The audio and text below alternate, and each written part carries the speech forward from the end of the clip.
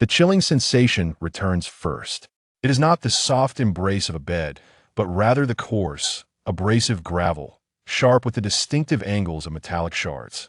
The air is saturated with an overwhelming scent of rust, mingled with the acrid odor of burnt, low-quality machine oil, and a nauseating sweetness reminiscent of decaying protein.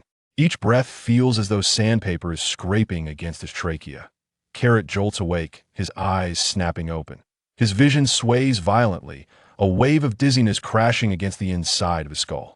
The gray-yellow sky hangs low, suffocating in its weight, dotted with unfamiliar stars that emit a sickly, orange-earth glow. He pushes himself up, his palms pressing against the frigid gravel beneath him. The slick, clammy texture compels him to look down. Dark red, nearly black stains saturate the sand, originating from several grotesquely twisted corpses of humanoid figures clad in tattered metallic armor. Their wounds congealed with viscous fluids. His stomach convulses uncontrollably, a wave of bile surging up his throat. Ugh! He retches, physiological tears blurring his vision. This is not his room. This is not Earth. Fragments of chaotic memories tear through his mind like a gaping wound, flooding him with vivid recollections.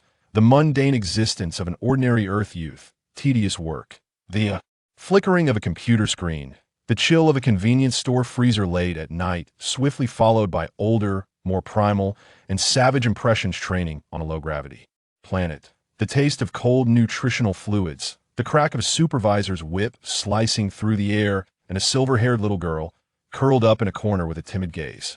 Calling him brother. Two disparate consciousnesses clash, tear, and merge within his skull. The intense headache threatens to plunge him into unconsciousness. Once more he clutches his head fiercely, his knuckles turning white from the strain. See Carrot? A faint, trembling voice, akin to the whimper of a young creature, emerges from behind a pile of rusted metal debris. He turns abruptly to a small figure huddles there, wrapped in an ill-fitting, grease-stained burlap coat. Beneath a tousled mane of silver hair, a dirty little face reveals wide, luminous eyes, now filled with sheer terror and a flicker of incredulous hope. It is Sera, his sister from the fragments of his consciousness. Sera, a hoarse voice escapes his throat, infused with an unfamiliar Saiyan accent, yet flowing with an innate familiarity. The moment the name escapes his lips, the final barrier shatters. The torrent of memories completely engulfs him. He is Carrot, the son of lower-class warrior Bardock. This is Mard, a marginal mining planet and dumping ground under the control of the Frieza force, teeming with slaves, criminals, and lowly scions like them, cast away to fend for themselves. And the more horrific memories pierce through like ice picks into his spine. Planet Vegeta. Frieza. Annihilation.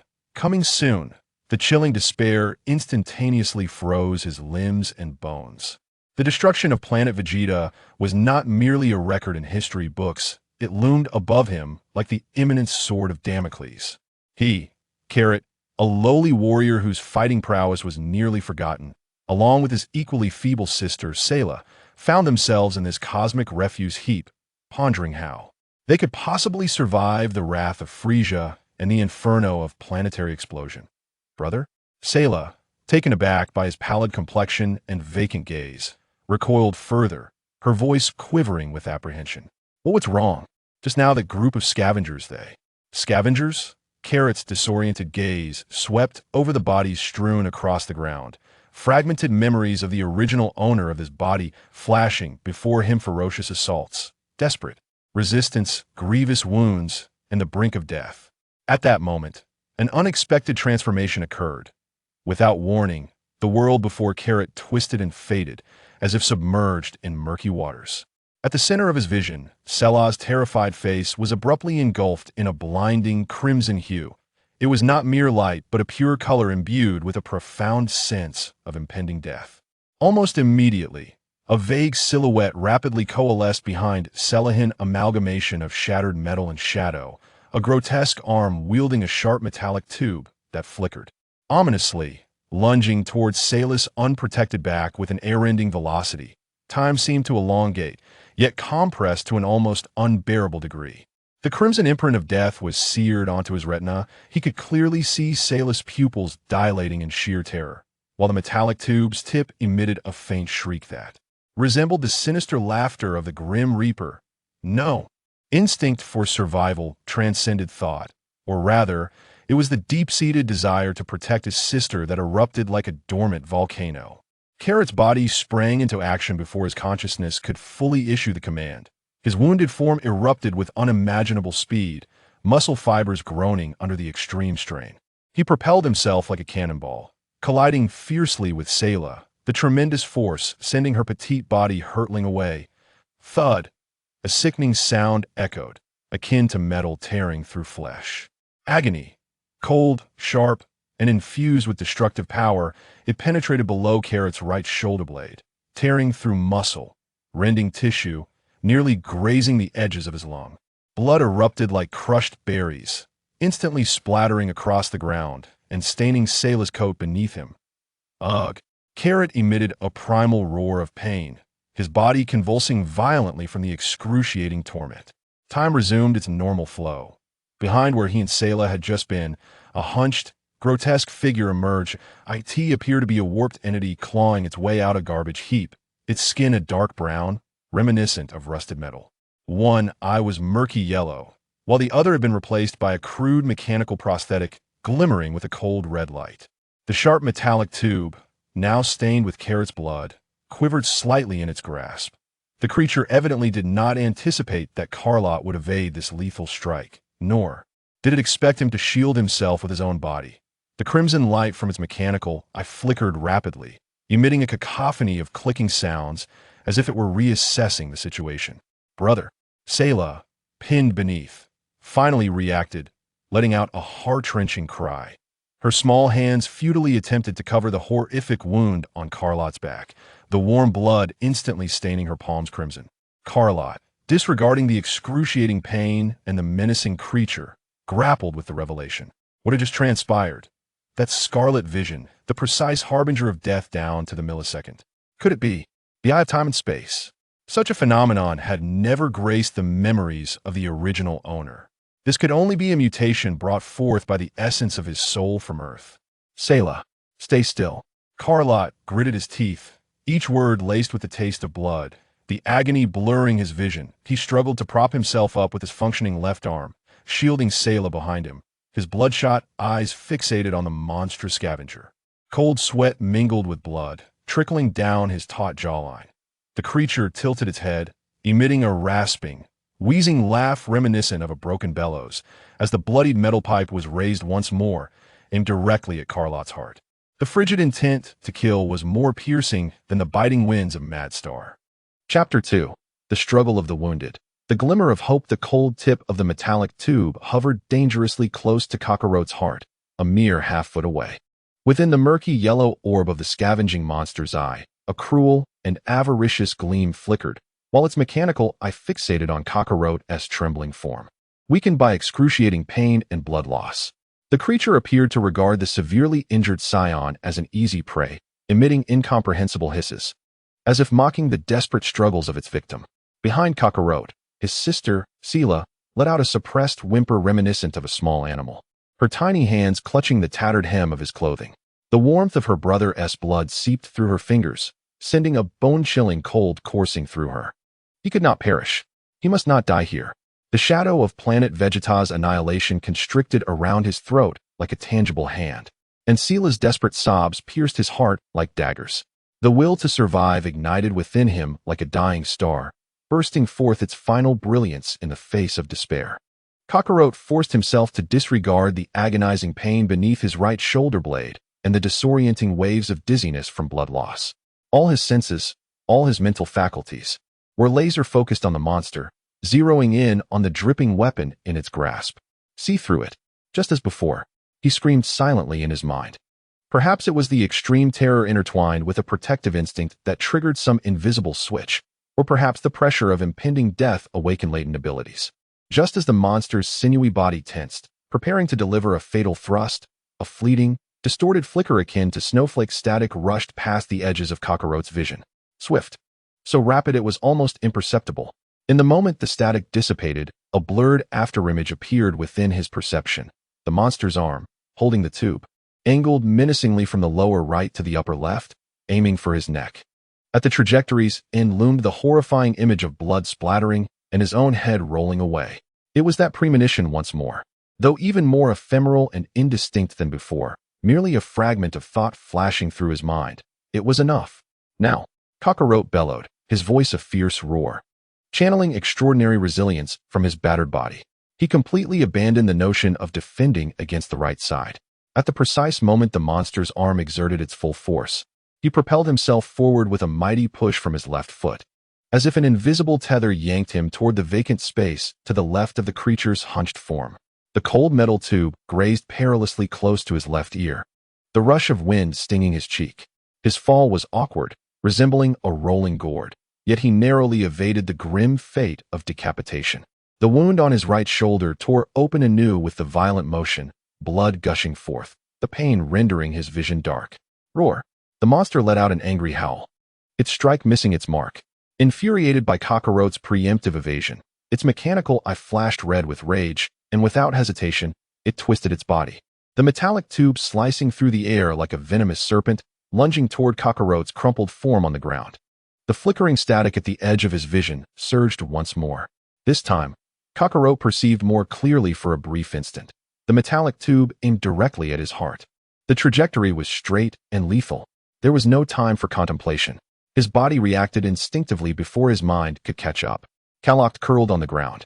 His bloodied left hand shot out like lightning, not to block the swift thrust, but to seize the cold gravel mixed with metal shards beneath him.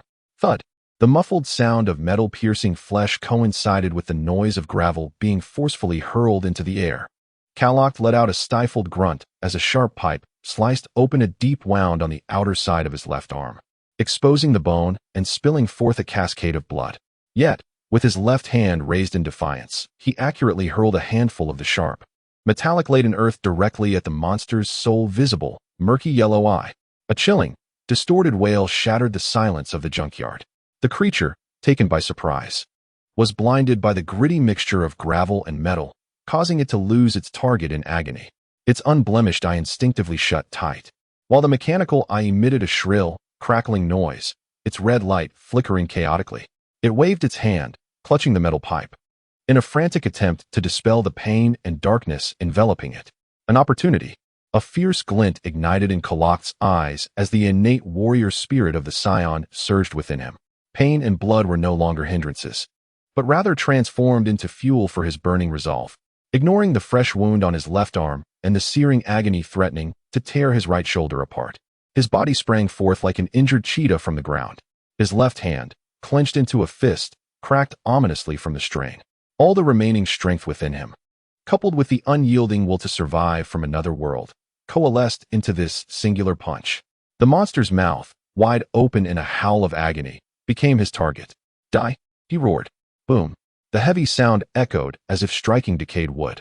Kalok's fist crashed into the monster's maw. He could distinctly feel the brittle teeth shattering beneath his knuckles.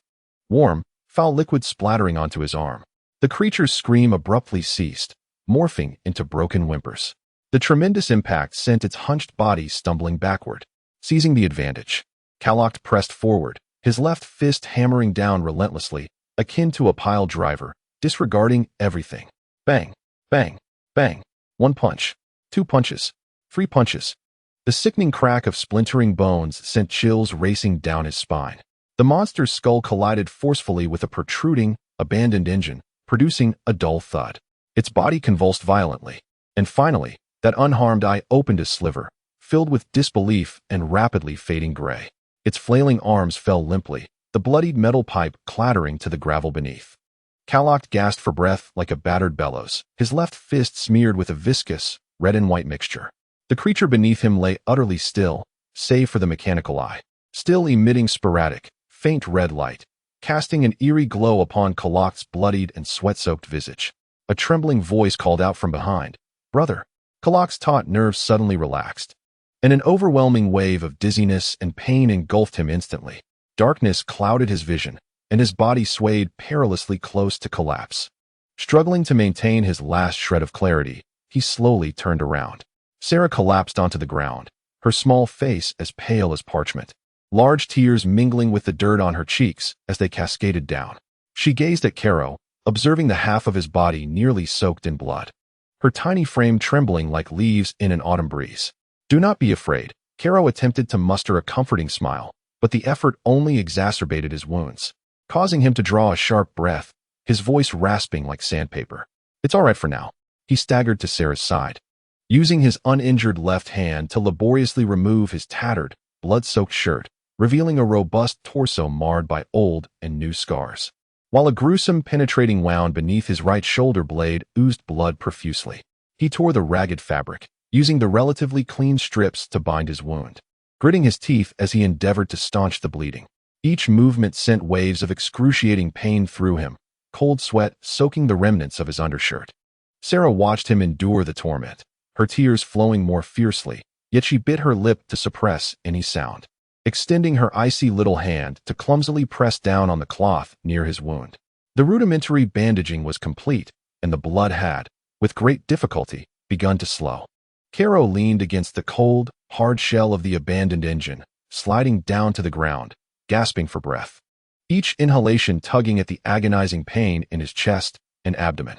Fatigue enveloped him like a rising tide. He looked down at his left hand, smeared with the grotesque blood and brain matter of the beast, then glanced at Sera, who clung to him in terror. Those two visions he had received earlier, those were not mere illusions. They were manifestations of a genuine ability. In his moment of utter despair, that instinctual insight into the trajectory of death had saved him, and it had saved Sera as well. This ability was their solitary beacon of hope. It was the lifeline he had grasped amidst the overwhelming waves of destruction unleashed by Frieza upon Planet Vegeta. He must survive. He must comprehend this power. He must escape this hell with Sera. Karo closed his eyes, suppressing the agony and dizziness, plunging his mind inward, trying to recapture that elusive sensation. However, all that greeted him was a profound darkness and the piercing pain coursing through his body as if countless steel needles were stabbing him.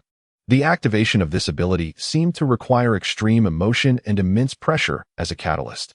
He opened his eyes, gazing toward the distant outline of the Slag Hills, resembling the spines of great beasts, and beyond them, into the deeper reaches of the gray-yellow sky, where the unseen cosmos lay. Time on Planet Vegeta was running short.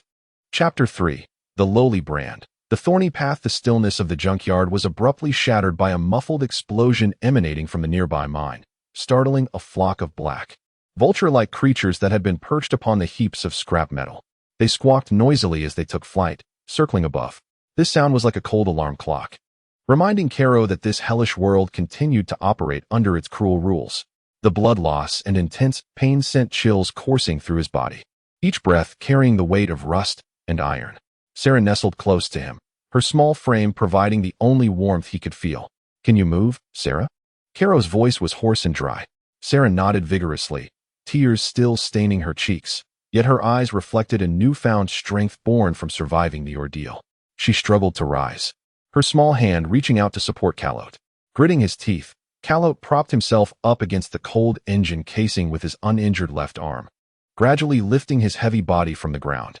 The piercing pain from the penetrating wound in his right shoulder and the gash on the outer side of his left arm sent waves of agony coursing through him, causing stars to dance before his eyes as he nearly collapsed again.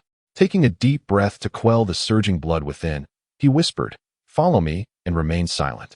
The hive was a term denoting the dwelling place of lowly exiled scions and enslaved miners, a vast slum precariously constructed from the wreckage of abandoned spaceships, massive pipes, and tattered boards.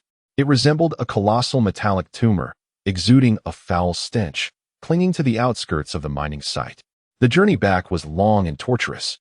Each step Kalot took was fraught with difficulty, his center of gravity wavering, his right arm completely immobilized. He relied solely on his left arm to maintain a fragile balance. Sela followed closely beside him, her small hand cautiously supporting his waist, her delicate face etched with worry. The main path from the junkyard to the hive was a filthy trail, trampled by countless footsteps and garbage trucks, a mixture of black mud and metallic debris. On either side, mountains of refuse loomed, releasing a nauseating blend of odors. Occasionally, one could spot other hunched figures rummaging through the trash, their eyes vacant and dull. As Kalot, drenched in blood and staggering, passed by, those numbed gazes suddenly sharpened, akin to hyenas catching the scent of blood, greedily scanning him and Sela. Several malicious stares felt like tangible needles piercing his back, causing Kalot's heart to sink. He sensed the malice and predatory intent behind those eyes. In such a place, being severely injured signified one was prey. Summoning his spirit, he met their gazes with bloodshot eyes, undeterred, exuding the ferocity of a scion and a near-mad desperation. The scavengers who felt the lingering aura of death and ferocity in his gaze hesitated, ultimately refraining from advancing. Sela, terrified, held on tighter. Just as they neared the symbolic entrance to the hive, comprised of twisted metal sheets, a mocking voice rang out. "Oh? Is that not our esteemed scion warrior Kalot? TSK, which garbage heap did you roll in? You've certainly achieved an artistic flair." The voice dripped with unmasked derision and schadenfreude. Kalot halted, turning towards the source of the voice. A man, clad in relatively decent dark gray armor of the Frieza force, leaned casually against a rusted, thick pipe by the entrance. He was of average height, his skin a pallid gray from long deprivation of sunlight, with sharp features and narrow eyes that darted about, brimming with malice and a condescending scrutiny. His name was Viss, a lowly overseer of the Frieza force stationed at the mining site on Mad, responsible for managing slaves and exiles, particularly relishing the torment of Saiyans. Viss's gaze swept over Karo like a sharpened blade, fixating on the wounds on his right shoulder and left arm, which were wrapped in tattered cloth and still oozing dark red blood. A malicious grin curled at the corner of his mouth. "It seems you've had quite the haul, haven't you? However, Karo, have you forgotten something?" He leisurely strolled forward, blocking the entrance. Karo remained silent, pulling Sera behind him, his eyes coldly fixed on Viss. He understood what the other desired. "What about today's or quota?" Viss opened a relatively clean hand, waving it in front of Karo, his tone suddenly turning icy. "Don't tell me that the great Scion warrior returned from his excursion with nothing but rags and holes. Rules are rules." He deliberately elongated his tone, his narrow eyes glancing at the trembling Sera behind Karo, the implication clear. Karo's heart sank. He hadn't even been to the mine today. Where would he acquire any ore? According to the original owner's memories, Viss was notorious for withholding rations and resorting to violence, having even beaten an elderly Scion slave to death for failing to deliver ore. Using Sera as leverage was a tactic he employed with ease. A surge of fury ignited within Karo, the pain in his right shoulder throbbing in sync with his outrage. He longed to smash Viss's loathsome face in. Yet, the remnants of his reason held back that impulse with a vice-like grip. In his current state, merely standing was a challenge, let alone fighting. Moreover, killing a member of Frieza's army, even a lowly overseer, would bring consequences that neither he nor Sera could endure, leading to a more brutal purge and relentless pursuit, effectively quashing their already slim chances of escape. Endure. Karo lowered his gaze, concealing the murderous intent surging within his eyes, and with great effort, reached into a similarly tattered pocket at his waist. Inside were only a few shards of low-quality metal he had scavenged from the refuse, nearly devoid of any value. Along with a small piece of greasy energy bar residue he had pilfered from that previous monstrous scavenger. He offered the meager collection in his palm, the only items he could reluctantly call possessions. Viss disdainfully pinched the greasy energy bar residue between two fingers, bringing it to his nose for a sniff, and instantly recoiled in disgust, tossing it to the ground and grinding it under his boot. Rubbish. He then glanced at the pathetic metal shards, scoffing. "Is this all you've got? Are you trying to beg?" Abruptly, he lunged forward, seizing Karo's injured left arm. A sharp pain made Karo grunt, his body swaying as cold sweat broke out on his forehead. He felt the wound reopen, warm liquid trickling down his arm. Sera let out a short gasp. "Trash is trash." Viss glared venomously at Karo's contorted face, leaning closer to whisper with a chilling hiss, "Scion monkey should rot in the mines. Don't think I'm unaware of your intentions. Want to escape? Dream on." He abruptly released his grip and forcefully shoved Karo back. Carrot was inherently frail, and with that push, he stumbled backward, perilously close to colliding with the sharp metal debris behind him. In that fleeting moment, a bizarre distortion flickered across his vision. Threads of blue and white light, reminiscent of electrical currents, flashed at the corners of his eyes, swift, even quicker than before, more nebulous, almost a mere sensation. Yet it was sufficient. Propelled by the inertia of his fall, Carrot instinctively thrust his left foot backward, twisting his body at an awkward angle midair. With a tearing sound, the tattered fabric of his trousers was sliced open by a protruding, sharp metal edge, lacerating the skin of his calf, sending a sting of pain coursing through him. However, he narrowly avoided the grim fate of being impaled in the abdomen, landing instead in a muddy puddle with a splatter. Humph. Consider yourself fortunate, Viss remarked, observing Carrot's disheveled state with disdain before turning toward the entrance, casually tossing over his shoulder, tomorrow's quota will double. Fail to deliver, and you know the consequences. He cast a cold glance back at Carrot, who was struggling to rise with Sera's assistance, warning, mind your little tail. Should I discover any unseemly intentions? Heh. With that, Viss vanished into the shadows of the hive's entrance. Carrot lay in the cold muck, gasping for breath, his chest heaving violently, not from the pain of his fall, but from the strange premonition that had surged forth in that split second. This time, there was no crimson warning of death, no distinct trajectory, only an exceedingly brief, hazy distortion of vision and fleeting strands of blue and white light. Yet in that instant, he was acutely aware of the position of the metal edge behind him and the trajectory of his fall, enabling him to evade the impossible. Was this ability evolving? Or was it manifesting in an entirely different manner? It seemed intricately linked to intense emotions and a sense of crisis. Brother, are you all right? Sera cried, desperately trying to help him up. Carrot regained his composure, leaning on her for support, enduring the agony coursing through his body as he struggled to stand again. He glanced towards the direction Viss had disappeared, then looked down at his hands, smeared with mud and blood. That fleeting premonition, though ephemeral, had pierced through the thick fog of despair like a glimmer of light. He needed strength. He needed time. He needed an opportunity to escape. And all of this hinged upon one vital premise: survival. Within this metallic prison known as the Hive, under the watchful eyes of Viss and his pack of hyenas, and amidst the countdown to the destruction of Planet Vegeta, he must persist, wiping the mud and blood from his face. His gaze hardened like cold iron in the depths of winter. Let us go, Sera. Home. The home he referred to was a cramped space, less than 5 square meters, transformed from an abandoned cargo hold deep within the hive. The door was a rusted metal plate, precariously hinged. Inside, it was cluttered with tattered rags and insulating materials serving as makeshift bedding, and in the corner stood a rudimentary stove fashioned from scrap metal cans. The air thick with the stifling scent of poor-quality fuel and rust. As Carrot pushed open the creaking door, a heavy sense of despair nearly engulfed him. This was all he and Sera had on this hellish planet. Chapter 4. The Cage of Scrap Metal, Glimmers of Light in Retrospect. The cramped confines of their home were suffused with a stifling oppression. Leaning against the cold, rust-streaked wall of the cabin, Carrot slid down to the floor. Each breath tugged painfully at the wounds on his right shoulder and left arm, sending sharp jolts of agony coursing through him. The chill of blood loss seeped into his bones, causing him to tremble uncontrollably.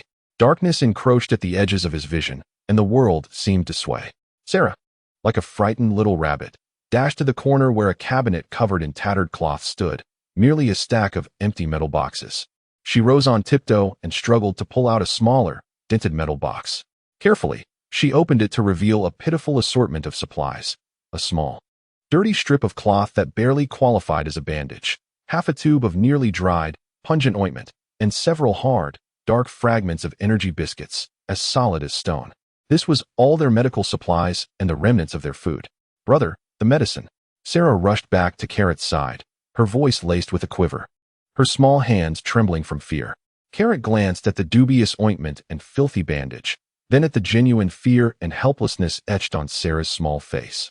An indescribable bitterness surged in his throat. In a place where medical conditions were almost primitive and infections could be fatal at any moment, could he rely on these meager items to treat the horrific penetrating wound on his shoulder? He took a deep breath, suppressing his physical weakness and burgeoning anxiety. He must not panic. He still possessed the newly awakened, enigmatic eye of time and space. Though it was capricious and as untamable as a wild stallion, it remained his only glimmer of hope. Don't be afraid, Sera. Carrot endeavored to keep his voice steady, gesturing towards the small stove. First, boil some water for me. I need hot water, if only for psychological comfort. Sera nodded vigorously, as if she had received the most important task, and immediately rushed to the stove.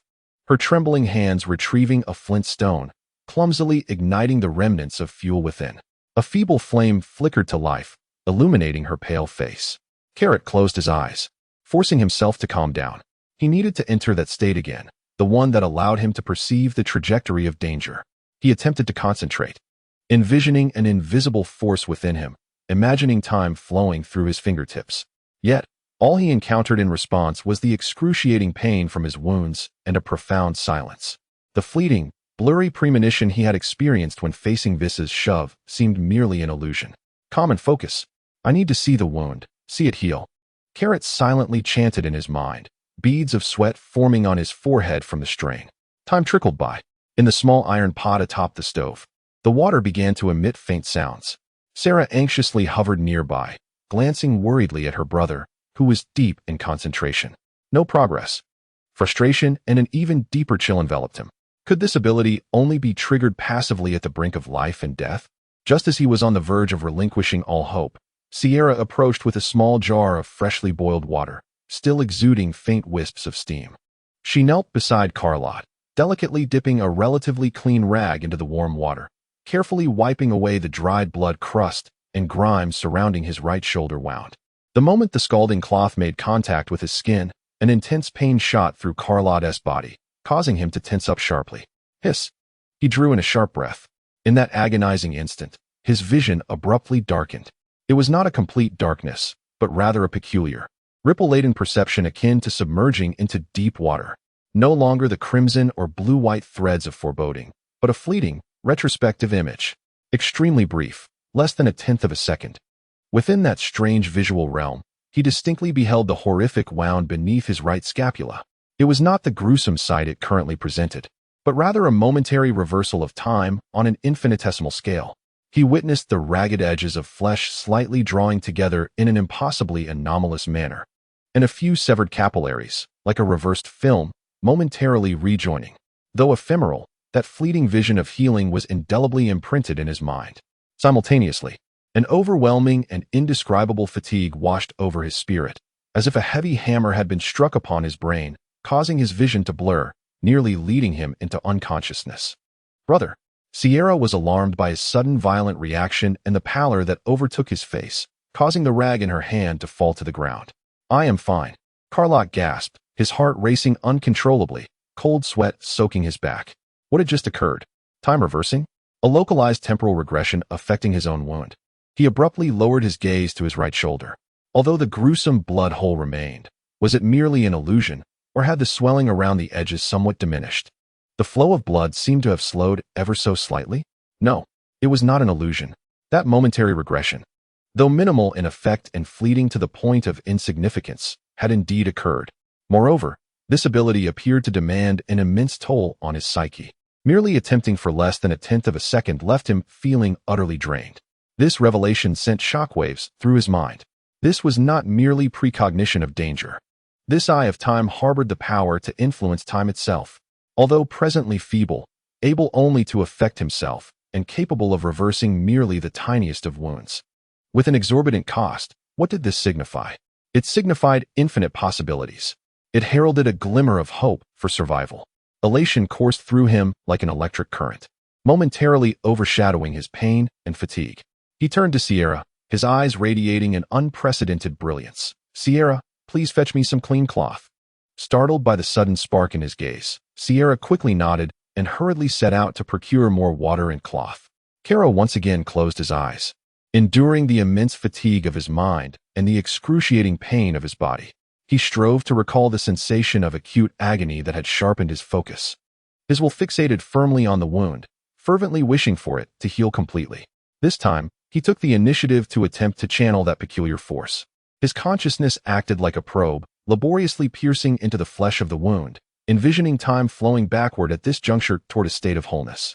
A familiar, abyssal vision re-emerged, even fainter and more fleeting than before. The sense of detachment and fatigue from his mind intensified. A subtle, almost imperceptible itching sensation, akin to ants gnawing, emanated from the wound on his right shoulder. The edges of the wound saw a few ruptured capillaries momentarily reconnect at an almost undetectable speed, only to sever again almost instantly. The changes within the wound itself were negligible. Gasping for breath, Karo's complexion grew even paler, his temples throbbing, and the overwhelming dizziness rendered him nearly unable to sit upright. The effect was minuscule, yet the toll was colossal. Relying on this to heal a penetrating wound felt like a futile endeavor, a drop in the ocean. A profound sense of despondence surged within him. This ability, it seemed, resembled a desperate struggle against despair in dire straits. Sera held a small iron canister containing lukewarm water, cautiously offering it to Kaios's lips. He took several sips from Sera's hand, the warmth of the water soothing his parched throat and slightly alleviating his mental exhaustion. He glanced at Sera, his gaze resting on her furrowed brow, etched with concern. Wait, Sera. A thought flashed through Kaios's disordered mind like lightning.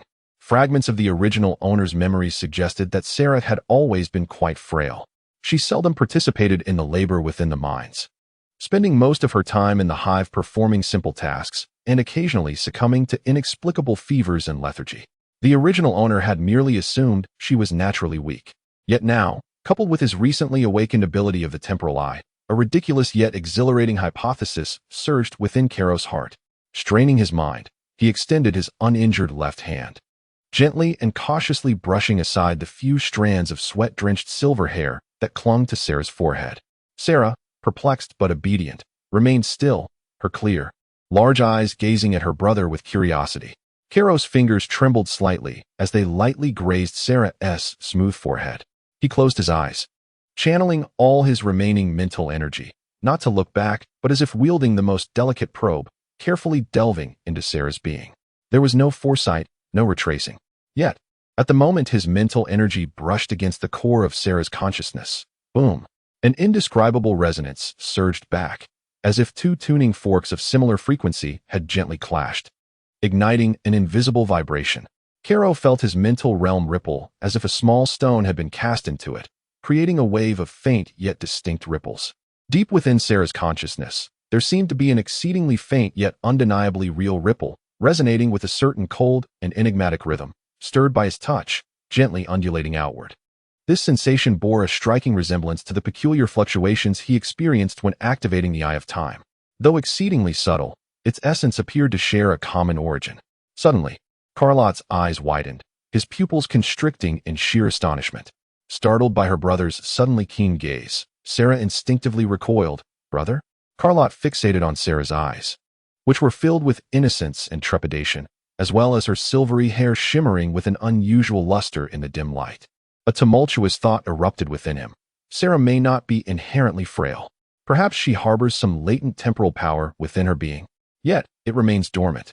And for reasons unknown, the very existence of this power is gradually sapping her vitality, leading to her frailty. Could her silver hair be some external manifestation of this? Carlotte's voice trembled with excitement, slightly hoarse as he clutched his sister's delicate shoulders, his grip firm enough to elicit a slight wince from Sera. How do you feel? Is there anything particularly strange? For instance, do you sometimes perceive the world around you as slowing down? Or catch glimpses of images that others cannot see? Sera shook her head in confusion, her large eyes filled with bewilderment. And no, I just sometimes feel very tired and want to sleep. Carlotte's heart sank. There was no awareness of power lying dormant, or rather, it was passively eroding her. Gazing at his sister's pale visage and her clear yet sickly fatigued eyes, the euphoria he had just felt regarding the temporal abilities was swiftly overshadowed by a heavier gloom. Survive. He must survive. Not only to escape the impending destruction of Planet Vegeta, he needed to grow stronger, to master the Eye of Time completely. Only in this manner could he hope to find a way to address the hidden dangers plaguing Sera.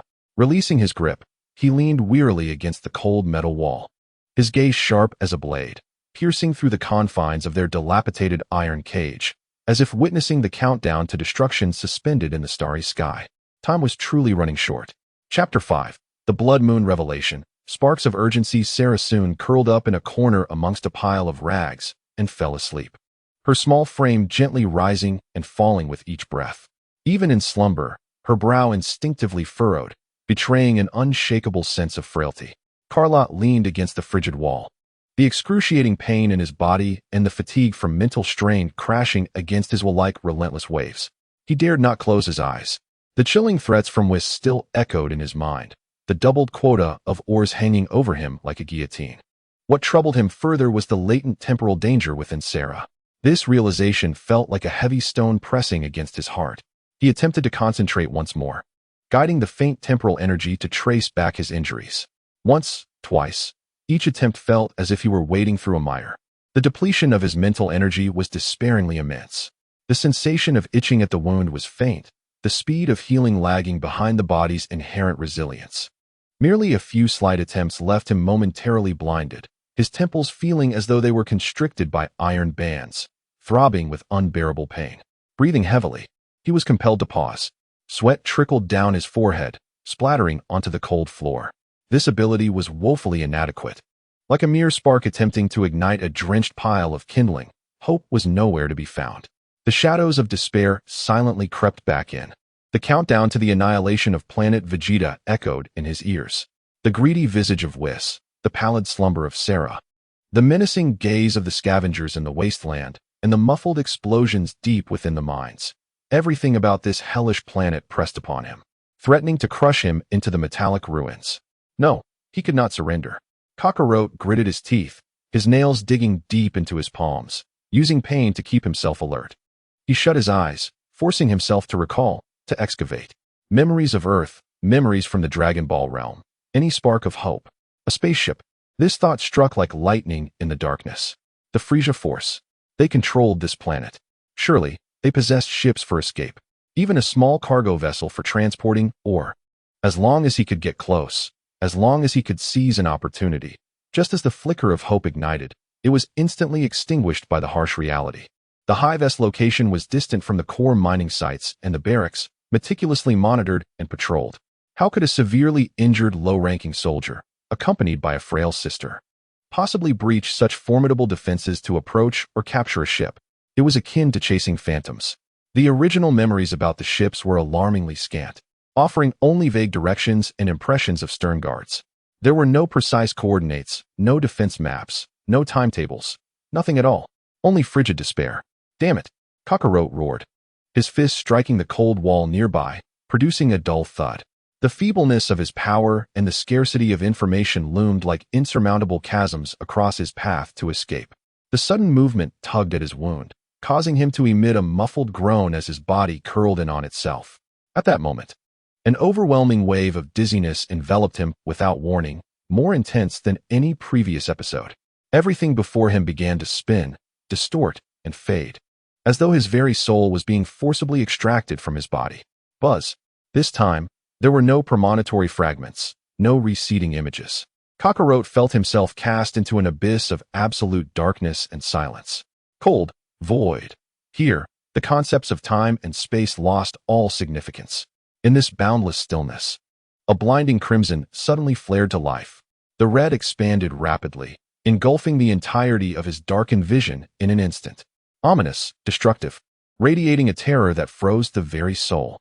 Amidst the scarlet, a scene emerged. A colossal, dark red planet dominated the center of his vision. It was not at rest, but rather in the throes of collapse. On its surface, grotesque cracks spread like a spider's web at a visible pace, expanding into unfathomable depths, spewing forth molten light. The planet's atmosphere was torn to shreds by ferocious energy, peeling away like shattered eggshells, scattering into the void. Countless tiny specks of light, the desperate vessels, were hastily fleeing the planet's surface. Yet, before the cataclysmic energy storm, they were torn apart and vaporized in an instant, leaving no trace behind, akin to moths drawn to a flame. Against the backdrop of the planet's annihilation, an exceedingly minuscule, yet suffocatingly malevolent and frigid silhouette hovered in the depths of space. This humanoid form exuded an inhuman elegance and cruelty. It merely floated there, as if admiring the masterpiece of destruction it had wrought with its own hands. An invisible, soul-freezing pressure pierced through the fabric of time and space, seizing Kalo's heart with a vice-like grip. Frieza. Although the features were indistinct, Kalo instantly recognized the identity represented by that outline. The essence of pure, lofty evil that regarded all living beings as mere insects was unparalleled. A thunderous silence erupted within Kalo's psyche. It was the lamentation of a planet's core being utterly detonated. The cries of billions of souls extinguished in an instant. A crimson light surged toward him like a shockwave from the explosion. Kalo let out a shriek so chilling it hardly seemed human, his body struck by an invisible hammer, violently rebounding from the ground only to crash down again. He curled up on the floor, clutching his head with both hands, his entire being uncontrollably convulsing, as if every nerve were being seared by flames and shattered by ice. Sweat drenched his thin garments, his face pale as parchment, his eyes bulging with excruciating agony, bloodshot and wild. Brother, brother, what is happening? Sela was awakened by the horrific sight, scrambling to Kalo's side, desperately shaking him with a quivering voice. The searing pain crashed over Kalo's consciousness like a tsunami. Wave after wave, the image of Planet Vegeta's destruction was etched into his soul like the most terrifying brand. The apocalyptic crimson, Frieza's frigid silhouette, and the despair of billions of Saiyans disintegrating in a silent explosion were a reality far more vivid than any words or animated depiction could convey. A lamentation from the very essence of time and space. After what felt like an eternity, the mental shockwave brought on by that catastrophic vision began to recede slowly, leaving behind a chilling cold and a throbbing headache that penetrated to the marrow. Kalo's body ceased its convulsions, now only trembling uncontrollably. He lay limp on the floor, gasping for breath, his vacant gaze fixed upon the rusted ceiling above, as though his soul had been extracted by the horrific spectacle. Brother, please don't scare Sela. Sela cried, breathless, her icy little hand clutching tightly to Kalo's frigid palm. With great difficulty, Kalo turned his eyes toward his tearful sister. The countdown to Planet Vegeta's destruction was no longer an abstract concept, but a guillotine hanging above him, ticking ominously, poised to fall at any moment. That crimson vision of destruction served as the cruelest warning. Flee, at all costs. Immediately. Right now? The voice of Kakarot was as frail as a whisper, each word infused with a soul-wrenching agony. Don't cry, brother, it's all right, he struggled, summoning every ounce of strength to raise his uninjured left hand, trembling and achingly slow, pointing towards a direction above, a vague location of the Frieza force's base etched in his memory. Do you see that over there? He gasped, his eyes ablaze with a nearly frenzied fire, a conflagration born from the depths of terror and the resolute determination of a man driven to the brink, the way out. The path to escape lies there. Sela followed his, but only beheld the cold, rusted, and grimy metallic ceiling. Bewildered, she turned back to Kakarot. He offered no explanation, as he himself could not articulate the revelation from the fabric of time and space. Suddenly, he grasped Sela's hand with such force that it caused her pain. His gaze locked onto hers, revealing a crimson reflection of impending doom and a reckless desperation. Remember, survive. No matter what, survive. Stay close to me, trust me. Chapter 6. The engines groan. Dawn of desperation. The frigid metal floor pressed painfully against his back. The haunting visions of Planet Vegeta's destruction and Frieza's frozen soul still seared within the abyss of Kakarot's consciousness. Each breath drew forth excruciating anguish from the depths of his being, more severe than the piercing wound in his right shoulder. Sela's small hand clutched his icy fingers tightly, conveying a faint yet palpable warmth, like an anchor chain pulling him back from the vortex of apocalyptic visions towards reality. Brother, Sela's voice was hoarse with tears, her large eyes swollen and unblinking, filled with fear and an almost reverent reliance. Kakarot struggled to swallow, his throat parched like sandpaper. He closed his eyes, inhaling deeply the fetid air of their home, tainted with the scent of poor fuel, rust, and blood. Survive. Survive with Sela. Escape from Planet Mud. Flee from Frieza's shadow. This thought, tempered like steel, grew harder and hotter in the flames of destruction.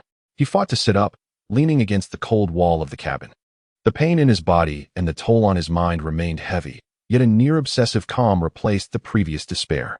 Sela, his voice, though hoarse, bore an unusual steadiness. Listen to me. We need to leave. Immediately. Go in the direction I indicate. Sela nodded vigorously, her small face devoid of hesitation, radiating blind trust. Yes. I will follow you, brother. The first step in their flight was to regain mobility. Kakarot's gaze fell upon several shards of dark, hard energy biscuits in the corner. He gestured for Sela to retrieve them. The biscuits, rough like wood shavings and bearing an indescribable taste, nonetheless released a faint warmth that spread slowly through his cold stomach. He forced himself to swallow a few, ensuring Sela consumed some as well. Once more, he attempted to harness the feeble power of time and space. This time, the target was clear, the penetrating wound in his shoulder. He no longer aspired for complete healing. He merely sought to staunch the bleeding, to sustain his body, to be able to throw a punch. His spirit, like a fine needle, struggled to pierce deep into the wound, zeroing in on the most grievous ruptured blood vessel. A deep, aquamarine vision reemerged, even fainter than before and of shorter duration. His spirit felt as though it had been instantly siphoned away, and a strong wave of dizziness nearly caused him to collapse. Yet in that fleeting moment, a fraction of a second, a larger severed blood vessel deep within the wound briefly reconnected. A warm current surged forth, accompanied by an intensified itch emanating from the depths of the injury. Although the surface of the wound remained grotesque, the incessantly oozing blood visibly diminished by more than half. It worked. Kalo gasped violently, his face pallid, drenched in cold sweat. Yet his eyes sparkled with unrestrained ecstasy. It was effective. Though the cost was immense, this ability was a lifeline in his dire straits. Sela, tighten the bandage, he croaked, his voice imbued with an unyielding resolve. Sela immediately sprang into action, exerting all her strength to bind the dirty cloth tightly around Kalo's right shoulder and left arm. The excruciating pain caused veins to throb on Kalo's forehead, yet he clenched his teeth and remained silent. Time trickled by in oppressive silence. Kalo clung to every fleeting moment, enduring the agony of the bandaging while mustering his spirit, nibbling on energy bars to restore his meager strength. Each chew, each swallow felt like gathering fuel for the imminent escape. In the distance, the explosions from the mine seemed to have subsided, replaced by a disquieting stillness. Within the hive, muffled breaths and the faint clinking of metal echoed like a brewing undercurrent. The overseer Viss's threats loomed like an invisible whip over everyone's heads. Kalo understood that the window of time afforded to him was rapidly dwindling, ticking away by the second. As the last crumb of the energy bar vanished down his throat, Kalo abruptly opened his eyes. He braced himself against the wall, summoning every ounce of strength to rise slowly, inch by inch. Pain coursed through him like electricity. The wound on his right shoulder throbbed dully beneath the constraining bandage, yet he stood firm. "Let us go," he hissed, his voice hoarse yet imbued with ironclad determination. He seized the sharp metal pipe, stained with dried blood, which he had wrested from the hands of the monstrous scavenger, thrusting it into Sela's hands. "Hold this. Stay close to me. No matter what happens, do not stop. Do not look back." Sela gripped the heavy metal pipe tightly, her small face taut with concentration as she nodded vigorously, "Yes." Pushing open the creaking iron door, a wave of air, more putrid and frigid than within, rushed toward them. The hive resembled the cavernous belly of a colossal, slumbering metal beast. On either side of the narrow, twisted passage were portals fashioned from various scraps, faint, flickering yellow light seeping through the gaps. The air was thick with the pungent odors of sweat, excrement, inferior fuel, and rust. Kalo fought against the dizziness and pain, pulling Sela along as he tried to tread lightly, swiftly navigating the shadows toward the hive's periphery, in the opposite direction of the Legion's encampment. His mind was taut, like a drawn bowstring, his eyes scanning each corner and every shadowy accumulation like a hawk. Each heartbeat resounded heavily in his chest. Fortune, or perhaps misfortune, has led most individuals to retreat into their own sanctuaries, evading the scrutiny of Viss and the ever-looming threat of punishment. Only a handful of vigilant, yet numb gazes peered through cracks in doors or from the shadows, landing upon Carlot with a mixture of astonishment and a barely perceptible glee at his plight. No one intervened, nor did anyone inquire. In this hellish realm, the existence of others has long since dulled into indifference. They soon approached the fringes of the hive, where the edifices were even more dilapidated, some barely held together by warped sheets of metal. At the end of the passage stood the hive's outer wall, constructed from colossal abandoned engines and twisted panels. Beyond this wall lay a desolate expanse, a treacherous wasteland of refuse. Carlot tugged at Sera, taking refuge behind a pile of discarded oil barrels that exuded a noxious chemical odor. He cautiously peered out, gazing at the world beyond the wall. Under the gray-yellow sky stretched an endless landscape of metallic refuse, soaring into the horizon. The biting wind stirred up dust and scraps of metallic foil, producing a wailing sound. This was the spot. Fragments of memory hinted at a vague direction concerning the spacecraft, seemingly pointing deep into the heart of this refuse heap. Just then, an exceedingly faint, rhythmic tremor surged through the space without warning, akin to a small pebble thrown into still waters, sending ripples of delicate sensation through the depths of Carlot's perception. A hum reverberated. This sensation was distinct from the sharp warnings of impending danger, and it diverged from the stagnation felt when recalling past wounds. It resembled a stable, mechanical pulse, imbued with a faint sense of energy. Temporal perception? Carlot's heart raced. Instinctively, he shut his eyes, concentrating all his mental faculties on that subtle pulsation. The world around him faded into darkness, yet the peculiar vibration grew clearer in his mental awareness. It emanated from the left front, and the distance seemed minimal. Over here, Carlot's voice trembled with excitement as he grasped Sera's hand, unhesitatingly bursting forth from the shadows of the hive's outer wall and plunging into the metallic wasteland of refuse. The cold wind sliced against his face like a frigid blade. Beneath his feet lay soft earth mixed with sharp debris and rust, each step a struggle of uneven footing. The wound on Carlot's right shoulder throbbed with excruciating pain as he ran, each breath tainted with the metallic taste of blood. Sera stumbled behind him, her small face flushed with effort, yet she remained silent, gripping a metal tube tightly in her hands. Carlot's mind functioned like the most precise radar, fixating on the faint pulse emanating from the left front. It fluctuated in intensity, as if it might extinguish at any moment, yet it persisted tenaciously, like a beacon in the darkness. He no longer relied on sight. Guided solely by that sense of temporal awareness, he navigated through the labyrinthine mountains of refuse, circumventing the massive wreckage of abandoned engines and scaling the mounds formed from twisted ship hulls. The distance was closing. The pulsation grew ever clearer, echoing an ancient, near extinct yet resilient mechanical rhythm. At last, after traversing a small hill composed of countless fragmented energy cells, emitting a pungent acidic aroma, Cairo abruptly halted. Before him lay a vast, semi-enclosed pit formed by the remnants of derelict spacecraft. At the heart of the pit, half buried in ashen soil and metallic debris, lay a spacecraft, quietly resting. It was modest in size, measuring merely around 10 meters in length, with an exceedingly antiquated design. The streamlined hull was riddled with dents from impacts and patches of corrosion. Several armor plates were even twisted and deformed, exposing the tangled conduits within. The vessel bore the iconic insignia of the Frieza force, resembling a venomous scorpion, which was now nearly unrecognizable due to wear. The engine nozzle at the rear was cloaked in a thick layer of ash and grease, yet it was from this very spot that a faint but persistent low hum, akin to the sound of an engine in standby mode, emanated. Buzzing. They had found it. An abandoned, possibly operational, old-style single-pilot reconnaissance or communication craft of the Frieza force. Elation surged through Cairo like an electric current. He could hardly restrain himself from howling in triumph. Sela's eyes widened, her small mouth agape, as she gazed incredulously at the battered, yet hopeful metallic creation. However, the ecstasy lasted but a fleeting moment, just as Cairo seized Sela's hand, ready to dash toward the spacecraft without a second thought. Boom, boom, boom. 3 thunderous explosions resonated from the direction of the hive, like a funeral toll. Flames instantaneously illuminated the ashen sky, thick plumes of smoke billowing upward. Following closely, a piercing alarm shattered the silence, shrill as a banshee's wail. Wailing, Weiss's roar, amplified by a rudimentary sound system, echoed maniacally above the junkyard, filled with frantic, murderous intent. Seal all exits. Search for them. Find those damned scion monkeys. No matter the cost. Dare to flee.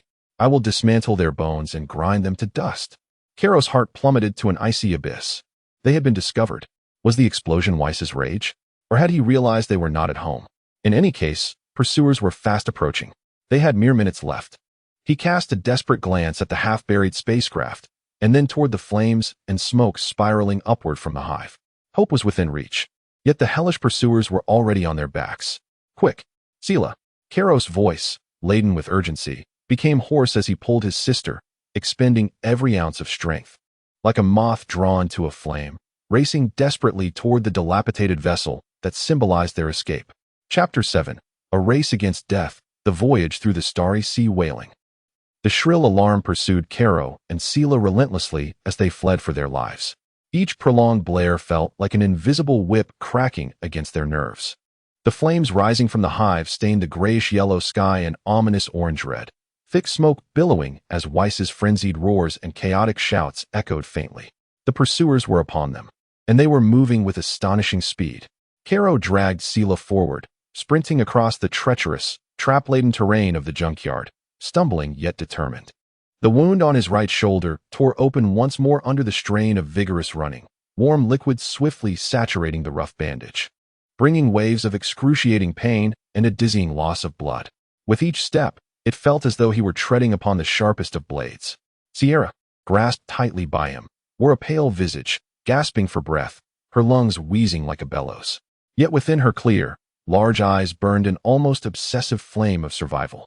As she clutched the heavy metal pipe tightly, daring not to falter, the pit loomed perilously close. The low hum of the decrepit spacecraft's engine resounded in Kalat's ears like a celestial melody. However, just as they approached within 10 meters of the pit's edge, a sudden flicker of static, akin to a signal disruption, swept across the periphery of Kalat's vision. Faster, faster than ever before. It was merely a fleeting notion that flashed through his mind. In the instant the static dissipated, a blurred fragment of an image invaded his consciousness. Not a trajectory of attack, but a rapidly moving crimson spot of light, signifying immense danger. It was positioned just to their left, behind them. The speed was staggering. The distance was alarmingly close. Duck! Kalat's pupils constricted, and without a moment's thought, driven solely by instincts honed through countless brushes with death, he let out a hoarse roar, expending all his strength to hurl Sera to the ground, shielding her with his own body, almost simultaneously as they made contact with the frigid earth. Whoosh! Bang! A blinding orange energy beam, piercing the air with a shriek that tore through the atmosphere like the scythe of death, whizzed past less than half a meter above Kalat's back. The beam struck the edge of the pit, crashing into a massive wreckage of an abandoned engine. Boom! The deafening explosion erupted violently. Scorching metallic shrapnel and shockwaves erupted like a tempest of furious steel, scattering wildly in all directions. The searing gust of air, laden with sand and smoke, slammed against Kalat and Sera. Thud! Thud! Thud! Several searing, sharp-edged fragments of metal pierced Kalat's back like bullets. The agony rendered him momentarily blind, a metallic sweetness surging in his throat. Sera, stunned by the overwhelming roar of the explosion, let out a short, startled cry. Her small face blackened by smoke and dust. Kalat, enduring the fiery pain in his back and the encroaching dizziness, suddenly looked up. He beheld an expansive area leading from the hive toward the junkyard, where a Frieza Force standard issue, beetle-like armored patrol vehicle was roaring toward them. The massive energy cannon atop the vehicle was emitting wisps of smoke, slightly adjusting its aim, locking onto their prone position once more. Flanking the patrol vehicle were 7 or 8 mercenaries clad in tattered combat gear, wielding energy rifles or melee weapons. Leading them was a towering figure, bearing a grotesque scar across his face, his gaze fierce as a wolf. None other than Bog, the most formidable enforcer under Viss, known as the Butcher. There, don't let them escape. Bog's guttural roar pierced through the aftermath of the explosion. Capture them alive. Lord Viss wants to skin them himself. The engine of the patrol vehicle emitted a piercing roar as its treads crushed the refuse, rapidly advancing. The energy cannon glowed ominously with an orange-red light once more. Run! Karo's eyes widened with fear as he grasped the terrified Sera, tumbling and scrambling down the slope of the pit, hurling himself towards the derelict spacecraft half buried in the sand. Behind them, the ominous hum of the charged energy cannon sounded like a death knell. Karo reached the side of the ship, his gaze instantly locking onto a circular entrance, largely concealed by sand. He had no time to search for an activation button, nor did he possess the necessary clearance. A malevolent glint flashed in his eyes as he swung his still functional left arm, channeling all his strength into a ferocious punch aimed at a visibly rusted and deformed section of the thin armor plate connected to the hydraulic rod. Bang! The heavy thud was accompanied by a piercing screech of twisted metal. Karo's fist was immediately bloodied and bruised, yet that precarious armor plate crumpled inward with a resounding tear, revealing a gap barely wide enough for a person to squeeze through. Sera, get inside. Hurry! Karo shouted hoarsely, shoving Sera through the opening. At that moment, whoosh! A second lethal energy beam tore through the air, radiating a sense of impending doom, directly aimed at Karo. Buzz! The snowy static in Karo's vision flickered urgently once more. This time, he could see the searing trajectory of the energy beam, warping the air as it approached. It was too swift, its coverage too vast. Given his current position and condition, evasion was utterly impossible. With no avenue for escape, he could only brace himself or gamble. Karo let out a primal roar, pouring all his spirit, will, and yearning for life into the newly awakened, flickering power of time and space. The target was not himself, but the impending beam of destruction. Even if he could only divert it slightly. Buzz. The depths of his vision enveloped the orange-red beam in an instant. Karo felt his consciousness collide with the speeding meteor, instantly tearing apart into fragments. Agonizing pain pierced through his mind like steel needles. Yet, in that fraction of a second of contact, he seemed to touch an infinitesimal space surrounding the beam. Divert. To the left. Even just a few centimeters. Turn for me. Karo silently screamed within his mental realm. Sizzle. The searing beam grazed perilously close to Karo's right side. The violent energy instantly vaporized his tattered clothing, leaving charred, scorched marks on his skin, and an intense, searing pain engulfed his entire being. Yet, he evaded the fatal direct hit.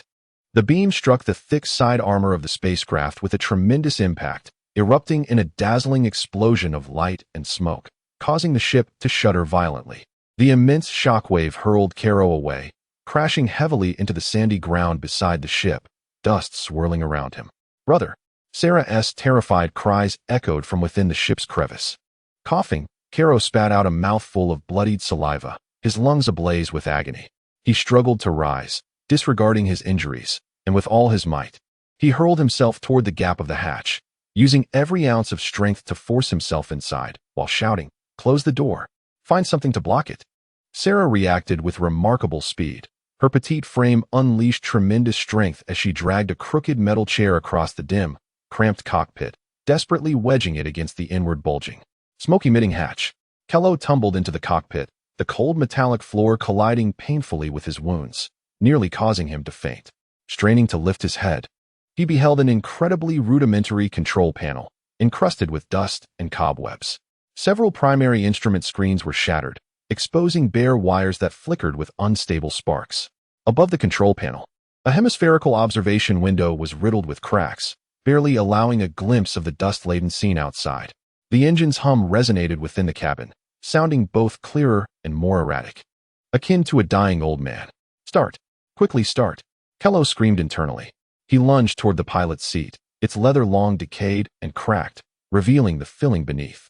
His gaze swept over the dust-covered control panel, where most buttons were either obscured or utterly broken.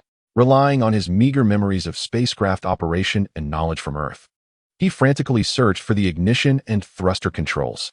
Where are they? The throttle? The energy valve? The brutish roar of Butcher Borg and the thunderous rumble of the patrol vehicle's treads were alarmingly close. The energy cannon's charging hum resonated once more. "Damn monkey! Get out here!" Borg bellowed, aiming the energy cannon at the portion of the ship exposed above ground.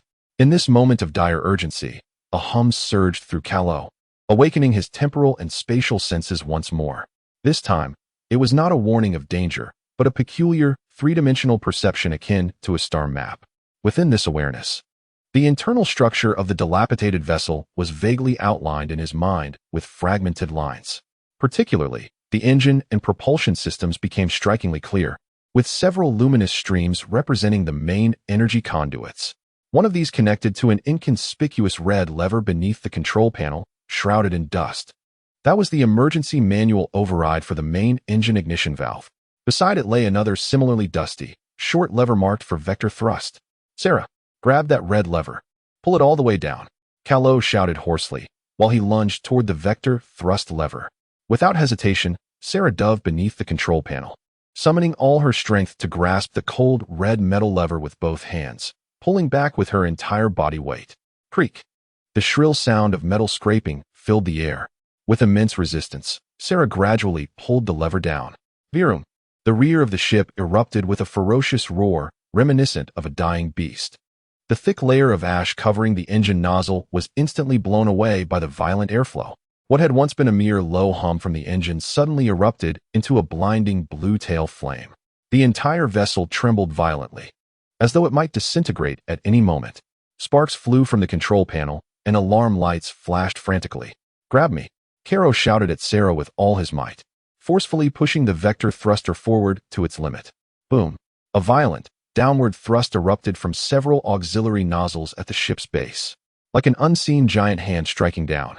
The entire vessel emitted a metallic groan under the strain, plunging downward. The ship's bow, once half buried in sand, was suddenly pried loose by this immense force. The sand and debris covering it cascaded down like a waterfall. Simultaneously, Borg commanded the patrol vehicle's energy cannon to fire again. A blinding orange beam sliced through the smoke, barely grazing the raised bow of the ship as it roared past.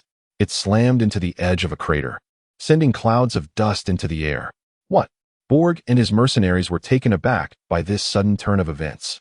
They watched in astonishment as the dilapidated ship, resembling a dying beast, suddenly lifted its head, spewing forth a furious blue flame from its tail, its body trembling violently as it struggled, bit by bit, to break free from the clutches of the earth and ascend slowly into the sky. Fire! Fire now! Bring it down! Borg snapped back to reality, roaring frantically. The beams from energy rifles and the main cannon of the patrol vehicle rained down upon the rickety vessel, which swayed precariously, barely 10 meters off the ground. Inside the ship, Karo gripped the control stick tightly, feeling the violent vibrations and the piercing alarms reverberating through the hull. Through the cracked observation window, he saw the dense barrage of energy beams below, the shadow of death looming once more. Steady, Sera. Hold on tight, he yelled, concentrating all his mental faculties on controlling the ship, attempting to tame this wild stallion. At the same time, his spatio-temporal senses whirred into action, constructing a model of the attacking beam trajectories in his mind. Though indistinct and numerous, his instinct for danger allowed him to instinctively maneuver the thrusters, guiding the ship in clumsy yet perilous evasive actions. Sizzle, sizzle, sizzle. Several energy beams grazed the hull, leaving charred marks on the heavy armor. A main cannon beam narrowly missed the engine nozzle, and the violent energy shock caused the ship to tilt dangerously, nearly spiraling out of control. The alarms grew more shrill. Ah! Sera screamed in terror, her small frame violently thrown against the cabin wall by the immense inertia. Karo's eyes widened in desperation, his gums bleeding from the strain. He clung fiercely to the control stick, pushing the thruster power to its limits. The battered engine roared, on the verge of collapse. As the blue tail flame intensified, buzz! In the incredulous gaze of Borg and his crew below, the smoke spewing, sparking, dilapidated ship, on the brink of disintegration, soared upwards amidst a hail of gunfire, like an indomitable bird. Its body shook violently, carving a twisted yet resolute path through the grayish-yellow, polluted atmosphere of Mard, plunging into the cold, silent, yet infinitely promising expanse of the starry sea. Chapter 8. Stardust Labyrinth. The awakening of bloodlines. The frigid vacuum enveloped the trembling ship in an instant. As the nauseating, gray-yellow atmosphere of Maydi's star was cast aside, it felt as though a filthy shroud had been shed. Yet, before the euphoric escape from hell could take root in Karo's heart, it was brutally shattered by the stark reality that lay before him. A cacophony erupted within the spacecraft, resembling the chaos of a cataclysmic earthquake. The jarring shrieks of twisted metal, the thunderous blasts of ruptured pipes, and the piercing alarms of overloaded instruments intertwined to create a despairing symphony of impending doom. Sparks erupted from the control panel, and the few remaining dials oscillated wildly before succumbing to complete failure, plunging the screen into darkness. The acrid stench of burnt materials and ozone permeated the cramped cockpit. Karo was forcefully pinned against the cracked pilot seat by overwhelming inertia, each violent jolt sending searing pain through his wounded shoulder and back, causing his vision to blur. He clenched his teeth, blood seeping from his gums, summoning every ounce of strength to grasp the singular vector control stick that offered a modicum of feedback, striving to steady this tempestuous steed on the brink of disintegration. Brother!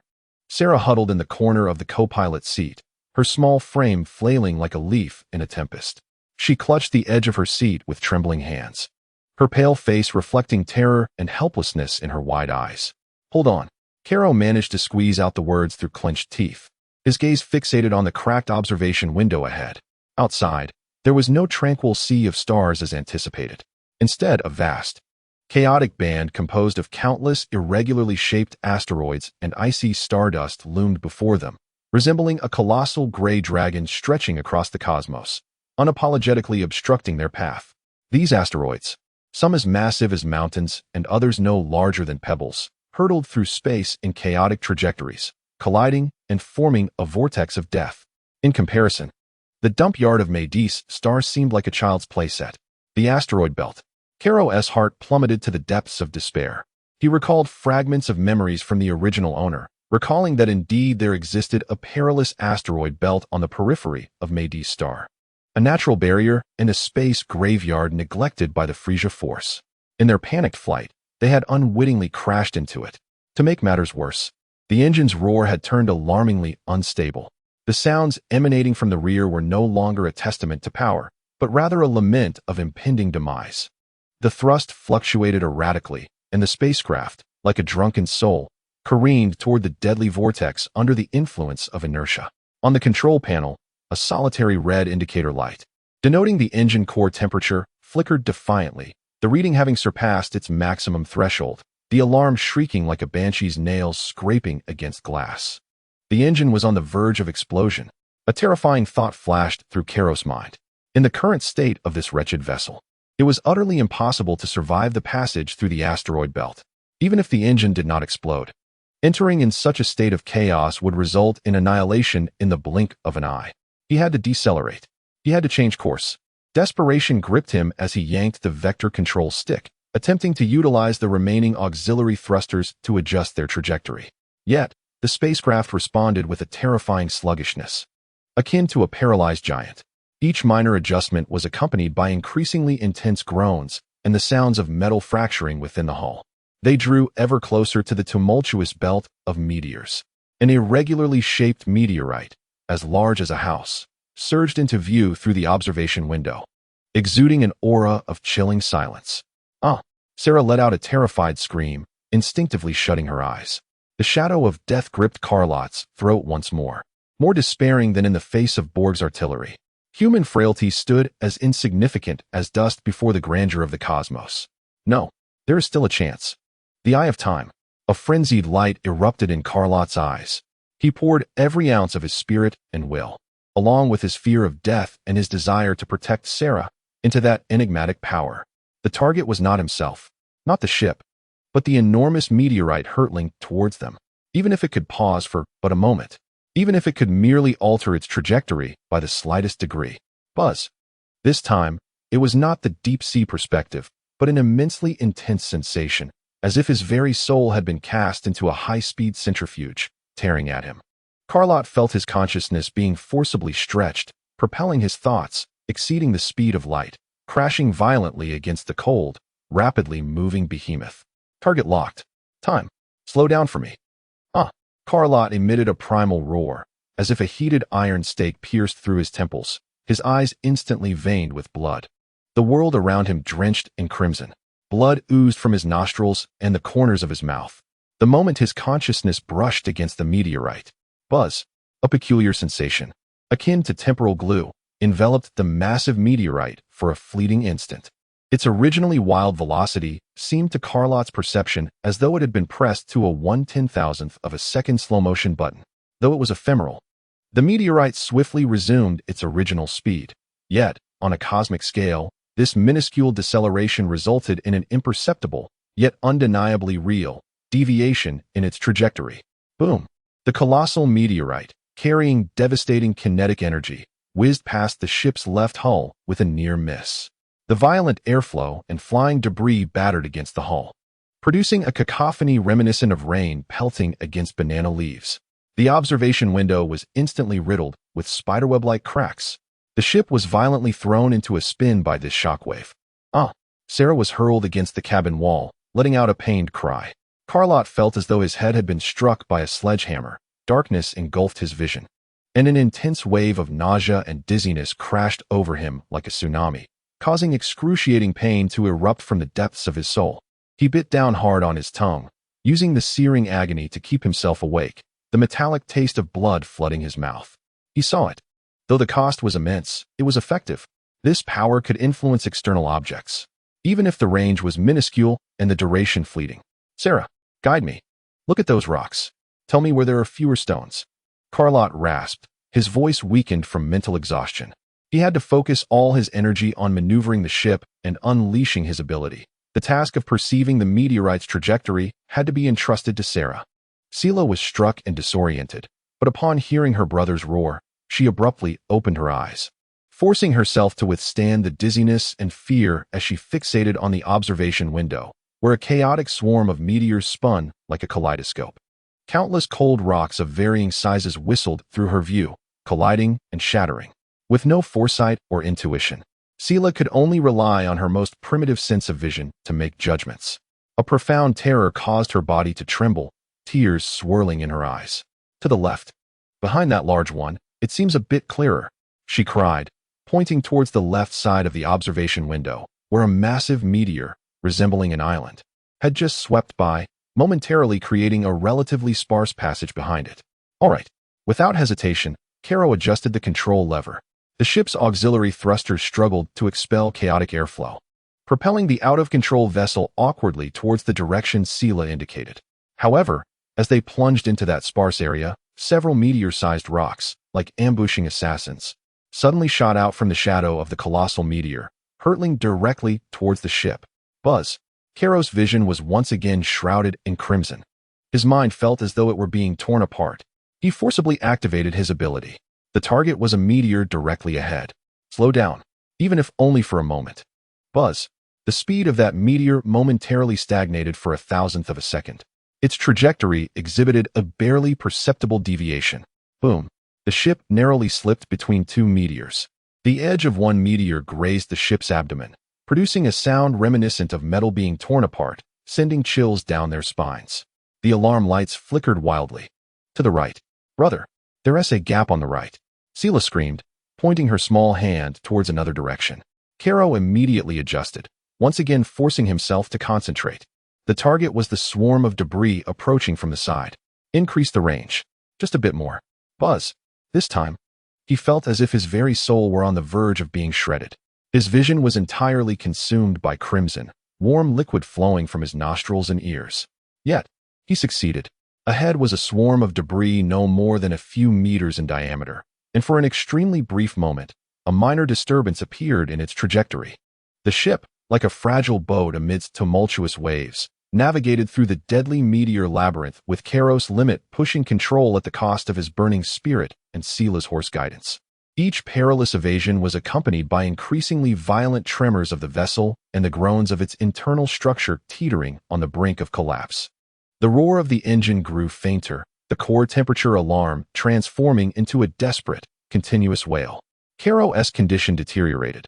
His face was as pale as paper, fine lines of blood seeping from his orifices, his gaze unfocused, sustained only by an iron will that kept him from collapsing. Each activation of the Eye of Time felt like a soul-rending clash against steel, with the backlash growing more severe each time. Just as they were on the verge of glimpsing the sparse starlight at the edge of the meteor belt, a fist-sized black meteor, swift as a bullet, shot out from an exceedingly tricky blind spot, targeting the ship's already cracked observation window. Given the ship's current state and speed, evasion was utterly impossible. Sera's eyes widened in terror as she watched the lethal black that rapidly enlarged before her. Karo had seen it too. However, the backlash from his overexerted powers engulfed him like a tidal wave, leaving his mind a blank canvas, and the excruciating pain dulled his thoughts. There was no time left to activate his abilities. In this critical moment, Sera beheld the swiftly approaching black meteor, observing her brother bleeding from every orifice.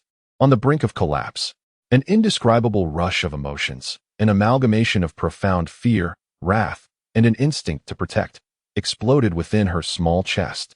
No, a cry, tinged with desperation, yet piercingly sharp, erupted from her throat. Buzz.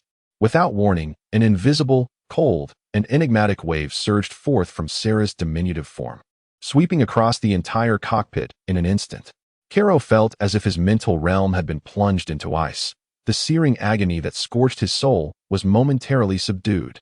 To his astonishment, within the focus of his vision, sharpened by Sera's scream, he noticed that around the trajectory of the deadly black meteor, countless extremely delicate strands of silvery light, akin to stardust trails, emerged.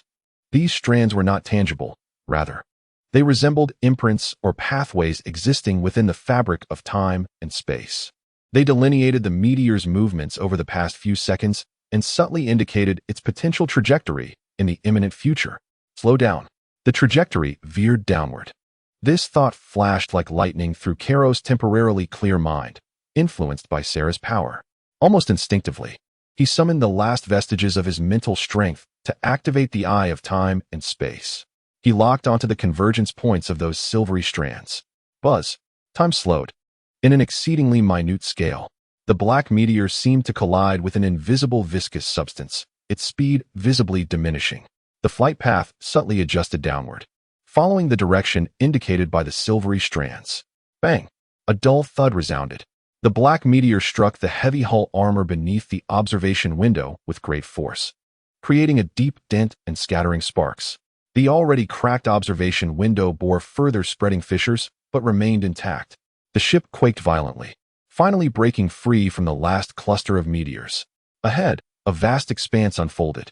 The boundless darkness, adorned with cold stars, lay before the cracked observation window. The meteor belt was left behind. Success. Kairos' taut nerves suddenly relaxed, and an overwhelming wave of fatigue and pain engulfed him entirely. His vision darkened, and his body slumped weakly against the pilot's seat, surrendering to unconsciousness. In the final moment before his consciousness sank into oblivion, he saw Sera rushing towards him. Her small face streaked with tears and fear, her silver hair glimmering even more brightly under the dim emergency lights of the ship. Chapter 9. Drifting in the Void. Glimmering star maps absolute silence. The roar of the engines had finally ceased, leaving only the occasional hissing of electrical currents from the ship's internal lines.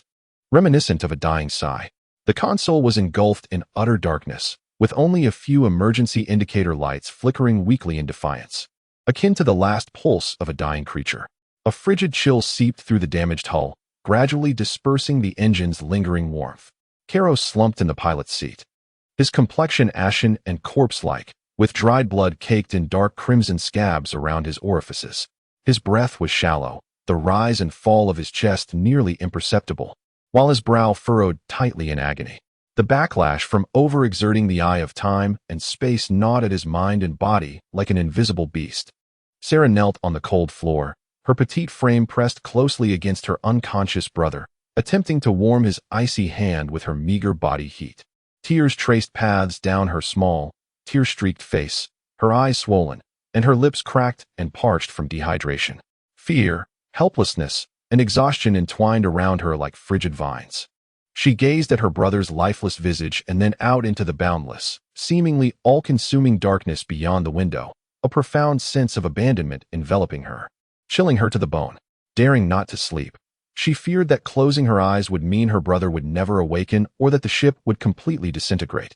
Instead, she kept her eyes wide open, fixating on the flickering red emergency lights, which seemed to be the only spark sustaining their fragile existence. Time lost all significance. It could have been hours or days. The spacecraft drifted aimlessly through the void of space, a mere speck of dust in the universe, propelled by inertia into the unknown. Sera felt both cold and hungry, having long consumed the last of her meager supply of energy biscuits, her throat parched as though set ablaze. She could only sip the cold, rust-tasting droplets of water that condensed on the cabin walls. Just when she felt she could no longer hold on, her consciousness blurring, a faint yet rhythmic vibration resonated through the air, akin to a tiny stone dropped into stagnant waters, penetrating the barriers of space and stirring a delicate ripple deep within Kairos' silent psyche. This time, the pulse emanated not from below, but from a distant point ahead of the ship. It was fainter and more ethereal than the signal detected at the Madstar junkyard, as though it might vanish into the cosmic background noise at any moment. Yet it carried a strange rhythm, akin to the eye of time and space, yet grander and more profound. This subtle vibration struck Kairos' core like ice water splashing onto a scorching iron, instantly rousing him from his self-imposed silence due to exhaustion. A pained groan escaped from Kairos' throat. With great difficulty, he slowly opened his eyes. His vision was clouded, as though shrouded in a thick veil of blood. Each blink sent sharp pangs of agony through his temples. "Brother, you're awake," Sera exclaimed, her voice a melody of surprise and relief, ringing in his ears. Kairos struggled to move his eyes, his blurry gaze settling on Sera's haggard yet joyous face. He opened his mouth, but his throat was too parched to produce any sound. Sera immediately comprehended the situation. Cautiously lifting a small amount of rust-tinged condensation collected on a ragged cloth and letting it drip onto Carrot's cracked lips, the icy liquid soothed his throat, bestowing a faint clarity. Carrot greedily swallowed, his spirit reviving as a parched land drinks in rain. He closed his eyes, enduring the excruciating pain within his skull, delving deep into his consciousness in an effort to grasp the faint tremor that had roused him moments before. It was still there. Though feeble as a flickering candle in the wind, it undeniably existed. It emanated from ahead, possessing an oddly guiding allure. The sensation of time and space reemerged. Moreover, the target seemed to be something other than artificial. What was the grand and profound rhythm that resonated? Carrot hoarsely uttered 2 words, summoning the strength to lift his still movable left arm, and weakly gestured towards the observation window, marred with cracks, and the profound darkness beyond. Sera instantly grasped his intent and nodded vigorously. Yes. She understood. The flicker of hope ignited once more in this desolate void, albeit faintly, yet preferable to utter despair. Carrot struggled to rise, but his body felt as if it had shattered, pain driving him back into the chair. He lay there, concentrating all his remaining spirit, like the most delicate receiver, resolutely locking onto that distant, fragile pulse of time and space. Each moment of mental focus was accompanied by a stabbing pain. Yet he dared not relent. This was their only beacon of light. Time slipped away in silence. Sera nestled closely against her brother, striving to remain awake, occasionally reaching out with her small hand to touch Carrot's forehead, gauging his warmth.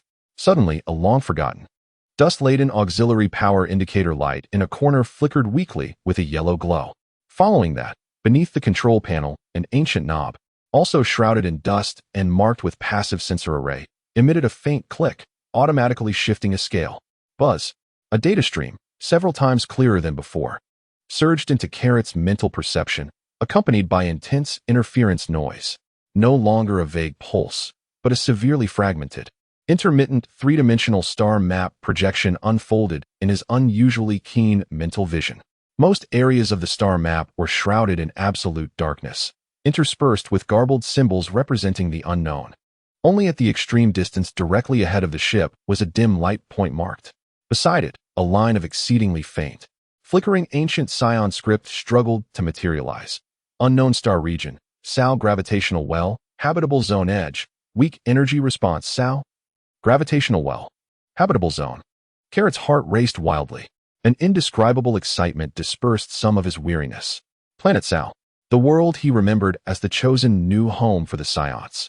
Could it be that the source of that temporal sensation was indeed Planet Sal? Had the passive sensors of this derelict ship captured its faint signal? Sera observed Carrot excitedly pointing towards the observation window, attempting to share this discovery. Yet, before she could finish her words, a wave of intense dizziness washed over her once more. The overwhelming influx of information from passive sensors had become an unbearable burden for him. Just then, a faint hum reverberated through the air, as if Sierra's spirit had been stirred by the subtle temporal and spatial fluctuations emanating from Sal's star. Instinctively, she turned her gaze in the direction indicated by Carrot. This time, she beheld not the frigid stars, nor the luminous trails of meteors. Instead, within the dark void ahead, a minuscule point radiating a soft, milky light was slowly rotating. Surrounding this luminous speck were undulating ripples of space, so minute that they were nearly imperceptible to the naked eye, akin to the gentle ripples formed when a droplet falls into a still lake. These ripples exuded an extraordinary allure, evoking an inexplicable longing and sense of kinship that resonated from deep within her very essence. There is a warm little vortex over there. Sierra extended her small hand, pointing towards that direction, her voice laced with a bewilderment and certainty she herself did not fully comprehend. As the motion resembled the undulating waves of water, Carrot suddenly jolted. A warm little vortex? Spatial ripples? Is Sierra perceiving the gravitational well effect of Sal's star? Can she truly see the curvature of space-time directly? He suppressed the tumultuous waves of emotion within, immediately comparing the direction Sierra indicated with the position of the light representing Sal's star on his mental star map. To his astonishment, they aligned perfectly. Sierra's vision surpassed even the passive sensors of their battered vessel in clarity. That's south the place. A new light ignited in Carrot's eyes, unprecedented in its brilliance. Target confirmed. Sal's star, our sole path to salvation. However, just as hope began to blossom, the chilling reality doused it anew. A heart-stopping creaking sound emanated from the ship's rear, reminiscent of metal fatigue fracturing. Subsequently, the red indicator light on the control panel, which represented the engine core and had long since surpassed its limits, flashed erratically a few times before extinguishing completely. Simultaneously, the yellow light, denoting backup power, transitioned from a feeble flicker to a steady dim glow. A piercing synthetic alarm, signaling the imminent depletion of energy, intermittently echoed in the silent cockpit. Warning: main engine core offline. Backup energy remaining, 3. Propulsion system imminent failure. The prospect of propulsion failure sent Carrot's heart plummeting. Without power, they would drift aimlessly in this desolate void, devoid of reference points, destined to become mere icy coffins in space. With backup energy reduced to a mere 3, even the life support systems hung precariously in the balance. They had to utilize the last vestiges of energy to correct their course and glide toward Sal Star using inertia. Sierra, help me. Carrot struggled, expending his final strength in an attempt to reach for the dusty control sphere that governed the auxiliary attitude thrusters. Yet, his trembling arm betrayed him, rendering precise control impossible. Understanding her brother's intent, Sierra quickly climbed beside him, placing her cool little hand over the trembling back of Carrot's weakened hand.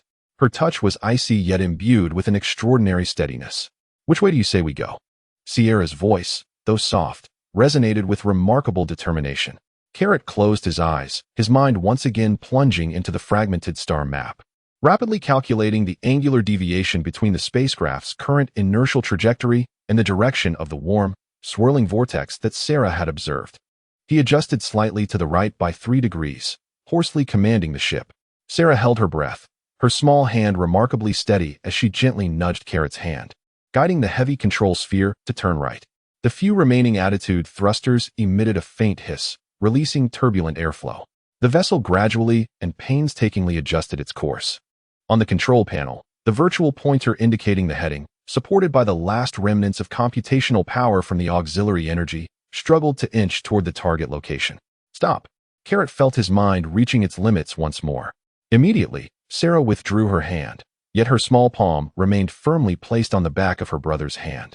Following the slight adjustment, the spacecraft resumed its inertial drift, now aligned toward the distant, warm, rippling vortex of Sal Star that Sera had seen. Inside the cockpit, silence enveloped them once again. Only the faint glow of the emergency lights illuminated their pale and weary faces. The yellow light of the auxiliary energy indicator flickered weakly, resembling a candle flickering in the wind, on the verge of extinguishing. How much longer could Energy 3 sustain them? How long would the life support system remain operational? Would they reach the elusive Sal Star before energy depletion, oxygen exhaustion, or freezing set in? Carrot gazed out at the boundless darkness, fixating on the distant point of light that existed solely in Sera's vision. A profound sense of unease settled in his heart. There was no room for relaxation. Their journey of escape had only just begun, and the greatest peril did not stem from the vastness of space, but rather from their own dilapidated vessel. On the brink of complete shutdown, and the dwindling lifeline they clung to. Chapter 10, Nebulous Shadows. The first glimmer of silver hair the silent void felt as though it were frozen ink.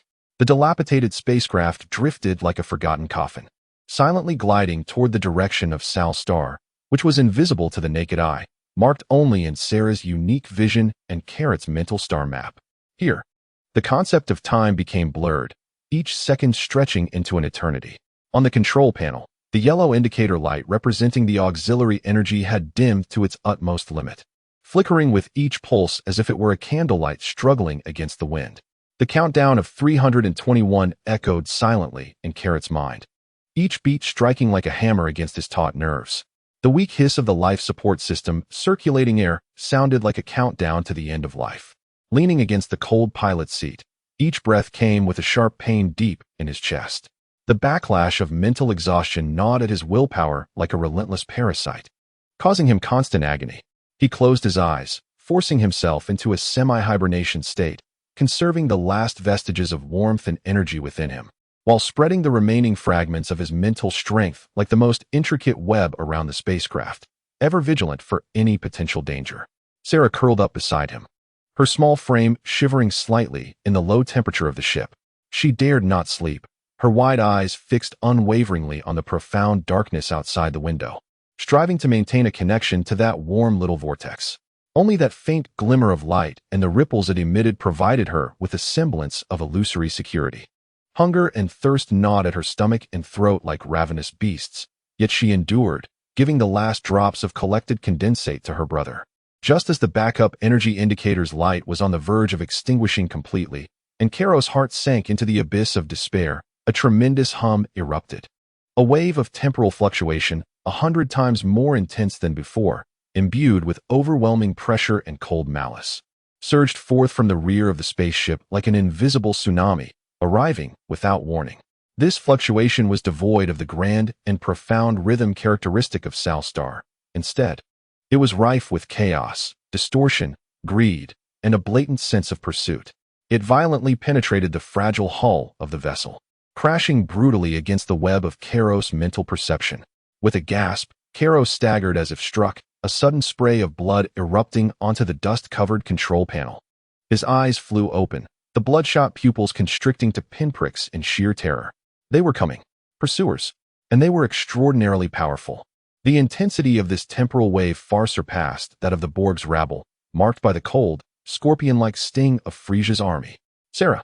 The sudden turn of events sent Sera's spirits soaring in fright.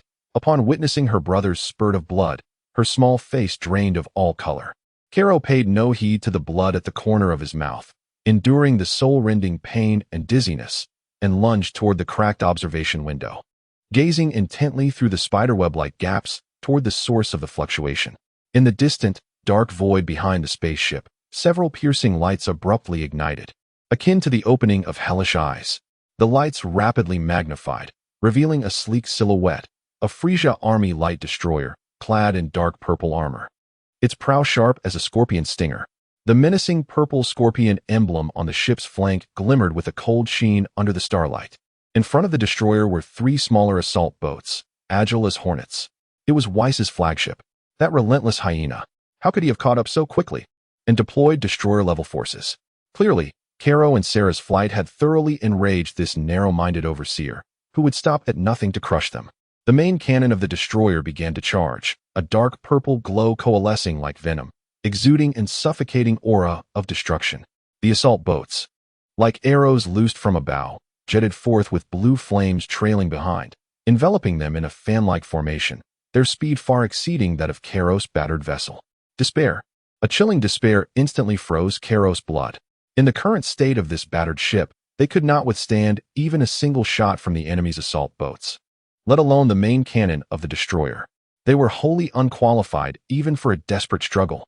Sera, get down. Hold on to something. Karo's heart-wrenching roar echoed with defiance and fury. He lunged toward the manipulative sphere with fervor, attempting a final, futile evasion, desperately wishing to survive even for a fleeting second. The despairing scream of his brother startled Sera, causing her to instinctively collapse onto the icy deck, her hands gripping the metal framework of the seat with unyielding strength. Through the crevice of the observation window, she beheld the monstrous purple warship, expanding rapidly like a waking nightmare, and the main cannon, charging with an ominous, terrifying pressure. A chilling aura of murderous intent pierced through the void, plunging her into a frozen abyss, her small frame trembling violently from sheer terror. There was no escape. They were doomed, and her brother would perish as well. This thought coiled around her heart like a venomous serpent. She gazed at Karo's twisted visage, marred by despair and desperation, at the dried blood at the corner of his mouth, and at his battered body, wounded in the effort to protect her. A tumultuous wave of emotion, more ferocious and despairing than when facing a meteor, erupted within her small chest like a dormant volcano awakening after eons of silence. No, do not harm my brother. The silent scream resonated deep within her soul. A profound hum surged forth, a spatial fluctuation more intense, colder, and more enigmatic than any before, erupting from Sera's slender form like a supernova. This time, it was no mere ripple, but a tempest. The invisible wave instantly engulfed the entire cockpit, frost coalescing on the walls at a visible pace, thickening rapidly. The exposed metal conduits were instantly cloaked in a layer of white frost. Karo felt his movements suddenly hindered, as if ensnared in an invisible mire. The flow of time around Sera seemed to slow, albeit within an imperceptibly small radius. But this was merely the beginning. Sera's body began to hover slightly amidst the unseen energy storm. Her tousled silver hair stood on end, defying gravity like burning silver flames. Among the strands danced minuscule, nearly imperceptible blue-white sparks of electricity. With her eyes tightly shut, her long lashes trembled violently, her small face devoid of expression, embodying an almost divine coldness and indifference. Within her mental vision, the entire world transformed. No longer stars and spaceships, but a dizzying tapestry of flowing, vibrant lines and surfaces, forming an intricate structure of space-time. The pursuing purple destroyer appeared in this intricate diagram as a massive node radiating foul purple light. The probing beams it emitted, the energy flow of the charging main cannon, the particle trajectories from the engine, all were laid bare within this vast structure of time and space. Interfere with it. Destroy it. Extinguish that repugnant purple light. A cold, clear intent emerged like a divine revelation amid Sera's chaotic consciousness. Her hovering form leaned slightly forward, her tightly shut eyes suddenly flung open. Her pupils were no longer the clear black of innocence, but transformed into a merciless silver, resembling liquid mercury. Deep within her gaze, countless tiny runes, representing the laws of time and space, whirled chaotically, annihilating and rebirthing in a frenzy. Target locked on the core node of the destroyer's detection array. An intangible and formless force, imbued with the terrifying ability to warp time and space, struck like a sword that transcended spatial distances, disregarding physical barriers, and instantaneously pierced through the void, embedding itself viciously into the bridge of Frieza's warship. Within the confines of the bridge, Viss stood before the command console, gazing at the nearly motionless faint light on the holographic star map that represented the damaged vessel, a cruel and sadistic smile gracing his lips. Lock onto it. Charge the main cannon. I want to witness those two monkeys turn to ash amidst the flames. His words were abruptly cut off. All screens within the bridge were instantly engulfed by blinding static. A grating noise, sharp and jarring like nails scraping against a chalkboard, erupted chaotically from every communication channel. The charging scorpion tail main cannon, its energy flow suddenly gripped by an invisible giant hand, spiraled into disarray, the purple light at the muzzle flickering wildly, unstable and erratic. What is happening? Viss, startled by the sudden cacophony and flashing lights, clamped his hands over his ears, roaring in a mix of shock and anger. Sensors? Communications officer? Report. Unknown strong interference. Sensor array overloaded and burned out. All communication channels are jammed with high-intensity static. Main cannon energy is out of control. Attempting to stabilize. The terrified voice of the technician was drowned beneath the piercing noise. Useless. Viss's roar was lost in the chaos. Just then, an urgent communication from the assault craft forcibly cut through, filled with incredulous terror. Lord Viss. The target ship's signal has suddenly vanished amidst the interference. It has completely disappeared from all scanning bands. What? Viss lunged toward the viewport, eyes fixated on the space that should have contained the damaged vessel. There, only a profound darkness remained. The signal of the battered ship had been erased as if by an invisible hand, leaving no trace behind. No. Viss erupted in an apoplectic roar, slamming his fist onto the control console, a duck nearly in hand, and it has flown away.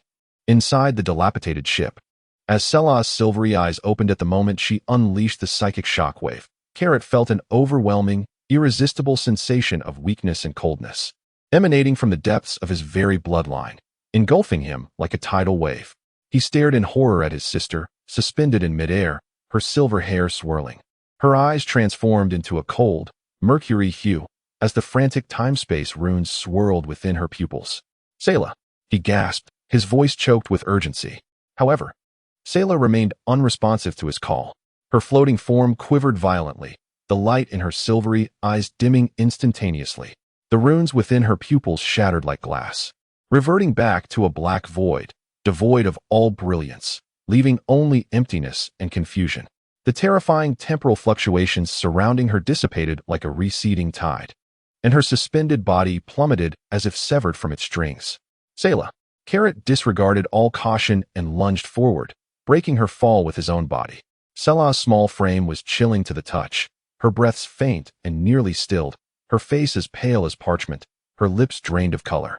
As if all vitality had been utterly siphoned away by that terrifying impact. Her once upright silver hair now fell limply, stripped of all luster. Sela, wake up. Don't sleep. In an instant, fear seized Carlot's heart as he tightly embraced his sister's cold body, hoarsely calling out to her. attempting to warm her with his own body heat. Just then, outside the spaceship's observation window, the scene abruptly transformed. A vast and magnificent nebula, woven from countless colorful clouds of gas and dust, akin to a dreamlike veil, had silently stretched across the vessel's path. This resplendent nebula, swirling with vibrant hues, emitted a soft yet enigmatic glow, resembling the gaping maw of a cosmic beast leading into the unknown.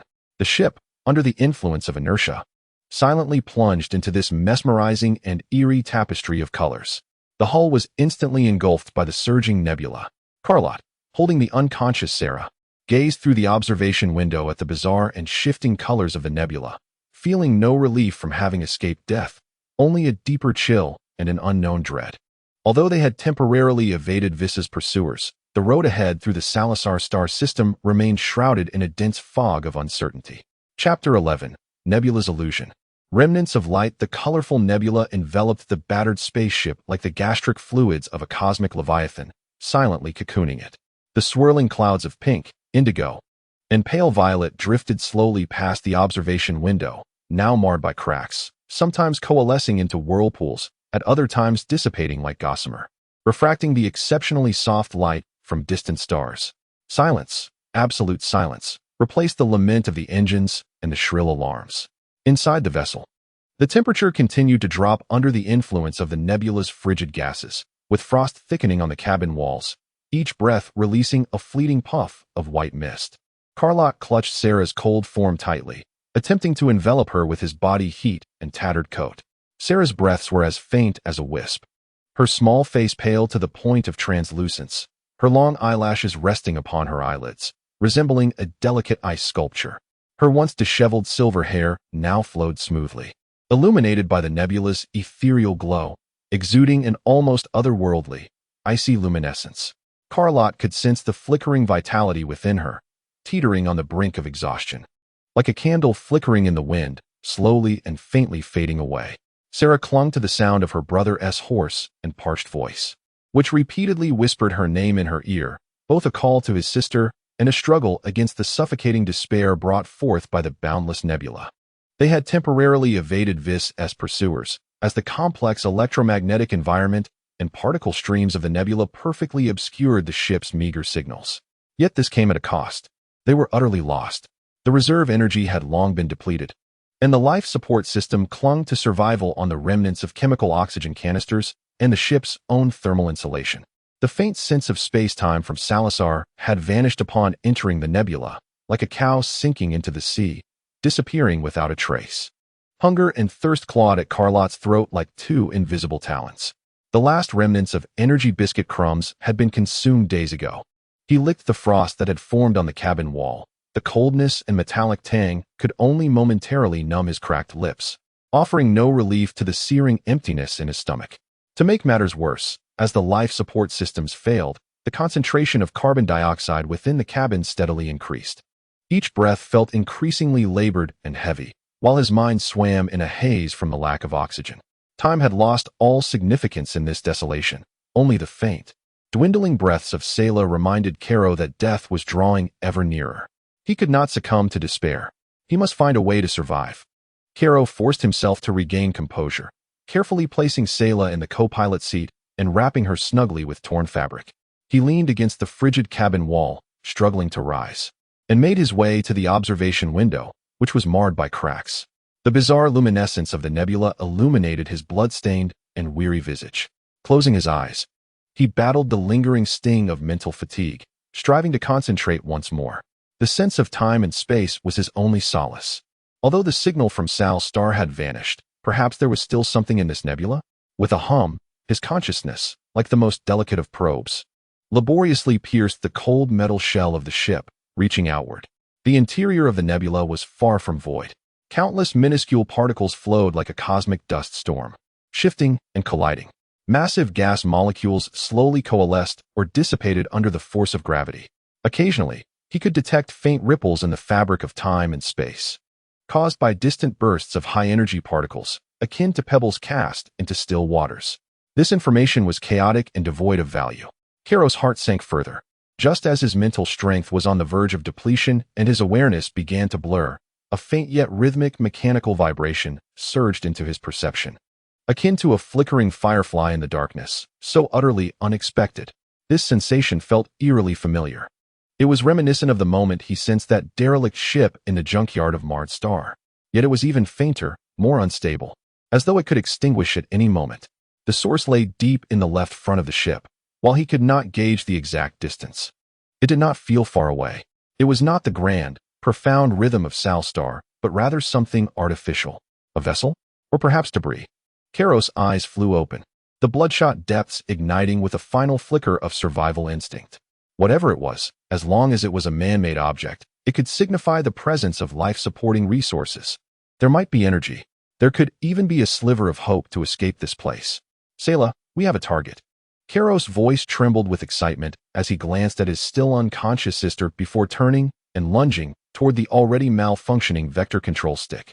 Without energy, the ship could not propel itself and could only rely on inertia and attitude adjustments. He had to muster the last vestiges of his strength to manually operate the few remaining attitude thrusters, powered by compressed gas tanks, to correct their course and glide toward the faint signal. His hands gripped the icy metal control stick tightly, the knuckles whitening from exertion.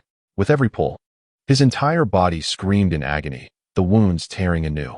The ship adjusted its direction excruciatingly slowly through the nebula, inch by inch.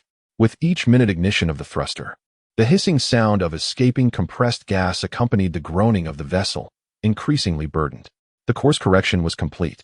The spacecraft glided silently, akin to a powerless glider, towards the faint mechanical pulse sensed in the depths of the nebula, slipping into the more profound and enigmatic hues of colorful mist. Chapter 12. The Graveyard of Wreckage. A desperate gamble, the light within the nebula ebbed and flowed unpredictably. As the ship glided in inertia, it passed through a veil of pale purple gas, revealing a vast, relatively empty bubble of space ahead. At its center floated a heart-stopping cosmic graveyard. Countless fragments of varying sizes hung suspended in the dim light, like the bones of beasts that had been devoured. There were colossal, broken transport ship hulls with armor twisted and exposing innards resembling entrails, small fighter debris with shattered wings and charred engine nozzles, and circular escape pod shells, riddled with impact dents. Their doors mysteriously vanished. The cold metal reflected a muted sheen under the nebula's glow, silently narrating tales of destruction. Faintly visible on some debris were the blurred insignias of the Frieza force or emblems of other long-extinct factions. Kaios's heart sank momentarily. A graveyard signifies danger. Yet it also harbors opportunity. His gaze swept over this land of death like that of a hawk, his mental perception firmly locking onto the faint source of the mechanical pulse. There, at the relative edge of the graveyard, behind a massive, hill-like remnant of a transport ship's engine, partially concealed, lay a relatively intact small spacecraft. It was significantly smaller than Kaios's current vessel, measuring about 5 meters in length, with a more antiquated cylindrical shape, featuring a hemispherical observation window at the front and a single engine nozzle at the rear. The hull was coated with deep gray cosmic dust and tiny impact craters, with several armor plates showing evident signs of rough repairs. The faint vibration from the engine in standby mode emanated from its tail. More importantly, Kaios noticed a vague yet distinct emblem on the side of its cylindrical hull, a triangle arrow encircled, pointing towards the starlit sky. This was not standard equipment of the Frieza force. It resembled an old single-occupant escape pod from a small independent faction or a private explorer. This is it. Kaios's heart raced. He had found it. A potentially functional single-person escape pod. Though small, it represented controllable power. It signified hope for leaving this graveyard of death. However, new perils swiftly followed. As Kaios's battered ship entered the bubble space of the graveyard, an exceedingly faint yet chillingly malicious mental scanning beam, akin to the flick of a serpent's tongue, stealthily swept over the spacecraft. Buzz. The instinctual time-space alert in Kaios's mind was instantly triggered. The edges of his vision were momentarily flooded with fleeting static-like snow noise. Though lacking a clear image, an overwhelming sense of being watched and a deadly threat washed over him like icy water. Something lurked. Living beings, concealed within this graveyard of wreckage. He suddenly lowered his body, completely concealing Sera behind the seat, holding his breath, his gaze sharp as that of the most vigilant cheetah, scanning the surrounding cold metallic graveyard. His mental perception heightened to its limit, akin to an invisible radar wave, meticulously probing the space around the spacecraft. Silence enveloped him, punctuated only by the faint hissing sound produced by the ship gliding through the thin nebula gases. Yet, the chilling sensation of being watched lingered, wrapping tightly around Karo like a malignant shadow. The opponent was cunning, well hidden, revealing only a trace of their presence. Was it a scavenger? Or something far more perilous? Karo's eyes remained fixed on the ancient escape pod, the only path to survival. However, each step towards this lifeline could very well lead him into a deadly trap. A risk must be taken. He cautiously maneuvered the thrusters, allowing the ship to glide like a phantom, using massive debris as cover, inching silently closer to the escape pod. With each brief glide behind the wreckage, Karo's heart raced, fearing to disturb the unknown lurker. The distance gradually diminished, and the old escape pod became increasingly distinct in his sight. He could even discern the thick layer of dust on its hemispherical observation window, as well as a manually operated circular airtight valve on its side. Suddenly, whoosh, a sickly green energy beam, as slender as a finger, shot forth without warning from behind a heavily damaged turret armor plate to Karo's left front. The target was directly aimed at the exposed engine section of his spacecraft. Quick, ruthless, accurate. The opponent was evidently a seasoned hunter. Buzz. Karo's temporal warning system blared frantically an instant before the beam was fired. The trajectory of the ghastly green ray was instantly etched in his vision. Yet, the ship's maneuverability was woefully inadequate to evade entirely. Turn hard left. Karo screamed within, exerting all his strength to yank the control stick. Sizzle. The sickly green beam grazed the ship's right hull, leaving a charred scorch mark and igniting a few feeble sparks. The vessel lurched violently from the unexpected attack, almost as the beam missed its mark. Boom, boom, boom. 3 thicker, equally sickly green energy beams shot out in a triangular formation from 3 different debris shelters. They blocked all possible escape angles for the ship. This time, the target was the cockpit. A lethal intent. Clearly, there was more than one assailant. Working in concert, they aimed to pin him down here for good. Karo's pupils constricted. A profound sense of impending doom pierced his very marrow. Under immense pressure, his mind was pushed to its limits. The snow-like static in his vision sharpened and slowed to an agonizing clarity. The trajectories of the 3 sickly green beams seemed frozen in amber, each detail vividly apparent. Prevision.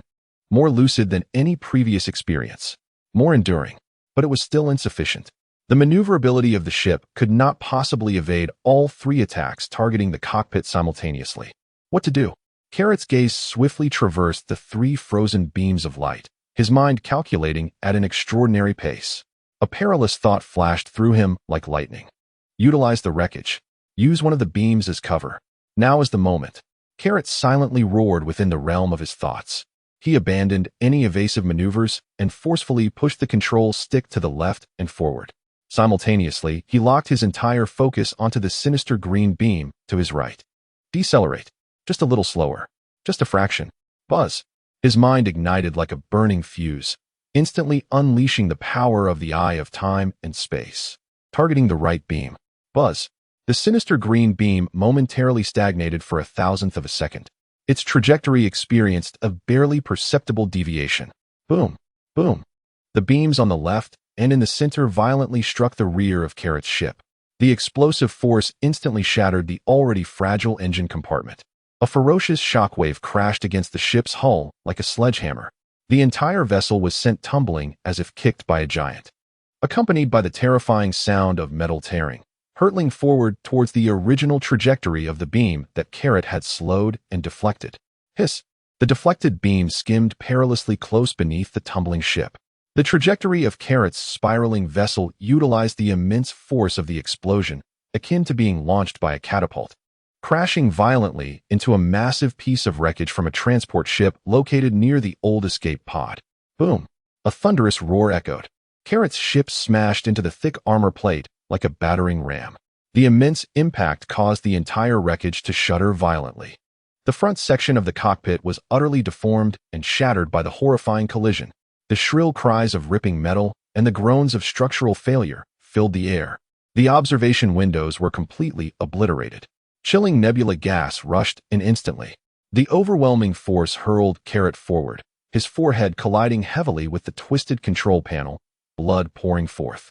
He fiercely protected the unconscious Sera beneath him, absorbing the brunt of the impact with his back, the excruciating pain nearly rendering him unconscious.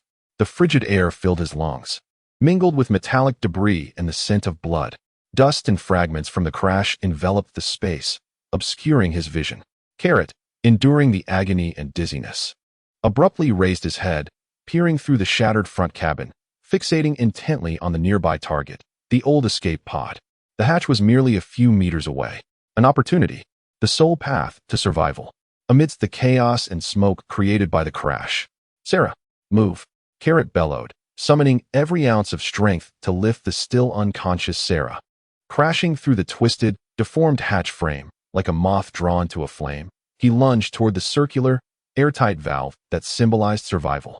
Chapter 13. Struggle amidst the wreckage. The terrifying hatch frigid nebula gas surged into the shattered cockpit like a tidal wave, instantly robbing the last remnants of warmth. Metallic debris, dust, and the smoke generated by the impact filled the cramped space, rendering it nearly impossible to breathe. Carrot cradled Sela's frigid body, forcefully breaking through the twisted, contorted metal framework, stumbling towards the circular airlock of the decrepit escape pod just a few meters away. The path to survival lay before him. Yet, the icy metal door now emitted a tantalizing glimmer of hope. However, the shadow of death never strayed far. Whoosh, whoosh, whoosh. 3 ghastly green energy beams, akin to venomous serpents, sliced through the swirling dust, unerringly targeting Carrot's outstretched form. The angles were insidious, sealing off all avenues for evasion. The assailants were evidently unfazed by the chaos of the collision, maintaining a relentless lock on him. In that fleeting moment of leap, Carrot's instincts screamed in alarm. The visual noise of the snowflakes coalesced instantaneously, delineating the trajectories of the 3 lethal beams. Swift, too swift. Clutching Sela, suspended in midair, he found himself bereft of any leverage to dodge, unable to evade. Then he would charge through. A fierce glint ignited in Carrot's eyes. The ferocity of the scion and the primal instinct for survival from his earthly soul converged in perfect harmony. He did not slow down. Rather, he summoned every ounce of strength to hurl Sela towards the circular portal. Simultaneously, he twisted his body in midair, presenting his back to the incoming energy beams, while shielding his neck with his left arm. A muffled thud accompanied by a searing hiss erupted almost simultaneously. 2 ghastly green rays pierced through Carrot's left arm, which guarded his neck. The scorching energy instantly charred flesh, shattered bone, and delivered an excruciating agony that pierced through to his very core. Another beam grazed the outer side of his right thigh, leaving a charred gash that exposed flesh to the bone. Blood erupted like a fountain, instantly staining the cold nebula gas crimson. The agonizing pain caused Carrot's vision to darken, his body losing balance as he crashed against the icy exterior of the escape pod. However, he did not relent, like a wounded beast. He pressed himself up with his still functional right arm, dragging his mangled left leg, and lunged towards Sela, who had been cast aside near the portal. Sela, he bellowed, disregarding the horrific state of his injuries, his right hand frantically groping for the edge of the portal, searching for the mechanism to open it. The cold metallic texture met his touch, a recessed circular pressure plate, thickly coated in dust. This is it. Open now. Carrot unleashed a primal roar, his blood-soaked right hand gripping the plate with ferocity, summoning every vestige of strength left in him, muscles taut to their limits, veins bulging like coiling dragons. He forcefully twisted it to the right. Creak, creak. The jarring sound of metal grinding, resembling rusted gears that had not turned in a millennium, echoed through the air. The plate, under immense resistance, revolved with excruciating slowness, inch by inch. Each minuscule turn was accompanied by a grating friction that drew cold sweat from Carrot. Born of searing pain, amidst the haze of dust, 3 figures emerged like phantoms from behind various debris. They donned tattered, makeshift space suits pieced together from diverse materials, their visors obscured by dark, one-way shields reflecting the cold light of the nebula. In their hands, they wielded oddly shaped energy rifles with elongated barrels, their muzzles still aglow with an eerie green luminescence. The leader, an exceptionally tall and robust figure, donned armor of notably superior quality, supported by a rudimentary exoskeleton. His shoulder guards were embedded with sharp beast fangs, exuding an aura of ferocity. He was evidently the commander who had orchestrated the earlier assault. "Ah, quite resilient, aren't you?" A raspy voice emanated from the leader's helmet communicator, laced with a cat-and-mouse mockery. "However, the game is over now, little mouse. That old hound is our reserve parts depot." He raised his rifle, a sickly green light coalescing at the muzzle, aiming at Carrot's vulnerable back as he desperately turned the valve plate. The other two accomplices synchronously lifted their weapons, sealing off any potential escape routes for Carrot. The shadow of death loomed once more. Carrot could sense the chilling, killing intent looming behind him. The valve plate had barely rotated a quarter turn. There was no time left. In that critical moment, the unconscious Sera, sheltered beneath Carrot, seemed stirred by her brother's furious roar and the pervasive scent of blood. Her long eyelashes trembled violently. Beneath her tightly shut eyelids, her pupils appeared to dart rapidly. An exceedingly faint yet bone-chilling wave emanated from her being, albeit for a fleeting moment. Buzz. This wave swept through Carrot's mental landscape. Like a bucket of ice water dousing him, it momentarily cleared the chaos in his agonized and anxious mind. Simultaneously, within his heightened vision, the positions of the three scavengers behind him revealed three indistinct, scarlet hot spots, symbolizing energy cores or lethal weaknesses. The leader's hot spot was located slightly to the left of his chest. The other two were positioned at the head and the joint of the arm, wielding the weapon. This revelation struck Carrot's thoughts like a bolt of lightning. There was no time for contemplation. It was purely instinct. As three sickly green rays were about to erupt from behind him, Carrot abruptly halted the valve's rotation. Embracing Sera, his body coiled like a tightly wound spring. He exerted all his strength to roll fiercely to the right. Simultaneously, his bloodied right hand, like lightning, drew forth a sharp metallic tube, stained with dried blood, which he had brought from Mater Star. The target was not the attackers, but rather a seemingly fragile spherical valve interface at the rear of the old escape pod, exposed and connected to the main engine's energy pipeline. "Die! Explode for me!" Carrot roared in fury as he rolled, channeling all his strength and the last vestige of his concentrated mental energy into this throw. Whoosh! The metallic tube transformed into a dark crimson streak, slicing through the swirling dust and accurately plunged into the fragile spherical valve interface. Boom! A sound erupted, more ferocious and violent than any prior explosion. The rear of the old escape pod detonated like a lit powder keg. The residual high-energy fuel accumulated in the engine and pipelines, igniting instantaneously. A blindingly bright orange-red fireball expanded violently. The furious shockwave, mingled with searing metal fragments and burning pipelines, swept outward like the scythe of death, rampaging in all directions. At the forefront were the three scavengers. No, the leader could only emit a brief, terrified roar before being utterly consumed by the raging flames and shockwave. The other two were hurled away like ragdolls, crashing into the distant wreckage, their fates uncertain. In the moment Kalot hurled the metal pipe, he tightly embraced Sera, curling his body into the relatively sturdy angle formed by the cylindrical structure of the escape pod. Boom! The terrifying impact struck his back with ferocious force. Akin to a collision with a high-speed hovercar, he felt his insides shift, a sweetness in his throat, and blood gushed forth. The scalding airwave instantly singed his hair and the fabric on his back, searing his skin with excruciating pain. Countless tiny metal shards pierced his body like bullets. Yet he had wagered correctly. The robust structure of the escape pod had shielded them from the most lethal frontal impact. The remnants of the explosion had yet to subside, as rolling flames and thick smoke continued to wreak havoc. Kalot, enduring agonizing pain and the dizziness from blood loss, struggled to lift his head. He gazed at the circular airtight valve plate, which had been loosened by the shockwave from the explosion. It appeared to have rotated nearly halfway. An opportunity. "Sera, hold on. We will soon be free." Blood continued to pour from Kalot's mouth as he extended his trembling, blood-soaked right hand, once more gripping the cold valve plate with tenacity. "Open." He summoned the last vestiges of his strength, emitting a primal roar, as his battered body unleashed extraordinary power beyond its limits.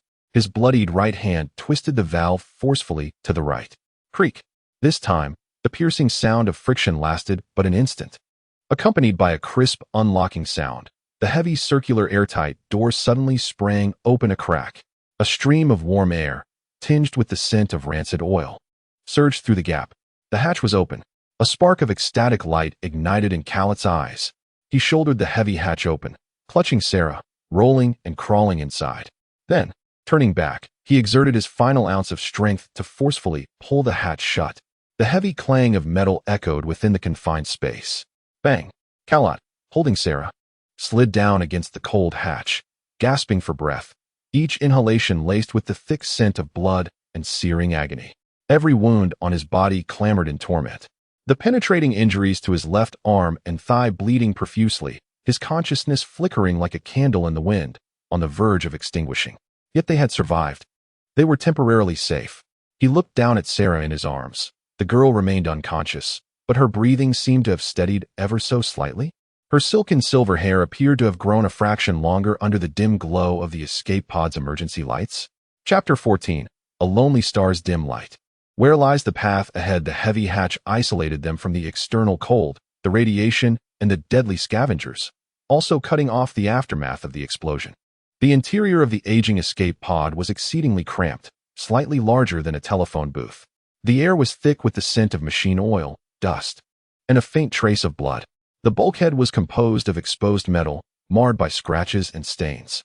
The control panel was exceedingly rudimentary, featuring only a few basic gauges and several joystick buttons, emitting a faint glow that indicated the system was functioning at its bare minimum. Khared slumped against the cold hatch, gasping for breath like an antiquated bellows.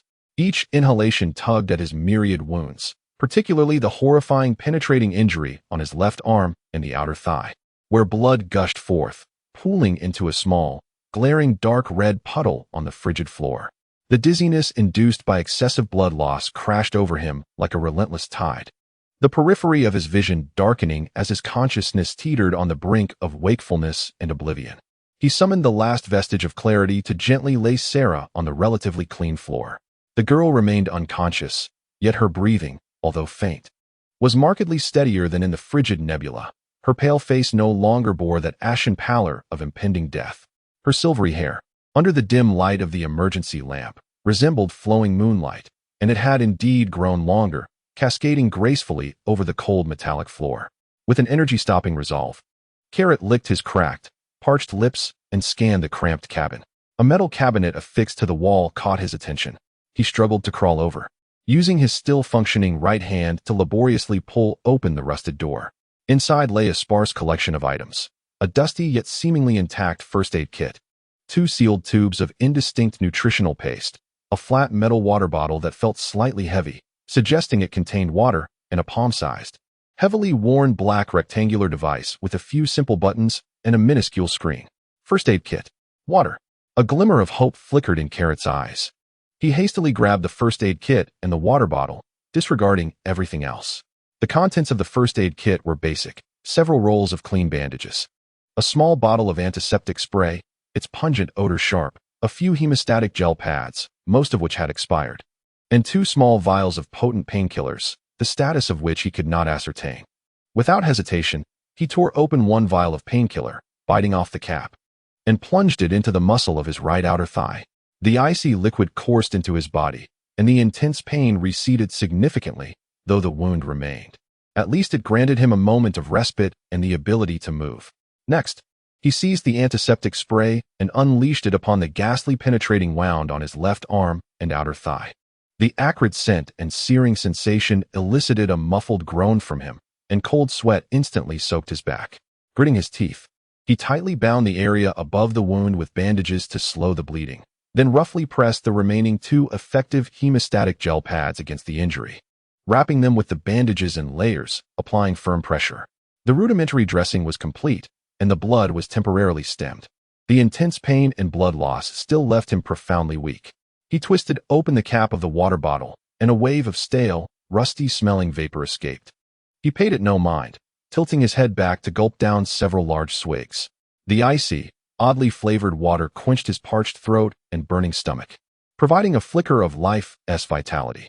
He tore open a tube of nutrient paste, forcing the viscous substance, reminiscent of expired toothpaste, into his mouth and compelling himself to swallow. A faint warmth began to spread within his frigid stomach. After completing this arduous task, Khared felt nearly exhausted. He leaned against the wall of the cabin, gasping for breath, Sweat mingling with blood dripped down his chin. His gaze fell upon the black rectangular device he had carelessly placed on the ground. What could this be? Struggling, he picked up the device and brushed off the dust from its surface. It was heavy, seemingly encased in some alloy. Only 3 buttons adorned its exterior: power, scan, and lock. There was also a tiny, scratch screen. He pressed the power button. A faint hum emanated from the device, and the screen flickered several times, illuminating a dim glow filled with static noise. No coordinates appeared on the screen, just a gray background indicating weak or absent signals. At the bottom of the screen, a line of ancient text struggled to display. Passive deep space beacon receiver model, Voyager. A beacon receiver? A thought sparked within Karo. Could it detect signals nearby? He immediately pressed the scan button. The device emitted a continuous, low hum, and the static on the screen intensified. Seconds ticked by, but the screen remained a dull gray, unresponsive. Just as Karo was about to give up in despair, a faint, intermittent electronic beep, akin to a dying heartbeat, resonated from within the device. In the center of the screen, a minuscule green dot flickered weakly, struggling to emerge from the gray static. Beside the dot, a line of indistinct characters trembled, weak, unknown, non-legion, ancient coordinates locking. There was a signal, a feeble, unknown source, not of the Frieza Legion. Karo's heart raced. He swiftly pressed the lock button. The hum of the device stabilized slightly. The green dot on the screen ceased its flickering, although the signal's strength remained pitiably weak. The location was firmly locked in the upper left corner. Simultaneously, a series of complex cosmic coordinate codes, composed of numbers and letters, began to scroll slowly at the bottom of the screen. Coordinates. Coordinates to an unknown star domain. Was it a distress signal? A navigational beacon? Or perhaps a trap? Karo was uncertain. Yet this sequence of coordinates was the only beacon pointing outward in this desolate star nebula, aside from the temporarily lost Sal star. It represented the only possible escape. He stared intently at the scrolling coordinate codes, pouring all his concentration into etching them deep within his mind. This was their sole hope of escaping this graveyard of death. Just then, the green dot on the device's screen began to flicker violently, and the signal strength suddenly plummeted significantly. The coordinate codes on the screen began to blur and jump. The signal was about to vanish. Karo's heart leapt to his throat. Instinctively, he glanced towards the rudimentary control panel of the old escape pod. Above the control console, a hemispherical navigational star chart, coated in dust, flickered with a faint glimmer of light. He struggled to reach the main console, bloodstained hands rapidly inputting the coordinates he had just noted on the dusty screen. Hurry! His fingers trembled slightly from tension and blood loss. The coordinate code was lengthy and intricate. The screen responded sluggishly, characters appearing with delay. Just as he entered the final character, a beep echoed. The green dot on the instrument screen extinguished completely. The signal vanished. The screen reverted to a haze of gray and white noise. No. Karo let out a low growl and abruptly turned his gaze to the navigational star chart. On the screen, next to the red indicating the escape pod's position, a faint green dot flickered, clearly marked. A dashed line, representing the preset course, extended from the red dot into the vastness of deep space. Success. Coordinates locked. Flight path established. Karo exhaled a long, nearly exhausted breath, his body swaying as he almost collapsed. He braced himself against the console for support. The target was set, yet the challenges remained dire. He glanced at the control panel. The main engine indicator was off, but a yellow light indicating the backup micro-engine flickered weakly beside it. The energy reserve glowed ominously red. This meager energy was barely sufficient to sustain life support, let alone facilitate a long-distance interstellar jump, if this wretched vessel had such capabilities, or maintain prolonged travel. He needed power. He needed to repair this dilapidated ship. He needed to activate the engines. Karo's gaze pierced through the dust-covered hemispherical observation window, once more surveying the graveyard of debris floating outside. If the scavengers treated this place as a repository of spare parts, could their base or ship be nearby? Might they possess the energy and tools he desperately required?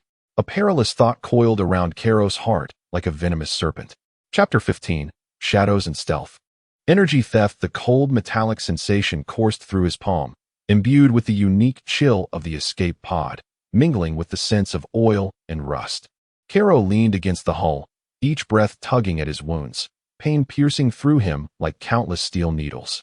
The efficacy of the painkillers was waning, and the dizziness from blood loss enveloped his consciousness like a thick fog. On the control panel, the glaring red energy reserve loomed above him like a guillotine, heralding the urgency of time. Sayla remained unconscious, lying on the cold floor, her breathing faint yet steady. Her flowing silver hair stood out starkly in the dim light.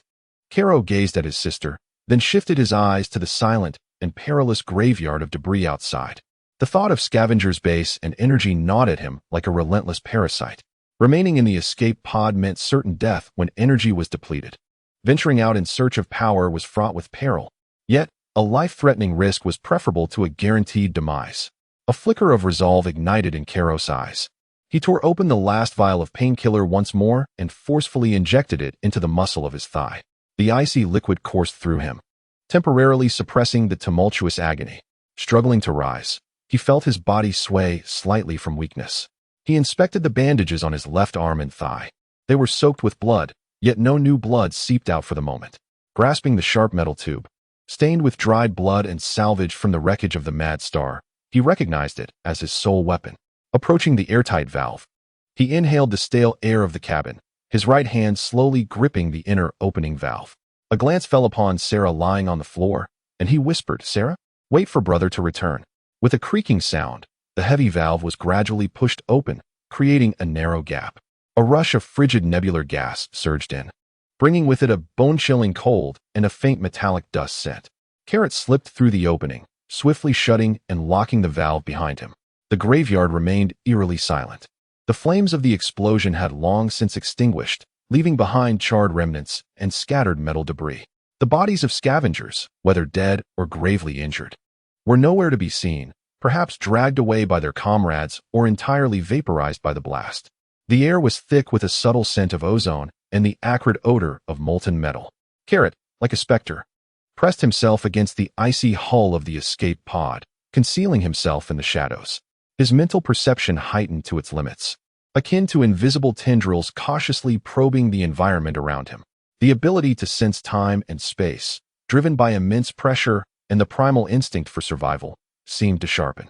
He could distinctly perceive the faint radiation emanating from the surrounding debris, the cold temperature, and in the distance, an extremely faint yet stable energy fluctuation. This fluctuation carried the characteristic rhythmic tremors of an artificial energy core. Its location lay deep behind the wreckage where the scavengers had mounted their assault. Where the leader had appeared, there it was. A glint of cold light flickered in Carrot's eyes. He hunched low, using massive fragments of the ship as cover, moving through the metallic graveyard like the most seasoned of infiltrators. Each step was taken with utmost caution, avoiding loose metal fragments and sharp edges. His focus was razor-sharp, ever alert to any slightest disturbance in the air. The wounds on his left arm and thigh throbbed painfully as he forced himself to suppress the pain. The distance was closing. The sensation of the energy fluctuation grew increasingly clear, navigating around a colossal engine casing resembling a sheer cliff. The sight before him caused Carrot's pupils to constrict. In a relatively concealed hollow formed by several massive armor plates, a strangely shaped spacecraft lay docked. It appeared more rugged and patched together than the standard vessels of the Frieza core, its body resembling an elongated shuttle, adorned with various additional armor plates, antennas, and a short, stout pulse cannon that seemed to have been salvaged from a small warship. The hull was mottled, devoid of any insignia. At the rear, the engine nozzles were connected by thick, makeshift piping extending to a square metal box half buried in the ground. The steady energy fluctuation emanated from within this metal box, a mobile high-energy supply station. Moreover, it was the scavenger himself who had modified the equipment, currently replenishing the energy supply for the spacecraft. How splendid! Kalo's heart raced with exhilaration. If he could obtain even a fragment of the energy core from that supply station, it would suffice to activate the escape pod and flee this cursed place. But where was the person? Kalo's mental perception functioned like the most sophisticated radar, sweeping across the spacecraft and the energy supply station. Within the ship, there was a faint life signal, so weak, it seemed to be in a state of unconsciousness or severe injury. Yet, there were no living beings beside the energy supply station. A chance. Kalo hesitated no longer. Like a cheetah, he darted from his hiding place, his target fixed on that square energy supply box. He surged forth with explosive speed. Though his injuries caused him to stagger slightly, each step imbued with a desperate determination. He closed the distance to the energy box, 10 meters, 5 meters, 3 meters. Just as his fingers were about to touch the cold metallic surface of the box, a shrill, piercing sound erupted from within, signaling an intrusion alert. Simultaneously, a seemingly inconspicuous red indicator light on the side of the box began to flash frantically. Damn it! There was an active defense alarm. A warning blared in Kalo's mind. He lunged towards the side of the energy box, desperately searching for an interface or control panel. The alarm sound was excruciatingly jarring in the stillness of the graveyard. Boom! The oddly shaped hatch of the spacecraft was suddenly burst open from within. A figure stumbled out. It was the previously encountered, burly scavenger leader, adorned with beastly teeth on his shoulder pads. His makeshift spacesuit was riddled with damage and scorch marks, and the visor of his helmet had cracked, revealing half of a grotesquely burned and bloodied face. In his hand, he wielded a large-caliber energy shotgun, its barrel aimed directly at Kalo, who was sprawled over the energy box. "You little bastard! Seeking death!" The leader roared in a furious hiss, his eyes ablaze with madness and murderous intent. The previous explosion had clearly dealt him a significant blow, and upon seeing Kalo, both old grievances and new enmities erupted within him. Without a moment's hesitation, he pulled the trigger. Boom! A fan-shaped storm of destruction, composed of countless minute energy pellets, tore through the air, enveloping Kalo in its blinding blue light. The coverage was vast, leaving little room for evasion. Chapter 16. Desperate Counterattack. Energy Theft. The shrill alarm echoed like the sinister laughter of death, reverberating wildly in the cold graveyard of wreckage. The blue light unleashed by the energy shotgun, bursting forth with devastating kinetic energy, instantly engulfed Kalo, who was clinging to the energy supply box. Countless tiny energy pellets ripped through the air, sealing off all avenues of escape. On the brink of life and death. Buzz! Kalo's temporal warning screamed in alarm the moment the blue light flared from the gun's muzzle. The snow-like visual noise in his sight instantly froze, magnifying. The densely packed trajectories of the pellets, resembling venomous wasps trapped in amber, became vividly clear. Each pellet's flight angle, speed, and coverage area were laid bare under the scrutiny of his heightened mental perception. Foreknowledge. Unprecedented clarity. Unprecedented duration. Under the immense pressure of impending death, his abilities were pushed to new heights. He discerned a singular path of escape, a fleeting and exceedingly narrow angle, obscured beneath a barrage of projectiles. This precarious route lay between the shadow cast by the immense base of the energy box and a protruding metallic edge to his right. There was no time for contemplation, only instinct prevailed. Get away! Carrot emitted a primal roar, his body erupting with an extraordinary agility and speed that defied the odds. He relinquished any attempt to touch the energy box, forcefully propelling his right leg against the ground. Like a marionette yanked by an invisible string, he lunged toward the protruding metallic edge with unyielding resolve. Hiss! Hiss! Hiss! Hiss! The searing energy projectiles rained down upon the very spot he had occupied moments prior, striking the resilient exterior of the energy box and sending sparks flying, leaving behind countless minute indentations. A few particularly well-angled projectiles grazed Carrot's rolling back and left arm, instantly tearing through his already tattered garments and scorching his skin with searing burns, inflicting excruciating pain. By a hair's breadth, he evaded the deadly central strike zone.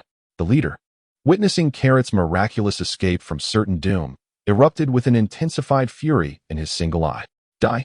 He bellowed, the ominous blue glow of the shotgun's muzzle flickering to life once more, poised for a second volley. Carrot would not grant him another chance. In the split second before his body landed, he extended his left hand with the swiftness of a striking serpent, seizing several sharp metallic fragments scattered from the prior explosion. Grasping, locking on, and hurling, each movement flowed seamlessly from one to the next. The extraordinary reflexes and the formidable physical prowess of the Scion converged in that moment, targeting the leader's gaping maw, wide open in his rage. Swoosh, swoosh, swoosh. 3 shards of razor-sharp metal, infused with all of Carrot's wrath and survival instinct, sliced through the frigid air like 3 bolts of lethal black lightning, hurtling towards their mark.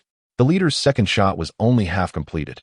The blue light of the shotgun had not fully coalesced when he beheld the approaching darkness, his pupils constricting in terror. He sought to evade, Yet his injured form and the weight of the shotgun hampered his reaction. Thud, thud, thud. The sickening sounds of metal tearing flesh rang out almost simultaneously. The first shard forcefully penetrated the leader's mouth, instantly shredding his tongue and vocal cords, stifling the roar that had yet to escape his throat. The second shard struck accurately, embedding itself in the wrist joint of his gun-holding hand, sending the shotgun flying from his grasp. The third shard buried itself deep within the eye of his exposed visage. Filled with horror, a muffled, anguished howl escaped the leader, reminiscent of a winded beast, as his body staggered backward like a felled tree. Blood, mingled with shattered ocular tissue, erupted from his shattered visor. He collapsed heavily onto his back, convulsing violently, emitting desperate gasps as he succumbed to the loss of his fighting spirit. The battle concluded in a flash, leaving only the crackling sound of the shotgun's energy overload and the leader's dying breaths echoing in the small indentation. Carrot struggled to rise from the frigid metallic floor, disregarding the fresh burns marring his skin.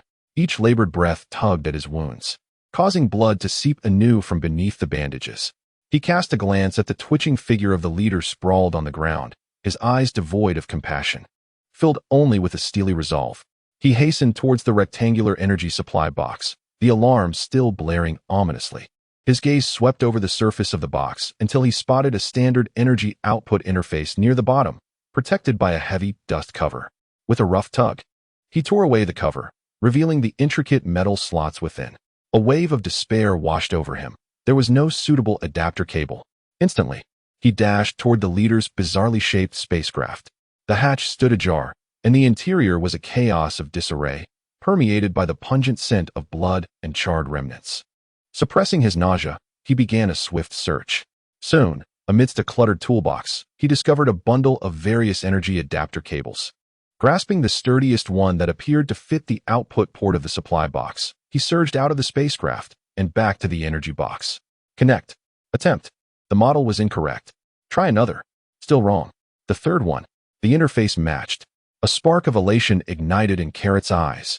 He forcefully inserted the female end of the adapter into the energy box's output port, producing a satisfying click. Immediately, he hoisted the other end of the heavy energy core cable, which bore a suction cup-like universal connector, and turned to sprint towards his aging escape pod. The cumbersome cable dragged behind him, scraping against the metallic floor with a jarring noise.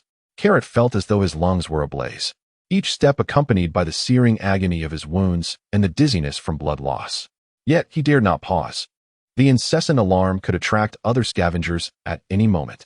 Finally, he reached the airtight hatch of the escape pod. With a fervent push, he slammed the suction interface of the energy cable against a circular metal port on the pod's exterior, marked for emergency energy input. A hum resonated as the magnetic device within the port activated, securing the connection.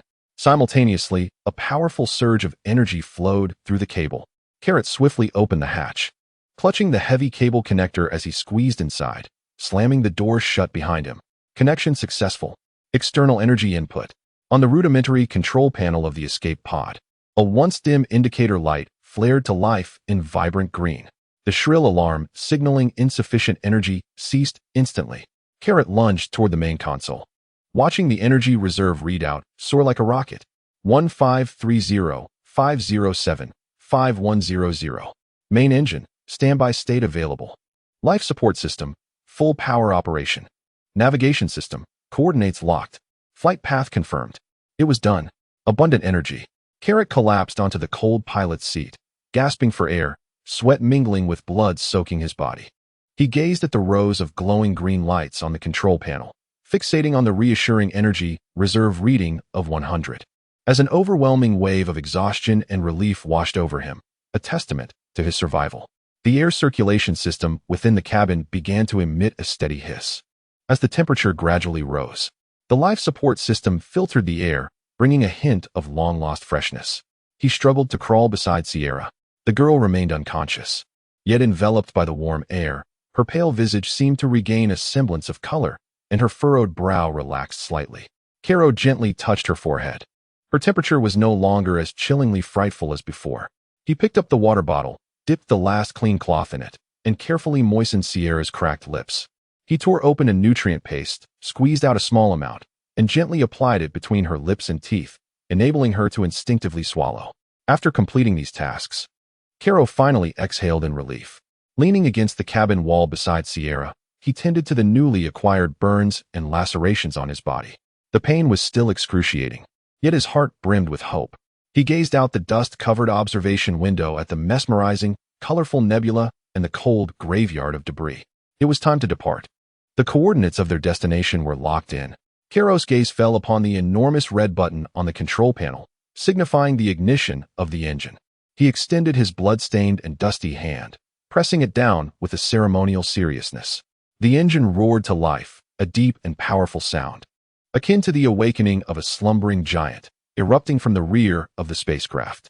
The entire escape pod began to tremble gently yet steadily. The single-engine nozzle at the rear illuminated with an ethereal blue glow, growing ever brighter. "Sierra, hold on tight," Karo whispered, his right hand gripping the control stick. His gaze sharp as a blade. "We're going home." He thrust the control stick forward with all his might. Boom! The azure flames at the rear transformed into a tempestuous blaze. The immense thrust forcefully propelled the escape pod away from the icy surface of the debris. The spacecraft shot forth like a liberated arrow, tearing through the ethereal, colorful nebula gas, plunging into the vast, dark cosmos toward the distant coordinates glowing with green light on the star map. Chapter 17. Voyage Through the Sea of Stars. Woven with silver threads, the roar of the engine became a silent vibration in the vacuum, transmitting through the hull to Karo's palm. The azure flames left a long streak of light outside the observation window, swiftly casting the magnificent yet deadly colorful nebula far behind, ultimately fading into a blurred glow at the edge of his vision. The boundless darkness once again became the prevailing theme, cold, silent, yet imbued with a sense of grandeur, akin to the exhilarating freedom found after breaking free from a cage. Inside the escape pod, the temperature had risen to a comfortable range for the human body. The air circulation system functioned steadily, filtering the air to carry a faint metallic taste. Yet it was infinitely preferable to the bone-chilling cold of the nebula and the gruesome stench of the graveyard. The slight hiss of the life support system now sounded to Karo like a symphony of life. He leaned back in the pilot's seat. The lacerations and burns on his body freshly bandaged, and a powerful analgesic had dulled much of the pain. However, the immense physical and mental fatigue still weighed heavily upon him, akin to a burden of lead pressing down. Each breath felt like a dull ache deep within his lungs, a consequence of the forced exertion and intense activity. His gaze lingered predominantly upon the sleeping figure of Sierra beside him. The girl remained in slumber, her breaths long and steady, the pallor of her small face having faded considerably, revealing a hint of a healthy blush. Most disconcerting to Carlotte was the cascade of her silken silver hair, which, illuminated by the ethereal glow of the control panel, appeared almost animated, exuding a soft, moonlit luminescence. It had clearly grown beyond her shoulders, flowing gracefully over the tattered cloth Carlotte had laid down for her. With a gentle touch, Carlotte extended his hand, his fingertips delicately brushing against his sister's silver tresses. The strands felt cool and smooth, an unusual sensation, as if they harbored some unknown energy. This transformation was evidently linked to the terrifying temporal fluctuations she had unleashed during the crisis at the graveyard. Was it a blessing or a curse? Carlotte was engulfed in a sea of anxiety. Yet, at that moment, Sierra's stable vital signs provided him with the greatest solace. He diverted his gaze to the main control panel. On the navigation star chart, a red dot representing the escape pod itself steadily traversed along a predetermined dotted line toward a distant green coordinate. The speed was far from brisk. This aged escape pod evidently lacked the capability for warp travel, relying solely on its sublight engines for the protracted interstellar journey. The estimated time displayed beneath the target star chart flickered, approximately 72 standard hours. 3 days. Carlotte silently calculated. Given his current condition and Sierra's, 3 days represented a precious period of recovery, albeit one fraught with uncertainty. He knew he must utilize this time wisely. He picked up the last remaining tube of nutrient paste, its label nearly illegible, and carefully squeezed out the final remnants, consuming it slowly. The viscous substance, imbued with a taste reminiscent of expiration, slid down his throat, bringing a faint warmth. He took several sips from the water flask containing stale purified water. The gnawing hunger subsided somewhat, yet his body's craving for sustenance remained intense. The scion physique demanded substantial nourishment, especially after sustaining severe injuries. Food was a significant concern. Carlot's eyes swept across the cramped cabin. Apart from the empty metal cabinet in the corner, there was nothing else. He sighed, forcing himself to redirect his focus towards familiarizing himself with the spacecraft. The control system of this escape pod was exceedingly rudimentary, encompassing only basic flight controls, life support systems, and passive sensors. He endeavored to familiarize himself with the functions of the various buttons and levers, checking the energy reserves, which stabilized at 92. With external power input already severed, relying solely on its own reserves for navigation, and confirming that the life support system operated within normal parameters. Having completed these tasks, an overwhelming fatigue washed over him once more. He glanced at Sera, still peacefully asleep, reassured by her steady breathing, then adjusted his posture, closed his eyes, and compelled himself into a state of semi-sleep. The depletion of his mental faculties was far more challenging to recover from than physical injuries. He needed to meditate and regulate his breathing while maintaining a thread of vigilance. Time drifted silently through their voyage. The view outside remained unchanged. A profound darkness punctuated by distant stars, akin to an eternal mural. Carlot oscillated between light slumber and meditation, sensing the faint flow of energy within him, attempting to harness the dormant temporal power that had been stifled by exhaustion. The process was slow and arduous, each moment of mental concentration accompanied by sharp pangs. Akin to digging for springs in a desiccated riverbed. Time seemed to stretch indefinitely. Perhaps it was a few hours. A faint sound, akin to a whispering moan, reached Carlot's ears. In an instant, he opened his eyes wide. Sera. She has awakened. There, in the passenger seat, the girl stirred, her long eyelashes fluttering delicately like butterfly wings before she slowly and laboriously opened her eyes. Initially, her clear, large eyes reflected confusion and emptiness, shrouded in a veil of mist. She instinctively rolled her eyes, surveying the unfamiliar surroundings, the cold metallic walls of the cabin, the flickering dashboard, and the endless darkness beyond the dust-laden observation window. Moments later, the bewilderment faded, replaced by an overwhelming tide of fear that surged into her gaze. The refuse yard of Marty's, the roars of Viss, the explosions of the wreckage graveyard, the menacing barrels of scavengers, fragments of terrifying memories surged forth. Ah! Sera let out a short, startled cry, her small body curling instinctively as she attempted to retreat, only to collide with the icy cabin wall. She stared at Carlot in terror, her eyes filled with unfamiliarity and wariness, like a frightened fawn. Sera, it's me, your brother. Carlot's heart tightened in an instant. He softened his voice, striving to appear gentle and harmless, while slowly extending his hand. Do not be afraid. We are safe now. We are quite safe. Sera's frightened gaze fell upon Carlot's outstretched hand, then quickly darted away, sweeping over the dried blood on his face, the bandaged left arm, and his battered body. Brother is brother, but his wounded appearance, coupled with this strange place brother? Her voice trembled violently, tinged with uncertainty and a hint of sobbing. Her small face paling once more. Where's this? What about those bad people? Did we escape? We have escaped. Sera, we have fled. Carlot nodded vigorously, his voice resolute and imbued with an undeniable soothing power. We have shaken off those bad people. This is a safe ship. Look, there are stars outside. We are flying towards a safe place. He pointed towards the distant stars beyond the observation window, attempting to divert Sera's attention. Following his finger, Sera gazed into the eternal. Profound darkness adorned with countless points of light. Her fear receded slightly, yet unease and confusion lingered.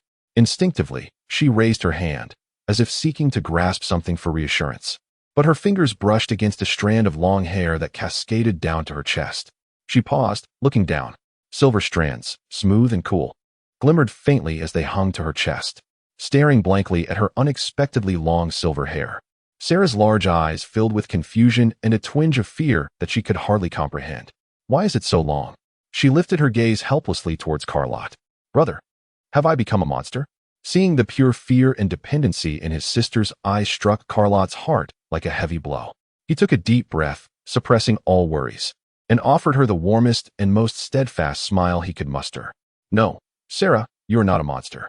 He extended his hand, this time with a deliberate and steady motion, gently clasping the coolness of Sela's small hand, conveying his warmth to her. This was a remarkable display from Sela. She had protected her brother. Look, we are alive now, all thanks to Sela's extraordinary abilities.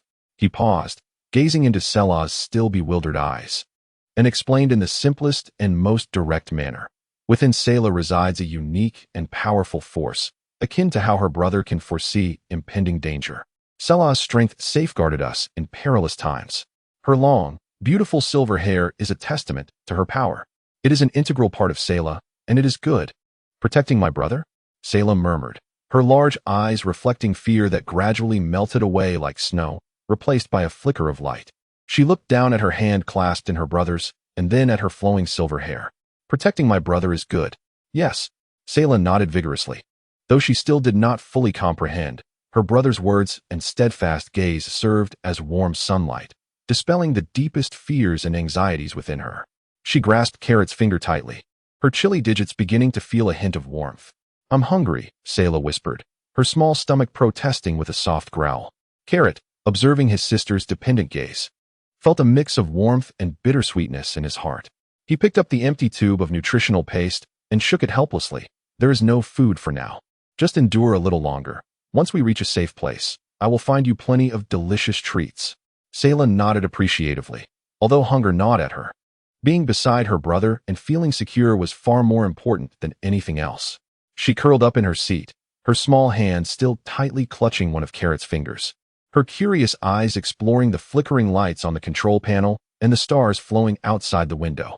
Seeing his sister's face gradually relax, Carrot felt a weight lift from his heart regarding her safety. Yet, new worries emerged. The unknown temporal abilities within Sela, the mysterious growth of her silver hair, the uncertain coordinates ahead, and the lack of provisions. He needed to regain his strength swiftly and find supplies for the journey ahead. Chapter 18. Shadows of Stardust. Crisis emerges within the cramped escape pod. Time slipped away silently amidst the low hum of the engine and the steady hiss of the life support system. After her initial panic and hunger, Sela could not withstand the weakness of her body and the instincts of childhood, slipping once more into a deep slumber. This time, her sleeping face appeared much more serene, her breaths long and tranquil, her small face bearing a hint of peace after the storm. Her flowing silver hair cascaded over her shoulders, illuminated by the soft glow of the control panel, exuding an air of calm and mystery. Carrot, however, felt no inclination to sleep. The physical pain was subdued by the painkillers. Yet the exhaustion of his spirit and the pangs of hunger gnawed at his will like a persistent parasite. He forced himself to remain awake, dividing his attention between the slumbering Sela and the ship's navigation status, while dedicating most of his energy to the arduous task of meditative recuperation. The realm of his mind was shrouded in chaos. The continuous strain inflicted by the overuse of the eye of time and space was akin to the parched and cracked earth. Each attempt to consolidate his mental energy felt like excavating through the fissures of a fractured surface, accompanied by waves of piercing agony. He cautiously guided the feeble breath within him, akin to a trickling stream, endeavoring to nourish the desiccated sea of his spirit. The process was excruciatingly slow, steeped in despair, with recovery progressing imperceptibly. The gnawing hunger felt like an inferno consuming him, for the Scion's robust constitution demanded energy far beyond that of mere mortals. The scant supply of inferior nutritional paste was utterly insufficient to sustain bodily repair and fundamental activities. The hollow sensation in his stomach intensified, even provoking bouts of dizziness. He licked his cracked lips and grasped the water bottle, which contained merely a thin layer at the bottom. After a moment of hesitation, he took only a small sip, leaving the majority for Sera. His gaze fell upon the navigational star chart, where the red representing the escape pod steadily advanced along its predetermined trajectory. Yet a considerable distance remained to the flickering green coordinate point. Estimated time, approximately 58 standard hours. Over 2 days still lay ahead. A weight settled heavily in Carrot's heart. Given his and Sera's current condition, lacking sustenance, their ability to endure until reaching their destination was uncertain. He must devise a plan. His eyes scanned the control panel. The indicator lights of the passive sensor array were illuminated, yet the scanning range was exceedingly limited. He endeavored to initiate a wide-area passive scan. A low hum emanated from the instruments, revealing only a desolate gray backdrop, symbolizing emptiness and faint cosmic background radiation ripples on the screen. No ship signals, No asteroid belts. No recognizable space stations. Only a disheartening expanse of void. Carrot, unwilling to concede, concentrated once more, attempting to actively stimulate the faint but seemingly burgeoning spatiotemporal sensing ability. His mind became like invisible tendrils, laboriously penetrating the ship's frigid armor, extending into the deeper reaches of space to investigate.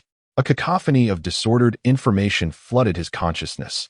The gravitational disturbances of distant stars, the subtle electromagnetic background of interstellar dust, and the occasional passage of high-energy cosmic rays, all devoid of any valuable discoveries. Just as his mental reserves were on the verge of depletion and he prepared to relinquish hope, a faint yet distinctly unnatural ripple of spacetime surged into the periphery of his awareness, like a tiny stone cast into stagnant waters, intrusively breaking the surface. This sensation diverged from the grand depths of Sal's star and was unlike the mechanical pulsations previously sensed from ships or energy boxes. It was more ethereal, more erratic, carrying the distinct noise of life or energy dissipation. Positioned slightly to the right and ahead of the ship's trajectory, it appeared to be nearer than their intended coordinate point. However, the direction was skewed. It was not the target, yet it could signify a region of life or activity. Perhaps an asteroid belt? Maybe a small space station? It could even be a passing vessel.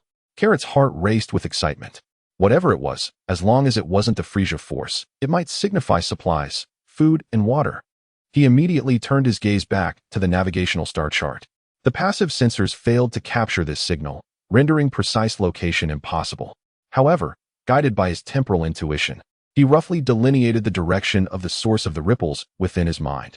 Should they deviate from their course, tempt fate, or continue on their original journey? Kalo's gaze darted between the star map and the sleeping Sera. Her faint breaths resonated like a drumbeat against his heart. Continuing their voyage might lead them to collapse from hunger and weakness before reaching their destination. Yet, that unknown signal source was the sole potential supply point amidst the darkness, albeit possibly fraught with peril. A gamble. He had to take the plunge. For Sera? A flicker of resolve ignited in Kalo's eyes. He cautiously manipulated the directional control, allowing the spacecraft to adjust its course ever so slowly, veering towards the faint ripples illuminated by his temporal perception.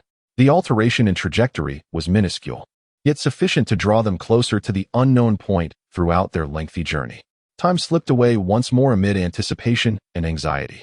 While maintaining his meditative calm, Kalo concentrated most of his mental faculties on the temporal intuition, steadfastly locking onto the faint signal source. The distance seemed to shorten, and the rippling sensation grew slightly clearer. It was no longer mere noise. He could faintly discern an intermittent, rhythmic pulse interwoven within.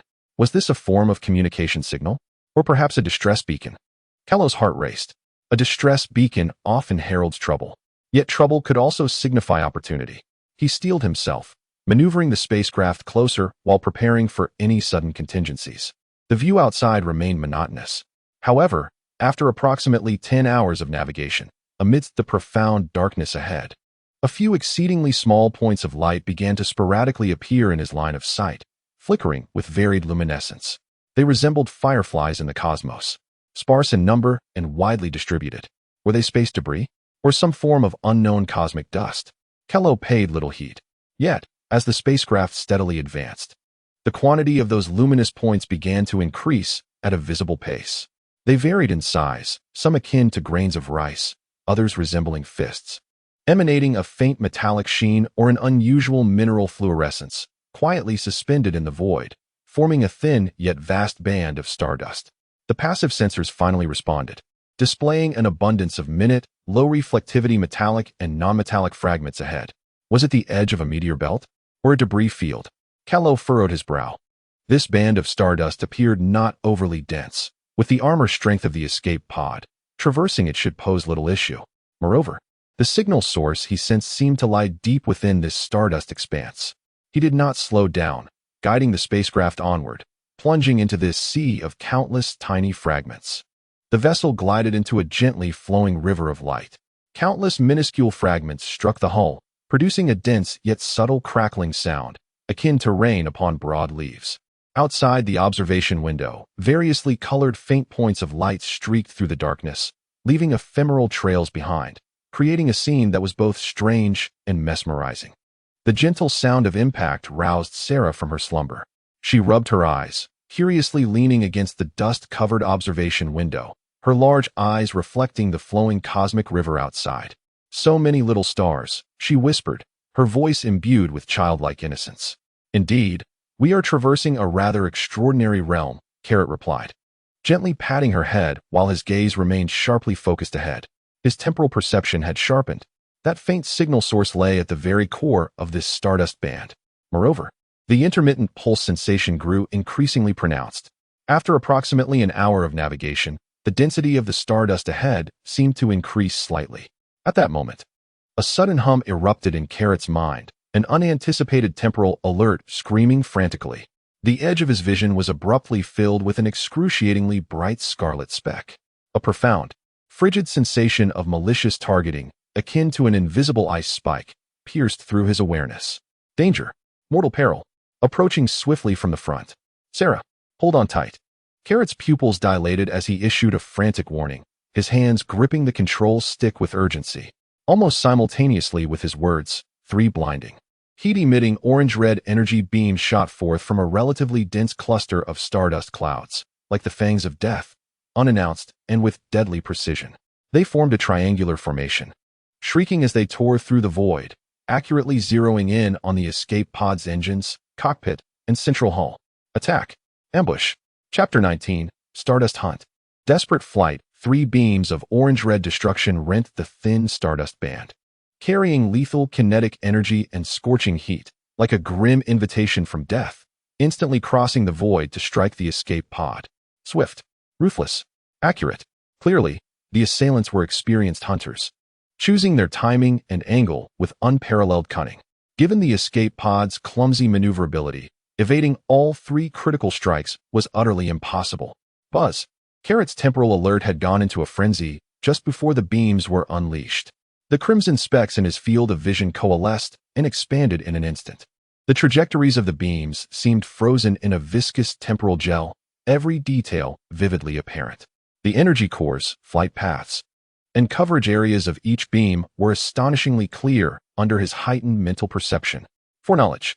Under the immense pressure of impending death, his abilities surged once more. The duration of his foresight exceeded that experienced against the scavenger's leader. The trajectories were clearer than ever. He could not withstand the onslaught. Evasion was imperative. Utilize the stardust. A daring thought flashed through Carrot's exceptionally lucid mind, sparked by his premonition. He spotted it. Just ahead, beneath the beam's trajectories, lay the only potential cover, a massive fragment of unknown metallic ore, the size of a truck, emitting a faint blue glow. Hard right. Overload the engine. Carrot silently roared within his mental realm, gripping the control stick as if it were a vice, exerting every ounce of strength to pull it hard to the right. Simultaneously, his left foot stomped down on the engine overload pedal, an improvised, physically activated emergency button. Boom! The aging escape pod's single rear engine emitted a tortured howl under the strain. The azure tail flame erupted into a wild, blinding fury. A formidable thrust, far exceeding the limits of design, forcefully impacted the hull of the vessel. The entire spacecraft emitted a spine-chilling metallic groan, akin to a gyroscope mercilessly lashed, violently careening towards the enormous shard of blue luminescent mineral ahead. Whoosh! Boom! The first targeting beam grazed the edge of the ferocious jet of flames, leaving a charred gash deep enough to expose the bones on the engine's exterior, erupting a cascade of sparks. The tumultuous shockwave intensified the vessel's spinning. The second targeting beam struck fiercely against the armor on the left flank of the ship. Amidst the deafening explosion, a plate of armor the size of a basin was violently torn away, exposing the tangled pipelines and flickering, perilous wires within. The ship tilted sharply to the left under the explosive impact. Meanwhile, the third beam, aimed directly at the cockpit, was narrowly evaded through Kalot's precise foresight and control as the vessel executed a fierce rightward maneuver. The beam whizzed past the severely inclined top of the ship, vanishing into the profound darkness. Thunderous crash. Crack. The spacecraft, amidst wild maneuvers and explosive shocks, collided brutally with the massive shard of blue mineral that served as cover. The violent impact produced a heart-wrenching sound of metal distorting. The already cracked observation window instantly spread into a web of fissures, Kalat and Sela were violently thrown against the cabin wall by the immense inertia. Kalat shielded Sela with his body, his back slamming against the cold metal. The excruciating pain momentarily clouding his vision and causing a metallic taste to surge in his throat. "Brother," Sela cried out in terror. "Don't be afraid. Hold on tight." Kalat roared through the agony. He fixed his gaze through the spiderweb cracks of the observation window, intensely focused on the direction from which the beam had originated. The cloud of stardust was swept away by the explosive shockwave, revealing the hidden assailants behind. 3. Sinisterly designed spacecraft. They were smaller and more aerodynamic than the Frieza Force's assault ships, resembling 3 steel predator fish gliding through the sea of stars. Their hulls were painted in mottled dark red and iron gray, devoid of any insignia, exuding an aura of ferocity and plunder. Beneath the prow, a rugged twin-barreled energy cannon was emitting wisps of smoke, evidently the source of the previous attack. Space pirates. Kalat instantly grasped the identity of his adversaries. These marauders, prowling the remote trade routes, thrived on preying upon solitary vessels and feeble convoys. They clearly viewed Kalat's dilapidated escape pod as an easy target. "Ha! Quick on the uptake.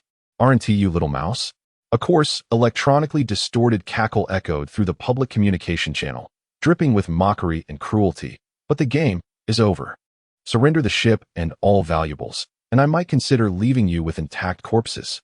Accompanied by the raucous laughter, the 3 pirate vessels, akin to sharks sensing blood, unleashed their engines, emitting a ghostly green tail flame as they fanned out to encircle Kalat.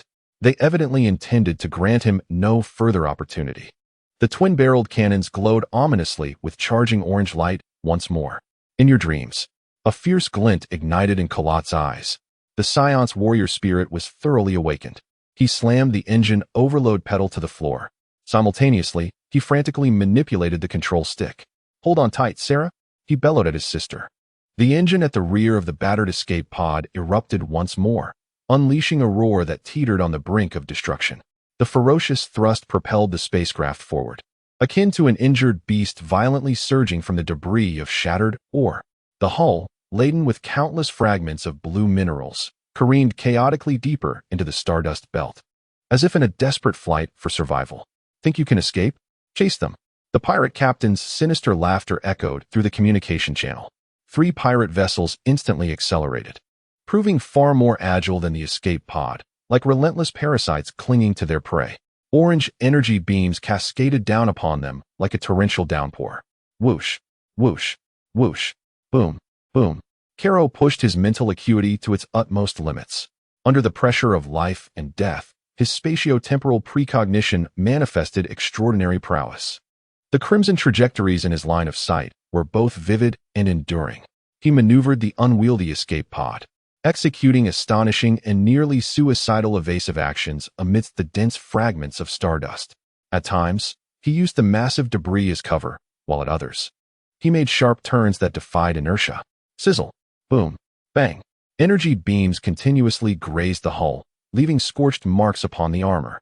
Explosive shockwaves repeatedly tossed the spacecraft, as if it were a leaf caught in a tempest. Tiny stardust particles collided with the hull like a barrage of bullets, producing an unceasing cacophony. The cracks on the observation window multiplied, threatening to shatter completely at any moment. Sera clung tightly to Karo's waist, her small face buried in her brother's embrace, trembling in response to the violent jolts of the spacecraft. Extreme fear rendered her tiny body taut, yet this time, she refrained from crying out, instead exerting all her strength to hold onto her brother, as if he were her sole pillar of support. During a perilous evasive maneuver, Karo narrowly avoided 2 intersecting beams of light, the spacecraft skimming perilously close to the edge of a massive asteroid. In that fleeting moment, a hum reverberated. Karo's spatio-temporal senses suddenly detected an incredibly intense and chaotic distortion of space-time emanating from a dense stardust region ahead, composed of countless tiny metallic foil pieces. Resembling a silvery fog, the disturbance was violent, turbulent, and brimming with a sense of destructive energy, as if it were a miniature spatial turbulence trap. An audacious plan rapidly took shape in Karo's mind. "Sera, trust your brother," he growled, his gaze sharp as a blade.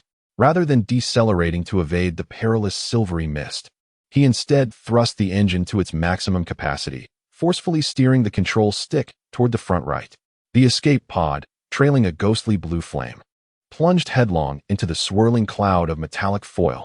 Seeking death, the pirate captain scoffed at Karo's reckless dive into the treacherous foil cloud, commanding his 3 pirate vessels to follow suit into the fray. Upon entering the foil cloud, visibility plummeted instantaneously. Countless high-speed rotating metallic foils, sharp as blades, viciously sliced and battered the spacecraft's armor and observation windows, producing a cacophony of piercing scrapes akin to a relentless rain. The cracks on the observation window visibly spread. "Lock onto him. Don't let him escape," the leader roared into the communication channel. 3 pirate vessels, utilizing their smaller size and enhanced maneuverability, weaved through the foil clouds, relentlessly pursuing the ethereal blue trail ahead. The cannon's orange glow flared once more. However, just as they were about to secure their lock, a glint of cold light flashed in Carrot's eyes. He abruptly shut down the engine overload. The furious exhaust flame vanished in an instant. Simultaneously, he gripped the control stick with all his might, forcing the ship into an almost perpendicular, physically defiant turn. The escape pod plummeted steeply below the target, vanishing into the tumultuous torrent of silver foil. What? The pirate leader was taken aback. The target signal on his sensors became exceedingly faint in an instant. Instinctively, he maneuvered the ship downward. As the 3 pirate vessels simultaneously dove, their formation momentarily scattered due to the sharp turn. Buzz! An uncontrollable maelstrom of time and space erupted violently from what appeared to be a calm sea of stardust below. The intangible fabric of space twisted, folded, and tore as if a colossal stone had been cast into a lake. Countless tiny metal foils were propelled to terrifying speeds by this force, transforming into a lethal storm of metal. No, the pirate leader could only emit a terrified scream. Boom, boom, crack, hiss. The 3 unsuspecting pirate vessels collided with an invisible meat grinder. Their bodies were instantly torn apart, twisted, and disintegrated amidst the chaotic spatial distortion and metal storm. Orange explosions erupted in succession within the silver foil clouds. Debris and fragments scattered like celestial blossoms in all directions. The chaotic energy turbulence and metal storm violently struck the escape pod, which had just completed its sharp turn and sought refuge in a relatively safe area. Bang, bang, bang. The hull shuddered violently. The already precarious cracks in the observation window splintered into gaping wounds. The frigid vacuum and ferocious energy currents surged in. Alarm lights flickered wildly. The life support system emitted a piercing overload warning. Carrot held tightly to Sera, shielding her from the incoming turbulence and flying debris.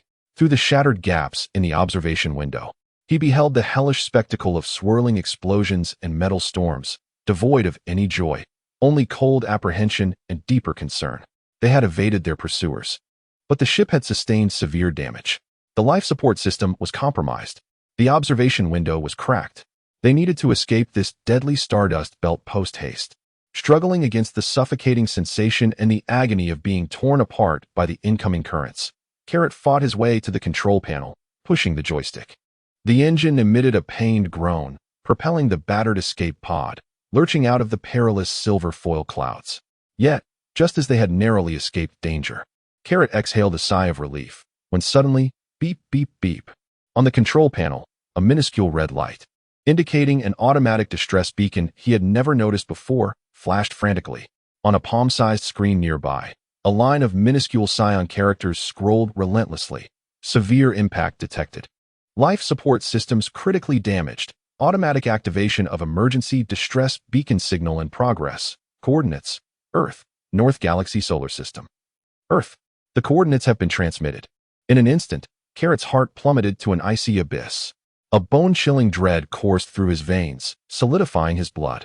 Chapter 20. The Beacon of Terror, Earth Coordinates. The piercing alarm echoed through the cramped, damaged cockpit like the mournful wails of a dying patient.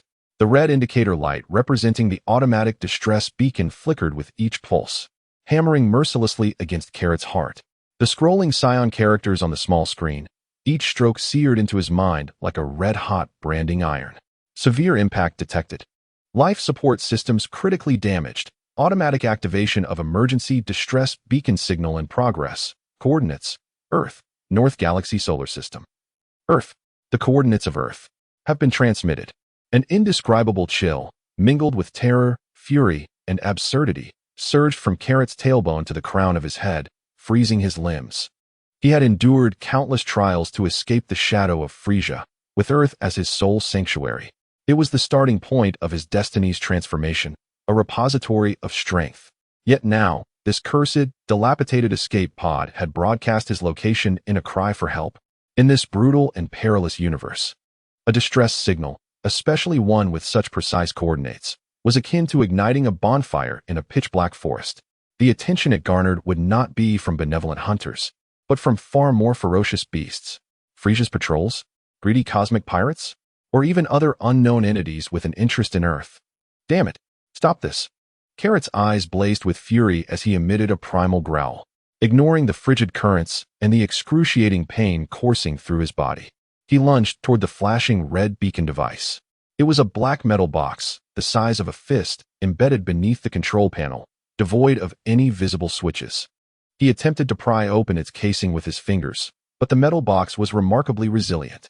He swung his fist down upon it with all his might. Bang! Bang! Bang! The heavy impacts resonated dully amidst the blaring alarm. The metal box remained unyielding, not even a dent to mark his efforts. Instead, the force reverberated through Carrot's hand, reopening wounds and causing blood to trickle between his fingers. "Brother, it's so cold." A faint, tearful voice from Sela pierced through. The influx of vacuum and the severe damage to life support sent the internal temperature plummeting. The icy turbulence sliced through his skin like blades. Sela curled up in her seat, her small face turning blue from the cold, trembling uncontrollably, her silver hair swirling in the chaos. Carrot's heart felt as though it was being relentlessly squeezed. He gazed at his sister's frost-bitten visage, then at the beacon box, which continued to flash and broadcast the deadly coordinates, an unprecedented rage and helplessness threatening to engulf him. He forced himself to regain composure. He must remain calm. First, save Sela. First, protect the ship. He abruptly turned around, his gaze sweeping over the gaping chasm where the observation window had shattered, unleashing a chaotic torrent of air. The biting wind howled, and the cabin pressure plummeted. He swiftly yanked off his already tattered coat and quickly discarded the only remaining thick vest underneath. Disregarding the exposure of his upper body to the frigid onslaught, and forcefully stuffed the vest and coat into the largest fissure of the observation window. The sound of tearing fabric echoed as the violent gusts instantly shredded the flimsy garments. Yet, with every ounce of strength, Carrot resolutely jammed the remnants of the clothing into the crevice, as if nailing them in place.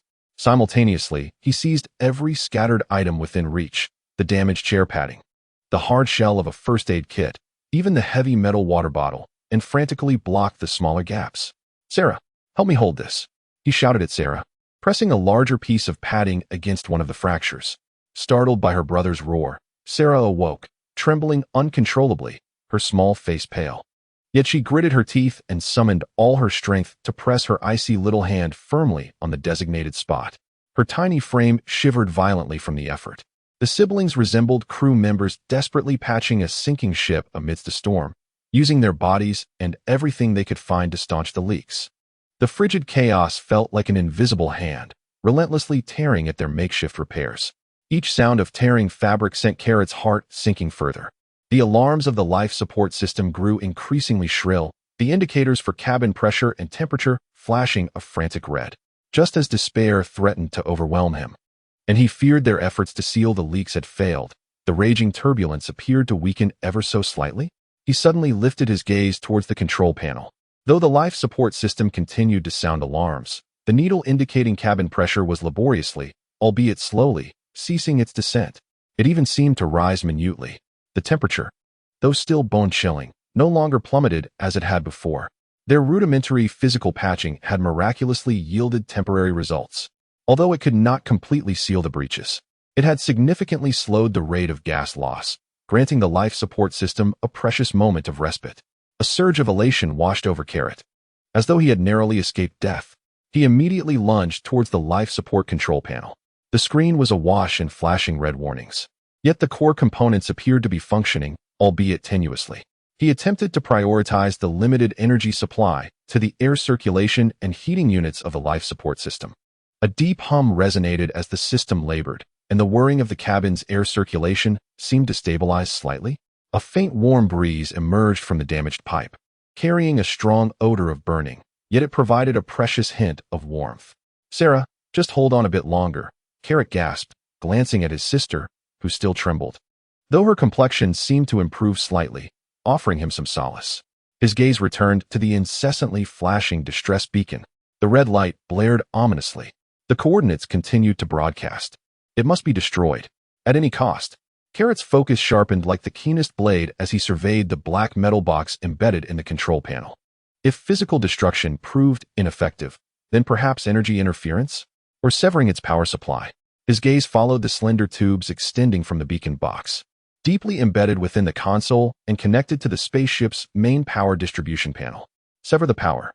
A fierce glint flashed in Karos' eyes. He seized the sharp metal pipe, previously wielded as a weapon, and thrust it forcefully into the thickest energy conduit linked to the beacon box. With a sharp hiss, brilliant blue electric sparks erupted. The metal pipe became scalding hot in an instant. A powerful current surged violently through the pipe, coursing into Karos' arm. The excruciating pain and numbing sensation nearly caused him to drop the pipe. Yet, the energy conduit snapped with a resounding crack. Beep! The piercing alarm of the distress beacon blared like a rooster with its throat grasped, emitting a sharp, prolonged cry before abruptly ceasing. The frantically flickering red indicator light on the console dimmed, as if it had exhausted its last ounce of vitality, and ultimately extinguished. Success! The signal was severed. Karo exhaled a long, weary breath, almost depleted, discarding the scalding metal pipe. His right hand trembled slightly from the electric shock, the palm charred black. He gazed at the now silent black box, but joy eluded him. The signal was interrupted, yet what of the coordinates previously transmitted? For how long had they been sent? What extent had they covered? Had they been intercepted? All remained uncertain. The risk of exposing Earth's coordinates loomed like an invisible sword of Damocles, hanging over him and the planet. He leaned wearily against the cold cabin wall, sensing the slowly rising temperature within the cabin, mingled with the persistent chill. The life support system strained under overload, emitting pained groans. Although the crack in the observation window had been temporarily sealed, tendrils of cold air still seeped through. The spaceship had sustained significant damage during their desperate escape and collision. The engine's sound now hoarse and unstable. Sera curled up in her seat, wrapped in the tattered cloth Karo had given her. Her small face remained pale, yet her breathing had steadied. Her large eyes reflecting the exhaustion and reliance of one who had survived calamity as she looked at her brother. Karo's gaze swept over the navigation star chart. They were still approximately 42 standard hours away from the unknown green coordinates. Less than 2 days remained. The road ahead remained long and perilous. The shadow of exposed Earth coordinates loomed like the deepest darkness of the cosmos, shrouding their fragile path to escape. He had to move faster. He had to be more cautious. He must reach their destination, find a way to repair the spaceship, replenish supplies, and conceal themselves before it became irrevocable. He glanced at the slumbering Sera and then turned to the observation window, gazing into the profound, star-speckled void. There lay the hidden unknown, concealing both a potential destination and endless peril. "We will survive," Karo murmured softly, his voice hoarse yet imbued with a steely resolve. He clenched his fist, his knuckles whitening from the force. Chapter 21. The wretched vessel arrives at port. Shadows of deception, the engines sputtering echoed like the labored breaths of a dying elder, intermittent. Each expulsion of azure flame appearing exceedingly arduous. The escape pod, trailing dense black smoke, meandered through the void like a staggering drunkard. The observation window bore spiderweb-like cracks, resembling the markings of a dying creature. Despite being crudely sealed by Kalat with clothing, padding, and a metal canteen, tendrils of frigid air still seeped through the gaps, emitting a mournful whistle. The life support system strained under excessive load, producing a laborious hum, as the cabin was suffused with a pungent amalgamation of charred materials, ozone, and a faint metallic tang of blood. Kalat leaned against the frigid pilot's seat, each breath accompanied by a sharp, burning pain deep within his chest. His right hand throbbed with the residual sting of electrical burns, while past injuries on his left arm and thigh ached subtly amidst the violent jolts and biting cold. Hunger gnawed at him viciously, the hollow sensation in his stomach tormenting his nerves more than the pain of his wounds. He steeled himself. his bloodshot eyes fixated intently on the navigational star chart. The red representing the escape pod approached the flickering green coordinate with excruciating slowness, yet with unwavering determination. Distance, 0.8 astronomical units. Estimated time, approximately 3 standard hours. It was getting closer. They were almost there. Nonetheless, Kalat felt no relief, only a heightened sense of vigilance. The shadow of the unintentional disclosure of Earth's coordinates weighed heavily on his heart, akin to the vastness of deep space. This unknown destination, was it a sanctuary or another treacherous trap? Sierra curled up in the co-pilot's seat, swathed in all the rags she could find, her small face still pale. Long silver hair gently swaying in the feeble warmth of the life support system. Her large eyes were half open, reflecting a mixture of exhaustion from their ordeal and a flicker of curiosity about the outside world. "Are we almost there, brother?" Sierra's voice was faint, tinged with hope. "Yes. Soon," Kalat replied, striving to keep his voice steady as he gently patted his sister's cold little hand. "Just hold on a bit longer." Time slipped away in agonizing increments amid the engine's tortured wails and the life support system's struggles. 3 hours stretched out like 3 centuries. Kalat maintained the bare minimum of control while forcing himself into shallow meditation, attempting to restore a semblance of his waning mental strength while remaining alert for any potential tracking signals. At last, the navigational star chart emitted a soft beep. The green coordinate merged with the red dot. Target coordinate area reached. Kalat sat up abruptly, battling dizziness as he lunged toward the cracked observation window, peering through the murky glass and the gaps in the makeshift seals, straining to see ahead. What lay before him caused Kalat's pupils to constrict sharply as he gasped in disbelief. There was no verdant planet, no space station, no floating supply platform. Against the cold, desolate backdrop of the universe, a colossal, suffocating metallic structure loomed. It was a perfect ring, its diameter estimated to exceed several dozen kilometers, entirely covered in a dull, gray-black alloy armor that bore the scars of eons. The surface of this ring was riddled with immense, geometrically arranged indentations and protrusions, crisscrossed by thick energy conduits resembling veins. The entire structure bore no visible portholes, lights, or thruster nozzles, exuding a desolate stillness akin to the frigid skeleton of a colossal cosmic beast. At the heart of the annular formation's central aperture, rather than void, there rippled a peculiar realm, distorting light like the undulating surface of water. The hues of this area shifted continually, at times profound as ink, at others flowing with eerie purples or greens, emanating a disquieting, unnatural sense of space-time fluctuations. What was presented here could hardly be deemed a supply point.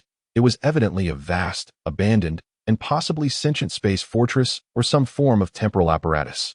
Kalat murmured to himself, recalling the indistinct characters on the navigational star chart. The name seemed tailor-made for the bizarre creation before him. Buzz. Just as the escape pod approached the edge of the enormous ring structure known as the gate, an immensely powerful, coldly scanning, non-biological mental wave swept across the entire vessel like an invisible spotlight. Kalat felt as though his soul were being caressed by icy metal tendrils, his hairs standing on end. In the next moment, hissing, 3 blinding blue beams of attraction shot forth unexpectedly from an inconspicuous recess at the edge of the structure, locking onto the escape pod's hull with precision. The immense magnetic force acted instantaneously, gripping the escape pod as if by an unseen hand, suppressing the engine's struggles in an instant, forcibly dragging the vessel towards a massive docking bay that resembled a gaping maw at the outer edge of the circular structure. "Brother," Sela cried out in terror, clinging tightly to Kalat's arm. "Do not fear," Kalat growled, his gaze sharp as an eagle's. He did not resist the pulling beams. Instead, he wisely shut down the engine, which was on the verge of collapse, conserving the last vestiges of energy. His mental acuity heightened to its limits. The space-time alert was drawn taut like a bowstring, ready to confront any imminent peril. The escape pod was smoothly drawn into the vast, shadowy docking bay. The hatch closed behind them with a heavy, soundless thud, sealing them off from the starlight beyond.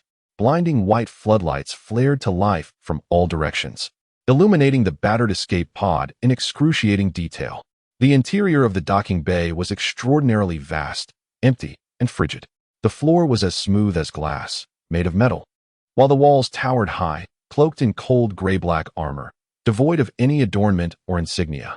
The air was thick with a chilling scent reminiscent of ozone mixed with metallic rust, along with a faint, low-frequency vibration that emanated from beneath their feet. The docking bay was not devoid of presence. Approximately 100 meters from the escape pod stood 3 humanoid machines. Towering above 3 meters, they were clad in sleek, dark silver metal armor, their lines sharp and unembellished. Their heads were smooth hemispheres, lacking features, with only 2 oval optical sensors radiating a chilling red glow. The ends of their arms bore not hands, but sharp cutting blades shimmering with azure energy and the ominous mouths of firearms. Their legs were designed with reverse joints, featuring evident hydraulic cushioning mechanisms. They stood there like cold sculptures, exuding a suffocating aura of slaughter, security robots, and they were anything but benevolent. Karo's heart plummeted to the depths. This place was far from a sanctuary. An icy, emotionless synthetic voice echoed throughout the vast docking bay. As if emanating from all directions, unauthorized intruder detected, biometric readings, Scion spacecraft status, severely damaged. Threat assessment, low. The chilling red optical eyes focused on the cracked observation window of the escape pod, locking onto Karo and Sera. Execute standard eradication protocol. Target, biological entity elimination, spacecraft retrieval. The cold electronic voice coldly pronounced their death sentence. Buzz. The optical eyes of the 3 security robots flared with blinding red light. Without any preliminary movement, their hydraulic leg joints compressed forcefully, emitting a dull metallic grinding sound against the floor. In the next instant, boom, boom, boom, 3 dark silver figures surged forward like cannonballs, tearing through the air with terrifying kinetic energy and a frigid intent to kill, hurtling towards the escape pod. The sharp energy-cutting blades reflected a deadly glimmer under the floodlights. The dark muzzles began to charge, the orange-red glow coalescing within the chambers. The scythe of death swung down once more. Chapter 22. The icy battlefield. Silver blades tear through the void. The 3 dark silver killing machines, like bolts of deathly lightning, instantly traversed 100 meters. Their heavy metallic feet struck the smooth docking bay floor, producing a resounding boom. The cold red optical eyes fixated on the battered escape pod, as if locking onto prey within arm's reach. Sera, get down. Hide behind the seat. Karo screamed with a heart-wrenching roar. He lunged toward the control console, not to operate the spacecraft. The engines were already off, but to muster all his strength and violently yank a massive rusted red lever marked for emergency hatch ejection. Creak. Boom.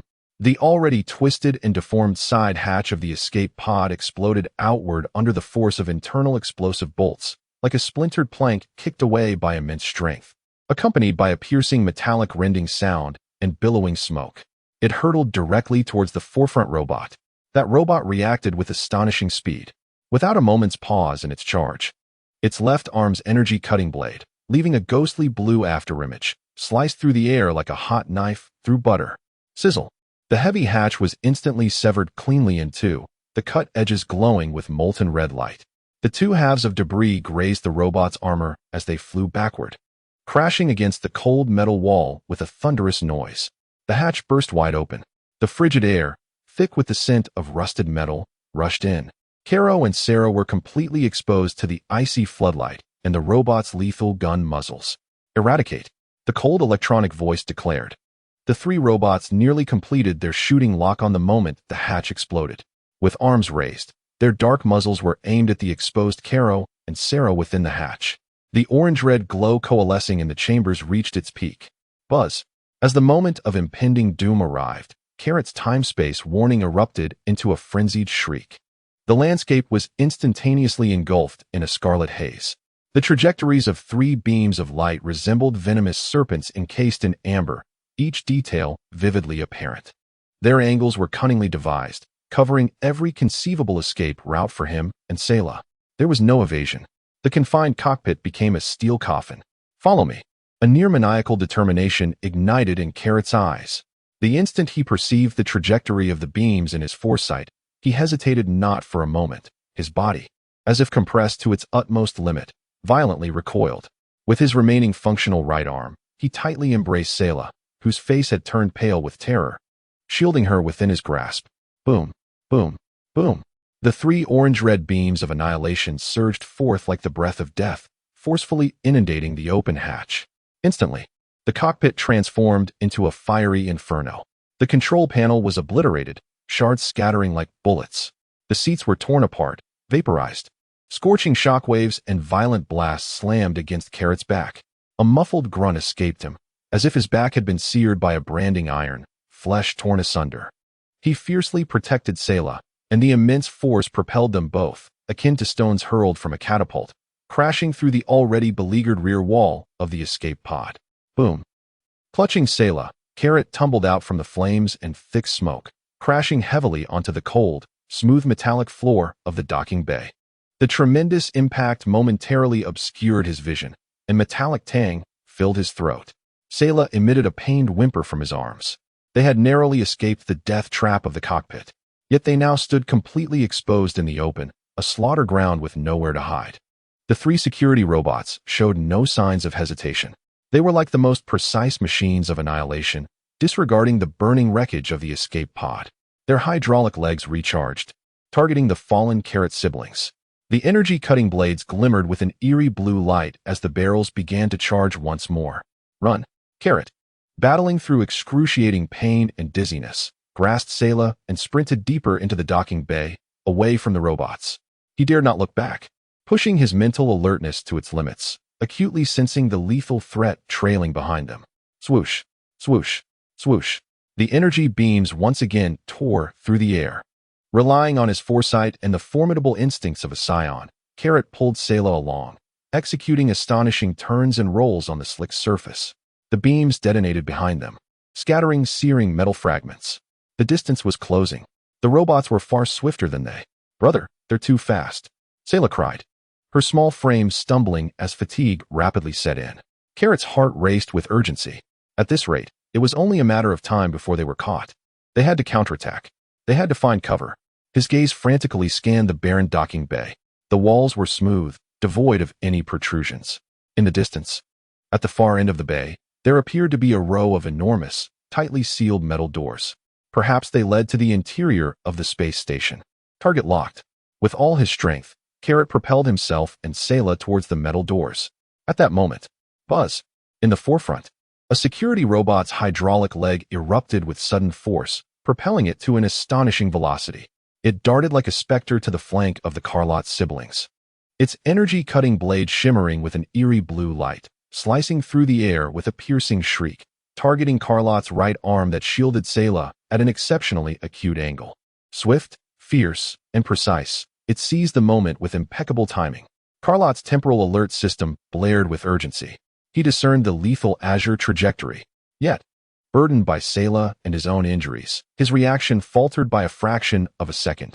To block or evade would surely place Sela in immediate peril. Get away! A fierce glint ignited in Carlot's eyes. The Scion's indomitable spirit surged. Rather than retreating, he propelled Sela fiercely to the side and forward. Simultaneously, he clenched his unscathed right fist, the knuckles cracking from the exertion, channeling every ounce of his remaining strength and the fury born from desperation into that singular punch. The target, the robot's smooth, hemispherical head, a sacrifice for survival, or perhaps a gamble for a fleeting chance at life. With a swift hiss, the azure energy blade sliced effortlessly into the exterior of Carlot's left arm. An instant of searing pain engulfed him. Blood mingled with vaporized flesh erupted forth. The wound, deep enough to expose bone, glimmered ominously with charred edges from the energy's scorching touch. Nevertheless, Carlot's right fist, propelled by unwavering resolve, struck the robot's polished head like a cannonball. A thunderous crash echoed, resonating with a heart-stopping intensity. The robot's head, forged from high-strength alloy, caved inward under Carlot's superhuman force, deforming under the impact. Fine cracks spread like a spider's web across its surface. Its right eye sensor, emitting a cold red glow, flickered erratically, releasing a cacophony of electronic static before extinguishing completely. The robot's momentum faltered, as if its spine had been severed, stumbling sideways in a precarious tilt. Success was achieved, but at a grave cost. Carlot stifled a groan as excruciating pain radiated from his left arm, threatening to plunge him into unconsciousness. Blood poured forth like a gushing spring. Yet, he could not afford to assess his injuries, for the assault of 2 additional robots was imminent. Energy beams and another energy-cutting blade. Shrieking with the promise of death, surged forth simultaneously. Sayla, run. Over there. Carlot exerted the last of his strength to thrust Sayla toward the metallic doors, while he himself, propelled by the recoil of his strike, tumbled awkwardly to the side and rear. With a hiss and a boom, an energy beam grazed his scalp, singeing his hair with a fiery gust. The other blade struck the ground where he had just been, leaving a deep, molten scar that reached several inches into the surface. Carlot rolled several meters, struggling to kneel on one knee, gasping for breath, his left arm hanging limply, blood staining the metallic floor beneath him. His complexion turned ashen, cold sweat mingling with the crimson flow. His vision blurred from blood loss and agony. Two intact security robots showed no signs of hesitation, advancing like frigid harbingers of death, their optical sensors locking onto Carlot as though he were a wounded prey. Sierra was thrust to the ground, and as she turned to look back, she beheld her brother, drenched in blood, cornered by two terrifying robots in a dire predicament. An indescribable surge of emotion, a volatile mixture of profound fear, rage, and an instinctive desire to protect, erupted within her small chest like a dormant volcano awakened. "Do not harm my brother." A cry, tinged with desperation, yet piercing the air with its sharpness, erupted from Sierra's throat. Buzz, an imperceptible yet chillingly profound wave of space-time surged forth from her diminutive form like the cataclysmic explosion of a supernova. This time, the wave transcended her own confines, sweeping through the entire docking bay as if a colossal stone had been cast into a tranquil lake. Clank. Zzz. The two security robots, poised to deliver a fatal strike, abruptly froze, their movements rendered painfully rigid and sluggish. The hydraulic mechanisms in their legs emitted a deafening screech, as if ensnared by invisible chains. The energy blades of their arms and the beams of their weapons flickered erratically, fluctuating in intensity. The red glow of their optical sensors blinked chaotically, reminiscent of a faulty light bulb. Within the docking bay, the glaring searchlights distorted violently, akin to flames submerged in water, oscillating in a disarray of light and shadow. The faint vibrations that once pervaded the air vanished, replaced by an eerie silence. As if time itself had come to a standstill, Sierra floated midair. Her long silver hair danced wildly as if caught in an unseen tempest, each strand standing erect like a blazing silver flame. Visible arcs of blue and white electricity flickered amidst her hair, with her eyes tightly shut and long eyelashes quivering. Her petite face bore no expression, only an almost divine chill and indifference. Through her closed eyelids, it seemed a silvery light swirled frantically within her pupils. Carlot stared at his sister, suspended in the air like a deity descending from above, his heart filled with an ineffable mix of awe and trepidation. This power was overwhelming. It was also perilously unstable. The two robots, severely disrupted by the space-time fluctuations, struggled like rusted machinery, attempting to reacquire their targets with sluggish and contorted motions. An opportunity. A glint of cold determination flashed in Carlot's eyes. He stifled the excruciating pain in his left arm and the dizziness from blood loss, summoning every ounce of strength remaining in him to leap from the ground. Like an injured tiger pouncing upon its prey, he aimed for the robot he had severely damaged, which now struggled to rise. His uninjured right hand shot forth with lightning speed, not to strike the armor, but to seize the edge of the robot's deformed head, where he had previously inflicted a deep dent. "Open up!" Carlot roared like a beast, his muscles taut to the limit, veins bulging. The terrifying power of a scion on the brink of death surged forth in that moment. With a visceral tearing sound, metal shrieked and fractured. The already contorted alloy head of the robot was forcefully ripped apart by Carlot along the crack. Within, a complex web of glimmering sparks, intertwined with intricate circuitry and energy conduits, was revealed. Without a moment's hesitation, Carlot thrust his bloodied right hand into the exposed interior like the most savage of weapons, seized the blue crystalline core, emanating a potent wave of energy, encased in layers of protective shells. Shatter. With fingers clenched tight, a ferocious power erupted in an instant. Crack. The blue energy core shattered in Carlot's grasp, as fragile as glass. Buzz. The robot, its head torn apart, froze abruptly. The crimson glow in its eyes extinguished as if all vitality had been siphoned away, collapsing into a heap of cold scrap metal. Another robot, momentarily freed from Sera's interference, seemed to break some of its constraints, its energy-cutting blade glowing with a sluggish azure light, slicing viciously towards Kalat's back. Having just destroyed one, Kalat was spent, his strength waning, with an opening now exposed. "Brother, be careful." Suspended in midair, Sera sensed the imminent danger, her tightly shut eyes suddenly parting to reveal a narrow slit. A silvery light erupted from her pupils, palpable as if it were a tangible force. Buzz. A more intense distortion of space-time enveloped the attacking robot in an instant. Whoosh. The robot's motion became agonizingly slow and distorted, as if struggling in thick syrup. The trajectory of the cutting blade traced an erratic, disjointed arc through the air, barely grazing Kalat's back and leaving only a faint burn mark on his armor. Seizing this perilous opportunity, Kalat spun like a whirlwind, his intact right leg striking like a steel whip, with a deafening crack as he aimed for the robot's relatively vulnerable waist joint, exposed by its distorted movements. Bang! Crack! A heavy thud resonated alongside the sharp snap of metal structures breaking. The robot's waist twisted grotesquely from the force of the kick, its upper body bending backward like a broken reed. The crimson light in its eyes flickered wildly before extinguishing completely, its massive metallic form crashing to the ground, kicking up a cloud of dust. The third robot, the only one still relatively intact, finally broke free from Sera's interference.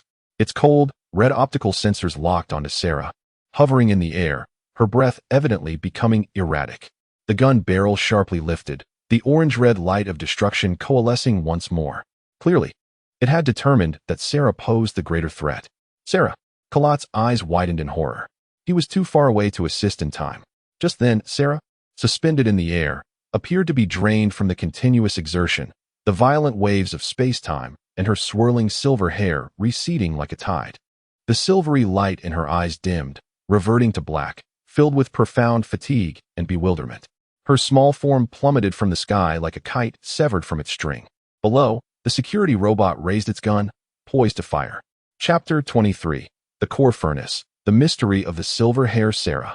Kalat's anguished scream echoed through the vast dock. Steeped in despair, he watched helplessly as his sister's diminutive figure fell like a bird with broken wings towards the lethal machine, its gun aimed to kill. The distance was insurmountable. His injured body could not reach her in time. Time seemed to stretch infinitely.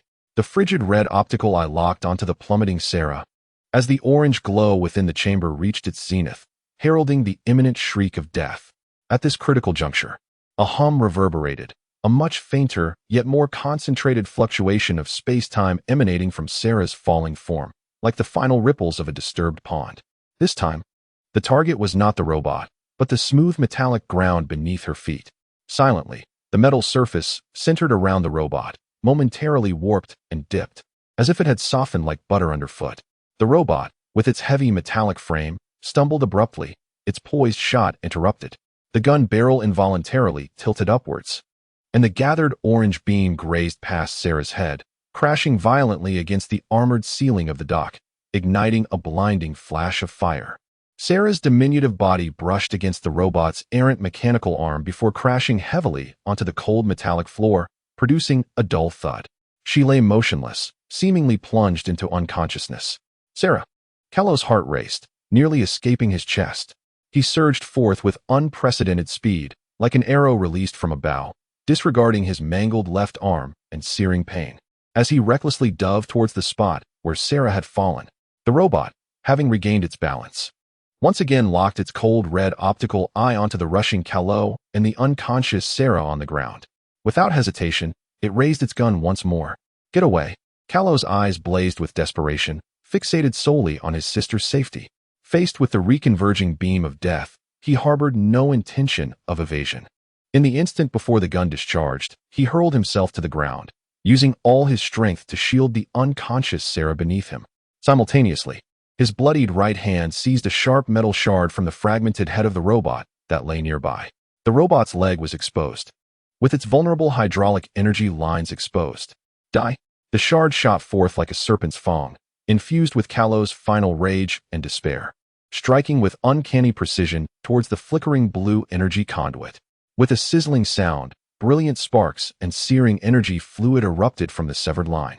The hydraulic system supporting the robot's leg failed instantaneously, causing its heavy frame to tilt perilously towards the damaged side. Its imminent beam of light veered off course, narrowly missing Kaioshin and Sera. With a thunderous crash, the unbalanced robot toppled to the ground, its metallic body reverberating against the floor. It struggled to rise, yet the compromised hydraulic system rendered its movements clumsy and sluggish. Kaioshin seized this fleeting opportunity. He grasped the unconscious Sera tightly in his arms and summoned the last vestiges of his strength, sprinting towards the immense metallic doors at the end of the dock. He dared not look back, pushing his speed to its limits. Blood gushed from the wound on his left arm, dripping onto the smooth metallic surface behind him, leaving a stark, crimson trail. Behind him, the fallen robot emitted an enraged electronic buzz, struggling to rise and pursue, but its damaged legs severely hindered its speed. The metallic door loomed ever closer. Kaioshin could even discern the intricate mechanical structures and faint energy patterns adorning the door. Just as he was about to dash before the door, a hum erupted. An invisible energy force field suddenly burst forth from the door, akin to colliding with an intangible wall. Kaioshin, clutching Sera, slammed violently against the force field, the tremendous backlash causing his vision to darken, nearly rendering him unconscious. Sera in his arms let out a faint groan from the jarring impact. Damn it! Kaioshin gazed at the door, so near yet utterly unreachable, his heart laden with despair. An energy barrier stood before it. He abruptly turned back. The robot, with its damaged legs, had managed to struggle into a half-kneeling position, despite its mobility issues. Its energy-cutting blades and gun barrels were once again aimed at them. Further away, the robot he had previously severed at the waist seemed to stir with renewed movement.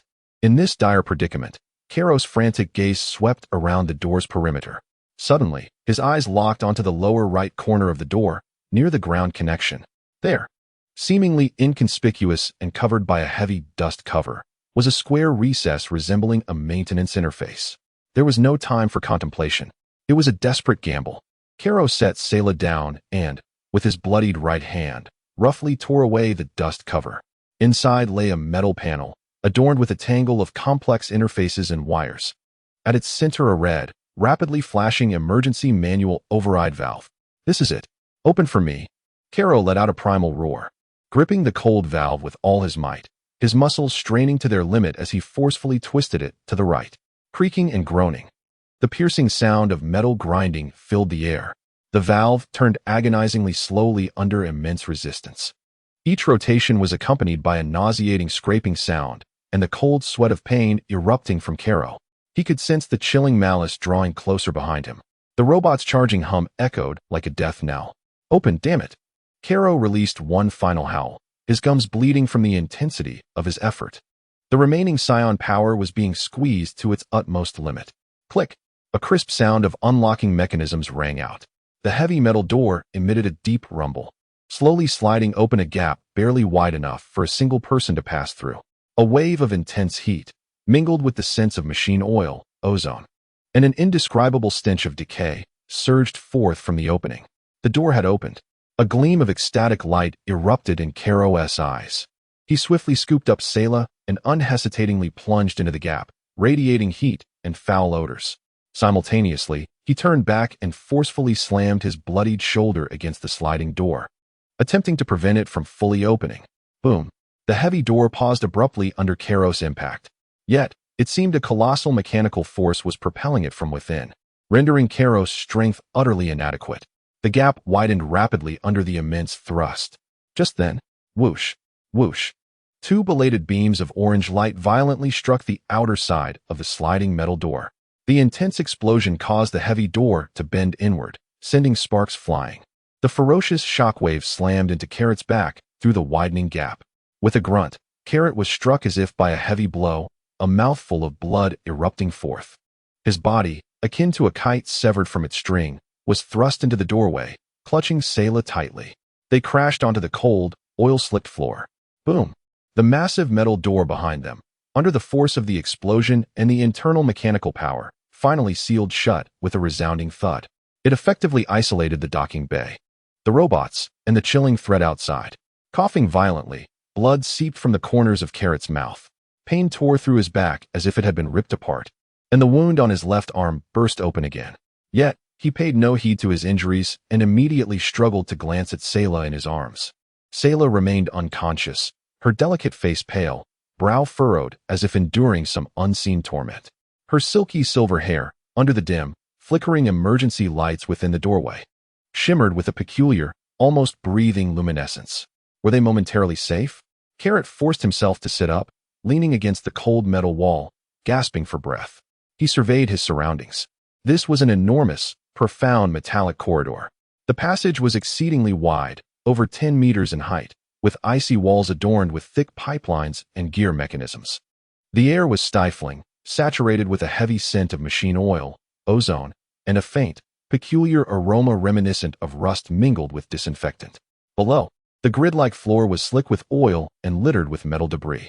Sparse emergency light tubes above emitted a dim, flickering glow, casting gigantic shadows upon the walls, resembling a fearsome beast with claws bared. The depths of the corridor vanished into darkness, devoid of an end, only a low, resonant hum, akin to the operation of a colossal engine, faintly emanating from the abyss. This was the interior of the door, a vast, intricate, silent, and enigmatic steel labyrinth. Carrot looked down at Sayla, her brow still tightly knit in unconsciousness, her silver hair shimmering faintly. The enigma surrounding the power within his sister, the eerie growth of her silver hair, and the cavernous space station resembling a beast's lair enveloped them in a dense shroud of darkness. He tore a strip from his relatively clean inner garment to rebandage the horrific wound on his left arm and checked Sayla again, confirming she bore no visible injuries and her breathing remained steady. They must escape this place, find a relatively safe location to tend to their wounds, awaken Sayla, and decipher the circumstances of this cursed place. Carrot lifted Sayla, enduring the excruciating pain coursing through his body, and cautiously peered into the unknown darkness of the corridor. The engine's hum resonated like the heartbeat of a monstrous creature, emanating from the depths of darkness, imbued with a disquieting allure. Would that lead to an exit? Or to a deeper trap? Chapter 24. The Steel Maze. Whispering coldly, the air within the passage was as oppressive as a solid block of lead. The heavy scent of machine oil, ozone, and an indescribable decaying aroma amalgamated, each breath carrying a searing and pungent sensation. The grid-like floor beneath his feet was slick with a viscous black oil, making each step exceedingly arduous. Enormous shadows twisted and swayed under the flickering, dim light, as if concealing a monster poised to devour the unwary. Carrot cradled the unconscious Sera, treading with utmost caution, his mental awareness heightened to its zenith, resembling invisible radar waves, meticulously probing the vast and empty corridor. The temporal warning resonated like a taut bowstring. Any slightest disturbance could incite a fatal response. The wound on his left arm throbbed with searing pain and an unsettling itch in the oppressive heat, while the dizziness from blood loss gnawed at his resolve like a relentless parasite. He could only rely on an overwhelming will to survive and the fervent desire to protect his sister, clinging fiercely to that resolve. The corridor appeared endless. Massive pipelines and gear mechanisms flanked either side, resembling the veins and bones of a colossal beast, silently stretching into the abyss. The low hum of the engine grew increasingly distinct, accompanied by a rhythmic vibration emanating from the metallic grid beneath his feet. Occasionally, the distant creaking of twisted metal or the gurgling sound of liquid flowing within the pipes pierced through the suffocating silence, jarring in its sharpness. Sera stirred uneasily in Carrot's arms, emitting a faint groan, her long eyelashes fluttering, hinting at signs of awakening. Her silvery hair, shimmering with a soft luminescence, stood out even more in the dim light. "Sera?" Carrot halted, softly calling her name. Slowly, Sera opened her eyes, her pupils reflecting a dazed confusion and frailty. She gazed at her brother's face, marred with blood and sweat, then glanced around the vast, cold, and unfamiliar metallic corridor, her wide eyes suddenly brimming with fear. "Brother, where are we? It's so dark and frightening." Her small hands clutched tightly at Carrot's clothing, her voice trembling with the threat of tears. "Do not fear, Sera. We are within that great iron ring." Carrot endeavored to steady his voice, gently patting her back, reassuring her that the iron clumps were kept at bay. "We are safe for now. My head hurts, and I'm so tired," Sera murmured weakly, her small face still pale. Carrot's heart ached for his sister. He understood the immense toll that the two recent bursts of terrifying temporal power had taken on her fragile body and spirit. He needed to locate water and food swiftly to replenish her strength. Holding Sera close, he continued down the corridor. After walking for approximately 10 minutes, a fork appeared ahead. One path continued straight toward the direction of the engine's hum, while the other veered left, the corridor seeming narrower. With the peculiar scent of rust mingled with disinfectant growing more pronounced, Carrot hesitated. The engine's direction might lead to the core area, but it could also harbor greater dangers. The odor from the left corridor stirred a sense of unease within him, yet it might also yield valuable discoveries. He opted to turn left. The passage indeed narrowed slightly, yet remained quite spacious. The pipes on the walls were more densely packed, with some thick conduits displaying dark red rust. The aroma of disinfectant blended with rust intensified, even tinged with an indescribable, faintly sweet metallic scent. Carrot's heart quickened, and he lightened his steps. After advancing nearly 100 meters, a heavy, metal airtight door adorned with circular rivets loomed at the end of the passage. At the center of the door was a colossal, helm-like rotary valve. The door bore no markings, save for a hastily spray-painted, dark red symbol that had long since faded, depicting a triangle arrow pointing downward encircled by a ring. The door was not entirely shut, leaving a narrow gap just wide enough for a person to slip through sideways. An overwhelming scent, a strange amalgamation of disinfectant, rust, and a sickly sweetness, emanated from the crevice. Kalat carefully placed Sera in a relatively clean corner beside the door. "Sera, wait here for your brother. Do not move or make a sound," he instructed in a hushed tone, his expression unusually grave. Sera nodded vigorously, curling up in the corner. Her small hands pressed tightly against her mouth, her large eyes filled with anxiety. Taking a deep breath to suppress his unease, Kalat squeezed through the narrow opening. The sight inside froze him in place, a chill rushing from his feet to the crown of his head. It was an expansive space reminiscent of a warehouse. However, instead of goods, it was filled with cold metallic coffins. Countless rectangular metal capsules, forged from high-strength alloy, were arranged in neat rows and layers, extending into the darkness at the far end. The sheer number was enough to make one's scalp crawl. Each metallic surface was coated with a thick layer of dust and grime, connected by various long-dried pipeline interfaces. Most observation windows on the capsules were grimy, obscuring any view of the dark interiors. The air was thick with the nauseating scent of sweet decay mingled with disinfectant and rust. In an instant, Kalat recognized the source of the smell: aged, congealed blood, and the lingering remnants of decaying biological tissue. Was this a vast morgue, or perhaps a repository for experimental subjects? His heart raced wildly. He cautiously approached the nearest row of metal capsules. Through the dust-covered observation window, he vaguely discerned what appeared to be a humanoid outline within. However, the silhouette was distorted and grotesque, its limbs suggesting an inhuman structure. Some observation windows were shattered, revealing remnants of a bizarre, withered substance resembling tree roots. Fear coiled around his heart like a frigid vine. What had transpired here? He suppressed his discomfort and pressed deeper into the silence of the space, where only his footsteps echoed in the emptiness. He needed to find something useful: water, food, or perhaps a weapon. In the central area, he discovered a relatively isolated zone.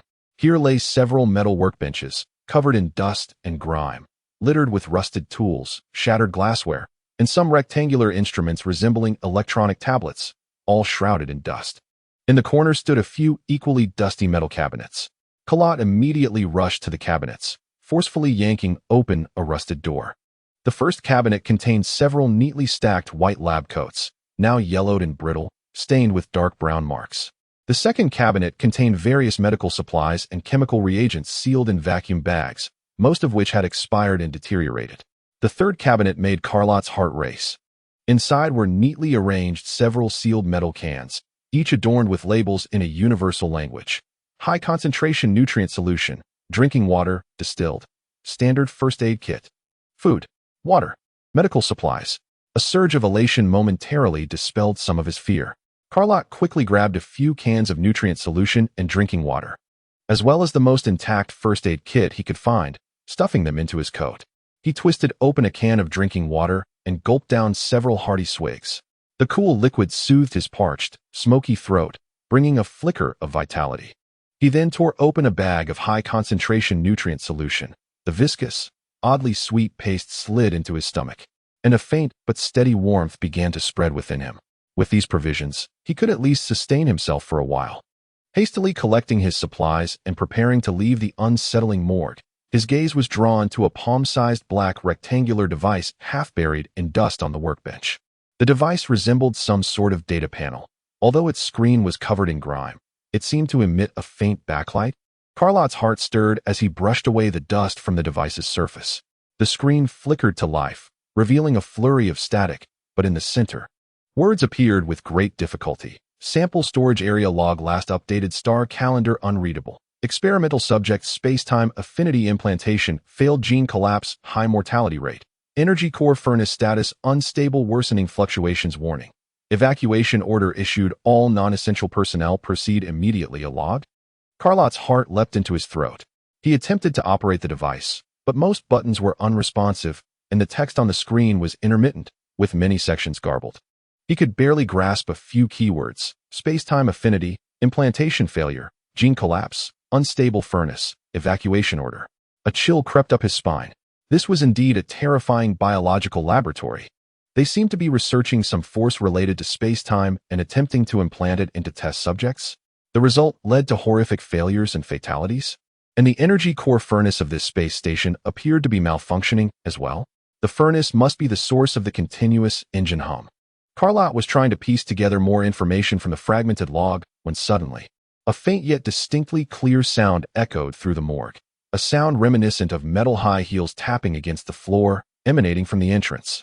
The sound was measured in cold, creating a jarring resonance in the deathly silence of the space. It was not the heavy footsteps of a robot. It was human. Carlot's hair stood on end. He swiftly extinguished the screen of the device, concealing it within his coat, while his body instinctively crouched low like a leopard, darting into the shadows of the nearest row of metal pots. His right hand reflexively reached for his waist, where only a half shard of sharp metal remained as a weapon. The sound of footsteps grew ever closer, accompanied by a voice that was ancient and hoarse, akin to the rasp of sandpaper, reverberating through the desolate morgue with an unsettling, nerve-wracking cadence. I knew you would return. Those disobedient little mice always yearning to escape their cage. Behold, behold, behold these failed specimens. This is the fate of insubordination. Fresh little mice. I can smell the scent of fear and the aroma of blood. Chapter 25. At the edge of the furnace, whispers of madness clack, clack, clack. The metallic heels echoed against the ground like a chilling drumbeat in the deathly silence of the morgue, each step striking against Carlot's taut nerves. The ancient, hoarse voice, imbued with a sinister nervousness and a twisted thrill, drew ever nearer. Fresh blood, sweetened by fear, what a delectable scent. The voice slithered like a venomous serpent, winding through the vast metallic chambers. Have the little mice hidden well? Let old Toby see where the new cuties are. In the shadows, Carlot held his breath, his body frozen like stone, pressed tightly against the cold metal of the chamber. In his arms, Sera seemed to sense the impending danger, her small form trembling slightly in unconsciousness. Carlot's right hand gripped a jagged piece of metal tightly, his knuckles turning pale from the strain. His mental acuity heightened to its peak.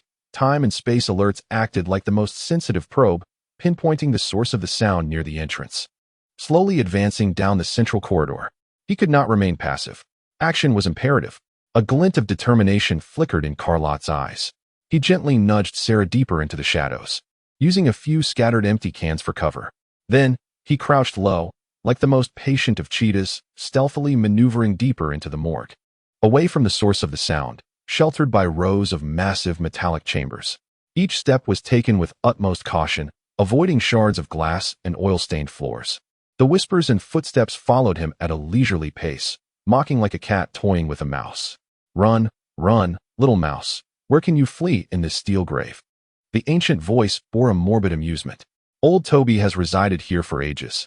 Every inch of this metal knows me, just as I know those disobedient test subjects.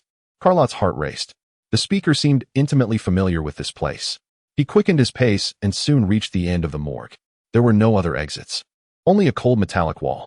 At the base of the wall, a massive vent, covered by a heavy dust shield, caught his attention. An escape route. He immediately rushed over, prying open the rusty latch with the metal shard and lifting the heavy dust cover. A wave of intense heat and the mingled scent of machine oil and decay assaulted him. The interior of the duct was pitch black, barely wide enough for a person to crawl through, with a stronger engine hum and warm air emanating from within. This was it.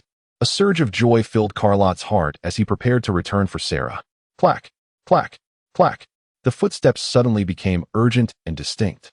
Not far behind him, that ancient voice, laced with a hint of furious embarrassment, pierced the air. Thinking of escaping through the vent? Cunning little mouse. Leave it to me. Carlot abruptly turned around.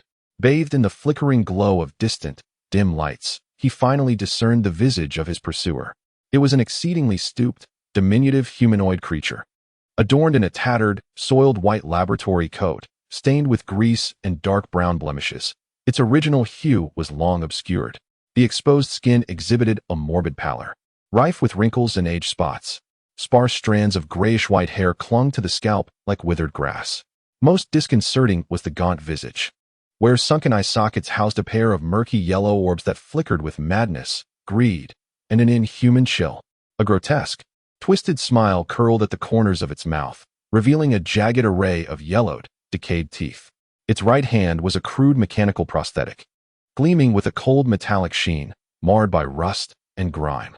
At this moment, the mechanical hand gripped an oddly shaped energy pistol, short-barreled and emanating an ominous green glow. Its muzzle steadily aimed at Carlot. "Heh, I've caught you," cackled the self-proclaimed old Toby, his yellowed eyes fixated on Carlot. What perfect experimental material. This young scion is brimming with vitality, far superior to those failed specimens. Carlot's heart plummeted. His lineage had been recognized. He was deemed a new subject for experimentation. Clenching the metallic shard in his hand, his body subtly lowered, akin to a coiled cheetah poised to spring. His gaze icy as it bore into old Toby and the energy pistol he wielded. "Release us." Carlot's voice was hoarse and deep, imbued with an undeniable resolve. "Or face death." "Leave." "Ha." Old Toby guffawed, as if he had heard the grandest jest, shaking with laughter, the mechanical limb producing a cacophony of clicks. "You think you can just walk out?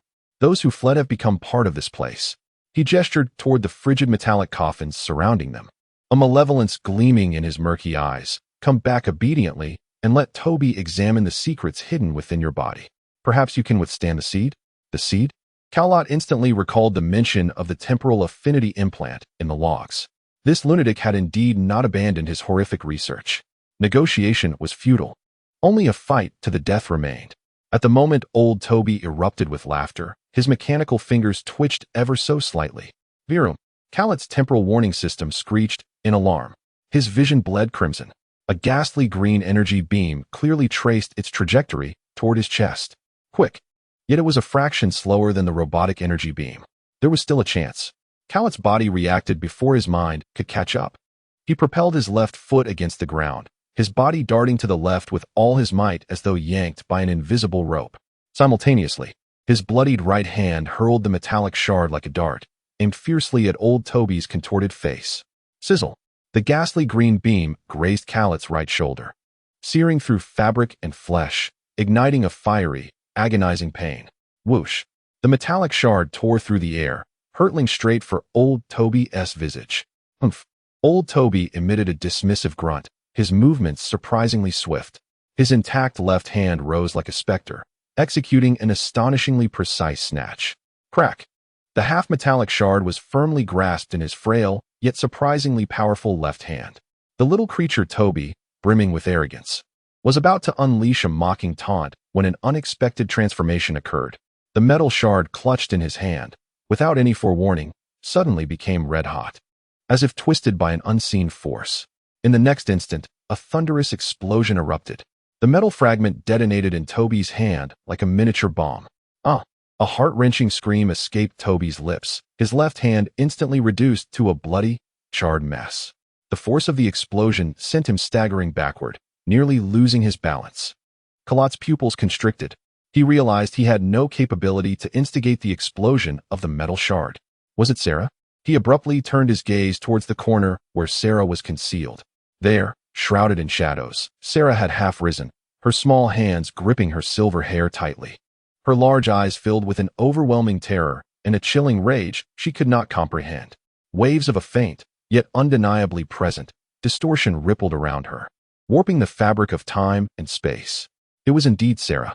Unconsciously, She had activated her abilities, disrupting the temporal field around the metal fragment, causing it to heat up and explode instantaneously. An opportunity. A fierce glint ignited in Kalat's eyes, like a tiger unleashed from its cage. Disregarding the burn on his right shoulder, he exerted every ounce of strength to lunge towards the staggering Toby, aiming for the mechanical limb that clutched the energy gun. "You little wretch. I shall rend your bodies into pieces." Toby, momentarily jolted back to reality by the excruciating pain, was ablaze with mad resentment and murderous intent. His mechanical limb rose, the energy gun once again glowing with a sinister emerald light, aimed directly at the approaching Kalat. The distance was too close. There was no escape. A flicker of determination crossed Kalat's eyes. Instead of slowing down, he accelerated to his utmost speed. At the very moment the gun's green light flared, he suddenly crouched low, executing a slide that narrowly evaded the mechanical limb. Simultaneously, his left hand, smeared with his own blood and grime, clamped down on Toby's grievously injured wrist like a vice. With all his might, he wrenched it backward. Crack! The nauseating sound of shattering bones echoed. Ugh! Toby let out another soul-wrenching wail. Kalat had forcibly broken his left wrist. The searing pain caused Toby to momentarily lose control of his body. Kalat, seizing the advantage, propelled himself upward from the slide, his right elbow crashing down like a hammer, channeling all his strength and momentum into Toby's hunched back. Bang! A heavy thud resonated. Toby was struck as if he had been hit by a speeding hovercraft, his frail body flung forward. The energy gun slipped from his grasp. He crashed heavily onto the oil-slicked ground, rolling several times before colliding with a metal bulkhead, emitting painful groans and coughs, unable to rise for the moment. Kalat gasped for breath, his wounds screaming in agony. He did not attempt to retrieve the energy gun from the ground, uncertain of its functionality, but immediately turned to the corner where Sera was. "Sera, it's all right." He scooped up his sister, anxiously checking her condition. Sera seemed to have exhausted her strength from the recent unconscious outburst, slipping once again into a state of faintness, her delicate face pale and her breath faint. This place was not suitable for lingering. They had to leave immediately. Karlot lifted Sera in his arms, grabbing the scattered nutrient solutions and medical kit from the ground, and without hesitation, plunged into the vent that radiated waves of heat. Inside the pipe, darkness enveloped them, and the space was exceptionally narrow, forcing them to crawl. The intense heat and the scent of oil were nearly suffocating. Behind them, the furious and venomous howls of old Toby echoed, punctuated by fits of coughing. With gritted teeth, Karlot held Sera tightly as he struggled through the narrow, dark, and scorching passage. The walls of the pipe were searing hot, slanting downwards, and the hum of the engine grew increasingly powerful alongside the waves of heat. Ahead, a faint red glow seemed to beckon. Time lost all meaning as they crawled. Eventually, the passage opened up dramatically. The exit of the vent connected to a vast space, unimaginably immense. It resembled the heart of a colossal deity, a gigantic chamber, nearly spherical and exceeding a kilometer in diameter. At the center of this chamber floated an indescribably massive energy core. It resembled a miniature star, forcefully confined within a metallic cage. A dark red glow, akin to molten lava, coursed through it, its surface roiling and erupting with torrents of violent energy plasma. Countless thick energy conduits, flashing with piercing blue light, extended from the surface of this molten star like the roots of a giant tree, deeply embedded into the metallic walls of the spherical chamber. The entire chamber was bathed in the blood-red illumination emanating from the core, while scorching waves of heat surged like tangible tides. The deep, resonant hum that sent shivers down his spine emanated from this ferocious core. Was this the furnace mentioned in the logs? Karlot, cradling Sera, lay at the edge of the vent's exit, overwhelmed by the spectacle before him, nearly forgetting to breathe. The violent energy fluctuations pressed against his nerves like an invisible hand. The searing waves of heat scorched his skin. Beneath this colossal energy core, near the bottom of the chamber, there appeared to be a relatively flat metallic platform. On that platform, vague outlines of complex consoles and equipment could be discerned. Perhaps it was the control center, or the hope of escape from this place. Karlot's gaze fell upon the unconscious Sera in his arms. Her flowing silver hair, illuminated by the molten red glow, seemed to come alive, radiating an even brighter and more vibrant silver halo. It faintly resonated with the energy waves emanating from the turbulent core below. This revelation set alarm bells ringing in Carlot's mind. Was Sera's power connected to this perilous furnace? Just as his thoughts were in turmoil, a voice emerged from the depths of the vent, filled with malice. Hoarse and echoing as if it had risen from the depths of hell, carrying the sound of metal scraping against metal. "Found you, little mice." Carlot whipped around suddenly. In the profound darkness of the pipe, two murky and frenzied yellow lights, akin to the eyes of a malevolent spirit, were fixed upon them with unwavering intensity. Chapter 26. The burning meteor. The frigid walls of the spacecraft pressed tightly against Carlot's back, each violent tremor of the vessel striking his numerous wounds like a relentless hammer. He gritted his teeth, the metallic tang of blood seeping from his gums, resolutely shielding the unconscious Sera between himself and the relatively intact cabin wall. Warning: structural integrity of the hull has fallen to critical levels. Severe damage in exterior armor section 7. 3. Power core output unstable. The shrill synthetic voice blared frantically within the cramped cockpit, the cold red light flickering urgently, illuminating the dried blood and sweat on Carlot's face. Through the main viewport, the blue planet, enveloped in thick clouds, rapidly loomed larger in his sight. Earth. It was his sole hope, yet simultaneously, the most perilous threat. The spacecraft hurtled through the atmosphere like an uncontrollable, burning meteor, tearing through the upper layers with a wild angle. The intense friction with the air ignited the ruptured exterior, causing it to glow a fiery red and emit an agonizing creak. Sera managed to force a hoarse whisper from her throat. Using all her strength to anchor herself in the pilot's seat, one hand gripping the controls while the other clutched tightly around Sera, preventing her from being flung out amidst the violent rolls and overwhelming G-forces. Her silvery hair clung to her pale face, her breathing so faint it was nearly imperceptible. The temporal affinity within her seemed to have quieted due to her severe injuries and terror. Boom! Another violent explosion rocked the ship. A brilliant fireball erupted from the rear. The entire vessel felt as though it had been struck by a colossal hammer, spinning uncontrollably. The intense dizziness and tearing sensation threatened to crush Carlot. The alarms transformed into a desperate wail. Warning: attitude control system failure. Main engine thrust reduced by 80. Estimated impact countdown: 3 minutes and 17 seconds. His vision blurred in the chaotic whirl, the crimson warning characters seared into his retina. Carlot's heart felt as if it were gripped by a cold hand. He forced himself to remain calm. The Scion's innate combat instincts and will to survive were pushed to their utmost limits in the face of impending death. "Stay calm, Carlot. Stay calm," he roared silently in his mind, his bloodshot eyes fixated on the increasingly clear contours of the land below, an endless expanse of dark green mountains. No cities, no rivers, only an infinite primordial forest. This aligned with his anticipation of distancing himself from civilization, yet posed an even graver crisis. With the spacecraft's current state of chaos crashing into such a place, the odds of survival were bleak. Buzz, just as despair threatened to consume his reason.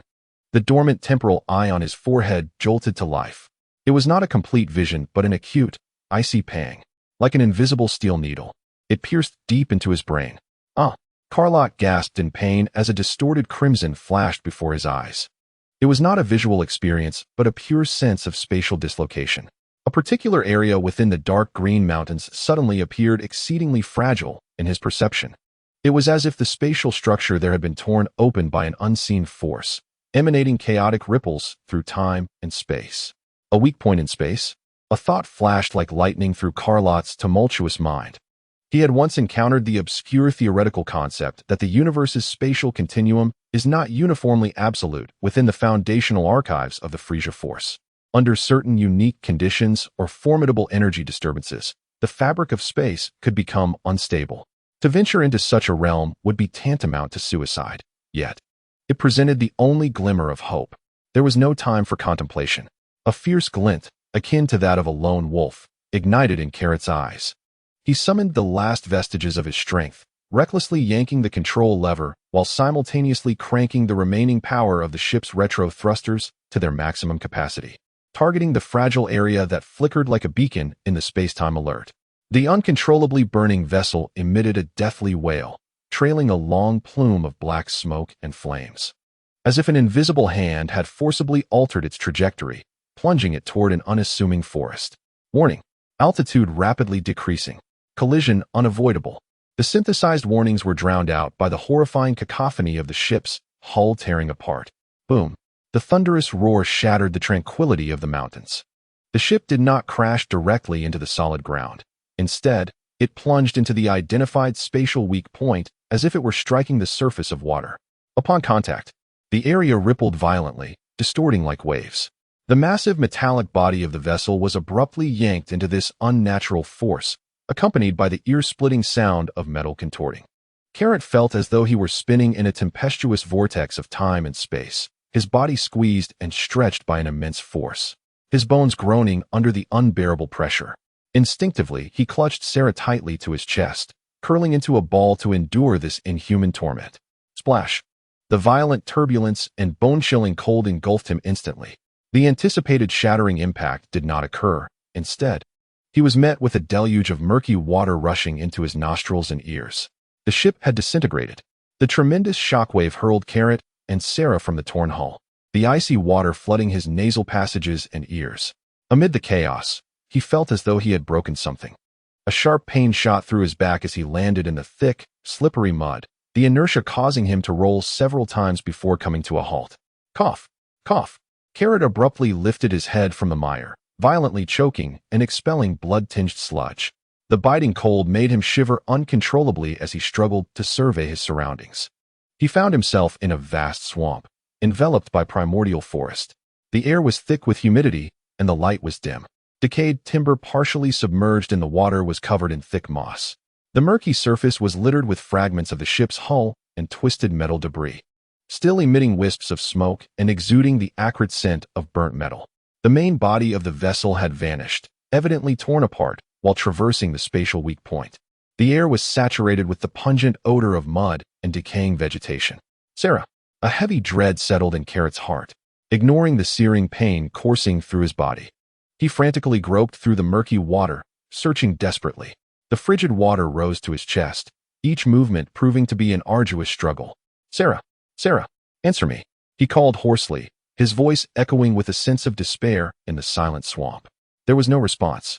Fear coiled around his heart like a frigid serpent, tightening its grip in an instant. He compelled himself to remain calm, pushing his scion senses to their utmost limits, searching through the murky waters and sifting through the debris. At last, a few meters away, he felt a familiar fabric, a corner of clothing, next to a massive, decayed log half buried in the sludge. It was Sera. With a sudden surge of urgency, he lunged forward and strained to pull his sister from the icy, muddied waters. Sera was drenched, her body caked in black mud, her small face pale, lips tinged with a bluish hue, eyes tightly shut, and her breath so faint it was nearly imperceptible. A conspicuous bruise and scrape marred her forehead, and her silver hair clung wetly to her face. Sera, wake up! Cowlet trembled as he carried her to a relatively dry patch formed by the gnarled roots of a dead tree. He quickly checked her pulse and breathing. They were exceedingly weak, but still present. In a frantic flurry, he cleared the mud from her mouth and nose, pressing firmly on her chest. After a few weak coughs and splutters, Sera finally managed to expel some foul water, regaining a feeble semblance of autonomous breath, yet she remained unconscious, her body chillingly cold. Cowlet exhaled a long, relieved sigh, collapsing onto the cold, muddy ground, gasping for air. The frigid water soaked through his battle suit, clinging to him and sending icy tendrils of chill through his bones. The wounds across his body throbbed painfully from the mud's embrace, especially the searing burn on his right shoulder where an energy beam had grazed him. Worse still, he could distinctly feel several bones within him cracking from the earlier impact, with each breath eliciting sharp pangs from his chest, though the penetrating wound in his left arm had been hastily treated within the spacecraft. The bandages were now thoroughly soaked in mud, the edges of the wound tinged with a painful, necrotic numbness. He surveyed the desolate swamp around him. Towering ancient trees loomed overhead, their twisted roots coiling like massive serpents. Bubbles occasionally surfaced in the murky water, creating ripples that danced across the surface. An unidentifiable bird call echoed from the depths of the thick forest, sharp and eerie.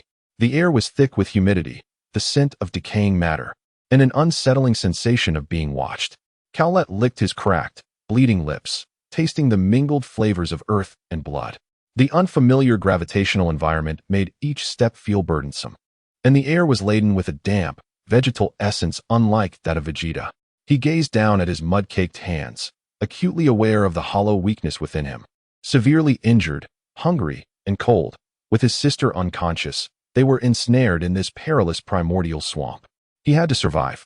A flame of indomitable spirit ignited in his eyes as he struggled to rise, enduring the excruciating pain, and carefully secured Sera upon his back with torn, relatively clean strips of fabric. He needed to escape this icy mire immediately to find a safer, drier refuge where he could tend to his wounds and ignite a fire for warmth. Otherwise, both he and Sera would perish here. At the very first step towards their hoped-for salvation, he discerned the direction and chose the slightly elevated side where the trees appeared sparser. With leaden legs, he trudged through the frigid muck, each step leaving deep footprints that were swiftly submerged by the murky waters. His heavy breaths echoed in the stillness of the swamp, resembling the mournful cries of a wounded beast. Chapter 27. Survival in the marsh. The icy mud stung Kaioshin's wounded legs like countless tiny needles. Each time he extracted his foot from the viscous sludge, it drained him of his dwindling strength. Sera's petite body lay against his back, her faint breaths brushing against his nape, providing a meager warmth that was his only solace in this moment. The swamp seemed endless. The towering ancient trees formed a dense canopy high above, blocking most of the sunlight.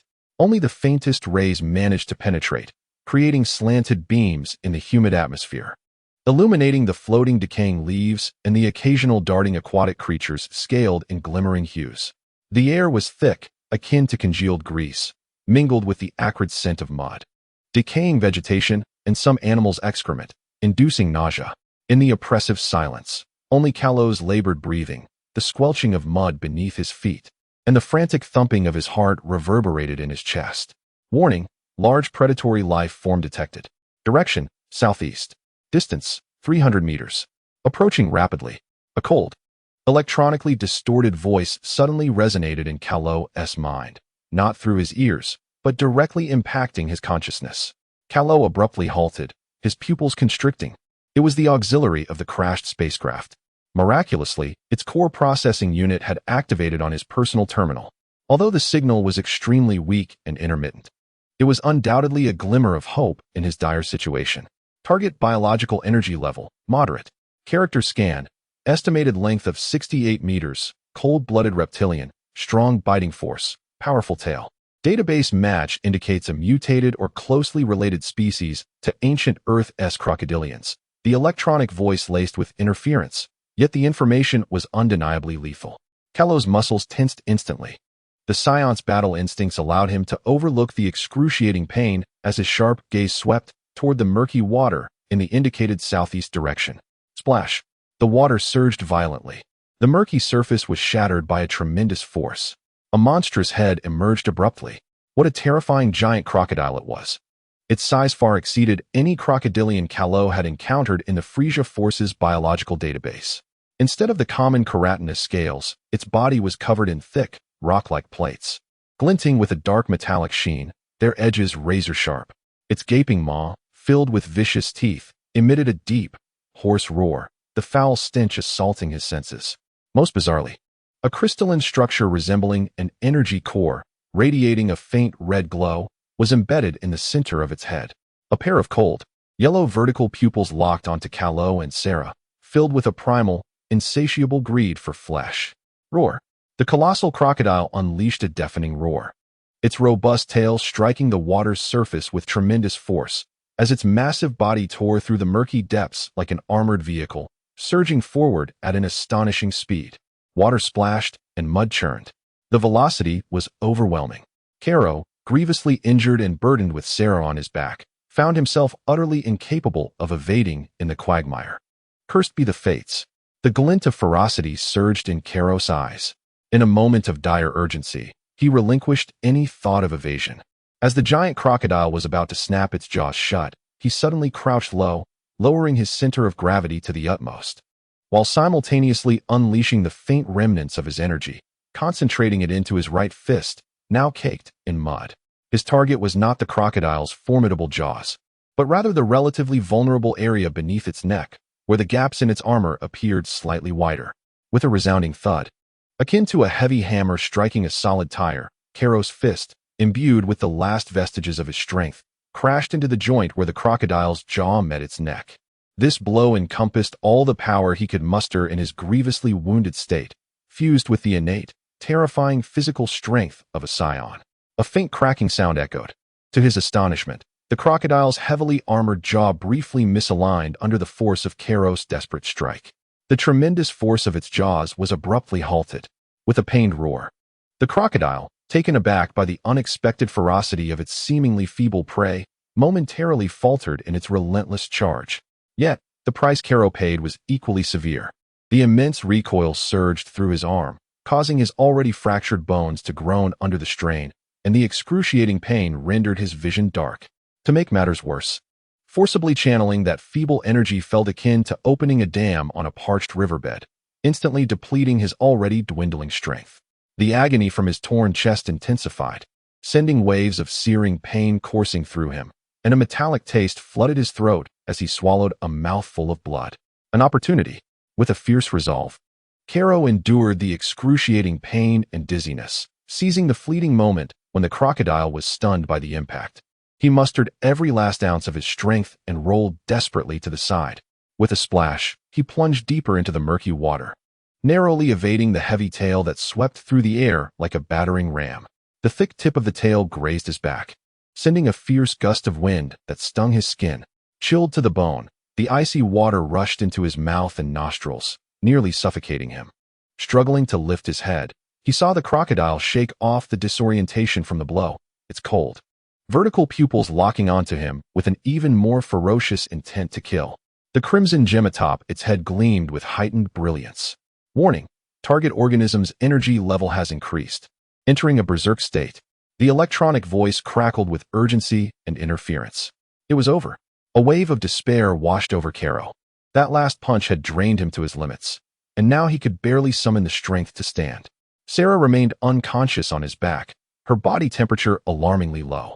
Just as the crocodile opened its gaping maw once more, preparing to deliver a fatal blow, a piercing electronic alert signaled an unidentified source of high-energy spatial distortion directly below him, engulfed in chaotic noise that defied comprehension. Meanwhile, the eye of time and space between Carlo's brows abruptly flared, as if seared by a glowing iron. A sharp cry escaped his lips, his mind struck as if by an invisible hammer. An instant of darkness enveloped him, soon to be overwhelmed by a cacophony of shattered, distorted, and illogical scarlet visions and piercing noises. He perceived, not with his eyes, but through a transcendent awareness, a pure torrent of information. Beneath him, within the cold, silent mire of the swamp, at an unfathomable depth, a colossal temporal energy, reminiscent of an ancient slumbering beast, emanated a feeble, yet exceedingly pure resonance. This force was ancient, vast, exuding an almost sacred majesty.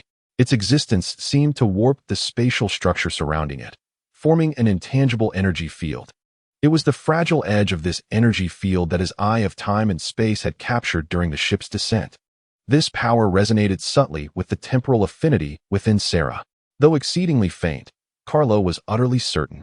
Under the disturbance of this immense temporal energy fluctuation, the mutated giant crocodile, poised to pounce, suddenly froze in its tracks. The crimson crystal atop its head flickered violently, seemingly affected by a profound disturbance. A flicker of instinctual terror flashed in its cold, vertical pupils.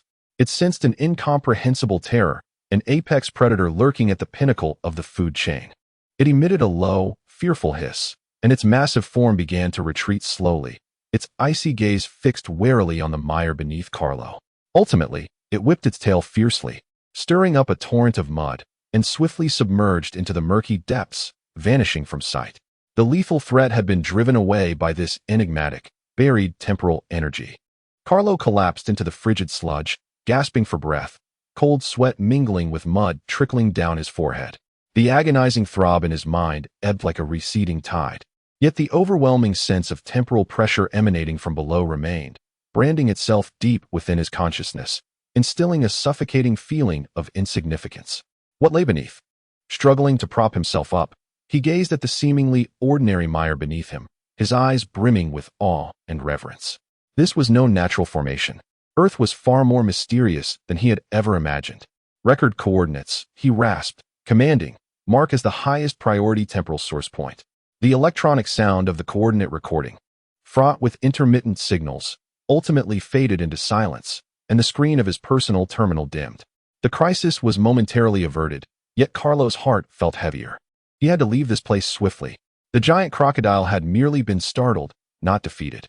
Moreover, the existence of whatever lay buried below posed an unpredictable threat. Gritting his teeth, he hoisted Sera once more, summoning his final reserves of strength, and staggered toward the previously chosen, elevated terrain. With each step, he left behind muddied footprints stained with blood.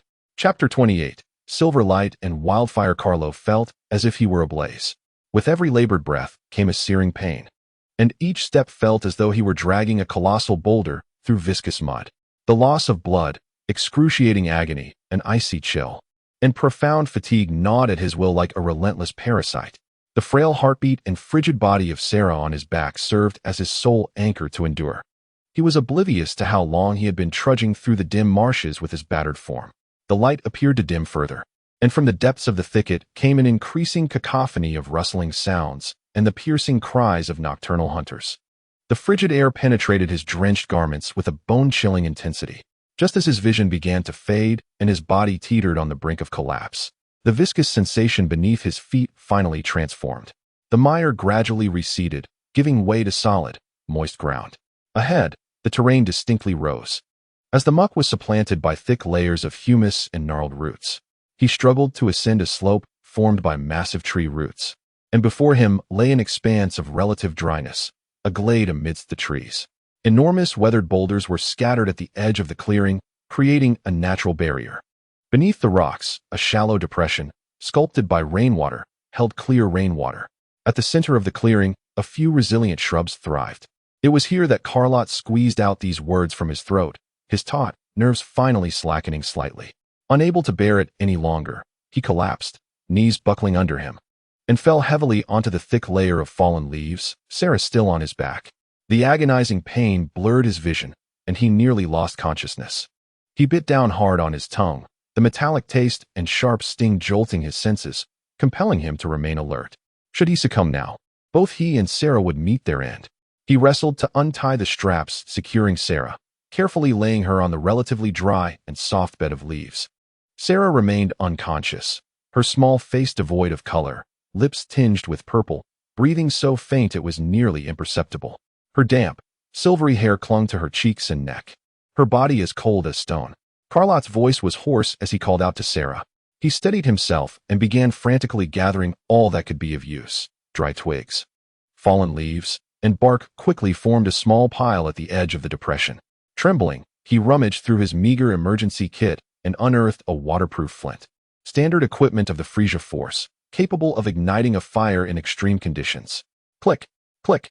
Sparks flew onto the dry tinder, and after several attempts, a faint flicker of flame finally sprang to life.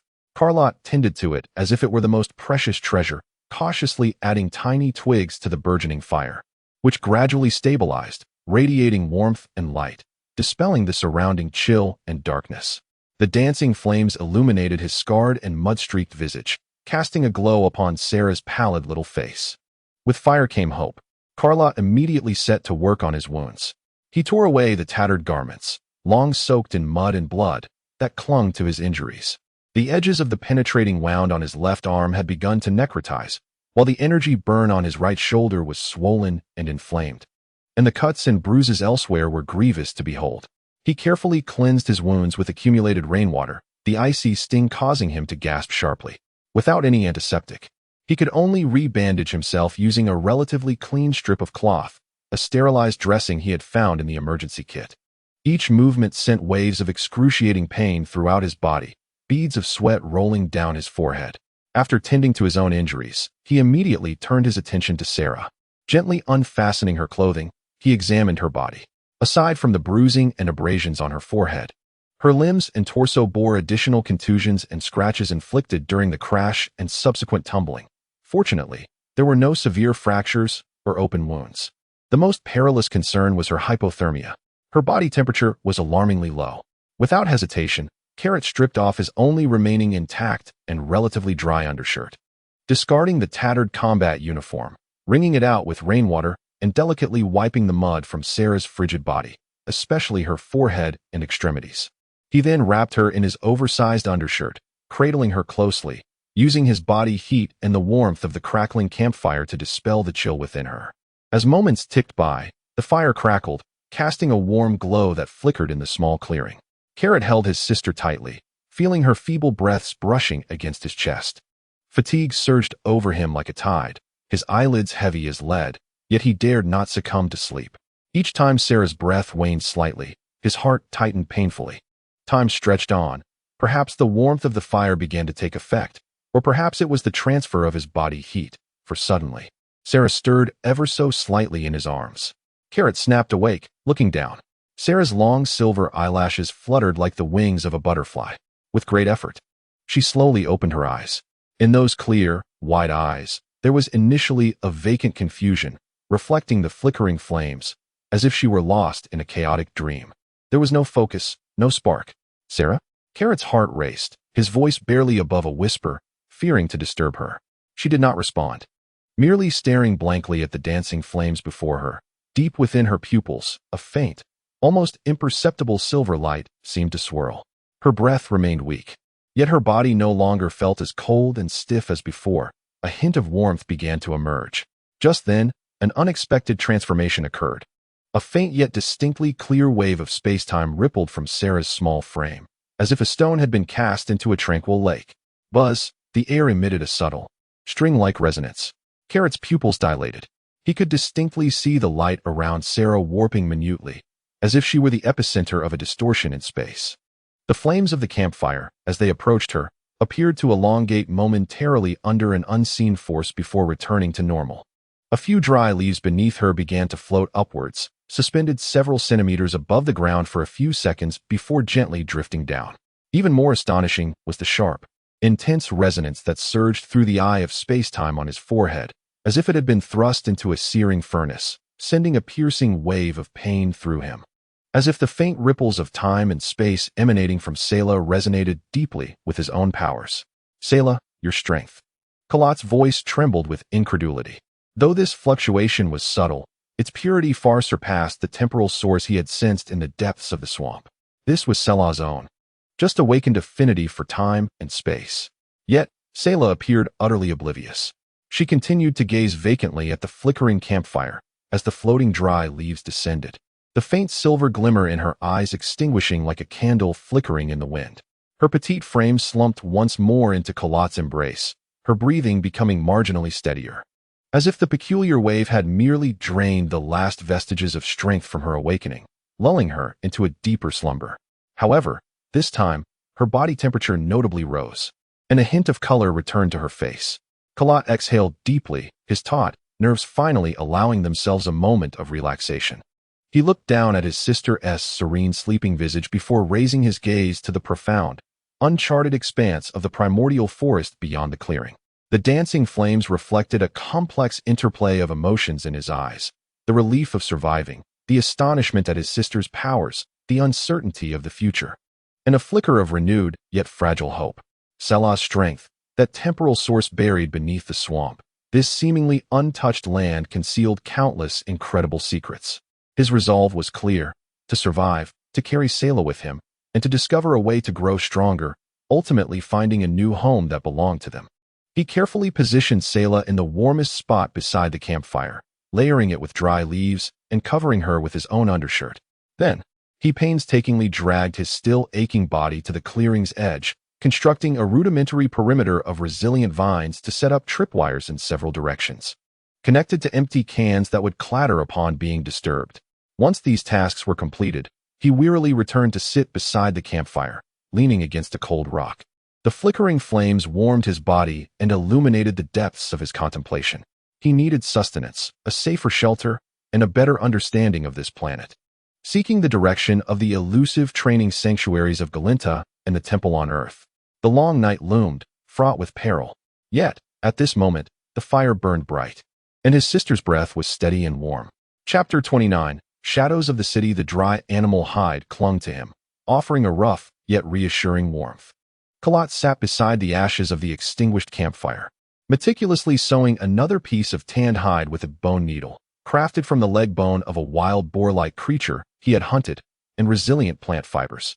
This was the fruit of his labor over the past few days, a rudimentary garment of animal hide to replace his tattered combat attire, which had become almost unwearable.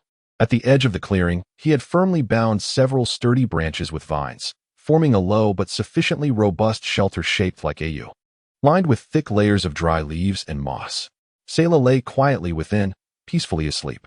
Her complexion had regained its rosy hue, and her breathing was long and even.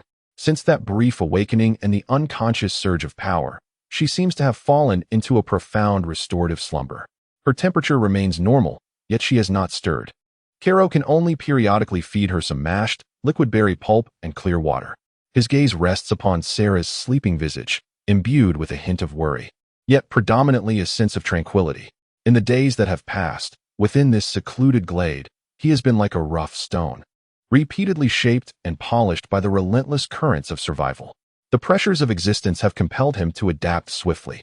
He has familiarized himself with several edible, moisture-rich berries and tubers in the area and pinpointed the location of a nearby water source, a clear woodland brook. Utilizing sturdy branches and sharpened stone shards, he fashioned rudimentary yet sufficiently lethal spears and javelins.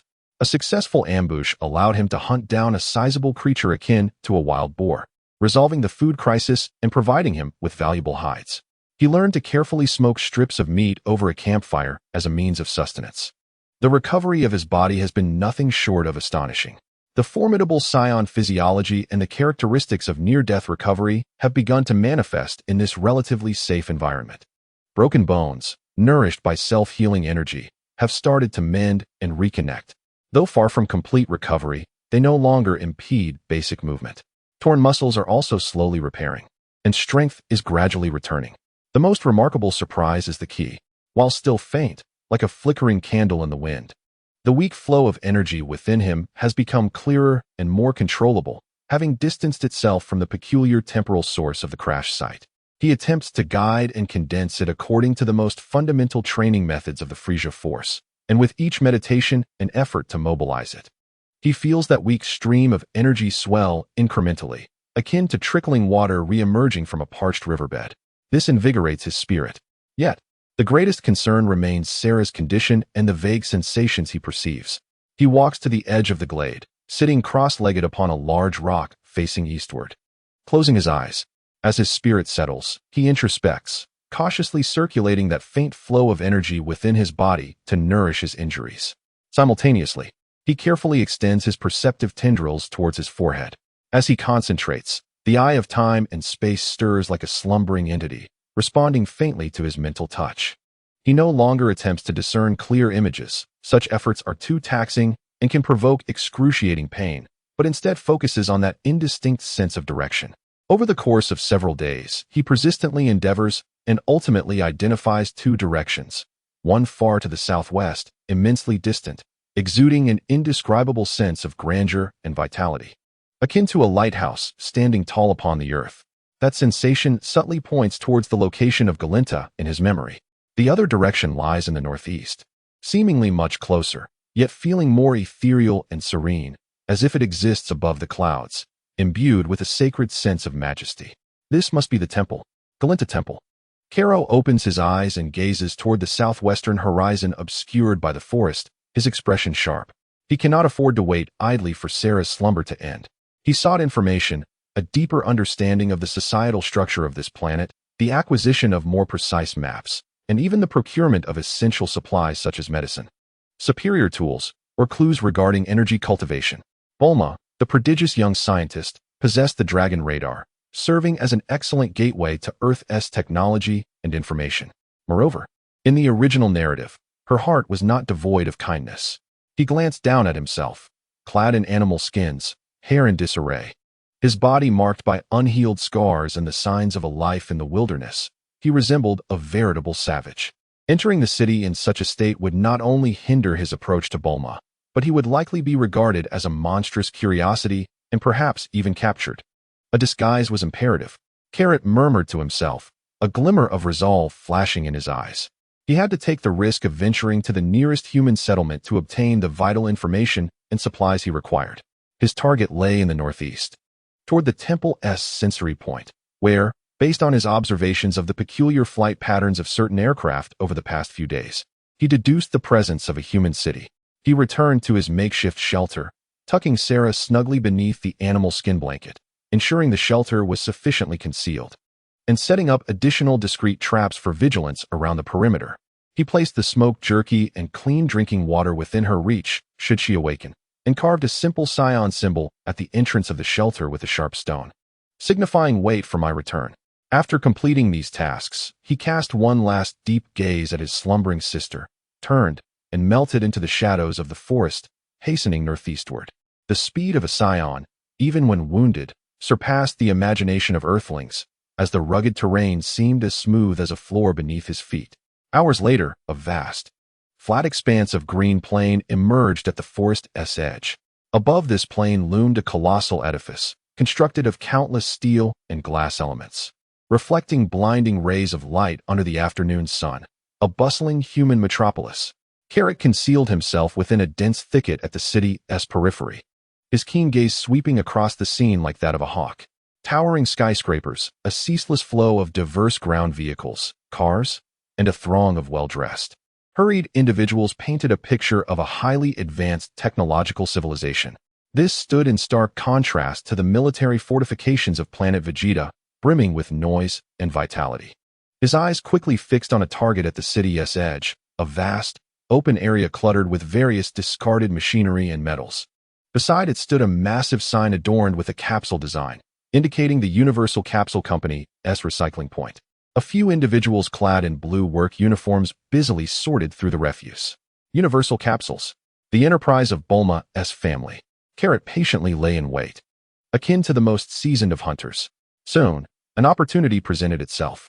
A slight figure, dressed in ill-fitting work attire and resembling a temporary laborer, dragged a sack filled with discarded electronic components toward a relatively secluded corner of the site, seemingly seeking a moment of privacy. In that instant, Carrot sprang into action. As swift as a specter, he silently emerged from the underbrush, and at the moment the boy unfastened his belt, completely unprepared, a precise hand strike landed against his neck. The boy emitted a muffled grunt and collapsed limply to the ground. Karo swiftly dragged him deeper into the shadows of the thicket. He quickly stripped off the boy's work uniform, cap, and a pair of somewhat worn sneakers, donning them himself. The work attire felt a tad snug, the trousers slightly short, revealing his ankles, yet it was manageable. He pulled the cap down low, obscuring his overly sharp gaze and part of his visage. He carefully concealed the beast skin garments. Moments later, a temporary worker clad in a blue uniform, with the brim of his cap pulled low and a slight stoop to disguise his height, his face deliberately smeared with grime, dragged an empty burlap sack, keeping his head bowed as he blended into the bustling crowd at the Universal Capsule recycling point. His movements were somewhat stiff, mimicking the slow rhythm of the surrounding laborers, making a concerted effort to avoid eye contact. No one paid him any heed. The vast recycling yard was filled with the cacophony of metal clashing, the rumble of forklifts, and the boisterous shouts of the workers. Karo feigned sorting through a pile of discarded circuit boards while attentively listening to the fragments of sound around him. I heard the young lady is concocting another invention. The lab exploded again yesterday. Indeed, Dr. Brief is quite troubled. Dragon Ball radar? What on earth is that? Another treasure-hunting gadget from the young lady? Who knows? She always has some peculiar ideas. The West Capital Department Store is having a sale today. Are you going after work? I heard the Capsule Company headquarters showroom has released new hover vehicles. The fragmented information flowed into Karo's mind like a stream. The young lady, Bulma. The Dragon Ball radar indeed exists. The name of this city or region, West Capital. The core of the Capsule Corporation, the Brief family. His objective became clear, to go to West Capital, near the headquarters of the Universal Capsule Company, seeking an opportunity to connect with Bulma. At that moment, a slight commotion arose at the entrance of the recycling point. A sleek, futuristic blue hover vehicle glided silently into the area, coming to a stop at the office entrance. The doors lifted upward like wings. A figure jumped out of the vehicle. Karo's heart raced. Despite the distance, he recognized her immediately. Her blue hair was tied into a neat ponytail, gently swaying with her movements. Her exquisite features bore an air of impatience and the characteristic arrogance of a genius. Dressed in a well-tailored white lab coat, she held a palm-sized, oddly shaped instrument, frowning as she gestured towards the recycling yard, seemingly voicing her complaints. Bulma brief. The target. She actually came personally to this remote recycling point? Karo immediately lowered his head, focusing intently on his task, yet every fiber of his being heightened. His mental acuity acting like invisible tendrils, locking onto that blue figure from afar. Opportunity was potentially at hand. Chapter 30. Dragon Balls and Transactions. Karo kept his head down, his fingers mechanically sifting through a heap of discarded circuit boards and metal parts, feeling the rough textures and the grease staining his fingertips. Yet, all his attention was firmly fixed on the figure with the blue ponytail, just dozens of meters away.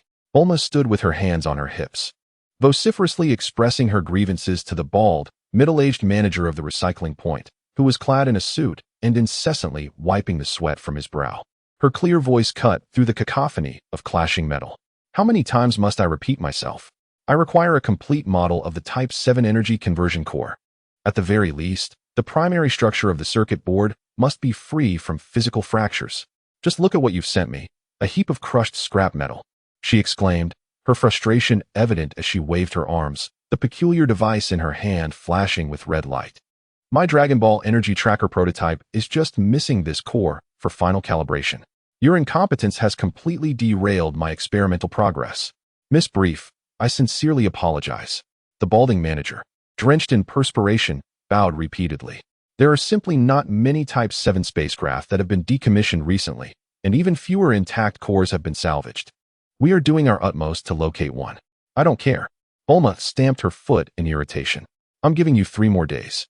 If you cannot find a suitable Type 7 conversion core within that time, I will have my father slash your recycling point's budget by half. Humph. With a huff, she turned, preparing to return to her sleek, blue hovercar. The Dragon Ball energy tracker? The Type 7 energy conversion core? Thoughts raced through Carlot's mind as he swiftly accessed the knowledge repository of the Frieza Forces spacecraft.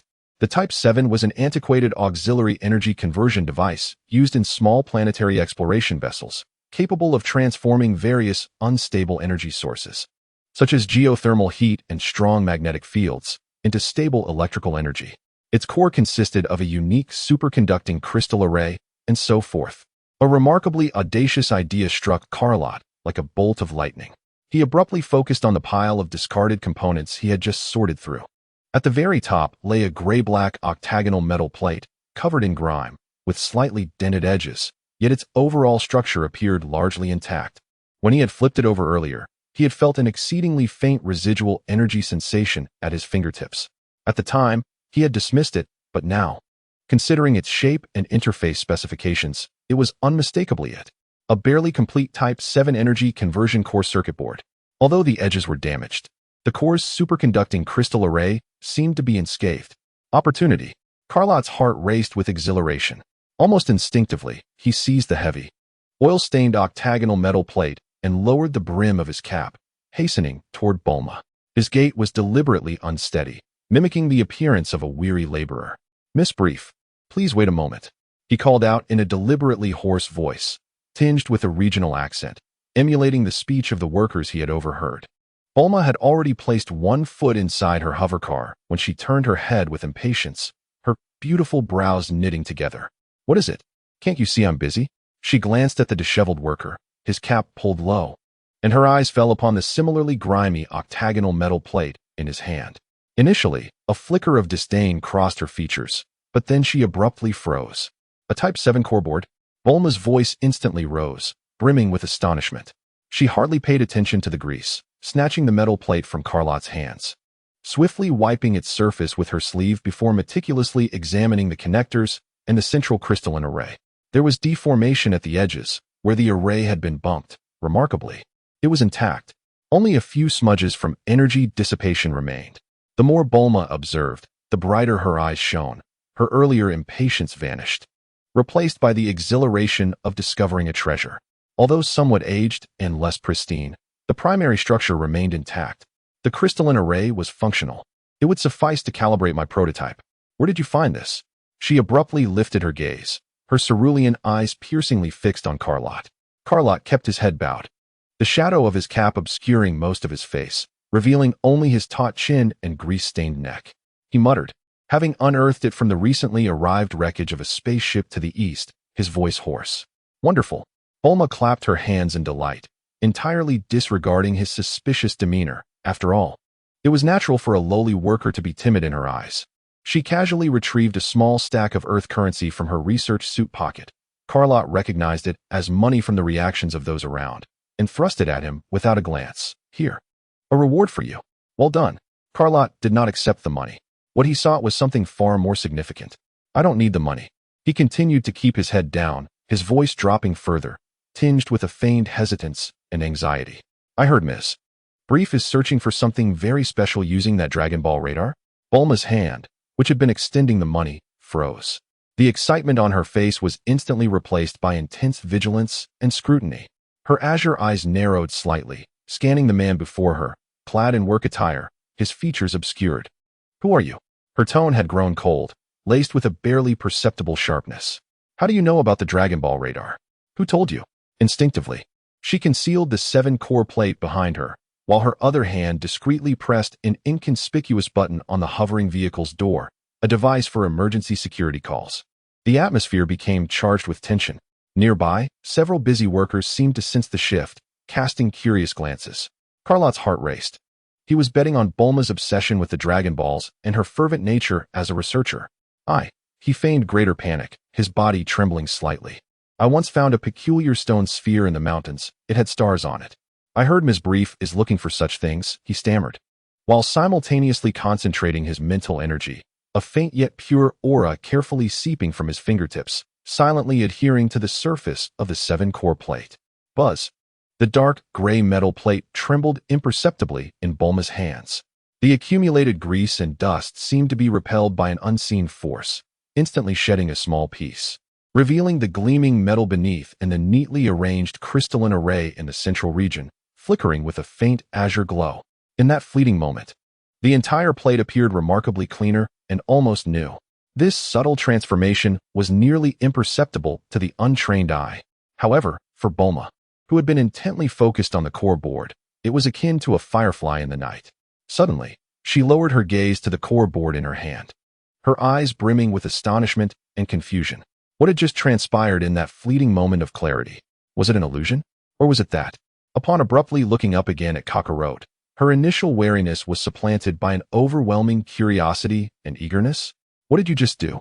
She pressed, her voice tinged with urgency. What have you done to this board?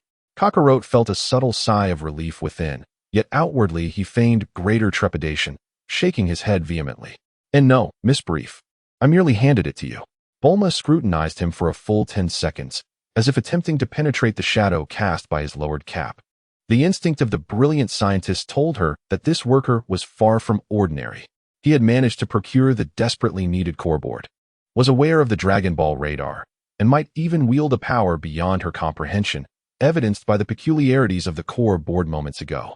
Danger and opportunity coexisted. Ultimately, her yearning for the Dragon Balls and her intrigue for the unknown forces overshadowed her caution. The sharpness in her gaze gradually softened, replaced by a glimmer of shrewdness and inquiry. A stone ball found in the mountains? With stars? Bulma echoed, her tone slowing yet still laced with scrutiny. What kind of stars? How many? Where precisely did you find it? As she questioned, she seemingly nonchalantly placed the core board into a toolbox in the back seat of the hovercar, her movements fluid, as if the previous wariness had never existed. The orange-red one is quite hard, and it seems to contain stars. 1 star, Kakarot recalled, describing the characteristics of Earth's 1-star planet. He fabricated a location, mentioning a cave behind a waterfall deep in the old forest to the west, yet the direction pointed toward the southwest, where he sensed the presence of the Korin Tower. 1 star, Bulma mused thoughtfully, nodding. The display on the Dragon Ball radar indeed indicated that the 1-star planet lay in the vast mountainous regions southwest of West City. Though the signal was weak and difficult to pinpoint, the clues provided by this enigmatic worker, albeit vague, aligned in direction. Trustworthiness increased. She assessed Kakarot once more, her gaze lingering on his oil-stained, ill-fitting work attire and the exposed ankle marred by an unhealed scar. A flicker of understanding passing through her eyes, acknowledging the hardships of the working class, and a subtle glimmer of calculation. Very well, Bulma crossed her arms. resuming a posture tinged with a hint of arrogance befitting a young lady, though her tone softened considerably. The clue you provided regarding the stone ball, along with this core board, is indeed somewhat useful to me. She gestured towards the hover car. Get in. Accompany me back to the research center in West City. I need you to describe in detail the appearance of that stone ball and its exact location. As a reward, she paused, retrieving a small electronic card emblazoned with the Capsule Corporation logo from her pocket. Here, take this. It contains enough to buy you a few new outfits and a good meal. Furthermore, she gazed at Kakarot, a scientist's arc of curiosity curling at the corners of her mouth. If your information proves true, and you assist me in locating that stone ball, the reward shall be tenfold. Additionally, I can grant you one reasonable request. What do you say? The heart of Cowlet beats steadily and powerfully within his chest. Success. The first step toward the goal has been taken. He keeps his head lowered, obscuring his expression, and responds in a hoarse yet grateful and humble tone. Thank you, miss. Brief. I will accompany you. He opens the car door and settles into the technologically advanced passenger seat of the hovering vehicle. The interior is spacious, filled with a pleasant, citrus-like fragrance. Bulma starts the vehicle, and the blue hover car ascends silently, changing direction as it speeds toward the urban center of West Capital, resembling a forest of steel.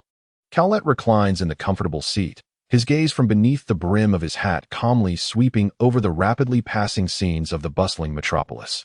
Towering skyscrapers loom. Traffic flows like a river, and enormous electronic screens flash dazzling advertisements, an entirely different world from his past experiences. What he seeks is not merely information about the Dragon Balls. He requires Bulma's technological resources, her extensive network of knowledge, a bridge to the true cultivation of power on Earth. The worn spacecraft part and the half-truths surrounding the Dragon Balls are merely the first bricks in his endeavor to unlock this treasure trove.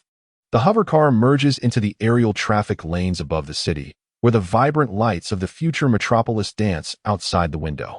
Cowlet closes his eyes, feeling the faint yet resilient flow of energy within him gradually circulate. The new battlefield lies within this city known as West Capital, and he has silently placed the first piece on the chessboard. Chapter 31. The Technological Fortress and the Invisible Web. The blue hovercar glides through the towering skyscrapers of West Capital like a nimble fish, silently navigating the intricate maze of streets below, resembling veins interwoven with a ceaseless flow of traffic. Massive holographic billboards cast brilliant light and shadow on the glass facades, while the air is infused with a unique aroma of ozone, industrial fumes, and high-tech cleansers. Cowlet leans back in his comfortable seat, his hat still pulled low, his gaze calmly surveying the steel jungle of human civilization outside the window. The subtle flow of energy within him continues to circulate, akin to a dormant volcano, restrained yet stable, mending his wounds while acutely sensing every change both inside and outside the vehicle. Bulma drives the hovercar with a relaxed demeanor, her fingers gently tapping the steering wheel as she hums an unknown tune, seemingly in good spirits. However, Cowlet can distinctly sense at least two extremely covert scanning beams emitting from the vehicle's internal structure, like invisible probes sweeping over his body repeatedly, accompanied by faint energy fluctuations. Thermal imaging? Vital sign monitoring? Energy fluctuation detectors? Cowlet smirks inwardly. This genius girl is indeed quite vigilant. He remains unperturbed, subtly retracting his spiritual energy as the most cunning prey would, condensing his energy to a nearly imperceptible state, retaining only the most essential vital signs. Simultaneously, his muscles are in a delicately relaxed state, his breathing steady and elongated, and his heartbeat stabilized at a level typical for ordinary earthlings, even deliberately allowing the faint sting from the wound on his left arm to appear more genuine under scrutiny. What do you think?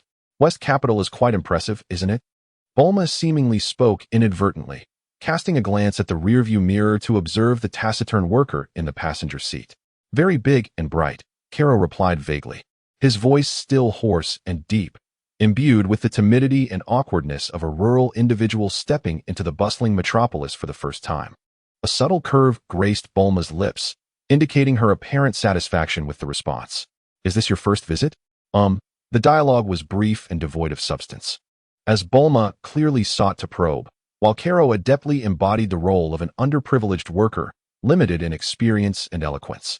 The hovercar swiftly departed from the vibrant commercial district, entering a relatively tranquil area replete with greenery.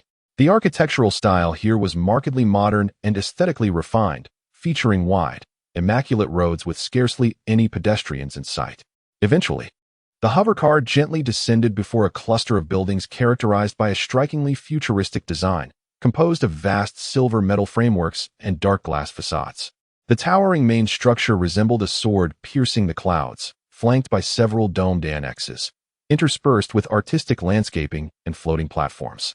A colossal emblem, composed of overlapping capsule motifs, shimmered in the sunlight, headquarters of the Universal Capsule Company's Research Center. The security system was omnipresent. The moment the hovercar alighted on the designated platform, beams of soft blue scanning light emanated from both the ground and the dome, enveloping the entire vehicle.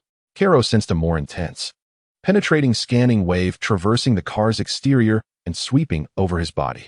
He could even hear the faint hum of electromagnetic pulses in the air. Identity confirmed. Miss Bulma brief. Visitor status. Temporary employee. Recycling point. ID. 114. Access. Temporary pass. Restricted area. A gentle yet emotionless synthetic female voice announced. The heavy alloy gate silently slid open to either side. The hovercar entered an exceedingly spacious and brightly lit hall.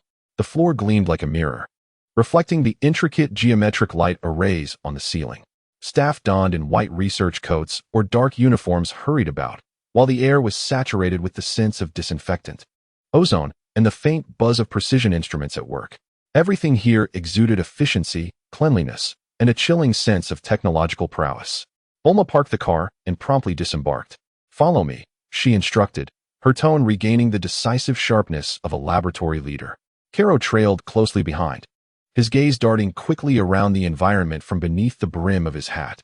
The corridors were labyrinthine, with transparent energy barriers segregating various areas. Flickering screens displaying data and graphs were ubiquitous, alongside oddly shaped and purpose-ambiguous experimental equipment. He could sense countless surveillance cameras, both overt and covert, locking onto him. An invisible pressure akin to a tangible web of apprehension. They navigated through several corridors and descended several floors via a high-speed elevator, ultimately arriving at a relatively spacious lounge. This area was furnished with comfortable sofas and coffee tables, while a massive floor-to-ceiling window revealed a meticulously designed garden landscape, momentarily alleviating the laboratory's cold ambience. "Sit." Bulma gestured towards the sofa, while she proceeded to the nearby beverage dispenser, dispensing 2 steaming cups of what appeared to be coffee. She slid one of the cups across the coffee table towards Kakarot, while she herself took a seat on the sofa opposite him, cradling another cup.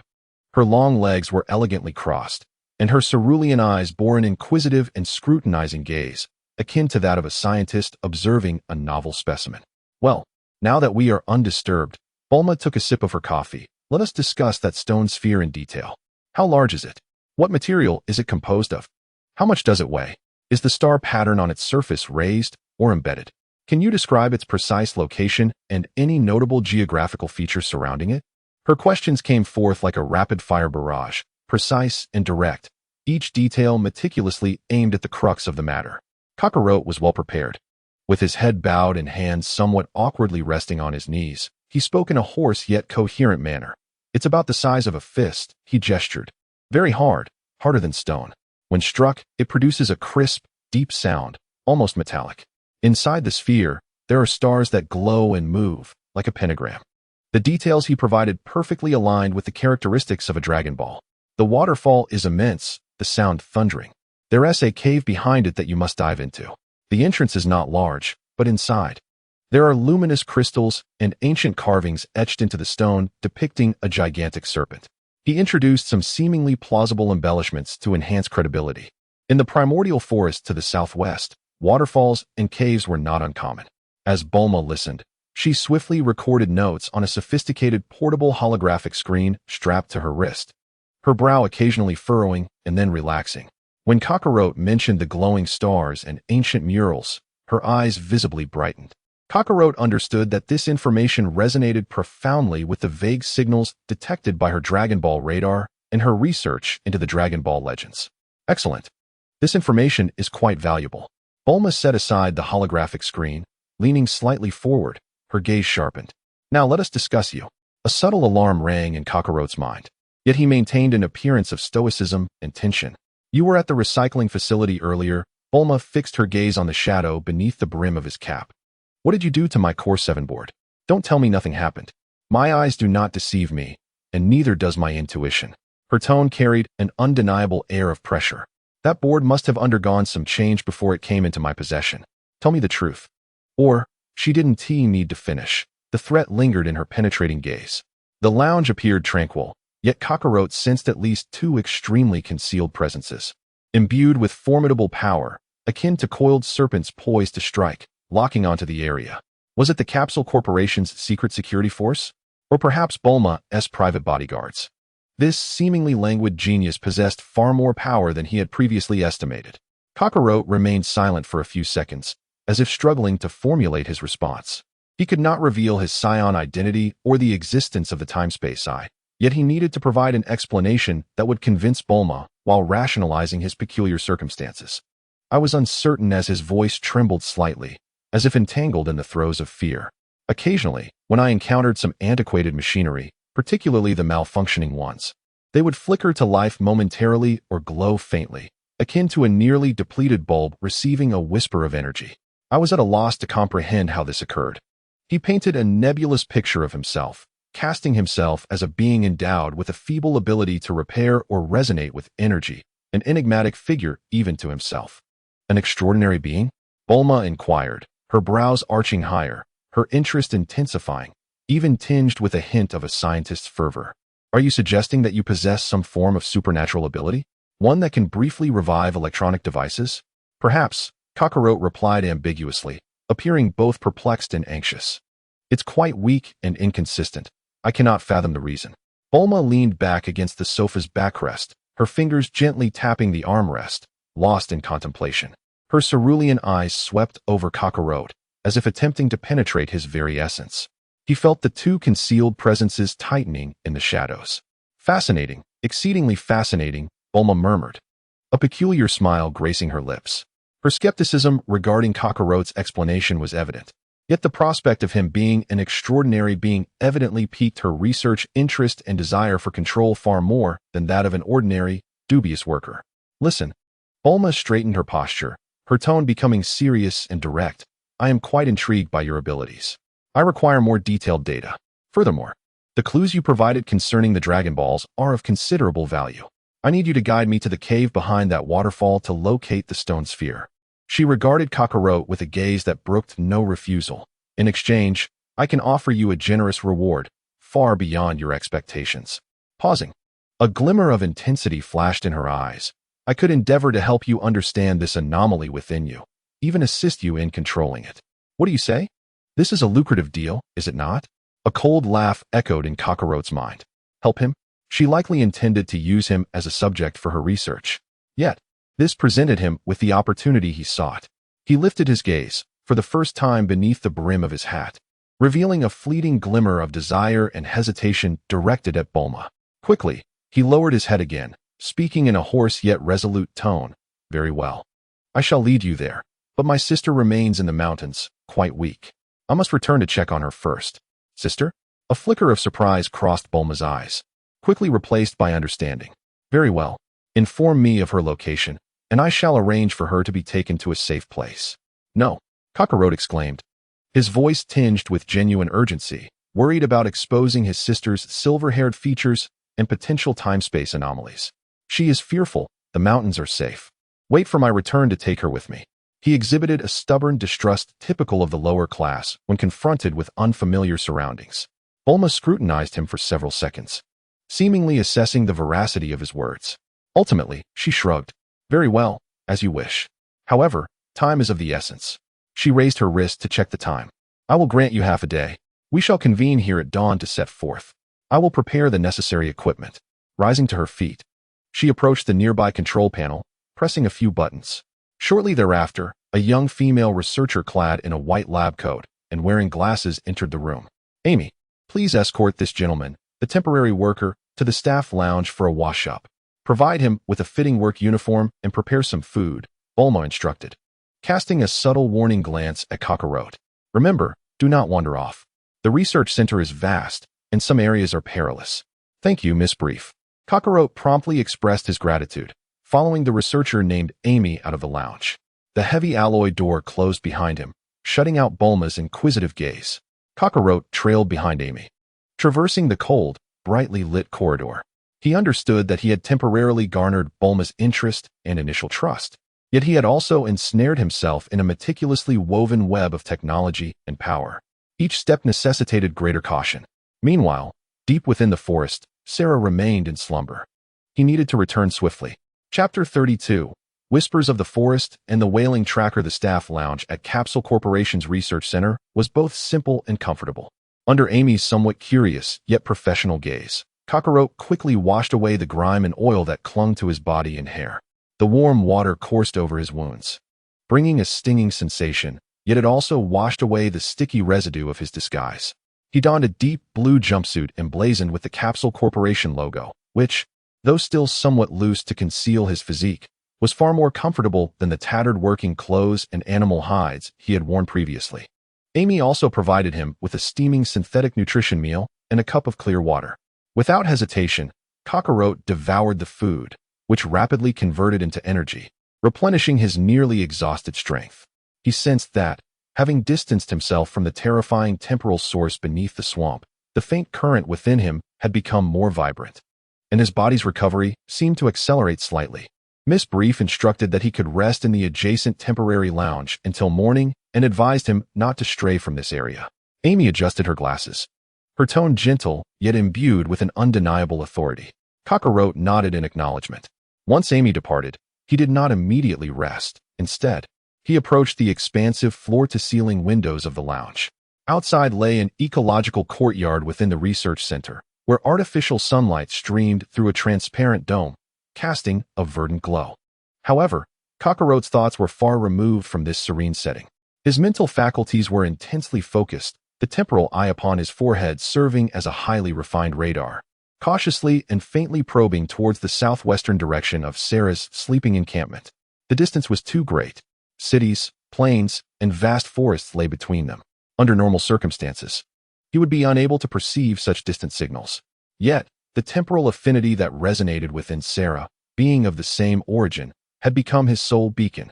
A faint hum, akin to the flickering of a candle in the wind, resonated intermittently. It was vague and unstable, as though it could extinguish at any moment. Nevertheless, Kakarot was certain that Sera was still alive, still in that makeshift shelter.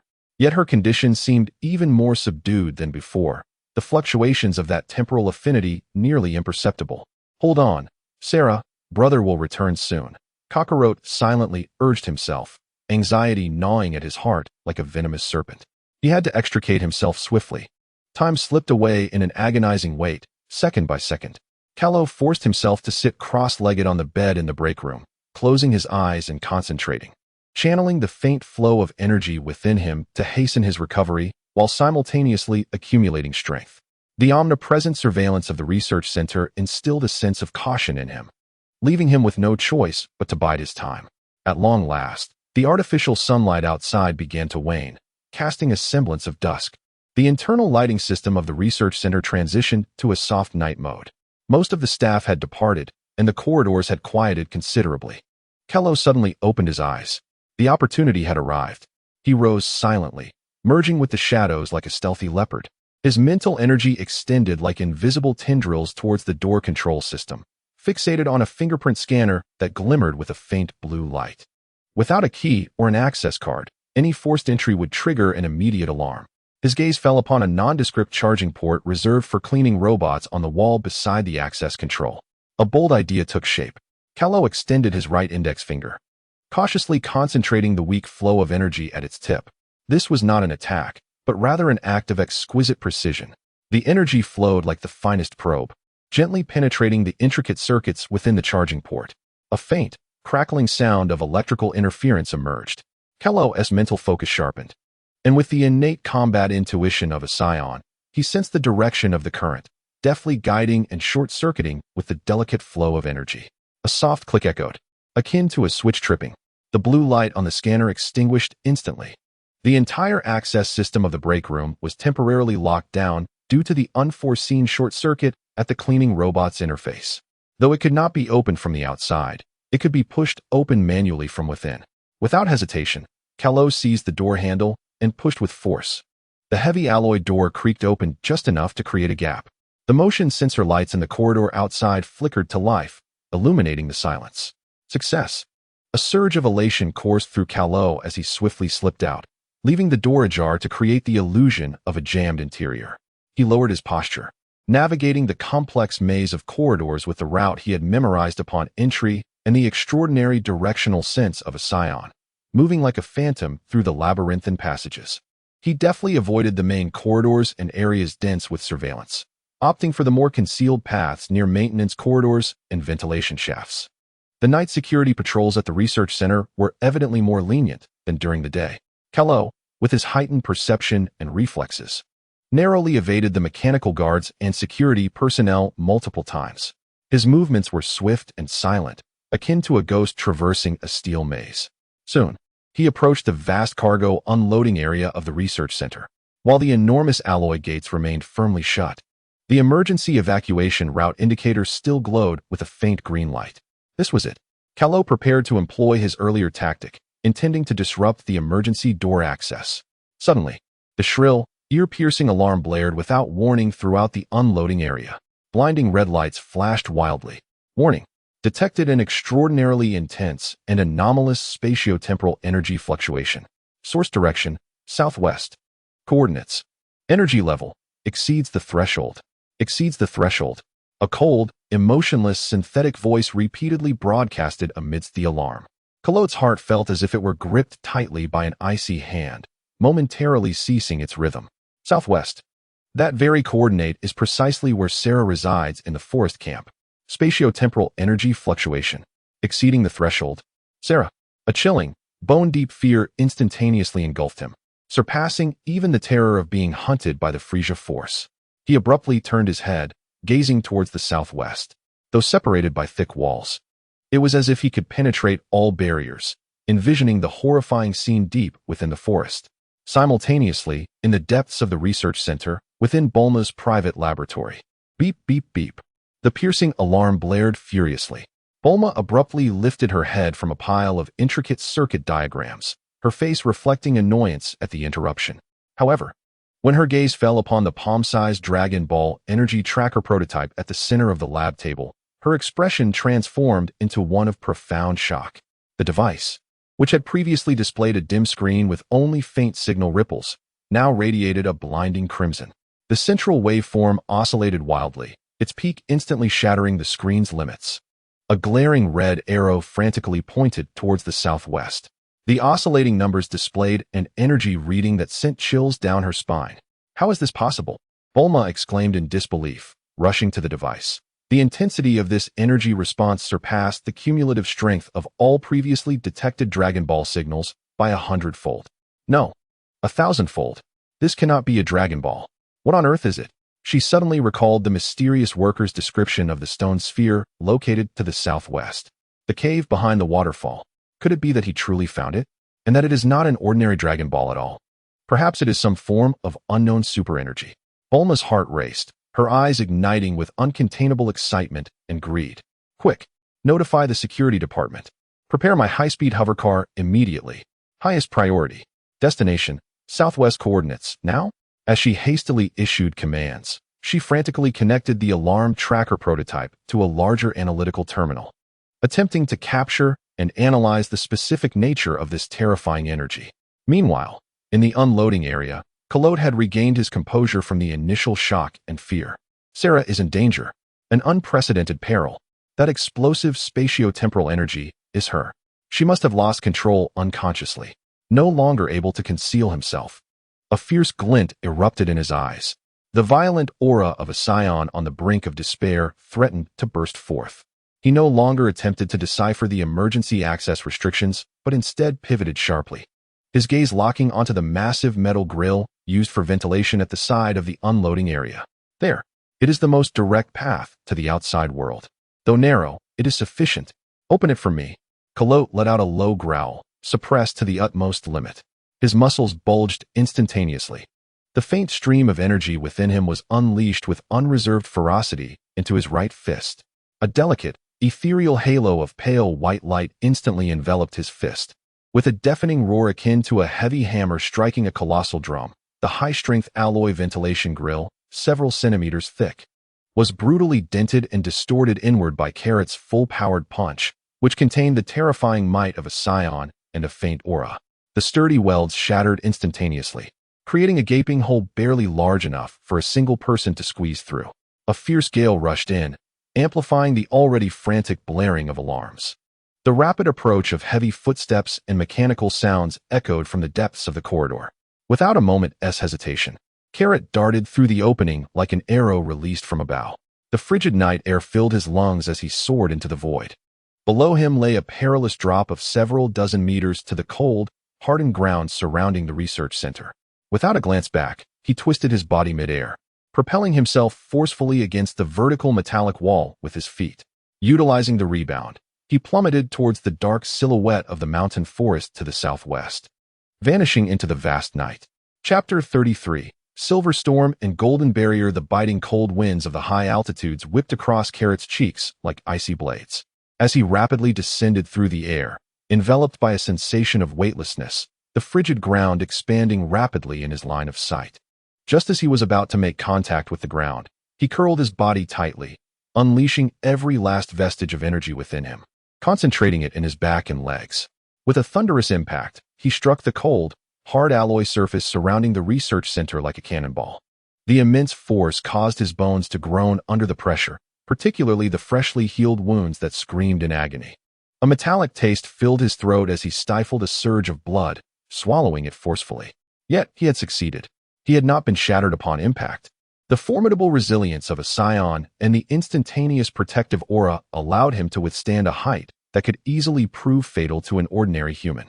With no time to assess his injuries, Carrot swiftly rolled and leaped back to his feet. The piercing alarms and beams of searchlights swiftly locked onto his position. The heavy alloy gate began to open slowly, and the roar of engines indicated that high-speed vehicles were about to pursue him. He could not remain on the ground. A glint of ferocity flashed in his eyes as he fixed his gaze on the nearest towering skyscraper, 100 meters high. It was his only cover and vantage point. Taking a deep breath, he suppressed the tumult within, channeling all his strength into his legs. With a thunderous crack, the hardened ground beneath his feet splintered as Carrot launched himself like a cannonball, racing towards the glass facade of the skyscraper, the air ripping apart with a piercing shriek. The distance of several dozen meters vanished in an instant. Just before colliding with the glass wall, he twisted his body midair and forcefully planted his feet against the vertical surface. With a resounding crack, the reinforced glass shattered, splintering into a web of cracks before exploding outward. With the recoil from his leap, Carrot propelled himself upward once more, akin to the most agile of monkeys. Utilizing both hands and feet to frantically ascend the shattered edges of glass windows, exposed metallic frames, and air conditioning units. Each jump was executed with precision and ferocity, and every landing sent the fragile structure of the building groaning in protest. Below, the alloy gates of the research center had swung open entirely. Several ominous black armored hovercraft, adorned with flashing red and blue lights, surged forth like unleashed beasts, roaring defiantly. High-energy searchlights swept across the skyscraper's facade, tracing Carrot's ascent. The target is climbing the Sigma Tower. Requesting aerial support. Repeat. The target is climbing the Sigma Tower. Extreme danger. The urgent calls echoed through the communication channels. Yet Carrot remained oblivious. His gaze was fixed solely on the southwestern horizon, where the silhouette of the forest loomed like a colossal creature in the night. The chaotic burst of temporal energy emanating from Sera felt like a searing iron branding his nerves. Faster, even faster. His speed eclipsed the limits of human capability. The vertical walls beneath him felt as smooth as a pathway. The night breeze tousled his disheveled hair, while his work attire rustled in the rush of movement. The cacophony of the city below, with its blinking police lights, faded into a blurred backdrop of another realm. Meanwhile, deep within the forest, at the makeshift shelter Carrot had constructed, the previously tranquil night was ruthlessly torn apart. Centered around the shelter, a visible and violently distorted silver halo erupted like a storm. The surrounding air emitted a piercing shriek, akin to shattering glass, under the strain. Light was stretched and folded, as the very fabric of space rippled violently like a disturbed water surface. Sera, still in slumber, hovered in the center of the shelter. Her silver hair danced wildly without a breeze, each strand shimmering with blinding brilliance. Her petite form was enveloped in a silver cocoon that expanded and contracted with an unsettling rhythm. On the surface of the cocoon, countless delicate black lines, reminiscent of spatial fractures, flickered in and out of visibility, exuding an unsettling aura of destruction. Buzz! The terrifying energy of time and space surged outward like a tsunami. The ancient trees surrounding her were uprooted as if they were mere blades of straw, torn asunder. The ground trembled, rocks crumbled. The embers of the campfire instantaneously transformed into swirling ash. The traps Carrot had set lay obliterated as if they were mere toys. This force was ferocious, chaotic, brimming with an unconscious desire for annihilation. It was spiraling out of control, consuming everything in its vicinity. However, just as this devastating silver storm was on the verge of erupting completely, threatening to level everything within hundreds of meters, buzz! A distinctly different, magnificent, and divine golden light erupted unexpectedly from the depths of the earth beneath Sera. This radiance was warm, resilient, imbued with an ineffable sense of order and protective intent. In an instant, the golden light coalesced into a barrier as thin as a cicada's wing, yet seemingly indestructible, perfectly encompassing the raging silver storm and Sera's diminutive form. Hiss! The silver storm of destruction violently collided against the golden barrier.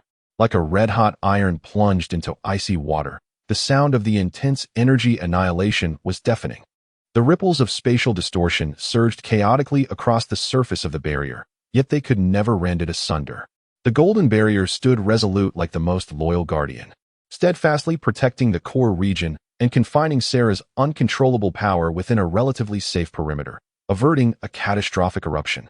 Within the barrier, a silver tempest continued to rage, annihilating shanties and everything in its vicinity, yet it could not extend outward another inch. Two utterly disparate and formidable forces, the tumultuous silver radiance of destruction and the sacred golden shield, formed a stalemate deep within the forest. The clash of destruction and protection reverberated through the silent night, creating an extraordinary sphere with a diameter of several meters.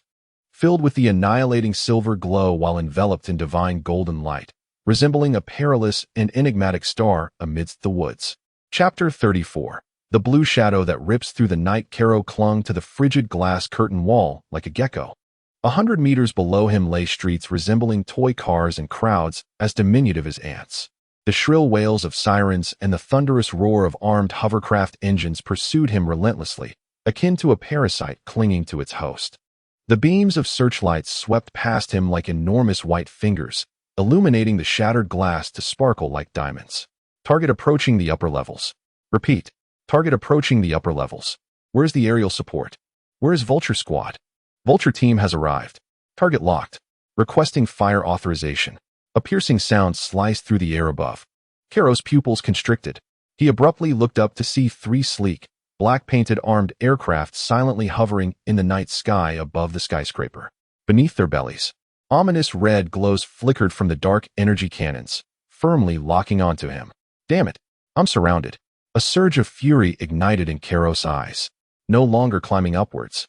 He propelled himself laterally with a powerful push, his body shooting out like a cannonball through a massive, intact floor-to-ceiling window, tumbling into a vast, dark, empty space, an unoccupied upper-level office area. Almost the instant he crashed in. ZZZ. Boom. Three thick, sickly green beams of energy, reminiscent of the Grim Reaper's scythe, struck fiercely at his previous position. The reinforced glass curtain wall vaporized instantaneously as if made of paper. The sturdy metal framework was severed and twisted. The exterior of the building bore three strikingly large, charred cracks. Scorching shockwaves and blasts swept in, violently hurling Karo against a row of partition walls. Puffed. Karo coughed up another mouthful of blood. Straining to muster his energy to withstand the impact only exacerbated his already weakened internal injuries. Target has entered Zone 7. Seal all exits. Ground forces. Surround all entrances and exits of the building. Capture him alive. Miss Brief wants him unharmed. A chilling command echoed through the communication channel. The rapid patter of footsteps and the whirring of machinery approached swiftly from the building's internal corridors. Karo could sense several powerful presences, clearly the elite security of the capsule company, converging rapidly on him. With no route to the heavens and no door to the earth, Karo leaned against the cold wall, gasping for breath, sweat mingling with blood trickling down his forehead. A frenzied flame blazed in his eyes. Sera was still waiting for him. He could not allow himself to be trapped here. Buzz, in this dire predicament. A powerful tremor surged from the eye of time and space on his forehead. It did not point towards Sera, but rather downwards, deep within the building. A faint, yet remarkably familiar sensation of spatial distortion. It was reminiscent of the previous weak point in space. Though exceedingly subtle, far less potent than the source beneath the swamp. It undeniably existed, somewhere deep within the foundation of this building. An escape route. A fierce glimmer ignited in Carlot's eyes. He hesitated no longer, dashing towards the center of the vacant office area. There, a massive metallic lift shaft for transporting large equipment stood prominently. The heavy alloy safety gate was firmly shut. The footsteps of his pursuers and the ominous hum of energy weapons were ever closer. Open up! Carlot roared like a wild beast. His muscles instantly swelled to their limits. His bones creaked under the strain. All the remaining energy within him, along with the ferocious scion blood coursing through his veins, was channeled unreservedly into his right fist. The thin veil of white light enveloping his fist blazed brilliantly. Boom! A sound more terrifying than the previous breach of the ventilation shaft erupted. It was as though a bomb had detonated in a confined space.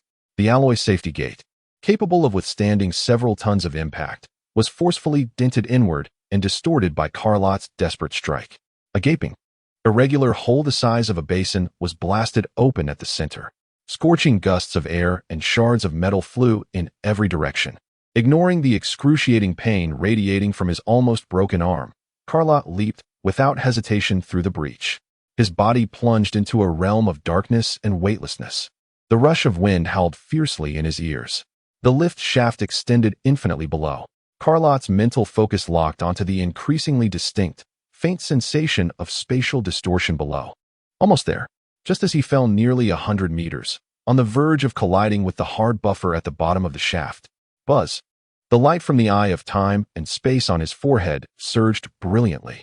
His mental energy, like a sharp cone, forcefully pierced a particularly unstable spatial node within the shaft's wall. Phew! It was akin to breaking through a resilient membrane of water. A powerful, unnatural force of tearing instantly enveloped Carlot. His vision blurred, and his body felt as if it were hurled into a rapidly spinning cylinder. The familiar sensations of dizziness and compression washed over him once more. When he regained his senses, he was no longer within the frigid lift shaft. Thud! He fell heavily onto a cold, damp patch of muddy ground. The acrid scent of decaying matter and the familiar aroma of swamp enveloped his nostrils. Was this some sewage wetland on the outskirts of the city, or the periphery of an abandoned industrial area? Carlot had no time to discern, struggling to rise. Every bone in his body throbbed painfully, his mouth filled with the metallic taste of blood. But he had succeeded. By utilizing the faint spatial node deep within the building's foundation, he had accomplished a short-distance spatial leap, evading his pursuers. He immediately lifted his gaze towards the southwest, the direction of the forest. The tempestuous silver ripples of time and space, in fierce opposition to the sacred golden light, emerged as a beacon in the night, conveying their essence with increasing clarity. The stalemate of these two forces resembled a bowstring drawn to its utmost tension. Sela was in imminent peril. Carlot gritted his teeth and sprinted recklessly towards that direction. Each stride pulled at him with a pain akin to being torn apart, yet his speed continued to amplify. The faint current within him, under the duress of life and death, became more solid and vigorous than ever, mending his wounds and propelling his body beyond its limits. He had to arrive before Sela's power spiraled into chaos, or before the protective golden light disintegrated. At that moment, atop the helipad of the Capsule Corporation's research center, Bulma donned a snug-fitting deep blue flight suit, her back burdened by a bulging tactical backpack. Before her, an even more streamlined and aggressive deep blue high-speed armed hovercraft, known as the Bluebird, roared to life, its engine emitting a low growl. A burly man in a black combat uniform, bald and robust, Security Chief Rake, anxiously reported. The target has breached the encirclement by unknown means, suspected to possess spatial jumping capabilities. Last seen heading towards the sewage wetlands. Aerial units have lost visual contact. Ground forces are currently searching, but the wetland terrain is complex. Spatial jumping. Bulma's eyes widened in disbelief, immediately igniting with a fervent glow. I knew it. He is anything but ordinary. She leaped into the cockpit of the Bluebird, securing the prototype Dragon Ball tracker, still blaring alarms and pointing southwest to the control panel. On the screen, a bizarre waveform represented by a crimson denoting an ultra-high energy source, intertwined with a golden halo symbolizing the protective barrier, pulsated vividly. Southwest. That coordinate. Bulma yanked the control stick, and the Bluebird shot into the sky like an arrow released from its bow, tearing through the night as it sped towards the intertwining column of destruction and protection deep within the forest. Rake. Lead the ground team. Equip the most powerful energy binding devices. I don't care whether he is a mutant or an extraterrestrial. I want that energy source, and him. Bulma's voice crackled through the communicator, brimming with an exhilarating determination tinged with a hint of madness. A dramatic confrontation surrounding the uncontrollable forces of time and space. The enigmatic protective barrier and the life-and-death race of the Scion siblings was poised to unfold at the forest's edge under the cloak of night. Chapter 35. The deadlock at the marsh's edge. The frigid night breeze lashed against his face like a whip, laden with the distinctive, heavy scent of decay and muddy waters. Kalat raced frantically at the edge of the murky marsh, each step sinking deeply into the viscous mire, forcing him to exert himself to break free. His lungs gasped like a battered bellows, rife with the metallic tang of blood. The wounds across his body had torn open under the strain of his exertion, blood saturating his deep blue work uniform, leaving a trail of dark crimson footprints behind. Yet he dared not halt. He could not afford to stop. To the southwest, deep within the forest, a colossal beam of light surged skyward, formed by the tempestuous silver storm of annihilation intertwined with the steadfast golden barrier of protection, resembling a beacon ablaze in the night. The two formidable forces clashed, generating an energy maelstrom that, even from a great distance, assaulted his senses like a tangible wave. Within the core of that luminescent column, Sera's essence flickered faintly, akin to a candle's last breath in the wind, yet it remained intricately linked to that terrifying silver radiance. Hurry! Faster! The bloodshot eyes of Carrot burned with an almost frenzied flame. He relentlessly squeezed every ounce of potential from his body, channeling the meager flow of energy within him to its utmost limits, propelling his weary legs through the mire. The Scion's indomitable vitality shone vividly at this moment, sustaining a body already pushed beyond its limits. Closer, even nearer, he had broken free from the polluted wetlands at the city's edge, plunging into a more primitive and perilous swamp. The familiar surroundings of murky waters, decaying timber, and an impenetrable darkness enveloped him, alongside the invisible pressure emanating from the vast and fearsome temporal source buried deep underground. Just as he was about to breach the forest's edge, boom, a deafening sonic explosion erupted above.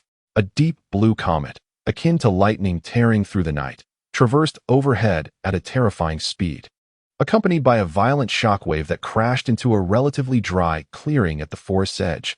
The shrill sound of screeching brakes echoed as soil and fragments of grass were swept up in the turbulent air, resembling a miniature tempest.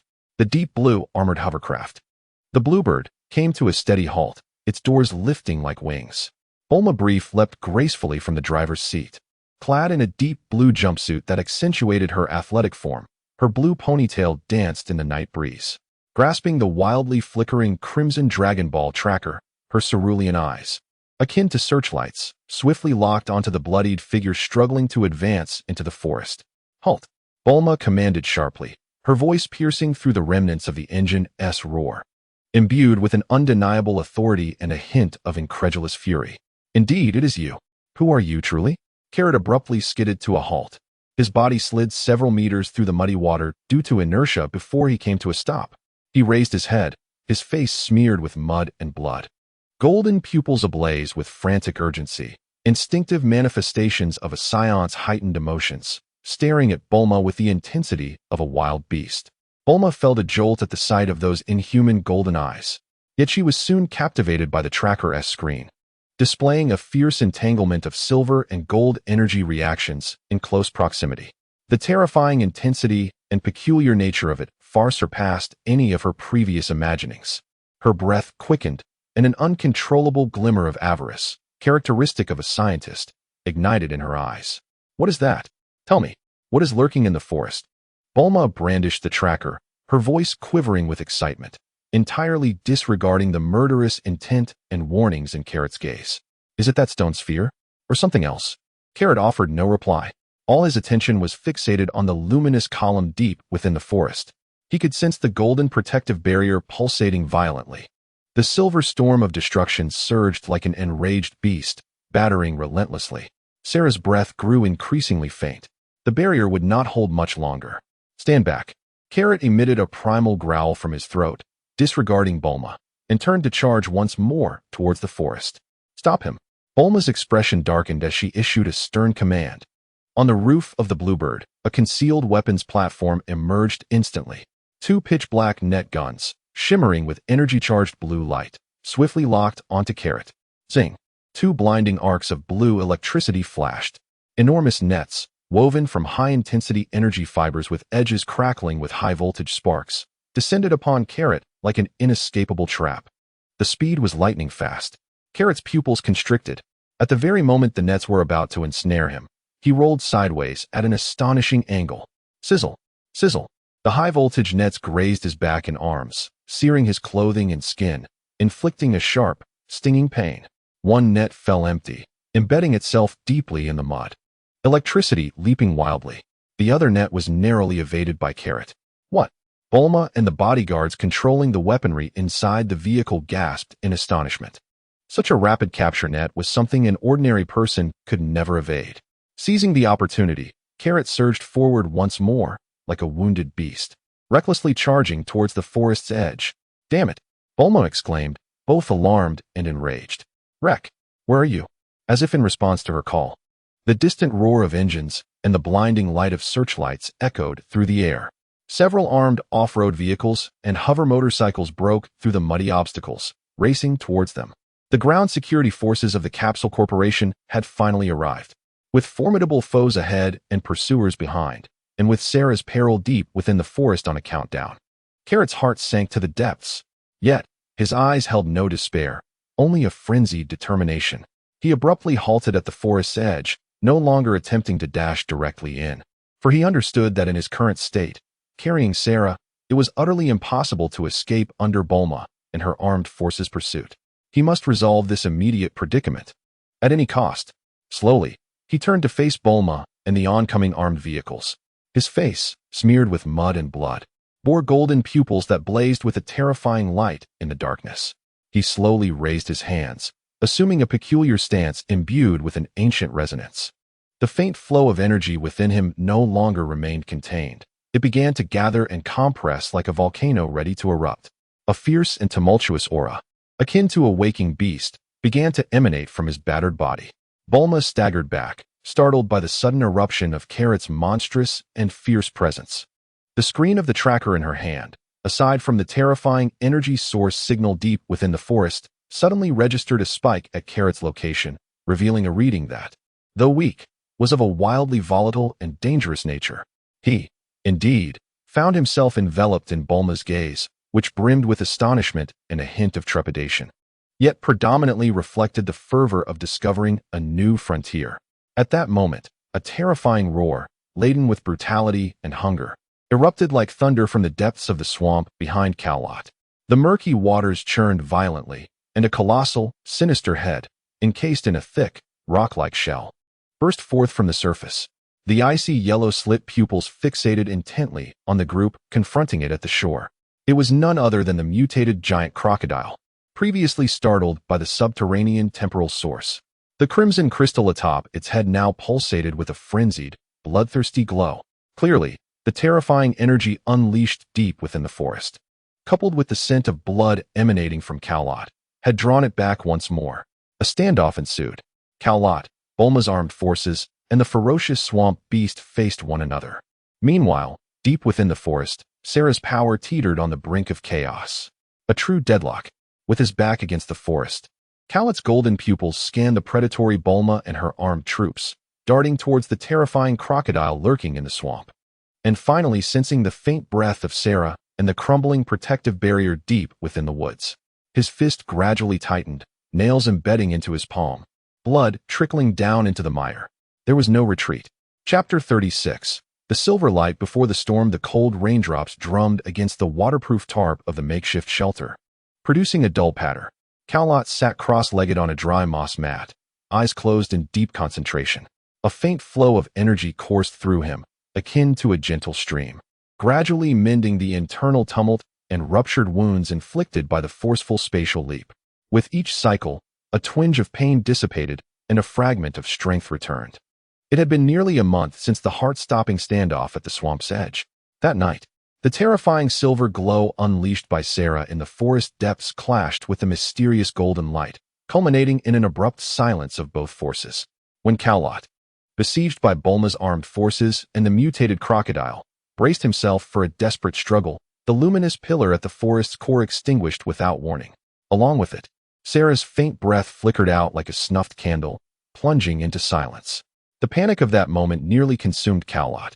In a frenzy, he withstood the crocodile's vicious bites and the energy blasts from the armed forces, breaking through the hastily established blockade by Bulma, and recklessly plunged back into the depths of the forest. What awaited him was a devastation zone nearly 100 meters in diameter, utterly reduced to powder. Ancient trees, rocks, shelters, all tangible forms obliterated, leaving only a smooth, mirror-like hemispherical crater. At the center of the pit, Sera's diminutive form lay curled up, her silver hair dulled, shrouding her pallid, paper-like face, her breath so faint it was nearly imperceptible. The once volatile force of time and space had vanished without a trace, as if it had never existed. The protective golden light was also nowhere to be found. Cradling the unconscious, ice-cold Sera, Cowlet, amidst the encirclement of Bulma's subsequent forces and the crocodile's pursuit, barely managed to escape into the depths of the swamp through his intimate knowledge of the terrain and a desperate surge of strength. The past month has been the most excruciating period since Kaios's arrival in this realm. Accompanied by Sera, he established a concealed camp deep within a primeval forest, far removed from the site of their descent and the temporal source of the swamp. Sera remained in a profound coma, her body icy and her vital signs weak, resembling a flickering candle in the wind. Kaios could only rely on hunting nutrient-rich prey, meticulously preparing broth, and cautiously feeding her liquid sustenance, attempting to warm her frigid body with the energy he had restored. It was only a few days prior that Sera's vital signs finally stabilized, her temperature returning to normal. Yet no signs of awakening were evident. The temporal affinity within her lay dormant like a slumbering volcano, devoid of any stirring. A feeble whisper, akin to a dreamlike murmur, of brother, abruptly jolted Kaios from his reverie. He opened his eyes wide. In the corner of the makeshift shelter, Sera's long silver eyelashes trembled violently, as if struggling to emerge from a chrysalis. Her small hand instinctively grasped the animal hide draped over her. Sera. Kaios nearly lunged to his sister's side, his voice trembling with disbelief. Sera laboriously and slowly opened her eyes. Initially, her clear, large eyes reflected a vacant bewilderment, mirroring the faint light filtering through the crevices of the shelter. It seemed to take her an eternity to focus her gaze on Kaios's anxious face. Brother? Her voice was hoarse and weak, imbued with the innocence of awakening. It's me. Sera. It's me. Kaios grasped her icy little hand tightly, his voice choked with emotion. How do you feel? Where does it hurt? Sera blinked in confusion, seemingly struggling to recall. Her small hand instinctively touched her forehead, then glanced around at the unfamiliar surroundings of the shelter. I feel dizzy. Have I been asleep for a long time? Yes, for quite some time. Kaios exhaled deeply, his previously anxious heart finally settling. He carefully helped Sera sit up and offered her some warm, clear water. It's all right now. It's all over. You are safe. Sera sipped the water in small gulps, her pale face regaining a hint of color. Suddenly, as if a memory had resurfaced, her small hand gripped Kaios's arm tightly, a flicker of fear flashing in her eyes. The light was terrifying, the silver light, and the golden walls. Kaios's heart clenched. Sera recalled the explosion from that night. Do not fear, Sera. He gently patted her back, softening his tone as much as possible. It has all passed. It was your own power, merely a momentary loss of control. I will teach you how to harness it. My power. Sera looked down at her tiny, seemingly unremarkable palm. Her eyes filled with confusion and a hint of unrecognized fear. At that moment, buzz. The temporal eye on Karo's forehead unexpectedly seared him like a red-hot iron.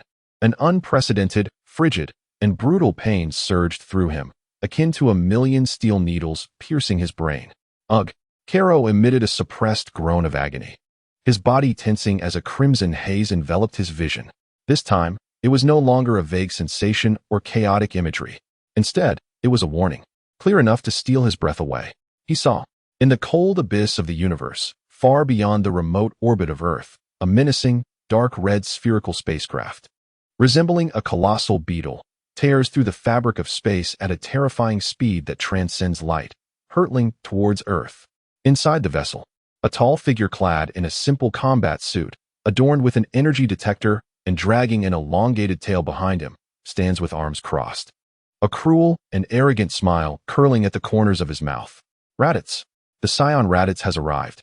A chilling sense of dread, emanating from the depths of his very being, grips Kakarot's heart like an invisible hand as the overwhelming and brutal aura radiating from Raditz, akin to that of a star, is perceived through the eye of time and space. The battle power reads hazily, but it is a magnitude far beyond what he currently possesses. The speed of the spacecraft. It would reach Earth in a day at most. No, even sooner. Brother. The sight of Kakarot's suddenly pale face and anguished reaction terrifies Sera, who clutches tightly to the hem of his clothing.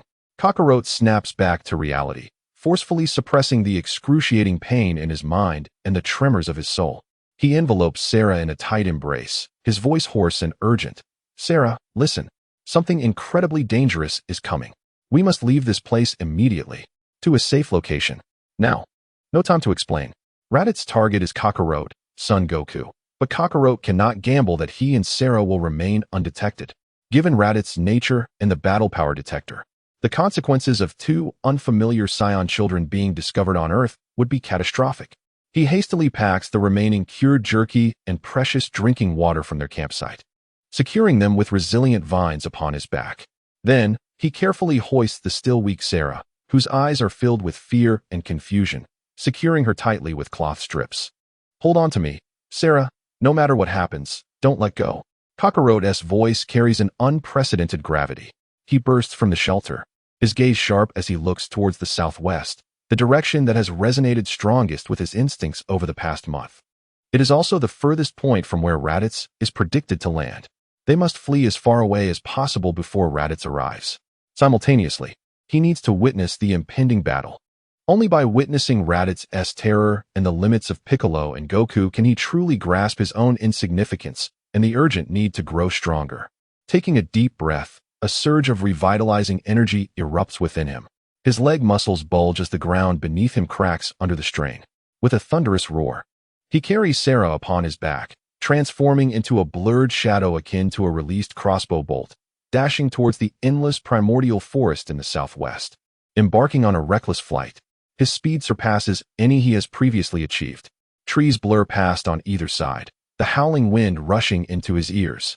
The gears of fate turn with a resounding clamor at the moment Raditz's spacecraft rends the starry sky, while Kakarot, bearing his sole hope, charges towards the eye of the impending storm. Chapter 37. The observer beneath the clouds. Carrot sprinted through the oppressive, sunless primordial jungle, burdened by the weight of Sierra on his back. His internal energy surged to the utmost limit, propelling his battered body beyond its confines. With each step, deep imprints marred the soft humus beneath him, only to be whisked away by the wind stirred up by his swift passage, obscuring the traces of his flight. Sierra, her petite form clinging tightly to her brother's broad yet taut back, buried her small face in the crook of Carrot's neck. Feeling the violent jolts and the howling winds surrounding them, she could sense every taut muscle of her brother's body and hear the wild, drum-like rhythm of his heart. Alongside his heavy, labored breaths laced with the scent of blood, fear coiled around her heart like a frigid vine, yet she bit her lip, stifling any sound, and clung to Carrot with all her might.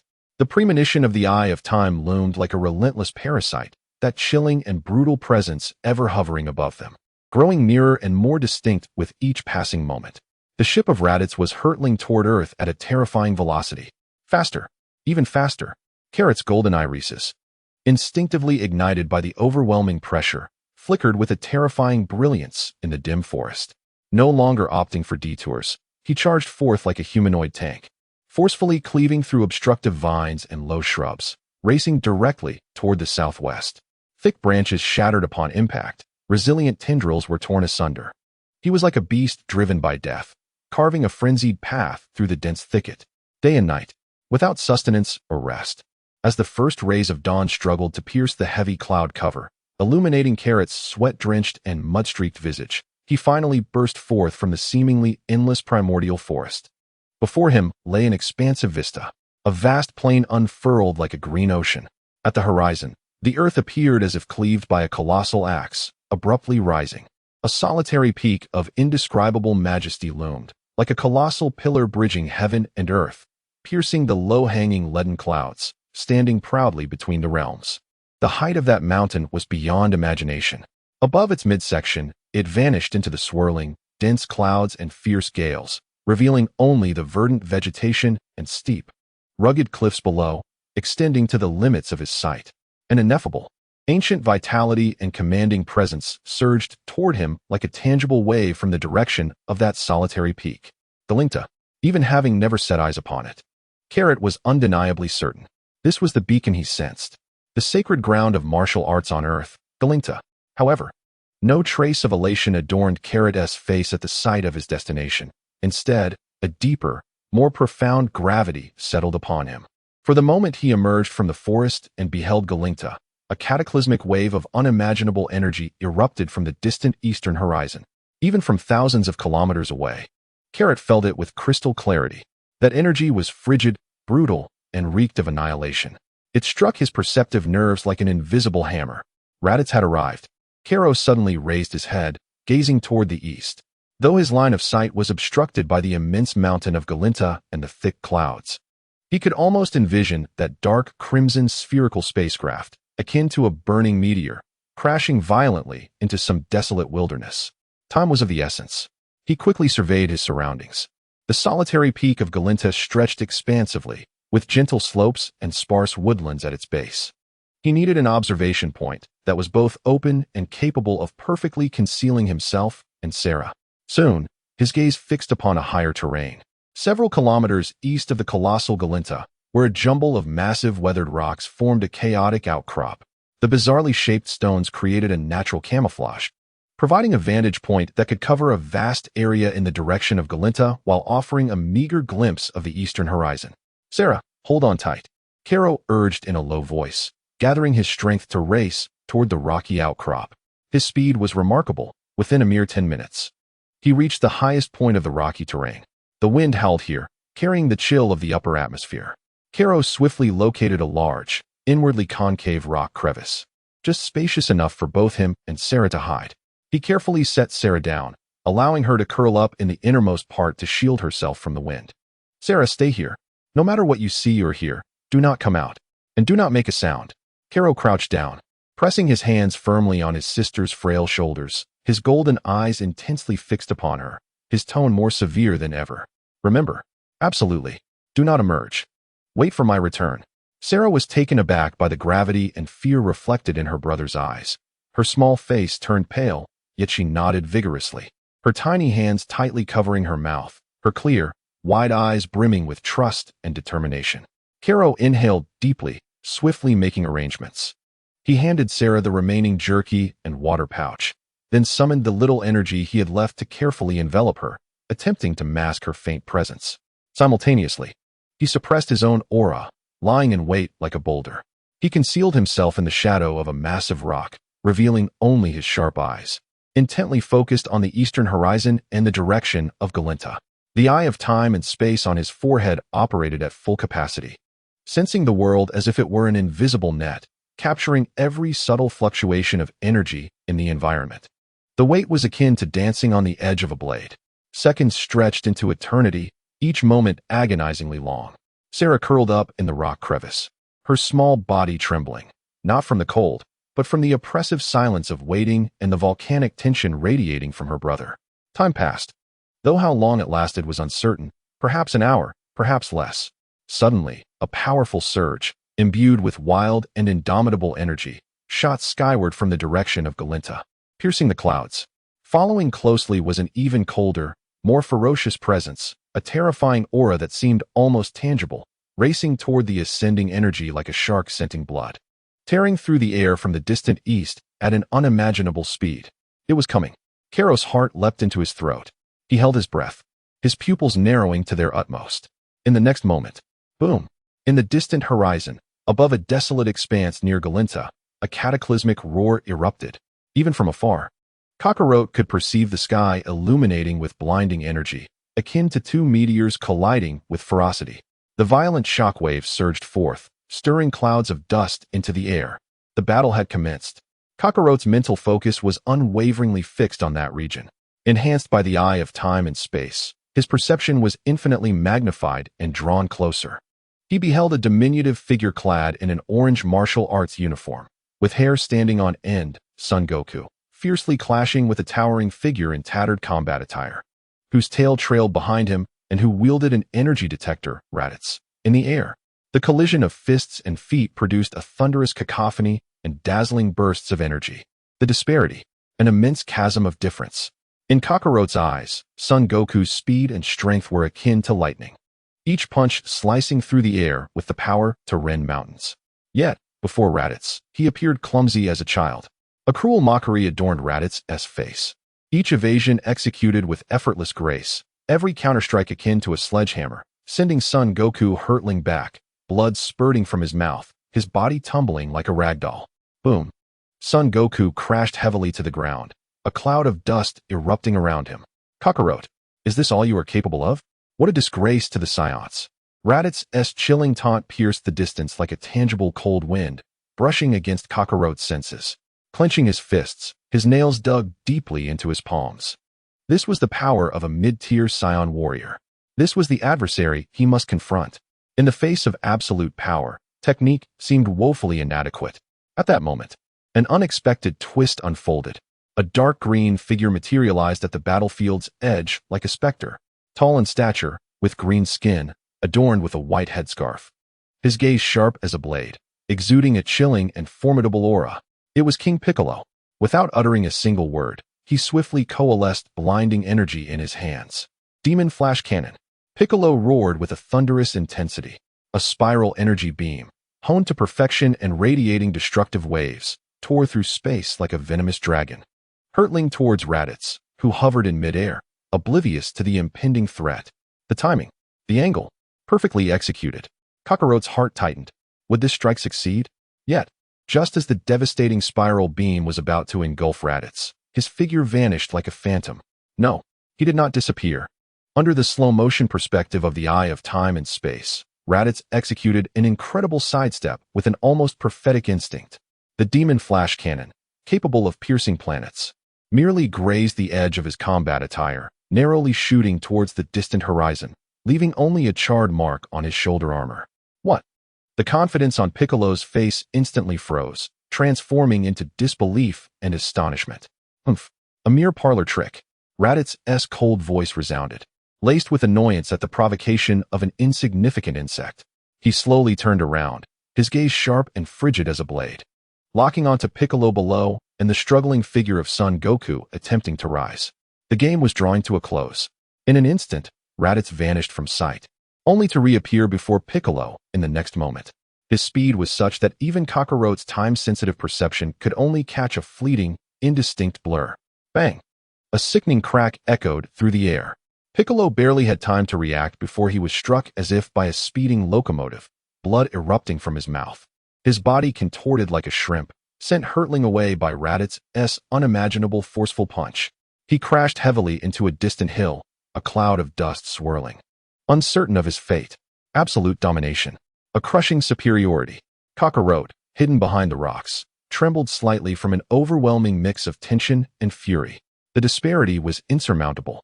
Raditz had not even exerted himself seriously. Father! At that moment, a piercing cry, high-pitched and filled with terror, suddenly pierced through the sparse trees at the edge of the battlefield. Kakarot's pupils dilated in alarm. He turned sharply. There! A small boy in a miniature martial arts GI, sporting a bowl haircut, emerged from behind a large tree. Tears streaming down his face as he looked at the fallen Son Goku, crying out in heart-wrenching distress. Oh no, Gohan. Raditz' attention was instantly captured by the unexpected wail. He slowly turned his head, and the scanner's lens flickered with a crimson light. Oh, a little brat? Power level 2? No, wait, it's rising. 700, 1000, 1500? Still climbing. A look of shock and intrigue crossed Raditz's face for the first time. Kakarot, is this your son? Haha, what a delightful surprise. A little scion with immense potential. A cruel and greedy smile spread across Raditz's face as he disregarded the barely conscious Son Goku, vanishing to appear before the terrified Gohan in an instant. His massive hand, akin to an iron clamp, effortlessly lifted the sobbing, struggling child. Let go of my son. Son Goku struggled to rise, but Raditz casually kicked him away once more. Let him go. Piccolo's voice echoed from the debris, laced with fury and weakness. Humph. This little brat with potential is coming with me. Raditz ignored the furious shouts of Goku and Piccolo, grinning wickedly as he clutched the wailing Gohan, striding towards his dark, crimson, spherical spaceship. Kakarot, want to save your son? Come to Namek in a year with the lives of 10,000 Earthlings. Remember, you have only 1 year. Ha ha ha. Amidst the cruel and arrogant laughter, Raditz boarded the spaceship with Gohan in tow. The dark crimson vessel roared to life, ascending into the sky in an instant, vanishing like a streak of light. On the barren plain, only the gravely injured Son Goku remained, crawling from the rubble, and the blood-soaked Piccolo, amidst the despairing silence that enveloped the scene. In the distance, atop the rocky outcrop, Kakarot slowly rose from his hiding place. The night wind tousled his disheveled hair, and his golden eyes blazed with a cold, resolute fire against the encroaching darkness. He witnessed the entire ordeal. The overwhelming power of Raditz, the abduction of Son Gohan, and the despair and defeat of Son Goku and Piccolo. Fear, indeed, it was present. Yet, more prominent was the ignited spirit, boiling like molten lava. 1 year. Just 1 year.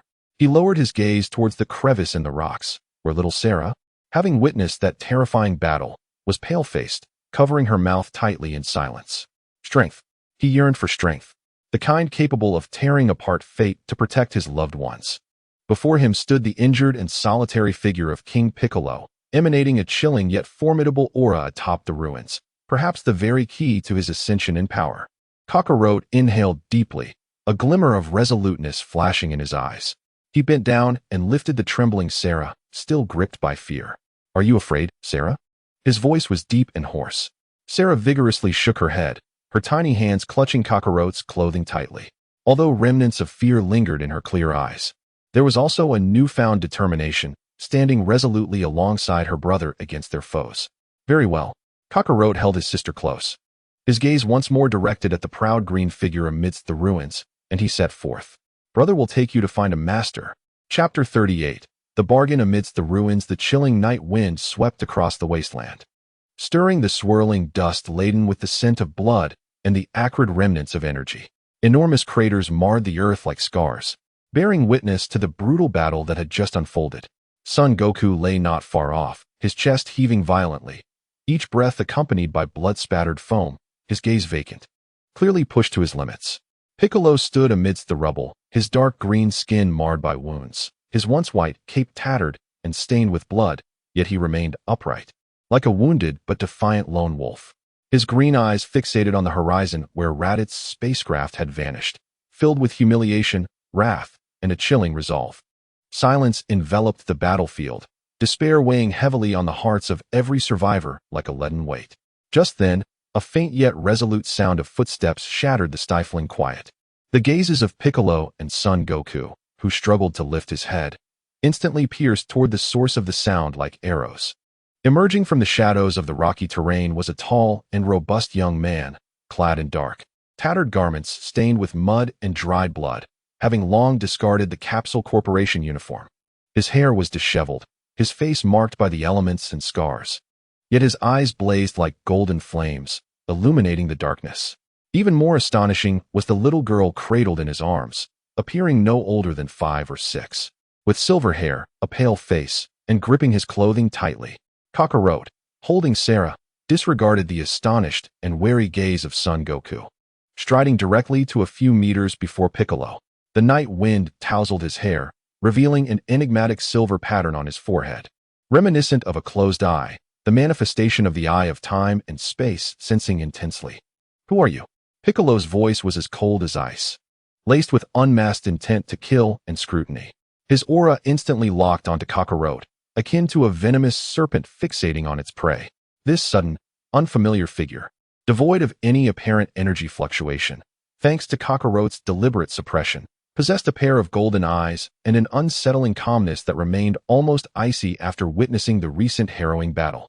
Evoking a primal sense of threat, Sun Wukong struggled to sit up, but the movement exacerbated his injuries, leading to a violent cough. He could only regard Kakarot with a wary gaze. Kakarot did not respond immediately. His eyes swept over the gravely injured Sun Wukong, ultimately settling on Piccolo. His voice deep and clear, infused with an unsettling maturity. "I am Kakarot, a fugitive yearning to survive and protect my loved ones." Fugitive? Piccolo's green brows furrowed, his gaze sharpening. "You witnessed the battle, did you not?" "I did," Kakarot confirmed with a nod, unflinching. "From beginning to end. The scion known as Raditz, his power, his cruelty, and the threat he posed by abducting that child. Having seen all this, you still dare to stand before me?" Piccolo's voice carried a hint of dangerous amusement as a faint glimmer of energy began to coalesce at his fingertips. "Are you not afraid I might eliminate you to silence you? Or that I might mistake you for an accomplice of that scion?" A chilling aura of menace surged forth, akin to a frigid tide. Sela trembled in fright, burying her small head deeply into Kakarot's embrace. Yet Kakarot did not retreat an inch. His golden pupils met Piccolo's oppressive green gaze, seemingly impervious to the lethal threat. "You will not kill me." Kakarot's voice was remarkably calm, even imbued with a touch of certainty, at least, not at this moment. "Oh." The energy at Piccolo's fingertips flickered, surprise and deeper scrutiny flashing in his eyes. "Provide me with a reason not to kill you." "Because you need strength," Kakarot articulated, each word deliberate. "You require power sufficient to confront the Saiyans, to rescue that child, and ultimately, to protect this planet in the future. And I can offer you what you seek." "What I seek?" Piccolo scoffed, as if he had heard the most ludicrous jest. "What could you possibly provide, given your current disheveled state and the terrified child in your arms?" "Intelligence." Kakarot's voice was resolute, regarding the Saiyans, concerning Raditz who abducted the child, and the forces behind him, the cosmic tyrant Frieza. Information about their weaknesses, distribution of power, and even the truth behind the destruction of their home planet. "What?" Both Piccolo and the severely injured Sun Wukong exclaimed in unison, incredulity etched on their faces. The mockery in Piccolo's eyes vanished in an instant, replaced by sheer astonishment and scrutiny. Sun Wukong widened his eyes in disbelief, gazing at Kakarot. "Science? Frieza? The destruction of their home planet?" These terms detonated within Piccolo's mind like a bomb, stirring tumultuous waves of realization.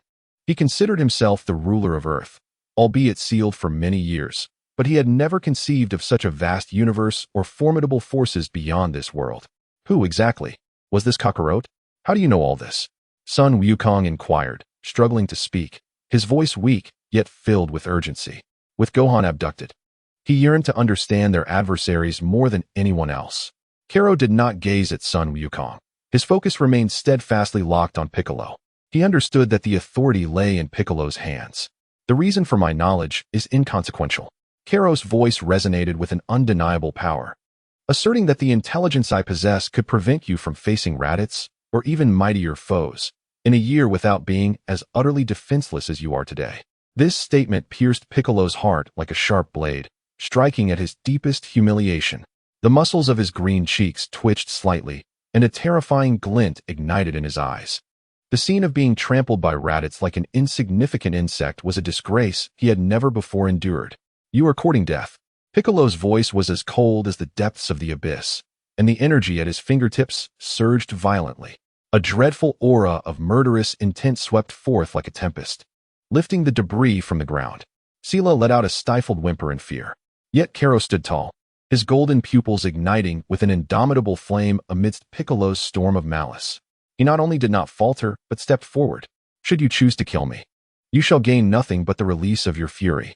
However, spare my life, and you may acquire the key to power, the hope of vengeance, the opportunity to protect, or even dominate, this planet." This transaction is entirely advantageous to you. He paused, his gaze sweeping over Sela in his arms. His voice tinged with a resolute bargaining chip. In exchange, I have but one request. Accept me and my sister Sela as your disciples. Train us in the most ruthless and effective manner. Enable us to gain the strength necessary to partake in that battle within a year. The air seemed to thicken. Piccolo stared intently at Karo, the light in his green pupils flickering violently. Rage, bloodlust, humiliation, shock, doubt, and a hint of wavering at being so directly addressed surged within him. The allure of Karo's intelligence was overwhelming. Yet the proposition to train two burdens? Nevertheless, the wild desire for survival and strength reflected in Karo's eyes, along with his composure in the face of Piccolo's murderous intent, stirred something unusual within Piccolo. Silence hung in the air, taut as a drawn bowstring. The severely injured son Yukong glanced between Karo and Piccolo, his eyes filled with a myriad of complex emotions. Instinctively, he sensed that this sudden youth was extraordinary, but in order to save Gohan, any potential power was worth pursuing. At last, the violent energy at Piccolo's fingertips gradually extinguished, albeit with great reluctance. The palpable storm of malice receded like the tide. The corners of his green mouth curled into a cold and cruel arc. Intelligence and training? Piccolo's voice was low and hoarse, carrying a dangerous undertone. Very well. I accept this transaction. He stepped forward, his towering figure casting a shadow over Karo, his green pupils gazing down like an abyss. However, young one, remember your words. If the information you provide harbors the slightest inaccuracy, or if you and that little girl cannot keep pace with my training rhythm, a surge of dark green energy, imbued with an aura of devastation, will once again leap forth, pointing ominously at Sera, cradled in Carlot's arms. I shall first extinguish this burden, and then ensure your suffering is beyond imagination. The chilling threat pierced through the air, akin to the flick of a serpent's tongue against Carlot's nerves. Firming his embrace around Sera, Carlot met Beak's gaze with resolute gold eyes, his voice steady yet imbued with an unyielding weight. It is a promise. Chapter 39. The Demon King's trial ground. The frigid moonlight cascaded over the desolate Gobi, where jagged stones loomed like the skeletal remains of colossal beasts, casting grotesque and twisted shadows. The howling wind stirred up dry sand and gravel, lashing against exposed skin with a stinging sensation. The air was thick with the scent of death and desolation. Here lies the temporary stronghold chosen by Beak, far removed from civilization. The environment harsh enough to break even the most resilient of warriors. Carlot gently placed the still somewhat weakened Sera in the sheltered nook of a massive rock, wrapping her snugly in the rudimentary fur he had brought along.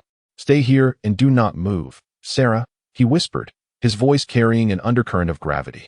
Sera obediently nodded, her small hands gripping the edge of the fur tightly. Though fear lingered in her clear, wide eyes, it was overshadowed by her unwavering trust in her brother. She watched as Carlot advanced towards the expanse of sand illuminated by moonlight.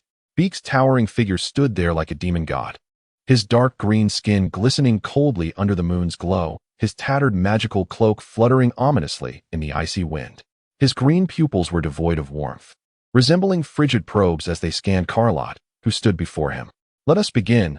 Beak's voice was devoid of inflection, as though stating an established fact. Show me, you audacious exile, what worth you possess beyond mere information that merits my time. No sooner had the words escaped his lips than Beak's form vanished in an instant. Swiftly, beyond the limits of visual capture, Carlot felt an icy gust, akin to the shadow of death, envelop him entirely. The hairs on his body stood on end in an instant. The eye of time frantically warned him. His vision turned a vivid crimson. To the left. Before consciousness could catch up, Carlot's body reacted.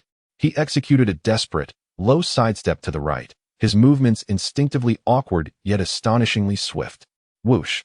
Beak's fist, shrouded in dark green flames, sliced through the air with a piercing shriek, narrowly grazing Carlot's left shoulder with tremendous force. The ferocity of the punch felt like a heavy hammer, leaving Carlot's cheeks stinging, as though his skin might be torn asunder. Not a bad reaction. Beak's cold voice resonated from behind Carlot, tinged with a hint of unforeseen surprise. He had not anticipated that this seemingly unremarkable boy could evade his probing strike. Yet, Beak's assault resembled a relentless tempest, showing no signs of respite. Having missed, his figure vanished like a ghost once more. This time, it was from the right. A more rapid, cunningly angled side kick swept towards Carlot's ribs like a steel whip. As the attack had yet to arrive, the fierce gust of wind had already made Carlot feel as if his very insides were about to be crushed. There was no avoiding it.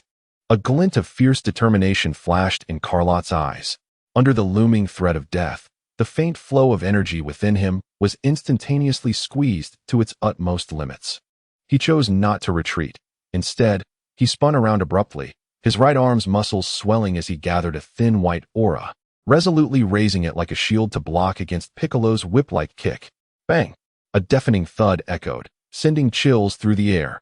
Carlot felt an irresistible force, akin to a collapsing mountain, violently crash into his body through his arm. His bones groaned under the unbearable strain. Agonizing pain surged through him, consuming his entire being. He was flung backward like a sandbag struck by a colossal hammer, his feet carving deep trenches into the sandy ground, coughing up a mouthful of blood. He was unable to suppress it. "Brother!" Sera cried out in terror from behind the rocks. Carlot crashed heavily onto the sand several meters away, kicking up a cloud of dust. He struggled to rise, but his right arm hung limply, excruciating pain piercing his chest, and his vision blurred into darkness. The disparity was overwhelming. Even though Piccolo was still wounded, his strength was far beyond what Carlot could withstand. "Humph, is this all you have?" Piccolo's figure loomed before Carlot, looking down upon him with a cold, disappointed gaze in his green eyes. "You cannot even endure a fraction of my power, yet you dare to challenge a scion?" Carlot spat out the blood from his mouth, using his left hand to push against the ground, laboriously lifting his head. His golden eyes burned with an indomitable fire in the moonlight. He uttered not a word, merely gritting his teeth and summoning every ounce of strength within him to shakily stand once more. His left arm hung weakly at his side, yet his spine remained erect.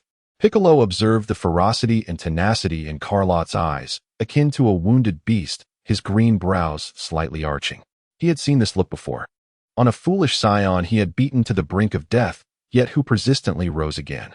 "Your willpower is commendable," Piccolo coldly remarked, but alas, in the face of absolute power, will alone is but a futile struggle. He slowly raised his right hand, fingers spread wide, palm directed at the teetering Carlot. A chilling wave of energy began to coalesce in his palm. Dark green light flickered, exuding an aura of annihilation.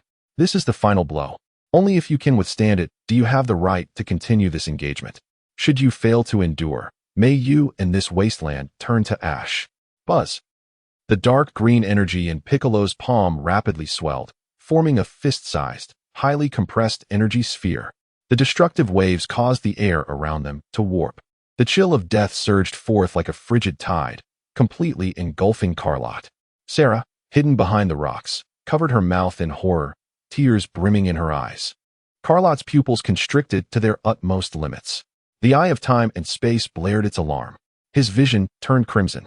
He could clearly perceive the chaotic energy currents raging violently within that sphere. To take it head-on, that was a certain death. To evade, in his current state and speed, it was utterly impossible to escape unscathed. What to do? In this moment of dire urgency, a flicker of madness and determination flashed in Karos' eyes. He ceased his attempts to evade or withstand the impending threat. Instead, he channeled every vestige of energy remaining within him, along with a sliver of mental fortitude he had just regained, directly into the eye of time and space situated on his forehead. A hum resonated through the air. An invisible, exceedingly faint yet remarkably pure ripple of time and space emanated from Karo, rippling outward from his very core. It was neither an assault nor a defense, but rather an interference, a distortion. For the briefest moment, it targeted the core of the energy sphere that Piccolo was poised to unleash. Just as Piccolo was about to launch the devastating energy sphere, his cold, unyielding green eyes suddenly narrowed. He acutely sensed that the highly concentrated, ostensibly stable energy sphere in his grasp experienced an inexplicable, subtle distortion and turmoil within its core structure, as if it had been gently nudged by an unseen force. It was in this infinitesimal fraction of a second of chaos that everything unraveled. Boom! The energy sphere in Piccolo's hand, at the very moment of its release, had its internal energy equilibrium utterly shattered by that minuscule ripple of time and space. It erupted uncontrollably in a violent, cataclysmic explosion. The horrific shockwave did not surge towards Karo, but rather violently detonated right before Piccolo himself. The dark green destructive energy surged forth like an uncontrollable flood, ruthlessly rebounding upon its wielder. What? Piccolo could only emit a muffled grunt of shock and rage. He had never anticipated such a turn of events. In a frantic split second, he managed to cross his arms defensively before him, as the dark green flames erupted into a protective shield. Thunderous roars. The deafening explosion engulfed the entire expanse of the desert. Dust and debris surged into the sky like a tsunami. The chaotic energy currents violently propelled Piccolo's towering figure away. He plummeted like a kite severed from its string, crashing heavily against a massive rock face in the distance. The once solid rock wall instantly became marred with a spiderweb of cracks. Smoke billowed forth, and fragments rained down like droplets of rain. Karo, too, was violently thrown by the residual shockwave, crashing to the ground once more, his vision darkening, blood oozing from his mouth and nose, while the eye of time and space on his forehead sent waves of intense pain and emptiness coursing through him. That last surge had nearly drained him of all his mental and physical strength. Behind the rocks, Seela's face turned pale with fear, her body curled tightly in on itself. A heavy silence once again enveloped the desert, broken only by the mournful whisper of the wind stirring the sands. After a long while, the dust began to settle. Piccolo's silhouette gradually emerged from the fissured rock face, standing upright. His magical cloak was more tattered than ever. A trickle of green blood seeping from the corner of his mouth, his arms marred with scorch marks from the energy's searing heat, his breath considerably ragged. Yet, his green eyes remained fixed on Karo, who was struggling to rise from the sandy ground, filled with an unprecedented shock, curiosity, and an uncontrollable fervor. What had just transpired? Piccolo's voice carried a barely perceptible rasp and gravity as he advanced towards Karo, each step echoing like a heartbeat in Karo's chest. What force was this if not magic or energy? Carrot struggled to lift his head, wiping the blood from the corner of his mouth. His golden pupils met Piccolo's abyss-like gaze, his voice hoarse yet tinged with a sense of relief. Am I worthy now? Chapter 40. Silver luster under gravity. The frigid morning breeze of the Gobi felt like sandpaper, rubbing against the dried blood and sweat on Carrot's face. With his upper body bare, his clothing destroyed in yesterday's explosion, his muscular frame was revealed, marred with bruises and abrasions. His right arm hung limply, crudely secured with torn strips of cloth and resilient twigs. Each breath sent a sharp pain ripping through his chest. Yet, he stood resolutely on the sandy ground, his gaze fixed ahead. Before him stood Piccolo, his towering figure casting a long shadow in the rising sun. Most of his wounds had healed significantly thanks to the demon clan's formidable regenerative abilities, though the tattered magical cloak and the charred marks on his arm remained conspicuous. His green pupils no longer burned with unadulterated killing intent as they had the previous day. Instead, they glinted with a cold, scrutinizing light, akin to a scientist observing an intriguing specimen. Your right arm is fractured, with multiple muscle tears. Your sternum is slightly cracked, and your internal organs are in turmoil. Piccolo's voice was devoid of emotion, as if recounting the state of an unrelated object, with the physique of an ordinary earthling. Such injuries would necessitate at least a month of recovery. Carrot remained silent, his golden eyes ablaze as they locked onto Piccolo. He understood that the latter had not finished speaking. But you are not an ordinary earthling. A cruel smirk curled at the corners of Piccolo's green lips. A scion? Or something else? It matters not. Since you have requested the most grueling training, I shall oblige. Slowly, Piccolo raised his right hand, palm facing upwards. An invisible yet suffocating force field enveloped Carrot entirely, like an unseen giant hand. Buzz! Carrot felt his body suddenly weigh down, as if he had been burdened with an immense weight. The sand beneath his feet instantly sank. His bones groaned under the unbearable pressure. The already agonizing wounds throbbed with a searing pain. His lungs were constricted, making each breath a monumental struggle. Gravity, and a force far exceeding Earth's standard gravitational pull. Double gravity. Piccolo's icy voice echoed. This is the starting point. Adapt to it, or be crushed by it.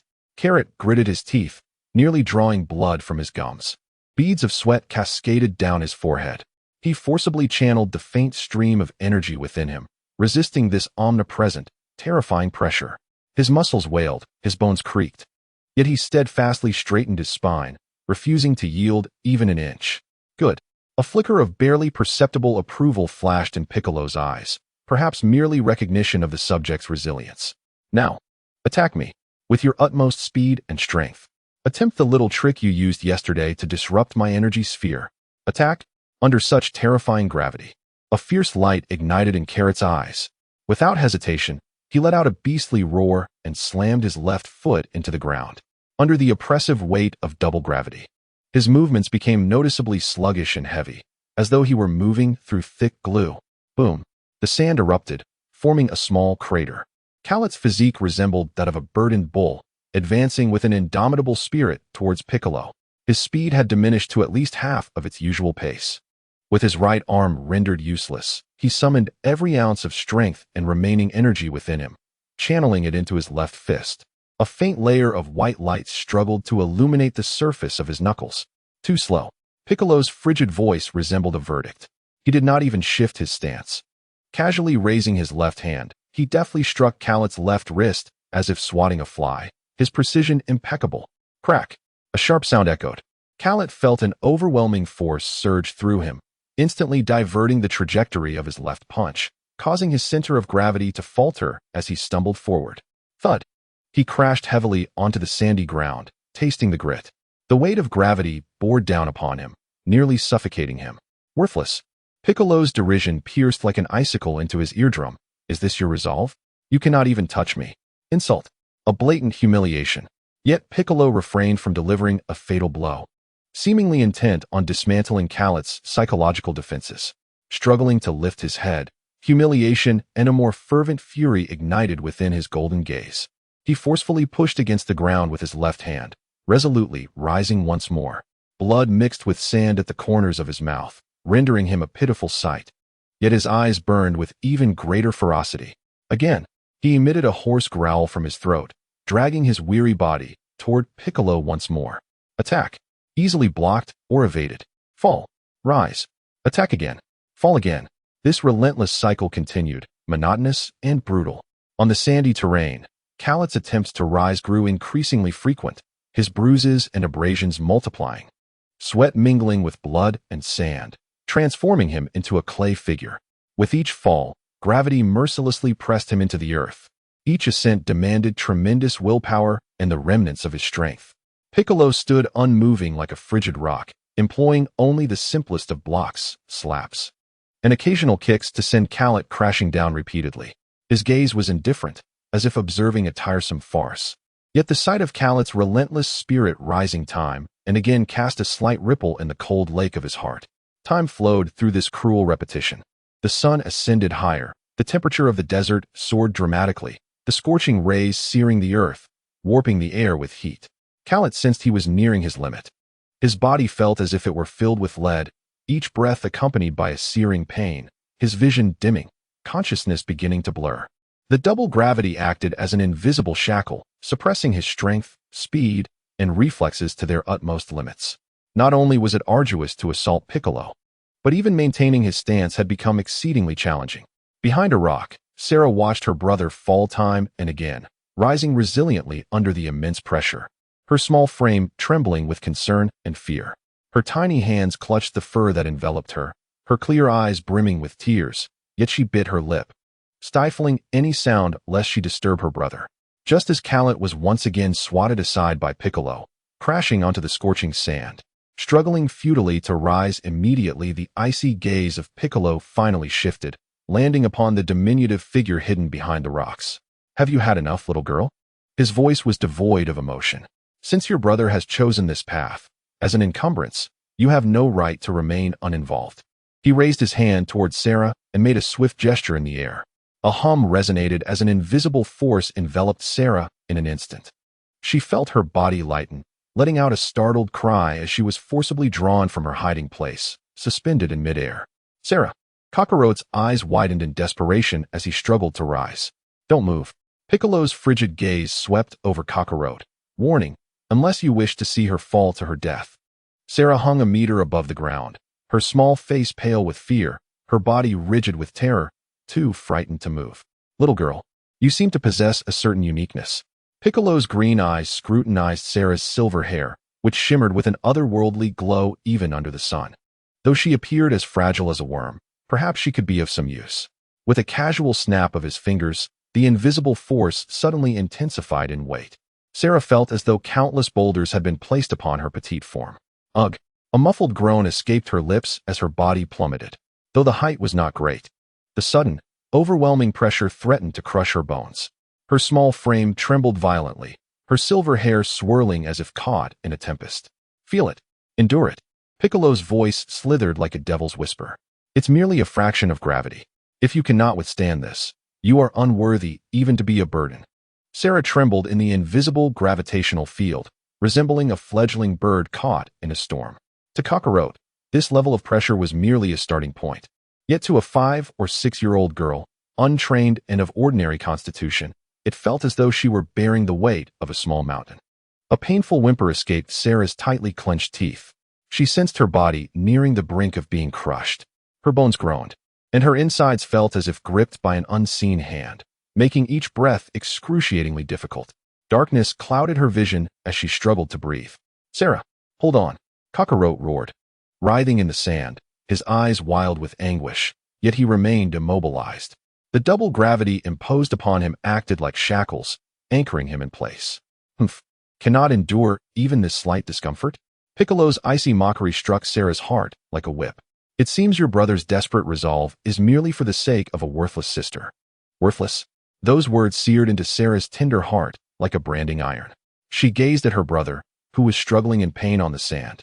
Witnessing the urgency and heartache in his eyes, an indescribable pang of sorrow, grievance, and fierce determination erupted within her small chest like a volcano. "No, I am not worthless. I will not be a burden to my brother. I shall grow stronger." A cry emanating from the depths of the soul, accompanied by an overwhelming surge of emotion, instantaneously shattered Sera's endurance against the torment within her consciousness. Buzz! At the very moment her mental will reached a critical threshold, an anomaly abruptly arose. Centered around Sera's petite, suspended form, the air twisted violently and without warning.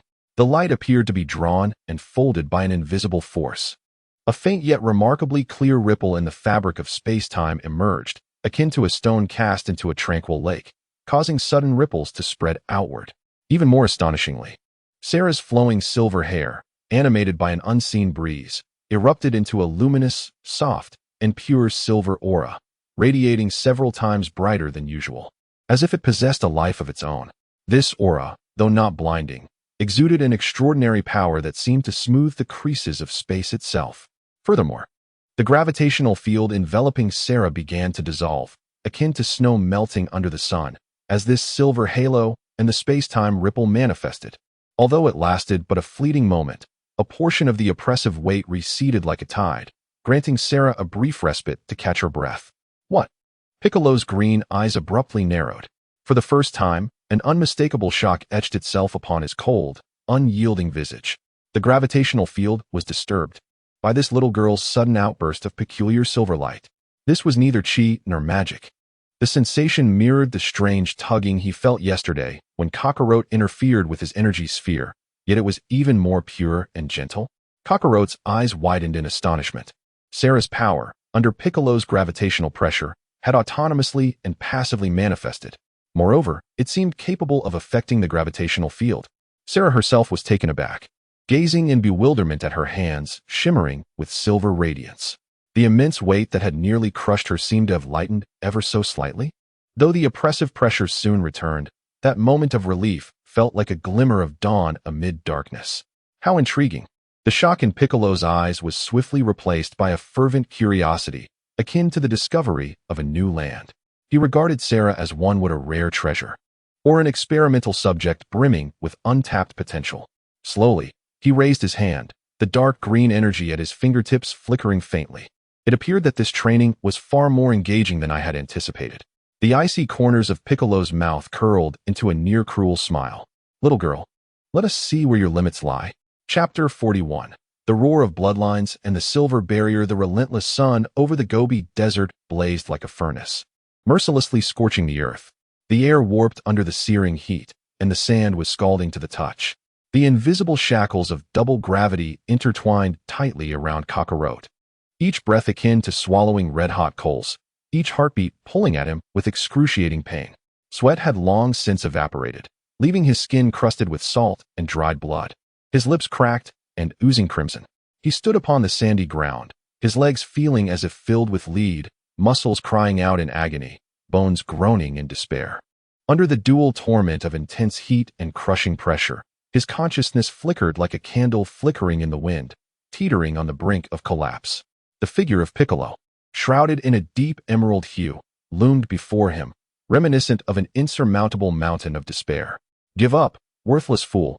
Piccolo's icy voice pierced the sweltering air, tinged with a barely perceptible irritation. "Your body has reached its limit. If you persist, your bones will shatter and your organs will rupture. To sacrifice your life for such a pitiful sense of pride is utterly foolish." Yet, Carrot turned a deaf ear to these words. His gaze remained fixated on Piccolo, and within the depths of his golden pupils, it was not reason that burned, but an almost primal instinct. The scion blood coursing through him, ignited by the threat of death, roared with a ferocity known as death's madness. It siphoned every dwindling cell, igniting the last vestiges of life, propelling his battered form to unleash a final, desperate roar. Roar! A sound erupted from Carrot's throat, primal and inhuman. He suddenly propelled himself off the ground. The gravel beneath his feet was instantaneously pulverized by the terrifying force, bound by twice the normal gravity. His speed surged even faster than before. Like a frenzied beast, scarred and battered, dragging its broken body with a fierce momentum of mutual destruction, he charged fiercely at Piccolo. His right arm hung limply, but he poured every ounce of strength, every shred of will, along with the last remnants of his nearly exhausted energy, unreservedly into his left fist. The thin veil of white light upon his knuckles suddenly solidified, blindingly bright. A hint of wild golden edges shimmered around it, seeking death. A cold glint flickered in Piccolo's eyes. This time, he would not merely swat away the attack. In response to Carrot's life or death strike, he brought his right hand together, the emerald flames of energy encasing his palm, forming a sharp energy blade. With a piercing shriek that rent the air, he surged forward with unparalleled precision, aiming directly at Carrot's neck. The angle was acute, the speed was unmatched. He sought to end this farce with a single blow. In the distorted scarlet vision of the Eye of Time, warped by pain and heat, the trajectory of Piccolo's lethal strike was starkly clear. Carrot understood he could not evade it. To withstand it meant certain death. There was no retreat, only the option to trade injury for injury, to gamble his life. A glimmer of frenzied gold flashed in Carrot's eyes. He did not flinch or evade. His left fist surged forward, unwavering, targeting Piccolo's abdomen.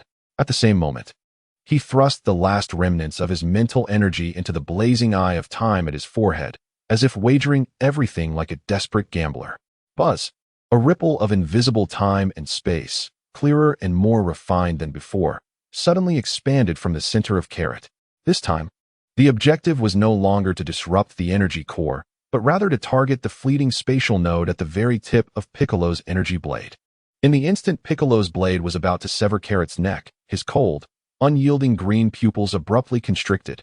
An exceedingly strange and subtle sensation of spatial delay appeared before his energy blade without warning.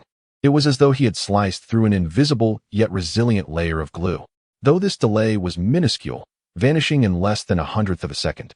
For a warrior of Piccolo's caliber, this infinitesimal anomaly was sufficient to disrupt the flawless rhythm of his attack and the transmission of his power. It was this seemingly insignificant interference. Karo unleashed a powerful left punch aimed at Piccolo's abdomen, his speed remaining largely unaffected. However, Piccolo's knife hand strike faltered for the briefest moment, rendering it slightly less effective. Bang! Crack! The sounds of impact and bone fracturing erupted simultaneously. Karo, summoning every ounce of his strength and remaining energy, landed a solid blow on Piccolo's abdomen, enveloped in emerald green aura. Although the majority of the force was mitigated by Piccolo's formidable protective energy, the impact, infused with the desperation and faint energy of a near-death scion, still caused Piccolo's towering form to stagger slightly. The aura around his abdomen surged violently. Meanwhile, Piccolo's green knife hand, slightly diminished in power due to the momentary hesitation, struck heavily against Karo's left shoulder, right at the collarbone. The sheer force was terrifying. Karo distinctly heard the crack of his collarbone shattering. Agony surged through him like a tsunami, overwhelming his senses. He was struck as if by a colossal hammer. Spewing blood once more, his body hurtling backward like a ragged sack. Thud! He crashed onto the scorching sand, kicking up a cloud of dust. His left shoulder caved in, the pain rendering his vision dark and his consciousness teetering on the brink of oblivion. Yet, a twisted smile, mingled with blood and sand, crept across his lips. He had made contact. He had struck Piccolo in an absolute disadvantage. He exchanged his life and the eye of time and space for this seemingly trivial, yet profoundly significant touch. Piccolo stood rooted, gazing down at the faintly fluctuating aura around his abdomen, then at his right hand, which had just delivered the strike. The sensation of delay was unmistakably clear. It was no illusion. This little brat's bizarre ability could directly affect space and disrupt his attacks. Shock. An unprecedented shock. Alongside a flicker of humiliation and anger at being wounded by an insignificant insect. A chilling, murderous intent surged within Piccolo's green pupils. Slowly, he raised his hand, palm directed at the barely conscious Karo on the sandy ground. This time, the energy he gathered was no longer a mere probe, but a devastating emerald light. Your tricks end here. However, just as Piccolo's murderous intent boiled over, preparing to annihilate the source of his surprise and humiliation, a piercing scream, filled with excruciating pain and terror, erupted from the side. Both Piccolo and the dazed Karo turned sharply. There floated Sera, her face contorted beyond recognition. The overwhelming pain and pressure had finally shattered her fragile nerves. The gravitational field enveloping her, though only doubled, had persisted far too long for a girl with no foundation. More terrifying was that, as her psyche crumbled, the immense dormant affinity for time and space within her began to erupt uncontrollably, like a volcano unleashed. Buzz. Centered around Sera, the air twisted violently, as if boiling water. Light refracted and folded madly. Countless fragmented spatial patterns, resembling black fissures, manifested around her, only to vanish in an instant. A vast and chaotic silver aura, imbued with a sense of impending destruction, erupted from her small frame like an uncontrollable stellar tempest. The gravitational field that enveloped her, under the onslaught of this violent silver storm, shattered like fragile glass, emitting a mournful wail of overwhelming strain. It appeared on the verge of complete collapse. Should the gravitational field disintegrate, Sela's uncontrollable power would unleash itself without restraint, with unimaginable consequences. Sela. Karo's eyes widened in desperation as he struggled to rise, but his shattered left shoulder and severely injured internal organs rendered him as immobile as mud. Piccolo's expression shifted dramatically. He distinctly felt the terrifying chaotic temporal power surging within Sela. If it spiraled out of control, not only would the fragile girl be torn apart in an instant, but he himself could be swept away by the tumultuous currents of space. Damn it!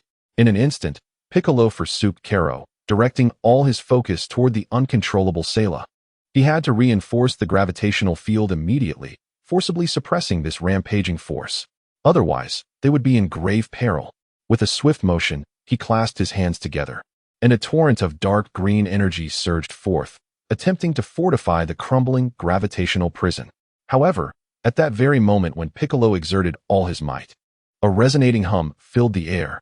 The core of Sela's chaotic, destruction-laden silver storm seemed to sense Piccolo's formidable energy intervention, igniting like an enraged beast as a more ferocious and pure silver radiance erupted forth. This time, it was no longer a chaotic dispersion, but a fierce condensation. Driven by Sela's unconscious, crumbling mental force and primal instinct for survival, the vast and tumultuous temporal power twisted and coalesced. A barrier, as delicate as a cicada's wing, yet radiating an unyielding vibrancy, swiftly formed around Sela's petite form. This barrier was not a physical entity, but rather a manifestation of pure spatial folding and temporal ripples. It enveloped Sela with precision, isolating her from the outside world. Piccolo's surging dark green energy, aimed at reinforcing the gravitational field, collided violently with this suddenly manifested silver barrier. There was no cataclysmic explosion, only a sound akin to a hot knife slicing through butter, a nauseating obliteration that resonated through the air. The immense energy, capable of effortlessly toppling mountains, struck the silver barrier, only to be consumed silently, decomposed, and annihilated by that seemingly fragile, shimmering shield. The surface of the barrier merely rippled violently, showing no signs of being breached. Impossible. Piccolo gasped in shock, his cold visage betraying an unmistakable horror for the first time. His power had been thwarted by this sudden barrier, forged from the girl's uncontrollable energy? No, it had absorbed it. This barrier bore an uncanny resemblance to the mysterious golden light he had encountered deep in the forest last night, opposing Selah's chaotic silver radiance.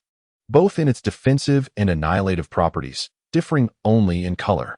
Could it be? A brilliance ignited in Piccolo's green eyes, unprecedented and profound. He fixed his gaze intently on the barrier, observing the unconscious Sera, who had momentarily succumbed to a faint due to the explosive surge of power and pain. Abruptly, he turned his head towards the sandy ground, where Karo also lay, momentarily stunned into forgetting his own agony. What secrets did these two young souls conceal? Chapter 42. The beginning of tempering silence enveloped the desolate expanse of the desert. The scorching sun seemed to have crystallized in the sky, leaving only the mournful whispers of the wind sweeping through the grains of sand and the faint, delicate hum emanating from the shimmering barrier encasing Sera.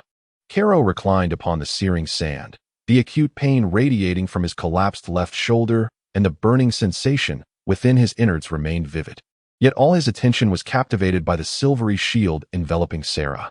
A tumult of shock, concern, and a flicker of incredulous elation intertwined within his heart. In a moment of life and death, Sera's power instinctively mirrored the golden light that had once protected her that fateful night.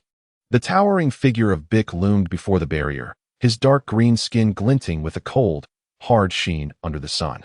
He extended a finger, the tip wreathed in concentrated green energy, cautiously reaching out to touch the gossamer thin silver barrier.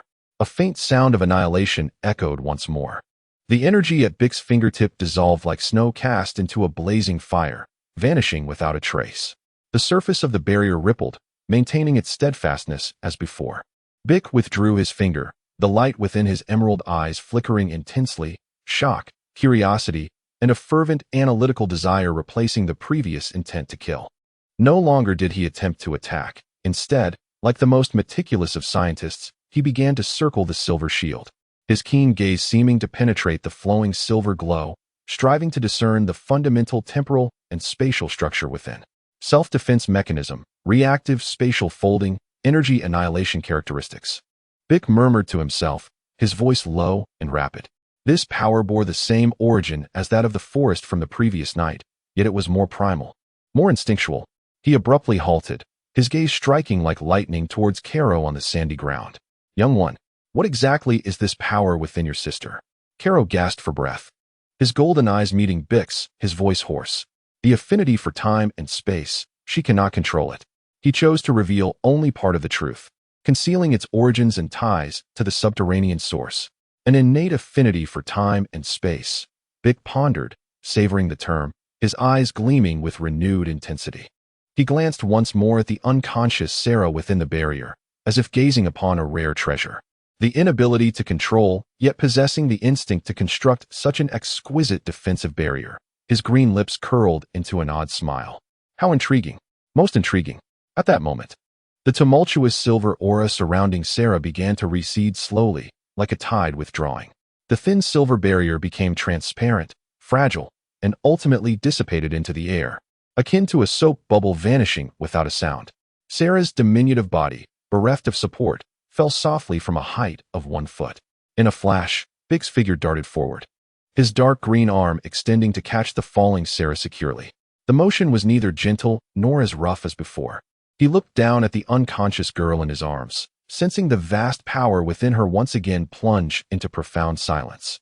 Alongside the weak tremors caused by her excessive exhaustion, Kakarot struggled to rise, yet was halted by Piccolo's frigid gaze. If he wished to avoid her demise, he ought to remain still. Piccolo's voice, though still icy, bore less of a murderous intent.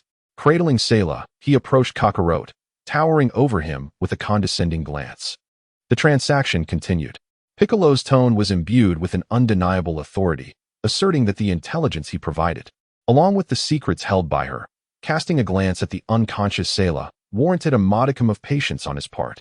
He paused, his eyes scanning Kakarot's sunken left shoulder and his multitude of wounds. As for training your body, half of it is already ruined. A weight dropped in Kakarot's heart. However, Piccolo's tone shifted, tinged with a cruel amusement, suggesting that the Scion bloodline appeared to be more resilient than one might presume. He extended his other hand, fingers splayed wide, directing it towards Kakarot, who lay gasping on the sandy ground. This time, the energy coalescing within his palm was not of destruction, but a gentle yet potent emerald light brimming with vitality. "Do not move," Piccolo commanded. The verdant orb descended slowly, enveloping Kakarot's entire form. A wave of warm, robust life energy surged into his battered body, akin to a long-awaited rain after a drought. Kakarot felt the shattered bones in his left shoulder tingle, the excruciating pain swiftly alleviating. The burning sensation within him was soothed by a cool balm. It felt as though all his wounds were steeped in warm water, with fatigue and weakness receding like a tide. The Scion's formidable self-healing ability, catalyzed by this pure life energy, operated at a visibly accelerated pace. Kakarot couldn't suppress a satisfied groan. He distinctly sensed the fractured bones knitting together and the torn muscles mending rapidly. This pace of recovery far surpassed natural healing. The healing arts of the Namekians, coupled with your paltry Scion recuperative abilities, Piccolo coldly elucidated, as if discussing a trivial matter, serving as a prepayment for his services. "Before dawn tomorrow, I wish to see you and your sister standing here. Otherwise," he left the sentence hanging, yet his chilling gaze conveyed everything. With that, Piccolo paid Kakarot no further heed, vanishing into the shadow of a massive rock on the desolate plain, still holding the unconscious Sela in his arms. Clearly, that was his temporary refuge. The emerald light gradually dissipated. Kakarot struggled to sit up, incredulity washing over him as he tentatively moved his left arm. Although it still throbbed, the bones had begun to reconnect, allowing for slight movement. The oppressive pain in his chest had diminished significantly. The faint stream of energy within him seemed to swell under the nurturing influence of this life force, becoming more potent and vibrant. Is this the power of the Namekians? A fiery light ignited in Kakarot's eyes. He laboriously stood, feeling the burgeoning strength that came with his rapid recovery. Without a moment's pause, he immediately sat cross-legged, closed his eyes, and focused intently on channeling the energy within him, accelerating the absorption of residual life energy. Simultaneously, he began to guide the energy through his body according to the most fundamental training methods of the Frieza force, nurturing his injuries and solidifying this hard-won restoration. Time flew by as he immersed himself in his focused recuperation. As the dying rays of the setting sun bathed the desert in a golden crimson hue, Carrot abruptly opened his eyes. His golden pupils sparkled with intensity.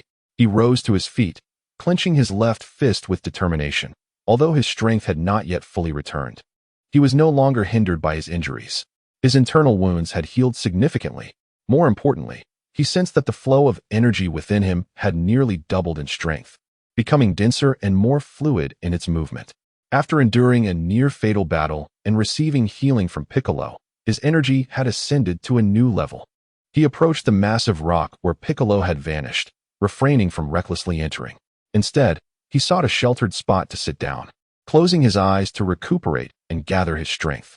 Every so often, he cast a glance towards the shadow of the rock, tinged with a hint of concern. Night descended. The temperature of the desert plummeted, and the biting cold wind pierced through the air. At last, faint footsteps echoed from the shadows of the rock. Piccolo emerged, his imposing figure cradling a still sleeping, yet visibly healthier, Sela. He casually placed her on a flat rock beside Carrot, his actions lacking any semblance of gentleness. "She is fine, merely exhausted and drained. A good rest will suffice." Piccolo's voice resonated with an icy chill in the night. Carrot exhaled deeply, the weight on his heart finally lifted. He moved closer to Sela, tenderly smoothing her somewhat disheveled silver hair.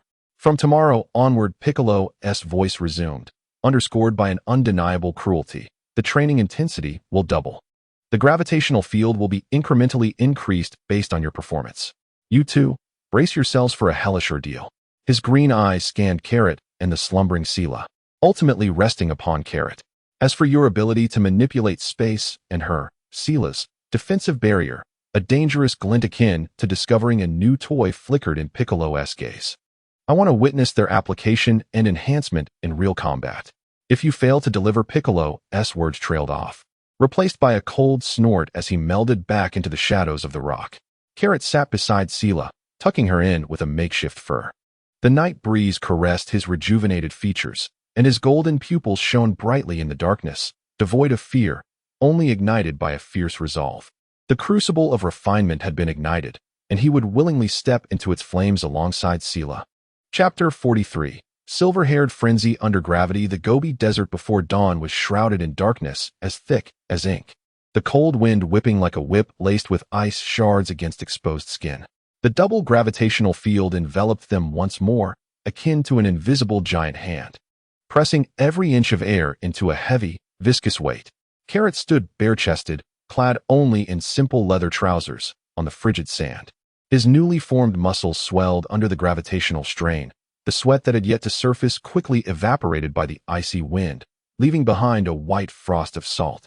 His golden pupils, sharp as an eagle's, remained fixed on Piccolo's towering figure. A night of profound recovery and training had nearly restored him. The energy within him had grown denser and more robust. Yet, in the face of Piccolo, he still felt like an ant gazing up at a dragon. Begin. Piccolo's cold voice rang out like the clarion call to battle. Carrot sprang into action. This time, he would not charge in blindly, under the constraints of gravity. His steps were heavy yet imbued with a peculiar sense of rhythm, akin to a cheetah gliding through a mire. He maneuvered swiftly around Bick, searching for the nearly non-existent flaw. Bick stood resolute, utterly motionless, his green pupils subtly shifting with Carlot's movements, resembling a venomous serpent fixated on its prey. Suddenly, Carlot's figure came to a halt, his left foot striking the ground with immense force. Utilizing the recoil, he sliced in at an exceedingly acute angle from Bick's left rear side. His left fist, enveloped in a pale aura, shot forth like a serpent emerging from its lair, aimed directly at Bick's lower back. Merely a trivial skill. Bick scarcely turned his head, his left hand reaching back with uncanny foresight. Bang! Carlot's left wrist was seized tightly by Bick's iron grip. The vast disparity in strength rendered Carlot immobile in an instant. However, at the moment his wrist was ensnared. A golden light surged in Carlot's eyes. The eye of time and space on his forehead whirred furiously. A subtle and refined ripple of time and space surged forth, not diffusing but rather piercing like an invisible cone, targeting the minuscule spatial nodes surrounding Bick's grasp on his wrist. Bick felt the spatial structure around his hand shift in an oddly unsettling manner, as though he were gripping not a wrist, but a slick eel coated in grease. That once unyielding grip momentarily loosened due to the minute spatial distortion. In that fleeting moment of 0.001 seconds, Carlot twisted and shrank his wrist fiercely. Like a serpent shedding its skin, he managed to slip free from Bick's formidable grasp. Simultaneously, he propelled his body backward with great haste. A genuine surprise flickered in Bick's eyes. He glanced down at his empty palm, then at the rapidly distancing Carlot, who was gasping for breath.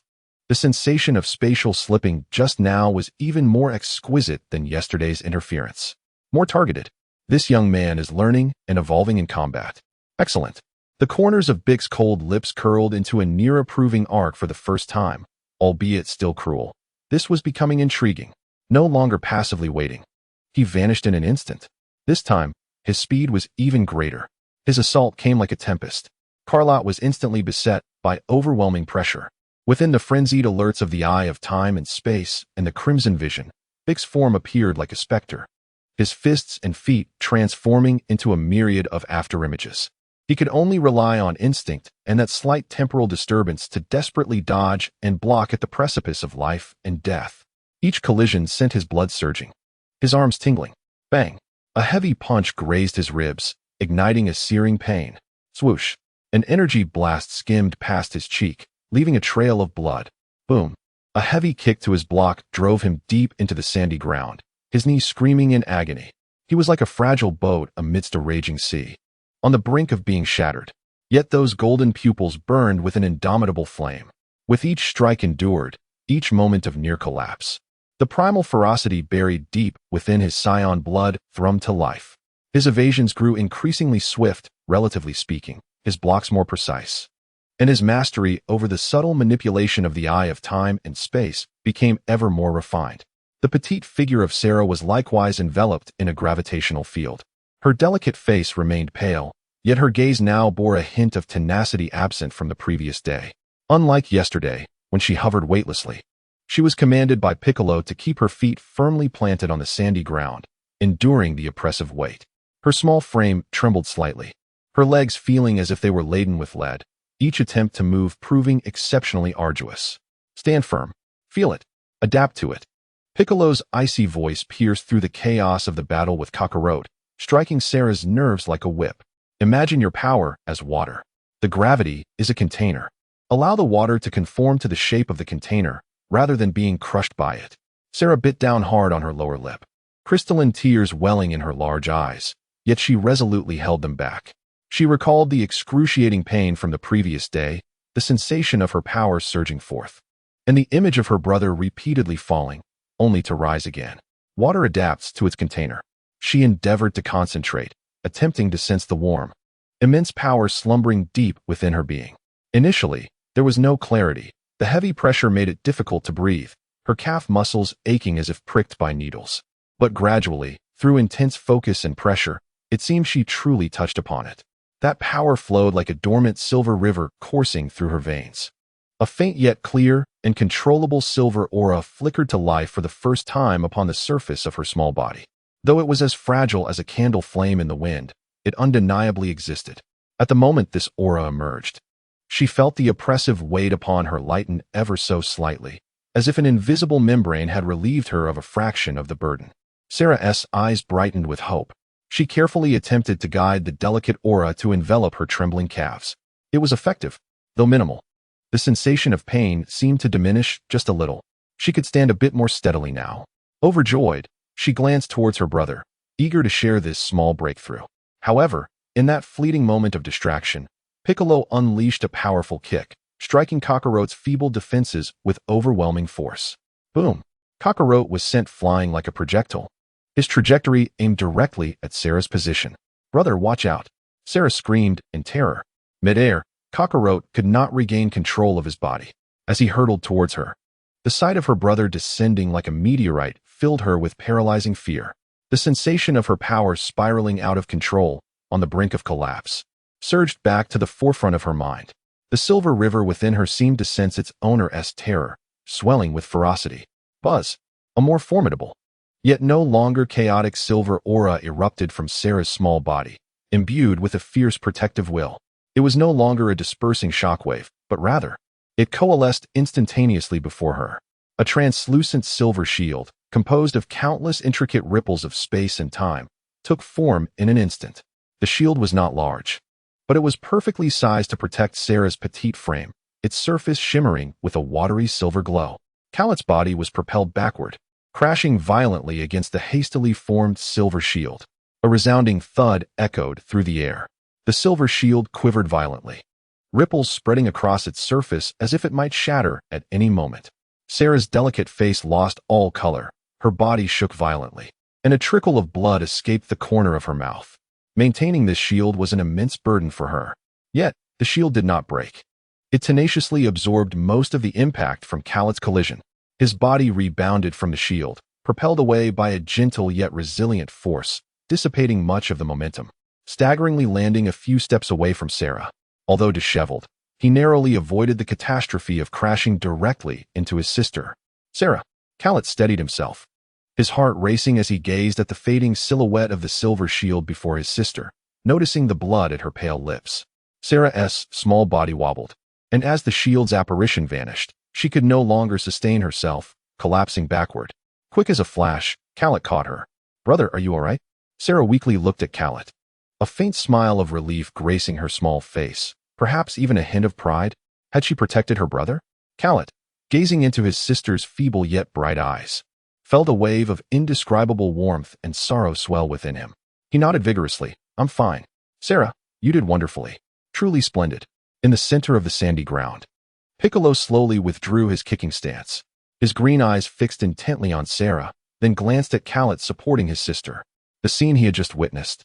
The guardian shield forged from pure temporal energy, though nascent and hastily assembled, embodied a defensive principle and energy annihilation quality that left him profoundly shaken. This pair of siblings displayed extraordinary potential. One evolved rapidly in battle, utilizing that peculiar spatial disturbance ability for evasive maneuvers, while the other instinctively conjured a protective barrier under the will to guard. Endless potential.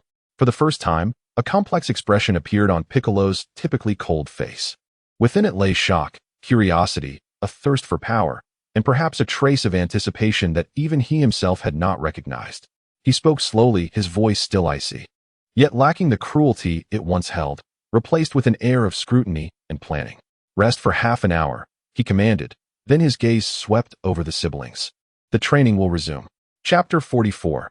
Intelligence and the blueprint of hell in the midday desert. The heat warped the air, with scorching gravel capable of burning the soles of one's feet. Khaled and Sera leaned against a massive rock that offered a modicum of shade, gasping for breath. Khaled's bare torso was marred with fresh bruises and abrasions, sweat cascading like a stream, etching trails of mud across his bronze skin. Sera's small face flushed crimson, her silver hair clinging to her forehead with perspiration, her petite frame trembling, clearly at her limit. Piccolo's imposing figure stood not far off, his back to them, the dark green cloak fluttering slightly in the hot wind. He seemed to gaze into the distance, lost in thought. The brief respite was the only opportunity to replenish their water and food. Kakarot handed the water pouch to Sera, watching her sip the cool liquid with small, measured gulps, his eyes brimming with concern. Sera, in an effort to reassure her brother, managed to muster a weak smile. Yet the pallor of her face and the fatigue reflected in her eyes could not be concealed. A half hour passed. The cold voice of Piccolo shattered the momentary silence, akin to a death knell. Kakarot took a deep breath, suppressing his weariness, and rose to his feet. Sera struggled to stand as well, her petite frame appearing precarious under the weight of gravity. Piccolo turned, his green eyes scanning the siblings before finally fixing on Kakarot. Training is paused. Now, it is time for you to fulfill the other part of our agreement. A chill ran through Kakarot.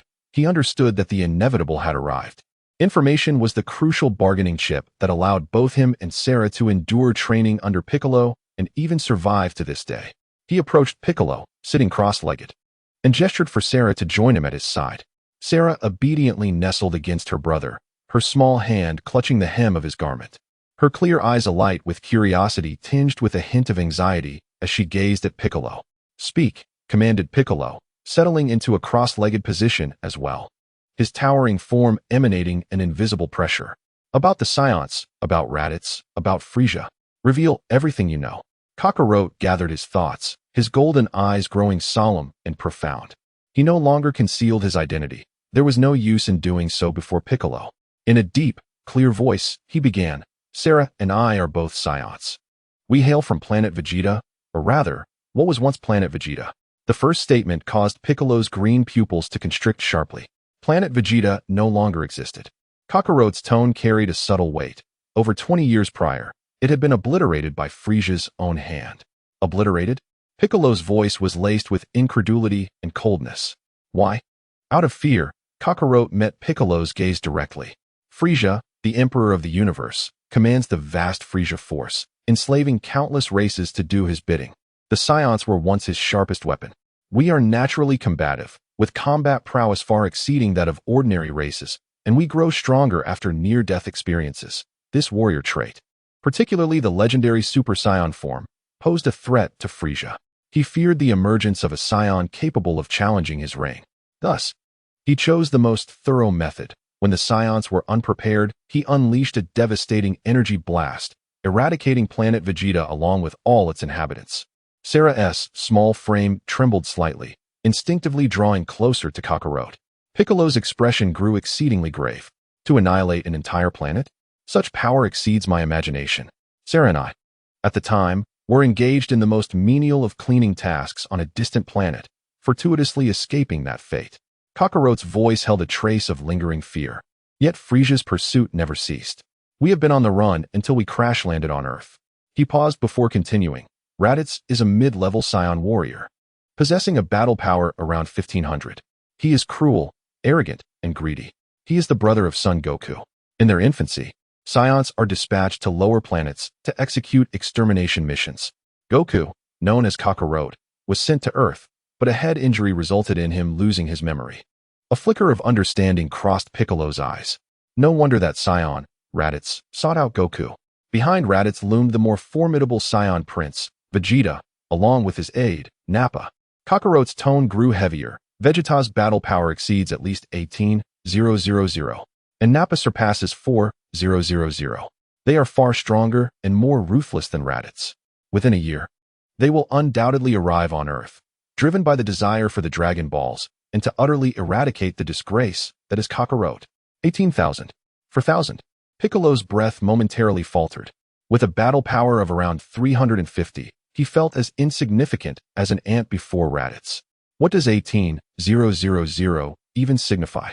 The destruction of Earth would likely be effortless, and they are merely soldiers under Frieza's command. Kakarot's voice pierced Piccolo's heart like an icicle. Frieza himself possesses unfathomable power. According to internal rumors within Frieza's army, his conservatively estimated base battle power is at least 530,000, and that is far from his limit. He possesses 3 transformation stages, each of which amplifies his battle power exponentially. His final form's strength is sufficient to obliterate entire star systems. 530,000. Transformations? The annihilation of star systems? These figures and descriptions struck Piccolo like a heavy hammer, making him acutely aware of the vastness of the universe and the terror of his enemies. The heart that once prided itself on being the strongest on Earth was now gripped by a chilling sense of despair. In the face of such power, all his previous ambitions and pride appeared utterly ludicrous. Kakarot observed the intense shock and a subtle hint of fear flickering in Piccolo's eyes. Realizing his words had made an impact, he shifted his tone. However, hope is not lost for the Saiyans. His voice took on a passionate edge. For within our bloodline lies immense potential. The power boost from near-death recovery is merely the most fundamental aspect. Legend has it that when a Saiyan reaches the pinnacle of fury, possessing sufficient foundational strength, they can awaken as the legendary warrior, the Super Saiyan. Golden hair, green eyes. With a battle power at least 50 times the norm. Super Saiyan. 50 times. The astonishment in Piccolo's eyes was instantly replaced by a blazing light. If Goku, Kakarot, could transform, then 18,000 multiplied by 50 would yield 900,000, though still inferior to Frieza's final form. It at least presents a possibility for resistance. This is merely a legend. Kakarot doused the flames of hope with cold reality. A true Super Saiyan has never been seen in the history of Planet Vegeta. Yet, this is at least a path forward. The other path, he looked towards Piccolo, is the very power of Earth itself. The cultivation of Ki, the Kaioken, and even more advanced secret techniques. He gazed at Piccolo with fervent intensity. Piccolo, your strength and potential are by no means inferior to that of the Saiyans. The innate talents of the Namekians surpass your imagination. Fusion? Potential awakening? Dragon Clan techniques? These are all potential avenues for breakthrough. We must grow stronger. We must find our own path. Before the arrival of Vegeta and Nappa, before Frieza's gaze fell upon this planet, Kakarot's words resonated like a thunderclap in the darkness, shattering the despair within Piccolo and igniting a deeper ambition and fighting spirit. Intelligence. Invaluable intelligence. The enemy's might was suffocating, yet not devoid of hope. The potential of the Saiyans, the secret arts of Earth. The paths to power of the Namekians seemed to lay before them. Piccolo remained silent for a long while. In his green eyes, a tumult of intense emotions clashed: shock, fear, humiliation, ambition, and an insatiable desire for strength that surged forth from the brink of despair. Finally, he slowly raised his head, gazing at Kakarot and Sera. His eyes no longer regarded them as mere tools or subjects of experimentation, but rather as comrades who might fight alongside him in the future, or perhaps utilize each other to achieve their ends. A year's time was far too brief. Piccolo's voice emerged, hoarse and resolute, echoing a determination born of desperation. He stood, his towering figure casting a long shadow under the scorching sun. From tomorrow onward. Piccolo's voice rang out like the clash of steel, solidifying the blueprint for their hellish training. The gravity field would be increased threefold. Your training shall enter the second phase of deathly refinement. Chapter 45, Prelude to Deathly Refinement, Threefold Gravity. As Piccolo's chilling voice fell, an invisible force field descended upon them, and Kakarot and Sera felt as though the very sky had collapsed upon them, crashing down mercilessly against their spines. Thud, thud. Two dull sounds echoed. Kakarot's legs buckled, his knees crashing heavily into the scorching sand.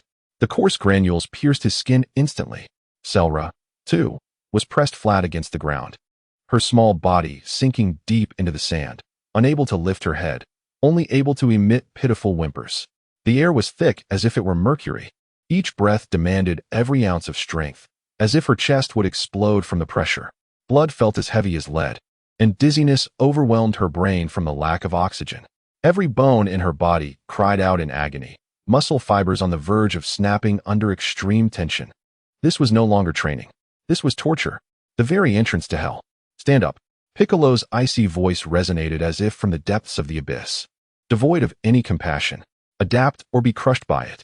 Kakarot's eyes burned red, veins bulging on his forehead. A primal roar escaped his throat, teeth grinding together in a fierce determination. The Saiyans' lethal ferocity was fully ignited. He pressed his hands against the searing sand, his arm muscles straining to their limits, veins protruding like worms. Bit by bit, as though bearing the weight of 1,000 mountains, he trembled and struggled to rise from the sand. Sweat poured forth like a waterfall, instantly soaking the sand beneath him. His body shook violently, like a flickering candle in the wind. Yet those golden eyes burned with an indomitable flame, fiercely locked onto Piccolo. Sera. Kakarot managed to rasp out her name through gritted teeth, his gaze laboriously shifting to the small figure crushed under the sand beside him.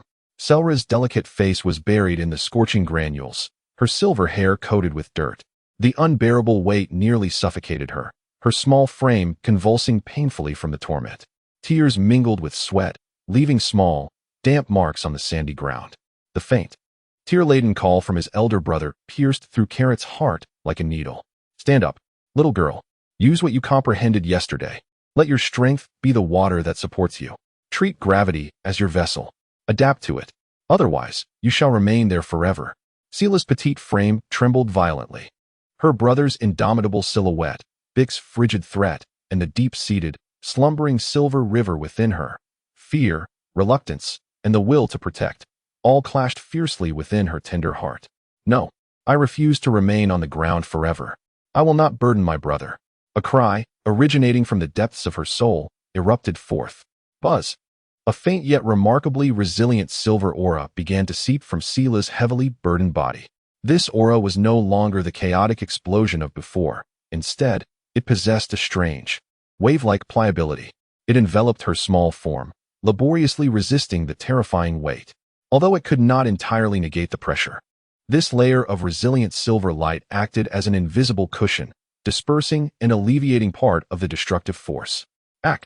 Sela emitted a muffled groan, a mixture of pain and effort. Her tiny hands dug desperately into the scorching sand, and with the support of that silver glow, she gradually, albeit slowly, trembled to lift her small body from the pit, as if bearing the weight of the entire world. She stood unsteadily, her little face flushed crimson, the silver aura flickering erratically upon her surface, as if it might extinguish at any moment. Yet she had risen. She stood beneath the hellish weight of triple gravity. Well done, Sela.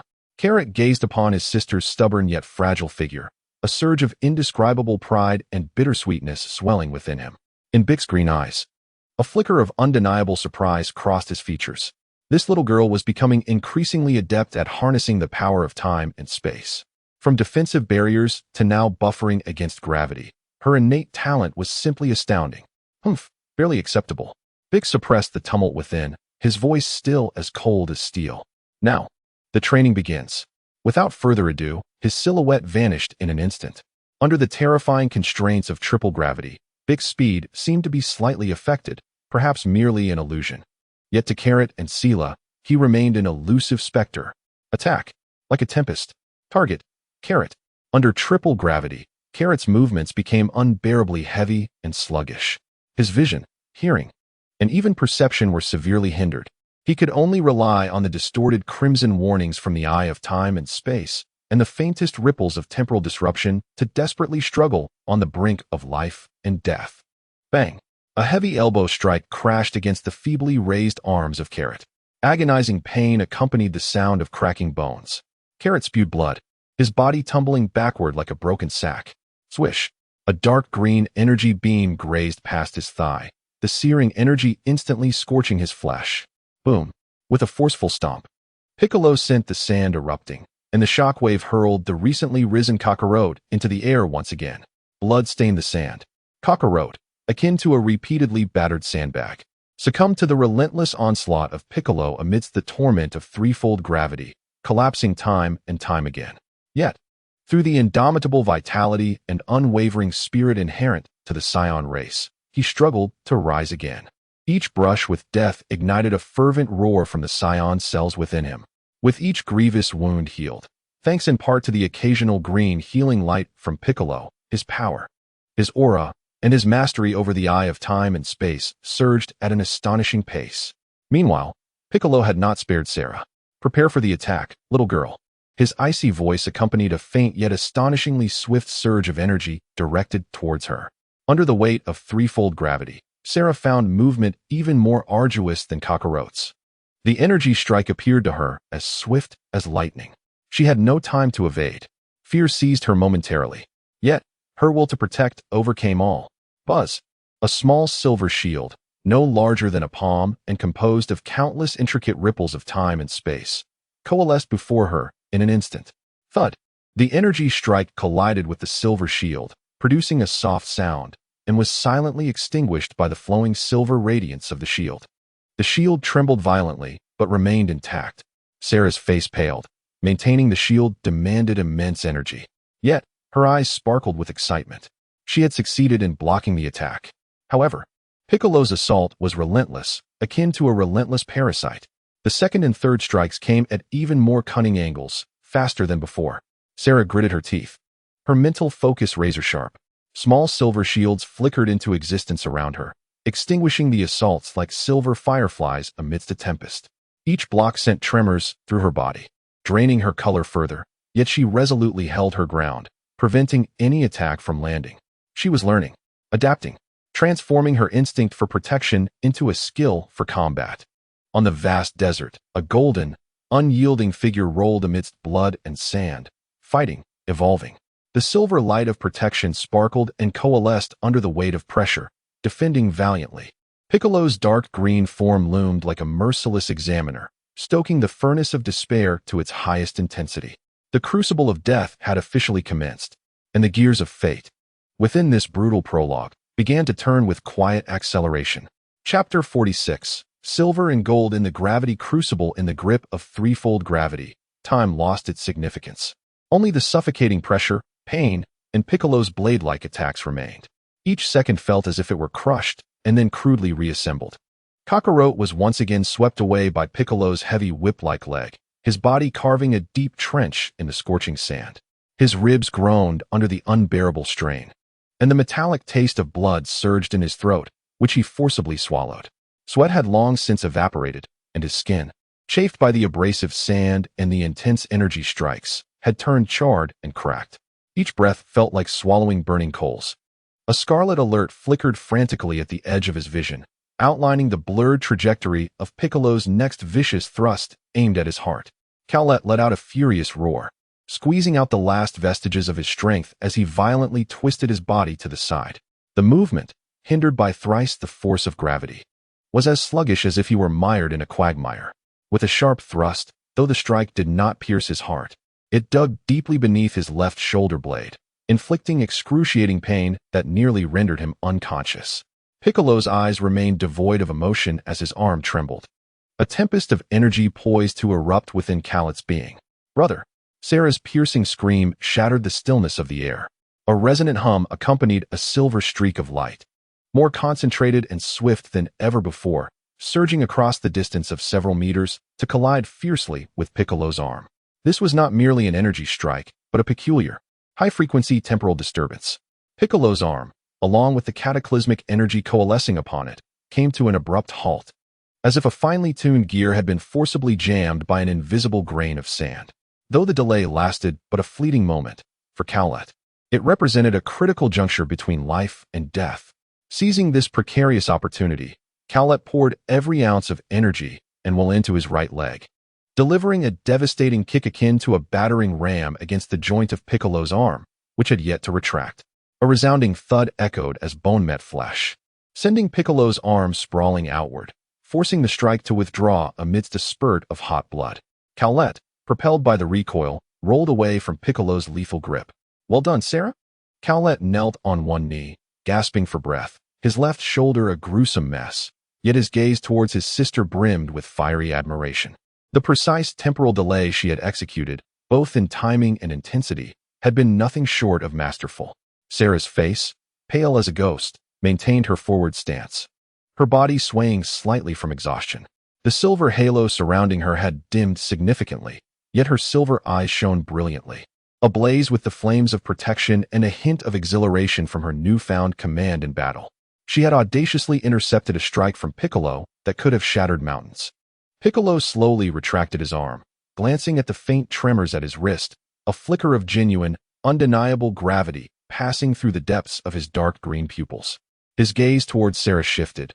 She was no longer just a promising child in his eyes, but a warrior beginning to reveal her fangs, brimming with boundless potential.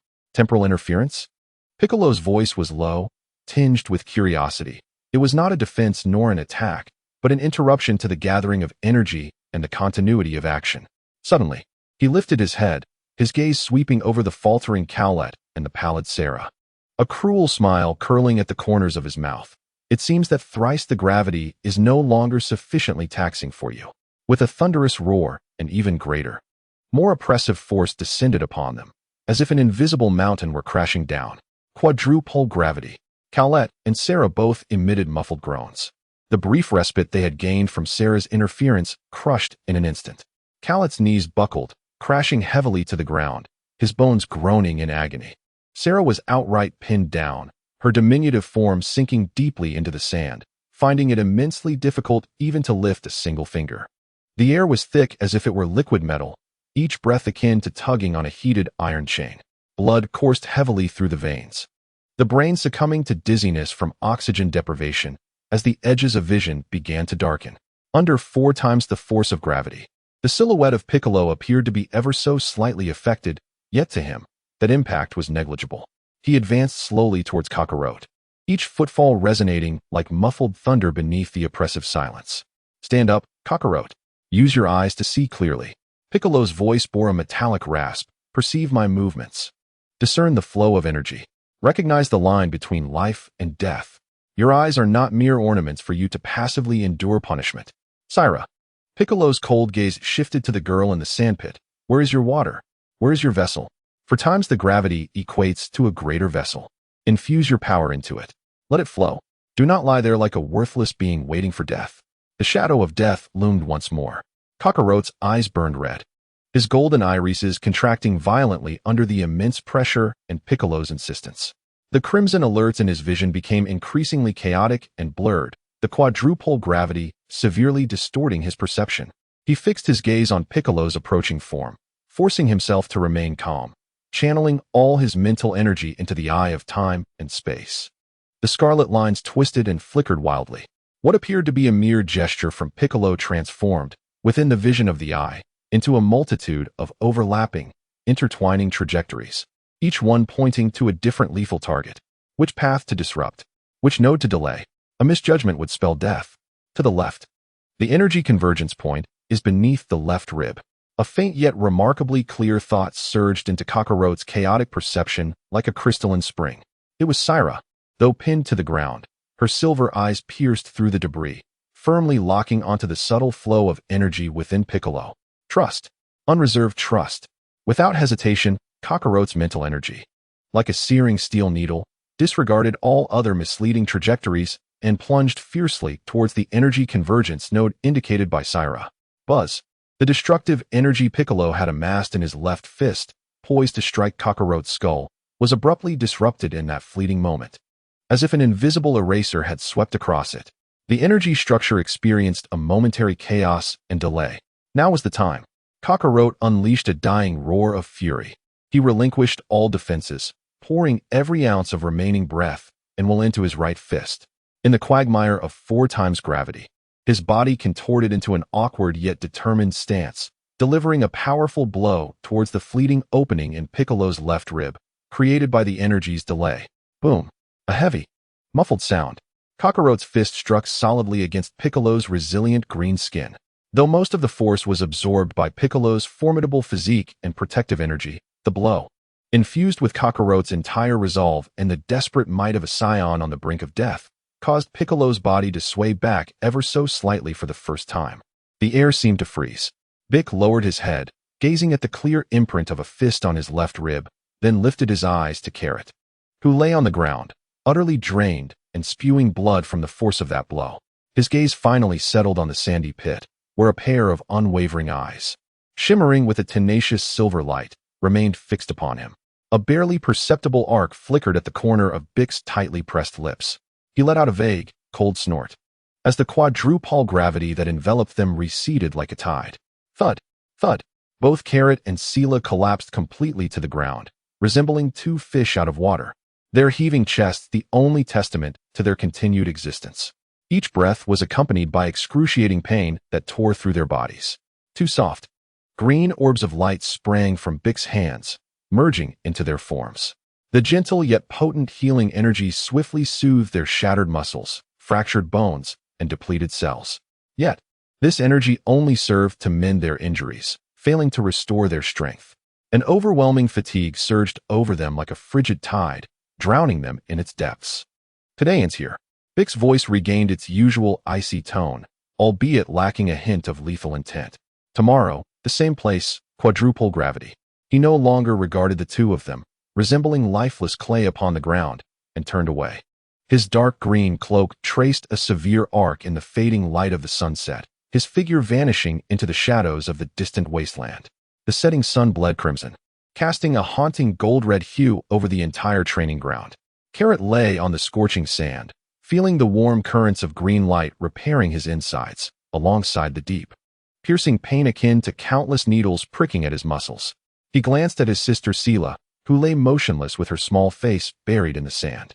Instead of relief at surviving, an intense desire for strength burned fiercely within him.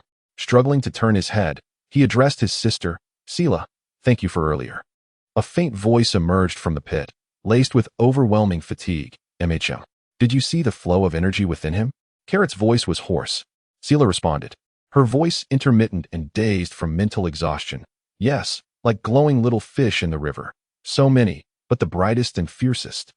A tremor of shock coursed through Carrot. The sheer magnitude and complexity of Bic's energy had transformed into visible, luminous fish in Sela's eyes. Such insight into the essence of energy was unfathomable. Was this her innate gift from her mutated temporal powers? "Brother." Sela's voice trembled with a hint of apprehension. "Tomorrow, quadruple gravity." Carrot watched as the last sliver of the setting sun was consumed by darkness, stars beginning to adorn the sky. He grinned, a mix of pain and defiance illuminating his expression, his teeth glinting in the dim light. "The wait is what makes us stronger." He clenched his fists, feeling the enhanced resilience in his mended bones. "Sela, remember the sensation of today. Remember how we endured. Remember how we struck him." One day, Carrot's voice echoed across the desolate expanse of the wasteland, imbued with the unyielding spirit of the Saiyans. "We will compel him to unleash his full power." Sera did not respond, yet in the darkness, the faint yet resolute glimmer in her silver eyes flickered, as if echoing her brother's vow, illuminating the cruel journey that was just beginning beneath the starry sky that belonged to them. Chapter 47. The silver flow of body tempering and the crimson web before the dawn's light could tear apart the profound night shroud of the Gobi Desert. Two figures stood erect upon the frigid sands like javelins, bracing themselves for yet another round of hell. The weight of fourfold gravity descended with a thunderous roar. The oppressive force crushed every inch of muscle, bone, and nerve instantaneously. Both Carlot and Sera felt their bodies sink slightly, their knees bending ever so slightly, but this time, they did not falter. After a near-death trial the previous day and the restorative green light from Bic, their bodies seemed to instinctively adapt to this inhuman pressure. Though still engulfed in agony, their movements sluggish as if mired in quicksand, they stood resolutely within this gravity-infused purgatory. Bic's figure appeared silently ahead, resembling a statue of death in dark green. He uttered no words. His icy gaze swept over the two, and that gaze alone served as the most severe command to commence. This time, Bic's attacks were even more cunning and lethal, no longer pursuing a single, decisive strike. He acted like the most meticulous scalpel, constantly probing the weaknesses in their defenses under fourfold gravity, compelling them to extract every ounce of potential and skill. Carlot became the primary target of Bic's relentless assault. The tempest of Big's fists and feet, energy blasts, and cutting air currents sent him flying and tearing apart time and again, staining the sands with blood. The crimson temporal warnings flashed frantically in his vision. Akin to a dense electric grid, under fourfold gravity, the warning lines twisted and blurred further, escalating the difficulty of interference exponentially. Left shoulder, energy condensing. Lower body, wind blade at 3 o'clock. Be cautious. Feint attack. Target the back. Sera's voice rang out like a lighthouse in the darkness, precise and clear amidst Carlot's chaotic perceptions. Her petite form struggled to move under fourfold gravity, most of her energy devoted to preventing her collapse, yet her silver eyes acted as the highest magnifying lens, meticulously locking onto every subtle sign of energy flow and impending eruption within Big's being. Her mental prowess was acutely concentrated, compressing the captured information into the most concise thoughts, which she instantly relayed to Carlot. Carlot's mind was like a bowstring drawn taut to its limit. He frantically harnessed the power of the eye of time and space. Using the pivotal information relayed by Sera as coordinates, his mental energy morphing into an invisible spear, plunging fiercely toward those impending energy cores. Buzz, buzz, buzz. The minute yet lethal ripples of time and space detonated along Big's attack path. Each successful interference momentarily disrupted Big's fluid offensive, causing a fleeting delay or deviation. Seizing this ephemeral opportunity, Carlot tumbled awkwardly, blocking and even attempting to execute the faintest counterattacks. Though each counterstrike felt as futile as an ant shaking a tree, the sensation of gaining a sliver of initiative amidst despair ignited the scion blood within Carlot, causing it to surge. The interference grew increasingly precise, Big silently assessed. Carrot's capacity for learning and his ability to master skills under pressure far surpassed his expectations. What heightened his vigilance was Solana's almost supernatural energy perception, which seemed tailor-made for the battlefield as a core support. His gaze abruptly shifted to Solana, and a sharp gust of energy silently shot forth. Moving so swiftly that even under 4 times the force of gravity, it left only a faint afterimage, aimed directly at Solana's brow. This was both a warning and a test. Solana's pupils constricted. The chilling breath of death instantly froze her thoughts. She could almost feel the razor-sharp tip of the energy piercing through the air. Protect. Protect her brother. Protect herself. Buzz. No longer a mere transmission of thought.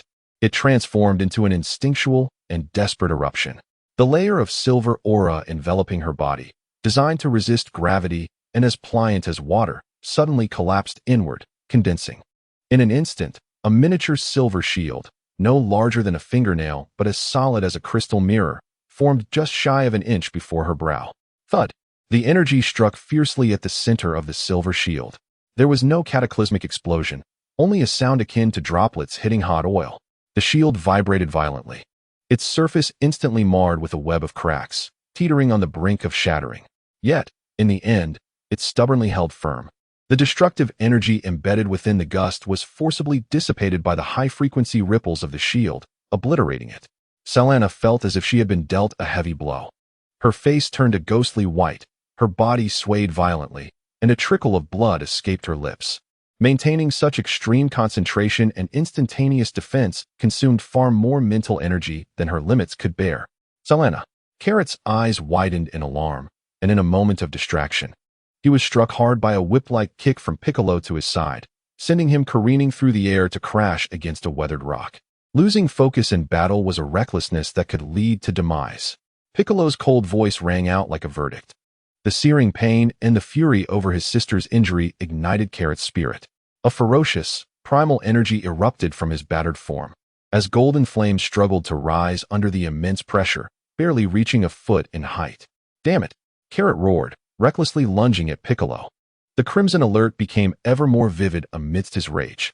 He no longer sought fine-tuned disturbances. Instead, he slammed his mental energy down like a heavy hammer into the most chaotic regions of Piccolo's energy flow. Boom!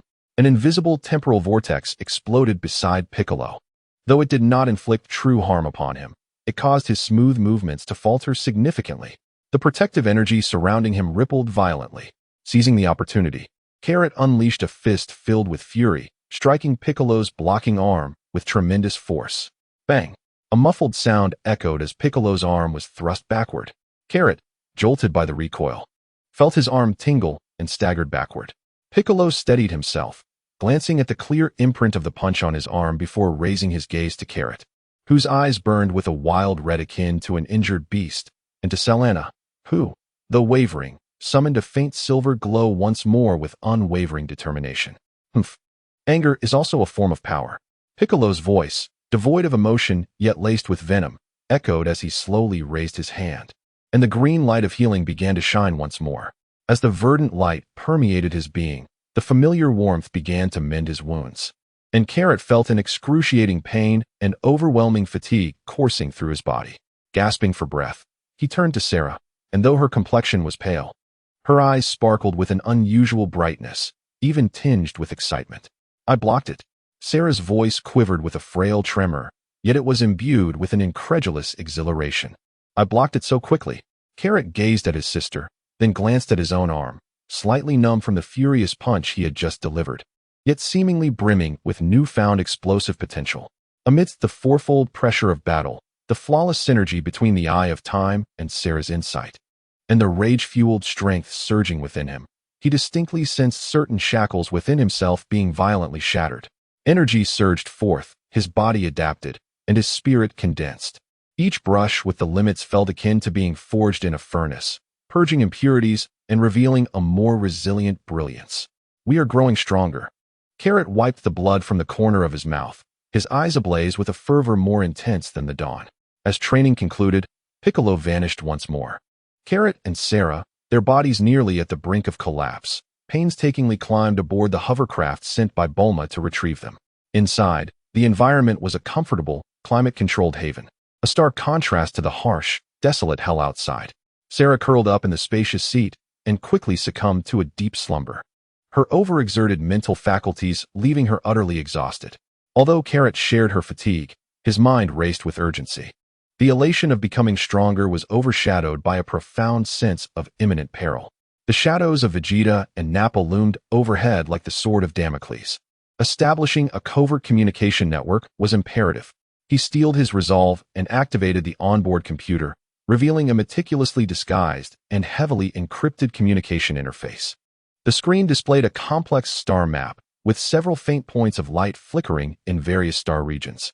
This was the result of his tireless efforts over the past few days, utilizing the advanced communication matrix provided by Bulma, far surpassing Earth's current capabilities, and integrating the locations of potential Scion strongholds, gleaned from his prophetic memories of those who might harbor discontent towards Frieza, sending encrypted messages continuously and receiving sporadic responses.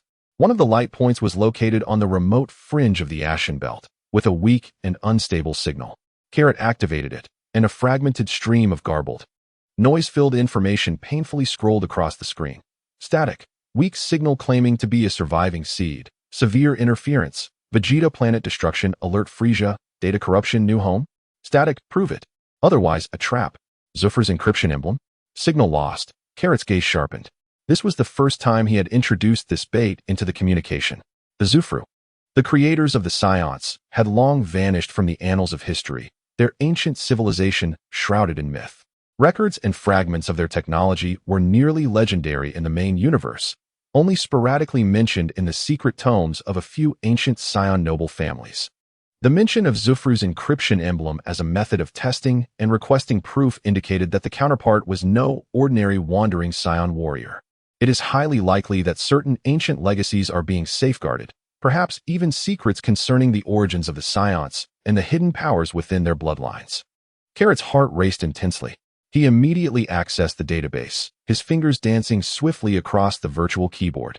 Though he did not possess the actual Zofru emblem, his mind was a repository of astonishing knowledge regarding the lost technologies and ancient symbols of the Dragon Ball universe. Drawing upon the memories of a seer and his understanding of Saiyan culture, he rapidly simulated and constructed an intricately complex virtual emblem, rich with ancient geometric aesthetics and energy circuits. This emblem, composed of multiple nested spirals and sharp angles, radiated a cold metallic luster, with a luminous point at its core, symbolizing stellar energy. The emblem exuded a desolate yet precise and formidable aura, perfectly aligning with the legendary descriptions of Zofru technology. He dispatched this meticulously forged Zofru emblem design, accompanied by a new encrypted message through an exceedingly faint signal channel, which was at any moment susceptible to interruption. The emblem stands as proof. The legacy endures. The blade of Frieza will inevitably descend. Planet Vegeta is merely the beginning. A new homeland awaits under the watchful eye of Sal. Power and freedom, or servitude and annihilation. The choice is yours. Remain silent and await guidance. The seeds of survival. The confirmation of successful transmission illuminated, and then that faint signal point vanished completely from the star map, as if it had never existed. Carrot leaned back in his chair, exhaling deeply, feeling more exhausted than during his confrontation with Piccolo. Forging the Zofru emblem and leveraging ancient legends as bargaining chips while traversing the razor-thin wire of Frieza's communication surveillance was a precarious endeavor. Yet, he had no alternative. He glanced out at the swiftly passing city lights before lowering his gaze to his scarred and calloused hands. The blood and sweat of the Gobi Desert. The light and electricity of Bulma's laboratory. The intangible information skirmishes in the depths of space. He must triumph on all three fronts. For Sela. For those who may still be struggling in the darkness. For that faint hope of altering the future. The hovercar descended smoothly onto Bulma's private landing pad. Carrot gently lifted the sleeping Sela as he exited the vehicle. The butler had long been awaiting his arrival. Mr. Carrot, Miss Bulma requests that you visit the underground laboratory immediately upon your return. She has made a significant discovery that requires your confirmation. The butler's voice was, as always, respectful. A chill ran down Carrot's spine. Bulma's significant discovery?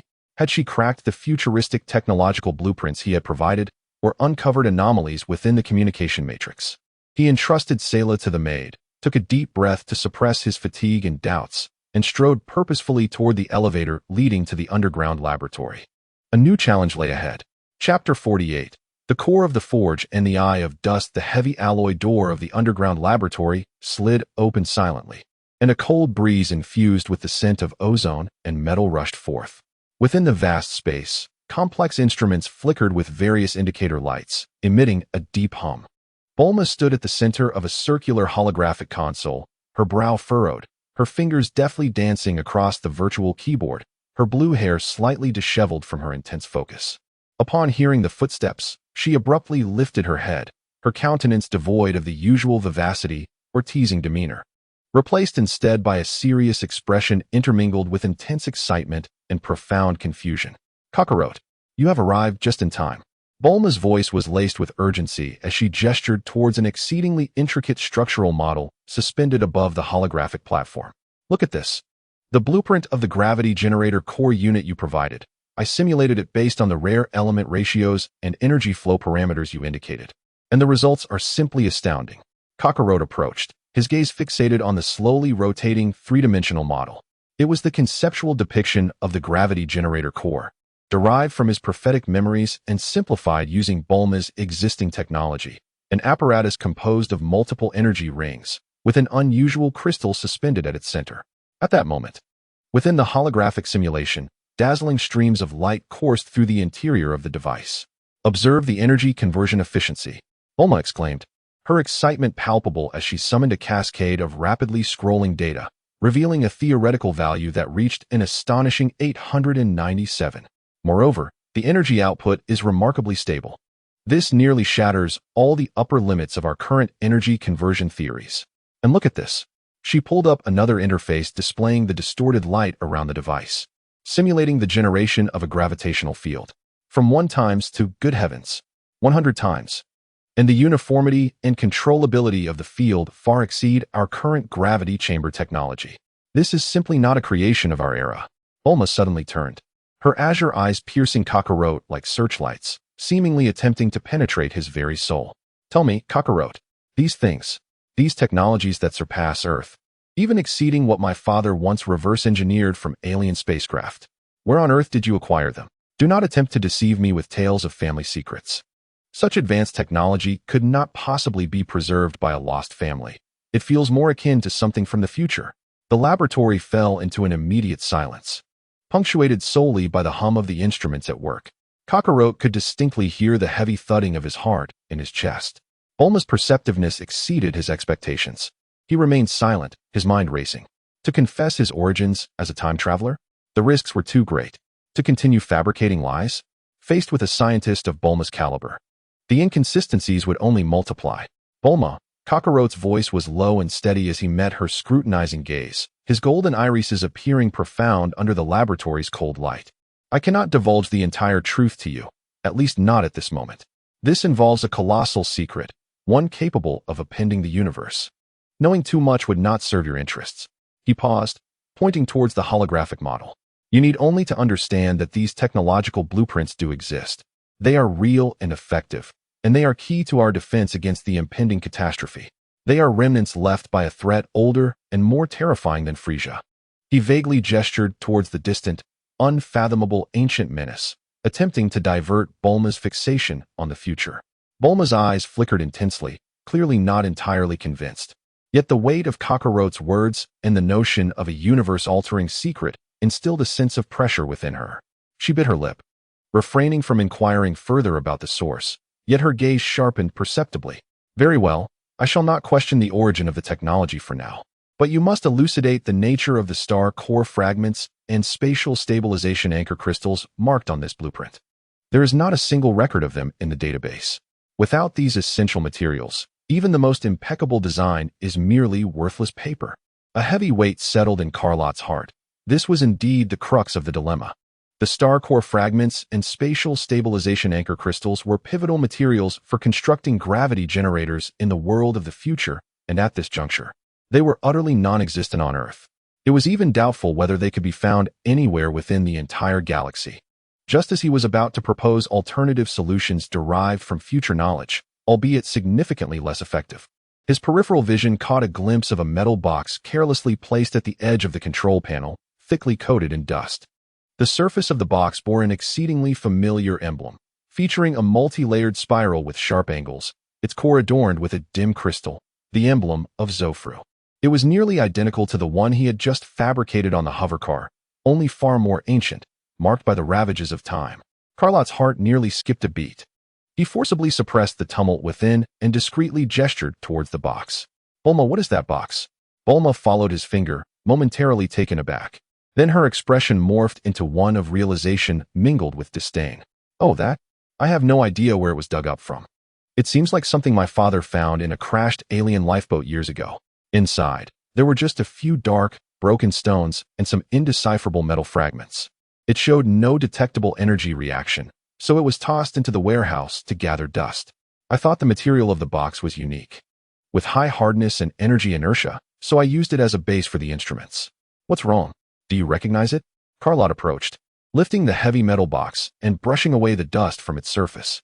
The cold sensation enveloped him, and the Zofru emblem glimmered with a dark sheen under the light. He inhaled deeply, his fingers gently caressing the dim crystal at the emblem's core. The moment his fingertip made contact with the crystal, the temporal eye within him surged with a sudden pulse.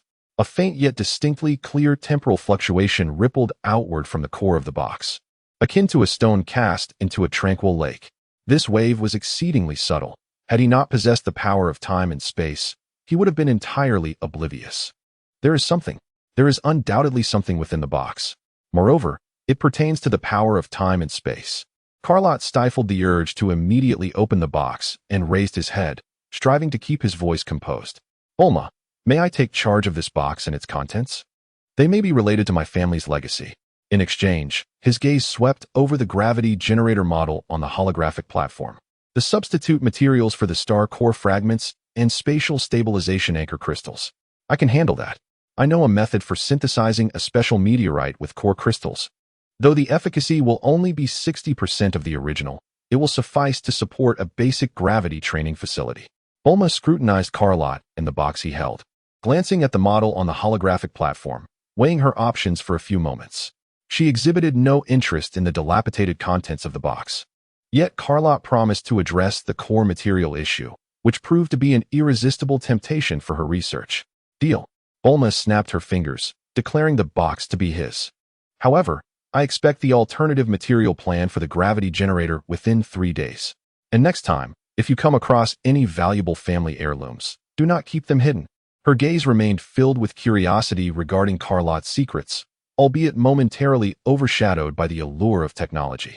Carlot grasped the heavy metal box as if it were a scorching branding iron, hastily departing the laboratory. He did not return to his room, but rather proceeded to a secluded grove behind the manor. Once satisfied that he was alone, he sat cross-legged and placed the metal box before him. Moonlight filtered through the leaves, casting mottled shadows upon the ancient emblem. Taking a deep breath, he extended his mental energy toward the lock of the box. It was not a physical lock, but an exceedingly intricate energy circuit coupled with a spiritual seal. The complexity of its structure far exceeded Earth's technology, even surpassing some of the ancient and esoteric magical arrays from his memories of Namek. Carlot focused all his concentration, golden energy coalescing at his fingertips as his mental prowess transformed into the most delicate of probes, cautiously touching the frigid energy circuits. The Eye of Time quietly opened, revealing a crimson vision wherein the circuits ceased to be mere cold lines, morphing into streams of energy flowing with a dim luminescence, interwoven to form a profound three-dimensional network. To decipher, it was akin to dancing upon the edge of a blade. Seconds ticked by. Sweat trickled down from Carlot's forehead, cascading down his cheek. His mental energy remained sharply attuned as he sought the singular, fragile active link amidst countless energy circuits. A slight misstep could not only lead to the box's destruction, but could also ensnare its contents in the chaotic currents of time and space. Suddenly, a flicker of brilliance ignited in his eyes. His mental energy, akin to a cunning serpent, struck toward an exceedingly concealed energy vortex node within the circuit network. A hum resonated. The surface of the box shimmered with an ethereal glow as the intricate energy circuits receded like a tide. The lid emitted a soft click, automatically parting slightly. A more distinct, intense temporal wave emanated from the gap, exuding an ancient, desolate aura reminiscent of extinguished stars. Carlot held his breath, gently lifting the lid. Inside, the box was lined with soft black velvet. Resting quietly upon the fabric were three objects. The first was a thumb-sized, irregularly shaped black stone. It appeared unremarkable, akin to a lump of coal, yet Carlot could distinctly sense that it harbored an immense weight, a force potent enough to warp space itself. Could this be a natural fragment of a star core? The second item consisted of several gossamer thin metallic foil sheets, glimmering with a peculiar silvery gray sheen. Intricate patterns, finer than a strand of hair, were etched upon the foil, seemingly rippling with faint spatial undulations. Was this the primordial crystalline form of a spatial stabilizing anchor? The third object, carefully placed at the center, was a fist-sized, perfectly round black sphere, composed of a material neither metal nor jade. The surface of the sphere bore no markings, its smoothness almost ethereal, yet it seemed to absorb every ray of light, as profound as a black hole in the universe. The most intense vibrations, causing the eye of time and space to tremble, emanated from this obsidian sphere. Carlot's gaze was fixated on the dark orb. As he attempted to probe it with a thread of mental energy, a thunderous explosion erupted. The scene before him abruptly warped. No longer was he amidst the serene woods. He found himself engulfed in an expansive, frigid void. Countless phantoms of stars rapidly formed around him, expanding, aging, collapsing. The river of time surged and roared beside him, sweeping up fragments of innumerable worlds. Space appeared as fragile as glass, riddled with cracks, yet forcibly mending under some immense power. Fragmented and blurred images pierced his mind like lightning. A vibrant green planet disintegrating under a crimson beam of destruction. Countless twisted metallic tendrils sprawling through the cosmic void, devouring the light. A colossal dark green giant transforming into a statue amidst a deafening roar on an icy throne. A vague figure emanating endless majesty and destruction slowly raised its hand. A sharp, excruciating pain pierced through his brain like steel needles. Carlot let out a muffled groan, abruptly severing the mental connection, and the illusions vanished in an instant. He gasped for breath, cold sweat soaking his back, his heart racing uncontrollably. What was that? A planet on the brink of annihilation? A metallic monstrosity devouring the cosmos? A petrified giant? And the figure upon the throne? Was it Frieza? Or perhaps something even more terrifying? This black sphere was undeniably extraordinary. It resembled a repository, a recorder chronicling fragments of ancient and horrific cosmic calamities. Did the destruction of the Zofral civilization pertain to this? As Carlot gazed at the three ancient artifacts radiating an aura of antiquity within the box, tumultuous waves surged within him. What his father had discovered years ago was far from mere debris. It was a sealed eye of time and space from an ancient advanced civilization, a Pandora's box imbued with lost technologies and dreadful secrets. He cautiously closed the box, cradling it tightly against his chest. The cold metallic sensation could not extinguish the fire burning within his heart. Core materials of a gravity generator were unexpectedly acquired. Clues to the Zofral civilization were fortuitously obtained.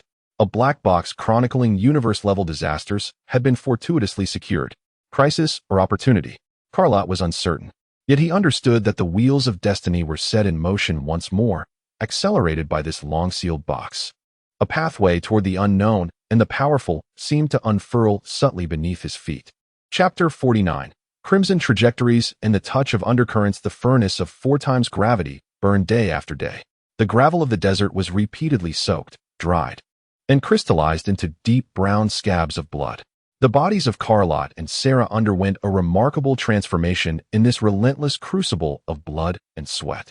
Though Carlot's movements were still constrained by the immense pressure, the sensation of sluggishness was beginning to dissipate.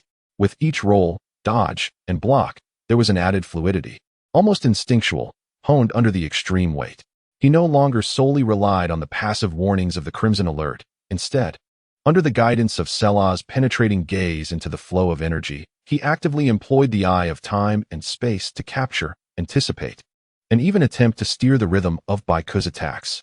Crimson lines intertwined in his vision, delineating the trajectory of Baiku's energy condensation and the probability clouds of his attack's landing points.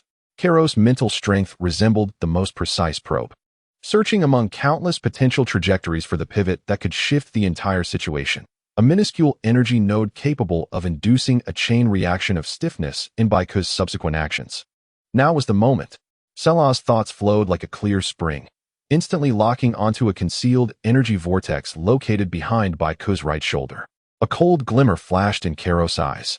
His mental force, no longer a scattered distraction, coalesced into an invisible, high-speed rotating drill, disregarding other disruptive trajectories as it plunged fiercely toward the core of that vortex. Buzz! Just as Baiku's right arm unleashed a terrifying blade of energy. The trajectory abruptly exhibited an exceedingly subtle deviation at the moment it was about to strike Kairos, though the angle of deflection was minimal in a duel of masters. Even the slightest miscalculation could mean the difference between life and death. The energy blade grazed Kairos' scalp, severing a few strands of golden hair, while the violent energy carved a bottomless chasm into the ground behind him. Kairos could even feel the stinging burn of the energy's residual waves against his scalp. Yet, there was no trace of fear in his eyes, only a fervent battle intent.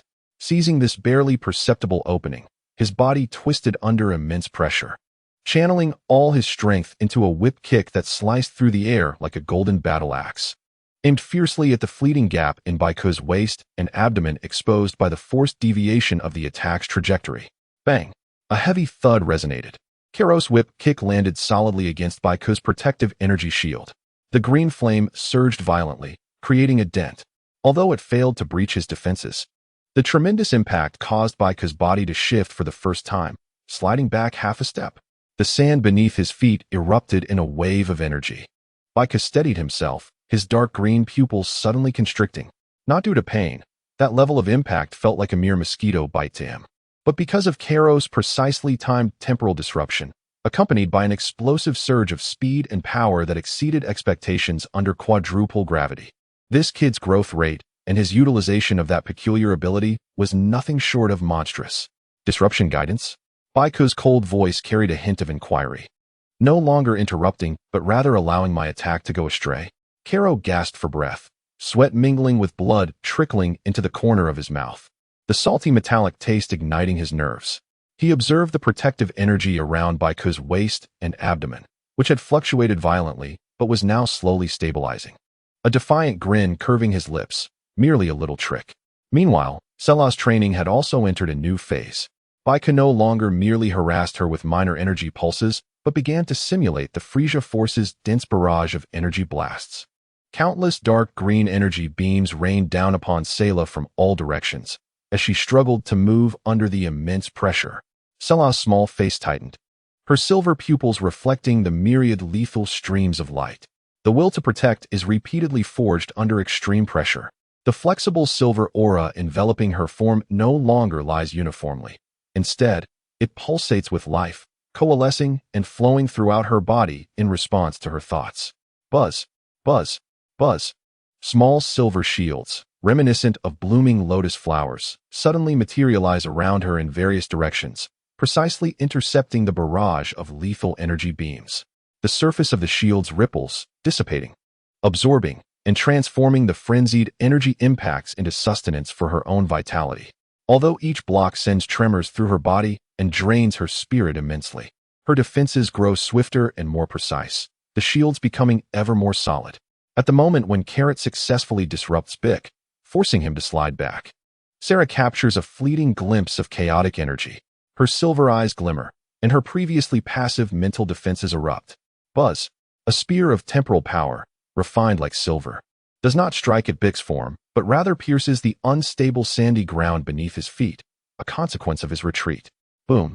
The gravitational field in that area distorts and amplifies instantly, quadrupling in strength to nearly 5 times. Though it lasts less than 1/10 of a second and only encompasses a small area around Bick's feet, the sudden, swamp-like inertia disrupts his counterattack momentarily.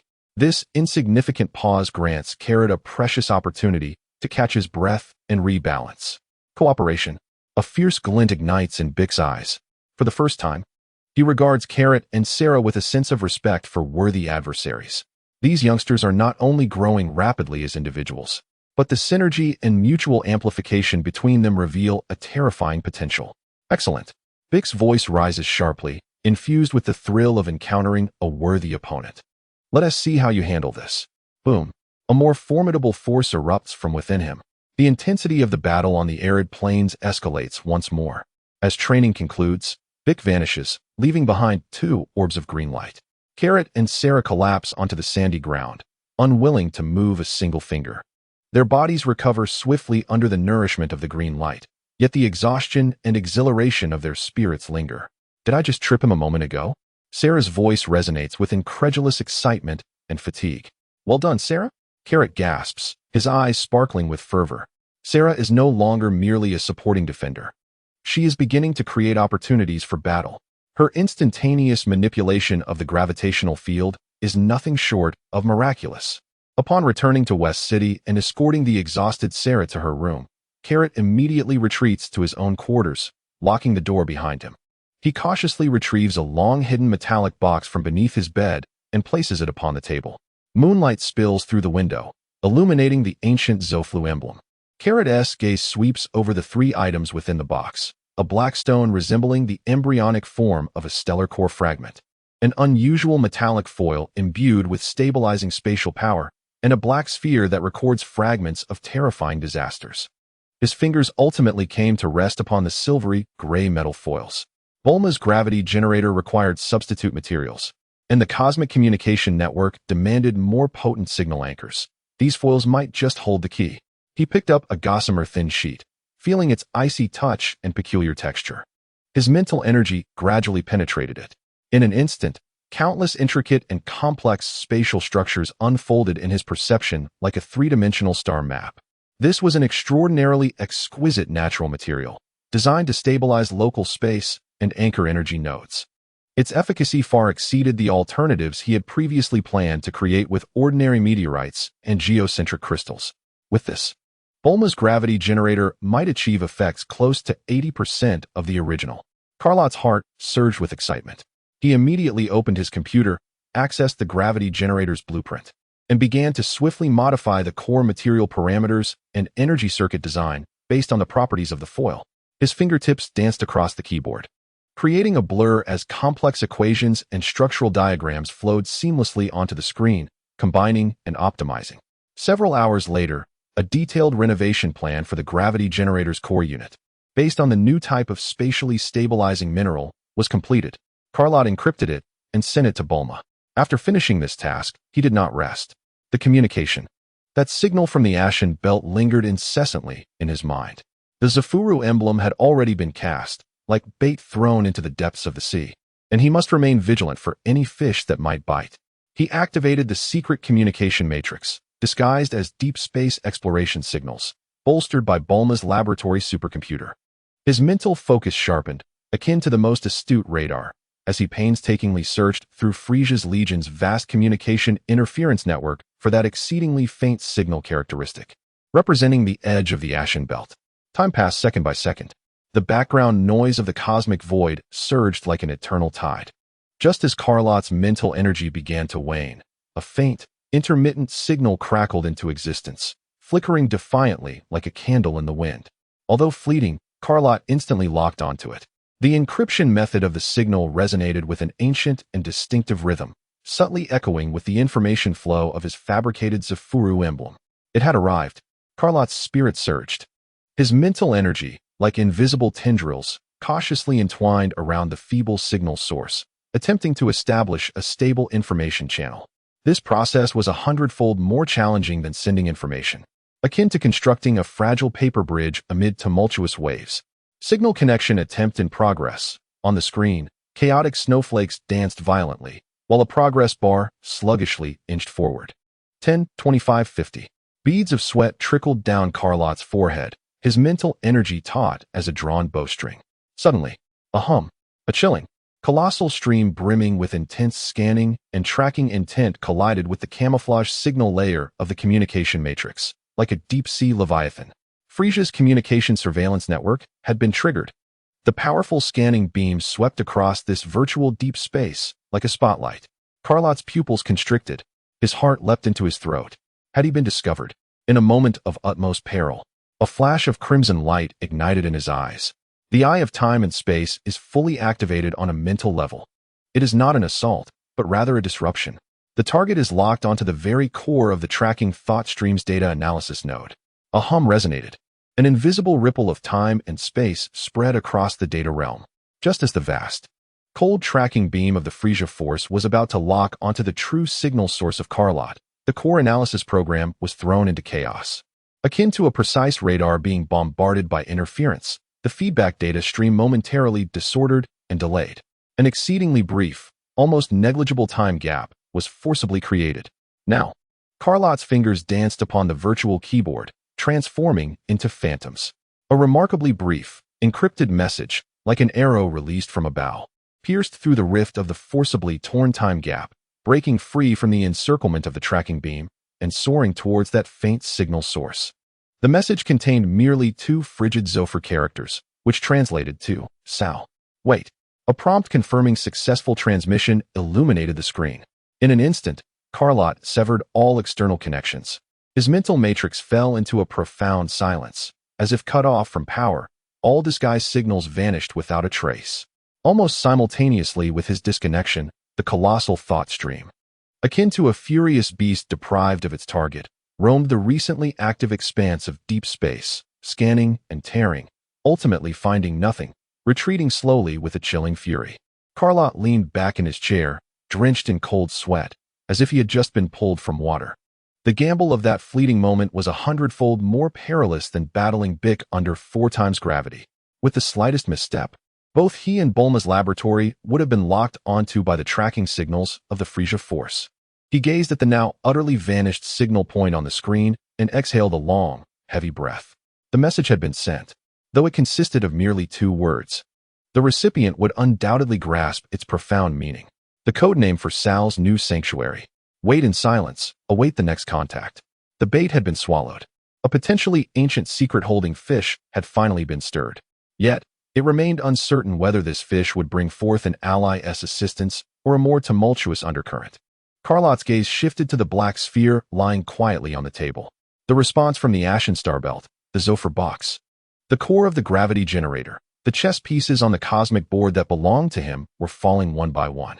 Meanwhile, the shadow of his adversary appeared to grow ever larger and more menacing. Chapter 50. The Forge and the Prelude to the Storm on the arid expanse of 4 times gravity. The air was as viscous as molten lead and mercury. Carlot's figure moved at high speed amidst the swirling sands, each push against the ground leaving web-like cracks on the hardened rock. His movements still bore the weighty sluggishness of pressure, yet within that sluggishness was a newfound resolve, forged through countless trials. Akin to refined steel, a blend of solidity and explosive power. Bick, with his dark green form, was like a relentless specter. His attacks fell like a tempest, each strike imbued with the might to rend mountains asunder. But in this moment, Carlot faced him with a startling composure. Crimson warning trajectories flickered and intertwined within his field of vision. Khalot's gaze no longer pursued those deceptive lines. Instead, like the most seasoned hunter, he fixated directly on the core, the most lethal point where trajectories converged. His mental energy transformed from scattered, disruptive ripples into invisible, high-velocity temporal and spatial darts, precisely piercing the critical structural nodes within Bik's energy flow. Uft, uft, uft. The subtle sounds, akin to the popping of bubbles, were nearly imperceptible amidst the cacophony of energy collisions. Yet Bik could distinctly sense that with each surge of his concentrated attack energy, it was invariably met with an exquisitely cunning interference. Whether it was the energy core delayed by a mere 1,000th of a second or the direction of the energy explosion forcibly distorted by an almost imperceptible degree, this interference was insufficient to dismantle his attack, yet it was like the most irksome grit, continuously disrupting the perfect rhythm and maximum potency of his strikes.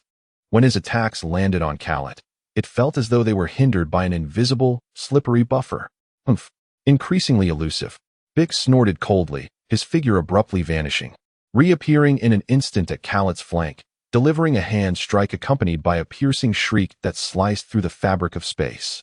Khalot did not even turn. The Crimson Alert had already traced the trajectory of the impending assault. With a forceful twist of his waist, he executed a minimal yet exquisitely precise side rotation under immense pressure. Simultaneously, the dart of his mental energy fiercely plunged into an exceedingly minute energy flow node at Bik's wrist. Swoosh! Bik's hand strike grazed past Khalot's neck, the sharp wind pressure it generated slicing through his combat attire, leaving a faint trail of blood on his skin. Yet, Khalot's cunning temporal and spatial interference successfully induced a fleeting stiffness in Bik's wrist movement. It was this brief stiffness. A cold light surged in Khalot's eyes. His long-prepared right fist launched forth like a cannonball, unadorned, yet forcefully aimed at the point where Bik's protective energy was most violently disrupted at the junction of his chest and abdomen. The golden aura atop his fist compressed and coalesced, emitting a low, thunderous rumble. Boom! The fist collided fiercely with the green protective energy. A visible shockwave erupted, instantly clearing the surrounding gravel. Bik's body jolted violently. The solid rock beneath him shattered with a resounding crash. He was forcibly knocked back 3 full steps by the ferocity and penetrating force encapsulated in that punch. Each step left deep imprints in the rocky terrain. Excellent. Bik steadied himself, not in anger, but rather ignited with a fervent battle spirit. The protective energy around his chest and abdomen fluctuated violently before gradually settling.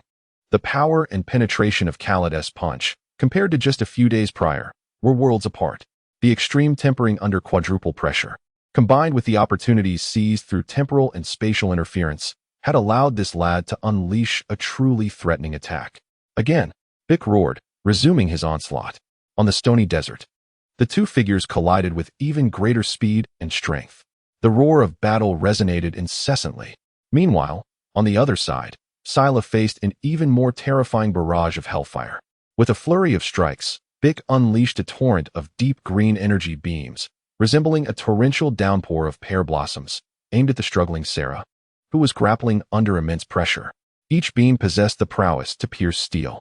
Sera's petite figure darted through the deluge, akin to a fragile boat amidst tumultuous winds and waves. In her silver pupils, countless lethal glimmers danced, her spirit honed to an extraordinary focus. The will to protect was compressed and purified, transforming into an instinctive defensive reflex. Buzz, buzz, buzz. No longer merely a singular shield. Various silver light shields, differing in size and shape, blossomed around her like lotus flowers, extinguishing in succession. At times, a large curved shield would block the barrage head-on, while at other moments, smaller shields would precisely intercept flanking attacks. Occasionally, a flowing silver membrane enveloped her entire form, bracing against the widespread energy shockwaves. More astonishingly, her defense transcended passive blocking. Upon detecting fleeting gaps between the energy beams, Sera's silver eyes flashed, and the supple silver glow that had been encircling her body, resisting gravity, erupted with sudden intensity. Buzz, A concentrated, tangible silver shockwave surged forth, not aimed at Bick, but crashing fiercely into an area densely covered by energy projectiles. The gravitational field in that region was instantaneously warped and compressed, resembling an invisible quagmire. Puff, puff, puff. The energy beams entering that area experienced a noticeable drop in speed. Their trajectories were distorted, and their power significantly diminished. Though they still penetrated Sera's hastily formed defensive shield, the residual force was insufficient to inflict fatal harm, leaving merely a few charred scorch marks on her arm and shoulder. A gravitational mire. Bick's pupils constricted. This little girl's mastery over the power of time and space has progressed by leaps and bounds. From blocking to creating a defensive buffer, her tactical awareness had matured rapidly amidst the grueling battle. The training concluded as the green light descended promptly. Karo and Sera collapsed to the ground, their bodies rejuvenating in the warm currents. Yet, the exhilaration and awareness of their own progress ignited a brilliant spark in their weary eyes.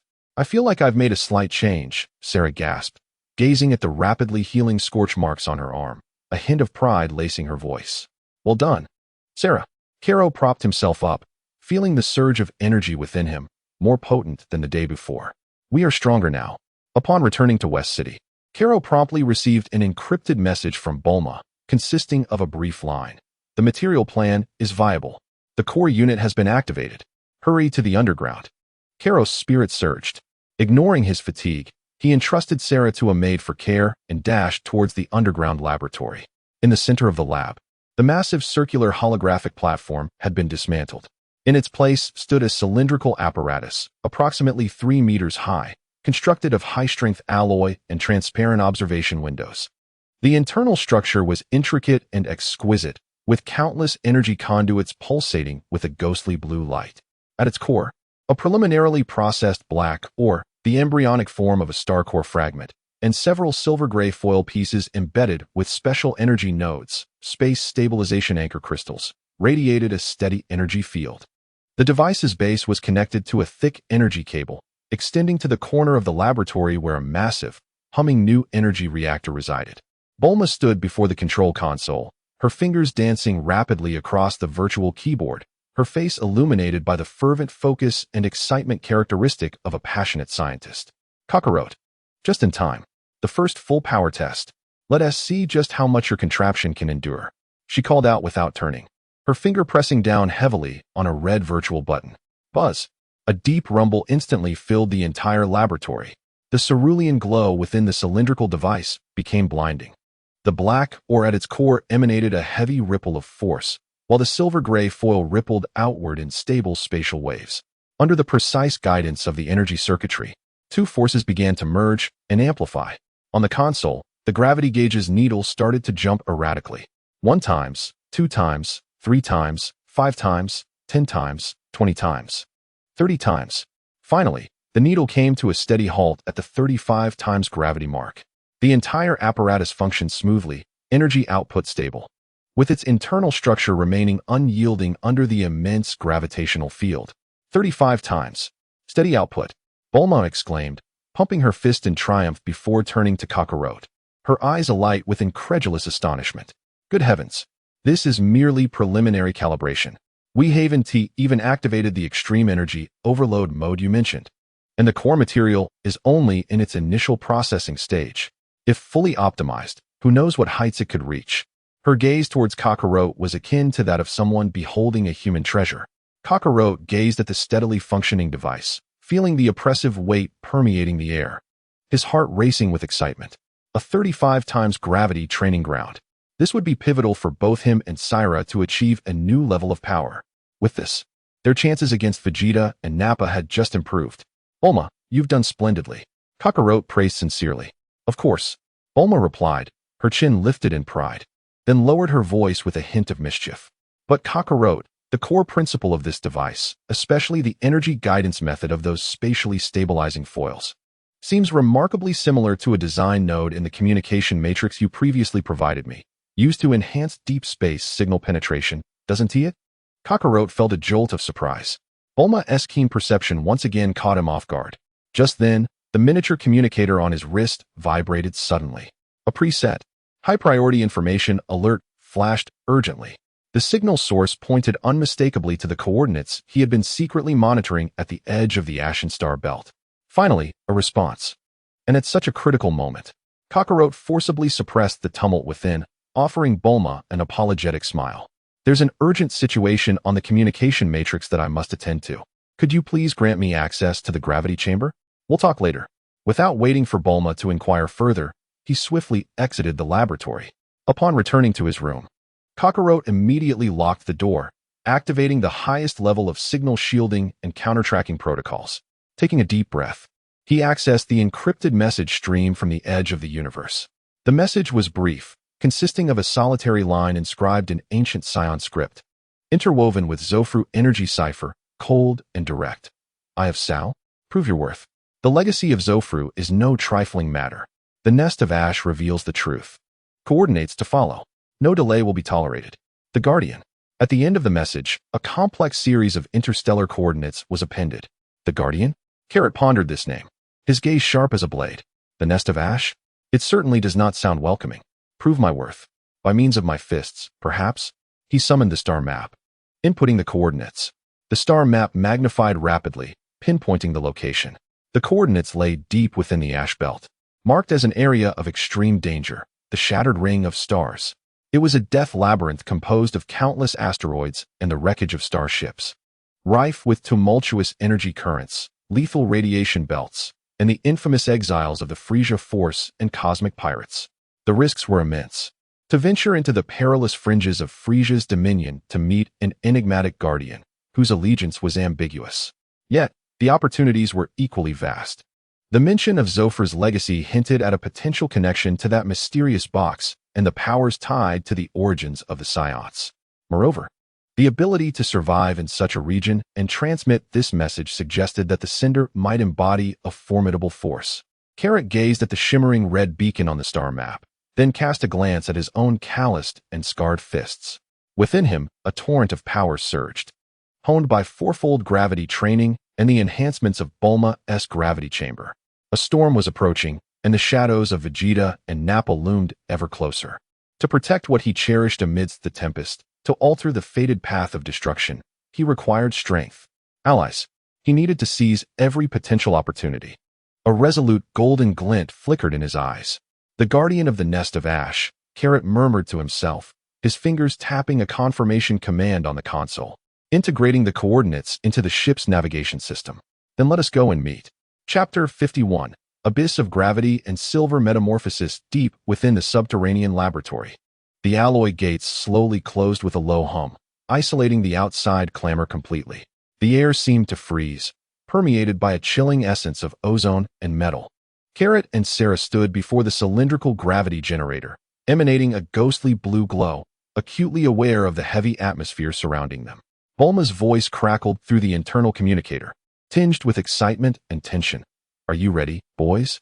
This is the first full power run. 35 times gravity. This is no jest. If you can't handle it, hit the emergency stop button. Carrot inhaled deeply, as if lead were being poured into his lungs. He glanced at Sera beside him. The young girl gazed up at the colossal apparatus, her silver pupils devoid of fear, radiating a near-reverent focus. The supple silver sheen that enveloped her flowed silently, adapting fluidly to the environment. Sera, how do you feel? Carrot inquired in a low tone. Sera nodded vigorously, her voice bright and resolute. It's heavy, but I can feel it. She extended her small hand, gently touching the transparent observation window, sending delicate silver ripples across the surface, as if engaging in a silent communion with the power within the device. Within the chamber, there existed a profound light, heavy and dense. Alongside glistening lines that flowed like liquid, Karoti understood instinctively. The dense light that Sera perceived emanated from the gravitational field of nascent star core fragments, while the smooth lines represented the spatial structural force lines maintained by the stability anchor crystal sheets. Her insight into the essence of energy and space sharpened even further in this high-energy environment. Excellent. Karoti's eyes ignited with a golden flame. Let us see just how much potential this 35-fold hell can extract. He pressed the button on the internal control panel. A low, resonant hum instantly escalated to a thunderous roar, akin to the growl of an ancient beast. The black ore at the core of the device erupted with a blinding, dark luminescence, resembling a miniature black hole ignited into existence. The surrounding air visibly warped and collapsed under an indescribable, terrifying pressure, descending like an invisible mountain of unfathomable weight. Thud, thud. Both Karoti and Sera's bodies trembled violently. Their knees buckled as if struck by a colossal hammer. Karoti let out a muffled grunt, every bone in his body groaning under the unbearable strain, muscle fibers teetering on the brink of rupture. He felt as though he had been cast into the furnace of a planetary core, every inch of flesh and every single cell emitting cries of anguish. His vision was instantly engulfed in crimson, his mind swirling from the extreme hypoxia and pressure. Ugh! Karoti unleashed a primal roar, the golden aura rising feebly like a candle flickering in the wind, only to be ruthlessly suppressed by the oppressive force field. He clenched his teeth tightly, blood seeping from his gums, forcing himself to resist the overwhelming power that threatened to crush his very soul, struggling painfully to straighten his back. The crimson temporal warning became increasingly blurred and distorted under the 35-fold pressure, resembling a malfunctioning screen. Interference? Prediction? In the face of such absolute force, skill appeared utterly ludicrous. He could rely solely on the Scion's most primal instincts, unwavering will, and the explosive power of desperation. Sera. Karoti struggled to turn his gaze toward her. Sera's petite form lay as if pressed down by an invisible giant hand against the cold floor. She was sprawled there, her silvery hair stuck to the ground. Her small face flushed with the intensity of pressure, nearly unable to breathe. The layer of resilient silver radiance on her surface trembled violently under the horrific weight of 35 times gravity, akin to a fragile soap bubble, wavering and on the brink of shattering. In her spirit, Sera fought against the limits of her suffering, hearing Piccolo's roar echoing in her ears. She watched her brother howl in agony under the immense pressure, his precarious form igniting the will to protect, bursting forth with unprecedented brilliance. "Do not succumb." A voice cried out from the depths of her soul. Buzz, the once violently oscillating silver halo, nearing dissolution, suddenly contracted inward, no longer enveloping her in a resilient membrane. It surged like rivers returning to the sea, wildly rushing toward her delicate spine. There, a point of dazzling silver light ignited, akin to a newborn star core in the dark cosmos. An indescribable force, resonating with high-frequency temporal tremors, radiated from that brilliant silver point, instantly expanding throughout her limbs and body. Her bones vibrated. Her blood surged. Every cell within her resonated with a silvery echo. Supported by this force, which emanated from the very essence of space-time, Sera gradually lifted herself from the heavy ground. First kneeling on one knee, she then wobbled and, with immense difficulty, stood upright before the astonished gaze of Karo. The supple silver sheen enveloping her form vanished, replaced by a more subtle flow of silver light, akin to mercury, coursing beneath her skin. Within the depths of her silver pupils, it seemed as though countless stars were being born and extinguished, exuding an ancient and mysterious aura.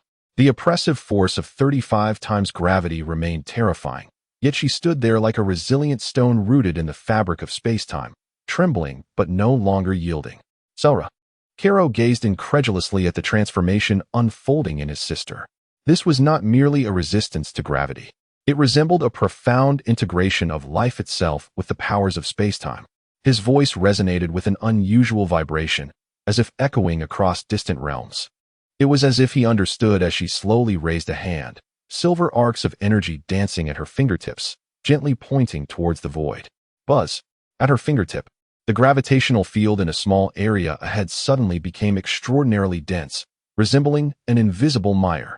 Even the ethereal azure energy shimmering in the air exhibited clear distortions and delays as it passed through that region. Control over gravity. Karo's pupils dilated in astonishment. This was no longer a simple act of resistance or the creation of a buffer zone. It was an initial, active manipulation. At that moment, the gravitational generator appeared to experience a slight disturbance in its energy circuitry due to Sera's sudden interference with space-time power. A sharp, unusual sound momentarily pierced through the humming noise. Although the device's self-stabilizing system quickly restored balance, this minute fluctuation was keenly perceived by Karo. The crimson space-time alert struggled under the immense pressure, sketching a fleeting unstable node within the core energy flow of the device. An opportunity. Golden light erupted in Karos' eyes. He abandoned all thoughts of resisting gravity and poured every last ounce of his strength, will, and the glimmer of battle opportunity captured by the eye of spacetime into his right fist. Break for me. With a roar, his body twisted under the weight of 35 times gravity, like a spring compressed to its limits. The golden aura condensed to its utmost, forming a blinding point of golden radiance at his fist. His mental energy transformed into an invisible drill, disregarding all other disturbances, and forcefully pierced towards the briefly exposed unstable node in the energy circuit, disrupted by Sera's interference. Boom! Karos' fist did not strike a physical target, but that blow, which encapsulated all his essence and contained a shard of space-time disturbance, struck fiercely at the critical node of the device's internal energy flow. Buzz! The entire gravitational generator trembled violently. A piercing alarm blared instantaneously. The energy readings on the control panel fluctuated wildly. The black ore at the core flickered erratically, and the silver-gray foil rippled in chaotic waves. The 35 times gravitational field surged like a lake struck by a massive boulder, exhibiting intense and fleeting fluctuations. Though it lasted less than a second, for Karo and Sera, it felt as if they had surfaced from the depths of drowning, gasping for precious air. Seizing the fleeting moment of gravitational reprieve, Karo propelled himself forward like an arrow released from its bow. Although his speed paled in comparison to the outside world, under 35 times the gravity, it was nothing short of miraculous. He struck the emergency stop button with a forceful punch. The shrill alarm ceased abruptly. The device's low rumble quickly diminished, and the blinding light within gradually faded. The oppressive weight that had pressed upon them receded like a receding tide. Thud! Thud! Both Karo and Sera collapsed onto the floor, utterly spent, gasping for breath as sweat streamed down their bodies like rivulets. It felt as though their very beings had been dismantled and reassembled, every muscle crying out in protest. The alloy gate swung open with a resounding crash, and Bulma rushed in, her face a mask of shock. What happened? The energy readings almost went off the charts. What did you do? Karo propped himself up, wiping the sweat and blood from his face. He glanced at Sera, who, despite her exhaustion, radiated an unprecedented brilliance in her silver eyes, before shifting his gaze to the now calm gravity generator. A defiant and exhilarating smile spread across his lips. We, he gasped, his voice hoarse yet brimming with strength, are becoming stronger. Sera weakly lifted her head, offering Bulma a tired but exceptionally bright smile, gently nodding in agreement. Bulma observed the disheveled yet imposing presence of the two, then looked at the gravity generator's recorded data, which had registered an alarming surge of energy at that final moment. Her azure eyes shimmered with shock and profound curiosity. She parted her lips to inquire further, but ultimately refrained, murmuring instead, "Monsters, two little monsters." Karo's gaze drifted beyond Bulma, as if piercing through the laboratory's thick alloy walls, reaching into the boundless depths of the starry sky. The baptism of 35 times gravity from the Ashen Star Belt had elevated both his inner strength and perception of time and space to new heights. It was time to embark on his journey. He needed a vessel, one capable of breaching the blockade of Frieza's forces and delving into perilous territories. Chapter 52, Undercurrents of West City and the Voyage of the Star Map. The inaugural full-power test of the gravity chamber sent ripples through West City, particularly within the inner circles of Bulma's family, akin to a stone cast into a tranquil lake. The terrifying adaptability displayed by Karo and Sera, especially Sera's unfathomable control over gravity and Karo's final strike that resonated with the energy core from afar, utterly transformed Bulma's understanding of power. The look in her eyes as she regarded the siblings reflected not only the curiosity of a scientist, but also an indescribable sense of reverence. "I need to analyze your physiological data and energy response patterns under extreme gravity," Bulma exclaimed, clutching a thick stack of reports as she blocked the doorway to Karos' room. Her eyes ablaze with fervor, especially Sera's silver energy. It's entirely different from conventional ki.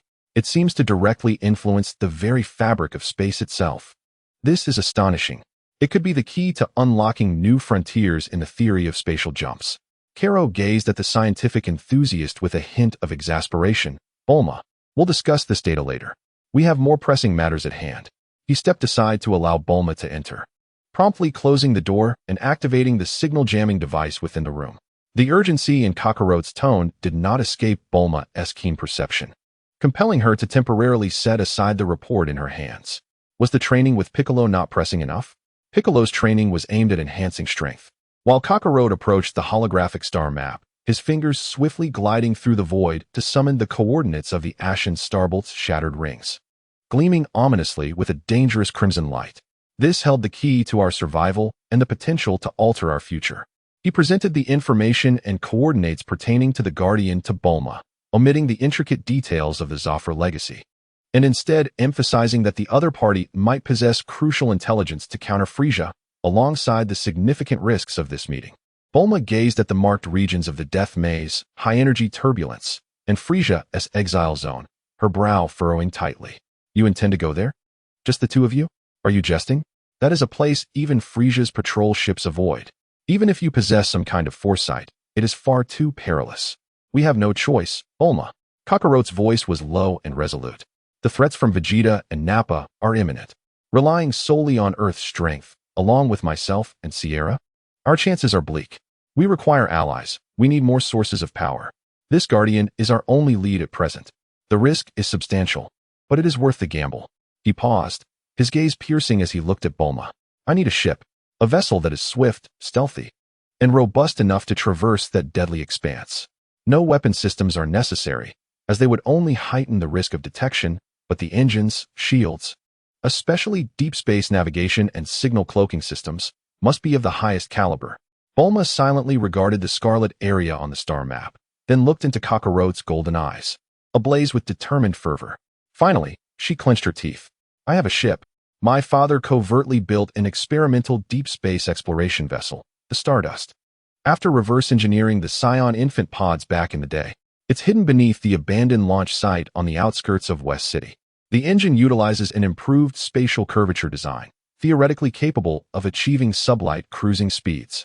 The shield system integrates energy deflection with some optical camouflage technology.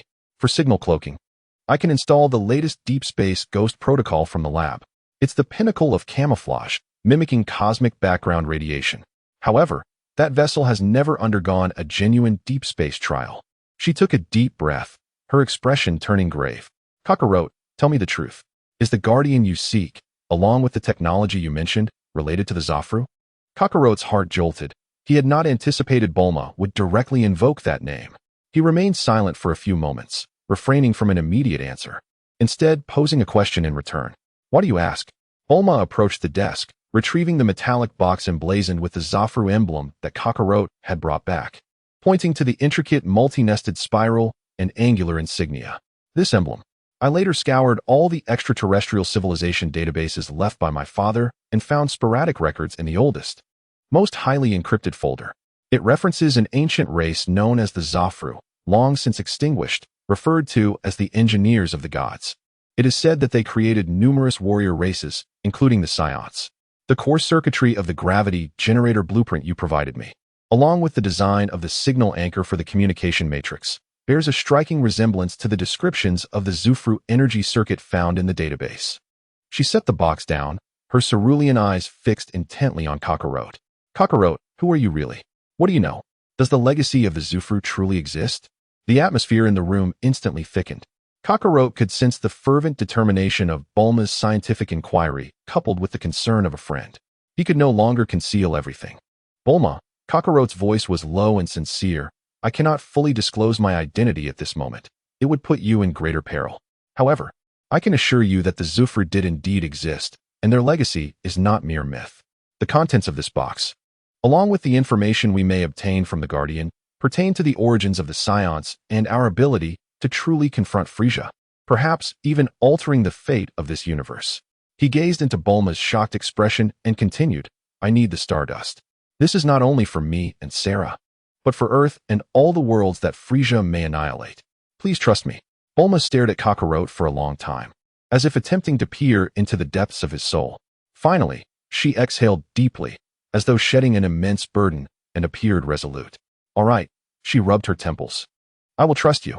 I can provide you with the Stardust and will personally assist in the final adjustments and upgrades to the cloaking system. However, her tone suddenly turned severe. You must promise me two things. First, return alive. Bring Sera back with you. Second, Bulma's gaze sharpened. When you return, you must divulge everything you know about the Zufru and the secrets surrounding you. In exchange, I will utilize all the resources of Capsule Corporation to create whatever you need. The gravity chamber is merely the beginning. Kakarot regarded the unwavering resolve and concealed concern reflected in Bulma's eyes and nodded solemnly. I promise you. In the following 2 days, the secret launch site on the outskirts of West City became an exceptionally busy hub. Bulma mobilized Capsule Corporation's most elite technical team and resources to finalize the modifications of the hidden Stardust. The vessel, streamlined and silver gray, was compact yet exuded a sense of power through its fluid lines. Bulma personally oversaw the integration of the laboratory's latest deep space phantom cloaking system into the spacecraft's exterior, enabling it to nearly perfectly emulate cosmic background radiation and interstellar dust signals. The engines were meticulously fine-tuned to ensure sufficient thrust and stability while traversing the turbulent energy streams of the shattered star rings. The shield system was reinforced, with the energy source directly connected to several silver-gray spatial stabilization anchor crystal sheets provided by Kakarot, granting it extraordinary resistance to spatial rifts and energy shocks. Meanwhile, Kakarot utilized this precious time to train vigorously with Sera in Bulma's newly calibrated gravity chamber. The 35 times gravity remains an insurmountable chasm. However, equipped with the experience of their initial attempts and the newly awakened silver stream body reinforcement state, named by Bulma, their adaptability has significantly accelerated. Kakarot concentrates on enhancing the density and explosive force of his energy under extreme pressure, tirelessly experimenting to integrate temporal disturbances with his attacks, exploring further variations of the temporal spear. Meanwhile, Sela diligently seeks to master the extent and duration of the gravitational mire, attempting to merge her mental energy with the silver stream, resulting in heightened perception and defense. During training breaks, Kakarot studies the enigmatic black sphere in solitude. No longer daring to probe deeply with his mental energy, he instead attempts to gently guide it using his own energy, making contact with the surface of the sphere. Each touch allows him to perceive the ancient, desolate temporal fluctuations, occasionally flashing clearer fragments in his mind. Cold metallic edifices floating amidst the starry expanse, creatures of peculiar form mourning, and a colossal fissure traversing the galaxy, seemingly composed of pure darkness. These visions heighten his vigilance towards the Guardians and the so-called Zofuru legacy, igniting a fervent desire for exploration.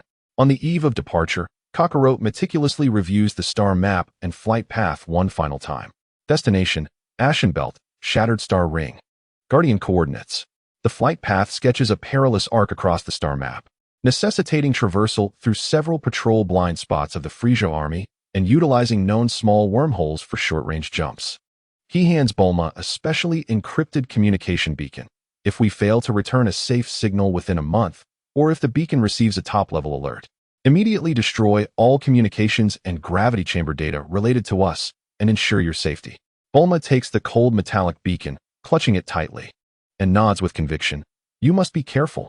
The Stardust's disguise is formidable, but do not recklessly breach Frieza's main defensive line. If you cannot win, retreat. Survival is paramount. Kakarot pats her shoulder, offering a reassuring smile. Do not worry, I value my life. He glances over to Sela, who has donned a silver bodysuit crafted by Bulma, equipped with basic life support and protective functions. Her petite figure appears somewhat fragile within the expansive launch bay, yet her silver eyes shine with remarkable brightness. Are you ready, Sela? Kakarot inquires. Sela nods vigorously, her small fists clenched. Yes. Let us find those who can assist us. The hatch of the Stardust silently slides open. Kakarot lifts Sela into his arms, casting one last glance at the brightly illuminated West City before resolutely stepping into the spacecraft. The hatch closes, sealing off the outside world. Inside the cockpit, a gentle glow illuminates the complex instrument panel and the holographic star map, emitting an ethereal light.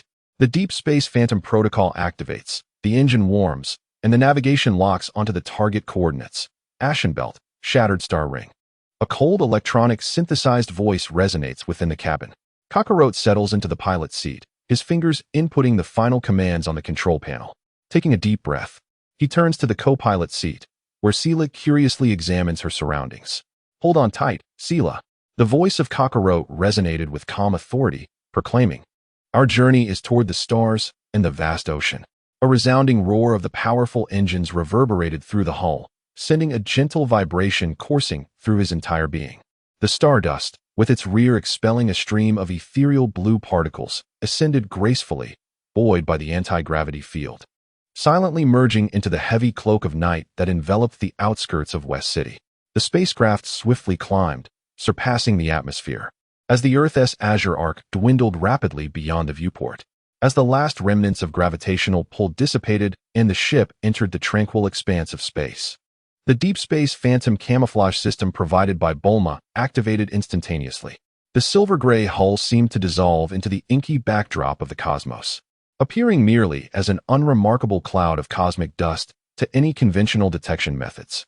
Kakarot set the autopilot mode, casting his gaze into the profound depths of the starry sea towards a coordinate shimmering with ominous red light. "Gravekeeper," he whispered to himself, "we have arrived." The stardust advanced at full throttle, like a specter through the cosmos, toward the perilous Ashen Belt. Chapter 53, Stardust Phantom and the Shattered Ring. The profundity of the universe embodies an eternal silence, yet it harbors perpetual peril. The stardust glided soundlessly through the boundless darkness, akin to a silver droplet immersed in ink. Bulma's deep space phantom protocol functioned flawlessly, suppressing the ship's energy signals to near invisibility, while optical camouflage seamlessly blended its silhouette into the background radiation and the faint luminescence of stardust. Within the cockpit, only the low hum of instruments and the soft azure glow of the star map projector broke the stillness. Kakarot did not rest. He sat cross-legged in the pilot's seat with closed eyes, his mind intensely focused. Golden energy flowed slowly within him, mending the subtle damages wrought by gravity training, while a portion of his consciousness delved into the eye of time and space. His crimson vision did not gaze outward, rather, like radar waves, it cautiously radiated from his center, scanning the surroundings. He was attuned to the subtle temporal ripples in the vastness of the universe, potentially sudden spatial jump points, gravitational disturbances from swiftly moving objects, or the regular temporal folds generated by the engines of Frieza's patrol ships. This was a new application of passive wide-area temporal perception he had explored under the extreme pressures of Bulma's gravity chamber. Although limited in range, currently about 1 astronomical unit in radius, and lacking the precision of active detection, this almost instinctual temporal intuition served as Stardust's most covert ears and eyes while in stealth mode. Sera curled up in the co-pilot seat, her petite form enveloped in a soft decompression blanket, already deep in slumber. Occasionally, a faint silver glow would flow across her surface, as if she instinctively adapted to the cosmic environment even in her dreams. The gentle nutrient and calming agents Bulma had administered ensured she maintained her optimum physical condition throughout the prolonged interstellar journey. Time flowed silently in their voyage. Kakarot resembled a golden statue, with only the occasional furrowing of his brow betraying his awareness of something amiss. Once, he detected an anomalous energy surge from a distant asteroid belt, prompting him to make subtle adjustments to their course to avoid it. On another occasion, he detected an exceedingly faint yet coldly ordered gravitational wave fluctuation. He promptly commanded the stardust to enter a deeper state of silence, shutting down all non-essential systems, and floated for several hours like a genuine meteorite until the disturbance, indicative of Frieza's small patrol ship, completely dissipated. A few days later, the stardust arrived near the first designated wormhole jump point. It was an extremely unstable natural wormhole, its entrance distorted in space, emanating an ominous purplish-black glow, surrounded by violent gravitational turbulence and lethal ionizing radiation belts. Approaching the target wormhole jump point, the stability of space was assessed as low, with radiation intensity at an extremely high level. It was advised to engage maximum shield power. The ship issued its cold alert. Kalat opened his eyes, his golden pupils sharp as an eagle's. He roused Sera, saying, "Sera, hold on tight. We are about to pass through." Sera rubbed her sleepy eyes and, upon witnessing the terrifying distorted scene outside the viewport, her small face instantly tensed, instinctively mobilizing the silver flow of energy within her to envelop her entire body. Shields at full power. Engine thrust increased to critical level. Kalat commanded. With a hum, a soft, silver-gray light membrane, imbued with the characteristics of spatial stability anchors, illuminated the ship's exterior, The stardust surged forward like an arrow released from a bow, resolutely charging into the twisted purplish-black vortex. Intense vibrations surged through the vessel, akin to being caught in a tumultuous washing machine. The scene outside the viewport elongated and twisted into countless bizarre bands of color. Powerful spatial tearing forces acted upon the hull, emitting a painfully grating metallic groan. The shield's light flickered violently, dense ripples undulating across the silver-gray membrane, as if it could tear at any moment. Kalat gripped the control stick tightly, his mind sharply focused, as crimson temporal warnings flashed frantically, outlining the chaotic energy flows and spatial rifts within the wormhole. Trusting his instincts and the ship's capabilities, he sought a relatively stable path amidst the tumult. Portside 37 degrees. Spatial fold. Evade, he shouted, sharply turning the rudder. The ship narrowly slipped past a silent, gaping rift in space. The energy turbulence emanating from the rift brushed against the shields, igniting a dazzling display of sparks. Below us, Sera suddenly exclaimed, her small hand pointing to a seemingly calm area below. Yet in her silver pupils, it was a maelstrom of violent gravitational traps. Without hesitation, Kalat ascended the vessel. Almost simultaneously, that calm area abruptly collapsed, forming a terrifying gravitational vortex. Had it not been for Sera's early warning, the consequences of being drawn in would have been unimaginable. The sibling synergy proved remarkably effective once again on the precipice of life and death. Kalat's temporal foresight and ship control, combined with Sera's keen insight into energy and gravitational anomalies, allowed them to navigate the chaotic wormhole like butterflies flitting through flowers. The mere seconds of traversal felt as long as centuries. When the distorted light outside the viewport suddenly stabilized, revealing a strange starfield shrouded in dark red nebulae, the violent tremors finally ceased. The wormhole jump was complete. Arrival at designated coordinates, outskirts of the Ashen Belt. Shield energy consumption, 42. Structural integrity of the hull, 98. Reporting. Kalo and Sera exchanged a glance, sensing a flicker of trepidation and relief in each other's eyes. The silvery sheen enveloping Sera's body gradually receded, her delicate face pale, yet her gaze strikingly vibrant. We have arrived. Sera's voice resonated with a hint of exhilaration. Indeed, we have, Kalo exhaled, his eyes fixed on the star chart. The crimson expanse representing the shattered star ring loomed imminent. The journey ahead promised to be increasingly treacherous. The Ashen Belt lived up to its ominous name, teeming with the remnants of stars that had met their demise, clouds of nebulae, streams of high-energy particles, and countless asteroids mingled with metallic debris left from wars. The spatial structure here was exceedingly unstable, with small rifts in the fabric of space appearing and vanishing without a sound. Although the patrols of the Frieza Legion were scarce, they were not entirely absent. Kalo remained ever vigilant, his mind taut as a bowstring. The passive perception of the eye of time and space heightened to its utmost, akin to the most watchful of leopards stealthily navigating a trap-laden jungle. Sera proved to be his most capable ally, seemingly born with an innate affinity for this chaotic spatial environment. Without the need for deliberate provocation, her mental acuity allowed her to sense the stability of nearby spatial structures and the flow of energetic turbulence.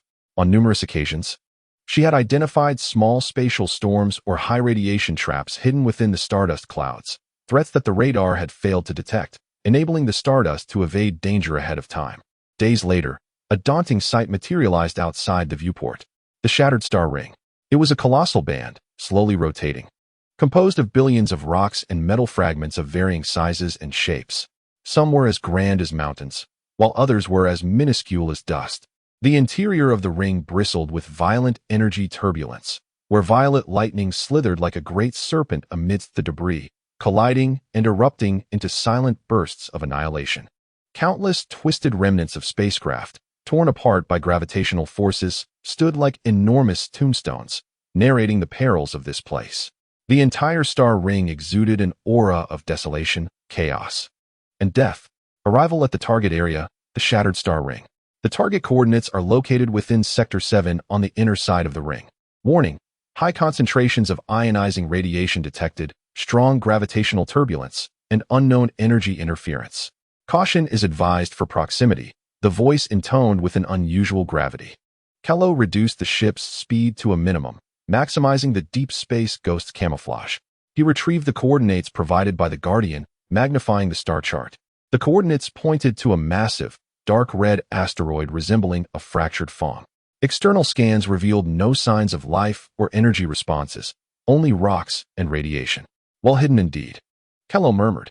He attempted to utilize the passive perception of the eye of time and space to scan the area, but the feedback was a chaotic cacophony, as if shielded by a formidable interference source.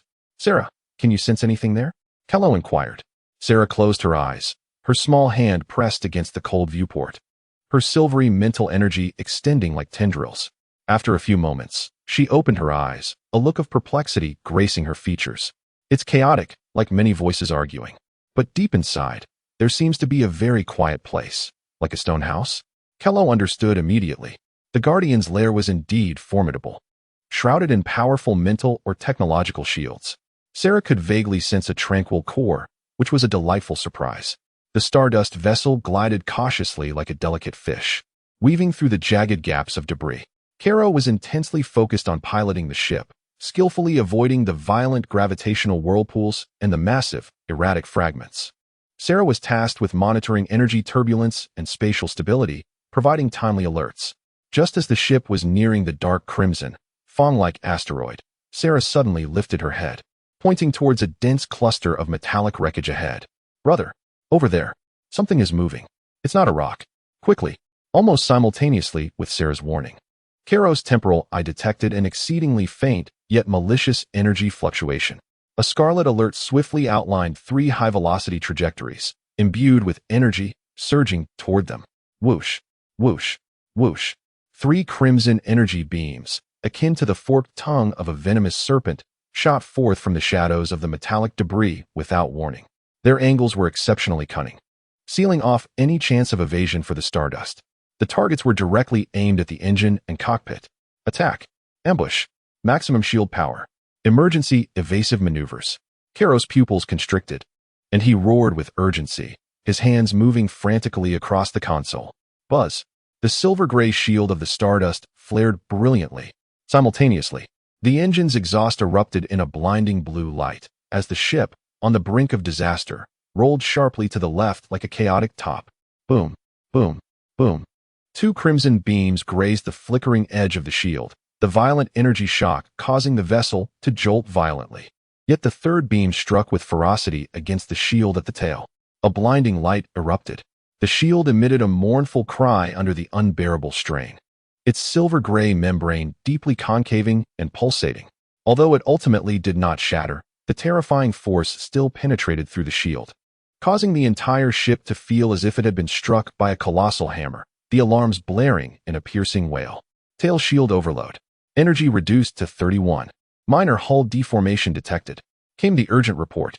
Kero steadied the violently shaking ship, icy fury igniting in his eyes. He fixed his gaze upon the area of metal debris from which the attack had originated.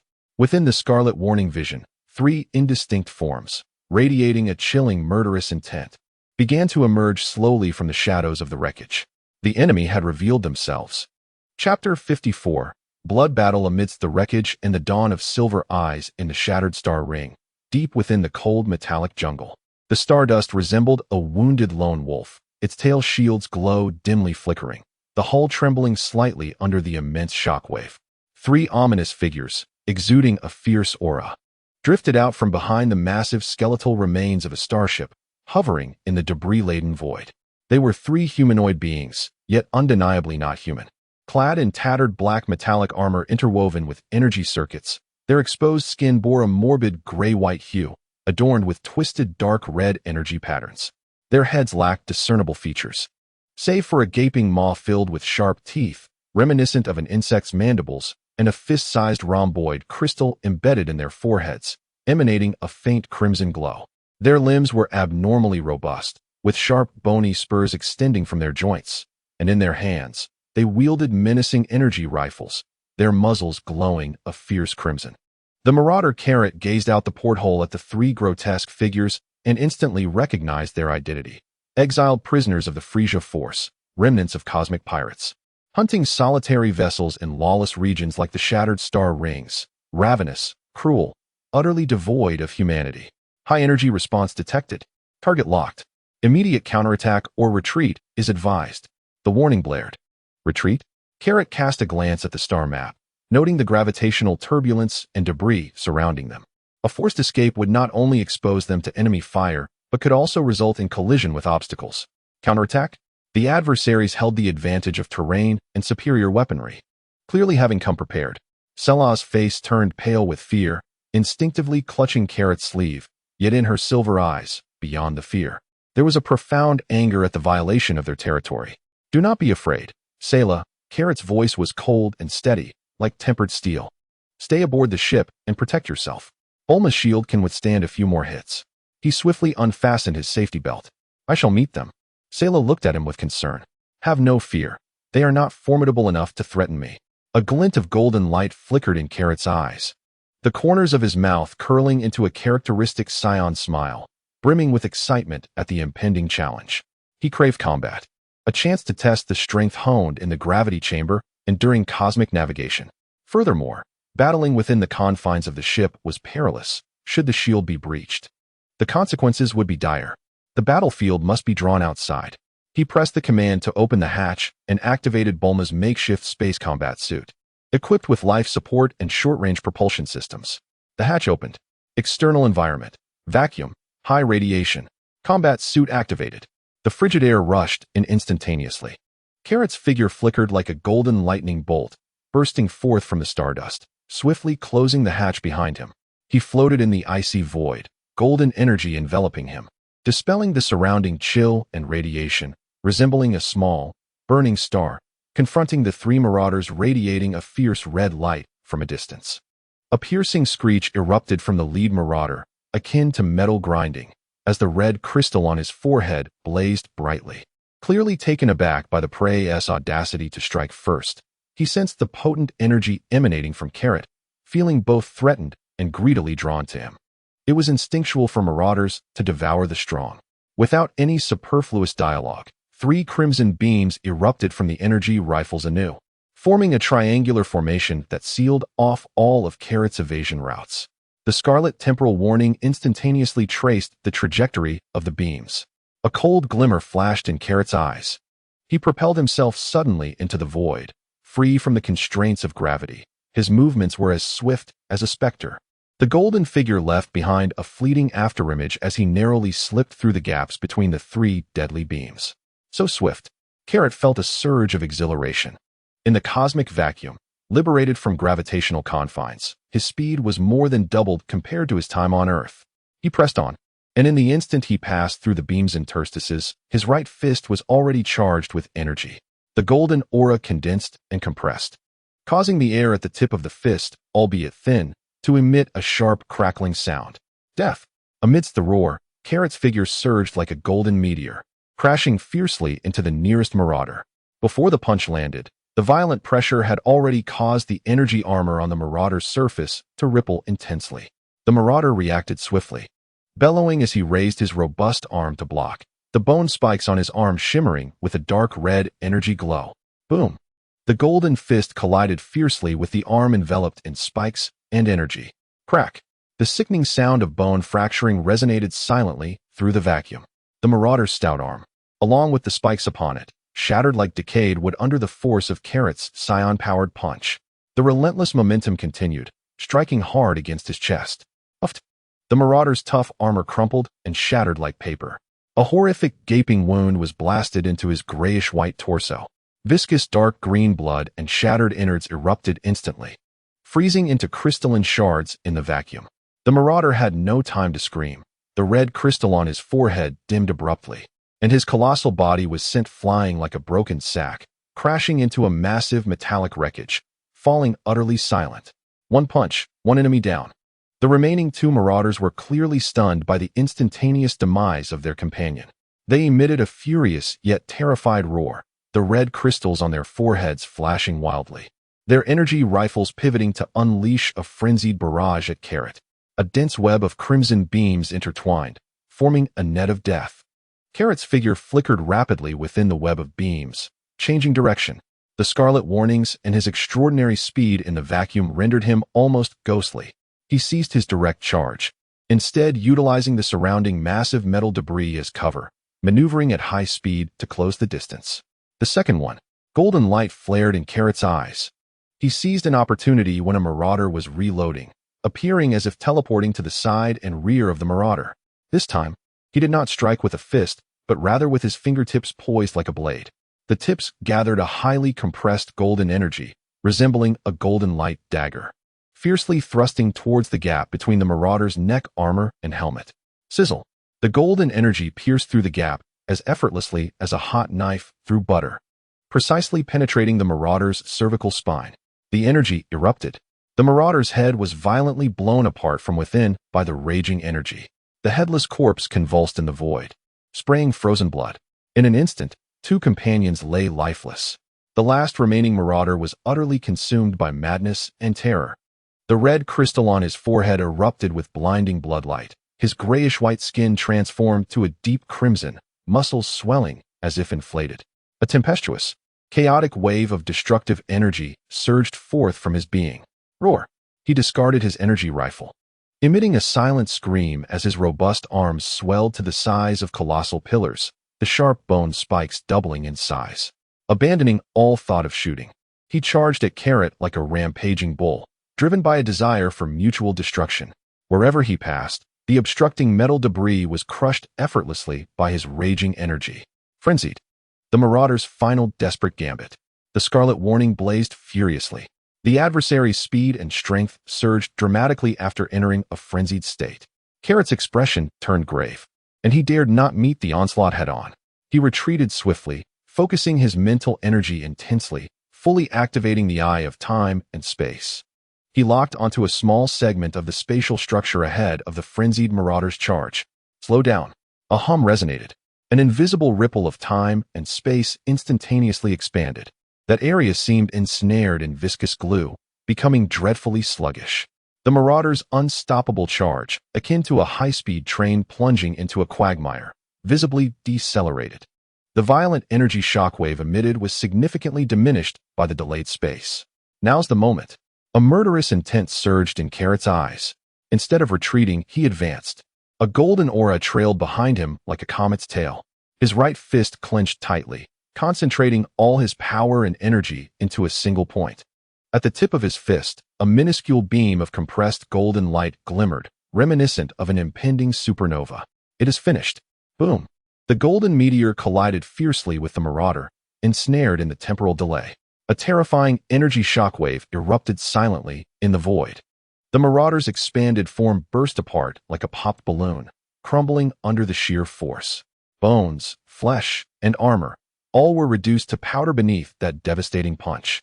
Only the red crystal on its forehead, pulsating with a defiant bloodlight, was flung away in the explosion, shooting towards the depths of the dark wreckage like a meteor. The battle concluded. The void was left with scattered metallic debris, frozen blood clots, and the remnants of dissipating energy. Carrot hovered in place, breathing slightly heavier. The golden aura gradually receded.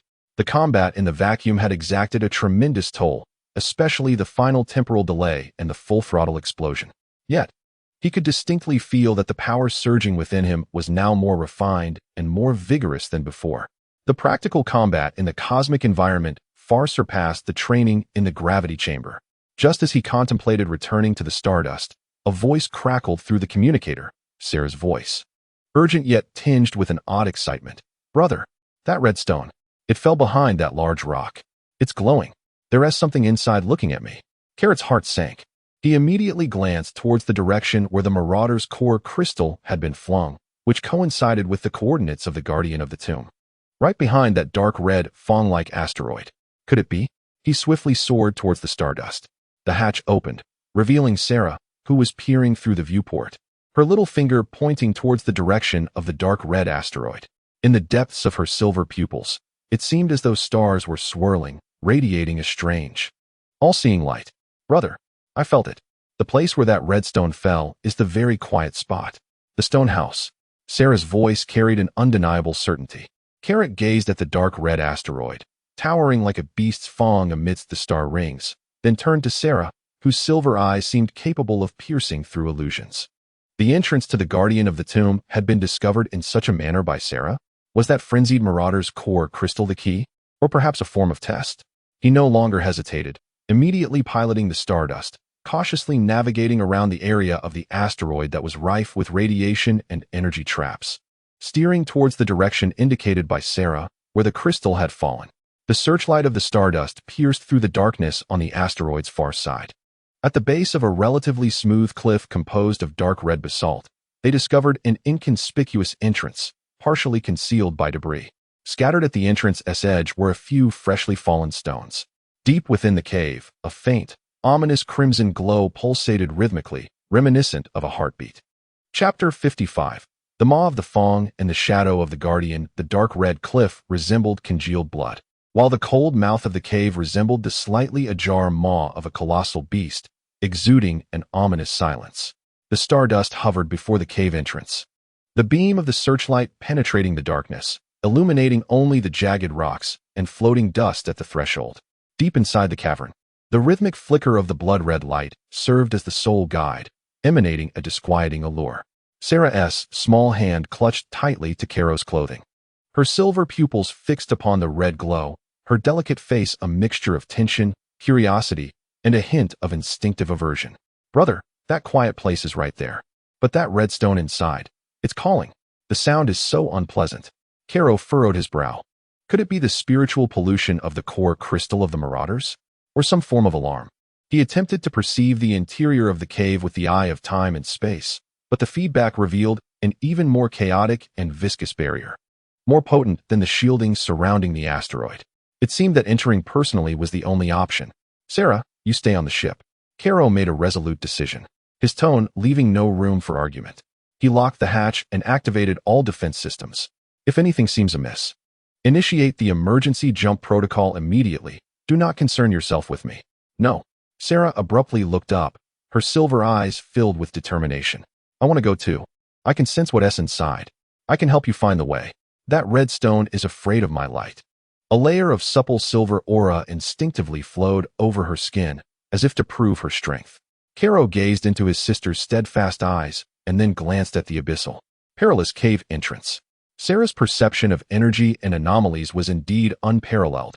Her temporal powers could potentially save them in a critical moment. Yet, he hesitated at the dangers that lay within. Brother, trust me. Sera stepped forward, her small hand gripping Kaios's large hand tightly, a warm and resilient mental energy flowing between them. I won't hold you back. We will go in together. We will come out together. Feeling the strength emanating from his sister's palm and her unwavering trust, Kaios's doubts shattered. He clasped Sera's small hand in return, nodding firmly. All right, together. Remember to stay close to me. The two donned more fitted protective suits, equipped with short-range jets and basic life support systems. Kaios additionally carried a portable energy detector and a high-power cutting gun modified by Bulma. Sera clutched tightly to a metallic box emblazoned with the emblem of Zufu, which Kaios suspected might be some form of token. As the hatch opened once more, the two floated out from the Stardust, like two specks of dust, plunging into the dark red maw of the cave. Upon entering the cavern, a chilling, arid breeze imbued with a heavy scent of metallic rust and dust enveloped me. The gravitational pull was slightly greater than that outside, yet still within tolerable limits. The cavern walls were not of natural rock, but were instead shrouded in a thick layer of metallic substance resembling rust, adorned with peculiar, indistinct etchings that bore a resemblance to the emblem of the Zulfru. The beam from the spotlight stretched into the profound corridor, which was unusually spacious, capable of accommodating a small spacecraft. Scattered across the ground and walls were fragments of metal debris, some reminiscent of ancient instruments, while others appeared to be the fossilized remains of some colossal creature. The air was eerily silent, broken only by the faint hissing of the jetpacks and the rhythmic ticking of the detector. A flicker of crimson light pulsated steadily in the depths of the corridor, akin to a lighthouse in the darkness, or a tempting trap beckoning one to venture further. There's an empty space behind the left wall, Sera suddenly whispered, gesturing toward an unremarkable metallic wall on the left. Alerted, Carlo immediately scanned with the detector, which confirmed the presence of a vast cavity behind the wall. A trap? He signaled Sera to step back and cautiously used a cutting gun to carve an observation port into the metallic surface. A frigid gust of air surged forth. Inside the opening was not a corridor, but a bottomless vertical abyss. The darkness below was profound, with faint, terrifying sounds of metal twisting and breaking, as if a monstrous beast lay in wait to consume the unwary. Had they advanced recklessly, triggering a mechanism, the consequences would have been dire. Well done, Sera? Carlo thought, still shaken. With Sera, this humanoid detector, they had evaded several concealed energy traps and areas of collapse. The passage did not run straight, but spiraled downward, resembling a descent into the Earth's core. The metallic scent in the air diminished the deeper they ventured, replaced by an ineffable, ancient atmosphere, as if time itself had settled within. The etched patterns on the cave walls grew increasingly intricate and luminous, emanating subtle energy fluctuations. After what felt like an eternity of descent, the path opened into a stunningly vast chamber. The beam of the spotlight illuminated an awe-inspiring spherical hall, exceeding 1,000 meters in diameter. The ceiling soared high, adorned with a dense network of energy conduits resembling neural pathways, most of which were broken and dim. At the center of the hall stood a colossal obelisk, crafted from a dark golden metal, exuding an ancient and rugged style. Its surface was covered with grand, complex spirals and angular reliefs, akin to the Zulfru emblem, but more magnificent, radiating a gentle, steady glow that dispelled the surrounding darkness and suppressed the chaotic energies pervading the hall. Suspended quietly in a circular recess before the base of the obelisk was a pulsating, blood-red core crystal of the Marauder. Etched upon the ground surrounding the recess was a colossal pattern nearly identical to the counterfeit Zulfru emblem crafted by Carlo, yet more complete and imposing, exuding an overwhelming aura of power. The crystal pulsated with a life of its own, the crimson light flickering in harmony with an unseen rhythm, as if attempting to connect with the energy circuit beneath the grooves, yet hindered by the constant, subtle glow emitted by the obelisk, exuding an aura of restless agitation. Zofar Kalat gazed in awe at the magnificent obelisk and the colossal emblem etched into the ground. This was undoubtedly a remnant of the Zofar civilization. However, Selah's attention was drawn elsewhere. She pointed towards the shadowed corner behind the obelisk, exclaiming, "There is someone there." Kalat swiftly directed the beam of the spotlight towards that direction, illuminating the corner, which was far from empty. A figure, resembling a statue merged with the shadows, sat silently upon a massive chair, intricately carved from some form of obsidian rock, weathered by the passage of time. It was an extraordinarily tall humanoid, easily exceeding 3 meters in height. Its skin was a deep, basaltic gray, marred by fissures, as if it had endured the relentless ravages of countless ages. Clad in a long, gray robe of ancient design, adorned with heavy metallic shoulder plates, the fabric bore the engravings characteristic of Zofar artistry.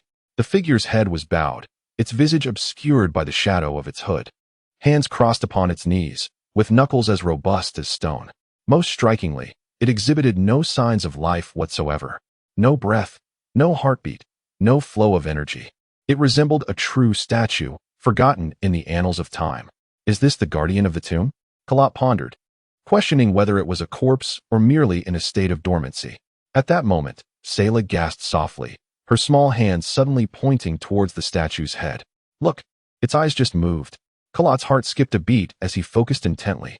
There, amidst the shadows of the hood, 2 points of ghostly green light suddenly ignited in the eye sockets.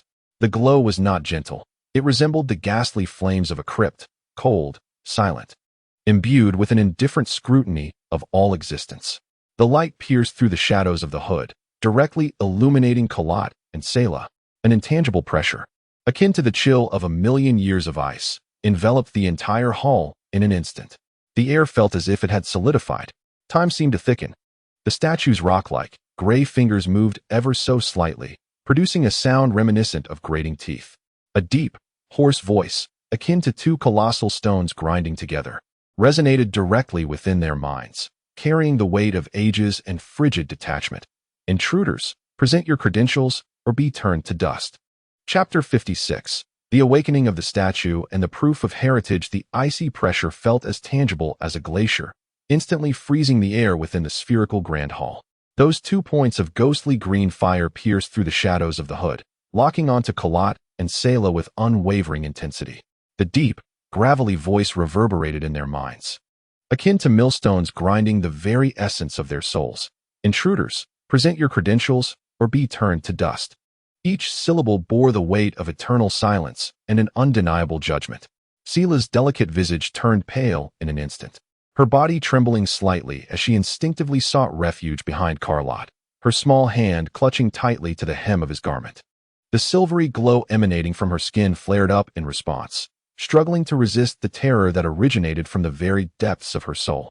Carlot felt as though an invisible giant hand had gripped his throat, rendering even the act of breathing an arduous task. A golden aura instinctively surged from within him, enveloping him in a thin halo that dispelled the biting chill and instilled a flicker of courage to resist. He forced himself to meet the gaze of those icy green eyes, his heart pounding heavily within his chest. Evidence. Zophir's legacy? That box. Carlot inhaled deeply, suppressing the tumultuous surge of blood and the quaking of his soul. Gradually, he raised his hand, signaling to Sela behind him to remain still, and then, with the utmost steadiness, retrieved the metallic box embossed with Zophir's emblem from the storage compartment of his combat suit. The cold touch of the box offered a faint sense of reassurance. Cradling it in both hands, Carlot elevated it high, exposing the intricately layered spirals and angular motifs of its lid to the scrutiny of the haunting green gaze. The evidence is here. Carlot's voice resonated through the immense silence, imbued with the indomitable spirit of the scion, striving to suppress the tremor in his tone. Zophir's legacy has guided us here. The grayish head of the statue slowly lifted, the shadow of its head sliding away to reveal a visage carved as if from stone, marked by fissured textures. Lacking lips or nostrils, it bore only two burning green flames embedded in its sunken eye sockets, forming its entire expression. Its gaze, like a tangible probe, fixated on the metallic box held by Carlot. Time seemed to freeze. Only the core crystal of the raider, suspended in its recess, flickered ominously with a sanguine glow, futilely attempting to erode the constant luminescence emanating from the obelisk, producing a faint hissing sound. A few seconds of silence stretched on, feeling as protracted as a century. At last, the two green flames flickered slightly. The deep, gravelly voice resounded once more, this time seemingly lacking an absolute intent of destruction, replaced instead by a hint of scrutiny. The container opens. Carlot's heart sank. No longer hesitating, he concentrated his mental energy at his fingertips, cautiously touching the intricately woven energy circuit and psychic seal at the locking mechanism of the lid, just as he had when opening the box before. Drawing from his previous experience, he managed to breach the lock with greater speed this time. With a soft hum, the lid silently sprang open. Within the plush interior lay three items: a fragment of a black star core, a silvery metallic foil sparkling with spatial ripples, and a deep black sphere reminiscent of a black hole. As the lid opened, the grand dark golden obelisk seemed to tremble slightly. The ancient, intricate relief patterns on its surface suddenly glowed with a clearer, more vibrant light, a vast, primordial essence, as though it originated from the dawn of the universe, unfurled like a slumbering dragon awakening, silently permeating the air, instantly suppressing the restless sanguine glow of the raider's crystal and diminishing the chilling pressure emanating from the statue. The emerald gaze shifted away from the metallic box, landing upon the three items within. Upon beholding the fragment of the black star core and the silvery gray foils, the 2 points of green flame flickered intensely. Yet, when the gaze fell upon the profound black sphere, an unimaginable, tumultuous psychic shock erupted violently from those 2 points of green fire, akin to a cosmic storm breaching its dam, crashing forcefully towards Kalo and Sera. With a gasp, Kalo felt as though he had been struck by an overwhelming force, his mind pierced simultaneously by a myriad of steel needles. The scene before him was instantly torn asunder. He witnessed the verdant planet shatter beneath a crimson beam. He saw the cold metallic tendrils devouring starlight. He beheld the towering dark green giant petrified in despair. He glimpsed the indistinct figure upon the throne, raising a finger imbued with an aura of ceaseless destruction. Despair, wailing, and the essence of annihilation seeped into his being like tangible venom, frantically eroding his will. No. Sera emitted a piercing scream. Her mental fortitude was far more fragile than Kalo's, and the impact upon her was even more horrific. Those images of destruction, akin to the deepest nightmares, instantaneously submerged her delicate consciousness. The silver glow enveloping her fluctuated violently, flickering like a candle in the wind, on the verge of extinguishing entirely. Her small face was contorted in profound agony and terror, tears streaming uncontrollably. The statue let out a silent roar. Its ashen gray form abruptly rose from the rock throne. The immense figure stirred a heavy airflow. Those ghostly emerald flames fixated fiercely upon the black sphere, brimming with a deep-seated hatred, fear, and an ineffable sorrow. The hoarse voice, blaspheming the taboo source of destruction, sharpened and became frenzied, howling directly into their souls. Its colossal, rock-like hand shot upward, a gray-white energy, condensed to the utmost. Carrying an aura of destructive annihilation, surged wildly within its palm. The target was the box in Kalo's grasp, more precisely, the black sphere within. It sought to obliterate this source of calamity, along with the two intruders. In an instant, the shadow of death loomed. Kalo felt as if his very soul was freezing. He yearned to evade, to resist, yet under the dual pressure of that terrifying weight and psychic shock, his body felt leaden, making even the slightest movement a Herculean task. Sera was curled upon the ground, her consciousness on the brink of collapse. Just when the situation was at its most dire, a hum resonated. The black sphere in Kalo's hand, seemingly stimulated by the gray-white destructive energy, erupted with an even deeper and richer darkness. A wave of temporal fluctuations, older and more vast than the statue itself, as if imbued with the rise and fall of all cosmic epochs, surged forth from within the sphere, awakening the slumbering consciousness of the universe. This wave was not an attack, but rather a resonance. The dark golden obelisk erupted with an unprecedented brilliance. The spirals and angular reliefs upon its surface appeared to come alive, flowing with liquid gold. A massive pillar of light, composed purely of golden energy, shot forth from the pinnacle of the obelisk, transcending the confines of space, and enveloped the metallic box held aloft by Kalo with pinpoint precision. Within the confines of the box, three objects underwent a simultaneous transformation under the radiant embrace of a golden beam. The fragment of the black star core, akin to a ravenous sponge, fervently absorbed the golden light. Cracks marred its surface, from which a somber, molten glow emerged, exuding an oppressive force that seemed capable of subduing the very stars. The silvery gray metallic foils, animated by the golden luminescence, rippled with expanding space, stabilizing into distinct, visible silver structural lines that intertwined and connected, emanating a powerful aura of stable space. Meanwhile, the profound black sphere, infused with the golden light, revealed a layer of darkness dissipating from its surface, unveiling an intricate and arcane dynamic star map composed of countless stellar illusions and streams of time and space. The emanations it produced harmonized flawlessly with the golden radiance of the obelisk, creating a grand and harmonious resonance that appeared to articulate the fundamental truths of the universe's temporal essence. This resonant wave swept through the hall, causing the terrifying gray-white energy coalescing in the stone statue's palm to silently dissipate like melting snow. The violent, destructive intent of its psychic surge was instantly quelled.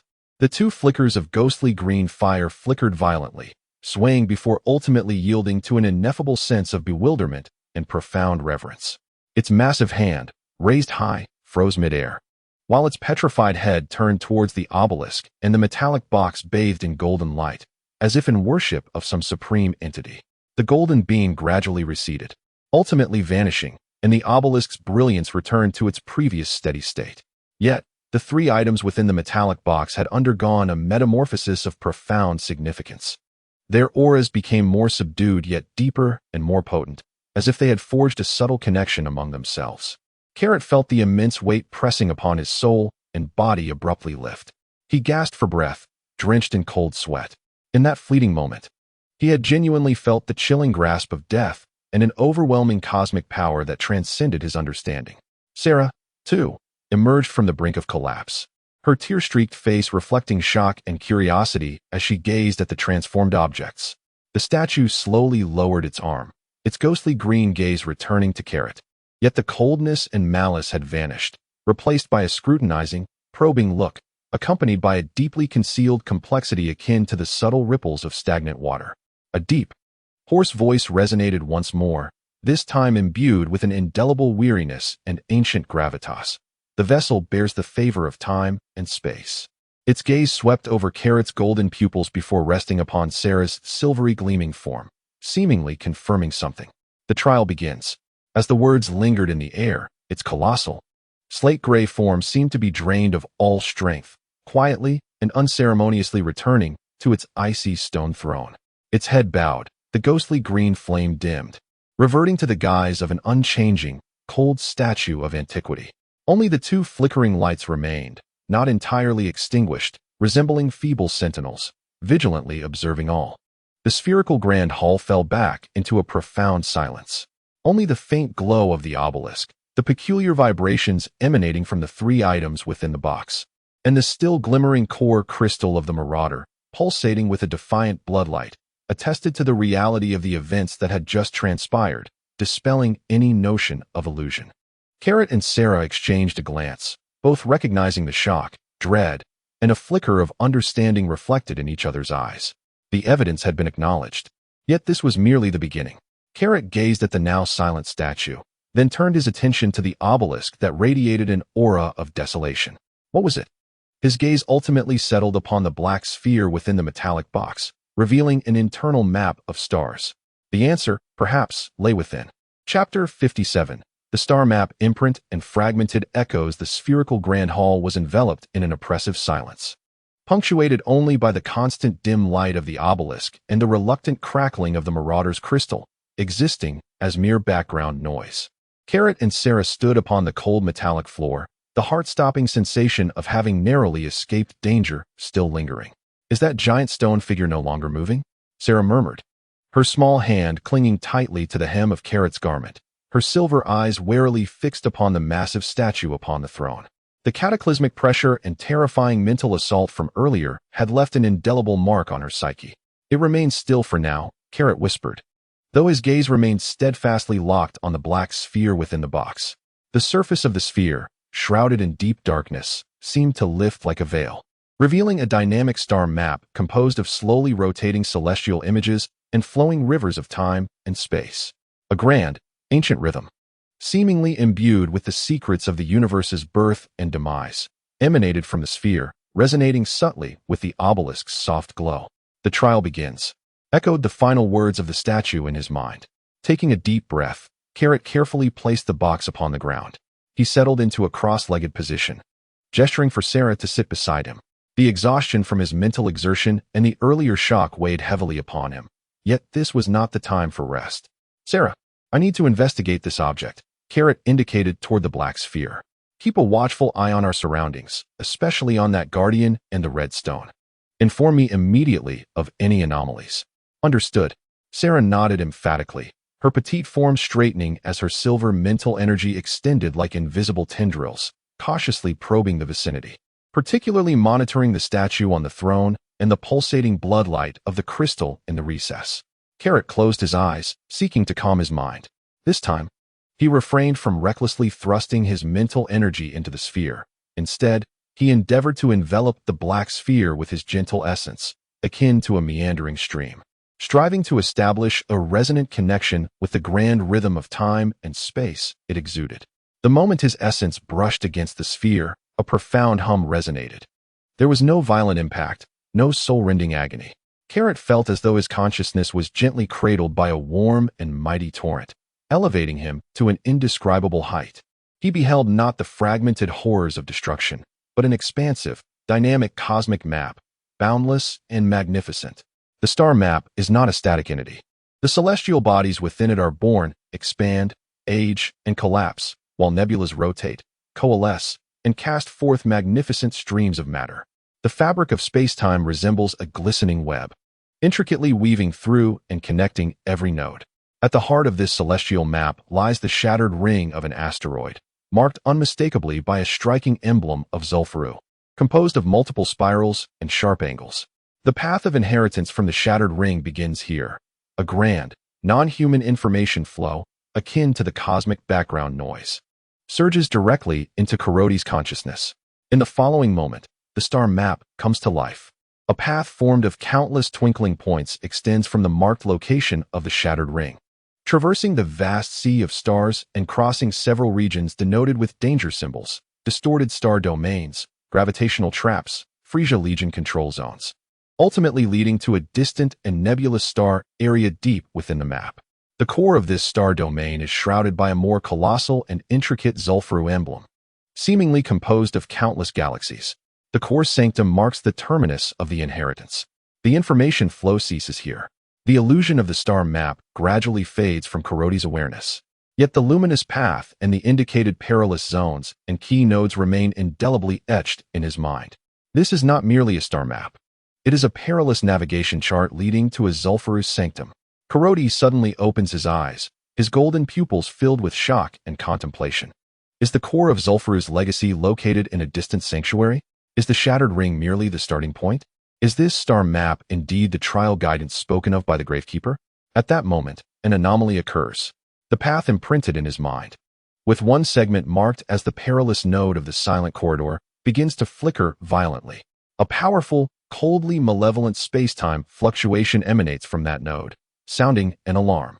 Simultaneously, Kuroti keenly senses a sharp pain as a faint mental link with the encrypted communication beacon aboard the Stardust vessel jolts him. This is bad. Something has happened aboard the Stardust. Kuroti leaps to his feet. Beside him, Sera gasps almost simultaneously, "Brother!" Outside, many fierce entities are approaching. So many, so fast. Kuroti's heart sinks instantly. The Frieza Legion. It must have been the powerful resonance of space-time and energy generated when the sphere activated, exposing their location and drawing the nearby hyenas.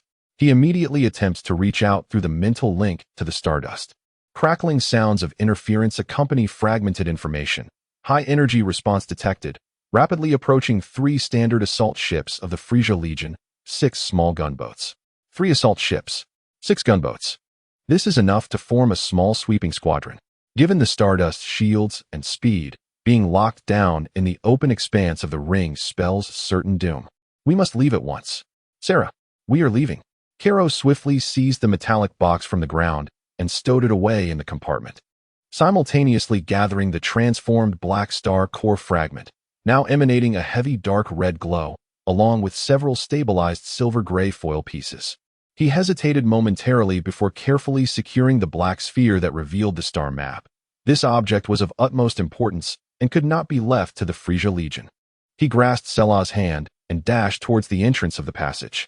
Just as they were about to plunge into the corridor, 2 points of ghostly green flame ignited once more upon the massive stone thrown behind them.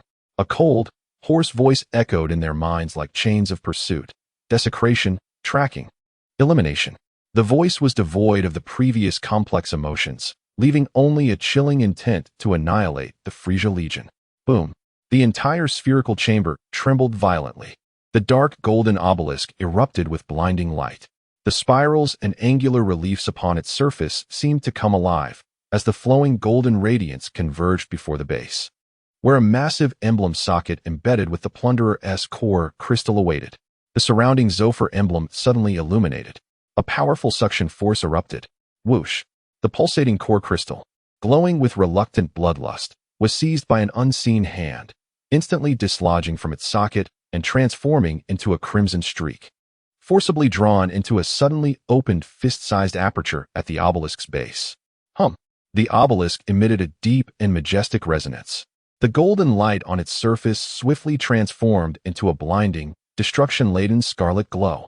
A tumultuous, chaotic energy wave, imbued with the essence of the Plunderer's crystal and mingled with the obelisk's own vast might, erupted from within like a volcanic explosion.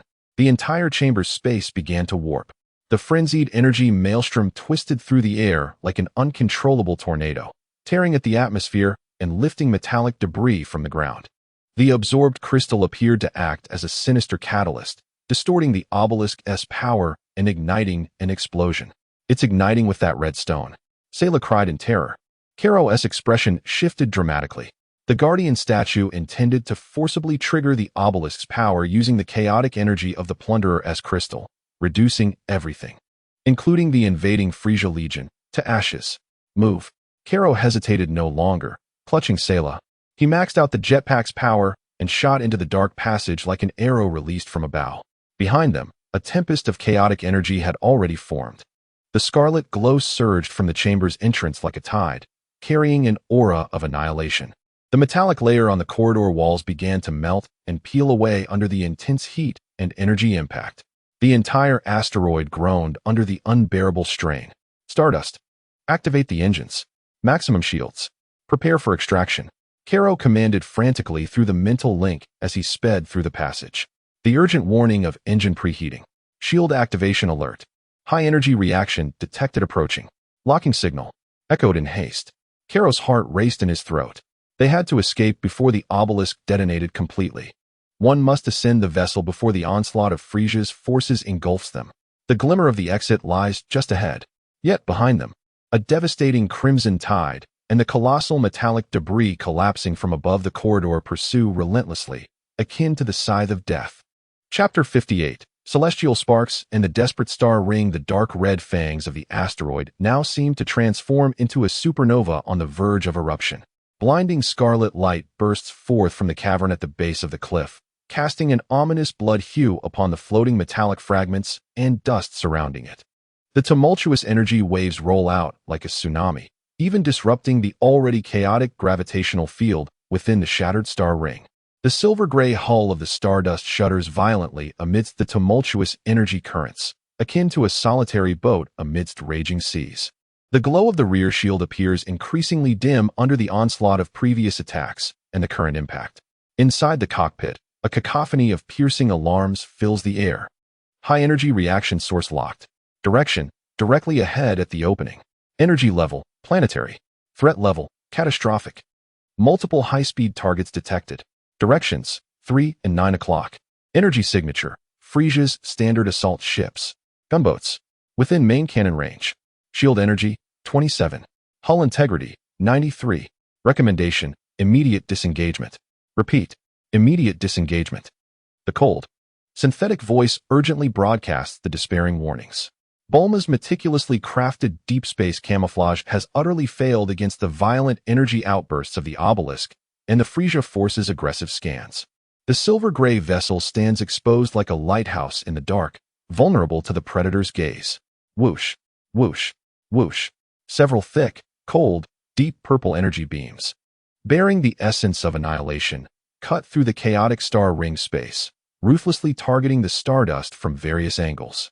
These are the main cannon volleys from the assault ships, powerful enough to vaporize small meteors in an instant. Evasive maneuvers. Maximum agility. Karo's mental command roars forth. The Stardust's engine exhausts a blinding azure glow. Under extreme control, the vessel executes an almost impossible, physics-defying turn, akin to a drunken sailor.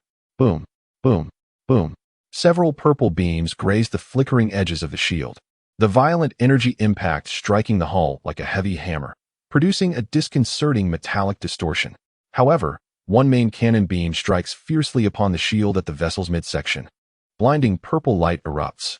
The silver-gray shield emits a mournful wail as it nears shattering, its glow dimming to the brink of extinction. The shield energy reading plummets like an avalanche to 5. The horrifying impact reverberates through the shield, shaking the entire cockpit violently, sparks flying from the instruments. The hull integrity plunges instantaneously to 85. The alarms of shield critical status and hull damage grow increasingly shrill. At that moment, Karo, clutching Sela, bursts forth like two disheveled meteors from the gaping maw of crimson destruction. Brother!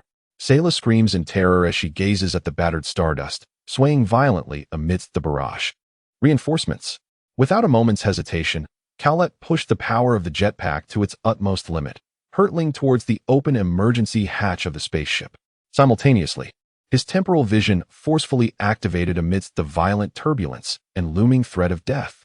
In a scarlet haze, he delineated the chaotic flow of energy surrounding him.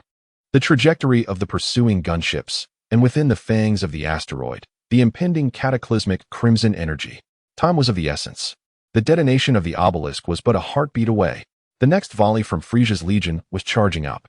Sera, gravity, stagnate them. Cowlett roared through their mental link.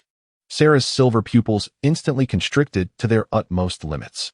The will to protect and her unwavering trust in her brother overpowered her fear. She abruptly turned, facing those gunships recalibrating their cannons for a second precise strike, as well as the gaping maw of the asteroid, spewing forth destructive crimson light. Halt! She emitted a piercing cry, youthful yet resolute. Buzz! An invisible, formidable force of temporal energy radiated from Sera, expanding like a shockwave from an explosion. Target Area 1, the space before the cluster of gunships. The gravitational field there was instantaneously warped, compressed, becoming incomprehensibly viscous, akin to an ethereal quagmire. 6 high-speed, maneuverable gunships, poised for launch, collided with this transparent gel, their velocities plummeting. The flames from their engines elongated and twisted, their maneuvers becoming agonizingly sluggish. Target Area 2, the mouth of the fanged asteroid. A potent, inward collapsing gravitational field was forcibly imposed upon the torrent of crimson energy erupting from the mouth. It was as if an invisible lid had been placed over the surging magma. While it could not avert the impending cataclysmic energy explosion, it successfully delayed the eruption by a fraction of a second. It was this precious fraction of a second. Embracing Sera, Cowlet surged like a streak of light into the open hatch of the stardust. Close the door. Maximum engine power. Target, the marked point in the desolation corridor. Quickly, Cowlet shouted as he crashed onto the cold deck. The hatch sealed instantly, isolating them from the devastation outside. The execution reached its pinnacle, the rear of the stardust. Equipped with Bulma's finely tuned improved space curvature engine, erupted with an unprecedented blinding blue light. The ship lunged forward with immense thrust. Almost simultaneously, a thunderous explosion erupted within the depths of the fanged asteroid. The blinding crimson brilliance instantly engulfed the entire asteroid. A colossal sphere of dark red light, composed purely of destructive energy, expanded rapidly. Everything in its path, rocks, metals, debris, was silently annihilated. The furious shockwave of energy swept forth at a velocity surpassing light, akin to the wrathful hammer of a cosmic deity. Just as the stardust accelerated, the vessel's rear was violently struck by this wave of destruction. Bang! Like being struck head-on by a planet. The entire ship emitted a terrifying groan on the brink of disintegration. The rear shield shattered like a soap bubble, and the sturdy alloy hull twisted and deformed in an instant. The engine exhaust erupted with a shower of sparks and thick smoke. The jarring sound of metal fracturing and the hissing of ruptured energy conduits filled the entire cabin. Warning: shields compromised. Engines damaged. Power output diminished by 60. Hull integrity, 42. A cataclysmic energy shockwave from behind persisted, echoing with a sense of despair. Outside the viewport, the devastating crimson sphere continued to expand at an alarming rate. The 3 assault ships and 6 gunboats of the Frieza Legion, ensnared by the gravity mire of Sera, were at the forefront. They had no opportunity to evade, being utterly consumed by the ferocious crimson energy. The sturdy hull disintegrated as if made of mere paper, melting away until it became cosmic dust. Only a few gunboats at the rear were torn apart at the edges of the shockwave, their wreckage hurled deep into the star ring. The stardust was violently tumbling in the explosive shockwave, spiraling out of control, like leaves caught in a tempest. It was violently cast into the more perilous depths of the shattered star ring. Alarm lights flashed frantically, the crimson emergency illumination casting the cockpit in a sea of blood. Kalat gripped the fixed handle tightly, cradling the frightened Sera in his arms. He gazed out the viewport at the rapidly passing, jagged metallic debris. Feeling the intense dizziness and weightlessness brought on by the ship's uncontrollable roll, his heart sinking to the depths of despair. The engines were severely damaged, power drastically reduced, shields shattered, and the hull on the verge of disintegration, compounded by the relentless cataclysmic shockwave propelling them toward the chaotic energy turbulence of the desolation corridor. Where debris was most densely concentrated, the ship is going to break. Sera's voice, tinged with tears, echoed in his embrace. No. Kalat gritted his teeth, forcing himself to regain composure. The crimson temporal warning struggled to outline the ahead through the tumultuous view, where colossal metallic wreckage spun like blades. Violent purple energy surged like a great serpent amidst the debris. It was a true labyrinth of death. Report available power. Calculate optimal evasion path. Objective: traverse the desolation corridor. Shake off the shockwave. Kalat commanded sharply. He had to reclaim control. Remaining power 37, path generation in progress. Warning: path is extremely hazardous. Success rate below 20. The calculations seemed to be disrupted, the voice intermittent. Execute. Kalat hesitated not for a moment. 20? That's still better than waiting to die. He released the handle, propelling himself toward the violently shaking control panel, his hands moving like phantoms across the interface. The crimson warning vision overlapped with the generated high-risk path map before him. He had to rely on his temporal foresight and intuition, executing more precise and extreme maneuvers based on the calculations. Otherwise, in the ship's current state, colliding with any large debris would lead to utter annihilation. The Stardust, trailing smoke and sparks, plunged into the desolation corridor, a realm forged of metallic storms and energy maelstrom, like a grievously wounded beast. The dance of death had officially begun. Chapter 59. The Deathly Dance of the Desolation Corridor. The Shattered Star Ring. The Desolation Corridor. This is the region within the star ring where energy is most chaotic and the structure most unstable. Millennia of accumulated war debris, torn apart by chaotic gravitational forces, piled up to form a vast and twisted metallic jungle of death. The massive metallic structures, reminiscent of shattered starship keels or colossal mechanical arms, loomed in the void like the ribcage of a primordial beast, their jagged edges standing perilously close to one another.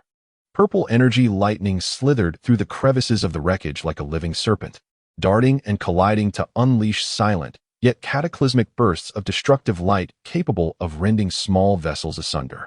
The violent gravitational turbulence resembled an invisible vortex, ever ready to tear nearby objects into fragments.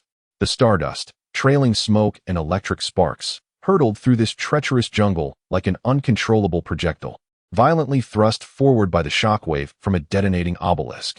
The intense rolling and impact left Kaioshin's insides churning. He clutched the control stick with all his might. The crimson time-space alerts flashing frantically in his vision, outlining a multitude of lethal trajectories across the vast metallic beams ahead, the whistling shards of debris, the suddenly rending spatial fissures, and those erratic bolts of purple lightning. Hard left. Engine thrust at 35. Avoid the 7 wrecks. Kaioshin bellowed, his hands a blur upon the console. The engine of the Stardust emitted a groan of impending failure, laboriously expelling a stream of azure particles, and under Kaioshin's extreme maneuvering, the vessel narrowly grazed a massive metallic wreckage shaped like a shattered axe. The sharp edges of the debris scraped against the hull, producing a dazzling shower of sparks. Suddenly, a thick bolt of purple lightning struck from the side, without warning. The crimson alert blared instantly. Sera, right side gravity shift. Kaioshin shouted, unable to execute manual controls. His voice a frantic roar. Sera's petite face turned pale, yet her focus sharpened immensely. Her silver pupils swiftly locked onto the trajectory of the lightning. With a decisive gesture, she pressed her small hand toward the void on the right side. A hum resonated as the gravitational field ahead on the right warped and compressed, forming an invisible shield. The furious purple lightning crashed into the distorted gravitational field. Though it could not be entirely negated, its speed and power were significantly diminished, deflected. The weakened bolt grazed the fiercely flickering shield of the vessel, barely maintaining a feeble foundational force field, leaving only a charred mark upon the hull. Well done. Kaioshin felt a surge of encouragement. Yet the peril was far from over. The destructive shockwave from behind pursued them with relentless tenacity, akin to a parasite. Although somewhat mitigated by the complex structure of the star ring and the chaotic energy currents, it still bore devastating energy. Even worse, the explosive shockwave combined with the stardust intrusion was like pouring cold water into a boiling pot of oil, igniting this already tumultuous region. Boom, boom, boom. The surrounding colossal metallic wrecks began to collapse in a chain reaction under the dual forces of the shockwave and energy turbulence. Like a cascade of dominoes, massive structures collided and disintegrated, forming an even denser and deadlier storm of debris. The frenzied gravitational turbulence was stirred, creating small, yet lethal gravitational whirlpools. The stardust navigated through the crumbling mountains and violent mudslides. Kaioshin's nerves were stretched to their limits. The Crimson Alert vision was nearly overwhelmed by a dense array of perilous trajectories. His mental fortitude was depleting at an unprecedented rate, veins bulging on his forehead, sweat mingling with blood streaming into his eyes, leaving him no time to wipe it away. He dove downwards. The engines were overloaded. He maneuvered through the wreckage of the ships numbered 12 and 9. There, he glimpsed an exceptionally narrow yet relatively stable gap. The engine of the Stardust emitted a deafening roar under the strain, the bow plummeting sharply downwards. Just as the hull was about to breach that gap, a collapsing, shield-like metal deck above came crashing down with tremendous force. Above, Sera screamed as a warning. There was no time. A flash of determination crossed Carlot's eyes. His mental energy, akin to a glowing steel needle, plunged fiercely toward an extremely fragile stress concentration point beneath the descending deck. Shatter for me. A wave of invisible temporal distortion precisely struck that point. Crack. The agonizing sound of metal fracturing echoed silently through the vacuum. In the moment before the massive metal deck struck the ship, it abruptly fractured in the middle. The two halves grazed past the Stardust's hull, crashing heavily onto the debris on either side, sending a storm of metallic shrapnel into the air. The Stardust had narrowly escaped, as if passing through the gates of hell. Yet the cost was monumental. The alarm for engine overload blared mournfully, and the exhaust no longer emitted blue light, but instead spewed thick smoke and flames. Power output plummeted to 15. The structural integrity of the hull also fell below the critical threshold of 30. The piercing sounds of metal fatigue and ruptured pipes filled the air. Sera's voice, tinged with terror and sorrow, resonated as she felt acutely that the ship, which bore their hopes, was on the brink of collapse. Carlot gazed at the incessantly flashing red alarms on the control panel, then glanced back at the relentless, dark red tide of destruction pursuing them, and forward into the chaos and peril of the deeper star ring. With insufficient power, the hull was on the verge of disintegration. The core region of the Oblivion Corridor loomed ahead, a nest of energy turbulence and gravitational traps. Entering in their current state would spell certain death. What to do? His gaze fixated on the imprinted star map path in his mind. The path indicated that after traversing the core area of the Oblivion Corridor, they would momentarily enter a relatively stable region known as the Drifting Graveyard, filled with a multitude of massive, relatively intact starship wrecks, akin to a cosmic graveyard. A madcap plan instantly took shape in his mind. Scan ahead. Locate the largest, structurally intact starship wreck. Carlot commanded sharply. Scanning. Target locked. Position, 17 degrees directly ahead. Distance, 0.8 astronomical units. Target, unknown model. Codenamed Leviathan-class interstellar cargo ship. Immense size, relatively intact structure. Large cargo hold detected within. Came the swift feedback. Good. A glint of resolute gold flashed in Carlot's eyes. Change target. Abandon passage through the corridor's core. Full speed ahead towards the Leviathan wreck. Objective, its largest cargo hold. What? Sera looked at him in confusion. We need to abandon ship. Carlot spoke rapidly. Use the wreckage of that large vessel as cover and cushioning. Evade the shockwave. Then we'll devise a plan inside. Sera's eyes widened. Yet upon witnessing the unwavering determination reflected in Carlot's gaze, she nodded vigorously. Yes. The Stardust, trailing thick smoke and flames, forsook its original evasive course, hurtling straight towards the colossal wreckage that resembled a beached Leviathan. Behind them, a catastrophic shockwave surged forth, akin to a crimson tsunami, relentlessly pursuing them. They were poised for a desperate gamble at this very moment. Chapter 60. The wrecked Ark and the drifting Alda remains of the great whale loomed ever larger outside the porthole. It appeared as a vast iron mountain adrift in a deathly jungle, its enormous body riddled with impact craters and gaping wounds. The once mighty engine array reduced to a twisted shell, and the bridge utterly collapsed. However, the main structure, particularly the central cargo hold, which resembled the belly of a whale and was long since ajar, appeared relatively intact. The Stardust, belching a long plume of black smoke, emitted its final dying wail as its power output dwindled to a mere 10%, the hull trembling violently, groaning in imminent disintegration as it charged towards the dark maw of the cargo hold. Prepare for impact. Brace yourselves, Carlot bellowed, fiercely clutching Sera to him. A golden aura enveloping them both. Sera summoned all of her silvery light, forming a resilient buffer around their bodies. Boom! A profoundly thunderous roar erupted, accompanied by the agonizing sound of metal tearing. The out-of-control Stardust crashed into the vast interior of the whale's cargo, hold like a battered toy. The violent collision made Carlot feel as if his very bones might shatter. The protective aura fluctuated violently, managing to withstand the initial wave of impact. Sera emitted a muffled groan, her face ashen. The Stardust, however, was far less fortunate. The already fragile hull contorted and ruptured under the immense force of the impact. The engines failed catastrophically, erupting into a massive fireball. The hull split apart at its midpoint. The front half, propelled by inertia, tumbled deep into the cargo hold, colliding with heaps of cargo debris. producing a cacophony of thunderous sounds, ultimately coming to rest amidst the chaos, thick smoke billowing and flames flickering. The rear half became lodged at the entrance of the cargo hold, ablaze, the twisted metal blocking more than half of the entryway. The piercing alarms in the fractured cockpit abruptly ceased, leaving only the crackling of flames and the sound of cooling metal warping.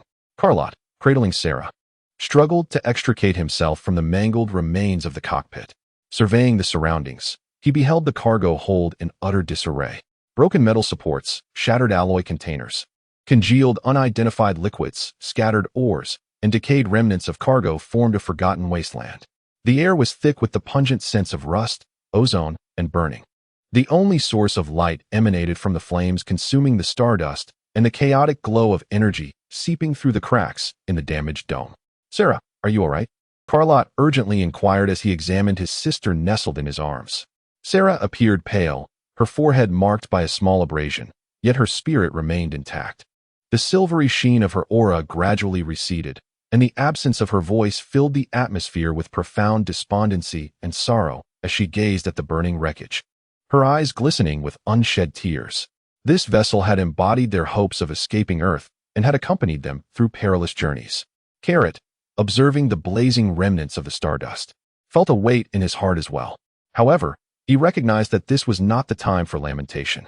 He lifted his gaze toward the enormous cargo bay entrance, largely obstructed by the rear section of the ship. Almost concurrently, a thunderous roar erupted.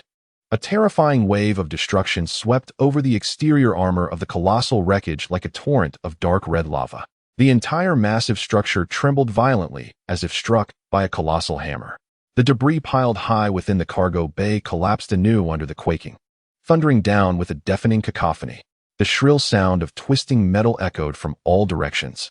The backbone of the wreck let out a groan under the unbearable strain. The cargo bay's ceiling cracked open further, large metal fragments raining down like hailstones. Carrot held Sera tightly, struggling to evade the falling debris and collapsing containers on the violently shaking ground. The golden flames and Sera's silver light flickered in an alternating dance, forming their final bastion of protection.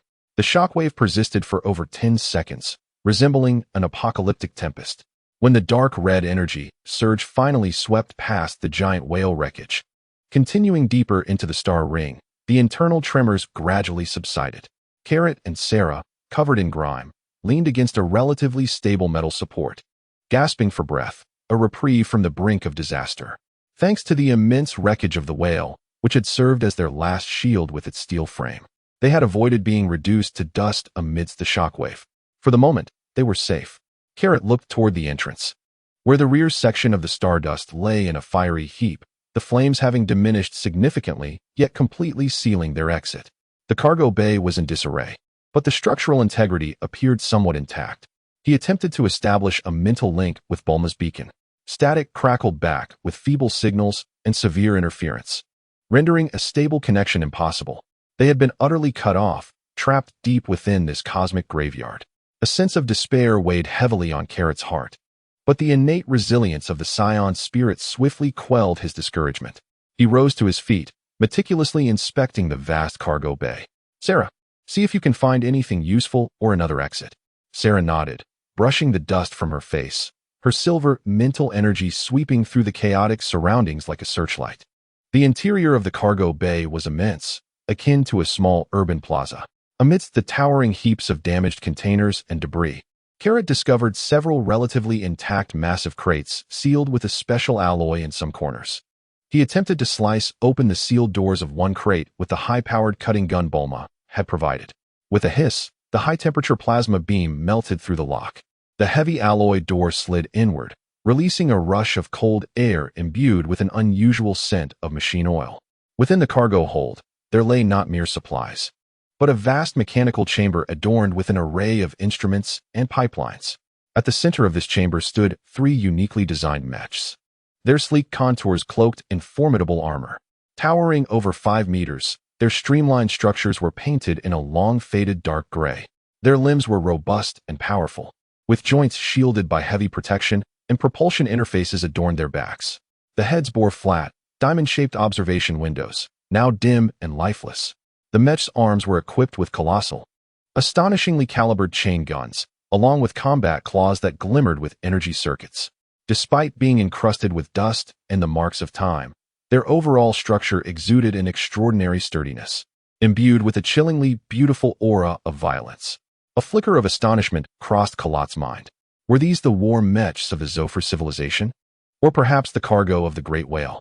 Just then, a voice from the far end of the cargo hold, belonging to Sera, echoed with a hint of wonder. "Brother, come quickly. It seems there's a door here. There's light inside, and countless little stars are flying." Kalat promptly followed the sound. Deep within the hold, a heavy alloy wall bore a circular airlock door, sealed tightly and sharing a design lineage with the Zofru emblem. Intricate spirals and angular patterns were etched into its surface.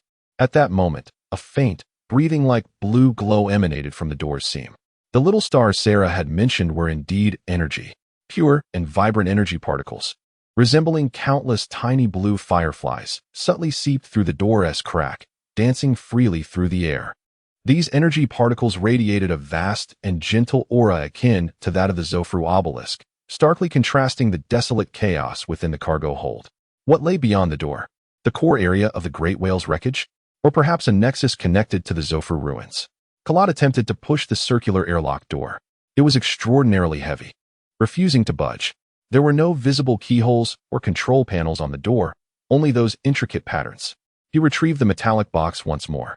As the box approached the airlock door, the black sphere within, the core of the temporal star map, emitted a gentle pulsation, causing the patterns on the door to respond with a faint blue glow.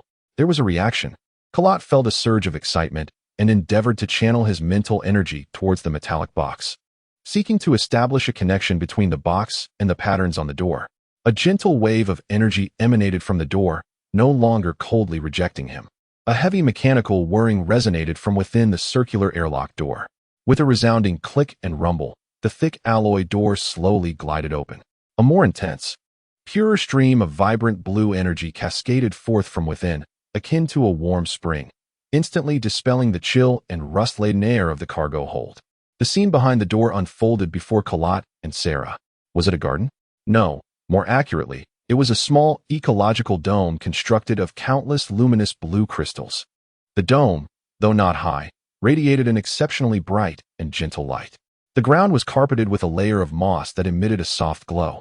At the center lies a diminutive, crystalline pool of azure, its waters exuding a potent aura of vitality.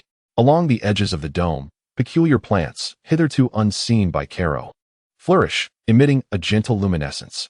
Most strikingly, in one corner of the dome, stands a miniature replica of the Zofru obelisk, crafted from blue crystal. Atop the model, a fist-sized energy core hovers, perpetually rotating and radiating a soothing blue light. Although the space is modest, it brims with tranquility, serenity, and a meticulously nurtured vigor. Contrasting sharply with the exterior, an iron tomb of a cargo hold, and the deathly ambience of the shattered star ring, reminiscent of heaven and hell. The dancing blue energy fireflies emanate from the energy core perched atop the crystal obelisk model. "How beautiful," Sera murmurs, her silver eyes filled with wonder and a yearning for peace as she gazes upon this small sanctuary of cerulean purity. Karo surveys this oasis of life, nestled deep within the wreckage of death, and glances at the resonating metal box in his hand, his heart stirred by tumultuous waves of emotion. The remnants of the great whale not only transport war machines, but perhaps also the last embers of life, sustained by Zofar technology. Could this be a sanctuary left by a guardian, concealed within a drifting graveyard? With Sera in tow, he cautiously steps into this azure crystal garden. The circular airlock door behind them silently seals shut, completely isolating them from the chaos and demise outside. Fatigue, pain, the devastation of their vessel, and the immense pressure of their plight crash upon him like a tidal wave. Yet, standing in this vibrant blue space, enveloped by the tranquil vibrations emanating from the crystal obelisk core, Karo feels the first signs of relaxation in his taut nerves. Perhaps this is their temporary refuge, a haven to catch their breath, recuperate, and ponder their next course of action. He approaches the crystal pool, gazing into the water that reflects his weary yet still fiery golden eyes, then lifts his gaze to the gently rotating blue energy core. A new beginning awaits within this garden of ruins. Chapter 61. the crystal obelisk and the heart of the wreckage beneath the azure crystal dome. Time seems to lose its significance. The soft radiance dispels the chilling silence of the shattered star ring, and a pure, gentle flow of energy permeates the air, akin to a silent stream soothing weary bodies and minds. Karo and Sera stand upon the luminescent moss, feeling their turbulent energies and depleted mental faculties gradually stabilize in this vibrant blue sanctuary. "This is so comfortable," Sera exclaims, crouching by the crystal pool, her tiny hands cautiously brushing against the life-infused waters. Silvery streams of light flow naturally across her form, resonating subtly with the surrounding blue energy particles. Akin to parched seedlings absorbing much-needed rain, the pallor of fear and exhaustion on her small face quickly dissipates. Karo takes a deep breath, the rich life energy flooding his lungs, revitalizing his nearly withered cells. He approached the diminutive blue crystal obelisk, its structure resplendent and translucent. The surface was adorned with intricately etched spiral reliefs, reminiscent of the Zofru emblem, yet the lines flowed with a gentler grace. Atop it hovered a cerulean energy core, slowly rotating and emanating a steady, faint glow, serving as the wellspring of energy and vitality for the entire space. Gently, he placed his hand upon the cool crystal surface. His mental essence, akin to a gentle stream, tenderly infiltrated its depths. Buzz, a stream of clear, stable information imbued with the essence of ancient wisdom, surged into his consciousness. Life support unit number, isolated state, stable energy core, Zofru secondary life crystal output power, 67 maintenance log, in hibernation stellar date, unknown authorized access holder detected, Zofru heritage container permission level, secondary system self-check initiated external structural damage, severe internal ecology stability energy reserve, ample standard ecological cycle maintenance, 1200 standard years warning, detected residual high energy impact external structural tremors. Detected recommend maintaining silence. The information flowed succinctly and efficiently, vividly outlining the status of this isolated space. It was an ecological sanctuary and life support unit, crafted by Zofru technology, independently operating within the remains of a colossal whale for countless ages, sustained by the secondary life crystal. Its fortitude had even withstood the aftermath of the obelisk's explosion. Karo, with secondary authorization for the Zofru heritage container, understood fully. The metallic box in his hand was the key. He endeavored to concentrate his mental energy on the maintenance log, attempting to unearth more ancient information. Fragments of imagery, like faded film, intermittently flooded his mind. A gargantuan interstellar freighter, as massive as a mountain, whale class, navigating through relentless gunfire. The hull shuddered violently, alarms blared, and countless escape pods shot forth like meteors from the depths of the cargo hold. This isolated unit was urgently activated. The heavy alloy doors sealed, followed by a cataclysmic explosion, the hull fractured, drifting through the long, silent void until energy resonated with the Zofru heritage, awakening it once more. The log abruptly ceased, steeped in a sense of haste and destruction. This whale had evidently fallen in the throes of a fierce space battle. While the isolated unit became the last Noah's Ark amidst the ravaged star ring, adrift to this day. "Is there food here?" Sera's voice, filled with surprise, interrupted Karo's reverie. Turning toward the sound, he beheld Sera standing beside a peculiar plant at the edge of the dome, radiating a gentle halo of light. The plants varied in form. Some resembled glowing vines, while others bore crystalline berries. Sera pointed to one particular plant laden with translucent blueberries, which exuded an enticingly sweet aroma and a rich wave of life energy. Karo approached, his mental essence sweeping over the berries. The feedback revealed pure life energy and gentle nourishing elements, non-toxic and easily absorbable. "Yes, they are edible," Karo affirmed with a nod. Famished, they carefully plucked some of the berries. As the exquisite essence melted in his mouth, the sweet and refreshing juice, infused with pure life energy, coursed through his limbs, dispelling not only his hunger, but also swiftly mending the fatigue and minor injuries of his body. With the survival dilemma resolved, Carrot turned his gaze towards the immense cargo container housing 3 formidable mechs.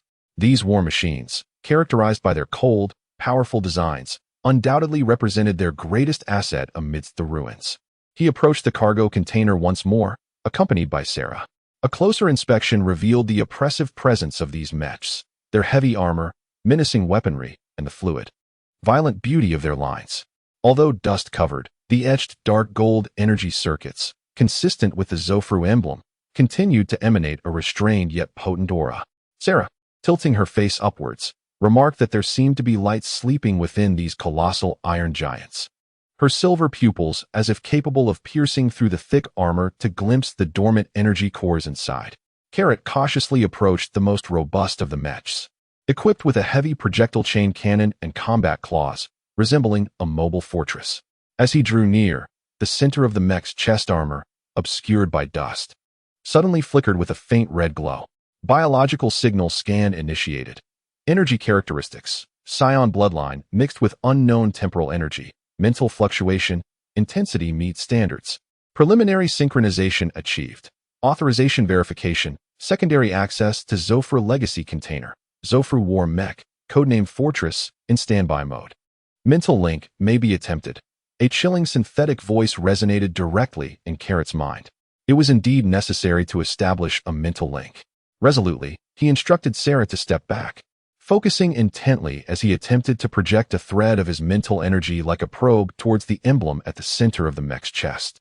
Buzz, a cold, colossal consciousness, imbued with a metallic essence, instantly connected with his mental energy.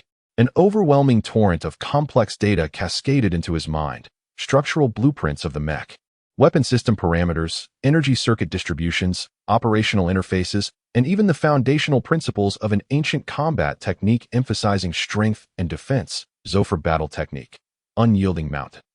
The deluge of information sent Carrot's mind reeling. He stifled a grunt, forcing himself to stabilize his thoughts while striving to assimilate the data. Simultaneously, he sensed a powerful mental backlash emanating from the frigid consciousness of the mech, akin to the resistance encountered when taming a wild stallion. The mech, named Fortress, possessed a mental core imbued with the weight of rock and the cold will of steel.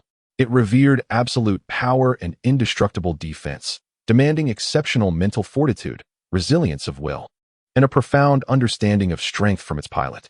With a fierce gleam igniting in his eyes, Carrot felt the pride of his scion lineage and his unwavering dedication to power surge within him. He ceased being a passive recipient. Instead, he transformed his will and mental energy into an invisible hammer, forcefully striking against the icy resistance. Boom. The clash on the mental plane was silent yet fierce. Carrot felt as though he were pushing against a mountain of steel with his consciousness.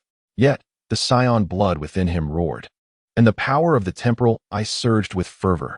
He relentlessly pushed the limits of his mental fortitude, the golden aura surging uncontrollably from his skin. They remained locked in this intense struggle for several minutes, sweat saturating Caro's forehead, just as he sensed his mental strength waning. That icy will of resistance cracked like a glacier struck by a heavy hammer. Subsequently, akin to melting snow, it swiftly receded, replaced by a weighty sense of acknowledgement and submission. Buzz, the emblem at the center of the fortress mech's chest glowed with a steady dark red light. The massive iron body emitted a low, resonant hum as the energy circuits at its joints flickered to life, seemingly awakening from a prolonged slumber. The initial establishment of the mental link was a success. Caro let out a long sigh, feeling more exhausted than after a fierce battle, yet his heart swelled with exhilaration. He had succeeded.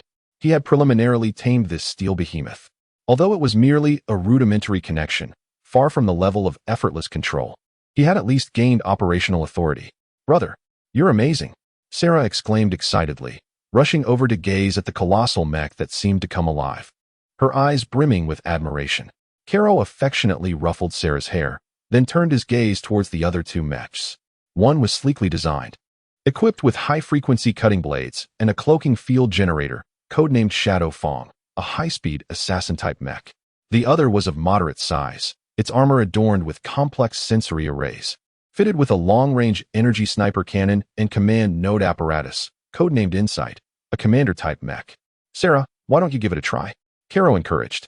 "Use your mental energy to sense them, just as you did with the flow of energy. See which one resonates with you." Sera nodded vigorously, her small face reflecting a mix of nervousness and anticipation. She approached the three mechs, closed her eyes, and let her silvery mental energy flow forth gently, enveloping the cold steel constructs. As her mental energy made contact with the high-speed mech codenamed Shadow Fong, an unexpected transformation occurred. Buzz. The streamlined body of Shadow Fong trembled violently. The cloaking field generator covering it erupted in a blinding silver light, as if it had been overloaded. The emblem at the center of its chest burst forth with an unprecedented brilliance, shimmering like liquid mercury. A cold, swift consciousness, elusive as the cosmic aurora, surged towards Sera's mental energy, imbued with a profound yearning and a hint of affection, actively and vehemently intertwining with her gentle yet resilient silvery essence. The speed and agility of this consciousness far surpassed the fortress Karo had just experienced. It offered no resistance. Instead, it embraced Sera's warmth as if it had found a long-lost relative, fervently entwining itself with her soothing mental energy. Sera's small frame quaked violently. Her silver pupils were instantly filled with a liquid silver glow. Countless fragments of knowledge regarding speed, space, stealth, and a combat technique emphasizing ultimate velocity and lethal strikes, Zuflu combat technique, flowing light thrust, surged into her mind like a torrential flood. At the same time, the dormant energy core within Shadow Fong was activated in an instant, emitting a high-frequency hum, and its streamlined form assumed a poised stance, as if ready to transform into a silver lightning bolt that could tear through space at any moment. Sela emitted a soft gasp, infused with both pain and astonishment. As her small hand instinctively rose, fingertips entwined with delicate silver arcs of electricity, perfectly synchronized with the energy fluctuations emanating from the Shadow Fong mech. The mental link was instantaneously established, surpassing even the profound connections found within the Karoti fortress. It was as if this cold, merciless machine had been inherently designed to resonate with Sela's temporal powers. Karoti stood in awe, witnessing the extraordinary compatibility between Sela and Shadow Fong. Could it be that Sela's mutated temporal abilities held a fundamental connection to a unique mech technology of the Zofar civilization? Suppressing the tumultuous waves of astonishment within, he approached the final commander-class mech, Insight. This time, his attempt at a mental link encountered a distinctly different challenge. The consciousness stream of Insight was vast and intricate, reminiscent of a frigid galaxy. It did not resist Karoti's mental prowess, yet acted as the strictest of examiners, instantaneously projecting a multitude of complex battlefield scenarios, energy analysis models, and multi-target locking protocols, demanding Karoti to make optimal tactical decisions and command selections within an exceedingly brief time frame. This was the ultimate test of overarching strategy, computational power, and the fine manipulation of mental energy. Karoti let out a muffled groan, his mind intensely focused as the Eye of Time passively activated on a mental level. The crimson alert vision overlapping with the battlefield models projected by Insight. With the instinctual combat intuition of a scion and the predictive advantage afforded by the Eye of Time, he struggled to make decisions amidst the overwhelming flow of data. His mental energy was dissipating swiftly, akin to dancing on the edge of a blade. Each decision came laden with a barrage of data, making him feel as if he were maneuvering an extraordinarily precise war machine, where the slightest misstep could lead to systemic collapse. As time elapsed, beads of sweat cascaded down his forehead, veins pulsating with strain. Just as he sensed his mental reserves nearing depletion, a faint wave of recognition finally emanated from the cold consciousness stream of the Insight mech. A resonating hum filled the air as the emblem at the center of Insight's chest illuminated with a profound blue light. The sensory array covering the armor flickered to life like a waking star map. A torrent of clear information regarding battlefield perception, data processing, long-range sniping, and a fighting technique emphasizing precise calculations and targeted strikes, Zofar combat technique, starburst strike, surged into Karoti's mind. The mental link was tenuously established, yet it was far from the seamless and natural connection shared between Sela and Shadow Fong. It resembled more of a temporary, secondary authority contractual relationship. Exhausted, Karoti withdrew his mental energy, gazing at the three Zofru war mechs before him, each radiating a distinct luminescence, akin to awakening behemoths, stirring a myriad of emotions within him. Power. Tremendous power lay before him, yet mastering it was no simple feat. Sela, Karoti's voice emerged raspy yet profoundly earnest. We must learn new combat methods.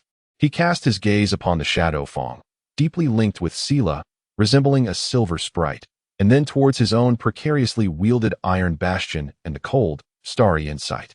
Let us begin with what they can teach us. Chapter 62. The Steel Soul Brand, and the awakening of ancient techniques beneath the azure crystal dome. A gentle light illuminated the vast cargo hold space. 3 distinctly styled Zoflu war mechs stand like awakened ancient behemoths amidst the chaotic wreckage of metal, each emanating its unique energy fluctuations. Kalat and Sera stand before their respective mechs, embarking on a formidable and challenging journey of taming these colossal machines.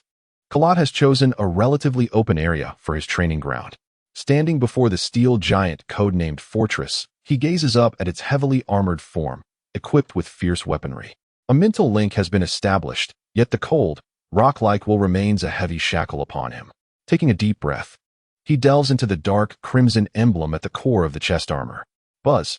The virtual interface of the cockpit unfolds instantly in Kalat's mind. Complex parameters, energy readings, weapon statuses, and posture controls surge forth like a tidal wave. Simultaneously, a profound sense of pressure envelopes his consciousness, as if the immense weight of the mech bears down upon his spirit. Activating the basic walking protocol, Kalat concentrates all his will and issues the command. The colossal steel foot of the fortress slowly rises, accompanied by a dull metallic grinding sound. Taking a step forward. Boom. The entire cargo hold trembles, as if shaken. The accumulated debris clatters noisily. Kalat feels his mental strength stretched to its limits. Merely taking a step consumes far more energy than he would exert in a full-force battle on Earth. This is not just a physical weight, but a burden on a spiritual level. The operating system of this mech seems to intricately bind the weight and defensive characteristics of the mech itself to the pilot. Every step, every posture adjustment feels like dragging a mountain with his own spirit. Turning left by 30 degrees, Kalat grits his teeth in determination. His mental energy taut as a drawn bowstring. The massive form of the fortress begins to clumsily pivot, its joints emitting a piercing groan, moving as slowly as a snail. Veins bulge on Kalat's forehead, a golden aura flickering across his surface as he fights against the oppressive mental pressure. He attempts to engage the eye of time and space, merging the crimson alert vision with the mech's sensor feedback, striving to anticipate shifts in weight and ground support to optimize his control commands. Yet, the cold will of the fortress stands firm like an obstinate rock, dismissing his attempts at cunning foresight, recognizing only the most primal and direct exertion of strength. Strength is the foundation, defense is the will. A fragment of ancient knowledge from the depths of the fortress's consciousness floods into Kalat's mind, accompanied by vivid imagery of combat movements that emphasize stability, a mountain-like center of gravity, and the power to overcome cunning. Unyielding mountain. A jolt of realization strikes Kalat. He ceases to seek evasive techniques, and instead grounds himself, channeling all his mental energy into pure willpower, like an ancient pine rooted in the earth, forcefully pressing towards the control command. Boom, boom, boom. The steel foot of the fortress thunders resolutely against the ground, each step resonating with a deep rumble. Yet the turning motion becomes stable and powerful. Though still slow, it now carries a weighty sense of steadfastness. Meanwhile, Sera's training unfolds in an entirely different spectacle. She stood before the silver mech designated as Shadow Fong, her petite figure starkly contrasting with its sleek, powerful form, poised like a cheetah ready to pounce. The mental link between them was seamless, a harmonious blend, as Shadow Fong's icy consciousness brimmed with admiration and longing for the temporal prowess of Sela. A mere flicker of Sela's thoughts sent a tremor through the air. Buzz. In an instant, Shadow Fong's silhouette became a blur, a distorted shadow leaving behind a faint silver afterimage at its original position. Its true form had already materialized 10 meters away like a specter. No sound, no vibrations, only the subtle hiss of air being torn apart at high speed. Wow, Sela exclaimed softly, her silver eyes alight with wonder and excitement. She felt an uncanny unity with Shadow Fong. Wherever her thoughts wandered, the mech responded instantaneously. The exquisite speed and the ethereal sensation of traversing space entranced her. She endeavored to command Shadow Fong to perform more intricate maneuvers, sudden stops, sharp turns, and short-distance leaps, transforming the silver mech into a shimmering streak darting among the wreckage of the cargo hold. At times it appeared atop tilted metal beams. At others it glided closely along the surface of immense cargo containers, or seemingly teleported near Cairo and the fortress, stirring a gentle breeze. The velocity was so swift it was nearly imperceptible. The movements flowed seamlessly, akin to a dance. However, Sayla soon encountered a challenge. As the speed reached its zenith, executing complex consecutive turns and short-distance spatial jumps, her petite mental fortitude began to strain. The spatial distortions and the torrent of information unleashed by the high-speed motion induced a fleeting dizziness and delay in her consciousness. Shadow Fang's cold awareness swiftly relayed feedback. A series of images depicting a technique emphasizing explosive moments, spatial perception, and precise strikes flooded Sela's mind. Zofla's combat skill, flowing light stab. Concurrently, a gentle, moonlit-like mental energy emanated from the mech's core, aiding her in stabilizing her mind and clarifying the chaotic perceptions brought on by rapid movement. Sayla closed her eyes, striving to comprehend those images. Her silver mental energy resonated deeply with Shadow Fang's energy circuits, attempting to infuse the resilience and penetrating qualities of temporal force into every action of the mech. In one corner of the training ground, Karo began his initial acclimatization with the Insight mech. In contrast to the heaviness of the fortress and the swiftness of Shadow Fang, Insight offered a completely different sensation, one akin to being suffocated at the center of an information torrent. As the mental link was established, a deluge of intricate data streams surged towards him. Every contour of metal debris in the cargo hold, temperature, material analysis, the distribution and flow of energy particles in the air, the stress state of the crystalline dome, and even the energy fluctuations and center of gravity changes emitted by Karo while controlling the fortress. All information was captured, analyzed, and modeled by Insight's intricate sensory array, then cascaded into Karo's consciousness like a waterfall. The overwhelming influx of information nearly submerged Karo's thoughts in an instant. Feeling as though he had plunged into a vortex of data, he became dizzy. Shut down non-combat information and focus on target acquisition, Karo commanded, enduring the discomfort as he issued his orders. The data stream was instantaneously streamlined, retaining only the threat assessment of the surrounding environment, namely, several unstable metallic structures, the anomalous energy points. Specifically the energy core of the island unit, and the trajectory predictions of two moving targets, Sera and Shadow Fang. Though the pressure eased slightly, Carrot soon discovered a new complication. The trajectory predictions provided by Insight were grounded in cold physical laws and energy characteristics. While accurate, they failed to capture human intent and the nuances of combat intuition. As Sera maneuvered Shadow Fang towards him within a logical trajectory at high speed, Insight's predictive model became chaotic and delayed in an instant. Warning: target Shadow Fang's trajectory is abnormal. Evasion protocol failed. The frigid alert echoed within his consciousness. Carrot's gaze sharpened. The eye of time and space ignited instantaneously within the crimson alert vision. The true trajectory of Shadow Fang, imbued with a spiritual essence and characteristics of spatial traversal, was vividly outlined. No longer relying on Insight's predictions, he seized control based on his own premonition. The elongated energy sniper cannon on the back of the Insight mech rose sharply. The muzzle glowed with an ethereal blue light. However, Carrot did not lock onto Sera. Instead, he aimed at an open area ahead of Shadow Fang's imminent appearance. Just as Shadow Fang leapt into that space like a silver lightning bolt, bang! A concentrated blue energy beam, akin to a precise scalpel, struck fiercely upon the ground less than half a meter in front of Shadow Fang. The searing energy instantly melted the metallic surface, splattering molten iron. The high-speed moving Shadow Fang was abruptly halted by the unforeseen attack and the shockwave of the explosion. Sera gasped, her mech staggering back a few steps. "Brother!" Sierra's voice rang out, a mixture of shock and anger. Carrot offered no explanation. His consciousness was absorbed in the moment of control he had just executed. The crimson predictive trajectory, Insight's icy computational model, and the correction of his own combat intuition forcibly intertwined to deliver that shot that compelled Sera to reveal herself. Yet, it exacted a tremendous toll and was fraught with uncertainty. A faint ripple of awareness flowed through Insight, seemingly perplexed by Carrot's illogical intervention, yet simultaneously recognizing the validity of his premonition.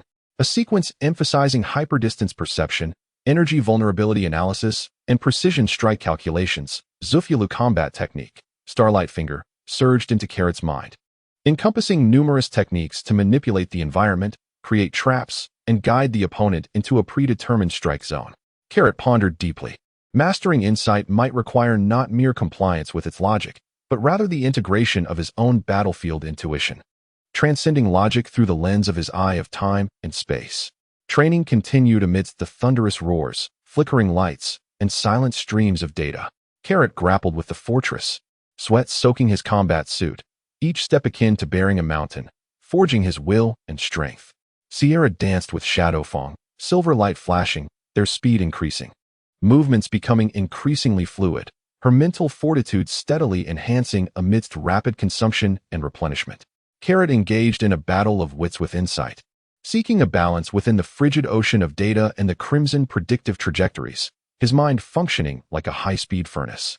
Fatigue surged like a tide, yet the rewards were equally immense. 3 distinct and disparate combat techniques of the Zofuru, etched into their very instincts like an indelible mark. Their mastery over the mechs, initially awkward and rigid, gradually evolved into a nascent fluidity. It was only when Selra's mental energy was fully depleted, her delicate visage pale as she disengaged from the Shadowfang's control link, that Carrot ceased the training. Approaching the crystalline pool, he cupped the life-infused waters in his hands and splashed it upon his face, dispelling the dual fatigue of spirit and body. Observing the 3 colossal steel behemoths, now hushed yet bound by an emerging connection, a resolute flame ignited within Carrot's gaze. Power, the key to the future. In this desolate expanse, they had discovered it. Chapter 63, Stellar Core Resonance and the Secret of the Remnants. The exhaustion post-training was swiftly alleviated by the life energy of the crystalline pool. Carrot did not rest. His gaze once more fell upon the nascent fragment of the black stellar core. After being bathed in the golden light of the Zofuru obelisk, the fragment transformed into something extraordinary, its surface shimmering with a somber, molten luster, emanating a weighty gravitational field seemingly capable of suppressing the void. Within the isolated space, the pure and vibrant energy environment appeared to resonate subtly with it. A spark ignited within Carrot, prompting him to attempt to extract the fragment from its metallic casing. Buzz. The moment the fragment was liberated from the box, the blue energy particles within the crystalline dome converged frantically towards it, as if drawn by an invisible hand. The molten luster on the fragment's surface brightened instantaneously, resembling a miniature star ignited into brilliance. A heavy and stable gravitational field radiated from the fragment, drawing in the scattered metallic shards within the cargo hold, which began to orbit the fragment in a slow dance. What astonished Carrot further was that when this gravitational field expanded towards the 3 Zofuru mechs, the energy cores within the fortress and insight mechs emitted a deep hum, their energy output appearing more stable and refined. Even the silvery light flowing over Selra's form moved with enhanced fluidity and restraint beneath the influence of this gravitational field. Curiously observing the fragment that floated in Carrot's palm, aglow with a dark red luminescence, Selra pondered its capacity to stabilize and amplify energy fields. A thought crystallized in Carrot's mind as he recalled the core principle of Bulma's gravity generator, which utilized high-density materials to create a formidable gravitational field to simulate gravity. This nascent stellar core fragment produced a gravitational intensity far surpassing that of ordinary materials, seemingly possessing a unique ability to aggregate and stabilize energy. An idea took shape in Carrot's mind. He approached the mech designated as Fortress. This colossal machine possessed immense power, yet its speed and stability following energy bursts had always been its Achilles heel. With great care, Carrot endeavored to embed the dark red glowing stellar core fragment into a reserved recess at the center of Fortress's breastplate, adjacent to the Zofuru emblem, which appeared to be an interface for amplifying the energy core. Buzz. The instant the fragment was nestled into place, the entire Fortress mech trembled violently.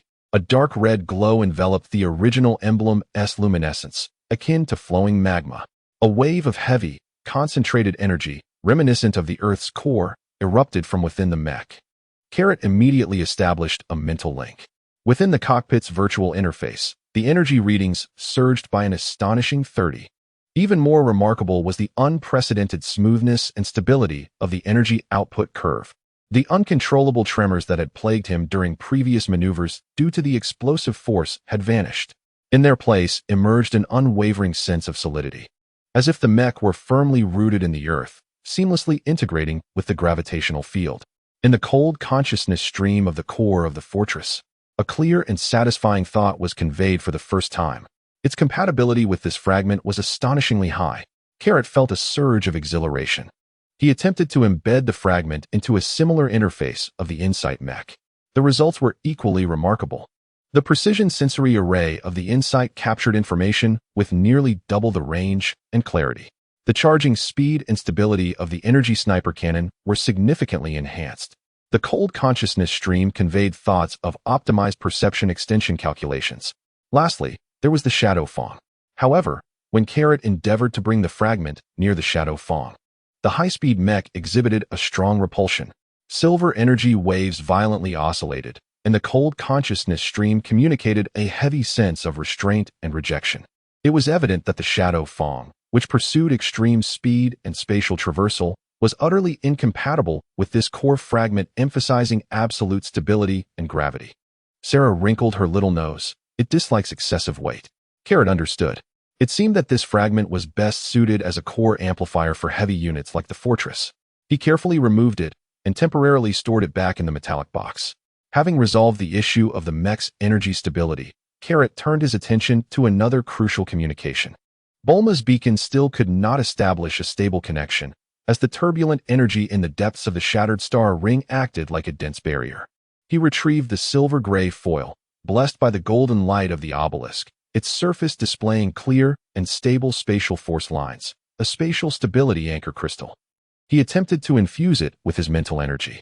Instantly, the spatial ripples on the foil's surface expanded, emanating a gentle silver halo, forming a stable, bowl-shaped spatial force field area. Carrot placed the beacon at the center of this force field. The crackling noise, signal attempt to connect interference weakened, emitted by the beacon significantly diminished. While stable communication remained elusive, sporadic streams of information began to transmit with great difficulty. Carrot's spirits lifted. He immediately compressed the current situation, his location, the drifting graveyard of the giant whale remains, the information obtained from the Zofra mech, and most importantly, the engraved star map path in his mind along with the anomalous temporal fluctuations of the desolation corridor that had led to their disconnection into a highly encrypted data packet, continuously sending it through the stable spatial force field of the foil. The signal flickered like a fragile candle flame, struggling to navigate through the violent energy turbulence. Whether it would reach Earth and when it would arrive remained uncertain. Yet, this was their sole connection to the outside world, a beacon of hope. After completing this task, Carrot's gaze fell once more upon the vast cargo hold. Did the remains of the giant whale, transporting the Zofra mech and the life unit of the solitary island, also conceal secrets? With Sera by his side, he began to delve deeper into the exploration of this expansive ruin. Avoiding areas that are clearly remnants of cargo, they ventured deeper into the debris, heading towards the direction that appeared to be the crew quarters or core chamber, separated by heavy alloys. They navigated through the contorted passageways, prying open rusted hatches, revealing long-decayed living quarters, and a control room marked by the relentless passage of time and shrouded in dust. Eventually, they arrived before a round alloy door sealed by a unique energy barrier, emblazoned with a colossal Zofru emblem. This door, situated deep within the wreckage, exhibited remarkable structural integrity, showing no significant damage from the crash. Although the energy barrier was dim, it continued to operate tenaciously. Karo took out a metallic box once more. As the box approached the door, the Zofru emblem shimmered with a faint response, yet the energy barrier remained intact, indicating insufficient authorization.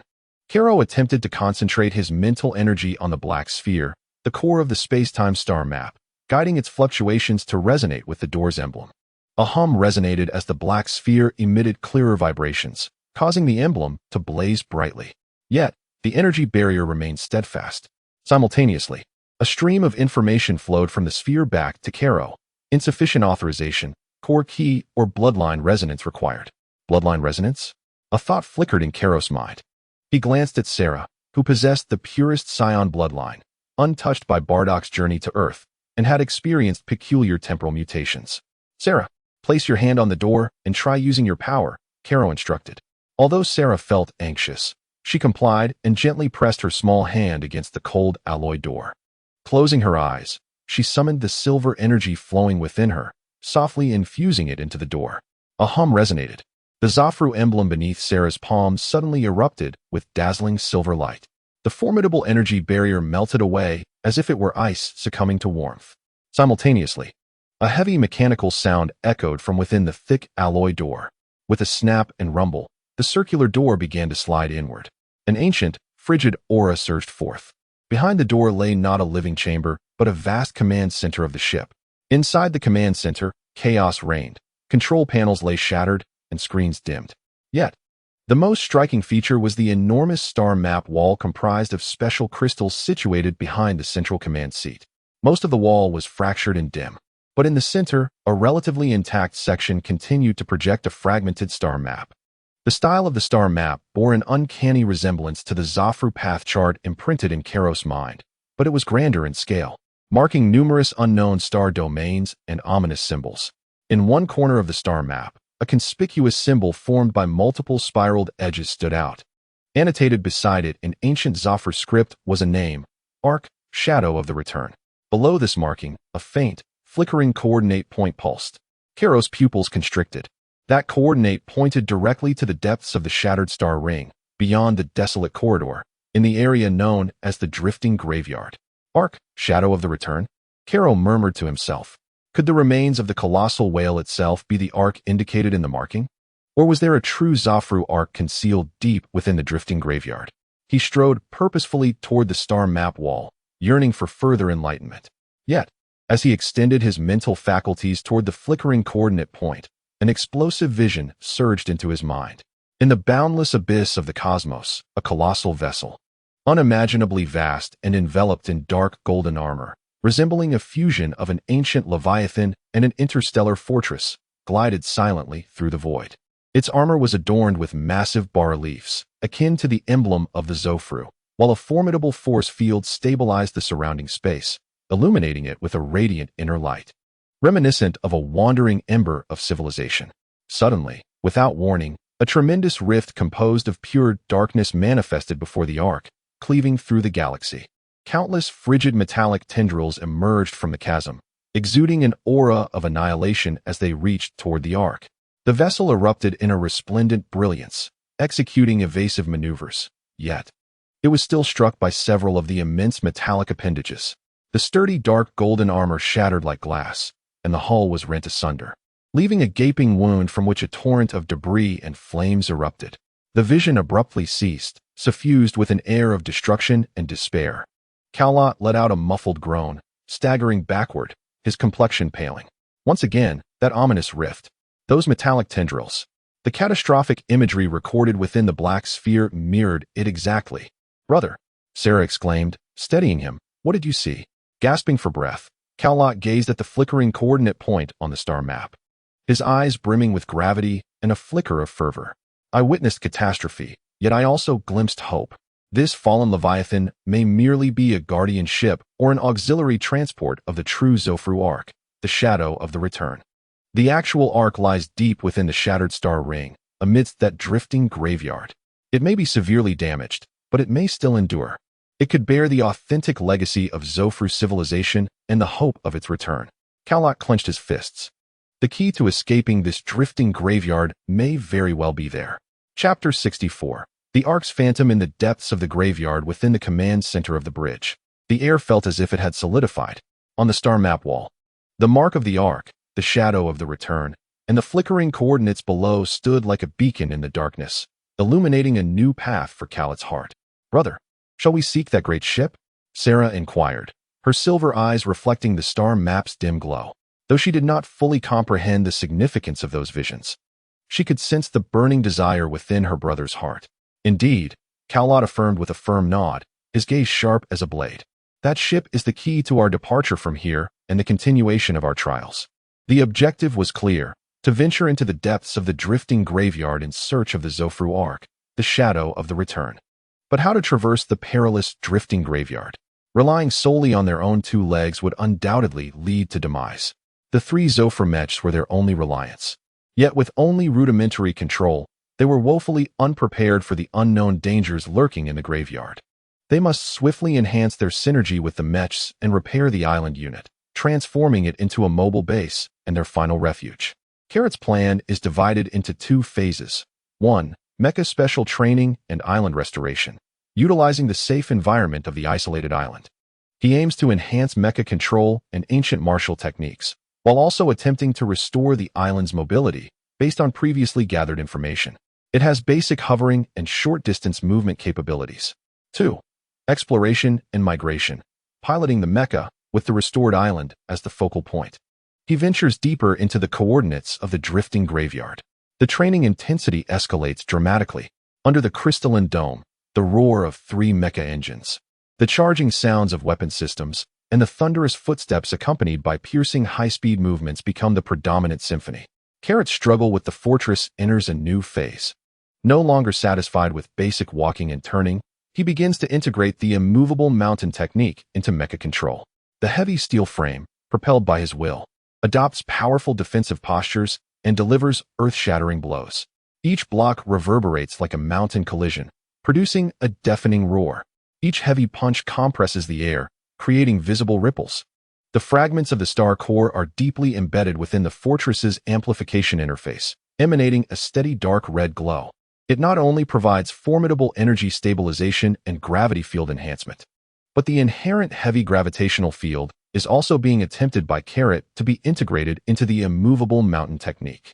When he commands the fortress to unleash a mountain-crushing strike, the gravitational field around the mecha is instantly distorted and compressed. The metallic debris within the attack range is forcefully pressed down towards the ground as if gripped by an invisible giant hand, while the fortress's colossal steel fist crashes down with augmented might. The results are astonishing. The dance between Sera and Shadowfawn becomes increasingly agile and lethal. She maneuvers the silver mecha through the wreckage of the cargo hold, engaging in high-difficulty evasion and attack training. The silver afterimages left by her high-speed movements coalesce, her true form striking from incredible angles like a specter. The high-frequency cutting blade transforms into a deadly arc of silver light, effortlessly tearing through thick, discarded armor plates. The essence of the flowing light stabbing technique, speed, stealth, and lethal precision, begins to take shape in her hands. Shadowfang's enhancement of Sera's temporal power becomes increasingly pronounced. When she concentrates and channels the silver light into the mecha's spatial jump device, Shadowfawn can perform longer and more precise short-range teleportations, like a silver sprite leaping through space. Carrot's synergy with Insight is filled with strategic wisdom. He no longer attempts to fully control the vast data stream, but rather utilizes it as an auxiliary tool. The Scarlet Temporal Warning Vision overlaps with Insight's battlefield model, as he focuses on capturing the predictions of key nodes, entrusting the intricate calculations and details to Insight's cold cognition. Insight's long-range sniper cannon becomes an extension of Carrot's fangs. He no longer pursues absolute precision in targeting, which is difficult in a rapidly changing battlefield, but instead employs the guidance of the Star Radiance tactics and trap setups, in conjunction with the temporal warnings, to execute deterrent area lockdowns and disruptive shots at critical nodes. The results are surprisingly effective, particularly when coordinated with Sera's ambushes, often cutting off the opponent's escape routes. During training breaks, Carrot begins to study the movement system of the isolated island unit. According to the system information, its levitation and short-range mobility rely on an array of anti-gravity engines distributed across the dome and base. He utilized the precise scanning capabilities of Insight to meticulously examine these engine arrays. Most of the engine structures remained intact, though the energy transmission lines had aged and fractured over time due to their antiquity and previous impacts. The key to the repairs lay in energy redirection and circuit reconnection. This posed no challenge for Karo, who possessed a reservoir of prophetic knowledge and some of Bulma's technology. He carefully repaired the lines using a high-power cutting gun and some usable conductive materials he had found. Sera also played a crucial role. Her acute sensitivity to energy enabled her to pinpoint the nodes where energy transmission was impeded. Her silver temporal power could even guide energy and fuse circuits at a microscopic level, achieving results far surpassing Karo's physical repairs. Days later, with the last critical line fused by Sera's silvery brilliance, a low hum resonated through the entire isolated space. A soft glow brightened incrementally. The blue life crystal atop the crystal obelisk spun faster. The array of anti-gravity engines distributed across the dome and base emitted a gentle blue light. The anti-gravity engine array has successfully restarted. The levitation system is online. Short-range propulsion system is in standby mode. Mobile, the system's prompt echoed in Karo's consciousness. They had succeeded. The isolated unit had regained its mobility, although its speed was not swift and energy consumption was immense, making sustained high-speed movement impossible. It was no longer a cage fixed deep within the wreckage. It would serve as their fortress and base as they navigated the drifting graveyard. Karo gazed at the softly glowing crystal dome and then at the 3 Zophulum mechas beside him, which had undergone intense calibration and were now battle-ready. A surge of ambition swelling within him. "Sera, are you ready?" Karo inquired solemnly. Sera stood beside the shadow-toothed mecha, her silver eyes shimmering with excitement and determination. Nodding vigorously, "Yes. Let's seek the great ship." Karo returned to the bridge command center, etching the flickering coordinate point on the star map wall firmly into his mind. He maneuvered the isolated unit, the vast blue crystal dome emitting a low hum as it slowly detached from the fixed apparatus on the cargo hold floor, hovering approximately half a meter above ground. Set forth. With Karo's command, the isolated unit, resembling a colossal blue bubble, gently floated out of the massive cargo hold entrance of the giant whale's wreckage. The latter half of the Stardust wreck had been cleared, officially entering the perilous, drifting graveyard. The fortress mecha marched with heavy steps, akin to a loyal sentinel, walking along the left side of the island, its dark red emblem flickering in the dim light. The Insight mecha hovered above the upper right of the island, its blue sensing array functioning like vigilant eyes, scanning the surrounding environment. Meanwhile, the shadow tooth transformed into an elusive silver streak, swiftly darting around the island, conducting reconnaissance and sharing perceived information in real time through their mental link. Target: coordinates of the shadow of the return deep within the graveyard. The scene of the drifting graveyard was even more desolate and silent than the outer abyssal corridor, with immense starship wrecks resembling a continuous mountain of steel floating in the void. Some are relatively intact, resembling stranded leviathans. Others are fragmented, reduced to twisted skeletons. Yet more resemble towering heaps of metallic refuse, slowly shifting and colliding under the chaotic pull of gravity. The air is saturated with a more intense radiation and turbulent energy currents, as violet lightning flickers silently among the wreckage like specters. With the aid of Insight's precise scans and Shadowfang's agile reconnaissance, Carrot meticulously charts a course, deftly avoiding those colossal gravitational whirlpools, high radiation traps, and unstable energy nodes. Although the movement of the island is slow, it is marked by stability and safety. After traversing for most of the day, apart from the harshness of the environment, no significant attacks have been encountered, as if this area were a forbidden zone for life. However, just as the island, guided by the star chart coordinates, passes through a graveyard of countless colossal engine remnants, Insight's alarm suddenly resonates in Carrot's mind. Warning: anomalous energy response detected. Location: inside the massive reactor wreckage directly ahead. Energy characteristics: highly active, unnatural, exhibiting strong biological predatory traits. Threat level: high. Almost simultaneously, a mental alert from Sera rings out. "Brother, there's something awakening inside that pile of iron pipes. Many of them. So hungry." A chill runs through Carrot's heart. The crimson temporal warning vision instantaneously activates. Before him, within the giant reactor remnants resembling a small mountain, countless scarlet energy points ignite like a swarm awakening, accompanied by the agonizing sound of tearing metal and hissing noises. Whoosh, whoosh, whoosh. Dozens of astonishingly swift shadows, like black arrows released from their bows, shoot forth from various breaches in the reactor wreckage. Their target is unmistakably the unit of the island, radiating a potent life energy aura. Carrot finally discerns the attacker's form. They are a terrifying creature he has never encountered before. Approximately the size of a hunting dog, its body is covered in a glossy, jet-black exoskeleton akin to chitin. The head lacks eyes, featuring only a circular mouth, filled with spiral teeth that occupy most of its cranium. Acidic slime drips from its maw, corroding the air. Its limbs end in sharp metallic blades that glint ominously, while small sac-like organs on its back are designed for short-range propulsion. The overall presence exudes a chilling, avaricious aura of pure destruction. Star Ring predators. In an instant, Carrot recognizes this notoriously fearsome creature from the depths of the shattered star ring. They feed on metal and energy, particularly favoring high-purity life energy. They are the most dangerous scavengers of the drifting graveyard. Engage the enemy. A golden light bursts forth from Carrot's eyes, igniting his fighting spirit. The true test has arrived. Chapter 65. The star ring swarm and the initial clash with steel bodies. Dozens of star ring predators surge forth like a black tide of death, shattering the silence of the void with their greedy screeches and the foul stench of corrosive acid, madly charging towards the alluring, life-emanating blue light of the island unit.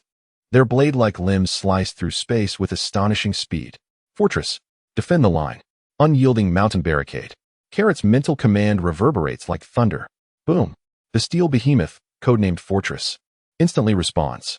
Its immense form appears to teleport, interposing itself directly in front of the island.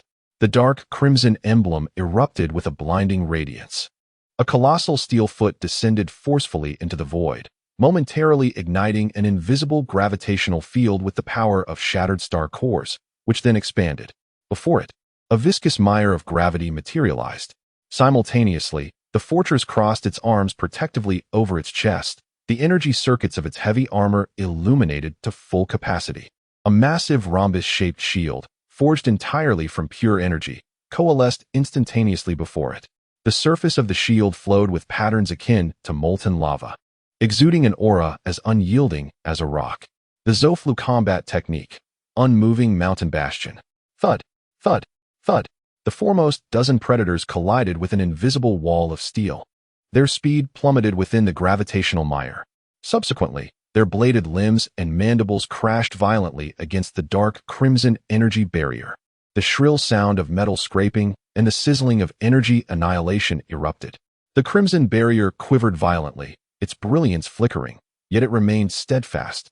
The tremendous recoil sent those predators tumbling backward. However, more predators, undeterred by fear, flanked the fortress's frontal defenses, surging towards the island's sides and above like a swarm of black locusts. Shadowfang, free hunt, luminous stab. Kalat's voice was icy. Acknowledged. Sera's crisp and battle-ready voice resonated through the mental link. Buzz. A silver bolt of death instantaneously cut into the battlefield. The silhouette of the Shadowfang mech left countless indistinct afterimages in the air. High-frequency cutting blades transformed into two intersecting silver rings of light. Slicing, slicing, slicing. Like a hot knife through butter. Three predators lunging from the side were instantly bisected by the silver rings. Their black, viscous fluids and shattered chitinous shells splattered in the vacuum. The Shadowfang pressed on relentlessly. The engine's exhaust emitted a ghostly blue glow as the mech, under Sera's command, executed an astonishing acute leap, appearing above another group of predators in an instant. Its bladed limbs, akin to the scythe of death, buzzed with high-frequency vibrations as they accurately pierced the fragile connections of a predator's head. Penetrating, shredding, the silver specter darted through the black swarm, each flicker accompanied by the piercing sound of cutting and the dying screeches of predators. Swift, precise, lethal. The Zoflu technique, luminous stab, demonstrated a terrifying lethality in Sera's hands. Yet, the number of predators was overwhelming. Moreover, they were exceedingly cunning, with some recklessly entangling the Shadowfang, while others approached from higher, more devious angles, raining down upon the island's dome like black raindrops. Insight, stellar web of fate. Kalat's gaze turned cold as he mentally commanded the area above the island's dome. The Insight mech, suspended above the island's upper right, responded instantaneously. The energy sniper cannon on its back emitted a deep, throaty hum as it charged. The deep blue barrel ignited in an instant. However, this time, it did not fire a single sniper beam. Buzz. Dozens of slender yet immensely concentrated blue energy beams shot forth from the Insight's muzzle like precise weavers. These beams did not target specific predators, but rather, with exquisite precision, wove a three-dimensional interception net composed of energy beams above the island's dome. The stellar web of fate. Area lockdown fire. Thud, thud, thud, like moths drawn to a flame. The predators lunged toward the dome, crashing into the deadly energy net. Delicate blue beams effortlessly penetrated their relatively fragile, chitinous exoskeletons. The searing energy instantly charred their innards. A dozen predators were reduced to mere husks in midair, plummeting amid plumes of black smoke. From the frigid stream of consciousness, feedback on target elimination calculations and ammunition consumption switching to cooling mode emerged. Kalat relied on temporal and spatial warnings, continuously fine-tuning the coverage and node density of the net to ensure no prey escaped. The battle escalated to a fever pitch. The fortress stood like an insurmountable mountain, absorbing the frontal assaults, its dark red barriers vibrating violently under the relentless onslaught of the predators. Yet it remained unyielding. Occasionally, a stray predator managed to bypass the defenses, only to be swatted away by the fortress's heavy combat claws like a mere fly, bones shattered. Shadowfang transformed into a silver harbinger of death on the battlefield, weaving through the swarm at high speed, each flicker conjuring a black tempest of demise. Sera's mental acuity reached its zenith, maneuvering the mech to execute unfathomable evasive and counterattack maneuvers, the silver halo rendering all obstacles powerless. Insight hovered in the background, akin to a cold brain orchestrating the entire scenario. The blue energy beams, like threads spun by the Grim Reaper, precisely eliminated any predators attempting to breach the blockade or threaten Shadowfang. Occasionally, when a cluster of predators charged, Insight would shift modes, launching localized energy explosives that sent the swarm reeling. 3 mechs, each with a distinct combat style, under the preliminary guidance of Kalat and Sera, astonishingly revealed a nascent synergy. The fortress's absolute defense served as a foundation. Shadowfang's agile strikes rent through formations, while Insight ensured pinpoint control, sealing any gaps. The black tide of insects crashed against the steel reef, continually shattered. Viscous bodily fluids and shattered exoskeletons floated in the void, creating a murky zone of death. Yet, the ferocity of the star-ringed predators exceeded all expectations. The deaths of their companions did not deter them. Instead, it ignited a more frenzied ferocity. The remaining predators emitted sharper, more piercing shrieks. They ceased their scattered attacks and, as if endowed with intelligence, began to organize and concentrate their strikes on the relatively weaker joints of the fortress's legs. Simultaneously, several notably larger elite predators, their exoskeletons a dark purple, silently emerged from the rear of the swarm, their mandibles agape, coalescing highly compressed. Dark green energy spheres imbued with potent corrosive and annihilative properties. Beware. Here comes the big one. Sera's mental alert surged. Kalat's pupils constricted. In the crimson warning vision, the dark green energy spheres radiated an intensely perilous aura. Fortress, stand firm. Kalat roared. The fortress's massive form suddenly sank. The dark red gravitational field compressed to its utmost, focused beneath its iron foot. Then, like a landslide, it erupted. Boom. An invisible gravitational shockwave, centered on the fortress, rapidly expanded in a circular fashion. The predators rushing toward its legs were struck as if by an invisible hammer, instantly flattened and sent flying. Even the elite predators gathering energy were disrupted by the shockwave, their forms unsteady. Shadowfang, target the elite. Light pierces armor. Kalat seized the opportunity. Received. Sera's silver eye sparkled. Shadowfang vanished in an instant. In the next moment, an elite predator, shaken and staggering, found itself confronted from behind. A high-frequency cutting blade transformed into an exquisitely condensed silver thread, silently piercing the seam of the predator's neck armor, its weakest point in defense. With a swift flash of silver, the resilient dark purple shell was forcibly torn apart by the vibrating tip of the blade. The tip plunged mercilessly deep within, triggering an explosive release of energy. The elite predator, unable to emit a cry, had its head shattered from within. Insight, lock onto the remaining elite. Stellar spear strikes. Carrot's commands were relentless. The Insight sniper cannon had already charged to full capacity. The deep muzzle instantaneously locked onto another elite predator that had just regained its balance, poised to unleash a spray of emerald energy orbs. Boom. A meticulously refined blue beam, akin to thunder cleaving through darkness, instantaneously traversed the space. It pierced precisely through the predator's energy-collecting maw. Boom. The emerald energy orb within its mouth detonated prematurely. The terrifying annihilation energy swiftly consumed it, along with several surrounding ordinary predators, vaporizing them entirely. The last elite predator emitted a terrified screech, attempting to flee. Want to escape? A glint of cold light flashed in Carrot's eyes, his mental prowess locking onto the target. Fortress, capture it for me. The colossal claws of the fortress swept through the air with a piercing shriek, striking down like one would swat a fly. Bang! The elite predator was struck as if by a high-speed train, its hard shell collapsing and shattering instantly. Its massive form was hurled away like a tattered doll, crashing into a large piece of metallic debris, falling utterly silent.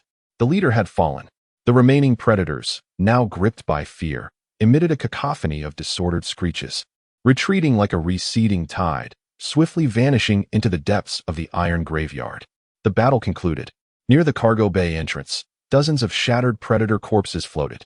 The dark red barriers of the fortress gradually dissipated, its armor marred by corrosive scars and claw marks, yet its main structure remained intact. The silver armor of Shadow Fong was also stained with black ichor, and the high-frequency cutting blade continued to glimmer menacingly. Insight hovered beside the isolated island, the blue light of its muzzle slowly dimming.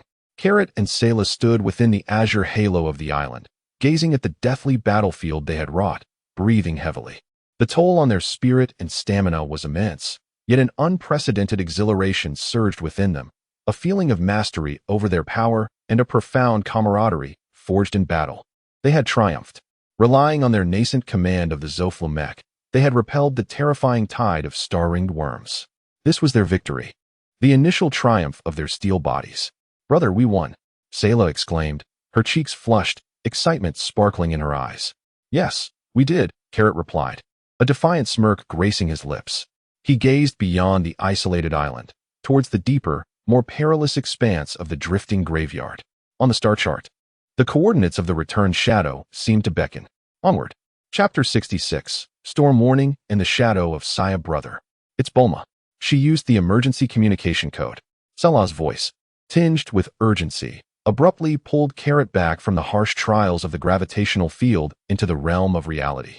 His entire body was enveloped in a mist of steam, sweat clinging to his skin in the oppressive environment, forming near droplets, while his muscles trembled slightly under the excessive strain.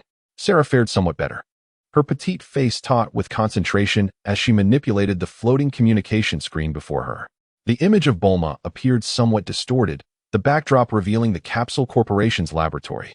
The calm demeanor she usually possessed was replaced by an anxious urgency that seemed on the verge of spilling over from the screen. "Carrot, Sera, can you hear me? Damn it, this wretched signal." Bulma's voice crackled intermittently, interspersed with the jarring noise of static. "Something's gone terribly wrong. The detector, that infernal detector has picked up signals again. 2 readings, just like Raditz. They are significantly stronger. They are hurtling towards Earth at an unbelievable speed. Their location is likely near the wasteland where we fought last time. We have at most 3 hours."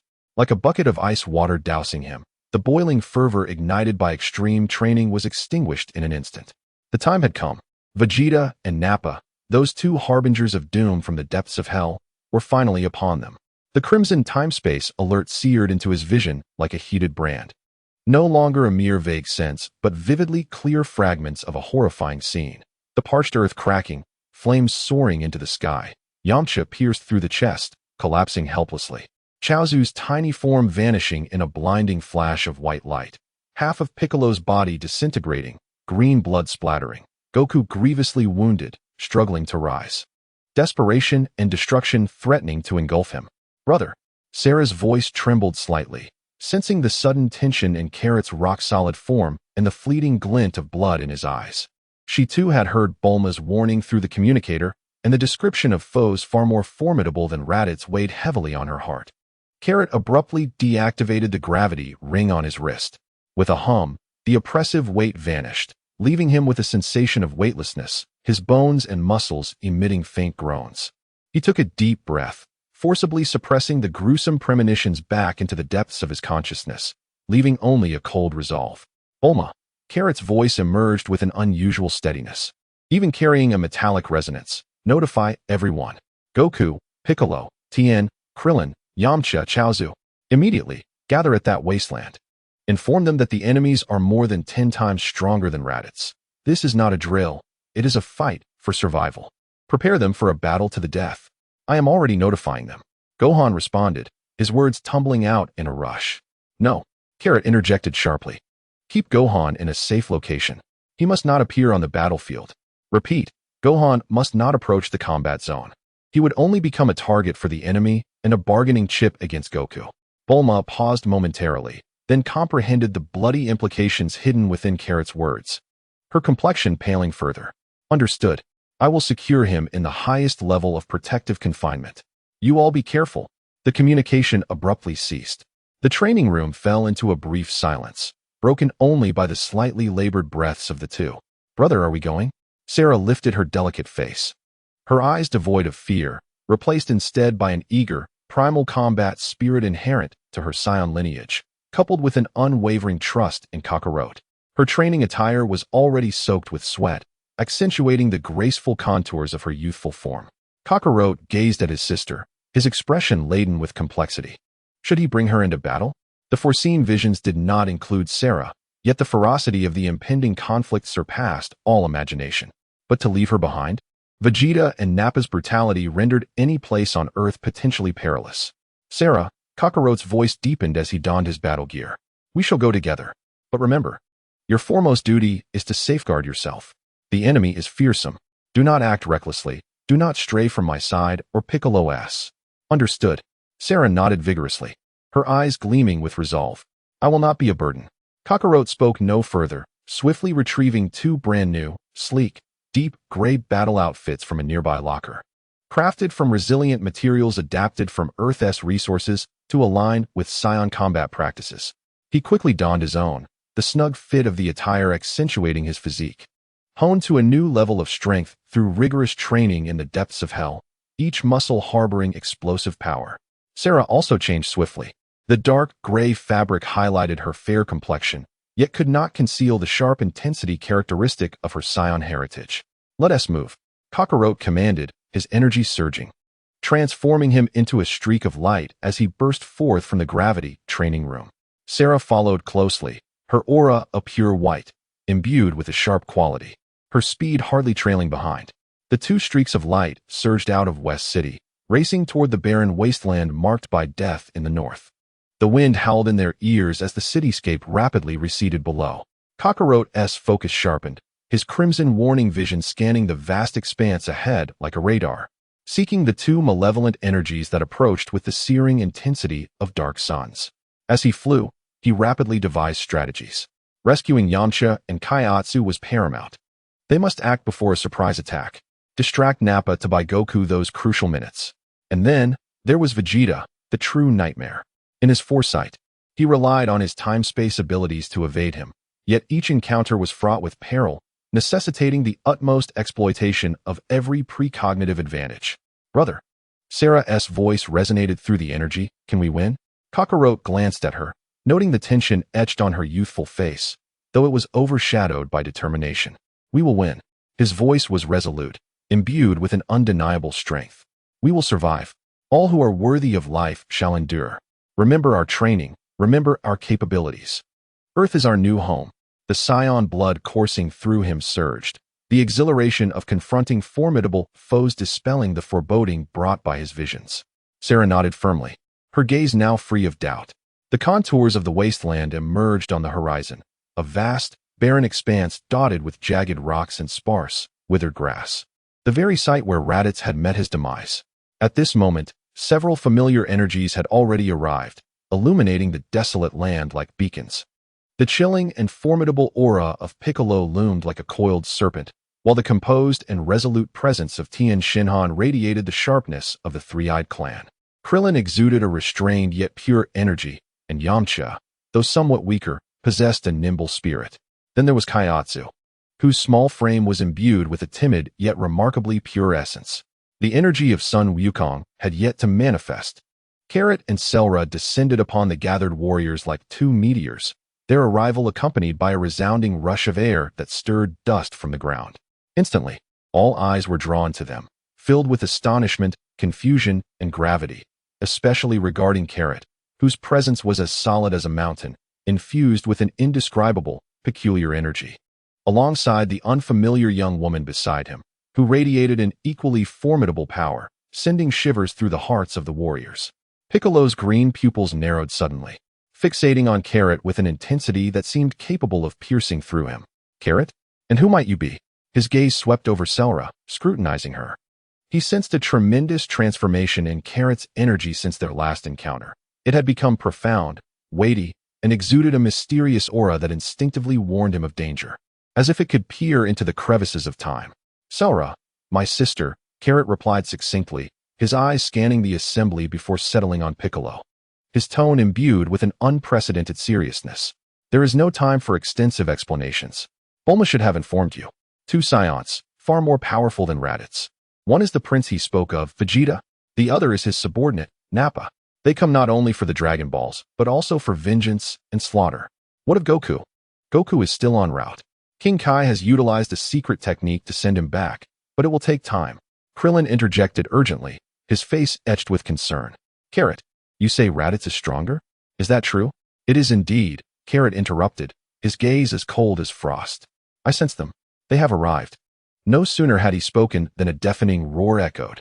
It was as if 2 meteors had crashed. In the distant horizon, 2 figures, trailing long tails and emanating an overwhelming sense of dread, descended upon the wasteland with unimaginable speed, like colossal claws tearing through the sky. A violent shockwave surged forth, carrying with it a sulfurous heat and a will to annihilate all in its path. The earth trembled violently. Massive boulders were lifted and shattered. The warriors' expressions turned pale, and they unleashed their energies to brace themselves, their faces betraying their terror. They're here. The cataclysmic Saiyan storm has descended. Chapter 67. The shadow of the great ape and the first cry of death, as if the gates of hell had swung open. 2 terrifying figures, cloaked in the stench of sulfur and blood, crashed down in the center of the wasteland, mere meters from the warriors.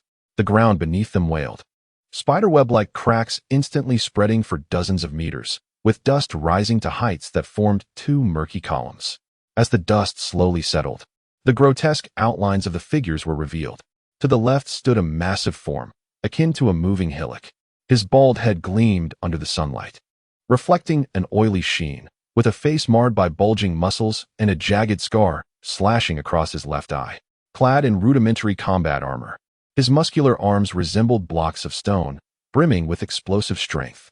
At this moment, he gaped widely, revealing a beastly grin, his gaze sweeping over the warriors as if they were mere lambs awaiting slaughter, brimming with unabashed contempt and a thirst for blood. To his right stood a man with a relatively robust physique, emanating a more chilling, lethal aura. His wild black hair stood defiantly, and his handsome visage resembled a frozen sculpture, cloaked in a layer of eternal frost. His elongated, slitted eyes narrowed slightly, akin to a venomous serpent fixating on its prey, devoid of any warmth characteristic of humanity, only reflecting an ingrained pride, cruelty, and an extreme indifference to life. Clad in a meticulously crafted deep blue combat uniform, with smooth lines accentuating his shoulder armor, he stood with arms crossed, exuding an air of nonchalance, as if everything before him was merely a tedious performance. He was none other than Prince Vegeta of the Saiyans. Merely standing there, the malevolent aura emanating from both figures surged forth like a tangible tide, rendering the air thick and heated, the oppressive weight causing the relatively weaker Yamcha and Kaioshin to struggle for breath, beads of cold sweat forming on their foreheads. Humph! Nappa scoffed derisively, his voice grating like sandpaper. Is this pitiful lot the one who dispatched that waste, Raditz? Truly a disgrace to us Saiyans. His massive fists crackled ominously, his gaze sweeping over the crowd before finally resting on Piccolo, a glimmer of amusement flickering in his eyes. Oh, a Namekian?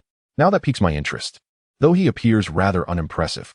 Meanwhile, Vegeta's gaze was akin to a cold blade, slowly scanning the arena. His eyes lingered on Kakarot for a fleeting moment, his brow furrowing ever so slightly. This Scion possesses an odd energy. While not exceptionally strong, far from the Namekian, the essence of his power felt unusually refined, pulsating with an elusive wave that instinctively stirred a sense of discord within him.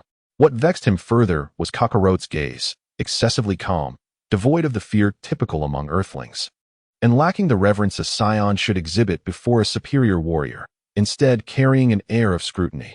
This ignited a feeling of offense deep within him. Where is Kakarot? Vegeta's voice resonated, cold and deep, bearing a metallic quality that pierced the air, striking against each listener's eardrum. He barely regarded anyone else. His focus pinpointed on the lowest of the low among the warriors, his brother. He is on his way. Krillin mustered his courage to shout, yet his voice trembled involuntarily. Vegeta's gaze pierced like an icicle, sending chills down his spine. Humph, the worthless always arrive late. Vegeta scoffed dismissively, turning his attention away from Krillin as if he were merely a speck of dust. He faced Nappa. his tone as indifferent as if instructing a servant to dispose of refuse. Nappa, go test the caliber of this trash. Don't keep me waiting too long. Hee hee. At your command, Prince Vegeta. Nappa sneered, his enormous frame stepping forward, causing the ground to tremble once more. He cracked his neck with a series of audible pops, the bloodlust in his eyes intensifying. A group of ignorant fools, allow me to demonstrate what true power looks like. Wait. Tien suddenly stepped forward, his three eyes glaring at Nappa. If you wish to fight, you must first contend with me. His entire body was tensed, his spirit soaring as he endeavored to buy time for his companions and create an opportunity for Goku's arrival. Oh, a creature with three eyes? That figure grinned, revealing a set of gleaming white teeth, exhibiting a modicum of valor, albeit foolish bravery. He regarded Tien Shinhan with utter disdain, his gaze sweeping over the crowd before finally settling on Kairatsu, a cruel mockery flickering in his eyes. Hey, little one, you appear the weakest and most bothersome. Come here. Let me stretch my limbs. Kairatsu's small face turned pale in an instant, his body trembling slightly from fear, yet upon seeing Tien stand resolutely before him, he gritted his teeth and did not retreat. Nappa, Vegeta's icy voice resonated once more, tinged with impatience. Do not squander time. Use that. He slightly raised his chin. Nappa was momentarily taken aback, then grasped Vegeta's intent, a more sinister smile spreading across his face. Haha, the prince is wise. Let these country bumpkins witness something extraordinary. He abruptly retrieved a small metallic canister from his waist storage capsule. What is that? Yamcha observed the canister with wary eyes. A wave of dread washed over Kakarot. The crimson warning alerts flickered violently. They were coming. The cultivators. He immediately communicated through their mental link, urgently instructing, Sera, fall back. Prepare for battle. Target those creatures emerging from the canister. They will self-destruct. They must not approach anyone. Sera's pupils constricted, instantly comprehending the gravity of Kakarot's words. She subtly slid backward a few steps, her breath contained, her focus sharpened, locking onto the canister in Nappa's hand. With a wicked grin, Nappa forcefully slammed the metallic canister onto the ground. Boom! A thick, green smoke erupted, reeking of vegetation and decay. Amidst the smoke, accompanied by chilling hisses and the unsettling gurgle of slime, 6 diminutive, grotesque figures rapidly expanded into form. They possessed dark green, rough skin resembling moss-covered rocks. Atop their heads sprouted a few withered leaves. Lacking discernible facial features, they bore only a gaping maw filled with sharp teeth, drooling profusely. Their limbs were short yet remarkably stout, with claws as sharp as hooks. Upon their emergence, they emanated a potent, chaotic, malevolent aura, akin to 6 demons crawling from the depths of hell. They were the bioengineered warriors, the cultivators, employed by the Saiyans to eliminate fodder and test their mettle. Go forth, my little darlings. Nappa waved his hand, as if directing hunting hounds. Tear them apart.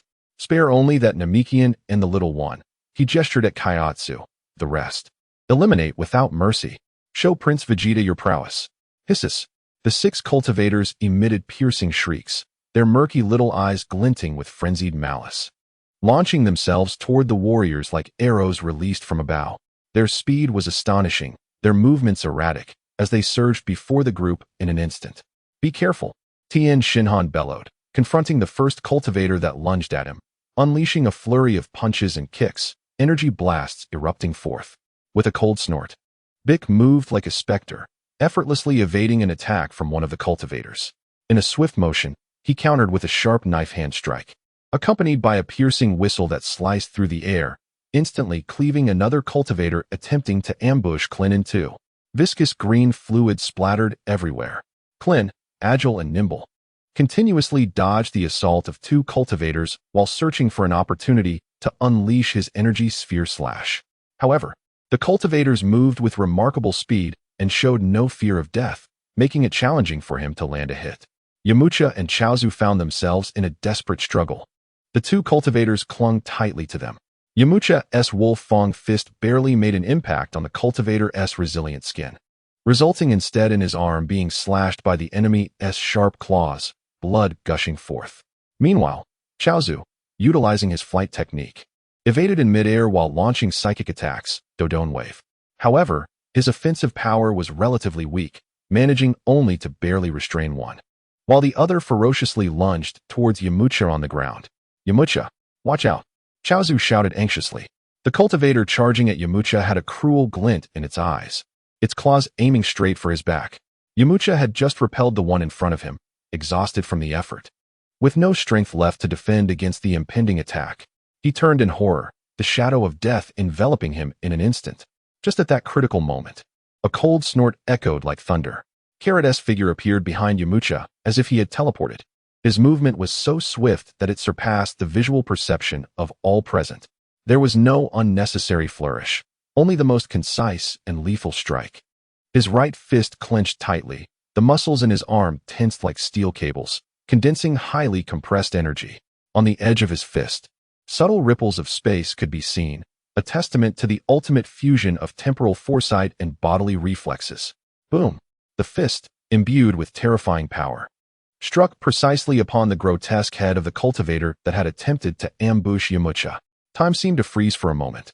The next second, splatter, like a rotten watermelon smashed by a heavy hammer. The cultivator's head, along with a portion of its upper body, was obliterated under Carrot's punch, which combined temporal foresight and absolute strength. Dark green slime, shattered carapace, and fragments of internal organs scattered like fireworks, splattering all over the shaken Yamcha. Carrot stood, retracting his fist, droplets of viscous green liquid falling from it, his expression icy. He had been positioned at least several meters away from Yamcha. This ghostly speed and lethal force caused astonishment to flicker in the eyes of everyone witnessing the scene, including Tianjin Han, Klin, and even Vegeta, who was watching from a distance with his arms crossed. Thank you.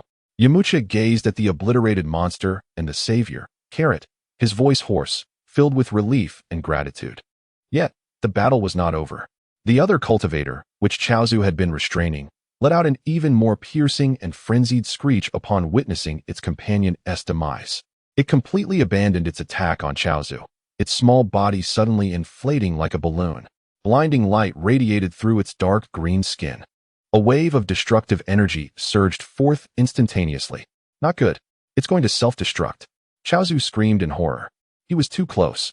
Chaozu, get away. Tianjin Fan's eyes brimmed with desperation, longing for rescue, yet ensnared by the very mentor before him. The looming green light of destruction threatened to engulf the diminutive figure of Dumpling. Sela. Carrot's voice resonated like an icy command. Sela, who had long been poised for action, surged forth in an instant. Her silhouette transformed into a streak of white light, exhibiting astonishing speed. As Carrot's voice echoed, she had already dashed to Dumpling's side. Get away. The girl's sharp cry contained a formidable mental force. Simultaneously, her slender legs swung like a battle axe, gathering highly compressed energy, accompanied by a piercing sound of ruptured air, as she forcefully kicked the mentor, which had expanded to its limits and was on the verge of self-detonation, in the side. Boom! A tremendous force erupted. The swollen mentor flew away like a kicked green ball, hurtling towards the position of Nappa and Vegeta with astonishing velocity. What? The sinister grin on Nappa's face froze in an instant. Rumble! A violent explosion occurred in midair. The blinding green light shone forth like a miniature sun. A frenzied shockwave, mingled with toxic corrosive slime, surged forth like a tidal wave of death, crashing mercilessly upon the unprepared Nappa and Vegeta. Damn it! Nappa roared, his massive form instantly engulfed by the flames and slime of the explosion. Vegeta reacted with remarkable speed, emitting a cold snort as a pale purple energy shield materialized around him, absorbing the incoming shockwave and slime entirely. Yet, even the long-frozen countenance of his wore an expression of offended fury. As the remnants of the explosion faded, Nappa's figure emerged, his battle suit riddled with corrosive holes, his exposed skin besmirched with repulsive green slime, rendering him a pitiful sight. He glared fiercely at Sela, who had withdrawn her legs to shield Dumpling, and at Carrot, who had obliterated the mentor with a single punch, rage igniting in his eyes. To be toyed with by two unknown individuals was an utter disgrace. Well done, Krillin could not help but exclaim. Tianjin Fan sighed in relief, gazing gratefully at Carrot and Sela. Piccolo narrowed his eyes, observing Carrot and Sela, a glimmer of brilliance flickering within. Carrot's elusive punch moments ago, and Sela's precise rescue and explosive strength. The two Scion siblings had grown immensely since their last encounter. Especially Carrot. whose demeanor exuded an air of calm mastery and anticipatory speed. Vegeta's gaze fixated intently on Carrot, his cold eyes seeming to freeze the very soul. The movements of this lower-class warrior, along with that little girl beside him, were somewhat intriguing. Yet, that was all there was to it. A cruel smile gradually curled at the corners of his mouth, reminiscent of a beast discovering a new toy. Naba. Vegeta's voice emerged as if from the depths of icy hell, laced with an impatient, murderous intent. It seemed there were a few bothersome insects among them. Do not disappoint me again. Chapter 68. The Fury of the Berserker and the Dance of Time and Space. Roar. Naba's roar echoed like the bellow of a wounded beast, reverberating through the air. He wiped away the repulsive green slime from his face, his eyes bloodshot with rage. Locking onto Carrot and Sela with unwavering focus, especially Carrot. The earlier ghostly punch, along with Sera's act of kicking the self-destructing cultivator into a state of utter disarray, ignited his berserker-like ferocity. Damned hybrid monkey, I shall grind you into a pulp. The colossal figure of Nab erupted with an even more terrifying aura, as dark crimson energy surged from his body like tangible flames, rolling and twisting. The ground beneath him could no longer withstand this force, fracturing and sinking with each step. He paid no heed to the other insignificant foes. His sole target was Cowlet. Boom. The rocks beneath Nab shattered with a thunderous roar. His massive form transformed into a dark red torrent of destruction, piercing through the air with a shriek that rent the very atmosphere. Hurtling towards Cowlet with a speed that far surpassed his previous onslaught. His enormous fist was clenched tightly, harboring a terrifying power capable of collapsing mountains, wherever his punch passed. The very fabric of space seemed to contort and warp. Brother, Sera exclaimed in horror, instinctively wanting to rush forward. Stay back. Watch the dumplings. Cowlet commanded, his voice unnervingly calm. Within the crimson-hued warning vision, Nab's frenzied attack trajectory appeared as though it were playing in slow motion, every detail achingly clear. The disparity in strength was too great to withstand. Evading was the only option, utilizing the supreme foresight and reflexes granted by the eye of time and space. Cowlet moved the instant Nab's colossal fist was about to connect. Without any grand motions, he executed an exquisitely subtle sidestep, his body gliding like willow fluff in the wind. Slipping aside at an inconceivably slight angle, effortlessly avoiding the violent punch. The movement was fluid and natural, as though every aspect had been meticulously calculated. Boom! Nab's enormous fist grazed Cowlet's clothing, crashing down upon the very spot where he had stood moments before. The earth trembled as if struck by a meteor. A massive crater over 10 meters in diameter formed in an instant, debris shooting forth like cannonballs in all directions. A violent shockwave surged outward. Yet, Cowlet's figure remained unscathed at the edge of this cataclysmic explosion, retreating several meters with a demeanor as calm as ice. What? Nab, shocked by his missed strike, felt a tingling in his arm from the recoil, staring in disbelief at the unharmed Cowlet. How could this insignificant insect possibly evade his full-force assault? Damn it, quite the dodger. Let us see how long you can keep this up. Nab bellowed, his massive body surging forth with even greater speed, his fists raining down like a tempest. Each punch carried the shriek of rending space and devastating power. The flurry of blows instantly engulfed Cowlet's figure. Boom, boom, boom, boom, boom. The cacophony of explosions echoed across the wasteland. The ground continued to collapse and shatter under Nab's frenzied assault. Dust billowing into the sky as if under relentless bombardment. Each miss struck the earth, triggering miniature earthquakes, with debris cascading like a torrential downpour.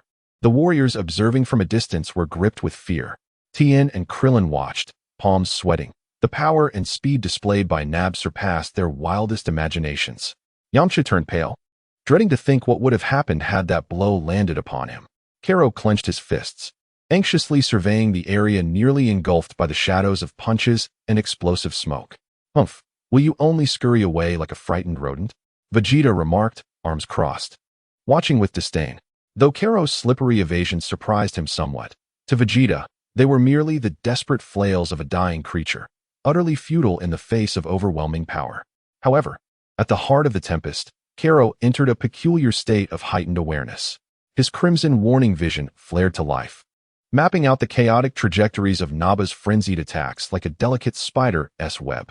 The immense force of the punches compressed the air, creating a deadly turbulence.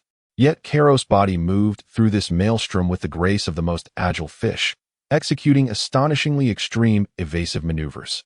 He tilted his head. The wind of a punch grazed his ear, leaving a burning sting. He twisted his waist. A gigantic fist thundered past his abdomen, shredding his battle suit with its gale. He crouched. A heavy uppercut swept over his head, leaving his scalp tingling. He slid. The ground erupted beside him, the shattered stones striking his protective energy like bullets, producing a cacophony of sound. Every evasion was perilously close, precise to the millimeter. Karo pushed his body's flexibility and explosive power to their limits, aided by the foresight granted by the eye of time and space, dancing frantically on the precipice of death. Beads of sweat formed on his forehead as the immense mental strain took its toll, yet his gaze grew increasingly luminous. The pressure, such overwhelming pressure. This was precisely what the time-space refinement technique demanded. Damn it, those cursed insects. Naba roared in frustration as his relentless attacks met with nothing but empty air, his fury reaching a boiling point. He felt as though he were wrestling with an elusive eel, possessing overwhelming destructive power, yet having no outlet for it. This drove him into a frenzy. Die! Naba abruptly halted his pursuit, bringing his massive palms together forcefully before his chest. A violent, dark red aura instantaneously compressed in his grasp, coalescing into a colossal energy sphere radiating waves of destructive potency, exceeding 0.5 meter in diameter.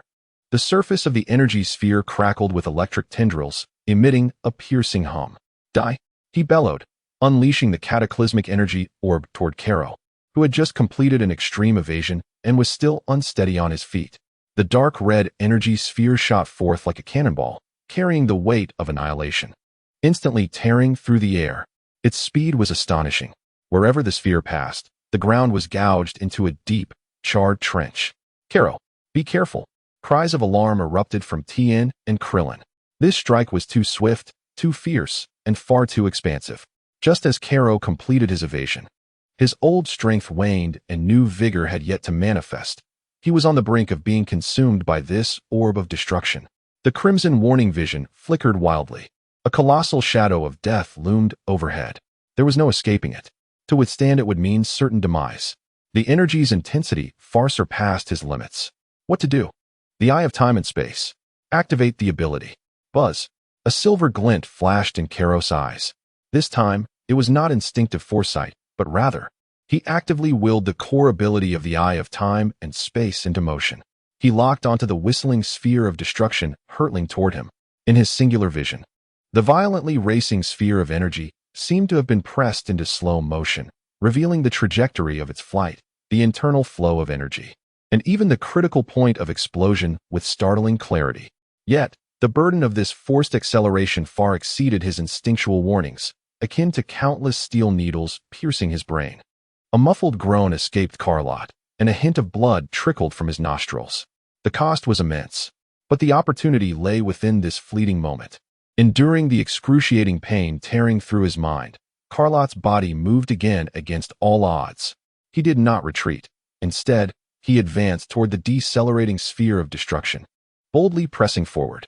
With minimal movement and utmost precision, he danced like a butterfly brushing against a razor's edge, slipping through the perilous, fleeting gap at the unstable energy perimeter of the dark red sphere. Boom!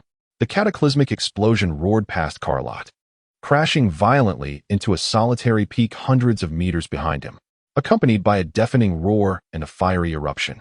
The upper half of the mountain was obliterated in an instant. Debris soared through the air, and smoke billowed like a mushroom cloud. Just before the shockwave from the explosion could hurl him away, Carlot seized the fleeting moment as he brushed past, his right leg coiling like a steel whip, gathering all his energy and momentum, delivering a precise sidekick to the exposed soft spot where the armor-covered ribs of the colossal Ba connected. Bang! A muffled thud resonated. The massive form of Ba staggered slightly from Carlot's kick, infused with both finesse and force, causing him to stumble sideways for 2 steps. Although it did not inflict substantial damage, the armor's defense was too formidable. The solid kick landed like a resounding slap across Ba's face. Ba steadied himself, touching the struck area and registering the insignificant pain, then glanced forward at Carlot, who had gracefully landed amidst the explosion's shockwave. blood at the corner of his mouth, yet his gaze sharp. His mind went blank. He evaded. How could he possibly evade his own explosive assault? And even kicked him. A profound humiliation. An unprecedented disgrace. Ba was utterly enraged. A furious aura surged skyward, reducing the surrounding rubble to dust. His eyes burned crimson, resembling a beast bereft of reason, fixated on Carlot with a desire to consume him whole. I will kill you. I must kill you.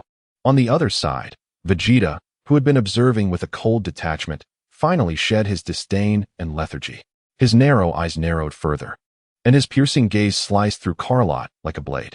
The previously unfathomable evasion, that premonitory movement, and the final precise kick. This lowly warrior concealed something intriguing. The corners of Vegeta's cold lips curled into a genuine smile, tinged with danger. It seemed this little insect possessed some unusual flair. Slowly, he lowered his arms crossed over his chest. A presence far deeper and more terrifying than Ba's began to emanate from him, suffocating like an abyss. The air seemed to have solidified. Even the furious roars of Naba appeared to be stifled by this unseen pressure. A true nightmare was about to make its move. Chapter 69. The spear of sorcery and the prince's finger. Naba's rage erupted like an uncontrollable volcano, dark crimson flames twisting and rising, threatening to ignite his bald head.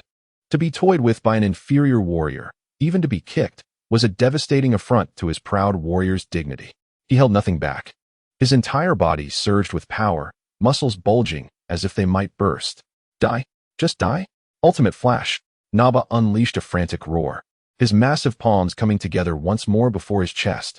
This time, the energy he was gathering far surpassed the previous explosive strikes. Blinding white light mixed with destructive dark red, swirling and compressing violently in his palms. The terrifying energy fluctuations began to warp the very fabric of space, emitting groans of unbearable strain. A sphere of energy nearly a meter in diameter, exuding an aura of despair, was taking shape. This was Naba's trump card. Not good. We must stop him. Tianjin Fan's expression changed dramatically, his three eyes widening. He could sense the destructive power contained within that energy sphere, once unleashed. The entire battlefield would be reduced to rubble. Instantly, he crossed his hands before his forehead, the third eye erupting with dazzling brilliance. Solar Fist. Buzz. A light more blinding than the sun itself erupted in an instant. The unprepared Naba was engulfed in a blazing white glare, losing all sense of sight in an instant. Agonizing pain radiated from his eyes. My eyes. Naba howled in anguish, the energy-gathering motion inevitably interrupted for a brief moment. The ultimate flash energy sphere in his hands trembled violently, becoming exceedingly unstable. Now, Piccolo. Tianjin Fan, fighting against the dizziness induced by the blinding light, shouted sternly. No need for you to say. Piccolo was already poised and ready. The moment the solar fist erupted, his figure appeared like a specter at Naba's side. He raised his right hand, bringing his index and middle fingers together, with a point of deeply intense purple light coalescing at his fingertips. The light radiated a terrifying aura, as if it could pierce and annihilate all. The immense energy compression even caused his fingers to tremble slightly, the surrounding air shrieking as if being torn apart. Magic-piercing light cannon. Piccolo's cold voice echoed like the pronouncement of death. The point of concentrated purple light at his fingertips suddenly exploded forth. It transformed into a slender, refined spiral energy beam, moving at a speed that transcended the limits of thought. The beam whirled, piercing through space with a shriek, targeting the vulnerable rear of Naba, who remained oblivious after being blinded by the intense light. This strike contained all of Piccolo's power and murderous intent at that moment. He vowed to achieve a decisive kill. The deadly purple beam tore through the air, instantly crossing dozens of meters. Naba's massive form writhed in agony within the strong light, completely unaware of the impending death approaching from behind, just as that terrifying spiral beam was about to pierce him entirely. At this critical juncture, a chilling scoff echoed, akin to a frigid wind from the poles. The sound, though not loud, distinctly overshadowed all explosions and roars, emanating an undeniable authority. Vegeta, who had been observing with cold detachment, finally moved. His figure vanished from its original place as if by instantaneous teleportation, not mere high-speed movement, but a true breaking of spatial distance. In the next moment, he appeared behind Naba, directly facing the lethal purple spiral beam. Confronted with the terrifying attack capable of penetrating Naba, Vegeta displayed no emotion. His countenance was marked only by profound indifference. He did not even adopt a defensive posture, but casually raised his right hand, extending his index finger. At the tip, a minuscule yet exquisitely condensed pale purple glow quietly ignited. Then, he gently tapped the incoming purple spiral beam that was tearing through space. A soft sound, akin to a bubble bursting, resonated. Amidst the incredulous gazes of all present, the magical energy cannon, infused with Piccolo's full might and capable of piercing a planet's core, shattered under Vegeta's seemingly nonchalant gesture, akin to fragile glass crashing against an invisible barrier, disintegrating in an instant. There was no explosion, no shockwave, only the haunting void left in the wake of energy forcibly erased by absolute power. Time appeared to freeze at that moment. Piccolo, maintaining the posture of releasing the magical energy cannon, felt his pupils constrict to the size of pinpricks, his face displaying a rare, near-stupefied horror. His ultimate technique had been obliterated by a mere finger. Tien, Krillin, Yamcha, and Dend all stood as if paralyzed, their minds blank, unable to comprehend the reality that upended their understanding. Naba, too, covered his eyes, ceasing his cries, seemingly stunned into forgetting the pain by this sudden turn of events. Sera clenched her fists tightly, her small face ashen. Though she knew Vegeta was formidable, his strength was almost mythic at this level. The bloodstains on Goku's lips had yet to dry, yet his expression was grave. The crimson alert visions flickered wildly. The moment Vegeta acted, he perceived even more. This was not a mere annihilation of energy. The glimmer at Vegeta's fingertip encompassed a terrifying understanding and advanced application of the essence of energy. It was an absolute crushing of realms. Previously, he had managed to maneuver against Naba through anticipation and skill, but before Vegeta, such tactics seemed utterly futile. The true test was only just beginning. Vegeta slowly retracted his finger, the purple glow dissipating. He did not even glance at the still reeling Naba behind him, his cold gaze, sharp as the finest razor, swept across the dazed warriors, finally settling upon Piccolo, a cruel smirk curling at the corner of his lips, reminiscent of a cat toying with a mouse. That Namekian? Vegeta's voice was icily devoid of emotion. Your attack was as laughable as a child's play. His gaze shifted to Goku, imbued with a scrutinizing curiosity, akin to a scientist observing a rare insect exhibiting unusual behavior. As for you, inferior warrior, that evasive maneuver just now was somewhat intriguing. Pray tell, what was it? And that annoying fluctuation emanating from you, what is it? The intangible pressure descended upon every heart like an immense mountain, overwhelming and oppressive. Vegeta merely stood there, casually posing a question that instilled a far greater sense of suffocation and despair than the recent onslaught of fury from Naba. Kakarot's voice trembled uncontrollably as he gazed at Kakarot. Taking a deep breath, Kakarot forcefully suppressed the tumultuous surge of blood and the piercing pain in his mind caused by the exertion of the eye of time and space. He straightened his back, resolutely meeting Vegeta's icy, soul-freezing gaze without flinching. He understood that any hint of cowardice at this moment would hasten the arrival of death. "Want to know?" Kakarot's voice, slightly hoarse from mental exhaustion, resonated with an unsettling calmness. "Then come and see for yourself, Prince of the Saiyans." His tranquil words, amidst the desolation of the barren wasteland, were akin to a stone cast into a deep pool, stirring tumultuous waves. "Arrogance," Naba roared, covering his eyes, though blind to the sight. The provocation in Kakarot's words ignited his fury. The mocking curve on Vegeta's lips vanished, replaced by a chilling coldness, as if he regarded Kakarot as mere lifeless matter. His narrow eyes narrowed slightly, devoid of any sign of anger, emanating an indifference akin to that of a being deciding to crush an ant that dared to offend it. "Very well," Vegeta's voice remained flat and unwavering, yet the temperature around them plummeted. "Since you are so eager for death, I shall oblige." As the last syllable fell, Vegeta's figure blurred like a reflection in water, vanishing from sight. The true nightmare had arrived. Kakarot felt the hairs on his body stand on end. The crimson alert visuals flickered with unprecedented intensity, the piercing alarms threatening to rupture his eardrums. Death. An absolute aura of death locked onto him from all directions. There was no way to discern the source of the impending attack. Quickly, faster than the limits of the eye of time and space could predict. Retreat. He could only retreat. Almost simultaneously with Vegeta's disappearance, Kakarot exploded with all his energy into his legs, his body resembling a spring compressed to its utmost, propelling him backward at the fastest speed of his life. At the same time, he forced the eye of time and space to its limits, not for foresight, but to sense the omnipresent yet elusive lethal intent.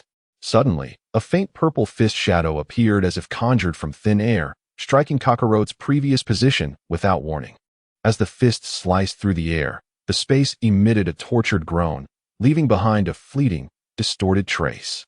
Had Kakarot been a fraction of a second slower, his head would have burst like a ripe watermelon.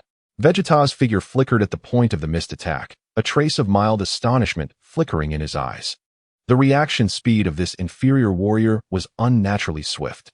It was not merely the intensity of his ki, but a preternatural instinct that seemed to perceive danger in advance. Yet, this fleeting surprise was swiftly replaced by chilling indifference. Escaping once was merely luck. Vegeta's figure vanished once more. Kakarot, like a lone boat amidst a raging tempest, poured all his mental faculties into the utmost evasion. The sense of crisis imparted by the eye of time and space was pushed to its zenith. In each encounter, just before the imminent assault, relying on an instinctual reflex and a body pushed to its limits, he narrowly evades the lethal strikes. Bang! A swift kick grazes the scalp of Kakarot, the force of which leaves a crimson mark upon his forehead. Swoosh! A slicing hand strike cleaves the air, tearing through his battle gear and inflicting a searing pain upon his shoulder. Boom! A powerful knee strike misses, creating a gaping chasm in the ground. Kakarot's figure darts across the wasteland, stopping abruptly and changing direction, leaving behind fleeting afterimages. Each evasion is fraught with peril, dancing on the precipice of death. His mind feels as though it is being scorched, the agonizing pressure from the eye of time and space akin to countless needles stirring within his brain, as blood flows increasingly from his mouth and nose, staining the fabric of his chest. His body groans under the unbearable strain of constant dodging. Vegeta's onslaught is like a relentless pest, omnipresent. His silhouette appears like a specter, each manifestation accompanied by a deadly strike. Although his attacks lack the frenzied intensity of Nappa, they are far more precise and lethal, each aimed directly at a vital point. The disparity in strength is insurmountable. Kakarot harbors no doubts. A mere graze would shatter him to pieces. Dodge. How long can you evade? Vegeta's icy voice resonates as if from the depths of the underworld, laced with an impatience akin to that of a fly incessantly buzzing. His figure vanishes once more. This time, the crimson warning vision suddenly dims, as if interfered by a force far greater. Kakarot's heart races with alarm. Yet, his senses become increasingly clouded. This is bad. A hand clad in deep blue armor seems to penetrate the barriers of space, silently appearing in the path of Kakarot's rapid retreat, fingers splayed, its palm gathering a faintly pulsating violet glow that sends tremors of dread through him. Though small, that luminescence radiates an aura capable of annihilating all. The target is none other than Kakarot's heart. Death looms ever closer. Kakarot's pupils constrict. Every escape route seems sealed. There is nowhere left to hide.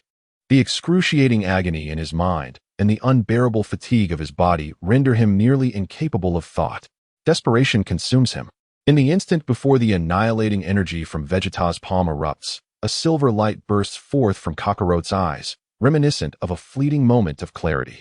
He forsakes the attempt to evade this fatal blow and instead channels all remaining mental strength into the eye of time and space. The target is locked onto the minuscule gap at Vegeta's armored wrist, theoretically the least likely point of attack. Simultaneously, Kakarot's body twists impossibly, the muscles in his right arm tightening like steel, consolidating every ounce of energy, will, rage, and defiance into his right fist. The very air around his fist hums and ripples with the intensity of compressed power. Unleash it, accompanied by a hoarse roar. As if wrenched from the depths of his soul, Kakarot's right fist, propelled by an unwavering resolve and the ferocity of desperation, strikes mercilessly towards the joint of Vegeta's wrist, disregarding the impending eruption of annihilating energy. A desperate gamble for survival. Chapter 70. The struggle in the abyss and the light of hope. Kakarot's fist, infused with an unwavering will of desperation, tore through the air, striking fiercely at the almost imperceptible joint seam beneath the deep blue armor encasing Vegeta's wrist. For the first time, A clear fluctuation appeared on Vegeta's eternally frozen visage, not of shock, but a pure, unrestrained fury and disbelief, akin to a dragon incensed by the audacity of a lowly insect to strike at it. How dare this inferior warrior, a mere bug easily crushed by his hand, retaliate? And against him, no less. This was a vile affront to his princely dignity. Seeking death, Vegeta's cold voice sliced through the atmosphere like a polar wind, instantly freezing the space around him. The murderous intent in his eyes surged, and the faint lavender light of annihilation gathering in his palm did not diminish. Rather, it blazed forth with renewed intensity. He intended to obliterate this ignorant insect, along with its laughable fist, from existence. Yet, in that fleeting moment, as the tension reached its zenith, the silver light erupting from Kakarot's eyes peaked, as if a flash of revelation had illuminated the depths of time and space. The eye of time was pushed to its utmost limits. In his vision, the minuscule seam at Vegeta's wrist armor, which had momentarily opened due to his movement, appeared magnified as if viewed through a high-powered microscope. It revealed that the interior was not composed of indestructible biological tissue. This was the opportunity. In the mere fractions of a second before the lavender light surged from Vegeta's palm, Kakarot's fist, akin to a precision-guided missile, plunged forcefully into that fleeting gap. Boom! A heart-stopping sound echoed, resonating with a deep, visceral impact. Kakarot, concentrating all his strength, will, and temporal foresight, struck decisively at the relatively vulnerable area within Vegeta's wrist joint. Crack! A faint yet distinct sound of fracturing reverberated through the air, a lament of bones or cartilage unable to withstand the immense force. Huh! Vegeta let out a muffled grunt, his face revealing genuine astonishment and a hint of pain for the first time. Though the discomfort was negligible, almost trivial for his formidable physique, the sensation of his wrist joint being forced into a grinding halt, akin to a finely tuned gear jammed by a foreign object, was undeniably real. More critically, this sudden and unforeseen blow disrupted the perfect equilibrium of energy he had been meticulously gathering in his palm. Buzz! The highly compressed lavender light within Vegeta's palm, on the brink of eruption, became wildly unstable due to the unexpected injury to his wrist and the impact of Kakarot's fist. The light flickered violently, warped, and expanded. Boom! The uncontrollable energy erupted prematurely from Vegeta's palm. Although only a minuscule portion failed to redirect toward Kakarot, the explosion's proximity still unleashed a terrifying force. Dazzling violet radiance erupted like a miniature supernova. The violent shockwave, mingling with destructive energy currents, instantly engulfed both Vegeta and Kakarot, who stood perilously close. "Your Highness," Naba, having just regained partial vision and intent on rushing to assist, screamed in horror. "Kakarot, brother!" Sera, Tianjin fan, and Krillin simultaneously gasped in astonishment. At the epicenter of the explosion, a chaotic maelstrom of smoke and energy surged with unrestrained fury. Whoosh! Whoosh! Two figures were propelled backward from the billowing smoke as if struck by a colossal hammer. Vegeta's silhouette traced an elegant arc through the air before landing firmly, his feet carving shallow grooves into the ground. He glanced down at his right hand, where a distinct imprint of a fist marred the deep blue gauntlet on his wrist, surrounded by a web of fine cracks. Through those fissures, his skin beneath appeared red and swollen, with hints of bruising seeping through. Although the injury was trivial enough to be disregarded, the damage to his gauntlet and the throbbing numbness radiating from his wrist pierced his proud heart like a venomous sting. He, the Prince of Saiyans, one of the universe's mightiest warriors, had been injured by a lowly fighter with a power level below 20,000. Despite being merely a superficial flesh wound and a damaged gauntlet, to him, it was a humiliation more unbearable than death. He slowly raised his head, his handsome visage contorted by seething rage, his icy eyes ablaze with a fury capable of incinerating stars. A murderous intent, tenfold, 100-fold more terrifying than before, surged forth, thick and palpable, sweeping across the desolate expanse like a tempest. The earth beneath his feet silently fractured and sank. "You despicable insect!" Vegeta's voice resonated, each syllable deliberate and weighted, akin to a curse emanating from the depths of hell, each word infused with a chilling essence that froze the soul and boundless brutality. He had been thoroughly provoked.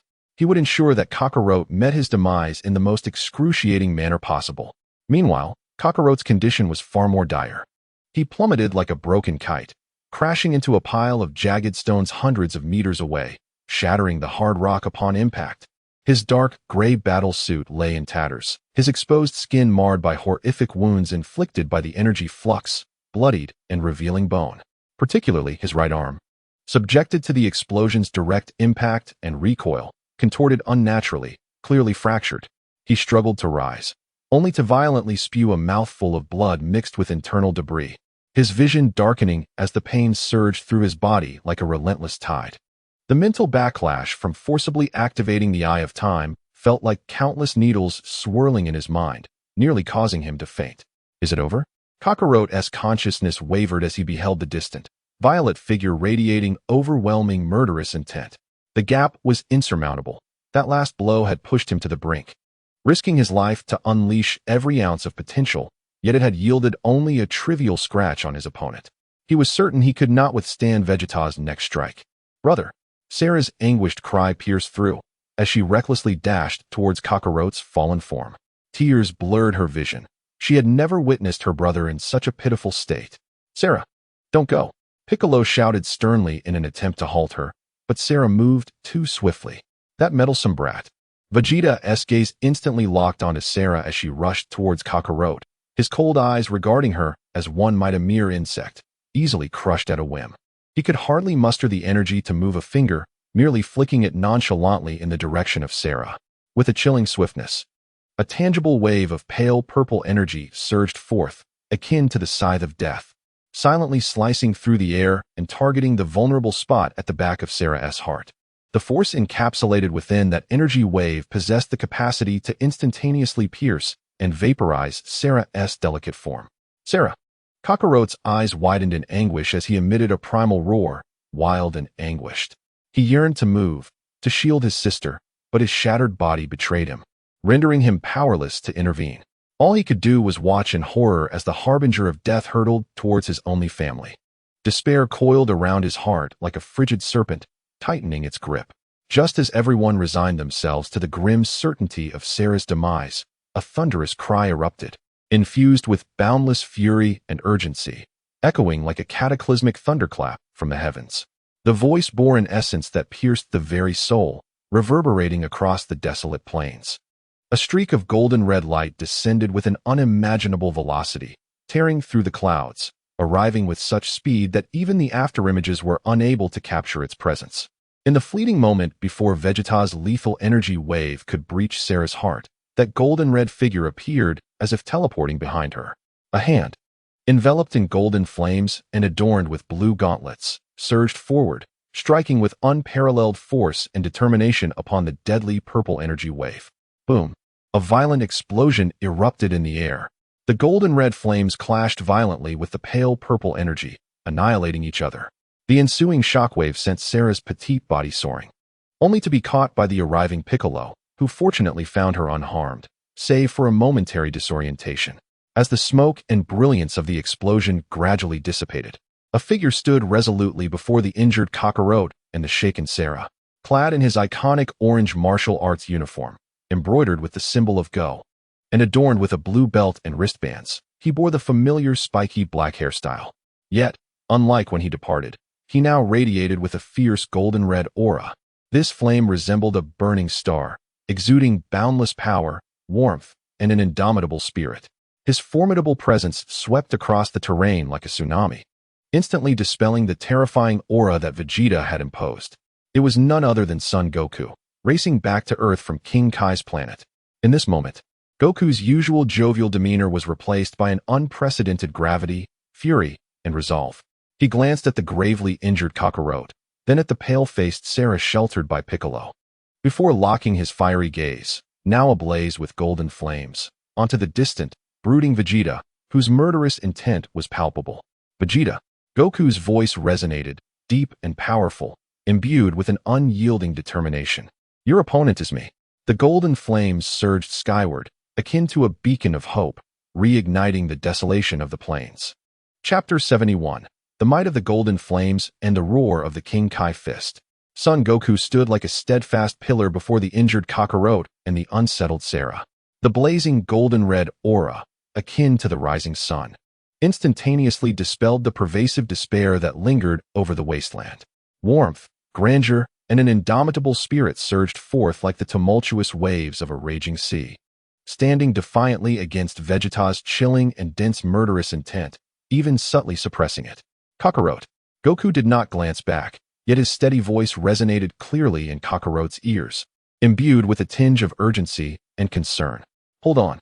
Sensei Piccolo. Humph. In an instant, Piccolo comprehended Goku's intent and unhesitatingly retrieved the last treasured Senzu bean from his possession, swiftly propelling it towards Goku's direction. Without turning his head, Goku deftly caught the Senzu bean with a motion as swift as lightning. Simultaneously, his golden red aura surged dramatically, enveloping the gravely injured Kakarot within its embrace. Like the core of a burning star, the invigorating warmth enveloped Kakarot, momentarily suppressing the ravaging injuries and excruciating pain within him. Brother. Sera struggled in Piccolo's arms, her tear-filled eyes gazing at Kakarot, shrouded in golden light. Eat it.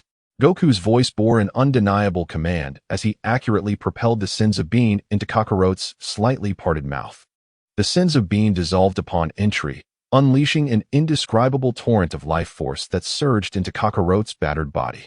Fractured bones snapped and rapidly healed with a crackling sound, while torn muscle fibers smoothed and reconnected as if caressed by an unseen hand. The gaping wounds visibly twitched, closing up, scabbing, and shedding their remnants at an astonishing rate. Even the internal organs scorched by Vegeta's energy turbulence were swiftly mended by this overwhelming vitality. The agonizing mental strain inflicted by the forced activation of the Eye of Time was also significantly alleviated by this gentle yet potent force. In the span of a single breath, Kakarot's horrific injuries had completely healed. He sprang up from the ground, testing his now restored and even more resilient body. His eyes filled with astonishment. Is this the power of the Senzu bean? It's nothing short of a miracle. Thank you, Goku. Kakarot's voice regained its strength, and his gaze sharpened like a blade. He looked towards the golden-red silhouette standing before him, his heart brimming with complex emotions. Is this the aura of the protagonist? Always able to bring hope in the most desperate of times. It's nothing. Goku flashed a grin, though that smile soon faded, his eyes alight with golden flames. Fixated intently on Vegeta in the distance, his fighting spirit rising like a tangible force. Leave the rest to me. Meanwhile, Vegeta's expression of rage and disbelief gradually softened, replaced by an age-old frost. He gently flexed his wrist, the insignificant swelling having vanished under the Saiyans' formidable self-healing abilities. With only the cracked impression of a fist on his armoring bearing witness to his recent humiliation, he gazed at Goku's unprecedented golden-red aura, sensing the powerful and unfamiliar energy fluctuations. His narrow eyes narrowed slightly, and for the first time, a flicker of excitement ignited deep within his cold pupils. Kakarot. Vegeta's voice returned to its previous icy demeanor, but with a hint of amusement. This energy is quite intriguing. It seems you've learned some new tricks from the KO. No wonder Raditz, that fool, fell at your hands. Sun Wukong did not respond to Vegeta's taunts. Instead, he slowly assumed a combat stance and spoke in a deep voice. Vegeta, did you bring that Nappa to Earth for the Dragon Balls, or for vengeance? Humph, Dragon Balls. Vengeance. Vegeta scoffed, as if he had heard the most absurd joke, his eyes filled with disdain for lower beings. Such trivialities were merely a diversion for him. I have come to ascertain a matter and to dispose of you bothersome trash. It appears that you, a lowly warrior emerging from a heap of refuse, have provided me with a minor surprise. However, Vegeta's tone shifted, a cruel and expectant smile curling at the corners of his mouth. This is all there is to it. Let me see what the King Kai has taught you. I hope you do not disappoint me. As the last word fell, Vegeta's figure vanished in an instant. Be careful. Kakarot's pupils constricted, his crimson warning vision instinctively igniting once more. Though his mental trauma had been largely mended by the Senzu beans, forcing his body still brought waves of agony. He could only catch a fleeting glimpse of a vague purple afterimage. A golden flame erupted in Sun Wukong's eyes. The moment Vegeta disappeared, his body sprang into action. Unlike Kakarot's elusive dodging, he advanced with a bold and unyielding ferocity. Boom. The two fists collided in midair with no embellishments. The golden-red aura clashed violently with the pale purple energy. A visible shockwave erupted, rippling outward like a stone cast into water. The ground beneath them shattered like tofu, upheaving. The ferocious gusts sent debris flying like bullets. Thud, thud, thud. Sun Wukong's body was thrust backward, taking 3 heavy steps, each leaving deep impressions in the ground as the golden-red aura fluctuated violently. Meanwhile, Vegeta's form materialized at the point of impact, unmoving, a smirk of contempt gracing his features. "Is this all you have, Kakarot?" Vegeta flicked his fist, as if swatting away a mere fly. It seemed the King Kai was not all that impressive after all. Heh, Sun Wukong steadied himself, shaking off the tingling in his arms. Far from feeling disheartened, the fighting spirit in his eyes blazed even more fiercely.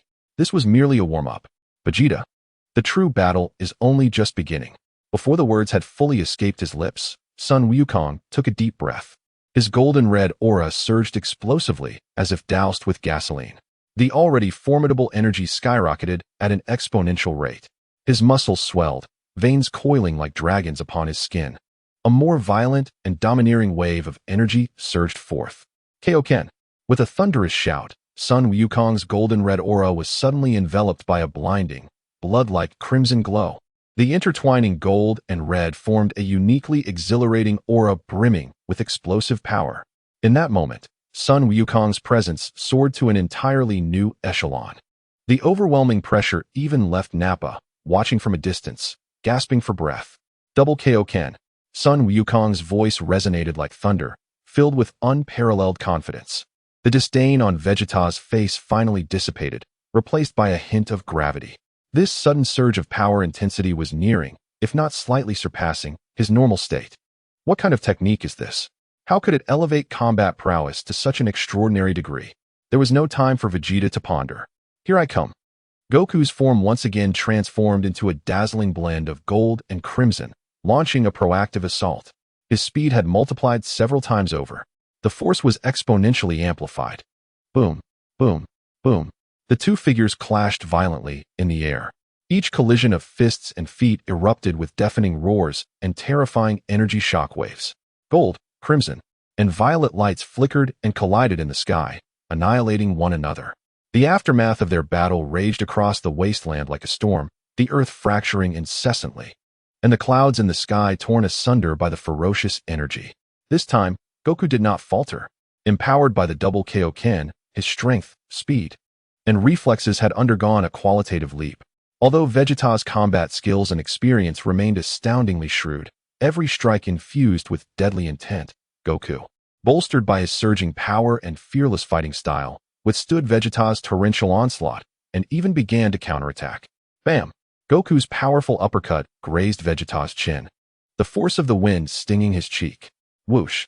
Vegeta's swift knife hand was deflected by Goku's forearm, producing a sound akin to metal clashing. Boom! Their simultaneous kicks collided midair, resulting in a violent explosion, both being sent reeling. The battle escalated to a fever pitch. The two figures moved at blinding speeds, colliding with one another, their motions too swift for the naked eye to perceive. All that could be seen were the flickering bursts of gold, crimson, and violet. The terrifying aftermath of their conflict made the entire wasteland groan. Is this truly Goku's real power? Krillin watched, dumbfounded, his jaw nearly dropping to the ground. Incredible, Yamcha murmured, his heart filled with shock and a tinge of bitterness.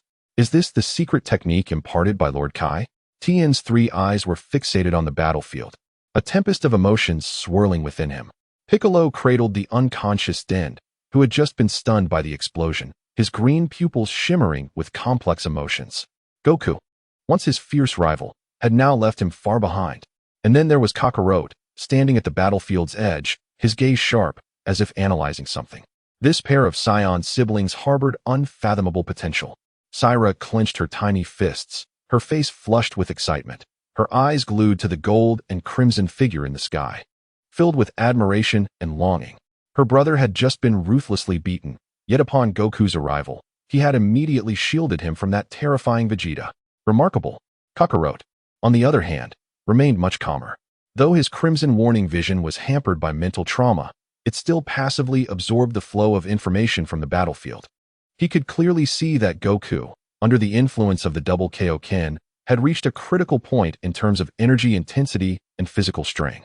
Vegeta, though momentarily subdued, still emanated a steady aura, clearly not yet exerting his full strength. He was testing, adapting to the rhythm of the Kaioken. Goku couldn't hold out for long. Goku, be wary of his tail. Suddenly, Kakarot's voice rang out sharply, a warning echoing through the crimson alert vision. In that moment, he discerned that after a seemingly ordinary evasion, Vegeta's tail, coiled around his waist, was gathering an almost imperceptible yet exceedingly perilous violet energy. This was a unique Scion tail attack, imbued with formidable power and a paralyzing effect. A sense of foreboding surged within Son Goku. Almost simultaneously with Kakarot's exclamation, he executed a swift side kick. Crack! With tremendous force, his foot landed with pinpoint accuracy on the base of Vegeta's tail, which had struck with the stealth of a venomous serpent. The massive force sent Vegeta's tail reeling. TCH. A flicker of irritation flashed in Vegeta's eyes as he shot Kakarot a furious glare. This damned little insect possessed an unexpectedly keen perception, always thwarting his schemes. Thank you, Kakarot. Son Goku laughed heartily, intensifying his offensive. The golden red aura blazed with greater fervor. Humph, clever little one. Vegeta scoffed, his eyes gleaming with cold light. Kakarot, the warm-up is over. Let me show you what true power really is. Before his words faded, the pale violet aura surrounding Vegeta surged dramatically. An evil presence, far more terrifying and profound, erupted forth as if an abyssal beast had awakened. The ground beneath him silently fractured and sank. The air emitted a mournful cry under the unbearable weight. What? Son Goku's expression shifted. Vegeta's energy could still escalate, and by such a vast margin. Kneel before me. Vegeta's icy decree resounded across the battlefield. Chapter 72. The Roar of the Great Ape and the Return of the Berserker Boom. The deep violet energy emanating from Vegeta erupted like a volcano dormant for millennia. The violent shockwave instantly sent Son Goku, who had just charged forward, hurtling away. The golden red aura of the Kaioken fluctuated violently, akin to a candle flickering in the wind. Son Goku tumbled through the air, managing to stabilize himself only after several rotations, landing on the ground and retreating in rapid succession, each step shattering large boulders. His face was a mask of incredulity. The power Vegeta now displayed had completely surpassed even the double strength of the Kaioken. The palpable pressure was so immense that it made breathing laborious. How is this possible? Krillin gasped in disbelief, his face as pale as parchment. Tien's 3 eyes widened, beads of cold sweat forming on his brow. Yamcha's legs turned to jelly, nearly causing him to falter. Piccolo, holding Dend, wore an expression of grave concern on his green visage. This power had reached a level of despair. Seela's small face turned ashen, instinctively grasping Kakarot's arm, her voice trembling with fear. Brother, how could he? Kakarot clasped his sister's icy hand in his gaze as grave as unyielding ice. The crimson alert vision flashed wildly, transmitting signals of imminent danger. Vegeta's energy had at least doubled. This was no ordinary enhancement in combat prowess. Was it some sort of secret technique? Or had he been concealing his strength all along? Did you see that, Kakarot? Vegeta hovered in midair, enveloped by a viscous, deep purple aura that resembled liquid, akin to a deity of chaos descending from the heavens. Casting a condescending gaze upon Son Goku, his voice was frigid and imbued with absolute confidence. This was the true power of the Scion Prince. Your meager enhancement, before me, is but a flickering firefly. Now, kneel and submit to me. Perhaps I might consider granting you a swift demise. Spitting out a mouthful of blood, Goku wiped the crimson stain from the corner of his mouth, the flames of determination in his eyes not only unextinguished, but burning even more fiercely. He straightened his back, the golden red aura surging once more. Though suppressed by Vegeta's purple flames, it continued to blaze defiantly. Dream on, Vegeta. Goku's voice roared like an injured lion. You want me to concede? Only in death. Kaioken times 3. Boom. Goku's body trembled violently. The scarlet light enveloping his golden red aura surged immensely, deepening in hue and viscosity, akin to boiling magma. His muscles swelled again, the strain causing beads of blood to seep from his skin. His bones groaned under the unbearable weight. A more ferocious and domineering wave of energy erupted, forcefully pushing back the oppressive aura Vegeta had imposed. Times 3. Vegeta's pupils constricted slightly, a flicker of genuine astonishment and greed flashing in his eyes. This secret technique of forcibly amplifying power was unheard of, if he could acquire it. How intriguing. Kakarot, your secrets shall be mine. Then come and take it. Goku bellowed, transforming once more into a comet of intertwined gold and red, charging toward Vegeta with even greater speed and ferocity. The air behind him was torn asunder, producing a piercing shriek. Overreaching, Vegeta scoffed, his figure vanishing instantaneously. The next moment, he appeared at Goku's flank, his fist shrouded in deep purple flames, carrying the weight of annihilation, striking fiercely at Goku's ribs. Bang! A more intense clash erupted. Golden red and deep purple energy clashed violently, obliterating each other. This time, Goku was not sent flying, but the tremendous force skewed his body, causing him to spit blood. Vegeta, seizing the advantage, unleashed a relentless barrage of punches and kicks. Each strike contained the terrifying power to shatter mountains. Boom, boom, boom, boom. Empowered by the Kaioken ×3, Goku gritted his teeth and endured. Relying on his extraordinary combat instincts and bravery, he barely withstood Vegeta's onslaught. Yet it was evident he was at a significant disadvantage. Each block left his arms numb, his vitality surging tumultuously. His wounds multiplied, the golden red aura struggling amidst the deep purple tide, akin to a fragile boat on tempestuous waves, on the verge of capsizing. Mr. Goku. Sera's heart tightened at the sight. This cannot continue. Kakarot's gaze sharpened like an eagle, his mind racing. The Scarlet Premonition passively captured the trajectory of Vegeta's attacks, though unable to predict entirely. He astutely discerned a pattern. Though Vegeta's assault was ferocious, there appeared to be an almost imperceptible instinctive defensive maneuver at the base of his tail, where he had previously been struck. Although hardly noticeable, it revealed a vulnerability under Kakarot's focused scrutiny. Goku, strike at the base of his tail. The spot where I just kicked him. That is his weakness. Kakarot bellowed through the cacophony of the fierce battle. You're courting death. Vegeta's furious voice erupted. Kakarot's repeated emphasis on his weakness ignited a murderous rage within him. With a sudden, powerful punch, he forced Son Goku back, swiftly turning his body to unleash a meticulously concentrated deep purple energy wave, shooting towards Kakarot like a venomous serpent, astonishingly swift. Brother! Sera cried out in alarm. Kakarot's pupils constricted.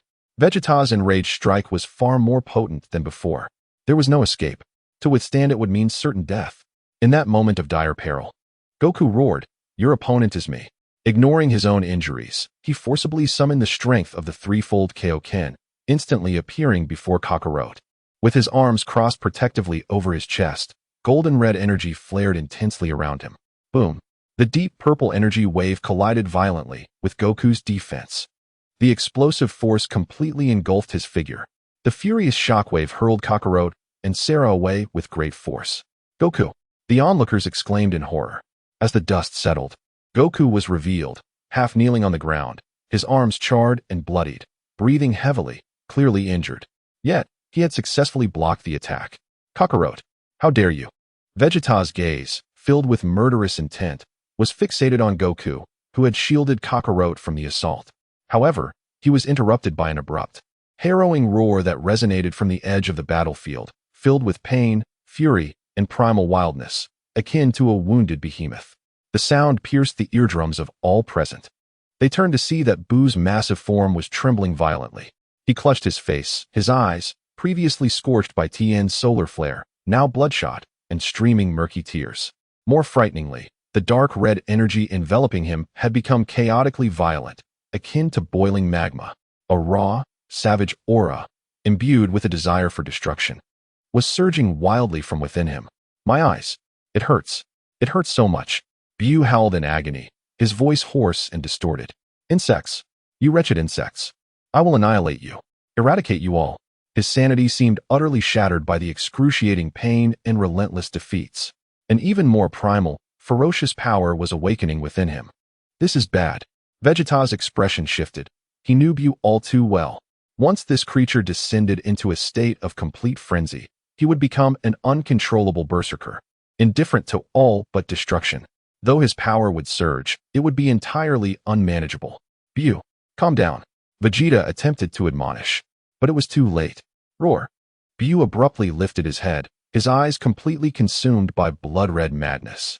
He no longer heeded Vegeta's commands, fixating on his closest target, Yamcha, who had just been hurled into the air by the explosive shockwave and was struggling to rise. Death. The immense form of Nappa transformed into a dark crimson whirlwind of destruction, exuding an overwhelming sense of oppression and pure malice. Surging towards the terrified Yamcha with an unprecedented swiftness. His gigantic hand opened wide, resembling the claw of a demon, ready to strike down with brutal force. The power contained within this blow was more terrifying than ever before. Yamcha stood no chance of withstanding it. Yamcha, Krillin's eyes widened in horror. Tien wished to rescue him, but the distance was too great. Piccolo held on to Dend, unable to assist. Goku remained incapacitated from his injuries. Just as it seemed Yamcha would be torn to shreds by Nappa. Get away. A cold, piercing voice rang out. A white figure, like lightning, darted into the battlefield. It was Sera. Unbeknownst to anyone, she had positioned herself in front of Yamcha. The petite girl appeared diminutive beneath Nappa's enormous shadow. Yet her eyes held no trace of fear, only a fierce wrath, rooted deep within her scion bloodline. Her brother had nearly been killed. Mr. Goku had been injured while protecting them. This hideous bald man was still rampaging. You shall not harm my friends. Sera's voice, though tinged with youthful sharpness, carried an extraordinary intensity. She forcefully brought her palms together before her chest. Instantly, her entire energy surged to its utmost limit. A pure white aura was compressed in her palms, coalescing into a violently spinning energy wheel, radiating formidable cutting power. Spirit Slash. With a clear and ringing cry, the white energy wheel, embodying all her strength and fury, shot forth like a grim reaper-esque saw, accompanied by a piercing hum and a shrill scream that tore through the air, aiming directly at Nappa's colossal wrist as he reached for Yamcha. Chapter 73. Blade of the Ape and the Prince's Fury. The Spirit Slash, flung by Sera, sliced through the night sky like a flash of white lightning. Though its size was far from that of Goku or Vegeta's energy blasts, the energy it contained was highly concentrated, with its spinning edges exuding a disquieting cutting aura. This was the signature technique that had brought Krillin fame, and now, wielded by the furious Sera, it possessed a remarkable might. Though Nappa had succumbed to fury, his beastly instincts sensed the lethal threat posed by the white energy wheel. His massive claw instinctively retracted to block. However, the Spirit Slash was far too swift. Its rotating, cutting nature granted it the penetrating ability to bypass certain defenses. Slish, a sound that sent shivers down the spine, akin to a hot knife slicing through butter, echoed. The highly condensed, spinning white energy wheel effortlessly pierced through Nappa's robust wrist, which was enveloped in dark crimson energy. Time seemed to freeze for an instant. The next moment, splurt, dark green, viscous blood, reminiscent of oil, erupted like a fountain. A massive hand, rough-skinned with sharp claws, along with a portion of the arm, was severed at the wrist by Sera's all-out Spirit Slash. The cut was as smooth as a mirror. Roar. A resounding wail erupted from Nappa, akin to the anguished cries of hellish fiends. The excruciating pain engulfed his remaining frenzied consciousness like a tsunami. His massive form staggered backward, blood gushing from his severed wrist like a cascading waterfall, staining the ground beneath him a deep emerald hue. The heart-wrenching agony jolted him into stark awareness. His blood-red eyes fixated on the bare, severed end of his wrist, filled with disbelief and profound suffering. My hand. My hand. Nappa's voice twisted and contorted in agony, imbued with despair and madness. Well done, Sera? Yamcha slumped to the ground, gazing at the petite yet remarkably upright silhouette of the girl standing before him. The overwhelming impact of survival left his voice trembling, his eyes brimming with gratitude and trepidation. Had it not been for Sera, he would have perished moments ago. Sera! Krillin exclaimed, a mixture of astonishment and joy coursing through him, not expecting the young girl to exhibit such decisiveness and strength in a critical moment. A glimmer of admiration flickered in the eyes of Tien Shinhan and Piccolo. This Saiyan girl possessed astonishing potential. The timing and power of her recent Keyblade slash were executed with impeccable precision. Carrot observed his sister's silhouette, feeling both proud and anxious. He was gratified by her growth and courage, yet apprehensive that she had thoroughly provoked a Scion warrior consumed by madness and excruciating pain. You little wretch, I shall tear you to shreds. Bit by bit, Nappa had completely lost his sanity. The torment of his severed wrist and the humiliation had obliterated all reason, leaving only a frenzied desire for destruction. with his remaining left hand. He violently condensed a swirling sphere of dark crimson energy, now targeting none other than Sera, the one who had severed his wrist. The power contained within that energy sphere far surpassed his previous explosive assault. He aimed to annihilate Sera along with everything around her. "Sera, get away," Carrot shouted with urgency, his body erupting into motion as he raced toward his sister. "You're courting death." Piccolo also sprang into action, handing the unconscious Gyoza to Krillin beside him, his figure darting toward Naba like a specter. However, Naba's vengeful strike was too swift. The ferocious energy sphere, accompanied by a shriek of devastation, hurtled toward Sera in an instant. Having just executed her Keyblade slash, Sera found her energy somewhat disordered. Faced with this imminent attack of annihilation, there was no time to evade entirely. She could only grit her teeth and concentrate the remaining energy before her, attempting to form a defense. At that critical juncture, "Stop!" A roar as thunderous as the heavens reverberated. It was Goku. He had risen, though his arms remained charred and blood flowed from the corner of his mouth. Yet the golden flames in his eyes burned even more fiercely. An aura, far exceeding the power of a threefold Kaioken, surged forth from him, sending shivers through the very fabric of existence, like a dormant volcano erupting within. The golden red flames enveloping his body thickened, the crimson glow becoming as viscous as coagulated blood. The color deepened, the range expanded, even hinting at a disquieting dark red hue. Fourfold Kaioken, with Goku's roar, seemingly emanating from the depths of his soul. He forcefully transcended the limits of his body. His muscles strained under the overwhelming power, emitting a sound of impending rupture, capillaries bursting en masse, instantly transforming him into a figure drenched in blood. Yet, he remained undeterred. The silhouette transformed into a dark red streak, tearing through the fabric of space, arriving just in time. Before Sela, at the moment the destructive energy sphere was about to engulf her, Sun Wukong descended like a celestial deity. He chose not the path of defense, but a more direct and domineering approach. The Kamehameha wave, with palms pressed together at his side. He concentrated all the power of the quadruple Kaioken into an unprecedented blue and white energy sphere that formed instantaneously.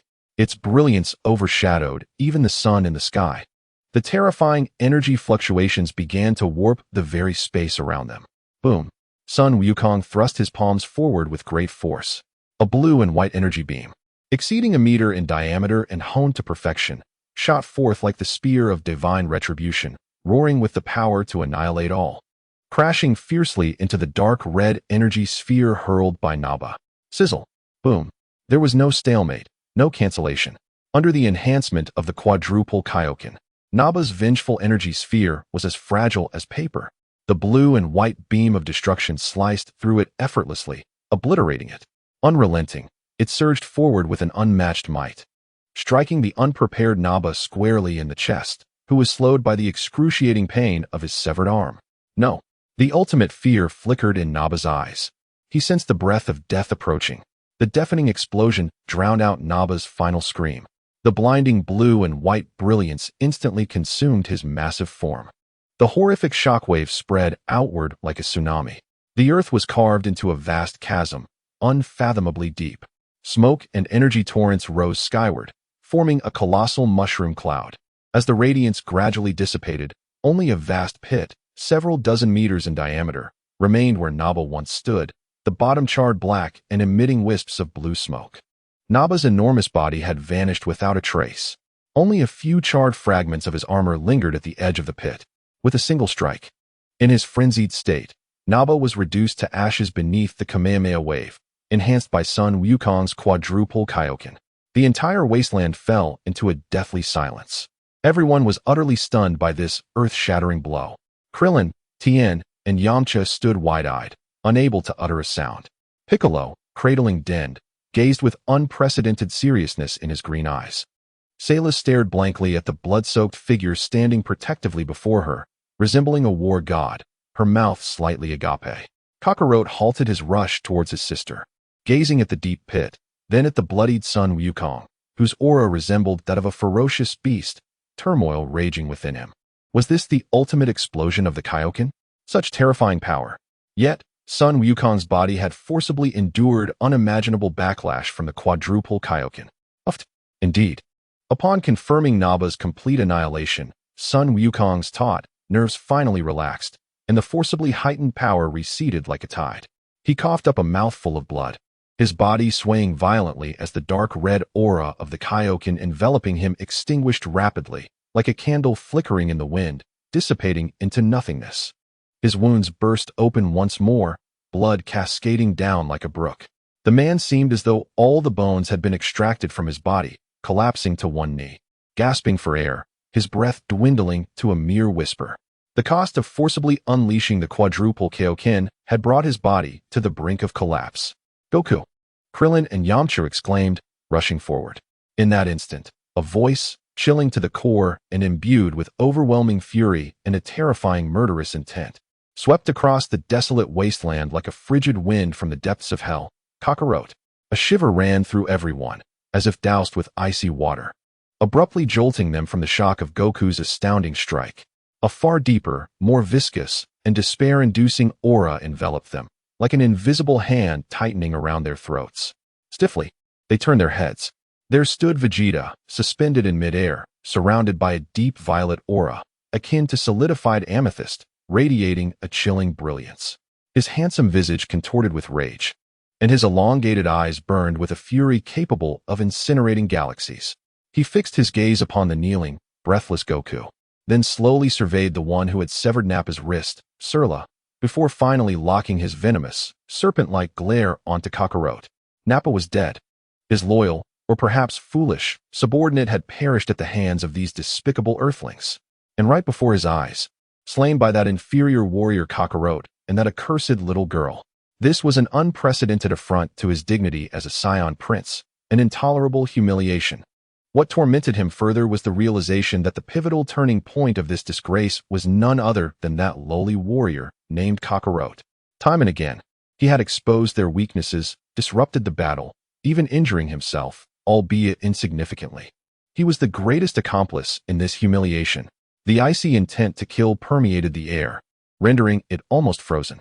Vegeta slowly raised his hand, palm directed towards the weakened Goku, as Krillin and Yamcha stood protectively in front of him, along with the dumpling holding Piccolo, and the siblings Kakarot and Sera. You all must perish. Vegeta's voice was like the grinding of ancient ice, each word imbued with a chilling essence capable of freezing souls and boundless cruelty. Chapter 74. The Moonlight Catastrophe and the Choice of Despair. The deep violet light coalescing in Vegeta's palm was no ordinary energy wave.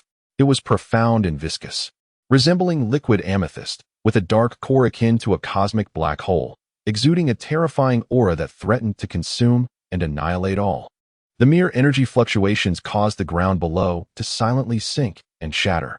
The air was drawn dry, emitting a piercing shriek. Not good. Scatter. Piccolo bellowed, clutching the dumpling as he prepared to launch into the sky. Protect Goku. Krillin and Yamcha reacted swiftly, one on each side, lifting the nearly incapacitated Goku in an attempt to escape. Sera's face turned pale, instinctively hiding behind Kakarot. Kakarot's pupils constricted to pinpricks. The crimson warning vision flashed wildly with the most blinding signals of death. Vegeta's strike was all-encompassing. Its range was immense. The speed was beyond imagination. With the severely injured Sun Wukong, evasion was simply impossible. Attempting to scatter would only result in being picked off one by one. It was a certain death blow. What to do? Stand firm?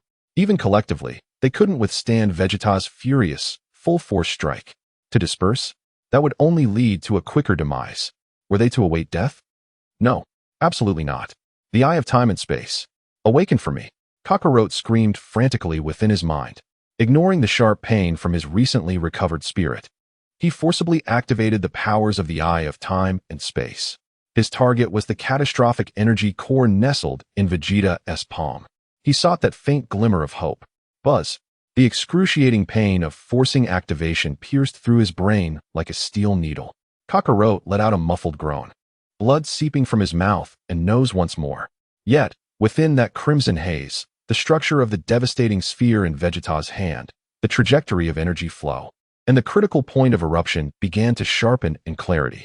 He noticed that at the core of the sphere, the energy was not in absolute equilibrium. There existed an exceedingly minute, fleeting weak point in the energy vortex. An opportunity. Only one. Piccolo, Krillin, Yamcha, pour all your energy into me. Kakarot abruptly turned, shouting at the few who were preparing to scatter and flee, his voice hoarse and distorted by the mental agony, yet imbued with an undeniable resolve. Sela, prepare the Kamehameha. Target, Vegeta's palm. Follow my command. What? Krillin and Yamcha were momentarily stunned. Piccolo's green pupils constricted sharply. Give energy to Kakarot. What was this Scion planning? To withstand Vegeta's attack? It was sheer suicide. Brother. Sela, though unclear, immediately assumed the pose to unleash the Kamehameha, fueled by her absolute trust in her brother. There was no time for explanations. Trust me. Quickly. Kakarot roared, his eyes flickering with a silvery light, intensely fixated on the energy core within Vegeta's palm. His mind sharpened to the utmost. He was betting on Vegeta's pride, betting that Vegeta would not easily alter his attack target, betting on that fleeting weak point. Give it to him. Piccolo hesitated for less than half a second before making his decision. He abruptly tossed the unconscious Den to the side, placing both hands firmly on Kakarot's back. Pure, powerful energy surged into Kakarot's body like a flood bursting through a dam. Seeing this, Krillin and Yamcha, though filled with doubt, understood this was their only hope. Without hesitation, they pressed their palms against Kakarot, unreservedly channeling their energy into him. Boom! The three formidable energies, Piccolo, Krillin, Yamcha, combined with Kakarot's own surged within him, wildly converging and merging. The ferocious energy rampaged through his meridians like a runaway stallion, nearly threatening to rupture his body. Pain engulfed him, but Kakarot gritted his teeth, forcibly guiding this immense, chaotic energy, compressing and coalescing it in accordance with the trajectory captured by the eye of time and space, focusing it into his palms. Between his hands, a highly unstable sphere of chaotic energy, shimmering with blue, white, and green hues, was rapidly taking shape. The surface of the energy sphere crackled with electric serpents, emitting a piercing crackle, as if it could explode at any moment. Humph! A desperate struggle. Vegeta gazed down at the multitude below, gathering their energy around Kakarot, a cruel smirk curling upon his lips. What significance did their amassed power hold? A mere congregation of ants remains as ants. In the face of absolute strength, all struggles are in vain. The sphere of destruction nestled in his palm had reached its zenith. Vanish, you worthless beings. Like cannon. Vegeta's icy voice resonated like a death knell. The profound, viscous purple sphere of destruction in his grasp erupted with a blinding radiance that pierced the heavens. A terrifying purple energy beam, exceeding 3 meters in diameter and exuding an aura of annihilation, surged forth like the spear of judgment, tearing through space, roaring towards the gathered masses below with a promise of utter destruction. Wherever the beam passed, the very fabric of space revealed black fissures, as if it had been rent asunder. Death. True death has arrived. At the very moment the world-ending beam was poised to engulf the crowd, it was now or never. Sela, target. 3 inches to the lower left of the core of the sphere in his palm. With all her might, Kakarot's eyes blazed with a silvery light as he let out a hoarse roar. Received. Sela hesitated not for an instant. With all her accumulated strength, she thrust her palms forward. A concentrated, white energy wave, embodying the entirety of the girl's power, surged forth like an arrow released from its bow, precisely aimed at the minuscule weak point of the purple sphere's core, 3 inches to the lower left, as indicated by Kakarot. It was there that Kakarot, with the eye of time and space, had discerned the vulnerable whirlpool of energy.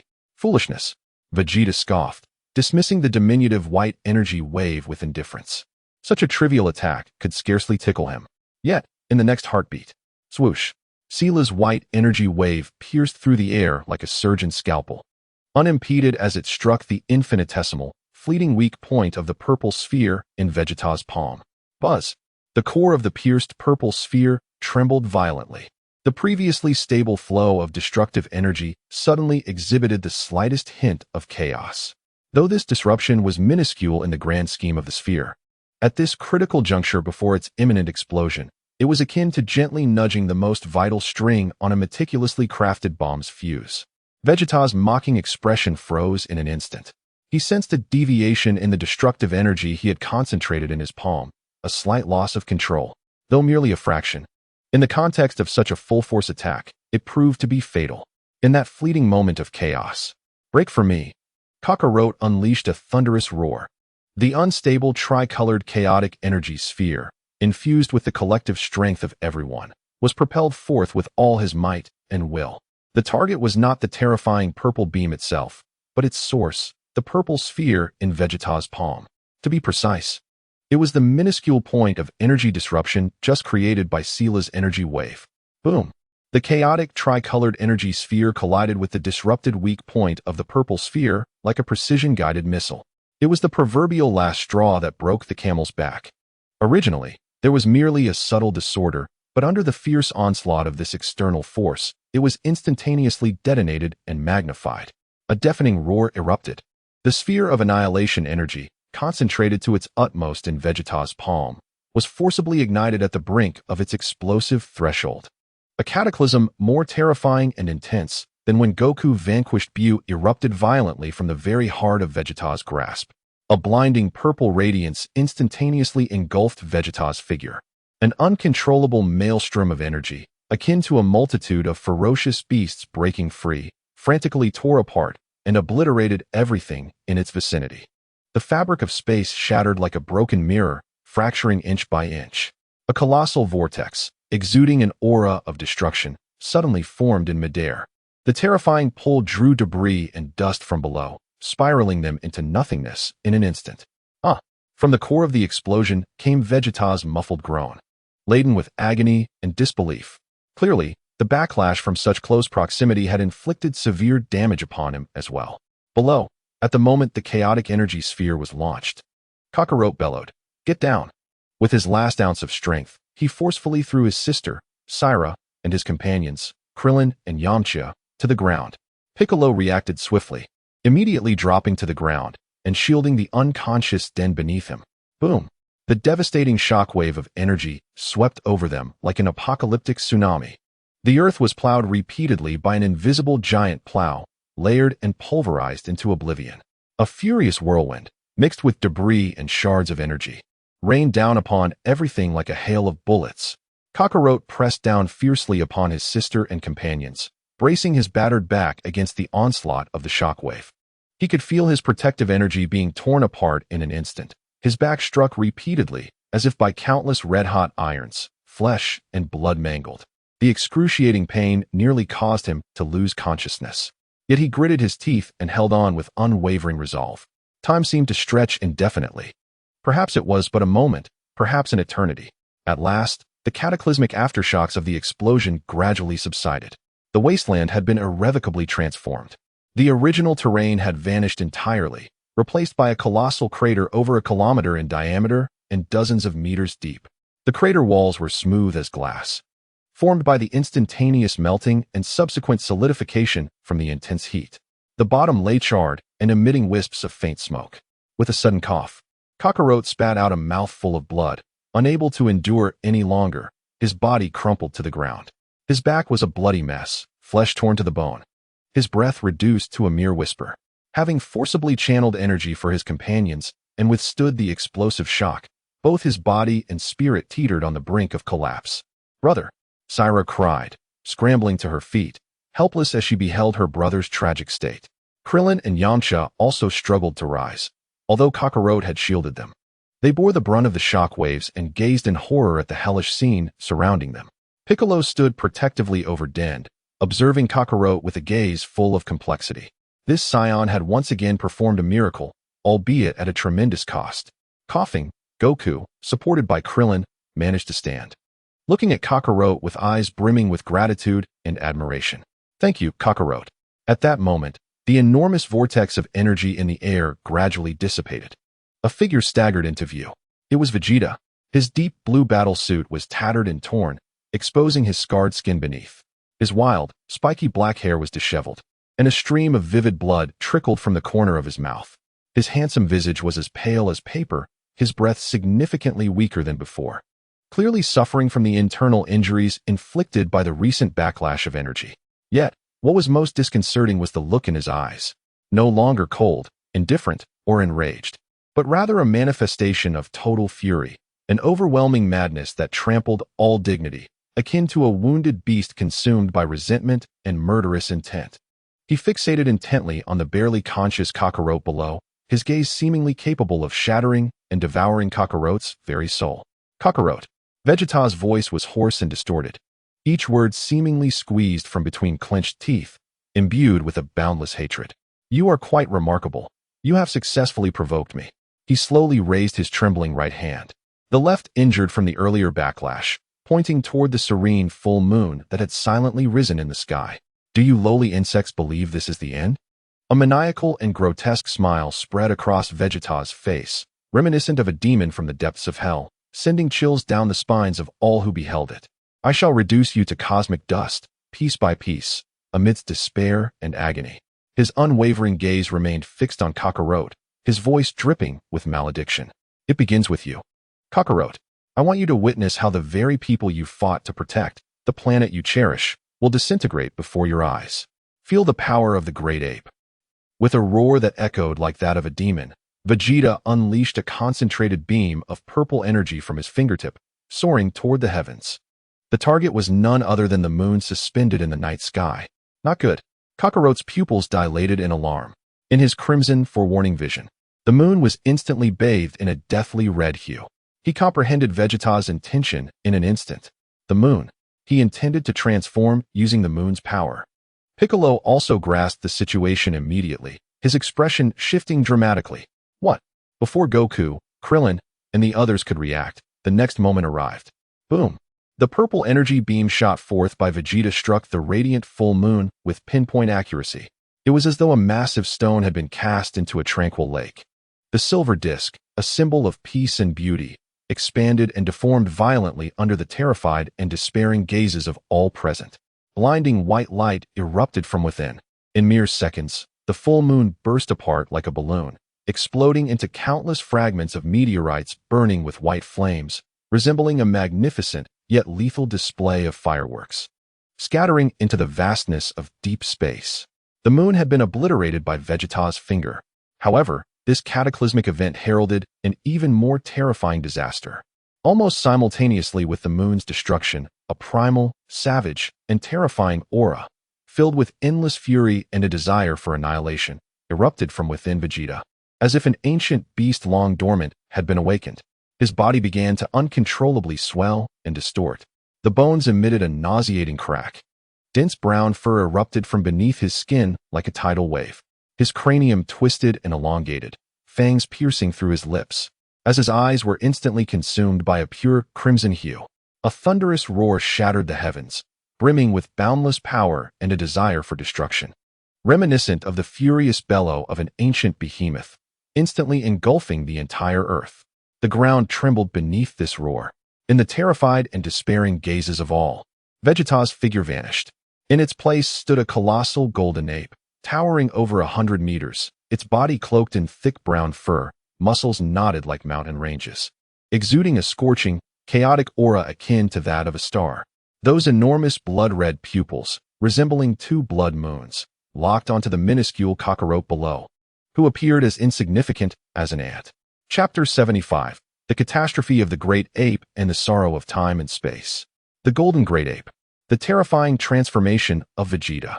That towering figure, akin to a moving mountain, cast a shadow that completely enveloped the vast crater where Kakarot and his companions stood. The thick brown fur stood erect, resembling flames, under the violent surge of its aura. Muscles as solid as rock contained a terrifying power capable of rending the very stars. Most chilling of all were those eyes, the size of basins, resembling two blood moons, devoid of any trace of Vegeta's reason, embodying the most primal and pure desire for destruction and brutality. A deafening roar erupted once more. It was as if millions of thunderclaps resonated simultaneously in one's ears. The ferocious sound waves, coupled with a tangible force, brutally assailed everyone present. The weakest, Yamcha, and the unconscious Kaioshin bore the brunt, as if struck by a heavy hammer. Spewing blood and being violently thrown aside, crashing against the charred walls of the crater, their fates uncertain. Krillin and Tien were tossed about like leaves in a tempest, desperately clinging to the rocky crevices of the ground to avoid being swept away, but blood streamed from their ears and noses. Piccolo and Goku struggled to remain upright, their faces pale with dread. Goku's already injured body faltered further, on the brink of collapse. Kakarot fought to rise, but the horrific wounds on his back and the severe depletion of his spirit rendered even the slightest movement an insurmountable challenge. He could only gaze upward at the terrifying behemoth that obscured the sky, staring into the blood-red eyes filled with the intent of annihilation. The icy grip of death seized his heart, a chasm of disparity, an insurmountable gulf. In the face of absolute power, all techniques and foresight appeared utterly futile and laughable. The golden great ape emitted a muffled, thunderous cadence, reminiscent of Vegeta's voice, now laden with hatred. Though most of his reason had faded, the profound loathing and murderous intent towards Kakarot had become the core directive of his great ape form. The massive, fur-covered paw slowly lifted, resembling a pillar of heaven. Merely the act of raising it conjured a terrifying whirlwind. Beneath his feet lay the gravely injured Kakarot, unable to move. He intended to crush Kakarot and this very earth into dust with a single step. "Brother!" Sera cried out in heart-wrenching despair, desperately attempting to rush forward, yet was firmly held back by the violent gusts of wind, rendering her immobile. "Kakarot!" Krillin's eyes widened with fury. "Damn it!" Piccolo roared, gathering energy into a powerful wave.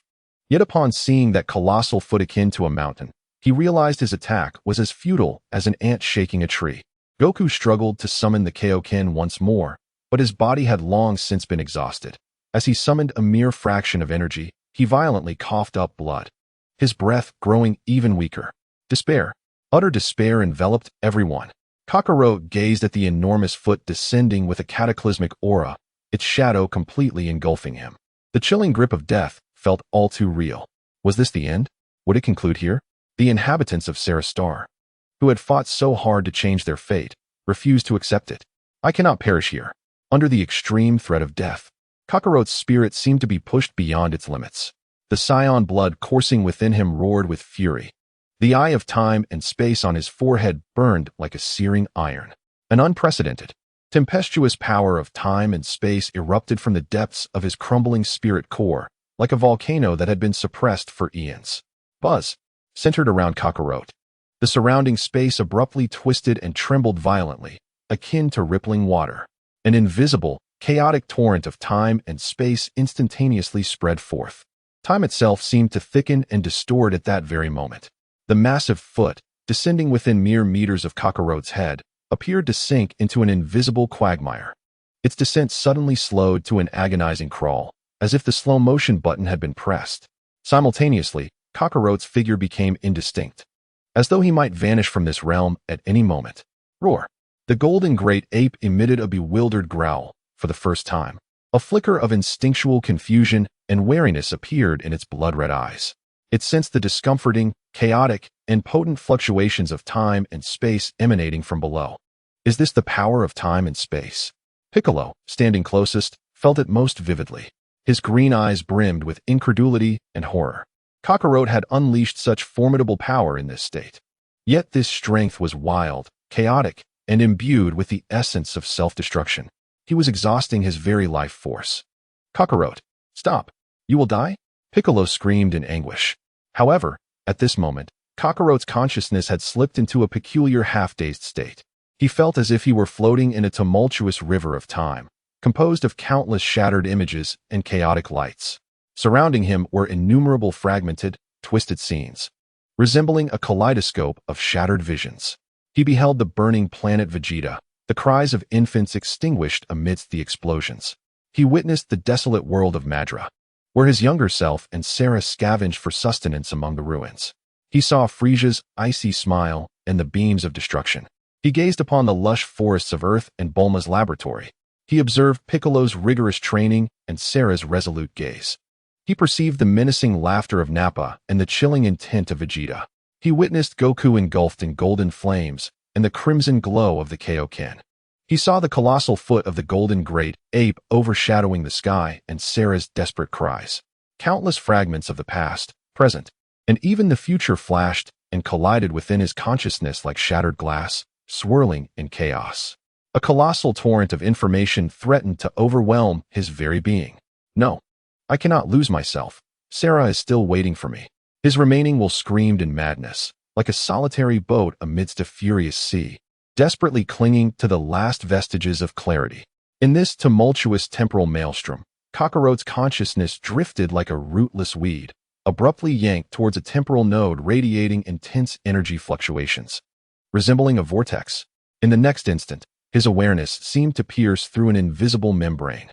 The scene before him suddenly crystallized. He found himself suspended in an utterly desolate void. Surrounding him were countless massive, twisted metallic remnants, akin to an endless steel graveyard. A chilling silence and a suffocating aura of despair permeated every corner. Is this the drifting graveyard? No, that cannot be right. The debris here bears an older, more fragmented style, and the suffocating aura is far more potent.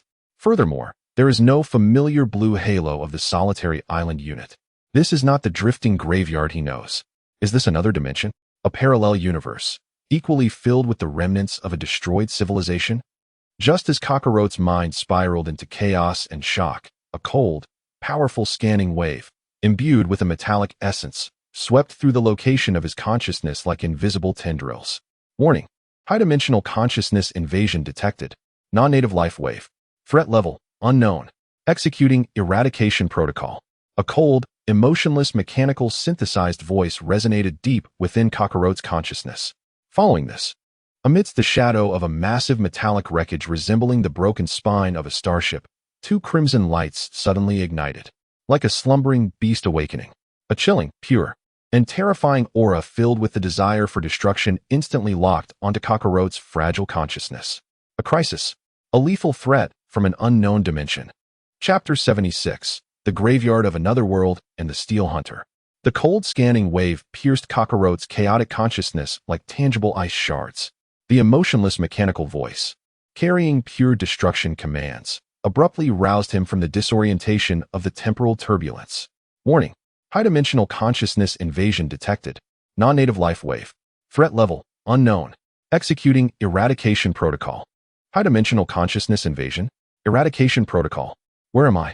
What is this chilling voice? The remnants of Carrot's consciousness trembled violently, akin to a flickering candle in the wind. He gazed towards the source of the scanning waves, deep within the shadow of a colossal metallic wreckage, resembling the fractured spine of a starship. Suddenly, 2 points of crimson light ignited, as if the abyssal demon had opened its eyes. These lights were not the pupils of a living being, but rather cold energy sensors emanating a lethal red glow. Following this, a massive and menacing silhouette gradually emerged from the shadows, an entity of pure metal designed for slaughter. Towering over 10 meters, it presented a streamlined form, adorned with sharp, angular dark gray armor. Its main body resembled an inverted giant metal spider, supported by 4 robust mechanical legs encased in heavy armor, each ending in enormous alloy claws firmly gripping the metallic debris below. Above the body, instead of a head, there existed a hemispherical sensor platform capable of rotating 360 degrees, embedded with dozens of energy sensors and scanning arrays of varying sizes, all radiating an icy red light. The deadly scanning waves and the crimson gaze originated from this very platform. Most disquieting were the 2 enormous mechanical arms extending from the front of its body, akin to the scythes of a mantis. The edges of these arms shimmered with high-frequency, oscillating energy, exuding an aura sharp enough to slice through space itself. On either side of the main body, several thick cannon barrels protruded, their dark muzzles faintly gathering dangerous energy.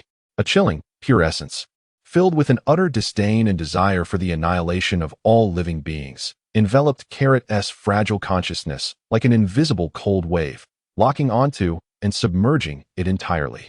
This presence was more untainted and inhuman than Vegeta's murderous intent. It was the ultimate weapon born solely for destruction. Target locked. Spatial coordinates anchored. Execute clearance. The cold mechanical voice resonated once more, devoid of any emotion. Buzz. The cannon barrels flanking the steel executioner ignited in blinding white light. 2 exquisitely condensed beams of white energy, radiating terrifying heat and penetrating power, shot forth like the spear of death's judgment, instantly tearing through the frigid void towards the location of Carrot's consciousness. The speed surpassed thought itself. No. A silent scream erupted from Carrot's remaining consciousness. In the face of this pure energy assault, his insubstantial, flickering awareness had nowhere to escape. Should he be struck, his consciousness would be utterly obliterated. equating to the death of his soul. Even his severely injured body in the main universe would collapse in an instant. The chill of death froze his awareness in that moment. Was it to end here? To perish in this unknown, cold steel graveyard? Just as this consciousness was on the verge of being consumed by the obliterating beam, deep within Carrot's essence, an eye of space and time, marred with cracks from a forced eruption and plunged into silence, suddenly burst forth with a final flicker of weak yet resilient silver light in the face of the ultimate threat of death. A faint but extraordinarily pure wave of temporal and spatial energy rippled outward from the core of Carrot's consciousness, like a stone cast into still water. In that moment, the two lethal beams of white energy, just as they were about to strike their target, collided with an invisible, distorted membrane of spacetime. The trajectory of the beams underwent an imperceptibly subtle yet crucial deflection. Sizzle, sizzle. The two annihilating beams grazed the edges of Carrot's consciousness, whistling past him. The terrifying heat inflicted upon his essence a searing pain. The beams penetrated a massive floating wreckage behind him, instantly melting through it and triggering a violent chain explosion. Evasion maneuvers? Spatial phase shift? Recalculating trajectory? Increasing energy output? The cold, mechanical voice exhibited a minuscule delay and fluctuation in calculations. Now was the moment. The remnants of Carrot's will to survive ignited like gunpowder. Harnessing the last vestiges of power from the eye of spacetime, he ceased attempting to comprehend this place, no longer resisting the horrifying steel executioner. His singular thought was to flee, to escape this lethal targeting, to return to his own body. His consciousness, akin to a frightened fish, surged toward the source of the spacetime turbulence, that vortex node which had inadvertently drawn him into this realm. Propelled by the tenuous yet resilient connection with his corporeal form in the primary universe. Behind him loomed the steel executioner, relocking onto him with an even more terrifying crimson glow. Target escaping, locking onto anomalous spatial node, executing spatial anchoring interference, eliminating threats. The mechanical executioner's sensory platform whirled chaotically, its crimson light relentlessly pursuing Carrot's fleeing consciousness like a searchlight. Its colossal mantis-like appendage was raised high, the high-frequency, oscillating energy emitting a more piercing hum. Simultaneously, the cannons on either side of its body ignited once more, the intensity of energy far more fearsome than before. Boom, boom, boom. An even denser, more potent barrage of white energy beams rained down upon Carrot's escape route and the spacetime node. Terrifying explosions erupted in the void, shattering surrounding metallic debris. The frenzied energy turbulence violently tore at the fabric of space. Carrot's consciousness navigated through the tempest of energy, akin to a seabird in a storm. Each brush of the energy beams caused violent tremors within him, threatening to dissipate his essence at any moment. The connection with his corporeal form flickered amidst the intense spatial disruptions, becoming exceedingly tenuous. Closer, nearer. The vortex node, emanating faint ripples of spacetime, lay just ahead. Don't even think about escaping. The cold mechanical voice resonated with a hint of mockery and anger, if machines could indeed harbor emotions. The colossal steel executioner began to advance, its heavy mechanical limbs leaping across the floating wreckage, akin to a predatory giant spider. One of its massive mantis blades, accompanied by a shriek that rent the air, swung down toward the consciousness of Carrot, which was on the verge of merging with the spacetime node. Simultaneously, multiple energy beams sealed off all avenues of evasion. A fatal strike, a pincer attack from front and back. No avenue of escape. Carrot's consciousness felt the sharpness capable of shattering souls and the essence of annihilating energy. Despair once more enveloped him. No, absolutely not. Star, Sera, I promised to lead you to a new home. In the final moment before consciousness was to be extinguished, Carrot's lingering will emitted a cry that transcended all limits. He no longer sought to escape in pure form. Instead, he poured all his mental energy, wagering everything into the imprint of the eye of time and space, not for defense, nor for attack, but for resonance. His target lay deep within the cold cosmic graveyard, where the remnants of stellar core fragments, more vibrant and tempestuous than the main universe, pulsated omnipresently. Buzz. A faint yet peculiar tremor in the fabric of time and space radiated from the core of Carrot's consciousness, expanding instantaneously like a droplet of water cast into hot oil. The entire steel graveyard, with its countless colossal metallic remains, long silent for uncounted ages, erupted in a chaotic burst of energy from the remnants of the stellar core fragments within, ignited by this slight resonance. Like a slumbering volcano suddenly erupting in a brief, yet wildly expansive torrent of chaotic temporal energy. Boom! The space within a radius of several thousand meters around Carrot's consciousness transformed instantly into a boiling cauldron. Space warped and folded, light became disordered. Countless tiny rifts in space appeared and vanished like black lightning. The tempestuous energy currents rampaged with no discernible pattern. The gigantic mantis blade, wielded by the steel harbinger of death, was violently distorted and redirected by an abrupt, unheralded fold in space just as it was about to strike Carrot. The immense force stumbled its trajectory. The energy beams that had encircled Carrot were thrown into disarray by the chaotic spatial currents, scattering wildly. Warning: a large-scale, disordered temporal energy explosion has been detected. Interference level, lethal. Spatial anchoring has failed. Clearance protocols are obstructed. Execute evasion. The cold mechanical voice finally bore an urgent alarm. The massive steel form became clumsy and dangerous amidst the chaotic energy flows, compelled to momentarily cease its assault and deploy an energy shield for defense. Now was the moment. Seizing this rare opportunity amidst the chaos, Carrot's consciousness surged like an arrow released from its bow, plunging into the swirling vortex node that emanated a faint pulsation. Buzz. Once again, he found himself engulfed by an endless torrent of shattered light and chaotic streams of information. A violent sense of tearing washed over him. Yet this time, unlike before, he could distinctly sense a powerful, familiar gravitational pull emanating from the far end of the chaotic river of time and space, that being the coordinates of his gravely injured body in the main universe. Wait for me, Sera. I am returning. With a heart still trembling from the aftermath of survival and profound concern for the state of war in the main universe, Carrot's consciousness raced along that resilient thread of connection towards the main universe, frantically retracing its path. Chapter 77. The moment of return and the wall of phantoms. Consciousness traversed distances equivalent to billions of light years, or perhaps it was merely a fleeting instant.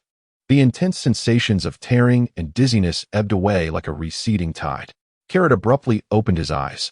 Excruciating pain, an indescribable agony surged through his entire being. His back felt as if it had been repeatedly doused in magma, with a fiery pain penetrating to the marrow. His limbs and bones seemed dislocated, making even the slightest movement of a finger an insurmountable challenge.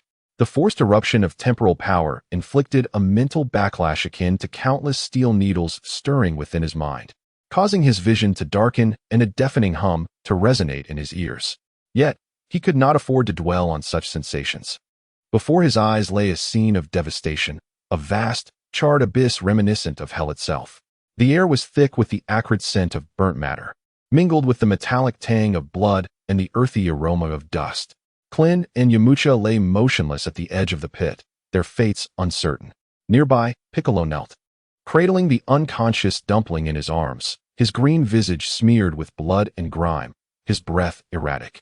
Not far from him, Sera lay prostrate, her pale face marred by streaks of blood, struggling to crawl closer, her eyes brimming with tears of survival and astonishment at her brother's awakening. "Brother, you're awake." Sera's cries were infused with immense joy and trepidation. However, Carlot's gaze swiftly bypassed his sister, fixating intensely on the depths of the chasm above. There, a shadow loomed, like a shroud of death enveloping all.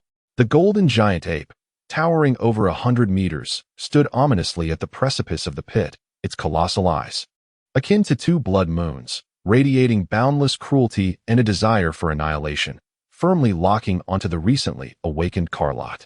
Its massive paw, cloaked in dense brown fur, was still raised high. Moments ago, confusion and hesitance had briefly prevailed due to Carlot's fleeting consciousness, but as he opened his eyes, a rekindled fury surged to replace any uncertainty. A roar, shattering the very fabric of the soul, erupted once more, fiercer than before. Infused with rage from having toyed with its prey, that titanic paw, resembling a pillar of the heavens, bore down with terrifying power and an insatiable thirst for destruction. No longer hesitating, descending upon the depths of the pit, directly towards Carlot, as if a meteor were plummeting to earth. The The speed was multiple times greater than before. The force was even more dreadful.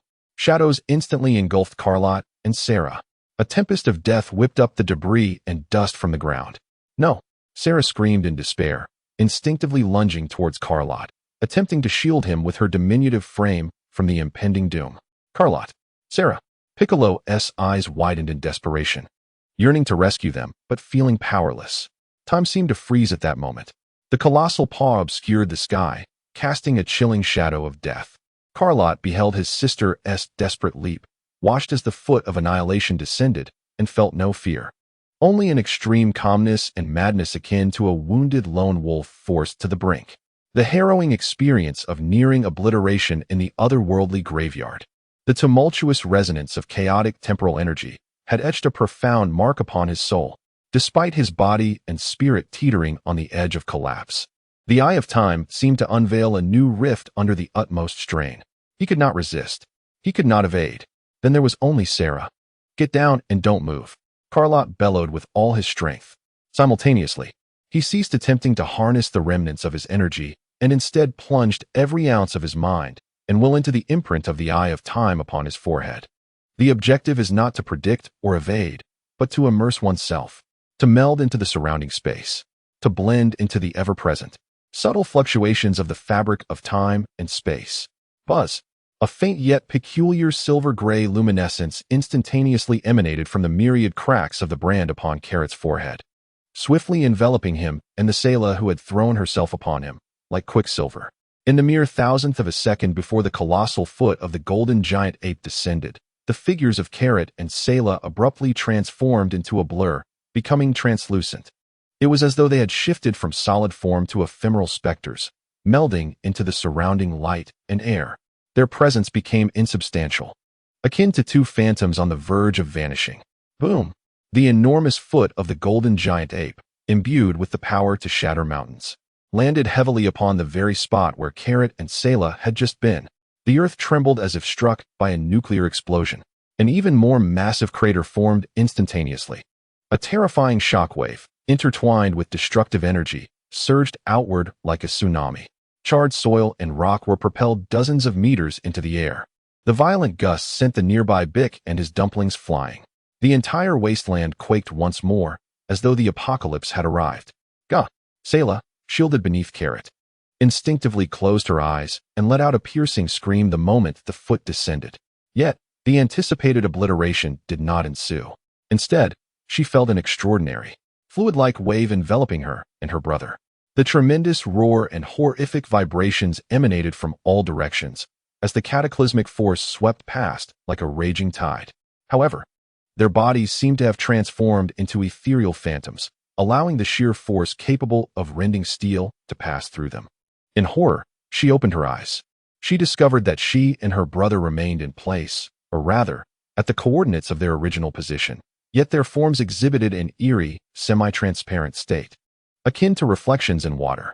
The colossal foot of the golden giant ape appeared to tread upon a void of air, passing through their bodies and landing heavily upon the earth below.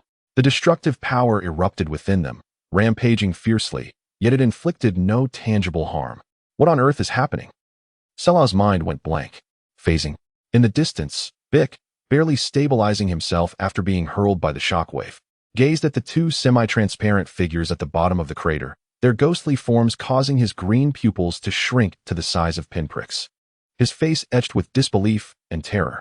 This was no mere invisibility or rapid movement. Their bodies had briefly entered another phase of existence. Carrot had actually mastered such a profound level of temporal and spatial ability. Roar! The golden giant ape emitted a perplexed and furious bellow. Its massive foot struck the ground with terrifying force, causing widespread devastation, yet it could distinctly sense that it had not made contact with any physical entity. No sensation of flesh, no sound of bones shattering. Those damned insects seemed to have evaporated beneath its foot. No, they were still there. Their presence lingered, yet they remained unreachable. This bizarre phenomenon utterly infuriated the colossal beast, driven by its insatiable desire for destruction. It abruptly lifted its massive paw, its enormous crimson pupils fixating intensely on the two illusory figures below, which it loathed with fervent disdain. The aura of fury surged once more. Khaled is doomed. The giant ape emitted a muffled, yet deeply hateful roar. It ceased to stomp with its feet, instead raising another colossal hand. Within its palm, chaotic energy gathered frantically, compressing into a vast dark red energy sphere, radiating a sense of annihilation, exceeding 10 meters in diameter. The surface of the energy sphere crackled with erratic arcs of electricity, emitting a disconcerting resonance. It intended to obliterate these slippery pests and this very space with pure energy. This is bad. Alarm bells rang in Khaled's mind. His current state was exceedingly precarious. Forcing himself into this phase-shifting state drained the remnants of his nearly collapsing mental essence. Each moment of maintenance felt akin to burning his own soul. He sensed his consciousness rapidly blurring, his translucent form beginning to flicker unsteadily. Sela's terrified gaze became increasingly indistinct in his view. He could last at most a few more seconds. Meanwhile, the energy sphere of the giant ape had fully formed. What to do? Was he destined to succumb after all? In this critical moment of life and death, a voice, though weak, resonated with unwavering determination, piercing through the clouds like sunlight. "Hey, big monkey, look over here." It was Sun Wukong. He had somehow managed to struggle to his feet, though drenched in blood, his breath feeble, and his complexion as pale as parchment. His eyes still blazed with a fierce golden fire. Within that flame burned no despair, only an indomitable spirit and the resolve to protect his companions. He raised both hands towards the heavens. Between his palms, a faint yet supremely pure white light began to coalesce. Though minuscule, it emitted an extraordinary aura, one that embraced all and gathered the essence of life. "Everyone, lend me your energy." Sun Wukong's voice echoed across the desolate plains, infused with an undeniable call to action. Piccolo was the first to react. A glimmer of resolve flashed in his eyes as he unhesitatingly directed both hands towards Sun Wukong. The remaining energy within him surged forth unreservedly, transforming into a stream of green light that flowed into the white light in Wukong's palms. Mr. Wukong, Sela, though terrified, felt as if she had grasped a lifeline upon hearing his voice. She too, without hesitation, extended her small hand, channeling her remaining energy into a pure stream of white light. "Wukong." Krillin struggled to rise from the rubble, wiping the blood from his lips, and sent forth his feeble energy. Yamcha also laboriously raised his hand, contributing his final strength. Even the unconscious dumpling seemed to sense something, as a faint aura emanated around him, merging into the stream of light. Streams of energy, diverse in color and varying in strength, converged towards Sun Wukong's outstretched hands like rivers flowing into the sea. In the palm of his hand, a faint and pure white radiance, having gathered the essence of the crowd, seemed to pulse with life, rapidly expanding and growing larger. The brilliance intensified, becoming increasingly resplendent, a vast and terrifying wave of energy, seemingly imbued with the life force of countless celestial beings, began to converge within Sun Wukong's palm. The spirit bomb. Karo gazed at the swiftly swelling, softly glowing sphere of light, and for the first time, within the crimson warning vision, a colossal beam of hope illuminated the darkness. The golden great ape sensed the immense energy surge behind it, evoking an instinctive feeling of abhorrence and threat. It abruptly turned its head, its enormous blood-red pupils fixating on Sun Wukong, who was gathering the spirit bomb, as well as the increasingly blinding white sphere in his palm. In its destructive grasp, the dark red energy sphere simultaneously reached its zenith. On one side stood the colossal ape of annihilation and its obliterating energy sphere. On the other, the spirit bomb, embodying the power of all living beings. Meanwhile, Karo and Sera found themselves at the epicenter of the impending collision. Chapter 78. The Radiance of Spirit and the Claws of Oblivion. Two formidable energies, capable of annihilating the heavens and earth, confronted each other in a deathly standoff above the purgatorial wasteland. The dark red energy sphere in the golden great ape's palm, with a diameter exceeding 10 meters, resembled solidified blood of destruction, its surface crackling with electric serpents, emanating a frenzied aura of obliteration. The mere energy fluctuations distorted the air below, igniting it, silently melting and collapsing the ground. The blood-red pupils of the giant ape were filled with a savage desire for destruction, fixated on Sun Wukong, who was gathering the spirit bomb. With both hands raised high, Sun Wukong's spirit bomb, formed from the essence of the crowd, had swelled to nearly 5 meters in diameter. The pure white light radiated warmth and gentleness, akin to the dawn sun, exuding a vast aura of inclusivity and perpetual vitality. Wherever the light reached, even the pervasive sense of destruction and despair in the air seemed to be slightly dispelled. Yet for the great ape, filled with a thirst for annihilation, this power was akin to the most lethal poison. Roar! The golden great ape sensed the immense threat posed by the spirit bomb and let out a furious roar. No longer hesitating, its massive muscular arms tensed, hurling the dark red sphere of destructive energy, infused with its violent power, towards Sun Wukong and the forming white sphere, akin to a meteor strike. The dark red sphere tore through the air with a piercing shriek of obliteration, instantaneously traversing space. Mr. Wukong! Sera screamed in terror. Wukong! Piccolo bellowed. Krillin and Yamcha felt their hearts leap into their throats. Karo's pupils constricted sharply. The crimson warning vision flickered wildly. The spirit bomb was not yet fully formed. If it withstood this blow, Sun Wukong would undoubtedly perish. The spirit bomb, embodying the hopes of many, would also be prematurely detonated. It must be blocked or redirected. Piccolo. Special beam cannon. Target. 7 o'clock direction of the energy sphere. Full force. Karo roared, enduring the dual agony of body and spirit.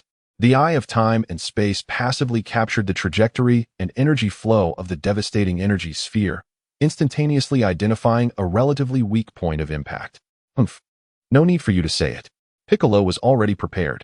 At the moment Carrot spoke, he brought his right hand's index and middle fingers together, and at their tips, a profoundly deep purple light began to coalesce.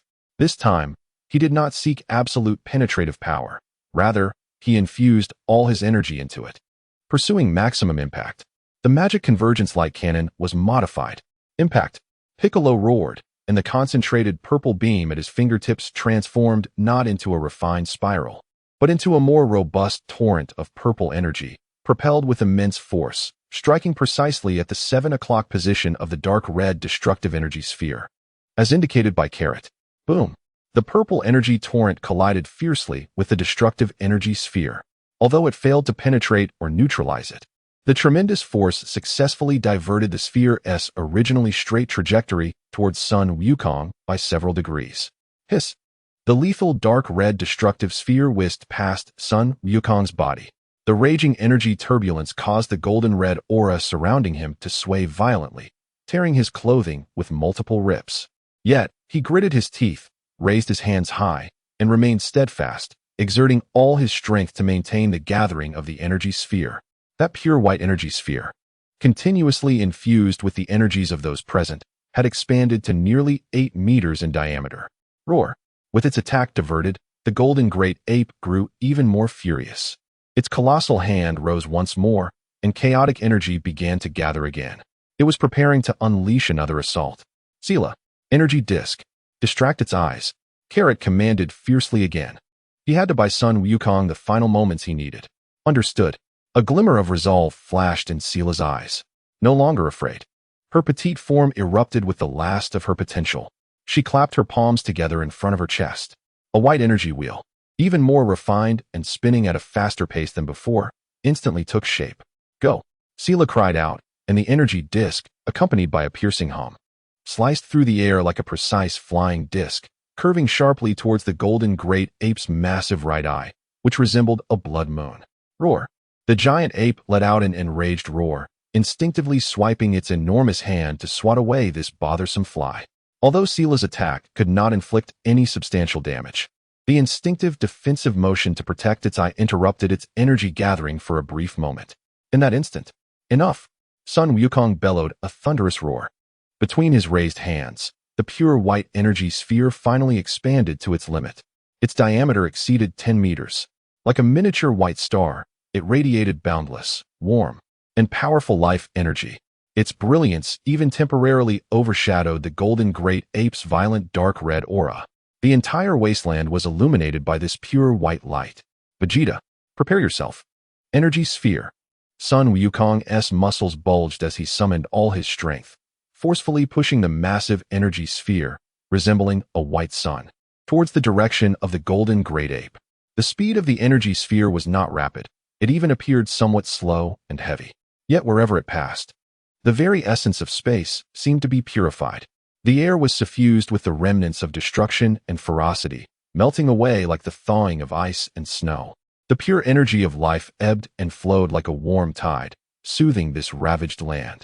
The golden giant ape gazed upon the slowly advancing orb of white light, radiating an aura that filled it with intense loathing and dread. For the first time, terror flickered in its vast crimson eyes.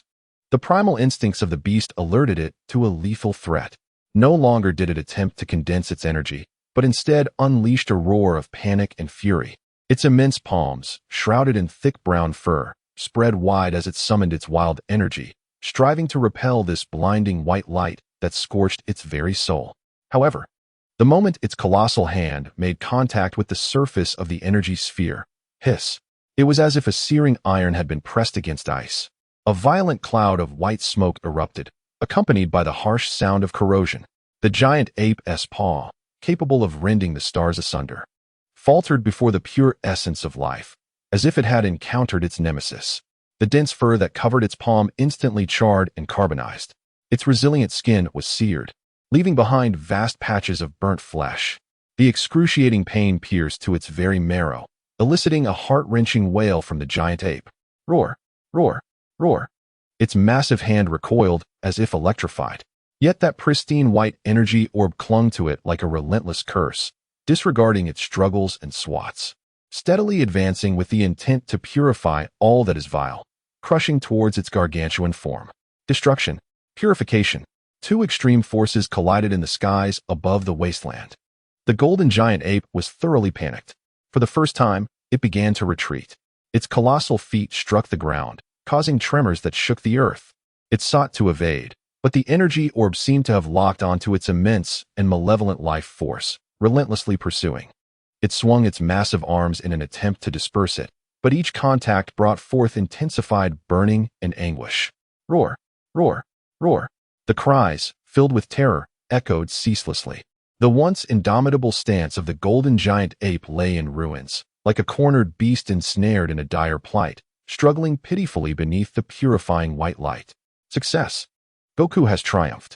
Krillin shouted with exuberance. How incredibly powerful! Yamcha murmured in awe. Piccolo gazed at the energy orb that was slowly crushing the giant ape, a flicker of astonishment crossing his eyes. Is this the power derived from the collective strength of all beings? Sela clutched tightly to Kakarot's hand, her small face alight with excitement and hope. Yet Kakarot's gaze remained fixated on the golden giant ape, writhing in agony beneath the energy orb, his crimson, alert vision flashing frantically. No, it is not over yet. Vegeta's resentment runs too deep. The vitality of the ape in its giant form is too tenacious. Though the energy orb can severely wound it and purify its malevolent energy, it may still lack the strength to eradicate it completely. Moreover, Kakarot suddenly turned to Goku. He observed as Goku, after launching the energy orb, seemed to have drained every ounce of strength, toppling backward, his visage pale, breath faint to the utmost. He has overexerted himself, completely exhausted. The energy orb, having lost his sustained mental guidance, continued its advance. But the willpower that had locked onto the giant ape was swiftly waning. Indeed, the golden giant ape seemed to sense that the energy sphere's lock was loosening. In its blood-red eyes, filled with agony and fear, a glimmer of ecstasy and a more vengeful ferocity flashed. With a thunderous roar, it ceased its attempts to evade or swat away the energy sphere, instead unleashing a cry filled with desperation and madness. Its massive form stood resolute, raising its remaining, less severely scorched left arm high. A frenzied dark red aura surged towards its claw, causing it to swell dramatically, enveloped in a layer of molten-like dark red energy armor, exuding an aura of utter annihilation. With this final strike, imbued with all its residual power and frenzied will, it aimed to utterly shred the lowly warrior Kakarot, who had brought it endless humiliation and suffering, along with the land beneath it, before the energy sphere could completely purify it. Kakarot, be careful. Piccolo was the first to discern the giant ape's intent, shouting urgently. Yet, he was too far away to intervene in time. Kakarot. Sela's face drained of color as she beheld the colossal claw, radiating a sense of destruction, descending upon them. The immense claw, covered in molten energy armor, tore through the air, fueled by a desire for mutual destruction and boundless hatred, disregarding the slowly approaching energy sphere, and aimed viciously at the exhausted and immobile Kakarot and Sela, who were unable to move due to the strain of maintaining their phase shift. Speed, as swift as lightning. Power, capable of splitting mountains and shattering seas. Kakarot watched the rapidly enlarging claw engulfed in flames of annihilation, feeling the overwhelming pressure that could crush his very soul. As a bitter thought crossed his mind, had he truly not changed his fate, having escaped one peril only to fall into another? He gathered the last vestiges of his strength, attempting once more to enter the phasing state, but his mental core was like a parched well, unable to yield even a drop of power. His consciousness swiftly sank into darkness. In this moment of despair, a golden figure appeared before Kakarot and Sela as if by teleportation. It was Sun Wukong. Against all odds, he struggled to rise once more. Though his body swayed precariously, like a candle flickering in the wind, his eyes burned with a brilliant golden flame, radiating an astonishing light. He gazed upon the descending claw of destruction, devoid of fear, his expression resolute in protecting his companions. He spread his arms wide, using his battered and nearly depleted body to shield Kakarot and Sela. With his final strength, he conjured a faint yet unwavering golden energy barrier. "You shall not pass without stepping over my corpse." Sun Wukong's voice, though hoarse, resonated with unwavering determination, akin to a final vow. In the next instant, boom! The golden giant ape's claw, infused with all its remaining power and frenzied hatred, collided violently against the golden energy barrier that Sun Wukong had erected. Simultaneously, the pure white energy sphere slowly and heavily pressed down upon the massive form of the golden giant ape. Two cataclysmic forces erupted in the same moment, unleashing a thunderous crash that reverberated across the desolate expanse. Chapter 79.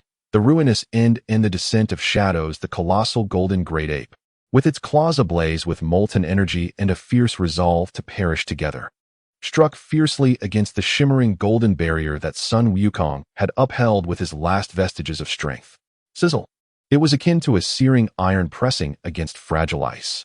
The resilient golden barrier barely endured for half a second before it shattered under the terrifying power and searing heat of the giant's claws, disintegrating as if it were delicate glass.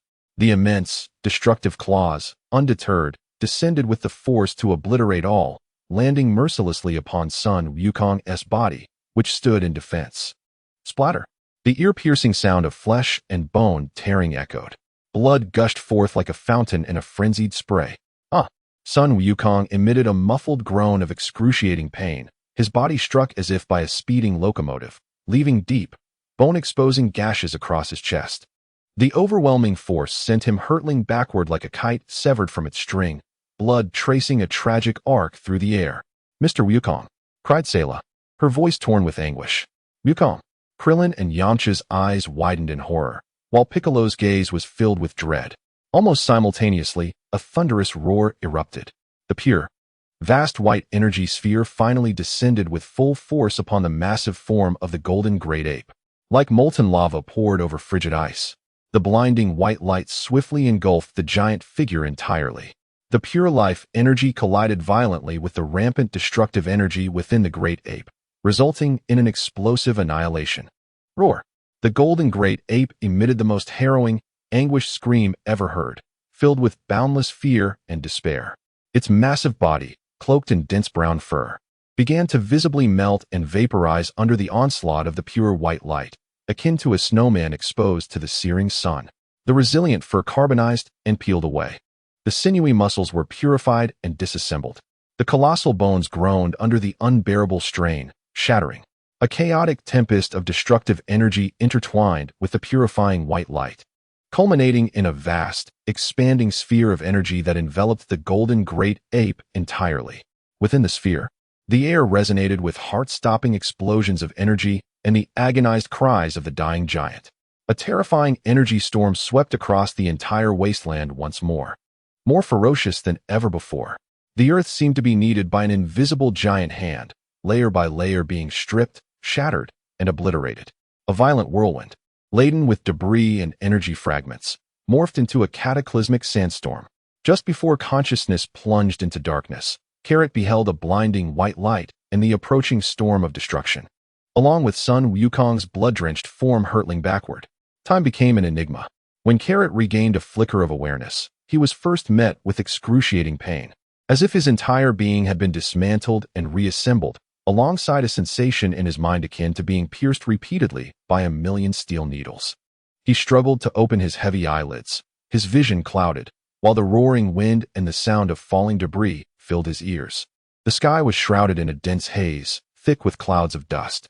The sun struggled to penetrate the overcast sky, casting feeble rays of light. Beneath him lay scorching, coarse black sand and stones. He slightly turned his head, noticing that Sela was lying beside him, her small face smeared with blood and dirt, her eyes tightly shut. Yet her chest faintly rose and fell, indicating she was merely unconscious. Not far away, Krillin and Yamcha were laboriously crawling out from the rubble, both battered and breathless. Piccolo knelt on the ground, still cradling the unconscious dumpling in his arms, his green skin marred by cracks and scorch marks, his breath unstable. Then, his gaze shifted to the center of the battlefield. There lay a massive pit, over a kilometer in diameter, unfathomably deep. The walls of the pit were as smooth as glass, formed by the instantaneous melting and solidification due to extreme heat. The pit's bottom was charred black, emitting wisps of smoke, suffused with the acrid scents of sulfur and ozone. Vegeta, or rather, the golden giant ape, had vanished. Scattered along the scorched earth at the pit's edge were large, charred, twisted pieces of skin and bone, some remnants of brown fur, and tattered fragments of deep blue battle attire. The air was thick with the foul stench of completely incinerated protein. Had they triumphed? Was Vegeta truly vanquished? Yet, within Kakarot's heart, there was no trace of joy, only an overwhelming weight of concern. The cost had been too great. Goku, Krillin's voice, trembling with sobs, echoed in the air. Kakarot's heart tightened as he struggled to shift his gaze. On the opposite edge of the pit, a figure lay quietly on the scorched ground. It was Son Goku. His orange martial arts uniform was tattered, soaked in blood, now a dark crimson. The deep claw marks on his chest, exposing bone, were horrifying. The flesh rolled back, revealing fractured white ribs. His complexion was ashen, his breath faint, like a candle flickering in the wind, on the verge of extinguishing. The earth beneath him was stained red with his blood. Goku, hold on, hold on. Krillin scrambled to Goku's side, desperately attempting to staunch the bleeding. But the wounds were too deep and extensive. Blood continued to seep forth. Yamcha stumbled over, and upon witnessing Goku's dire state, his eyes instantly reddened. Piccolo, holding the dumpling, silently approached Goku, gazing at what was once his foe, now his comrade, his green eyes filled with a tumult of emotions. Kakarot struggled to rise, but his body was unresponsive. He could only watch the bloodied figure in the distance, his heart heavy with guilt and helplessness. If it weren't for protecting himself and Sela coughing painfully, Goku sputtered, blood trickling from the corner of his mouth. He slowly opened his heavy eyelids. The golden flames within having long extinguished, his gaze dim, yet still imbued with concern, as he strained to look around, seemingly searching for something. Kakarot, are Sela and the others all right? His voice was faint, resembling the buzz of a mosquito, yet it resonated clearly in everyone's ears. They are fine. Goku. They are fine. Kakarot has awakened. Sela just fainted. Krillin shouted, his voice choked with emotion. In the dimness of Sun Wukong's gaze, a flicker of faint solace seemed to glimmer. He struggled to lift the corners of his mouth, as if attempting a smile, yet was met with a violent fit of coughing. It's nothing. I'm just a bit tired. Need to sleep. His voice diminished, eyelids slowly descending, breaths becoming increasingly frail. No, Wukong, don't sleep. Wake up. The Senzu beans. Yes, the Senzu beans. Krillin frantically searched his own body, but the aftermath of the battle had left him utterly devoid of supplies. The Senzu beans are with Bulma, Yamcha suddenly recalled. But Bulma is so far away in West City. Krillin gazed despairingly at the weakening breath of Sun Wukong. Amidst this atmosphere of despair, a sharp sound sliced through the silence of the desolate plains. Whoosh! An unusual, sleek silver spacecraft, resembling a meteor, hurtled towards them at astonishing speed from the direction of West City. The vehicle's surface shimmered with a faint blue energy shield, clearly indicating its superior capabilities. In the blink of an eye, the spacecraft hovered above them, its door sliding open soundlessly. A tall, striking figure, akin to a graceful cheetah, leaped from the doorway. Golden short hair billowed in the wind, and her ice-blue eyes, reminiscent of Siberian frost, surveyed the hellish battlefield and the injured around her, betraying neither panic nor alarm. Only an almost ruthless calm and efficiency. Clad in a form-fitting deep blue combat suit that accentuated her near-perfect physique, her exposed skin radiated a healthy bronze hue. Most captivating was the formidable and stable energy emanating from her, complemented by an intricately designed metallic earring that glimmered softly on her right ear. It was Android 18, Lazuli. She alighted gracefully upon the scorched earth, her gaze immediately locking onto the fading breath of Sun Wukong and the bewildered Krillin and others nearby.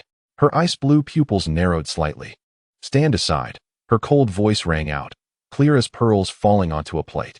Instinctively, Krillin and Yamcha stepped aside. Lazuli swiftly approached Sun Wukong, crouching beside him. Without a moment's hesitation, she extended her right hand, clad in white gloves, palm directed toward the horrific claw wound on Sun Wukong's chest. A gentle, warm white light emanated from her palm, swiftly enveloping the injury. The ferocious remnants of Vegeta's destructive energy at the wound, upon encountering this gentle white light, were swiftly neutralized and dispersed as if meeting their nemesis. The torn flesh visibly ceased bleeding, even beginning to heal at a slow pace. While it could not heal him instantaneously like a senzu bean, this gentle yet potent energy successfully stabilized Sun Wukong's faltering life signs. His faint breaths no longer dwindled but instead exhibited a slight resurgence. He would not perish just yet. Lazuli withdrew her hand, her tone unremarkable, as though she had merely performed a trivial task. Standing up, her ice-blue gaze swept across the scene, finally resting upon Kakarot, who was struggling to rise nearby. As her gaze fell upon Carlot's scarred body, particularly the horrifying wound on his back that exposed bone, a faint ripple seemed to traverse the depths of her ice-blue eyes. Yet her expression remained unchanged, as frigid as ever. She strode gracefully, her long legs carrying her swiftly to Carlot's side. He lay supine on the ground, gazing up at the golden-haired woman who towered over him. The sunlight, filtering through the dust-laden air, outlined her figure in a golden glow, while her ice-blue eyes resembled a profound, frigid pool. Carlot wished to speak, but the movement tugged at his wound, causing him to gasp in pain. Lazuli remained silent, extending her right hand, aglow with a soft white light, hovering just above the dreadful injury on Carlot's back. The gentle radiance cascaded down like a warm spring, enveloping the wound in an instant. The searing pain was swiftly replaced by a cool, tingling sensation as the torn flesh began to twitch and close. "Do not move," a chilling voice commanded from above. Carlot ceased his struggles, relishing the comfort that radiated from his back, while observing Lazuli's frosty profile, so near yet so distant. "Is this the fabled number 18? Why is she here? Was it Bulma who notified her?"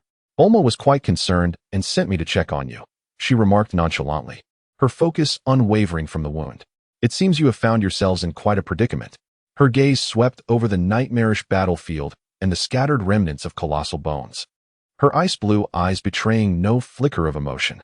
At that moment, a thunderous explosion echoed from the edge of a distant chasm. A massive, charred rock suddenly erupted. A blackened, mangled metallic sphere, resembling a spent shell, tumbled forth, crashing heavily onto the scorched earth nearby. The surface of the sphere was riddled with cracks and burn marks. Yet it vaguely resembled an escape pod. The hatch burst open with a hiss, releasing a thick plume of black smoke. From within emerged a figure, charred and ashen, struggling painfully to crawl out. His deep blue combat suit was tattered beyond recognition, barely concealing his form. Most of his hair had been singed away, his face marred by burns and blisters, his breath faint and flickering like a candle in the wind. Yet his bloodshot eyes, filled with unending malice and deep-seated hatred, were fixed intently on the healing Carlot, like a demon from the abyss. It was none other than Vegeta. He was still alive, thanks to the indomitable vitality of a scion and the protection of the escape pod. He had narrowly clung to life following the devastating assault of the spirit bomb. "Carlot." Vegeta's voice was hoarse, akin to a torn windbag, each word laced with blood and seething hatred. "I will remember you. Next time, I will ensure you are torn to shreds." He uttered his curse with the last of his strength before his body slackened, and he succumbed to unconsciousness. "Vegeta." Krillin and Yamcha gasped in astonishment, instinctively moving to finish him off. "Do not approach." Piccolo barked sharply, his gaze fixed warily upon the unconscious figure. He is still alive. The Scion's resilience is remarkable. However, he poses no threat at the moment. He turned his gaze towards Lazuli, then glanced at Carrot and Sun Wukong. The immediate priority was to transport them back for treatment. Lazuli had already withdrawn her hand from treating Carrot's injured back, although the wound had not fully healed. It had stopped bleeding and was no longer life-threatening. She rose to her feet, her ice-blue eyes sweeping over the unconscious Vegeta, her expression devoid of any emotion, as if she were merely observing a stone by the roadside.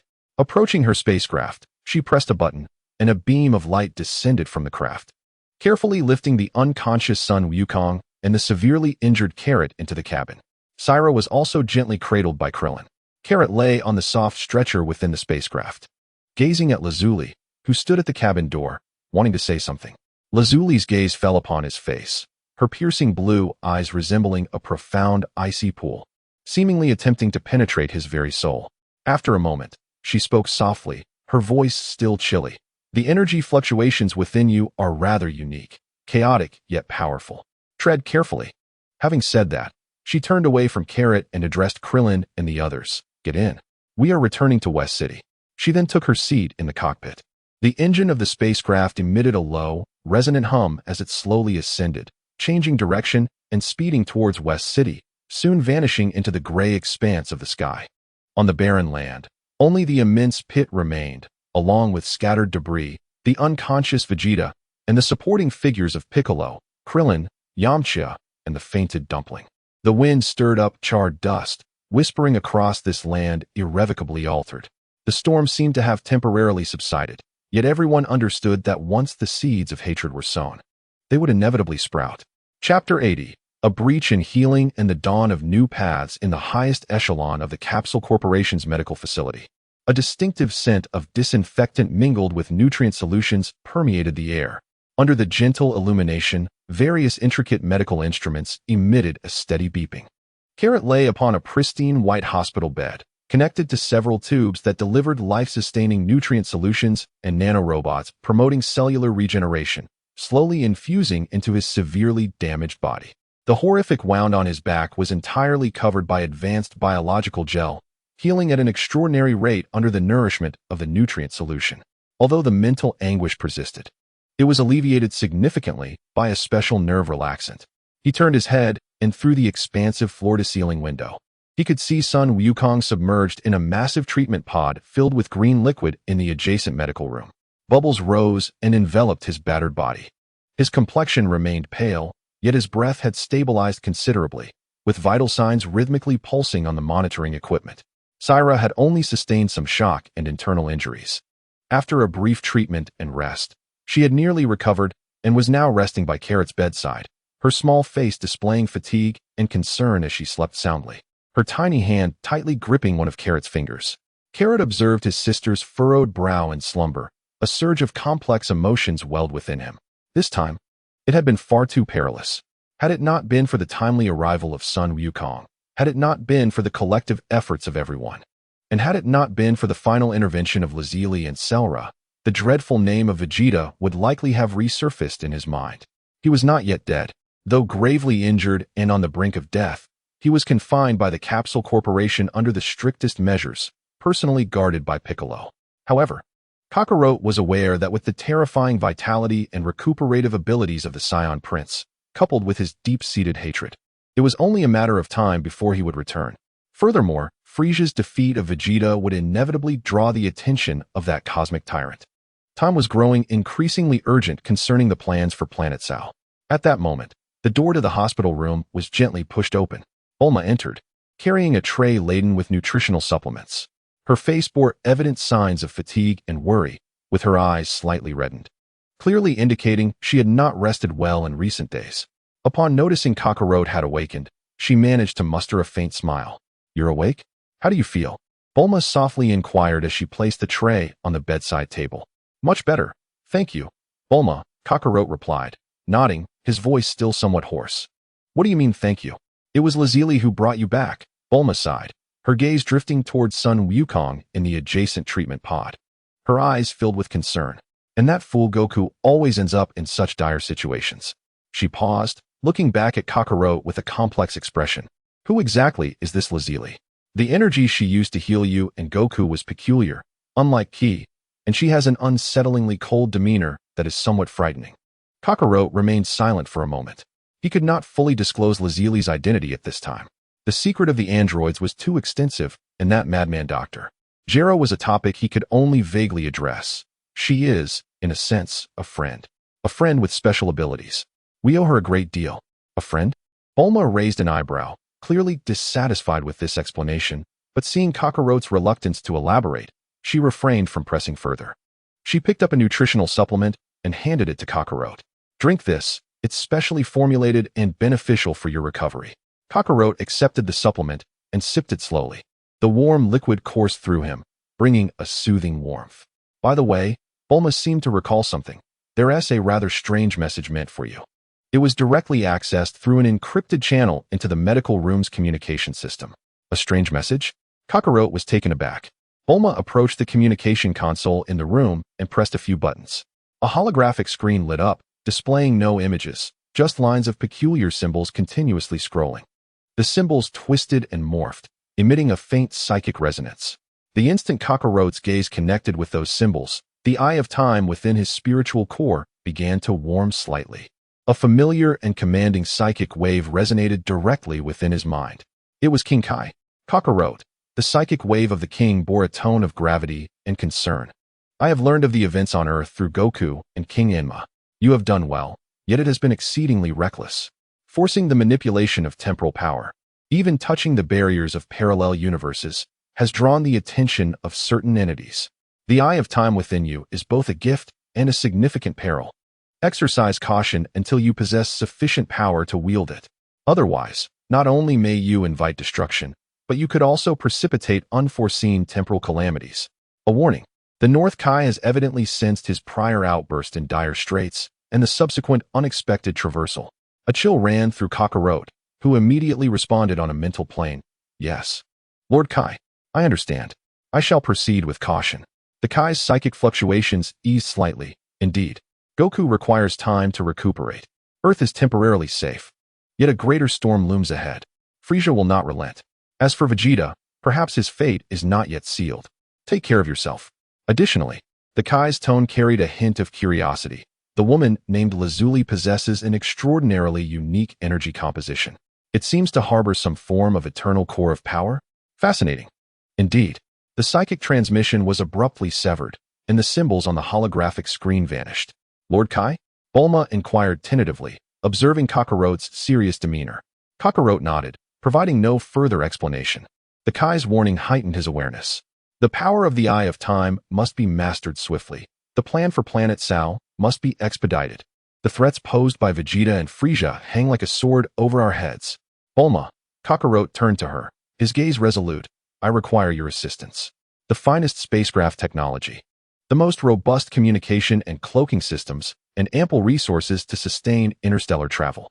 Bulma blinked in surprise. What are you planning? To leave Earth? No, Kakarot shook his head, his eyes drifting toward the vast starry expanse outside. It is to find a new home for us Saiyans. A place far from Frieza's grasp, where we can recuperate and gather strength. It is called Planet Sal. A new home? Planet Sal? Bulma's eyes widened, and excitement illuminated her face. Are you saying we need to construct a vessel capable of ultra-long-distance interstellar travel, perhaps even establishing a colony? That's incredible. Count on me. I happen to have made recent breakthroughs in anti-gravity engines and spatial folding technology. However, her brow furrowed.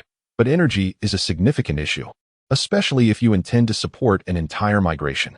Suddenly, Bulma clapped her hands, her eyes sparkling with brilliance. Star core fragments. Those samples you provided me. The energy levels contained within are astonishingly high. Moreover, they are incredibly stable. If we can analyze and utilize them, not only will interstellar travel be feasible, but powering an entire planet would be more than sufficient.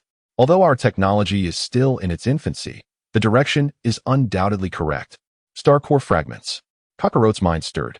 If we could locate more, higher quality fragments from the drifting graveyard, especially those more active within that parallel universe, I shall find a way to resolve the energy issue, Kakarot declared solemnly. As for the spacecraft and communication systems, I entrust them to you. Bulma.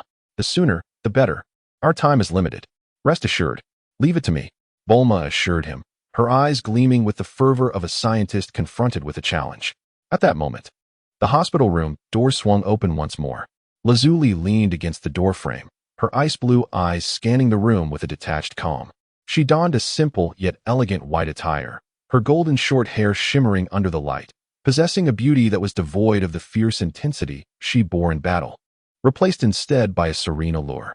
Her gaze lingered momentarily on Carrot's face before shifting to Bulma, ultimately resting upon the slumbering Sierra. She's fine, merely exhausted, Bulma quickly interjected. Lazuli nodded slightly, her attention returning to Carrot. Your injuries require rest.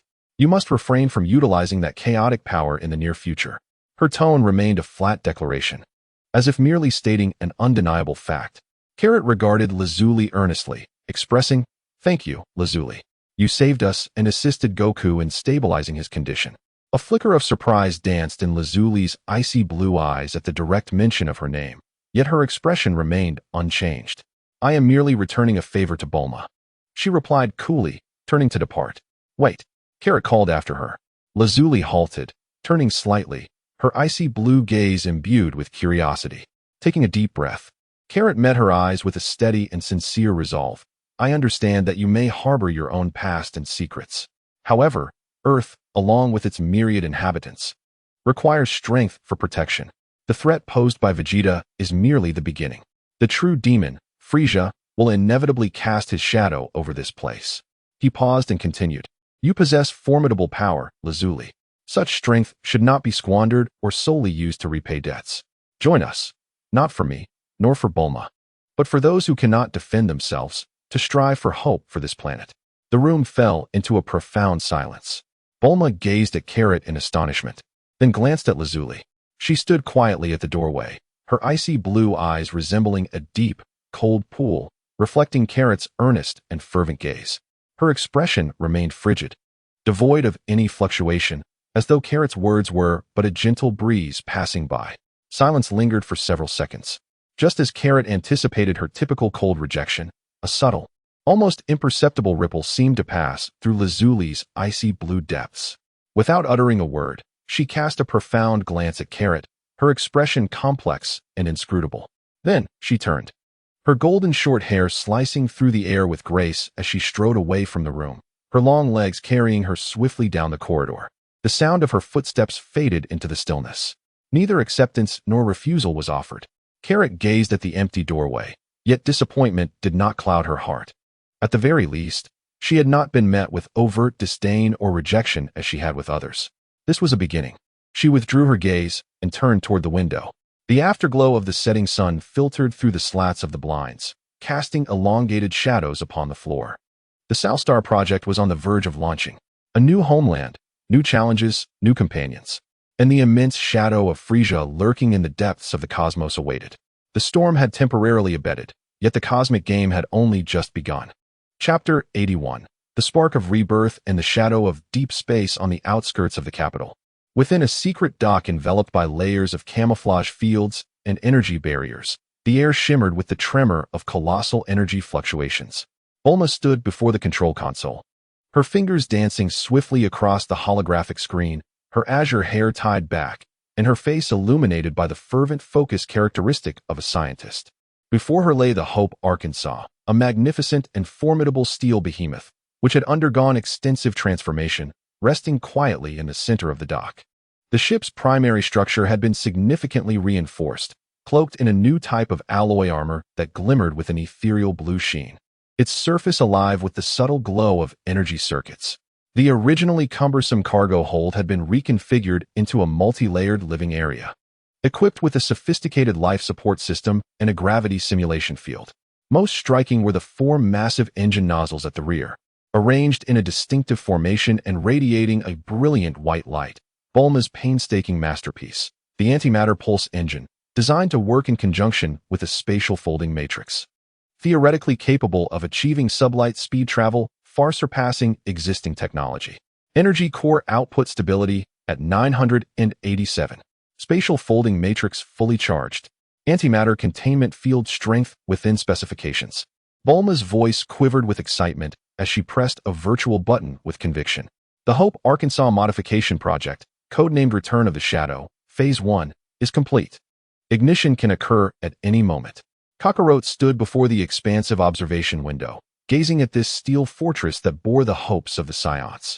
Clad in a deep gray space combat suit fashioned by Bulma, its lines sharp and joints reinforced with lightweight armor. He felt the remnants of his injuries healing under advanced medical technology and his scion resilience, leaving only faint scars behind. The temporal eye of his spiritual core still pulsed with residual pain, yet it had improved significantly. Beside him stood Sera, equally attired in a fitted combat suit. Her petite face showcasing a blend of tension and anticipation, her silver eyes curiously surveying the colossal vessel. "Well done, Bulma," Kakarot intoned solemnly, his voice echoing within the vastness of the dock.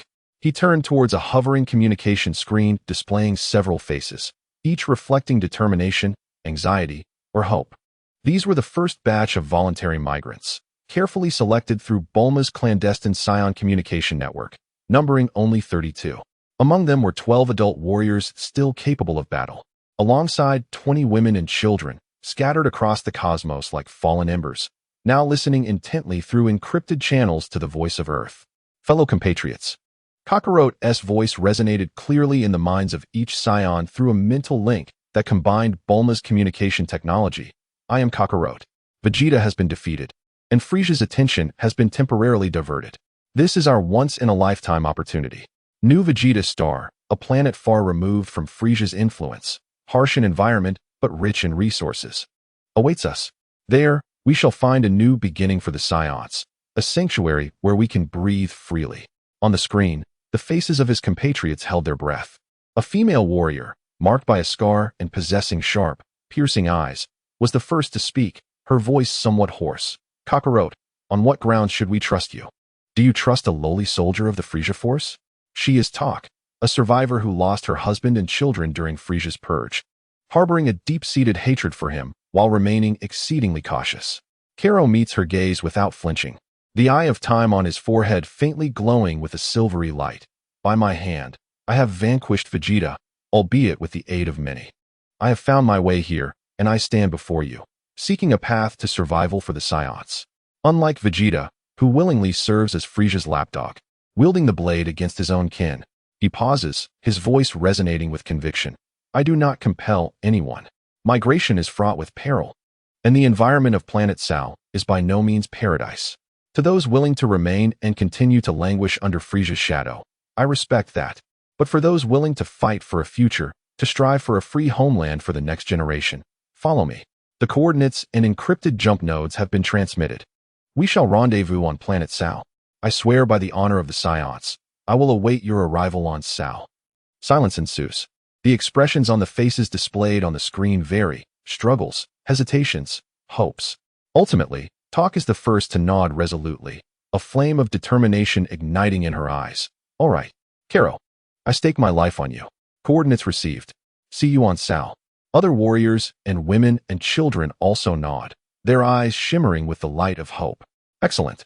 A glimmer of satisfaction crosses Karo's eyes. "See you on Sal.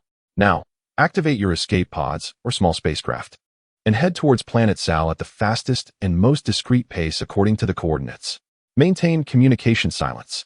The Hope Arkansas will serve as your escort and clear the path for you. Move out. Communication is severed." Karo turns, his gaze sweeping over the readying Celas, finally resting on Bulma. "Bulma, the Hope Arkansas is in your hands. Destination, Planet Sal. Full speed ahead." "Understood, Captain." Bulma's eyes gleam with excitement as her hands fly over the control panel, igniting the antimatter engines. The spatial folding matrix activates. Target locked on Planet Sal. Jump countdown commencing. 321. Engage. Buzz. A deep and thunderous hum of energy reverberates within the dock. Outside the observation window, the Azure engine nozzles erupt with blinding white light. The massive vessel, propelled by an invisible force, slowly glides out of the dock, entering the profound expanse of space. In the next moment, the space ahead of the ship violently distorts as if rippling like water, folding. A colossal spatial ripple spreads outward. Whoosh! The immense body of the Hope Arkansas instantly transforms into a distorted beam of light, vanishing from sight, leaving behind only a circle of slowly expanding spatial ripples. Deep space, silent and expansive, distant starlight glimmers like cold diamonds, embedded in an infinite stretch of black velvet. The Hope Arkansas concludes its final spatial jump, its massive form emerging from the distorted light, quietly hovering at the edge of the debris belt surrounding Planet Sal. Outside the porthole, a gigantic planet cloaked in heavy clouds of dust and a chaotic ionosphere occupies most of the view. Planet Sal. It exhibits a hue of gray-yellow interspersed with rusty red, with enormous rifts and wind-eroded landscapes faintly visible on its surface. Devoid of the ocean's blue, only a desolate wasteland remains. The formidable gravitational waves and chaotic magnetic fields were disrupting the ship's sensors. We had arrived at the outer debris belt of Sal Star, with coordinates confirmed. The gravitational field intensity was 28 times that of Earth, and the atmosphere was complex, characterized by low oxygen levels and high concentrations of toxic gases, with radiation levels exceeding safety limits. Caro, you certainly picked a fine location, Bulma's voice echoed from the bridge communicator, laced with a hint of sarcasm. Caro stood before the ship's vast observation window, gazing at the planet that lay before him like a slumbering behemoth. Yet his eyes were filled with resolve. Only through harsh environments can true warriors be forged. This place was far removed from Frieza's main routes, and resource scans indicated that rich deposits of rare minerals and energy veins lay deep within the crust. That would suffice. The signal from the first batch of immigrants was approaching. Sera, seated at the navigation station, focused intently on the scanning screen. There were signals from Aunt Toka and 2 other groups, albeit faint, yet they were nearing the designated rendezvous point. Stay vigilant, Caro commanded, deploying the environmental probes of Sal Star to establish an initial surface and orbital monitoring network. The Ark began full-spectrum passive scanning and activated its optical cloaking field. We wait. Time passed slowly in the frigid depths of space, with only the drifting ice and dust within the asteroid belt shimmering under the starlight. Suddenly, an ear-piercing alarm erupted within the bridge without warning. Crimson light instantly bathed the entire space in a blood-red hue. Warning: high-energy curvature fluctuations detected. Unknown source. Quantity: 3. Bearing: 7. Azimuth 45 degrees. Distance 003 light seconds. Approaching at high speed. Sera's voice trembled with tension. What? Caro's pupils constricted. The crimson warning display flared to life. He saw, against the cold backdrop of space, 3 distorted spatial bubbles tearing through curvature space at an astonishing velocity, hurtling towards Sal Star like 3 venomous arrows. The familiar energy fluctuations, imbued with the cold and destructive essence of Frieza's army, instantly locked onto the Ark of Hope. It was Frieza's pursuit team. How did they find us here? Bulma's horrified voice rang out. Damn it! Is there a mole among us? Or have they traced Toka's signal? Caro instantly considered the worst possibilities. He swiftly commanded, all hands to battle stations. Maximum power to shields. Activate weapon systems. Notify all immigrants to enter Sal Star's atmosphere immediately. Find a nearby hiding spot to land. Move quickly. Understood. Sera operated with urgency. The massive form of the Ark of Hope was instantly enveloped by a deep blue energy shield. The armor panels on either side of the hull slid open, revealing concealed particle beam arrays and missile launch bays beneath. The glow of the engine nozzles intensified, and the colossal vessel began to maneuver, turning to face the incoming enemy. Caro, they're sending a communication request. No, it's a forced broadcast. Bulma's voice was grave. Let it through. Caro's gaze was icy. On the main screen of the bridge, static flickered briefly before stabilizing. A face covered in dark purple scales, reminiscent of a lizard, appeared on the screen. Its elongated vertical pupils gleamed with a cruel and mocking light, and the corners of its bony maw twisted into a sinister grin. He donned the distinctive black combat uniform of the elite warriors of the Frieza Force, the insignia of the Frieza Force emblazoned upon his shoulder armor. Here stood Asam, the captain of the elite pursuit squad of the Frieza Force. The lizard-like voice was hoarse and frigid, akin to the sound of metal scraping. Addressing Caro and the remnants of the traitorous Saiyans, you have truly kept the great King Frieza waiting. Now, the game is over. Surrender your ship and all Saiyans, and perhaps I shall grant you a swift death. Otherwise, he extended his scaly tongue, licking his lips to reveal sharp teeth. I shall let you savor the taste of death in the vacuum of space and despair. On the screen, two more menacing vessels of the Frieza force, resembling black venomous stingers, emerged, forming a loose encirclement around the Hope Arkansas. The cold muzzles gleamed with lethal intent. The hunters of deep space had revealed their fangs. Chapter 82. The Hunt in the Star Sea and the Dance of Phases. Assam's face, covered in dark purple scales, vanished from the main screen, replaced by a menacing close-up of three Frieza Force Venom-class high-speed assault ships. Their streamlined black hulls resembled venomous serpents in the cosmos, with sharp ramming horns and weapon ports scattered across their bodies, emanating a chilling aura of death.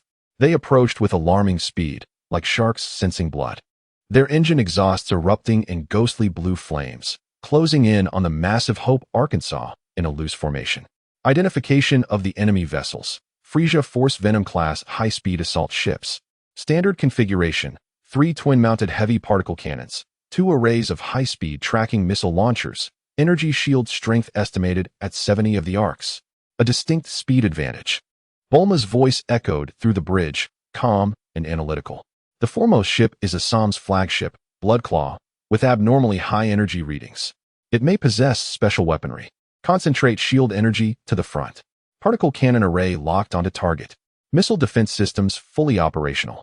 Karo stood in the center of the bridge, his gaze sharp as an eagle, the crimson warning visuals scanning the battlefield like radar.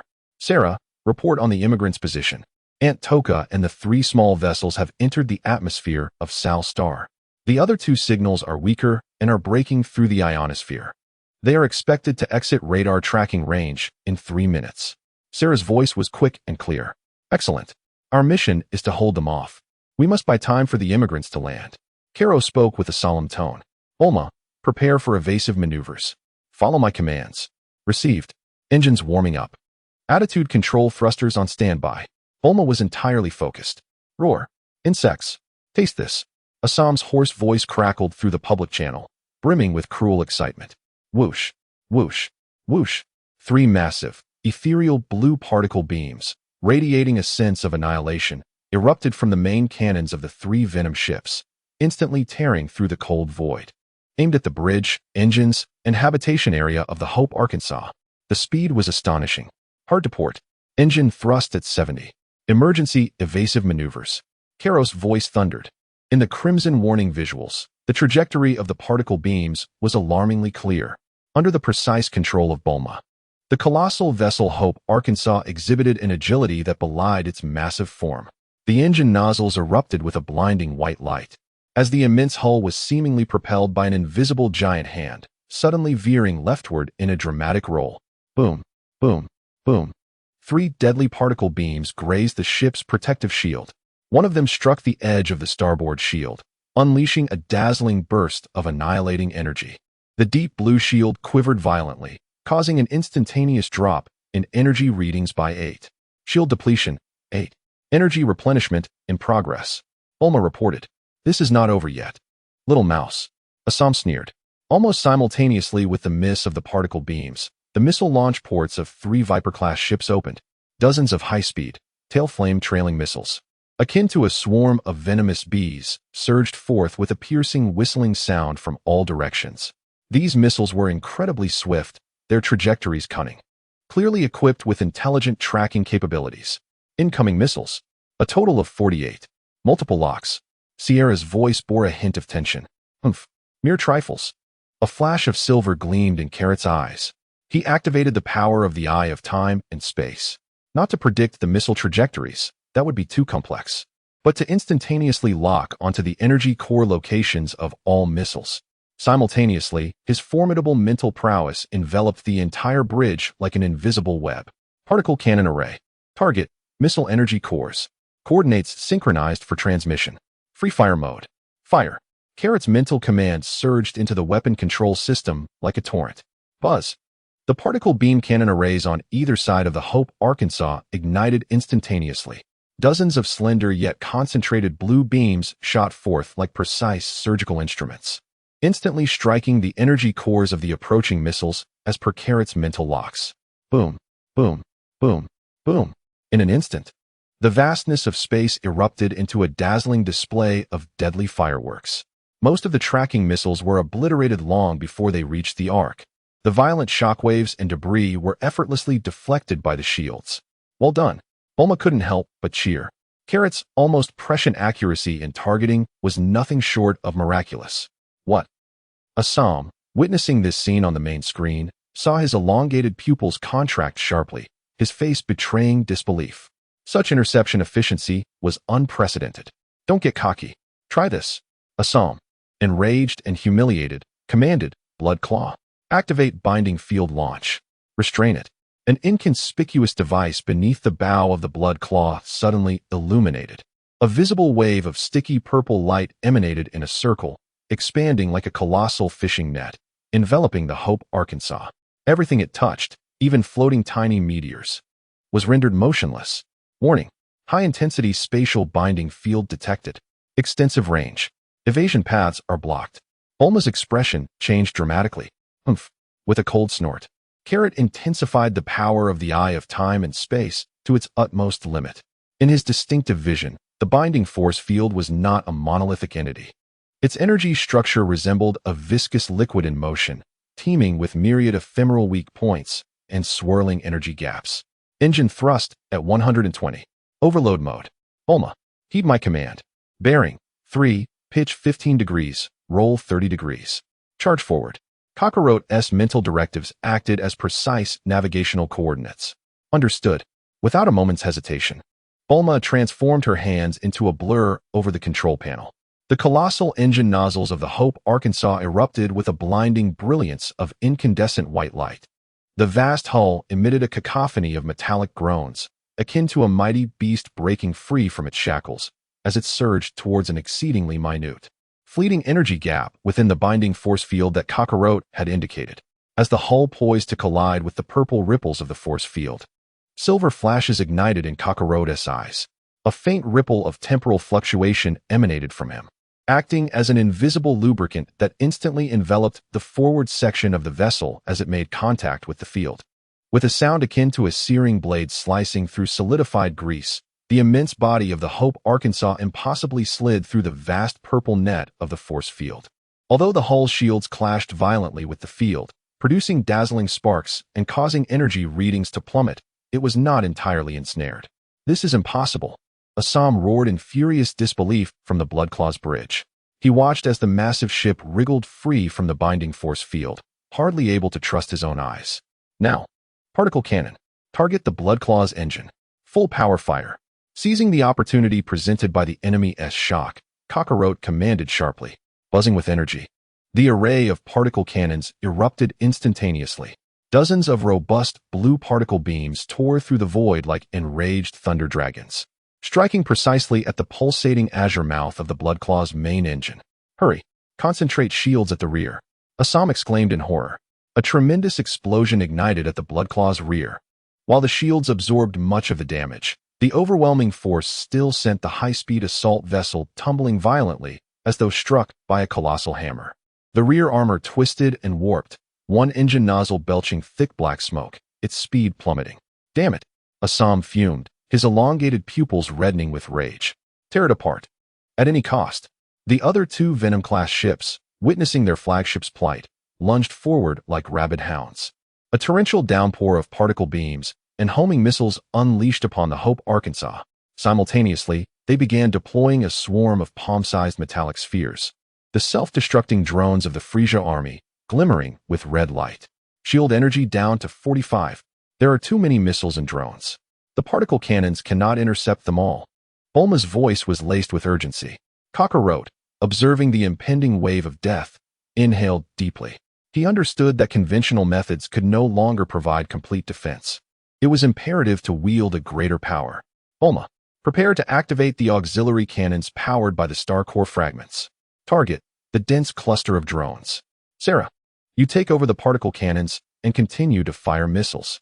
Kakarot commanded, simultaneously closing his eyes, his mind intensely focused, plunging into the depths of the temporal eye's imprint. Understood. Bulma promptly operated the main console, charging the Starfire's secondary cannon. The energy core was switched to the stellar fragment circuit. Charging commenced. A surge of energy, far more violent and profound than before, emanated from the depths of the Hope Ark's hull. The lights on the bridge flickered momentarily. A palm-sized fragment, ensconced within a special force field container, radiated a deep blue-violet glow, resembling a swirling core of a galaxy, was activated. Raw and ferocious energy was forcibly extracted and channeled into a massive cannon at the bow, with a barrel that resembled a furnace. The charging of the Starfire's secondary cannon was complete. Energy levels exceeded expectations. Overload warning for the cannon barrel. Bulma's expression shifted as she observed the soaring energy readings on the screen. No matter. Target locked. Fire. Kakarot abruptly opened his eyes. The silver light within them appeared tangible. Boom. A torrent of blue-violet energy, as robust as a small starship's main cannon, roared forth from the Starfire's secondary cannon. The brilliance illuminated the entire expanse. The energy flow did not shoot out in a straight line but, as if alive, dispersed and twisted under Kakarot's guidance of the temporal eye, transforming into dozens of more concentrated blue-violet beams, precisely striking the densest area of the drone swarm. Sizzle. There were no violent explosions. Those drones struck by the blue-violet beams disintegrated and vaporized, as if encountering their nemesis. No remnants were left behind. Where the beams passed, a fleeting and eerie energy vacuum formed. Dozens of drones were instantly eradicated. What kind of weapon is this? The captains of the other two Viper-class ships gazed in terror at the dreadful blue-violet beams, as if they had seen a ghost. However, just as Kakarot felt a surge of exhilaration from the power of the Starfire's secondary cannon, a crimson warning flashed violently. An extremely cold, lethally penetrating energy wave instantaneously locked onto the Hope Ark's bridge. The source was the Bloodclaw ship, which had just stabilized its position. Above the bow, a dark red cannon, akin to a serpent's slit pupil, flickered with ominous light. Within its depths, a point of pitch-black energy, radiating the essence of soul annihilation, was rapidly forming. Warning. Detection of ultra-high energy soul annihilation ray charging. Target, the bridge. Shields unable to provide complete defense. Bulma's scream echoed. Kakarot's pupils constricted. The aura of death enveloped him instantaneously. Assam was prepared to fight desperately. Chapter 83, Soul Annihilation and Eternal Moments. At the bow of the Bloodclaw ship, the dark red cannon, resembling a serpent's slit pupil, harbored a point of profound darkness rapidly expanding and coalescing. It emitted not heat, but a bone-chilling cold that froze the soul. The space surrounding the dark energy point exhibited an eerie distortion, as if being absorbed and collapsing. Soul Annihilation Ray. Charging complete. Fire. Assam's voice, filled with resentment and delight, erupted across the public channel. Sizzle. A beam, distilled to perfection and no thicker than an arm, emanated a pitch-black radiance that devoured all light, silently tearing through the void. Its velocity surpassed even that of light. Rather than traveling in a straight line, it seemed to possess a life of its own. Locking onto the core position of the Hope Ark's bridge, where Kakarot resided, the moment it was unleashed, the surrounding space appeared to freeze and tear apart, leaving behind a fleeting, heart-stopping black trace. Death. Absolute obliteration of the soul. The shield, in the face of such a targeted assault, crumbled like mere paper. The crimson warning lights flickered with an unprecedented frenzy. The sharp alarm pierced Kakarot's eardrums. There was no escape. Conventional means were utterly ineffective. This was Assam's ultimate strike. Aimed squarely at Kakarot. Sis. Seela's voice rang out in desperate shrieks. Kakarot. Bulma's voice trembled with tears. Piccolo's furious roar echoed through the communication line. Time seemed to stretch infinitely. Kakarot watched as the pitch-black beam rapidly enlarged in his field of vision, the chilling essence of frozen souls enveloping it, causing his very blood to freeze at that moment. The spatial eye of his mental core imprinted a searing pain, as if issuing a final warning. To withstand it, surely death awaited. Phase shifting. The mental toll would be immense, his condition far from optimal, and the beam's speed and lock were too formidable. Success was uncertain. What to do? In the final moments before the shadow of death descended, a flicker of near-mad determination flashed in Kakarot's eyes. He ceased his attempts to evade or defend against this lethal strike. Instead, he poured all his mental energy, staking everything into the imprint of the spatial eye. He aimed to lock onto the beam itself. His intention was not to resist, but to accelerate, to hasten the flow of time surrounding that devastating beam, even if only for an instant. Buzz. The silver light upon Kakarot's forehead blazed forth in an explosion of brilliance. An invisible, Powerful temporal waves spread out like a stone cast into a tranquil lake, enveloping the incoming pitch-black beam with precision. Tassila, Bulma, Piccolo, and the others.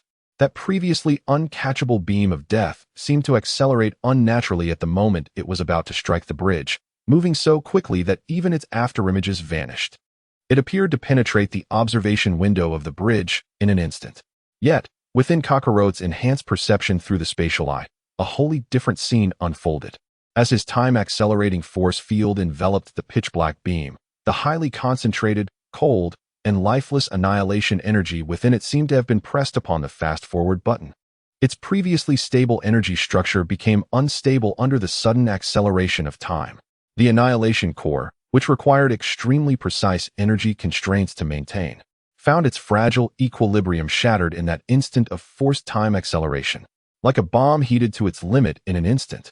With a fierce roar, just as the pitch-black beam was about to penetrate the observation window of the bridge, it detonated prematurely, less than 10 meters outside the bridge. A silent yet far more terrifying explosion ensued. No blinding flames, no deafening roars. Only an unfathomable darkness, akin to the abyss of a black hole, suddenly erupted, swiftly engulfing the surrounding light, energy, and even the very fabric of space itself. A black sphere, several dozen meters in diameter, exuding an aura of utter stillness and annihilation, materialized before the bridge of the Hope, Arkansas. The terrifying energy of obliteration, like an invisible beast, ruthlessly tore apart everything in its vicinity. The robust new alloy armor twisted and shredded as though it were fragile parchment. The thick observation windows of the bridge were instantly riddled with spiderweb-like cracks, emitting a mournful groan under the strain. The deep blue energy shield quivered violently, reminiscent of ice meeting boiling oil, producing a piercing wail as energy readings cascaded like a waterfall. Shield energy at 10. 5. Overload. Shield collapse. Bulma's piercing scream echoed throughout the bridge. Boom.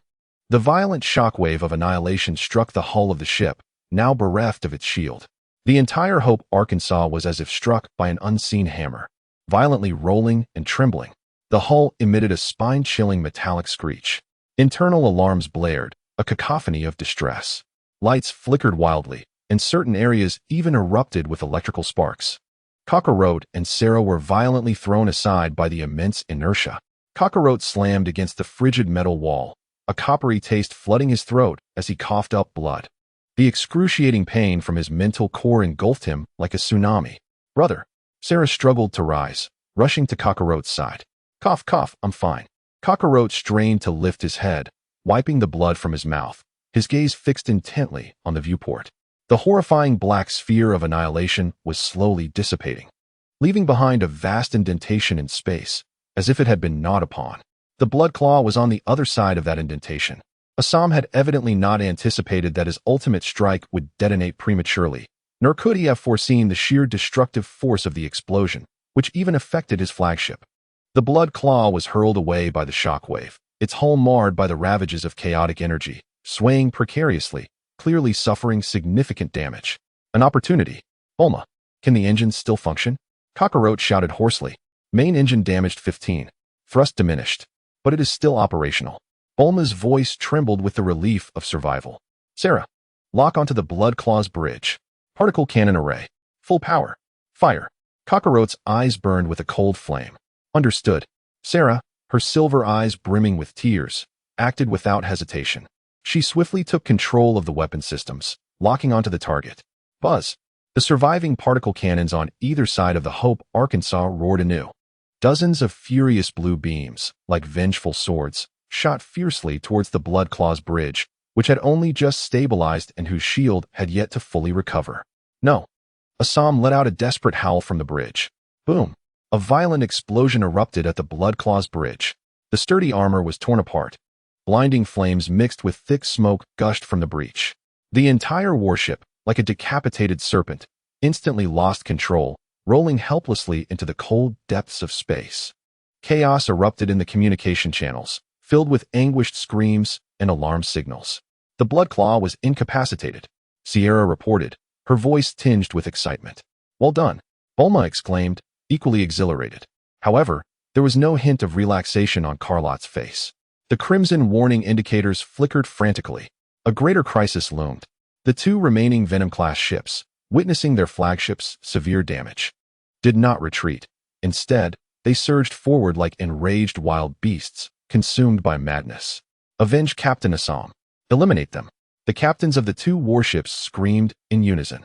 Abandoning all tactics, the two Venom-class vessels unleashed blinding blue light from their thrusters, resembling two frenzied meteors, resolutely charging towards the Hope Arkansas, which had just sustained heavy damage. Its shields shattered and hull compromised.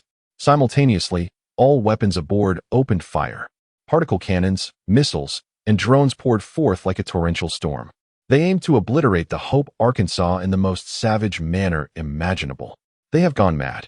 Bulma's complexion turned pale. Sera clenched her fists tightly. The Hope Arkansas had just endured the shockwave from a solar-racing explosion. Its hull damaged, shields collapsed, and maneuverability severely hindered. Faced with the suicidal charge and overwhelming firepower of the two high-speed assault vessels, it seemed to be on the brink of annihilation. Carlotte gazed at the two menacing warships rapidly enlarging on the screen, feeling the violent vibrations of the hull and the piercing alarm sounds. A flicker of resolve flashed in his eyes. He abruptly pushed Sierra aside, staggering to stand tall, his hands forcefully pressing against the energy transfer interface on the control console. Bulma. Redirect all output from the star core fragment energy source. Direct it to the hull reinforcement field and engines. Sierra, prepare for impact. Carlotte's voice resonated with a determination that brooked no dissent. Have you lost your mind? The star core fragment energy is too volatile. Directing it to the hull will. Bulma gasped in horror. There is no time. Do it. Carlotte interrupted sharply. Seeing the unwavering resolve in Carlotte's eyes, Bulma gritted her teeth. Let us do this. Energy core. Maximum output. Redirect to the structural reinforcement field and engines. Overload mode activated. A surge of energy, far more violent and chaotic than when the Starfire auxiliary cannon had been activated, erupted from deep within the Hope Ark's hull. The entire vessel groaned in agony. The outer layer of the hull was instantly enveloped in an unstable, flowing, lava-like blue-violet energy shield. This was the furious star core energy being forcibly used to reinforce the hull. At the same time, the four massive thruster nozzles at the rear erupted with an unprecedented brilliance, radiating white light akin to miniature stars. Come at me. Obliterate. Carlotte's eyes gleamed with silver light, his mental energy resonating with the raging star core energy, channeling this destructive force. He no longer sought to evade. Instead, he controlled the Hope Arkansas, pushing the engine thrust to unprecedented limits. Like an injured ancient beast, charging fiercely towards the oncoming Venom-class ship on the left. Brother, no. Sierra screamed in terror. The two steel behemoths, trailing fiery tails of destruction, collided in the cold depths of space like two meteors crashing together. Chapter 84. The Stellar Core Maelstrom and the Wall of Sarl. A thunderous roar, indescribable in its terror, echoed as if two asteroids had collided in the depths of space. A violent shockwave of energy surged forth like a harbinger of destruction, instantly engulfing the entire expanse. The Hope Arkansas, with its massive prow enveloped in a blue-violet lava energy shield, struck with the force of a blazing hammer into the flank of the left-side poison spike fast attack vessel. The ferocious stellar core energy erupted at the point of contact. The sturdy black alloy armor was torn apart, melted, and vaporized before the torrent of blue-violet energy. As effortlessly as a hot knife slicing through butter. The poison spike vessel's hull snapped in two like a fragile toy. A blinding explosion erupted from the fracture, spewing forth flames. Internal energy conduits and munitions ignited, resulting in a series of even more violent detonations. Countless burning debris shot forth like deadly fireworks in all directions. The kinetic energy from the collision, along with the vessel's self-destructive energy, was mostly absorbed and countered by the Hope Ark's violent stellar core energy shield and reinforced structure. Yet, the immense impact still caused the colossal body of the Ark to tremble violently, rolling uncontrollably. The hull emitted a spine-chilling groan, as if on the verge of disintegration. The blue-violet energy shield covering the prow dimmed instantly, riddled with cracks.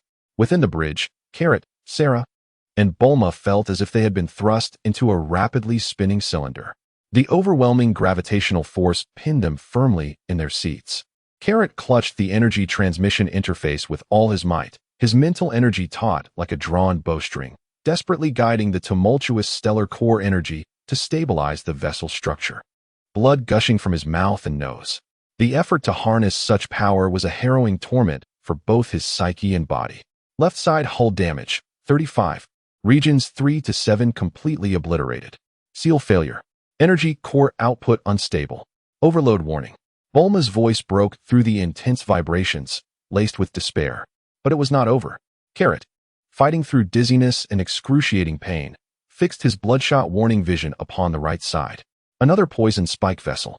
Seizing the moment while the Hope Arkansas was reeling from the impact, spiraled out of control in a frenzy of mutual destruction. Its prow, glinting ominously, charged towards the right engine area of the Ark, now defenseless and devoid of shield protection. Simultaneously, all weapons aboard opened fire, a torrential barrage descending like a relentless storm. A true death blow, taking advantage of your weakness to claim your life.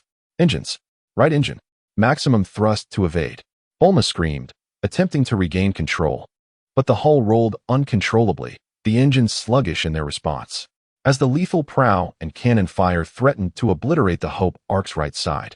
A flicker of madness flashed in Carrot's eyes. He abruptly withdrew his hands from the energy interface, relinquishing the stabilization of the stellar core energy.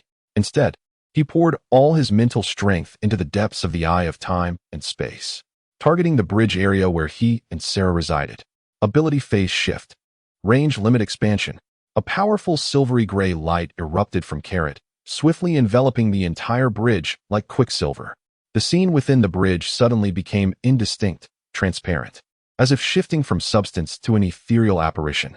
Almost at the moment the phase shift concluded, boom. The prow of the right side Stinger ship collided violently with the engine area of the Ark of Hope. The sturdy armor was torn and twisted as if it were mere paper. A colossal explosion erupted, illuminating the sky. Concurrently, a barrage of cannon fire rained down upon the hull, triggering a series of chain reactions.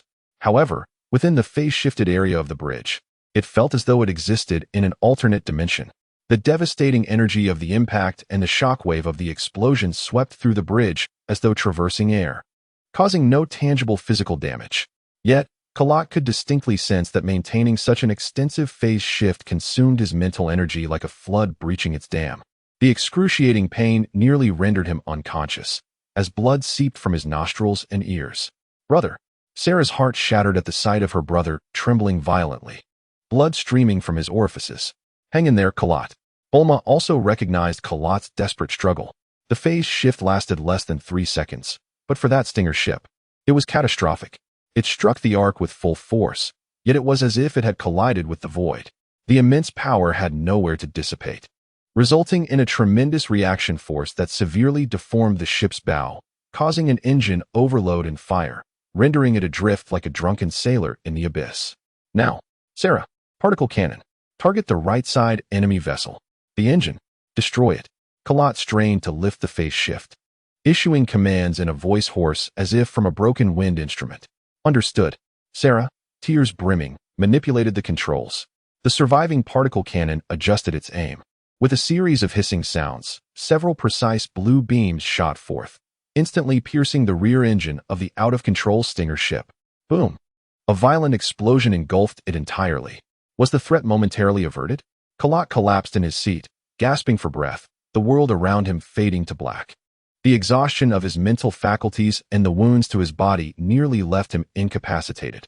The bridge was in disarray, alarms blaring mournfully, yet the lethal assaults had ceased. One enemy ship lay crippled, 2 destroyed. Sera gazed at the scanning screen, her voice trembling with the relief of survival. Antok and the others have safely landed on Sal Star. Well done, Kalat managed a strained smile. However, Bulma's terrified voice pierced the air once more. No, Kalat. The core fragments. The energy core is out of control. Kalat abruptly turned toward the control panel. On the screen, the energy readings representing the core fragments soared uncontrollably. The curve transformed into a blinding red. The raging energy, like a wild stallion, rampaged through the energy circuits. The forced overload and the damage to the hull caused energy leakage, plunging the precious core fragment into an extremely unstable state. A catastrophic explosion could occur at any moment. Warning. The energy core is about to melt down. Countdown, 60 seconds. The cold mechanical voice resonated like the death knell. Just as they had escaped the crisis of battle, they were immediately plunged into the abyss of self-destruction. The planet Salstar loomed ominously close, threatening to thwart their efforts. Bulma, is it possible to forcibly detach or redirect the energy? Carrot asked, struggling to maintain composure. No. The circuits have been destroyed by the explosion. Forcibly detaching will only trigger an immediate detonation. Moreover, the energy is too volatile to be redirected. Bulma's face turned pale as her fingers frantically danced over the console. Unless there is an adequately large energy vent, or a conduit capable of instantaneously absorbing this chaotic energy. Absorb? Carrot's gaze abruptly shifted to the viewport, fixated on the massive planet Salstar, shrouded in thick clouds of dust. The crimson warning visuals depicted Salstar's chaotic and formidable gravitational field, alongside its tumultuous ionosphere, resembling a colossal, natural, and chaotic energy vortex. A wild notion flashed through his mind. Bulma, adjust the course. Target Salstar. Maximum speed. Charge in. Carrot bellowed. What? Have you lost your mind? The ionosphere and gravitational turbulence of Salstar will shred us to pieces. Bulma exclaimed in horror. There is no time to explain. Just do it. Trust me. This is our only chance for survival. Carrot's eyes were resolute, exuding an undeniable strength as he funneled all remaining energy from the star core fragments into the engines and the ship's bow. Prepare for impact. Sera, fasten your seatbelt. Bulma, witnessing the determination in Carrot's eyes and glancing at the rapidly decreasing countdown to meltdown on the screen, gritted her teeth. Let us do this. Maximum thrust. Target Salstar. Charge. The remaining engine of the Hope Arkansas let out a final roar, erupting in a blinding white light that transcended all limits. Dragging its battered hull, it surged toward the gray-yellow planet below, which opened its ferocious embrace like a monstrous beast. Salstar's dense and murky atmosphere rapidly filled their view. The chaotic gravitational turbulence acted like an invisible hand, beginning to tear at the hull. The violent ionosphere flickered with blinding electric snakes, accompanied by deafening thunder. Warning. Entering a strong gravitational field. Structural stress levels exceeded. Warning. Encountering high-energy ion storms. Energy shields cannot be generated. Warning. Star core meltdown countdown, 30 seconds. The ship groaned in violent turbulence, as if it might disintegrate at any moment. Outside the viewport, chaos reigned, illuminated only by blinding flashes of electricity and howling winds. Carrot fixated on the rolling clouds of dust and the raging storm ahead. His mental focus heightened as the eye of time glimmered with a faint silver light. He was searching, seeking the breach in Salstar's chaotic energy field that could instantaneously vent the volatile energy of the star core fragments. Now, Bulma, detonate the star core fragment energy. Direct it all toward the bow. Charge into the heart of that storm. Carrot pointed decisively at the area outside the viewport, where electric snakes were most concentrated and energy fluctuations were most chaotic. A flicker of despair crossed Bulma's eyes, yet her hands moved without hesitation. She slammed down on the red button, symbolizing self-destruction. Boom! An indescribable, terrifying energy, akin to a star's core exploding, erupted violently from the bow of the Hope Arkansas. The azure-violet energy torrent, akin to a colossal axe cleaving the very fabric of creation, surged fiercely into the heart of the tempestuous storm ahead. A miraculous event unfolded. The ferocious storm, powerful enough to rend starships asunder, and the chaotic energy field. Upon encountering this even more savage and primordial stellar core energy flow, dissipated instantly, as if encountering its nemesis, neutralizing and annihilating in an instant. A fleeting passage of relative calm was forcefully carved out amidst the chaotic energy storm. The Hope Arkansas, ablaze with azure-violet energy trails, resembled a phoenix reborn from ashes, plunged into the dense and murky atmosphere of Salstar through this path forged by destruction. The violent friction caused the surface of the vessel to glow crimson in an instant. A piercing shriek filled the entirety of the bridge. The turbulent airstreams sliced through the hull like countless knives. Warning. Hull surface temperature exceeds limits. Warning. Structural damage intensifying. Warning. Altitude plummeting rapidly. Kakarot, Sera, and Bulma clung desperately to their surroundings, enduring immense overload and vibrations. Through the cracked observation window, they beheld the rapidly enlarging, desolate, and grotesque gray-yellow earth below, where enormous rifts resembled the scars of a planet, and wind-eroded rock pillars stood like the bones of a giant, as fierce winds whipped up a blinding sandstorm. "Brother, we've made it," Sera cried, her voice tinged with tears as she gazed at the unfamiliar scene outside. Kakarot's taut nerves eased slightly, but soon, a greater crisis struck. The energy from the shattered stellar core fragments was depleted. Without the energy torrent to clear the path, the violent gravitational turbulence and ionized storms converged anew. The vessel lost most of its propulsion, tumbling and burning like a severed kite, hurtling towards the harsh and unknown terrain below. Engine failure. Attitude control lost. Altitude, 5,000 meters. For 1,000 meters, 3,000 meters. Bulma's voice dripped with despair. "We're going to crash." The land of Sal Star yawned below like a monstrous maw. Chapter 85. Scorched Earth Rebirth and the Oath of the Starfire. Altitude, 2,000 meters. 1,500 meters. Attitude unmanageable. Brace for impact. Bulma's frantic warning echoed within the violently spinning bridge, resembling a chaotic top. Outside the viewport, the grim gray-yellow surface of Sal Star loomed like a shroud of death, rapidly enlarging in their field of vision. Jagged rocks, bottomless chasms, and a sandstorm whipped up by the fierce winds, all heralded the impending doom. Kakarot was pressed firmly into his seat by immense centrifugal force, his insides feeling as though they might shift. He fixed his gaze on a relatively flat area below, strewn with massive boulders. The crimson warning lights blinked frantically, calculating the final escape route. Bulma, jettison all non-essential compartments. Detonate the connections. Reduce weight. Sera, prepare the emergency airbag. Target the boulder-strewn area ahead. Kakarot bellowed, expending his last ounce of strength. Understood. Bulma's fingers danced frantically over the self-destruct command. The airbag system activated. Sera operated in tandem.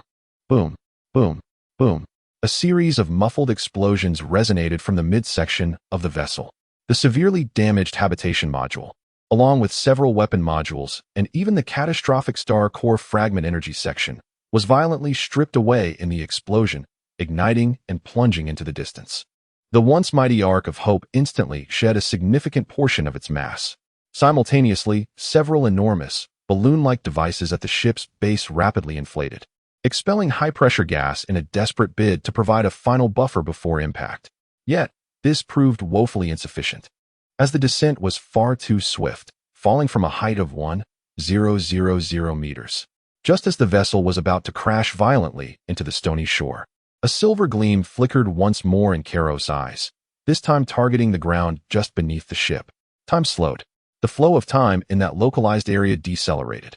A hum resonated as an invisible wave of temporal distortion enveloped the ground beneath the ship for hundreds of meters. In that region, time itself seemed to languish. Swirling dust appeared suspended in the air, and rolling debris seemed ensnared in a viscous substance. Boom! The battered hull of the Ark of Hope, laden with destructive kinetic energy, crashed into this time-ensnared terrain with a thunderous roar, akin to a meteorite striking the earth. The cushioning air sacs at the bottom of the hull burst upon contact, while the sturdy bow armor contorted under the immense force, resembling crumpled tinfoil. The ship emitted spine-chilling metallic rending sounds, as if on the brink of disintegration. The entire vessel carved a colossal trench, stretching thousands of meters and plunging dozens of meters deep into the decelerating ground, pulverizing the hard rock into dust along its path. Inside the bridge, Karo lost consciousness at the moment of impact. The immense overload and the mental backlash from forcibly employing time dilation struck his soul like two heavy hammers. He felt a darkness envelop him, and then he knew nothing more. Time passed. How long, he could not tell. The acrid scent of charred metal and the heavy aroma of dust mingled, irritating Karo's nostrils. He struggled to open his heavy eyelids, revealing a blurred vision.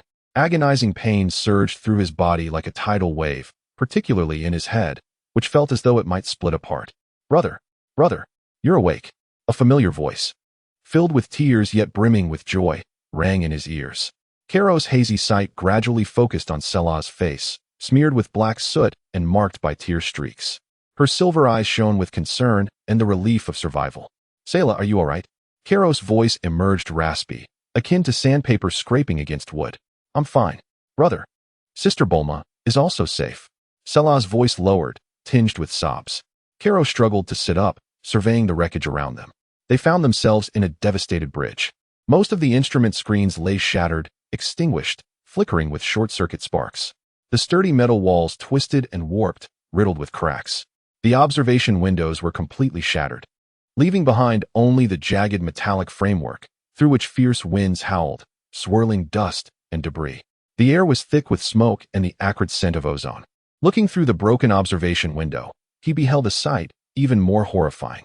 The battered Hope, Arkansas lay like a severed steel serpent, powerless upon the desolate expanse of the Gobi. The vessel was fractured in its midsection, twisted metal and exposed piping emitting wisps of smoke from the break. The bow was deeply embedded in the earth, while the stern jutted upwards, resembling a colossal tombstone.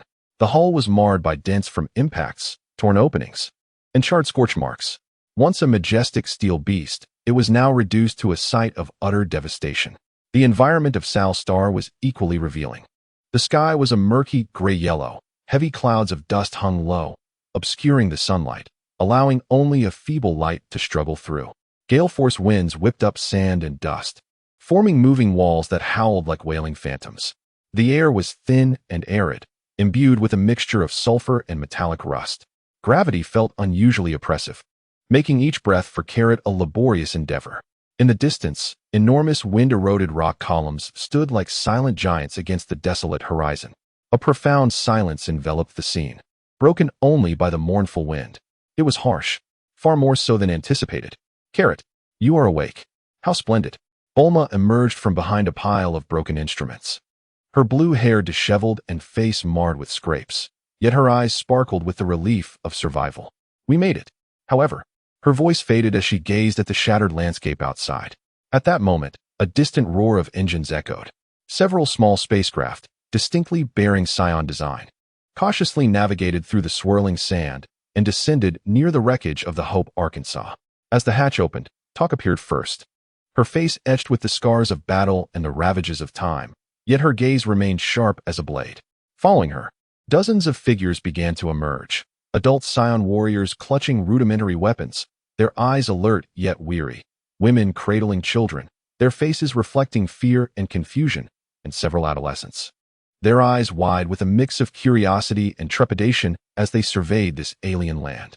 They beheld the remnants of the Hope, Arkansas, akin to a post-apocalyptic ruin, and the barren, eerie silence of this strange planet. Shock, helplessness, and a hint of despair were etched upon each face. Was this their new home? Salstar? A land so lethal it could shatter a spacecraft? The atmosphere was oppressive, as heavy as solid lead. With the support of Selah and Bulma, Carrot staggered from the bridge. Stepping upon the fractured hull, the fierce winds whipped up sand, stinging his battered body and tousling his hair. He surveyed the multitude of faces below, some familiar, some unknown, all filled with confusion and unease. Talk stepped forward, fixing her gaze on Carrot, her voice hoarse. Carrot, have we arrived? A barely perceptible tremor laced her words. Carrot inhaled the dry, cold air laden with dust, the weight of gravity and the acrid scent striking him like a whip. Yet, he straightened his back, his eyes sweeping over each compatriot's face, reflecting neither despondency nor retreat, but an unwavering resolve and a blazing fire within. Yes, Talk, we have arrived.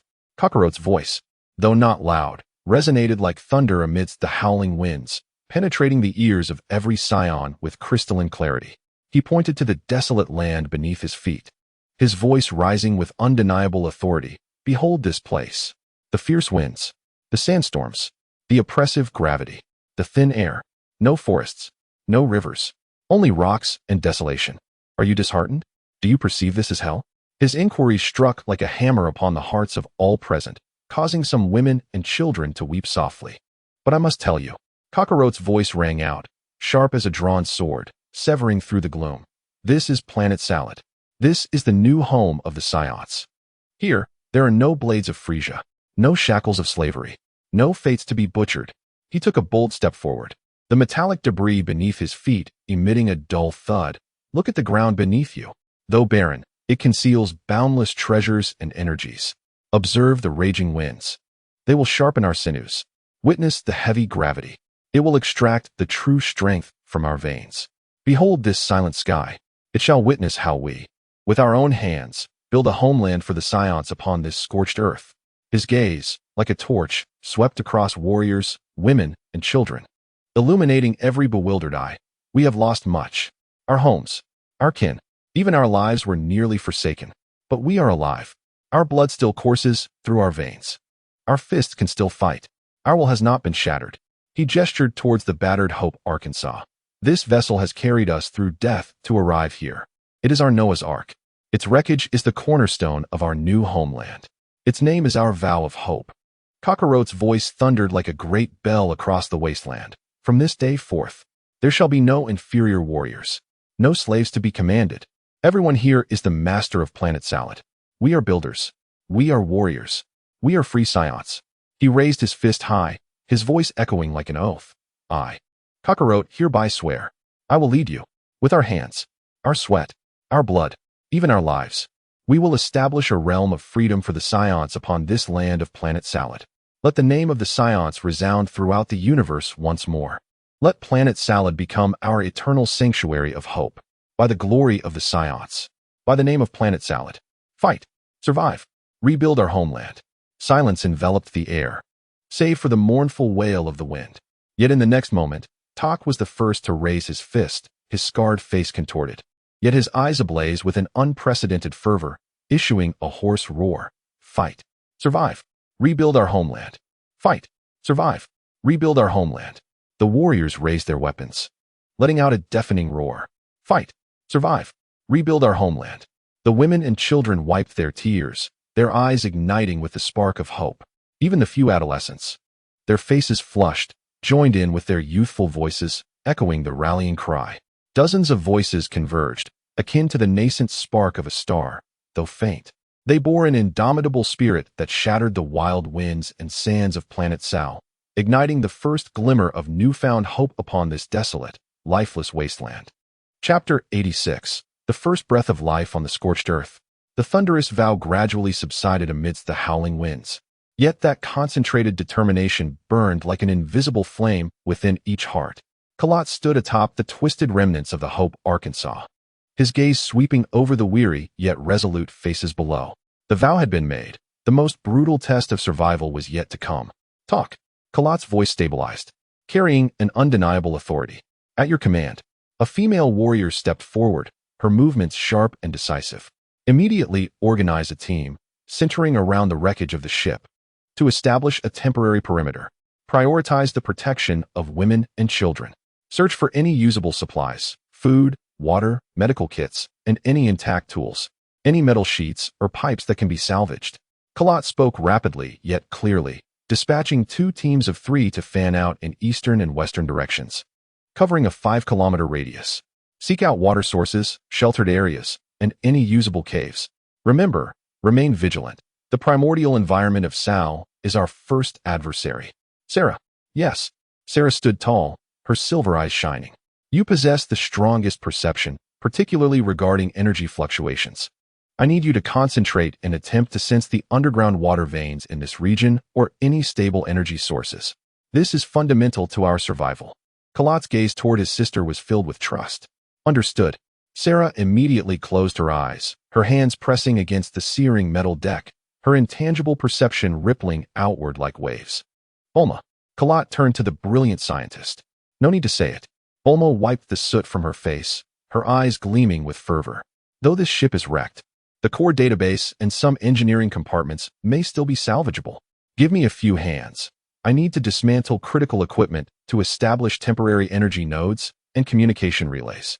At the very least, we must ensure our detectors can cover a broader range and analyze the damned air composition and gravitational parameters.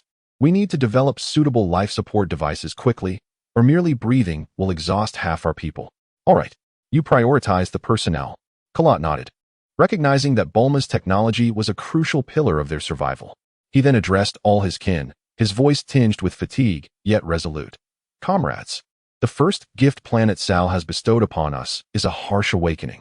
But we Saiyans excel at rising from the depths of despair. Let us take action. Survive. and transform this place into our home.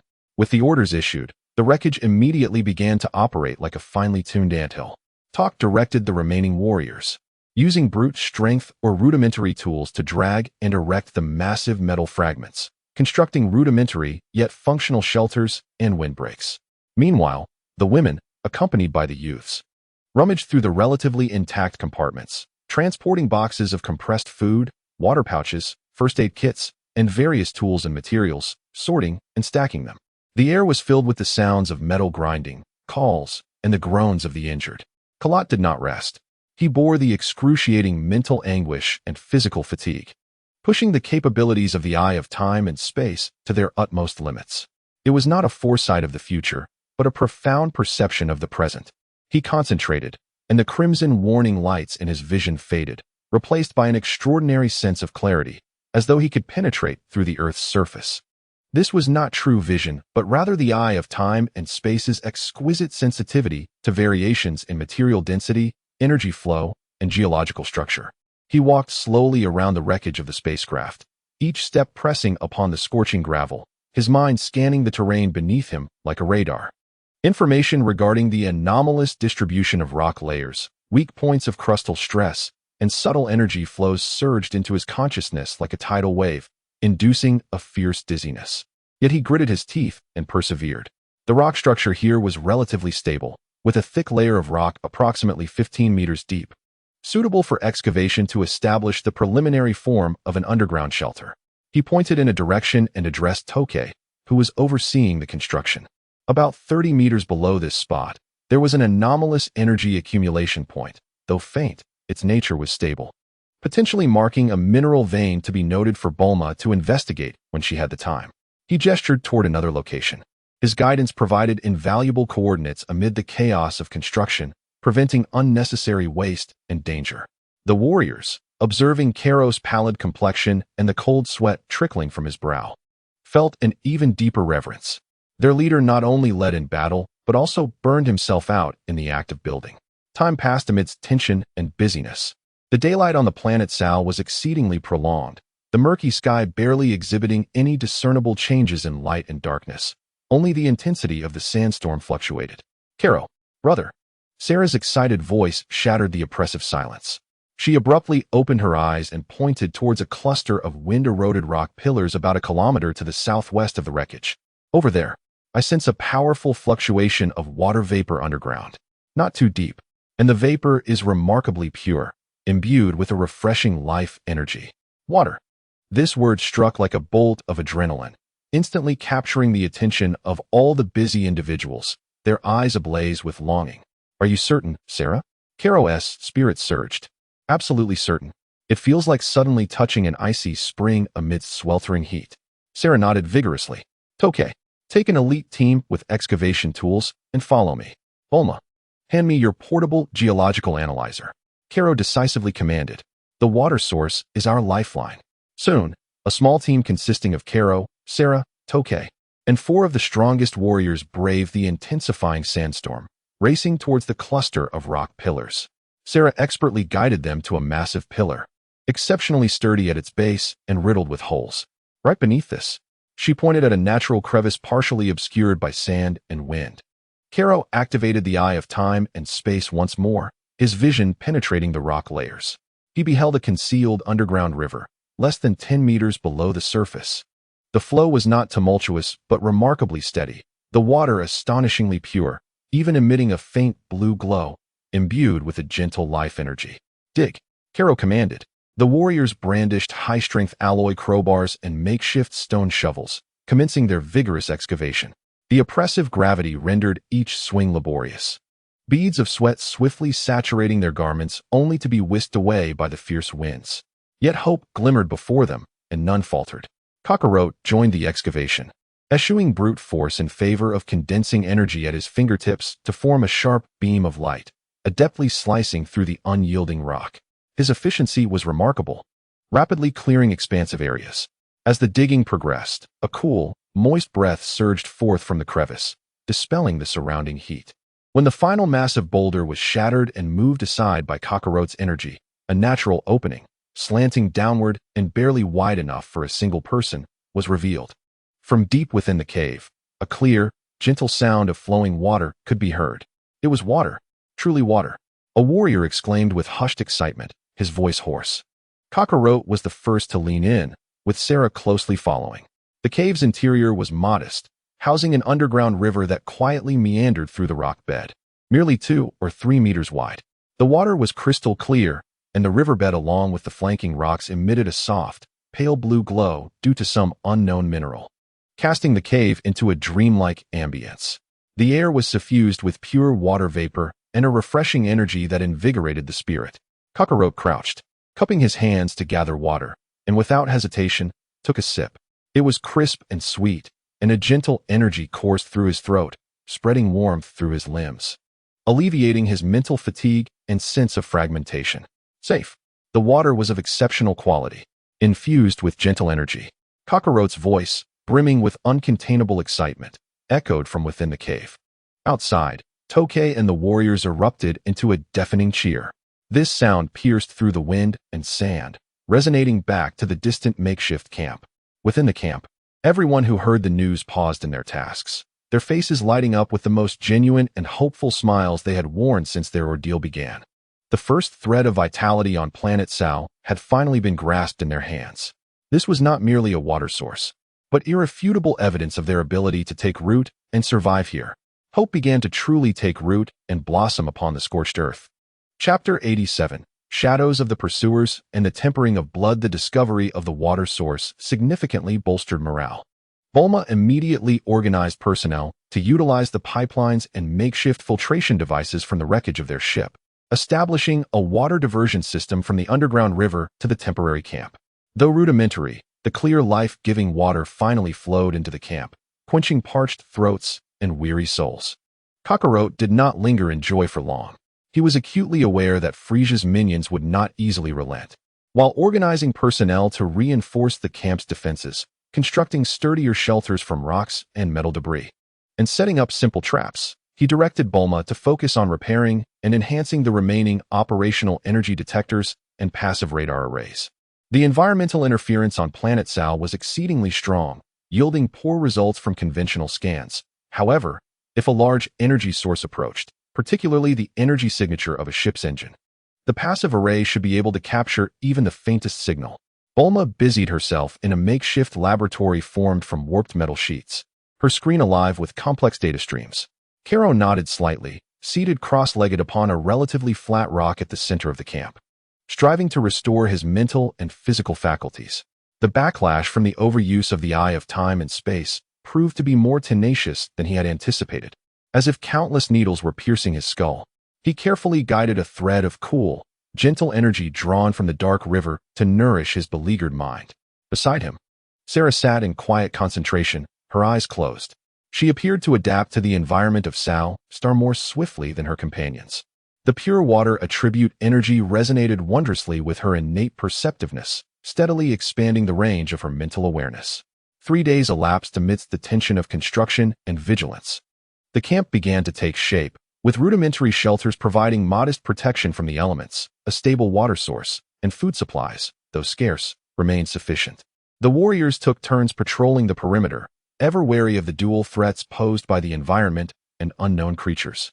However, tranquility was soon shattered.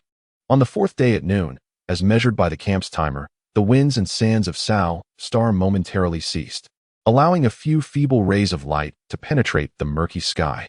A warrior stationed on the eastern side of the camp, tasked with surveillance, scanned the desolate wasteland with keen vigilance. Suddenly, the rudimentary energy detector he wore emitted a sharp, yet faint beep. The warrior's pupils constricted, and he immediately pressed his communicator. Zone 3. Weak energy signal detected. High-speed approach. 3 entities. The alarm reverberated throughout the camp. Prepare for battle. Tok's roar resounded like thunder. All capable warriors instantly abandoned their tools, seizing weapons, mostly makeshift swords and spears fashioned from metal components of the ship, or the few remaining energy pistols, and swiftly took their positions in the designated shelters and defensive spots. Karo's eyes snapped open, a fleeting silver glimmer flashing within them. He sprang to his feet, a powerful aura erupting around him like an invisible storm. Dispelling the tension among the group, and instilling a sense of stability akin to a steadfast anchor. Sera followed closely, her mental perception casting an unseen net eastward. Bulma. Passive radar. Targets acquired. 3 high-speed moving objects. Energy signatures confirmed as Frieza Force standard individual flying vehicles. 10 kilometers away, exceeding 500 kilometers per hour. Expected to enter visual range in 1 minute. Bulma's voice crackled through the communicator, tinged with gravity. The pursuers of Frieza had indeed arrived, swiftly. Kairos' gaze turned icy. Talk. Command the ground defenses. Sera, lock on with your perception. Prepare to disrupt. The rest, follow Talk's orders. Remember, do not engage head-on. Utilize cover and traps to delay.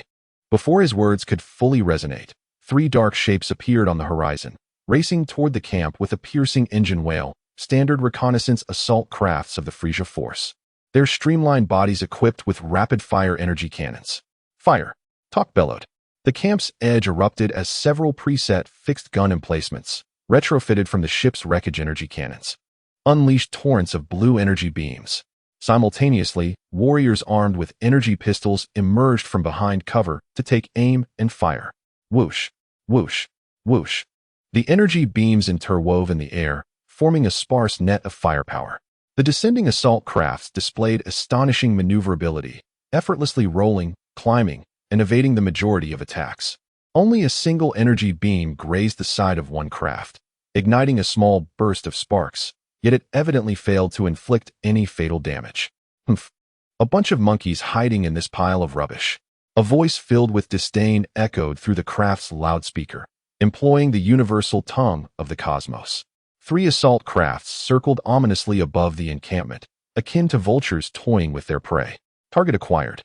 Prioritize the obliteration of their shipwrecks and the one with the most potent energy signature.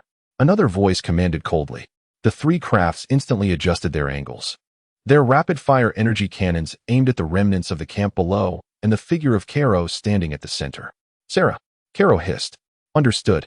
Sera's silver eyes glimmered as a formidable mental force surged forth like an invisible shockwave, sweeping across the sky. She targeted the targeting and fire control systems of the assault crafts. Buzz. The cannon mouths of the 3 crafts exhibited an exceedingly brief delay and deviation. The energy beams they discharged mostly struck the open ground around the camp, sending sand and debris soaring, with only a few hitting the outer fortifications, causing some damage and lightly wounding a soldier. Interference.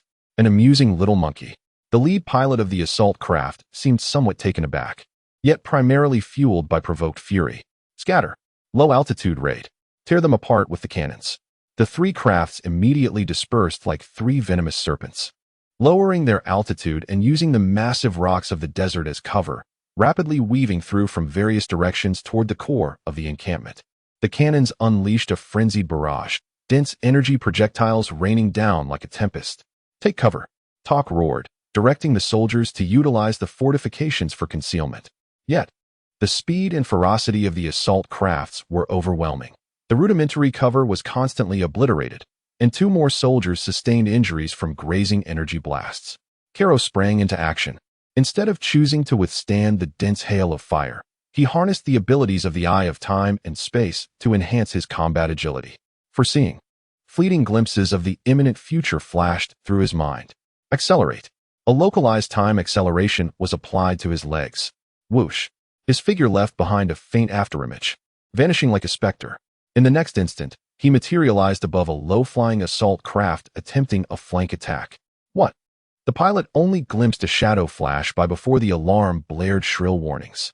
Kairos' gaze was frigid as his right fist coalesced with a blinding white energy aura, infused with tremendous force, and struck fiercely toward the vulnerable engine nozzle of the craft. Boom! A thunderous roar erupted. The rear engine of that assault craft was violently obliterated by the ferocious energy, causing the entire vessel to lose balance, trailing thick smoke, spinning toward the distant ground, and exploding into a fireball. The first one. Kairos' figure vanished once more, propelled by the explosive shockwave.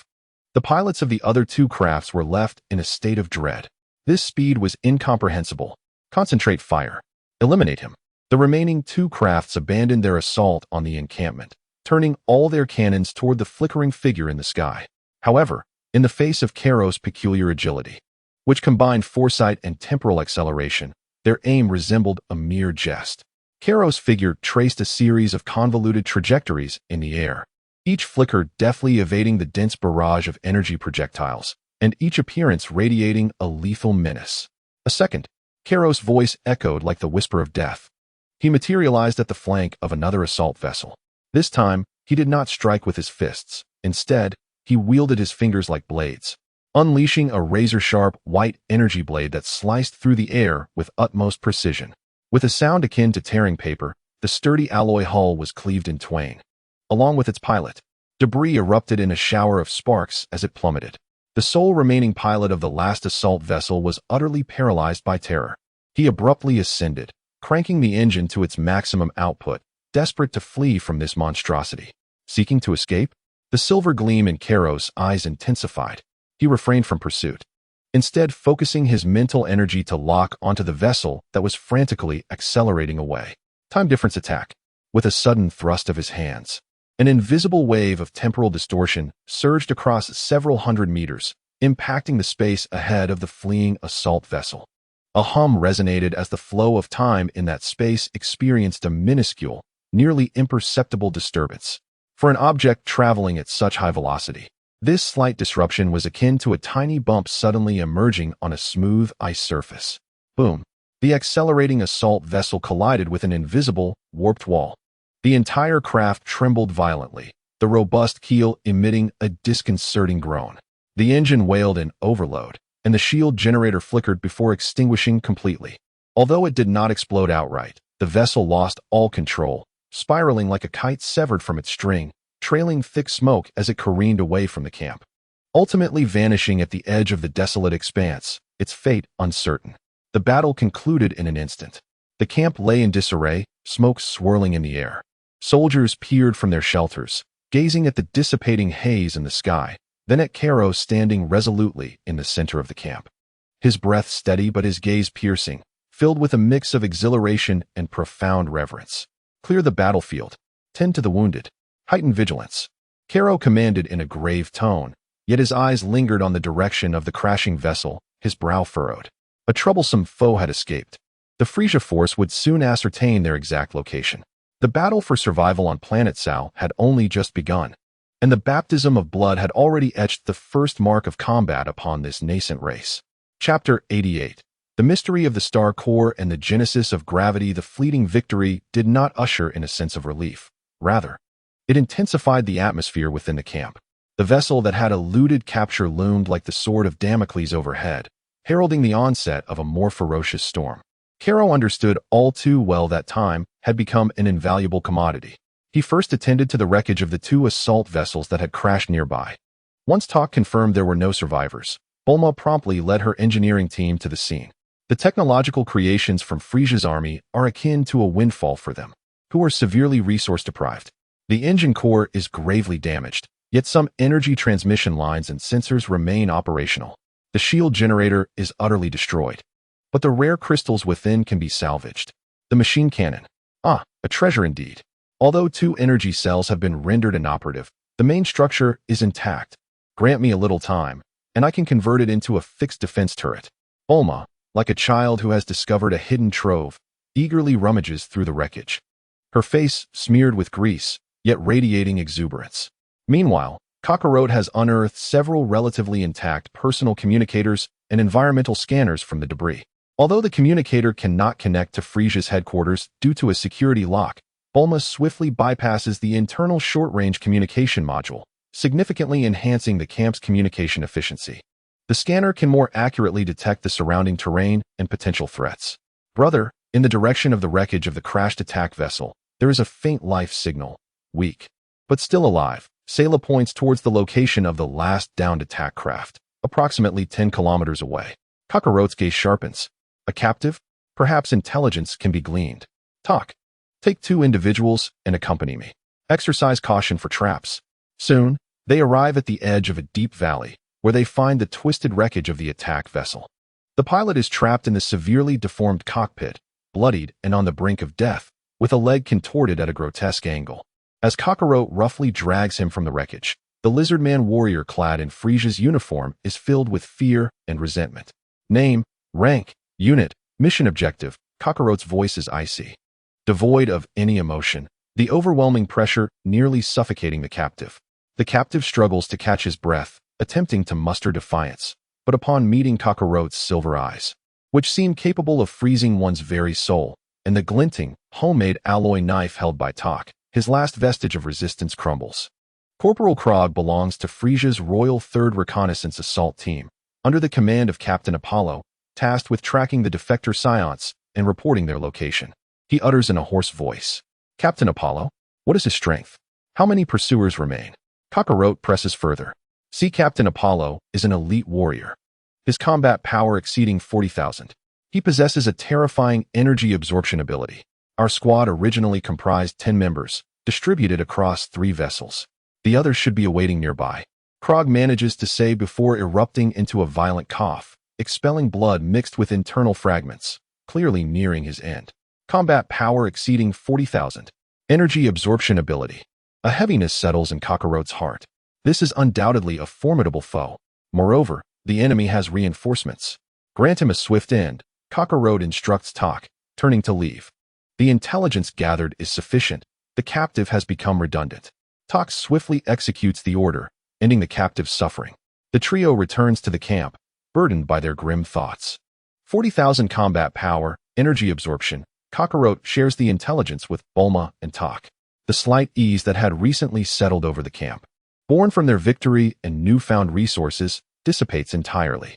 40,000 battle power is an insurmountable peak for the Saiyans of Planet Sal, whose strengths are generally languishing between a few hundred to a couple of thousand, aside from Carrot and Sera.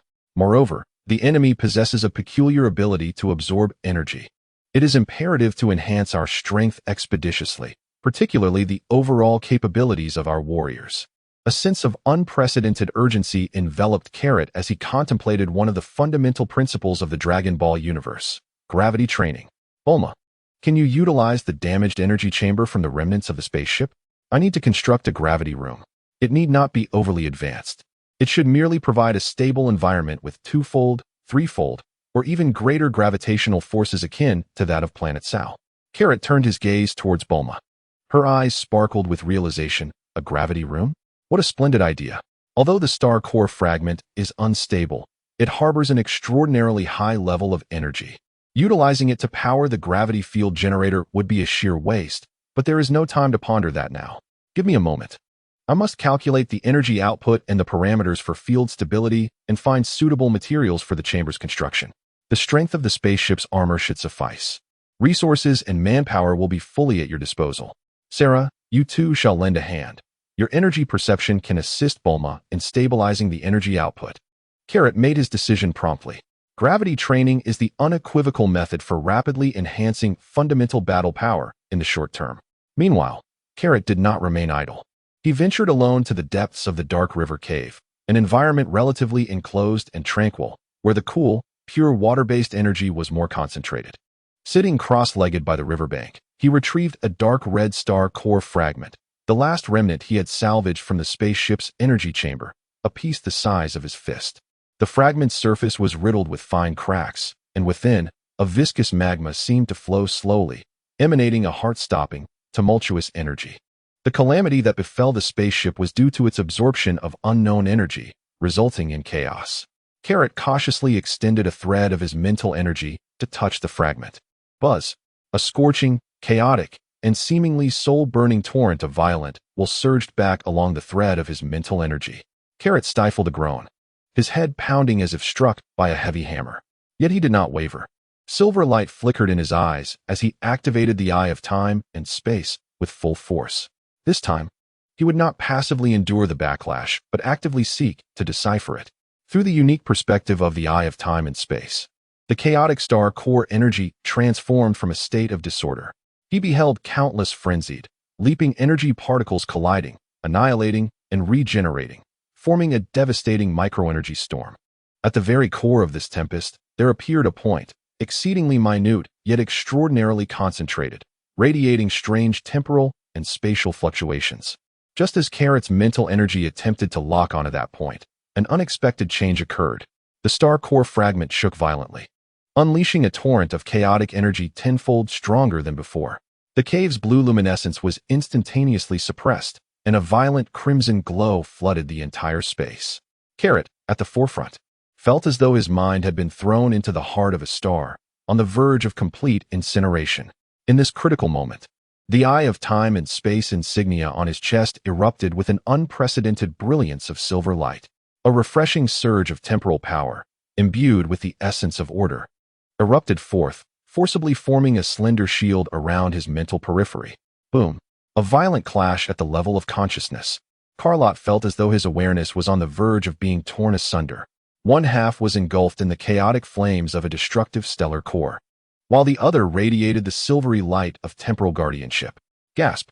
He could no longer endure the strain and violently expelled a mouthful of blood. His complexion instantly paling to a ghostly hue, his body swaying precariously. The shard of the stellar core in his hand seemed to lose its vigor, its brilliance dimming, reverting to its previously cracked state. Brother, Sera, who had been vigilantly stationed at the entrance, sensed the dramatic energy fluctuations and rushed in, supporting Carlot. I'm fine. Carlot weakly gestured, wiping the blood from his lips, yet his eyes sparkled with an unusual brilliance, even possessing a hint of fervent excitement. I saw Bulma. Where is she? Carlot, what on earth are you doing? That energy surge nearly incinerated my temporary apparatus. Bulma hastily entered, startled by Carlot's bloodied appearance. But her attention was swiftly drawn to the shard of the stellar core in his hand. Carlot handed the shard to Bulma, his voice tinged with a raspy excitement. Bulma, this fragment contains an energy core imbued with temporal attributes. It is incredibly pure, yet enveloped in a chaotic and violent energy shell. If we can discover a means to either peel it away or stabilize it, it could not only provide energy, but may even serve as the key to advancing my temporal abilities. Bulma accepted the shard, examining the dim cracks and the faint crimson glow within. She then looked into Carlot's pale, yet shining eyes, inhaling deeply. Temporal attributes, my heavens. No wonder it reacted so peculiarly earlier. This is exceedingly dangerous, but its potential is staggering. Leave it to me. I will devise the safest apparatus to contain and study it. However, Carlot, until we find a secure method, you must not touch it again. The backlash you just experienced nearly cost you your life. Carlot nodded, realizing he had acted too hastily. Yet, this daring glimpse had granted him a vague, yet crucial insight into the nature of the Eye of Time and his own powers. Meanwhile, with Bulma and Sera's efforts, utilizing the thick armor plates of the spacecraft wreckage and the dissipating secondary energy from the stellar core shards, a rudimentary gravity chamber, capable of accommodating 5 to 6 individuals and resembling a metallic coffin, was erected in a corner of the encampment. Although it could only stabilize at a maximum of 25 times the gravity of Planet Sal, approximately equivalent to 50 times that of Earth, and its energy consumption was immense. Preventing prolonged operation, this marked the arduous laying of the first cornerstone on the path to power for the Saiyans of Planet Sal. The grueling gravity training was set to commence upon this scorched Earth. Chapter 89. The Forge Awakens and the Scars of Time. The rudimentary gravity chamber stood like a silent metallic fortress at the edge of the encampment. Its exterior was crafted from the sturdiest engine walls of the spacecraft, marred with welding scars and dents from impacts, exuding a rugged industrial wasteland aesthetic. Thick energy conduits connected it, drawing power from the temporary energy node established by Bulma, fueled by the shards of the stellar core. The node emitted a deep, resonant hum, akin to the heartbeat of a monstrous creature. The interior of the gravity chamber was cramped and devoid of any embellishments, featuring only cold metallic walls and flooring. A rudimentary control panel was embedded on the inner side of the entrance, displaying merely a few flickering indicator lights and a manual dial to adjust the gravity multiplier, currently capped at 25. Kakarot, Tak, and 3 valiant warriors who had shown exceptional prowess in previous battles, Badu, Rek, and Noen, were chosen as the first to enter this crucible. Sera stood by the control panel as a safety officer and energy stabilizer, while Bulma anxiously monitored the energy output curve from outside. Remember, your bodies have never endured such immense gravity. This is not merely a burden on your muscles and bones. It is a compression of your organs, blood, and every single cell. Kakarot's voice reverberated within the confined space. Once inside, refrain from vigorous movement. First, acclimate to standing. Feel the gravity's pull. Use your ki to envelop and protect your organs. Only when breathing becomes a struggle will the true training commence. If you cannot endure any longer, signal Sera to deactivate the gravity. This is not weakness, but a means to grow stronger in order to survive. Do you understand? Understood. Tak and the others shouted in unison, their eyes gleaming with a fervent desire for power, mingled with a hint of trepidation at the unknown. Sera, commence. Start at 15 times the gravity, and after stabilizing for 10 minutes, gradually increase to 20 times, Kakarot commanded. Yes. Sera took a deep breath and cautiously turned the control knob. With a hum, an invisible yet oppressive force suddenly enveloped the entire gravity chamber, as if the air had solidified into leaden blocks. Thud, thud. Except for Kakarot, who remained steady, the four others emitted muffled groans as their legs trembled uncontrollably, their backs arching under the weight. Bada stumbled, nearly falling, only to be caught firmly by Wreck. A pained groan escaped no one's lips, feeling as though an invisible hand was gripping his heart, each beat a strenuous endeavor.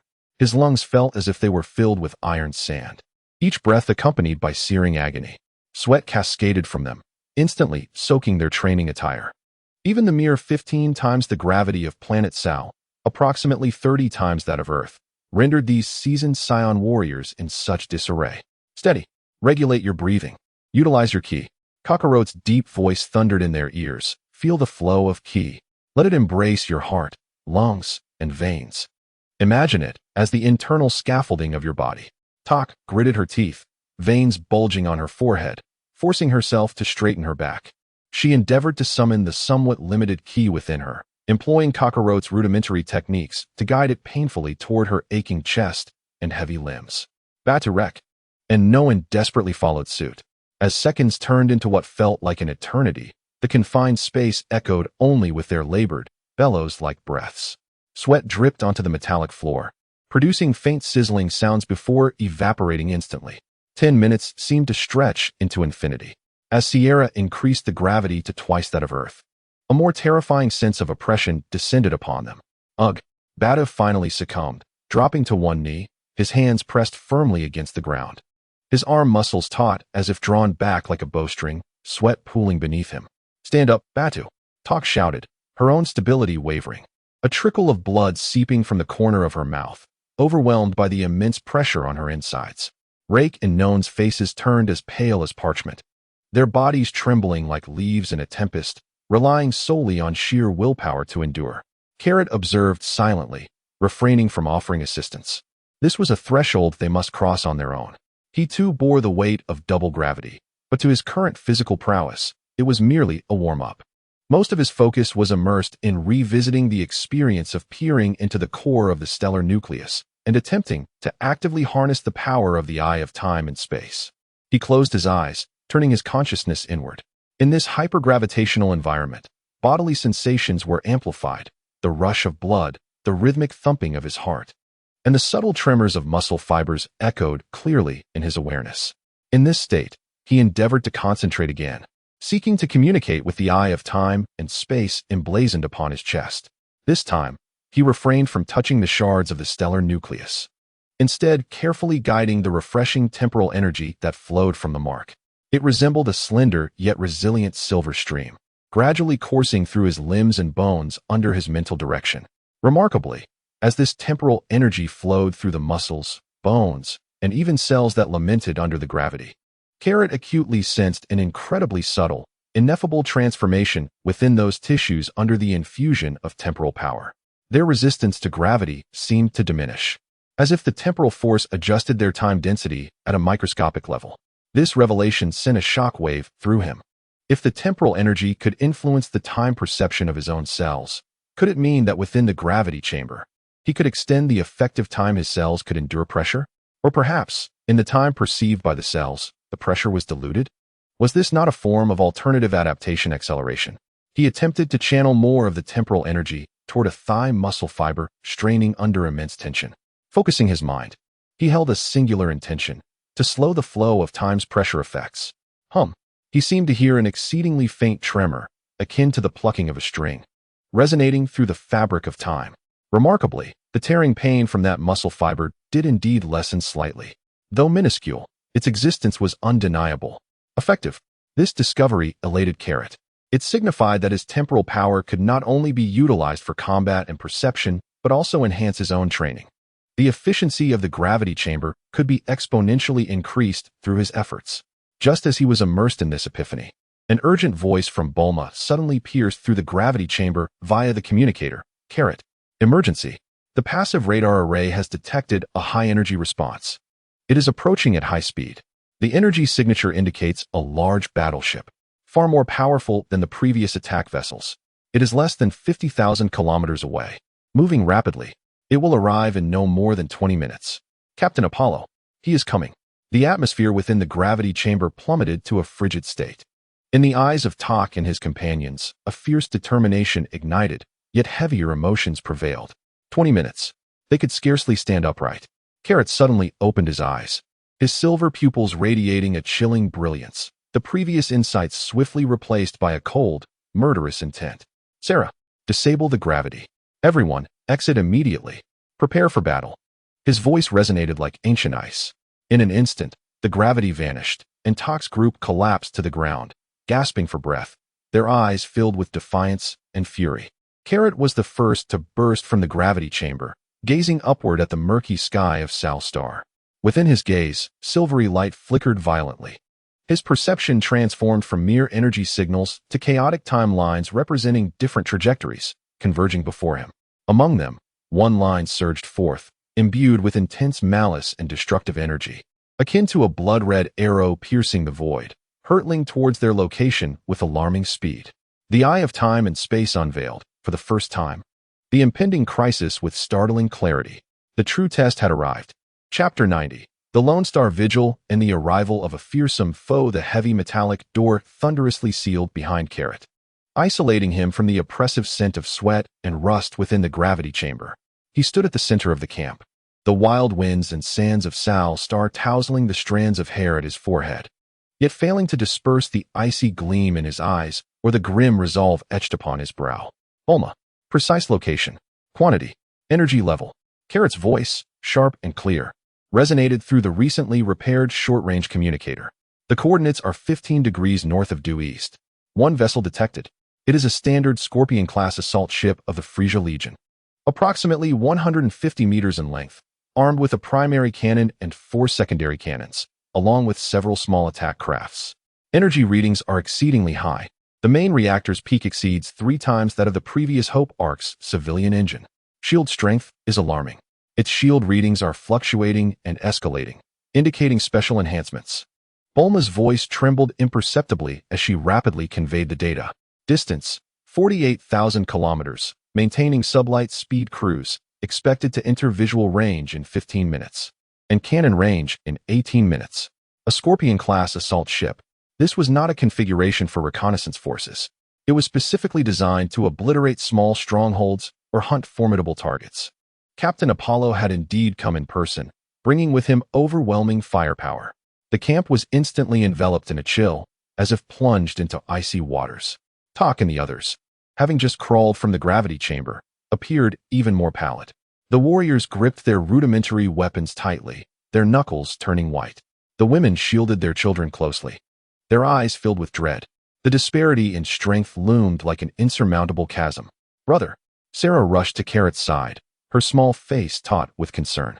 I sense an incredibly powerful presence aboard that ship, cold, greedy, as if it were a black hole absorbing the surrounding energy fluctuations. It must be Apollo. The term energy absorber flashed through Carrot's mind as he recalled intelligence about the captives. A combat power exceeding 40,000, combined with this bizarre ability. Alongside a heavily armed assault ship, it was virtually a deadlock. Bulma. Activate all available jamming devices at maximum power. The objective is not the warship itself, but rather its long-range detection and fire control systems. Sera, collaborate with Bulma and utilize your psychic abilities for targeted interference. We do not seek complete concealment. Merely delaying their targeting time to create chaos will suffice. Carrot's mind raced as he issued the first command. Understood. Bulma and Sera immediately dashed towards the makeshift command center. Tak. Carrot glanced at the female warrior. Here. Tak straightened her body, weary from gravity training. Abandon all non-essential defensive points on the perimeter. Everyone, Retreat into the wreckage of the spaceship immediately. Use the armor and structure of the debris as our final refuge. Concentrate the remaining energy weapons into a few sturdy firing ports. Gather all detachable metal plates and rocks, and pile them at the most vulnerable connections of the wreckage. Prepare for a staunch defense. Carrot's orders were resolute. A staunch defense. Tak hesitated. Carrot, the main cannon of that warship. I am aware. Carrot interrupted her, a fierce determination glimmering in his eyes. The main cannon is my responsibility.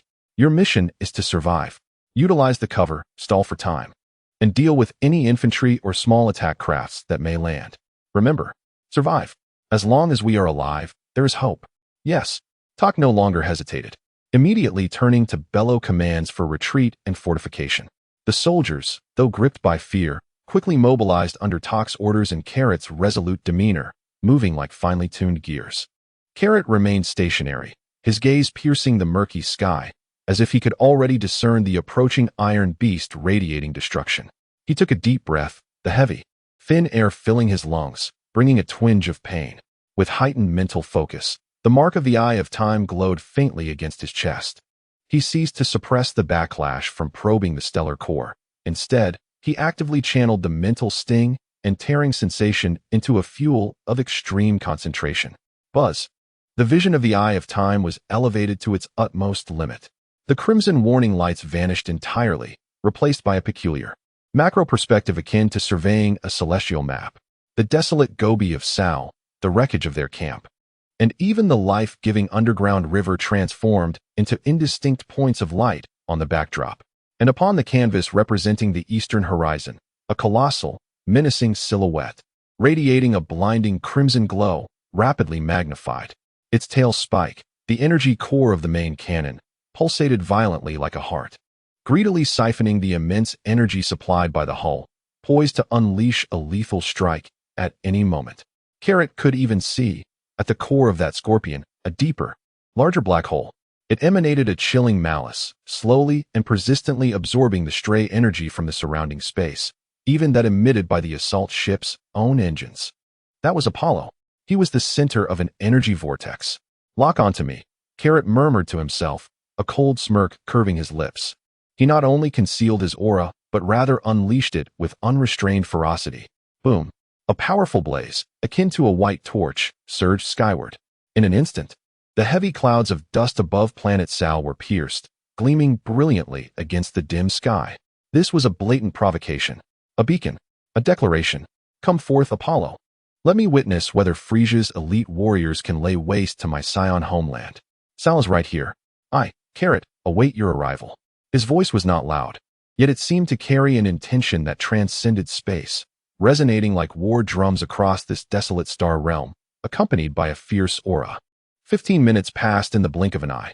At the horizon to the east, the murky clouds were violently torn apart by an invisible force, revealing a warship, grotesquely shaped like an oversized metallic scorpion, emerging slowly with a low, rumbling engine that instilled a suffocating sense of dread. Its cold metallic armor glimmered with a chilling sheen under the dim light, and the gaping maw of its main cannon, like the gaze of the Grim Reaper, firmly locked onto the desolate encampment below, focusing on the solitary figure standing defiantly against the howling winds, radiating an overpowering presence.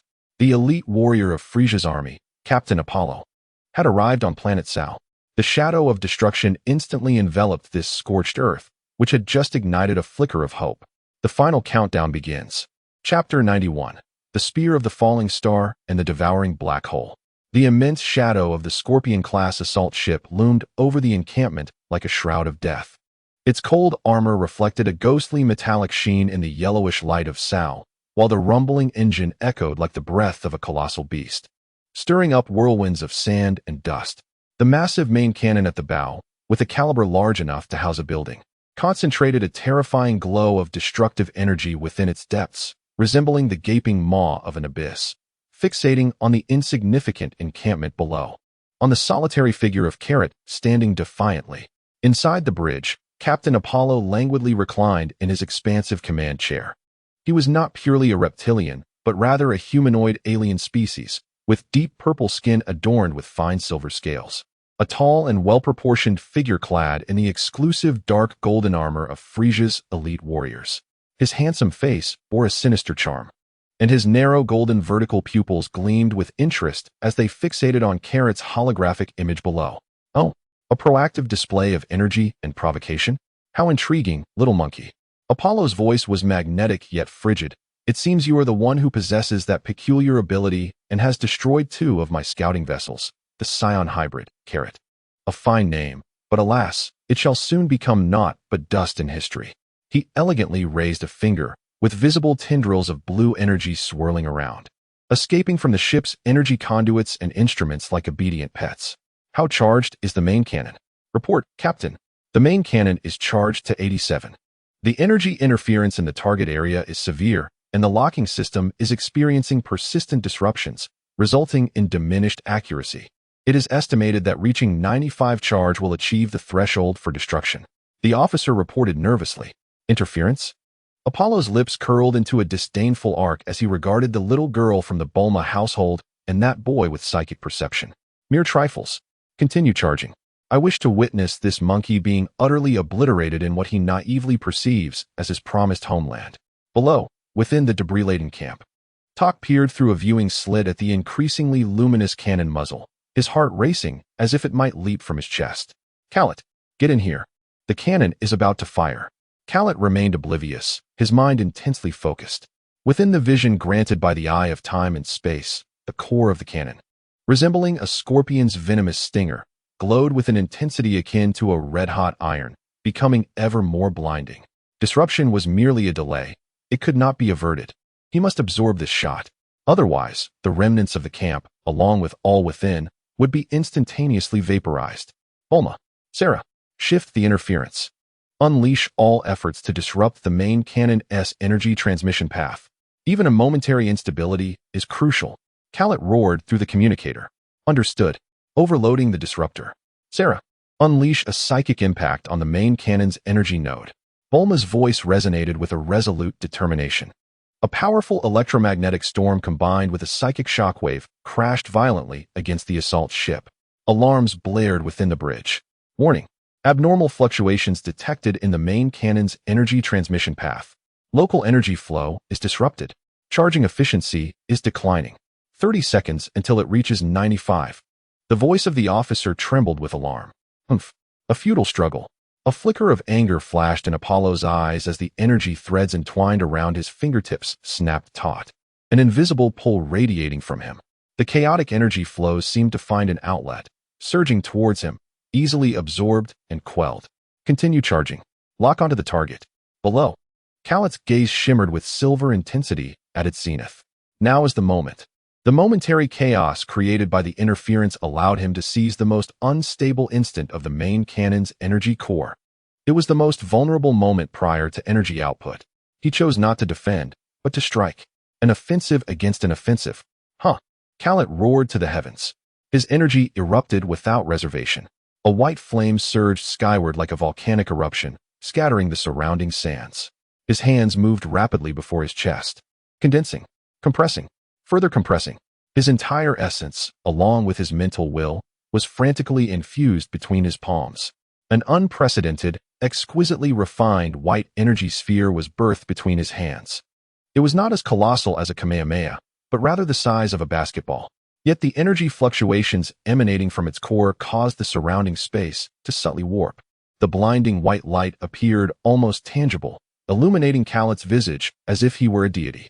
The power of the eye of time and space was forcibly imbued within, not to amplify its might, but to endow it with the qualities of penetration and certainty. Lock onto that momentarily chaotic core. Shatter for me.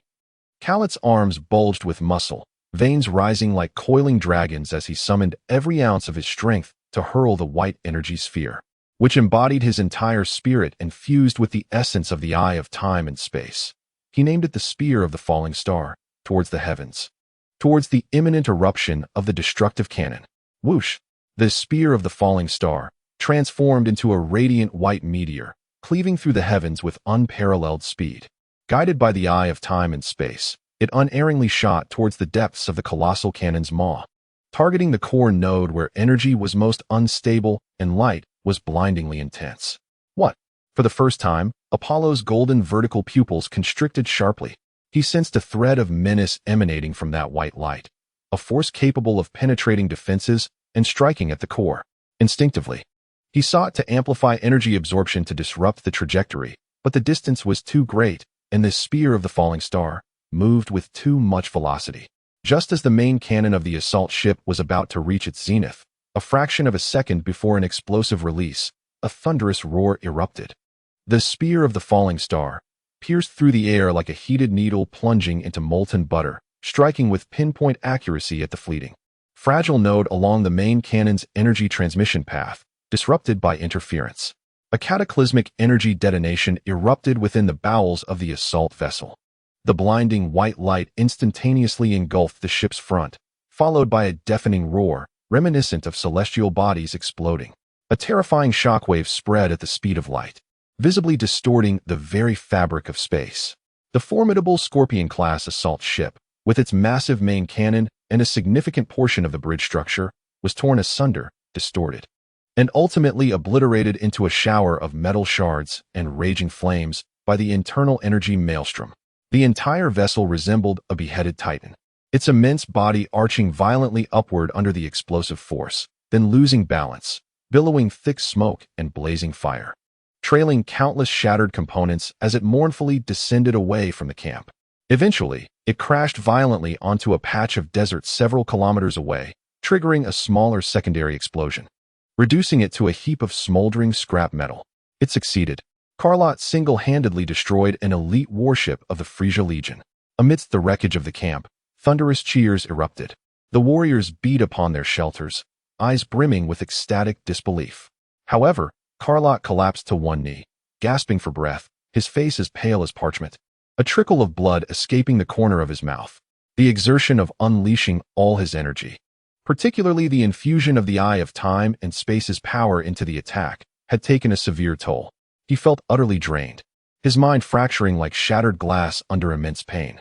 Yet, an even greater sense of impending doom seized him. The Eye of Time and Space blared a frantic warning. In his field of vision, a profound and terrifying black hole loomed above the wreckage of the Scorpion-class assault ship, not dissipating with the ship's destruction but rather expanding voraciously. It greedily consumed the vast energy released from the explosion, the escaping flames, and even the surrounding light. A chilling, malevolent aura, powerful enough to suffocate, emanated from the very heart of that black hole. This is bad. Apollo is unharmed. Carlot's pupils dilated in shock. Boom. The burning wreckage of the warship erupted, creating a massive gap. A figure enveloped in a dense dark purple aura ascended slowly, resembling a demonic deity. It was Captain Apollo. He hovered midair, unscathed. Moreover, the energy fluctuations radiating from him were even more terrifying than before. On his deep purple skin, silver scales shimmered with an otherworldly glow amidst the flames. He slightly closed his eyes, wearing an expression of near ecstasy, his hands spread open, palms facing upward. At his center, a visible dark purple energy vortex, exceeding 100 meters in diameter, slowly spun. The vortex's depths were unfathomable, emanating a terrifying pull. The flames from the surrounding warships, the explosive shock waves of energy, and even the very essence of space itself were ruthlessly torn apart, devoured, and absorbed into his being. His aura surged at an astonishing pace. What a torrent of energy! Apollo opened his eyes, the golden vertical pupils coldly surveying the diminutive camp below and the kneeling carrot. A cruel yet elegant smile curled at the corners of his lips. Although he had lost a ship, the ability to absorb its final burst of energy was a fitting end. Little monkey, your recent maneuver truly caught me off guard. Alas, in the face of absolute power, clever tricks are of no consequence. He slowly raised his right hand, palm directed at the remnants of the camp and carrot. At the core of the dark purple energy vortex, a destructive force began to coalesce, compressing and radiating a wave of despair. As a gesture of gratitude, let you become the first offering of my descent upon Sal Star. Devouring energy black hole wave.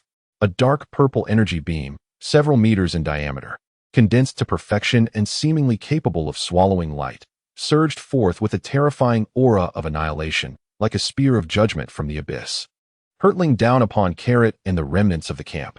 The true adversary had only just revealed his menacing fangs. The fate of Sao, star hung by a thread. Chapter 92. Bloodstained yellow sands, an indomitable spirit, the dark purple beam of destruction tore through the air, descending with a deathly aura poised to obliterate everything in its path. Its speed surpassed any previous attack. The cheers within the camp's wreckage abruptly ceased, replaced by a suffocating sense of despair. Carrot's pupils constricted to pinpoints. The emptiness of his drained body had yet to dissipate, and the agonizing backlash of his spirit felt like a gnawing torment.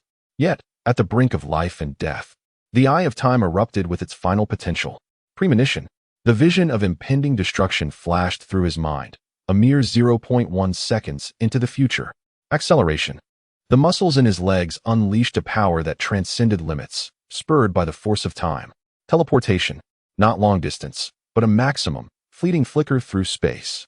Boom. The devouring energy black hole wave struck down with tremendous force at the very spot Carrot had occupied just a second prior. The ground did not explode. Instead, it collapsed as though drawn into a black hole, vanishing entirely. A terrifying abyss, several dozen meters in diameter and unfathomably deep, with edges as smooth as glass, appeared out of thin air. The walls of the pit crackled with dark purple energy arcs, exuding a devastating aura. Carrot's figure flickered awkwardly in midair, barely evading this lethal blow, a mere 100 meters away. Yet, the violent shockwave and chaotic energy turbulence still collided fiercely with him. Puffed. He coughed up blood once more, his body soaring backward like a kite severed from its string, crashing heavily against the metallic outer wall of the camp's wreckage, leaving an indentation in the shape of a person. Carrot. Tokei's eyes widened in horror as he burst from cover. Brother. Sera's mental connection was filled with dread. Don't worry about me. Take cover. Cowlet struggled to emerge from the abyss, letting out a hoarse roar. He wiped the blood from the corner of his mouth.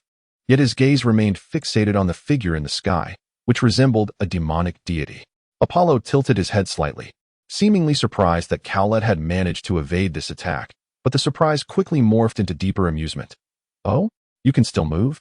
Your abilities are becoming increasingly intriguing.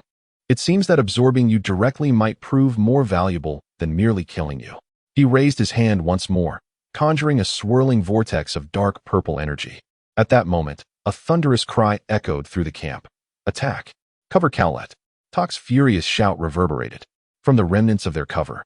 The few remaining artillery points, modified energy cannons from spacecraft, and captured machine guns, opened fire simultaneously.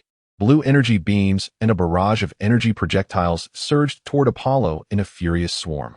The warriors roared, channeling their energy into spirit blasts, recklessly launching them into the sky. Futile. Apollo did not even flinch, merely curling his lips into a mocking smirk. The swirling vortex of dark purple energy around him suddenly expanded. A bizarre scene unfolded.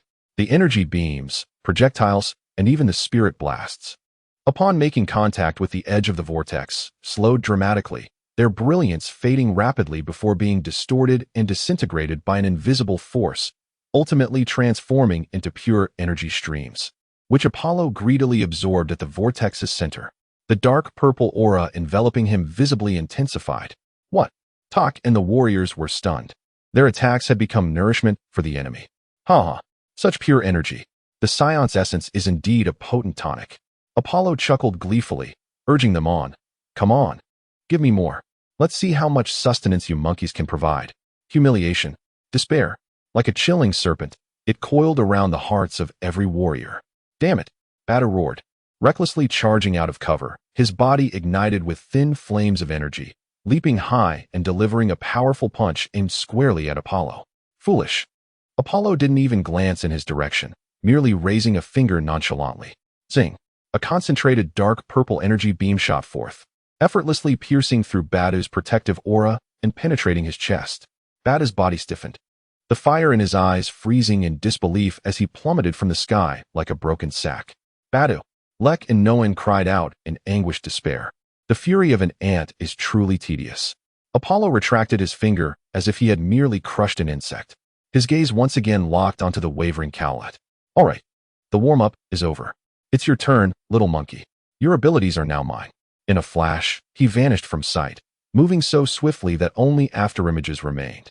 When he reappeared, It was before Cowlet, his claw enveloped in dark purple flames, emitting a piercing shriek as it lunged for Cowlet's heart. He aimed to capture him alive. He sought to devour this peculiar source of power. Not a chance. Cowlet's eyes erupted with silvery brilliance. Under the intense threat of death, he extracted the last vestiges of strength from within his body. Time slowed. The effect rippled around Apollo's outstretched arm. Anticipation.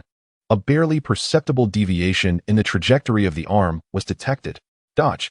The body bent sideways with an extraordinary agility and speed that transcended limits, narrowly avoiding catastrophe. Whoosh. Apollo's claw grazed past Carlot's chest. The sturdy battle suit was effortlessly torn apart, leaving 5 deep gashes, revealing bone beneath. Blood erupted in an instant. The excruciating pain elicited a muffled groan from Carlot, yet it also granted him a fleeting chance for survival. He bore the agony and dizziness with steadfast resolve, advancing rather than retreating. His right fist, infused with the remnants of his energy and a fragment of temporal power, struck fiercely at Apollo's ribcage. Temporal shock. Bang. The fist landed solidly, yet the sensation was akin to striking a voracious black hole. The energy and temporal force emanating from Carlot's fist were swiftly devoured by the energy vortex activated by Apollo's surface, leaving only a fraction of its might to impact Apollo's scaled body, producing a dull thud that failed to even jolt him. So feeble.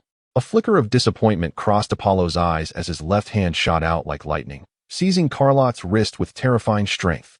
An overwhelming grip enveloped Carlot, making him feel as though his wrist bones would shatter. Your power, I shall accept. Apollo sneered, unleashing a dreadful suction from his palm. Carlot felt his internal energy surge like a flood, wildly rushing towards the captured wrist, consumed by the adversary. Simultaneously, a chilling and malevolent mental force infiltrated through the suction, seeking to lock onto the temporal eye mark on his chest. Ack! Carlot let out a pained roar, his body trembling violently as he resisted the dual torment of being devoured and invaded. His energy visibly waned at an alarming rate. Release my brother. A piercing scream from Sera echoed through the air. A formidable mental shockwave surged forth like an invisible spear, striking at Apollo's mind. Apollo furrowed his brow, loosening his grip on Carlot's hand slightly. Though this mental assault could not truly harm him, it was sufficient to distract him for a fleeting moment. In that instant, a feral glint ignited in Carlot's eyes. He ceased his attempts to escape. Instead, he propelled himself forward, harnessing Apollo's suction to launch his body ahead. With his last vestiges of strength, he delivered a fierce headbutt to Apollo's face. Thud! The sound resonated. Carlot's forehead collided heavily with Apollo's hard brow, and blood immediately erupted from the point of contact, the majority being Carlot's own blood. It was a reckless strategy, an exchange of injuries, a gamble of lives. Taken by surprise, Apollo's head jerked back slightly, and he instinctively relaxed his grip on Carlot's hand. Get away. Seizing this opportunity, Carlot kicked forcefully against Apollo's chest, using the recoil to retreat swiftly. At the same time, he unhesitatingly detonated the last vestige of temporal power within him that could not be entirely consumed. Buzz. A chaotic temporal disturbance erupted from Carlot's core. Though feeble, it bore a strong repulsive and disruptive characteristic. Caught off guard, Apollo was propelled backward several meters by this chaotic temporal force, and the energy vortex enveloping his body experienced a momentary delay and disarray. He gently touched his forehead, which had gone numb from the impact, and gazed at the crimson stains on his fingertips, blood belonging to Carrot. For the first time, true fury ignited within his golden vertical pupils. You wretched insect. You seek death. Meanwhile, Carrot lay heavily on the sandy ground, drenched in blood, his breath faint to the point of near unconsciousness. The blood stained the yellow sand beneath him, resembling a blossoming flower of despair. The leader of the Sal Star had fallen. Chapter 93. The Wrath of the Silver Moon and the Awakening of the Bloodline. The sight of Carrot sprawled in a pool of blood pierced Serla's heart like the sharpest of ice picks. A cold and violent force, long suppressed deep within her bloodline, was ignited at this moment by an overwhelming surge of anger, sorrow, and a fervent desire to protect. Brother! A shriek, so piercing it scarcely resembled a human sound, erupted from Serla's throat. Her silver eyes instantaneously lost all focus, transforming into a pure, chilling expanse, as if capable of freezing souls. An indescribable, icy silver radiance, distinct from the golden aura of the Saiyans, erupted from her petite form like a volcanic explosion that had been suppressed for eons. Boom! The silver wave radiated from Sera, sweeping outwards like a tsunami. Wherever the wave passed, the ground's sand and stones were instantly frozen, crystallizing. The air temperature plummeted. Thick frost formed upon the remnants of the camp. Even the distant flames of the burning warship wreckage dimmed in its presence. This force was cold, furious, exuding a terrifying pressure that felt as if it could freeze thoughts and shred the spirit. Unlike the heat and destruction of the Scion bloodline, it resembled an absolute control and freezing of space-time, stemming from the depths of the soul. What? Apollo, poised to deliver the final blow to Carrot, abruptly halted. His golden vertical pupils revealing a grave seriousness and a hint of suspicion for the first time. This sudden surge of power instilled a sense of threat within him. That icy silver light seemed capable of restraining his energy absorption abilities. Sera, stimulated by the cold aura, Carrot, regaining a flicker of consciousness, struggled to lift his head and was struck with shock at the sight of his sister's current state. Was this a mutation of the bloodline? Or another manifestation of the eye of time and space? The insects shall perish. Completely enveloped in the silver light, Sera, whose consciousness appeared to enter a frenzied state, slowly raised her head.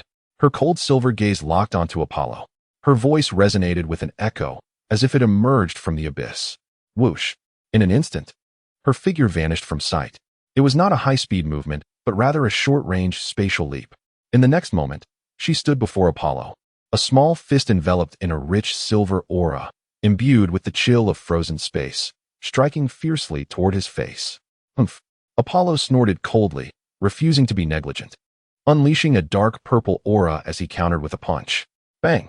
The silver and purple energy collided like two comets crashing together. A terrifying shockwave erupted once more. This time, Apollo was actually pushed back a half-step.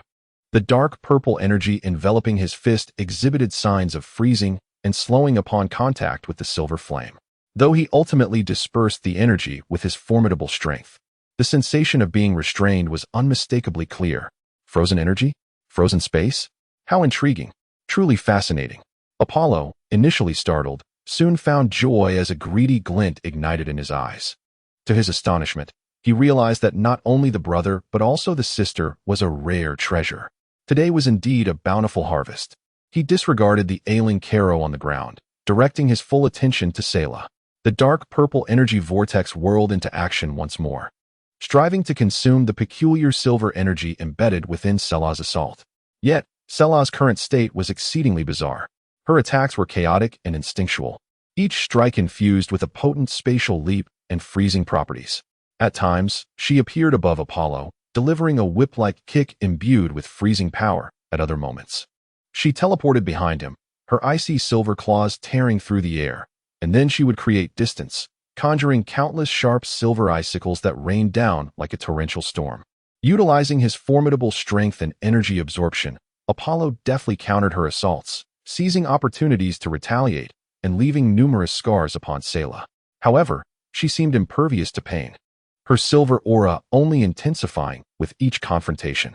The chilling silver light flowed like a sentient being, circulating around her wounds and swiftly freezing them, staunching the blood flow.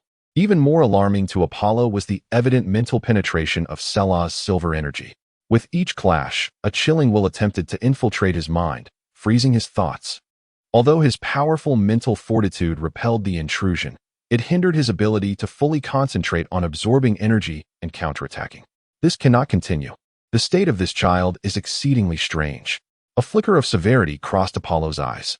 He abruptly spread his arms wide, the dark purple energy vortex at his chest whirling violently, expanding to form a colossal black hole with a diameter exceeding 10 meters. Eternal abyss. Devour for me. A terrifying suction erupted. This time, the target was not only the energy, but Sera herself. Surrounding sands, shattered metals, and even rays of light were frantically drawn towards the black hole. The silver aura enveloping Sera swayed violently, her body uncontrollably being pulled towards the center of destruction. Sera. Karo's eyes widened in despair as he struggled to rise, only to aggravate his wounds and cough up blood once more. Just as it seemed Sera would be consumed by the black hole, A flicker of struggle and a hint of her own fear flashed in her cold silver eyes. Yet, almost instantaneously, a more violent surge of silver radiance erupted from within her. She ceased resisting the pull, instead channeling all her strength into her hands. Freeze everything. Sela emitted a final, piercing scream, akin to a proclamation. She thrust her hands forward with great force. An unprecedented, exquisitely concentrated silver beam, imbued with the essence of absolute zero that could freeze time and annihilate all, did not strike Apollo but forcefully plunged into the swirling heart of the dark purple black hole. An extraordinary phenomenon occurred. The ferocious, all-consuming black hole visibly slowed its rotation upon being struck by the silver beam. The dark purple energy flow was rapidly enveloped by the silver ice crystals, freezing solid. The entire black hole appeared to be pressed into slow motion before becoming completely solidified. A massive ice sculpture of a black hole, formed from the frozen dark purple energy and radiating an eerie chill, hovered ominously in midair. Time seemed to come to a standstill in that moment. No, it is impossible. Apollo's malevolent grin was utterly frozen, replaced by an expression of incredulous horror. His ultimate devouring technique had been thwarted. This surpassed his comprehension. Meanwhile, the silver aura emanating from Sela dissipated like a receding tide, her icy breath vanishing in an instant. The silvery hue in her eyes faded, reverting to their original silver pupils, yet they were filled with profound exhaustion and bewilderment. Her body slackened, akin to a marionette with severed strings, plummeting from midair. Sela.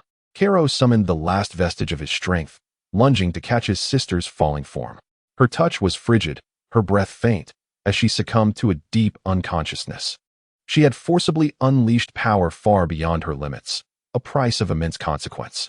In the air, the frozen black hole sculpture began to show fine cracks, emitting a series of ominous snaps. Clearly, the freeze was not sustainable. Apollo surveyed the spreading fissures on the icy sculpture, then glanced at Karo below, who was desperately cradling his sister, bloodied yet defiant. He then regarded the Scion warriors behind the remnants of their cover, who, despite their fear, clutched their weapons and fixed their gaze upon him.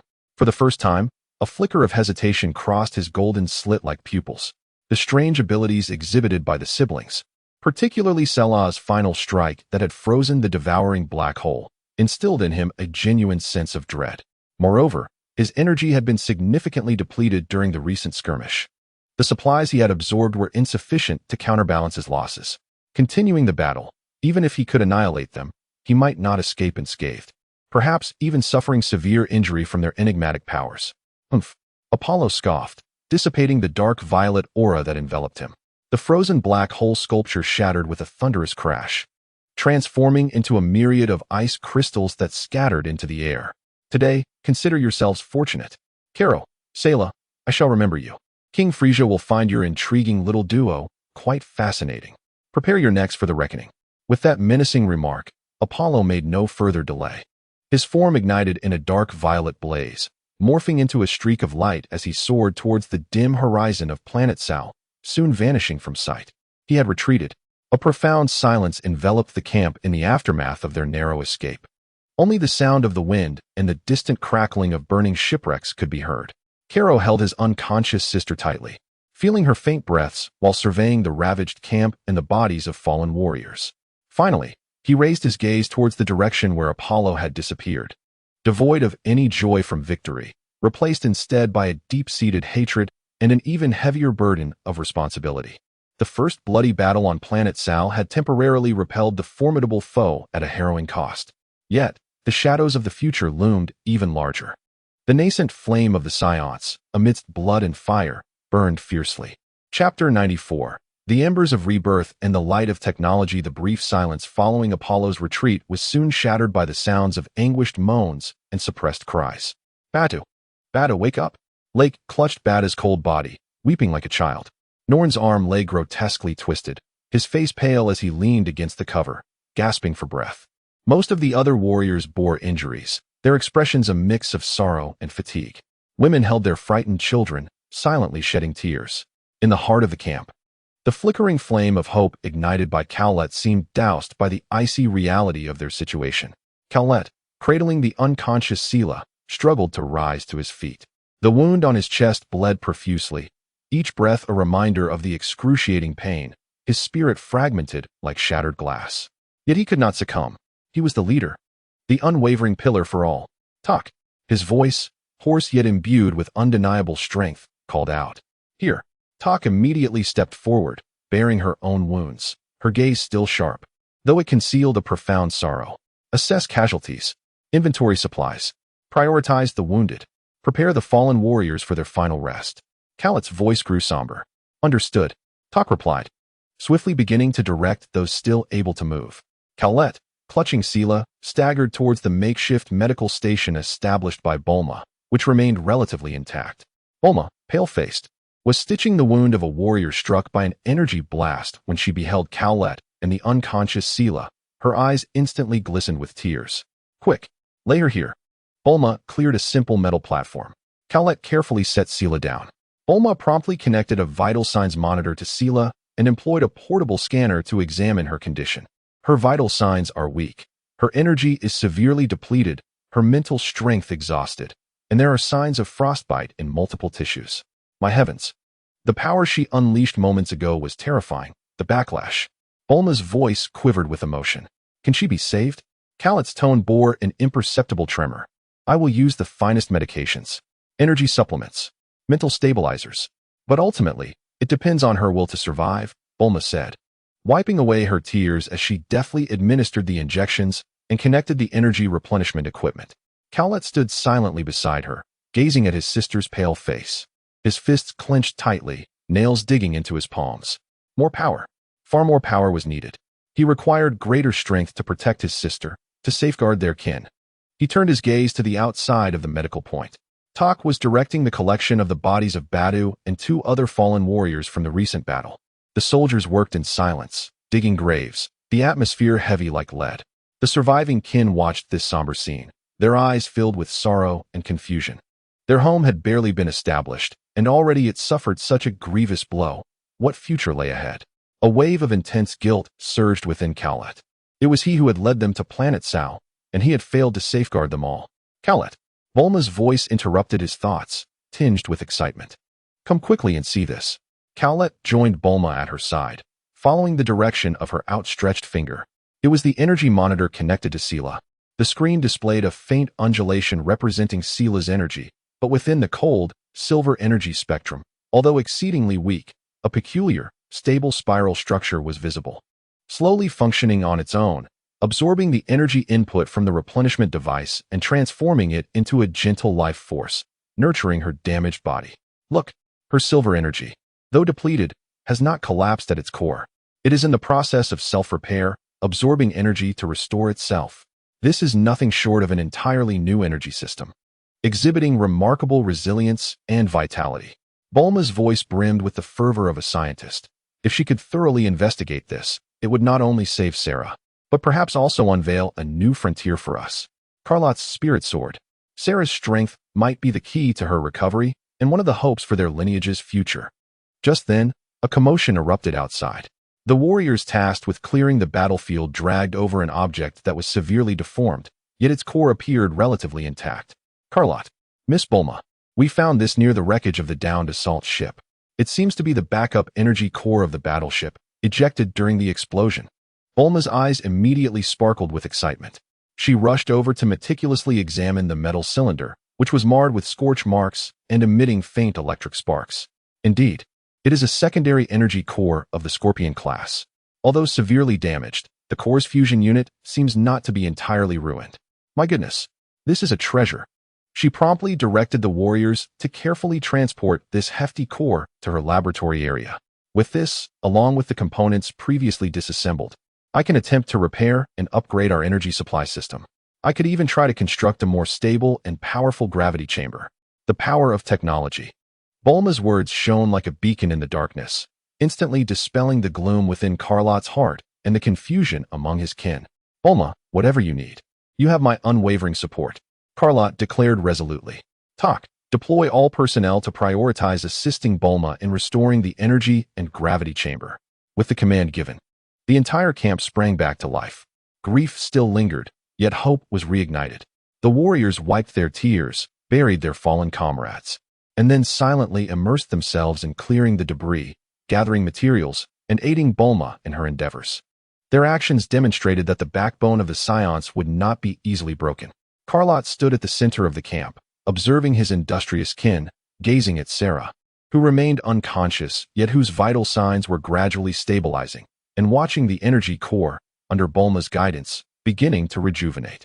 The fire within him blazed anew. The threat of Apollo loomed like a sword of Damocles. Yet South Star, this land nourished by blood, would be the crucible for him and his people to be reborn through fire. Technology and martial prowess would be their dual wings as they ascended to the pinnacle of power. Amid the embers, a nascent force was beginning to awaken. Chapter 95. The Gravity Forge and the Spark of Rebirth. In the days that followed, the camp on South Star resembled a vast workshop, filled with the sounds of metal clanging, the humming of energy, and Bulma's commands ringing out intermittently.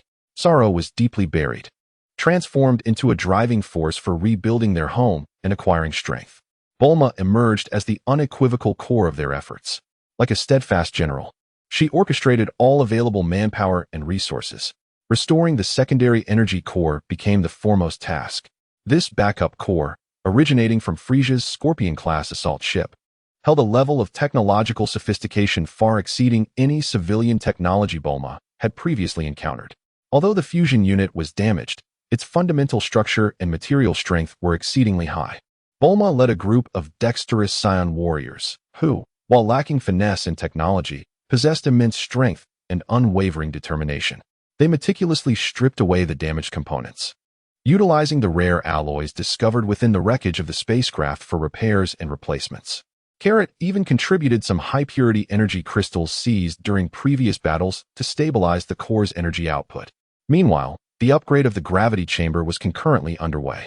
The former metallic sarcophagus was completely dismantled.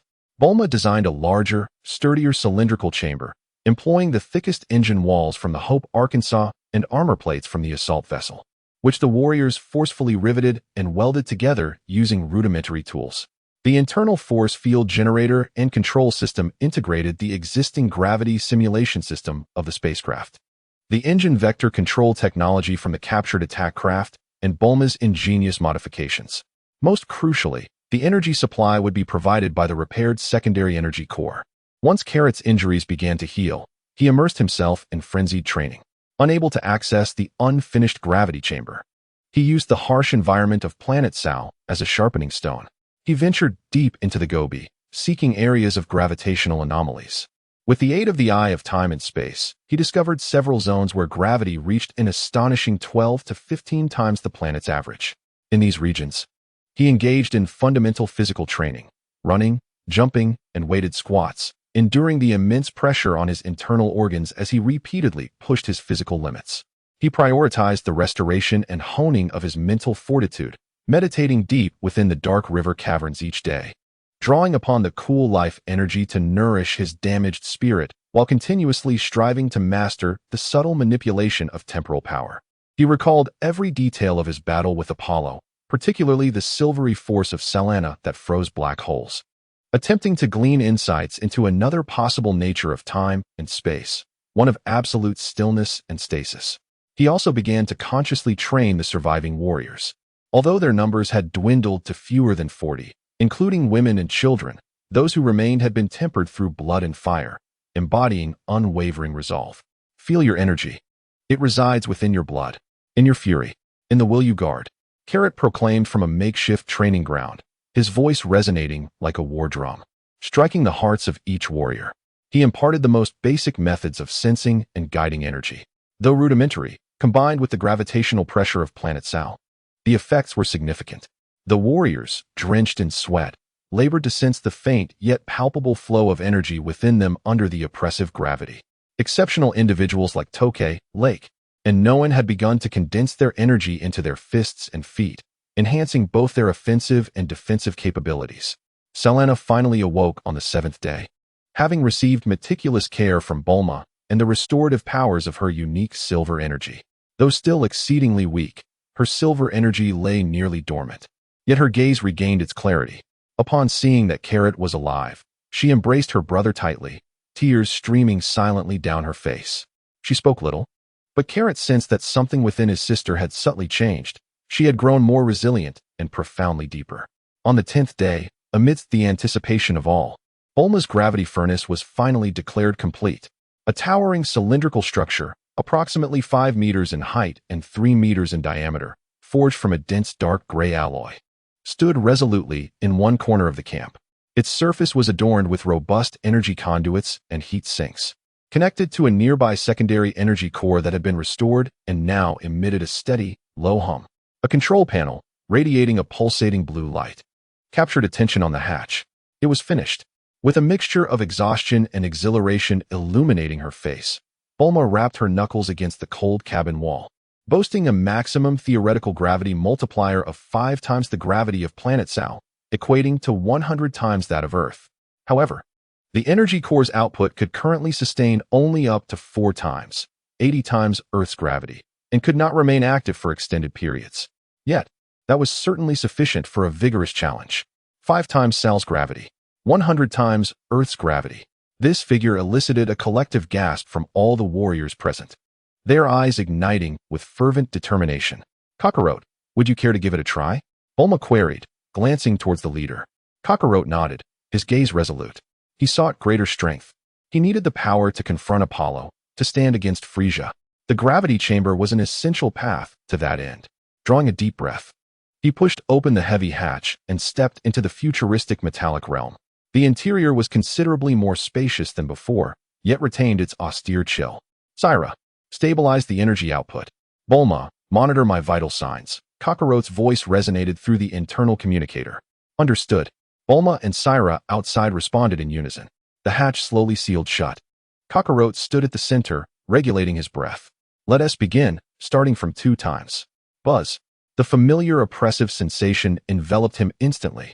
Yet this time, the force field felt more stable, the pressure more evenly distributed. Kakarot sank slightly, but firmly grounded himself. Having endured previous life-and-death battles and extreme training, he easily acclimated to the double gravity, increased to 3 times. Buzz. The pressure surged. His muscles and bones emitted faint groans. Kakarot summoned the energy within him, circulating it throughout his body to resist the weighty force. He attempted to throw a punch, to kick, his movements becoming laborious and sluggish. Yet each strike sliced through the air with a resonating sound. For times, boom, it felt as if a mountain had descended upon him. Kakarot grunted, his legs sinking half an inch into the alloy floor. Sweat cascaded down like a torrential waterfall. His organs felt as though they were being gripped tightly by an invisible hand. Breathing became exceedingly arduous. His vision began to blur. This was the terrifying realm of 80 times Earth's gravity, capable of crushing steel. Kakarot, vital signs are fluctuating dramatically. Should we halt? Bulma's anxious voice pierced through. Do not stop. Kakarot managed to force out through clenched teeth. He gritted his jaw, his eyes shimmering with silver light. The ability of the Eye of Time activated once more. This time, it was not for assault or evasion, but rather for self-preservation. Time perception adjusted. At the cellular level, he slowed the agony brought on by the gravitational pressure. Energy directed. He channeled the energy within, along with the power of time and space, focusing on protecting his fragile organs and blood vessels. Ultimate exertion. On the brink of life and death, he drew forth every ounce of potential buried deep within his veins. He compelled himself to stand tall. In the inferno of quadruple gravity, he slowly and laboriously executed the most fundamental scion combat techniques. His movements were as sluggish as a snail, yet exuded an immense weight of power that could shake mountains. Each punch and kick resonated with the cracking of bones and the agonizing tearing of muscle fibers. Yet the fire in his eyes only burned brighter. Outside the chamber, all present held their breath, fixated on the monitor displaying the violent fluctuations of Carrot's vital signs, their hearts lodged in their throats. Sera clasped her hands tightly, silently praying for her brother. The warriors, including Tak, clenched their fists, their eyes filled with awe and longing. This was their leader. Amidst the ruins of destruction, under the threat of formidable foes, he charged towards the pinnacle of power in the harshest manner possible. For 10 minutes, and then 20. Carrot's vital signs fluctuated dangerously at the brink of collapse, yet he never faltered. When the hatch finally opened, Carrot emerged as if pulled from water, his steps unsteady. His complexion was pale, yet his gaze shone with astonishing brilliance. A more refined, weightier aura subtly emanated from his exhausted frame. He had succeeded. He had endured for over 20 minutes in the hellish gravity of 4 times that of Planet Sal. This was not merely a physical breakthrough, but a transcendence of will. Witnessing their leader's blood-soaked rebirth, the surviving Scion warriors felt the last remnants of confusion dissipate, replaced by an unwavering conviction as strong as steel. Tak stepped forward, his voice hoarse yet resolute. "Carrot, allow me to be the next to enter the gravity forge." "And me," Rex shouted, despite the lingering ache from his severed arm. "And me." Noen and the other warriors surged forward, their eyes ablaze with fervor. Carrot gazed upon this battle-worn yet spirited assembly of kin, and a true smile, filled with hope, broke through his weary visage for the first time since arriving on Planet Sal. "Excellent." He nodded emphatically, his voice resonating throughout the camp. "From this day forth, this gravity forge will serve as the starting point for our Scion rebirth. With sweat, with blood, with unyielding will. Forge your bodies. Ignite the true power within your veins. The flames of new Vegeta will blaze fiercely beneath the weight of Planet Sal. One day, this fire will sweep across the cosmos. For freedom, for home, for the glory of the Saiyans." The warriors' roars resounded like the first cries of a dragon, piercing through the sands of Planet Sal, echoing across this land soaked in blood and hope. The spark of Planet Sal truly began to blaze in the crucible of the Gravity Forge. Volume 2, The Rebirth of the Saiyans, comes to a close, as an even more grandiose cosmic journey is poised to unfold in Volume 3. Chapter 96, Metal Storm and the Glimmering Dome. The deep hum of the Gravity Forge became the most inspiring war drum in the new encampment of Planet Sal. Witnessing Carrot emerge bloodied from the hellish quadruple gravity, Tak, Rek, Noen, and the other warriors felt their final traces of fear ignited into a fervent battle spirit. They were like moths drawn to a flame, each one resolutely stepping into the cold metallic cylinder, commencing their arduous training under the vigilant surveillance of Bulma and Sera. The echoes of anguished screams, the crackling of bones, and the sound of sweat splattering against the alloy floor occasionally emanated from the gravity chamber. Each time the hatch opened, the warriors emerged like exhausted clay, yet their gazes grew increasingly sharp, and the sensations coursing through them became ever more distinct and refined. Kakarot led by example, his training intensity unparalleled, and his recovery speed the swiftest, thus becoming a benchmark for all to aspire to. However, the cruelty of Planet Sal was far beyond the mere exertions of gravity. Just as the camp was bustling with activity and the warriors were pouring their sweat into the gravity furnace, an unforeseen calamity struck.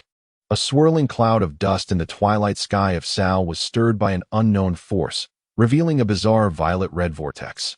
A piercing shriek, akin to the grinding of billions of metal shards, drew closer, growing louder.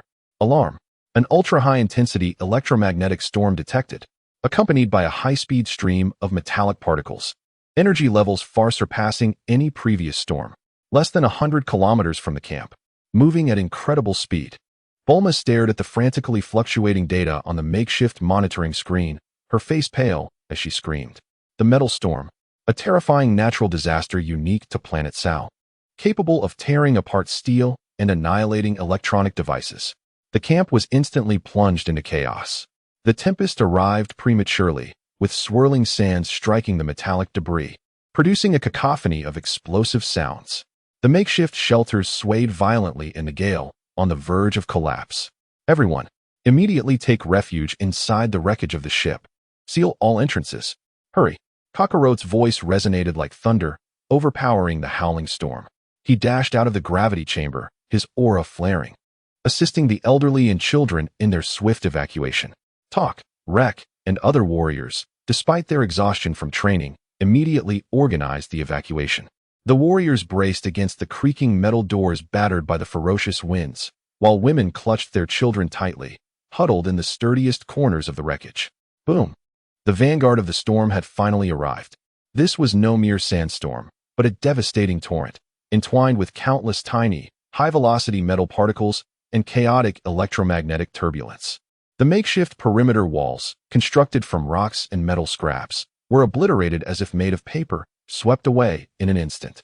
Several shelters, unable to be fortified in time, were uprooted, vanishing into the violet-red maelstrom. Crackle. Sizzle.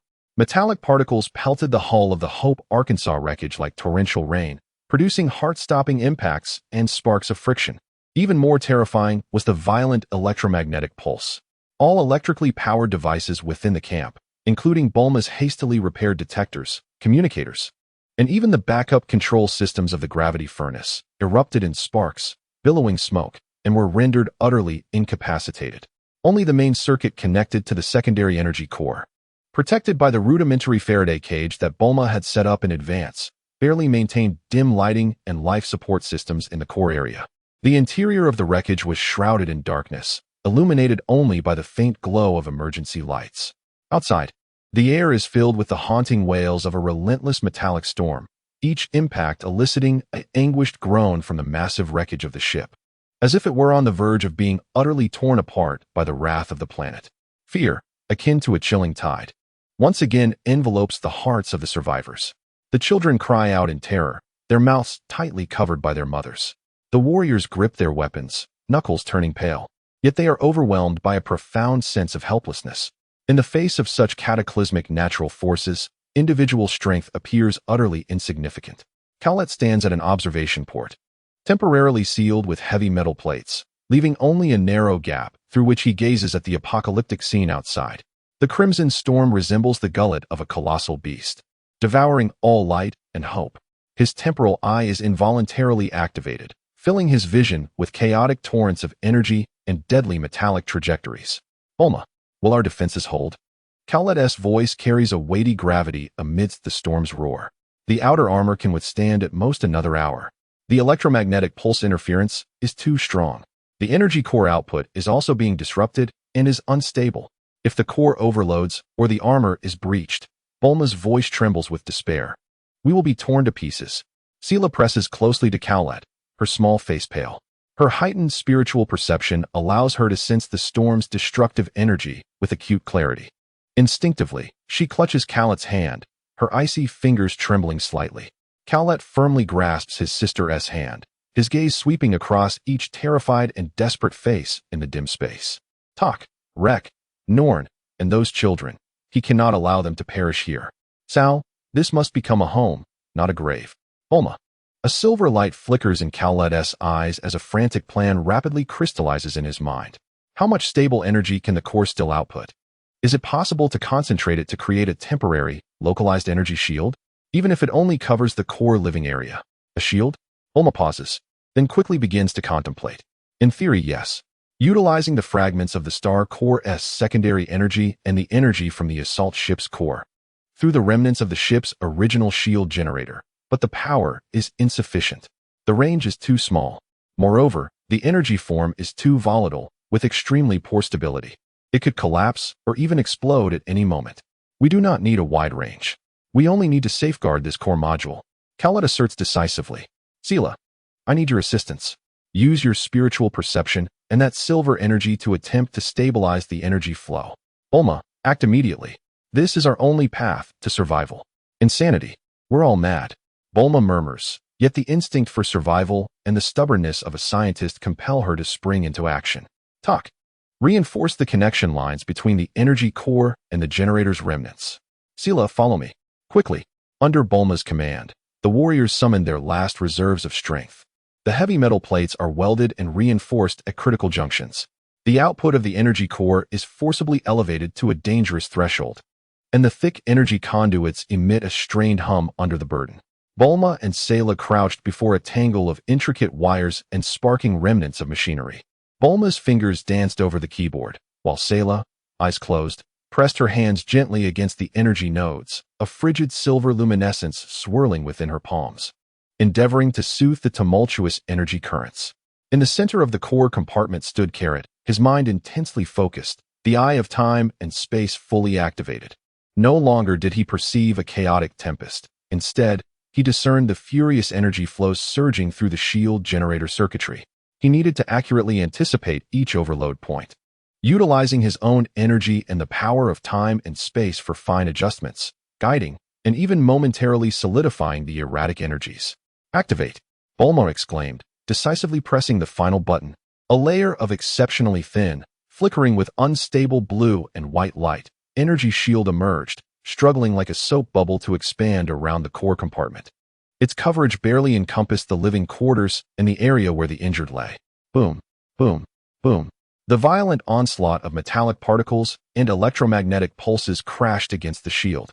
The shield quivered violently, warping, flickering in and out, as if it might shatter at any moment. Each impact sent ear-piercing shrieks echoing from the energy core, maintaining the shield and the remnants of the generator. Left side. Energy node overload. Carrot bellowed. Sela immediately directed the silver energy, the frigid essence acting like a tranquilizer, temporarily stabilizing the boiling energy node. Front right. Structural weakness. Bulma, divert the energy. No. Diverting would compromise overall strength. Bulma screamed. Then we'll endure it. I'll take care of it. A silver light surged in Carrot's eyes as a surge of time and space energy instantaneously impacted the area of the shield on the verge of being torn apart, momentarily slowing the flow of energy in that region. The furious particle stream grazed the edge of the shield, carving deep furrows into the metallic exterior. The trio navigated through a tempestuous sea, piloting a fragile vessel that could disintegrate at any moment, engaged in a desperate struggle against the might of Sal Star. Their mental and physical energies were rapidly depleting. Time passed agonizingly slowly, each second stretching like a century. The roar of the storm seemed endless. Just as Carrot felt his mind teetering on the brink of collapse and the shield's glow dimming to its utmost limit, Sela suddenly gasped, pointing towards the storm-lashed ground beyond the shield. Brother, look below. Carrot strained to focus. Through the eye of time and space, he penetrated the swirling dust and metallic deluge. Catching sight of the southwest area of the camp, where a massive, wind-eroded column of rock once revealed an underground water source. Deep within, a colossal hemispherical structure emitted a faint yet remarkably stable silver glow. It appeared entirely unaffected by the surface storm, quietly lying in the depths of the rock layers. The texture of that glow bore a striking resemblance to the silver energy Sela had unleashed. What is that? A tremor coursed through Carrot's heart. Was such a monumental unknown artifact concealed beneath the surface of Sal Star? The shock of this revelation temporarily dispelled the overwhelming fatigue that had brought him to the brink of collapse. At this very moment, the tempest raging outside the capsule seemed to have reached its zenith before gradually subsiding. Chapter 97. The Subterranean Ruins and Ancient Echoes.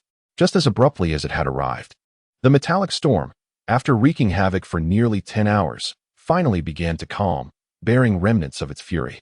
The purplish-red vortex clouds dispersed, revealing the murky, yellowed sky of Planet Sal.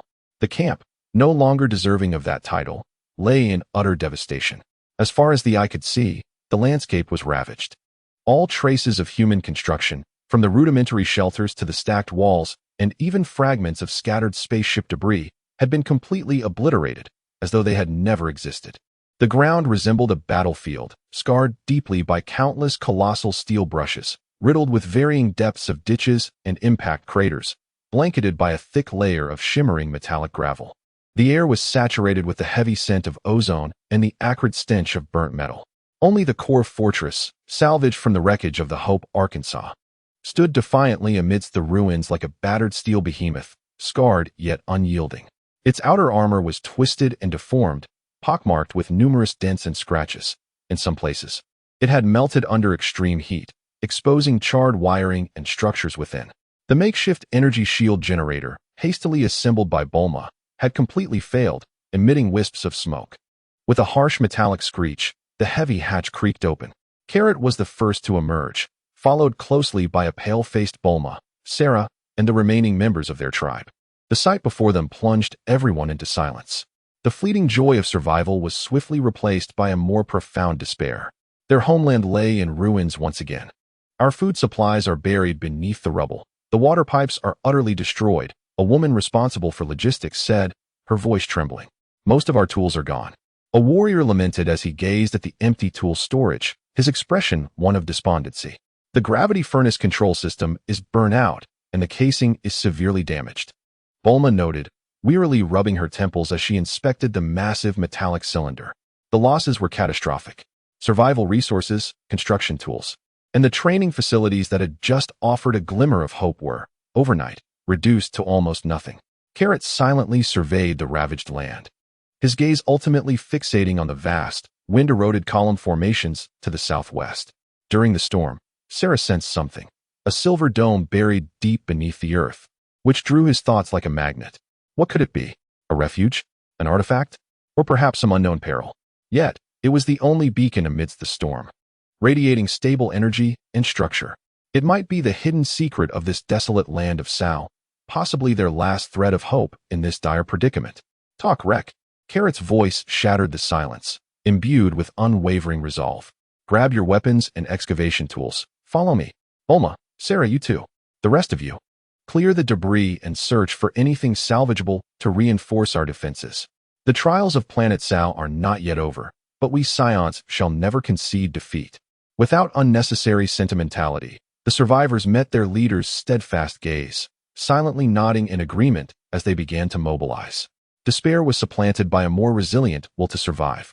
Under the relentless gusts of the residual winds, Karo led his team back to the vast cluster of towering rock pillars.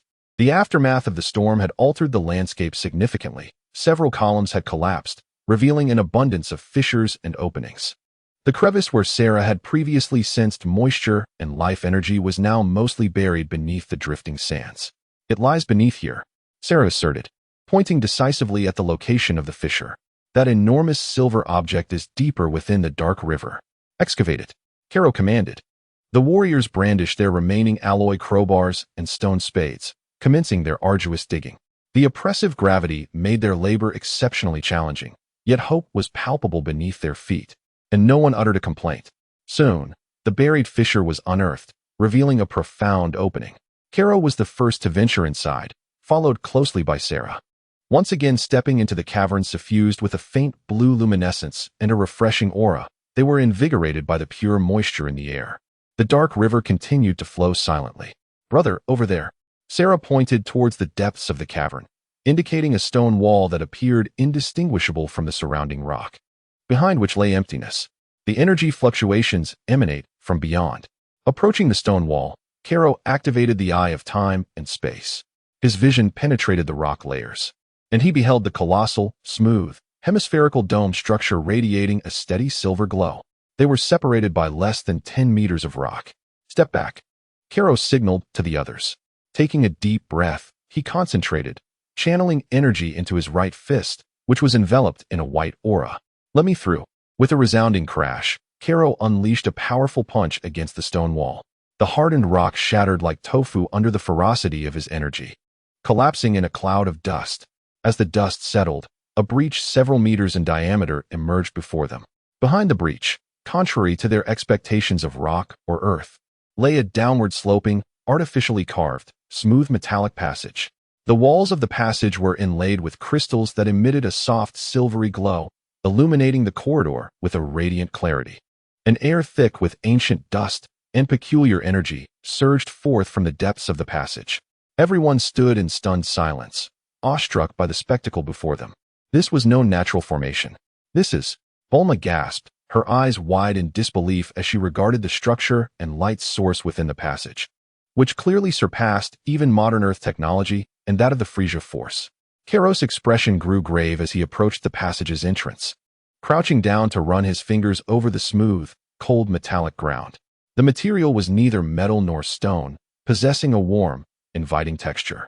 He picked up a shard of silver crystal that had been dislodged, noticing faint energy streams gently circulating within it. An ancient relic, or perhaps a lost city, Karo murmured. The eye of time and space allowed him to faintly perceive the distant, ancient echoes of time resonating from deep within the passage. Brother, I sense that it is safe below. There are no living beings, but many dormant entities. Sera closed her eyes, extending her mental perception along the corridor. Karo nodded, glancing back at his companions. I will venture down to scout ahead. Tak, you lead the others to guard this entrance. Bulma, Sera, accompany me. Exercise caution. He stepped into the passage first. The smooth metallic surface beneath them seemed to offer no friction. The passage sloped downward into an unfathomable abyss. A silvery luminescence bathed the path ahead in an even glow. Though the air carried a hint of dust, it was remarkably pure, even more so than the air within the dark river caverns. Gravity appeared to maintain a comfortably steady level, slightly less than that of the surface world. The corridor stretched on interminably, as if leading to the very heart of the earth. After approximately 10 minutes of walking, they emerged into a breathtaking expanse. An indescribable, magnificent sight overwhelmed the intruders' souls. They stood at the edge of a vast, hemispherical chamber. The ceiling soared hundreds of meters above, constructed entirely of crystals that emitted a gentle silver light, resembling an inverted starry sky, illuminating the entire space as though it were daylight. Below the dome lay a city entirely fashioned from an unknown silver metal and crystal, characterized by an exquisitely simple and fluid design, rich in geometric beauty. Towering spires, rounded domes, and interwoven aerial walkways were preserved in near perfection, albeit cloaked in a thick layer of dust, silent and still, as if time had been suspended. At the heart of the city stood a grand plaza, within which rose a peculiar monument, composed of countless spiraling silver crystals, radiating the most intense silver glow. The entire subterranean realm was suffused with an indescribable atmosphere of tranquility, ancientness, yet tinged with a subtle sadness. "My heavens!" exclaimed Bulma, her mouth agape in astonishment, rendered speechless. As a scientist, she comprehended more than anyone else what the technological prowess of this city implied. It was far beyond the creations of any civilization known in the universe. Sela clutched her chest, her silver eyes reflecting the city's brilliance, as the dormant silver energy within her seemed to resonate with something, beginning to flow gently of its own accord. "So familiar, yet so sorrowful," she murmured softly. Khalat's gaze swept across the silent, forsaken city through the eye of time. He perceived even more. The incredibly subtle yet exquisitely intricate energy patterns flowing across the surfaces of the structures, the temporal particles permeating the air, emanating from the same source as Sela's silver energy. And within the city's deepest recesses, the spiral crystal monument emanated a faint yet monumental energy core, akin to a slumbering heart. He crouched down, brushing aside the thick dust on the ground.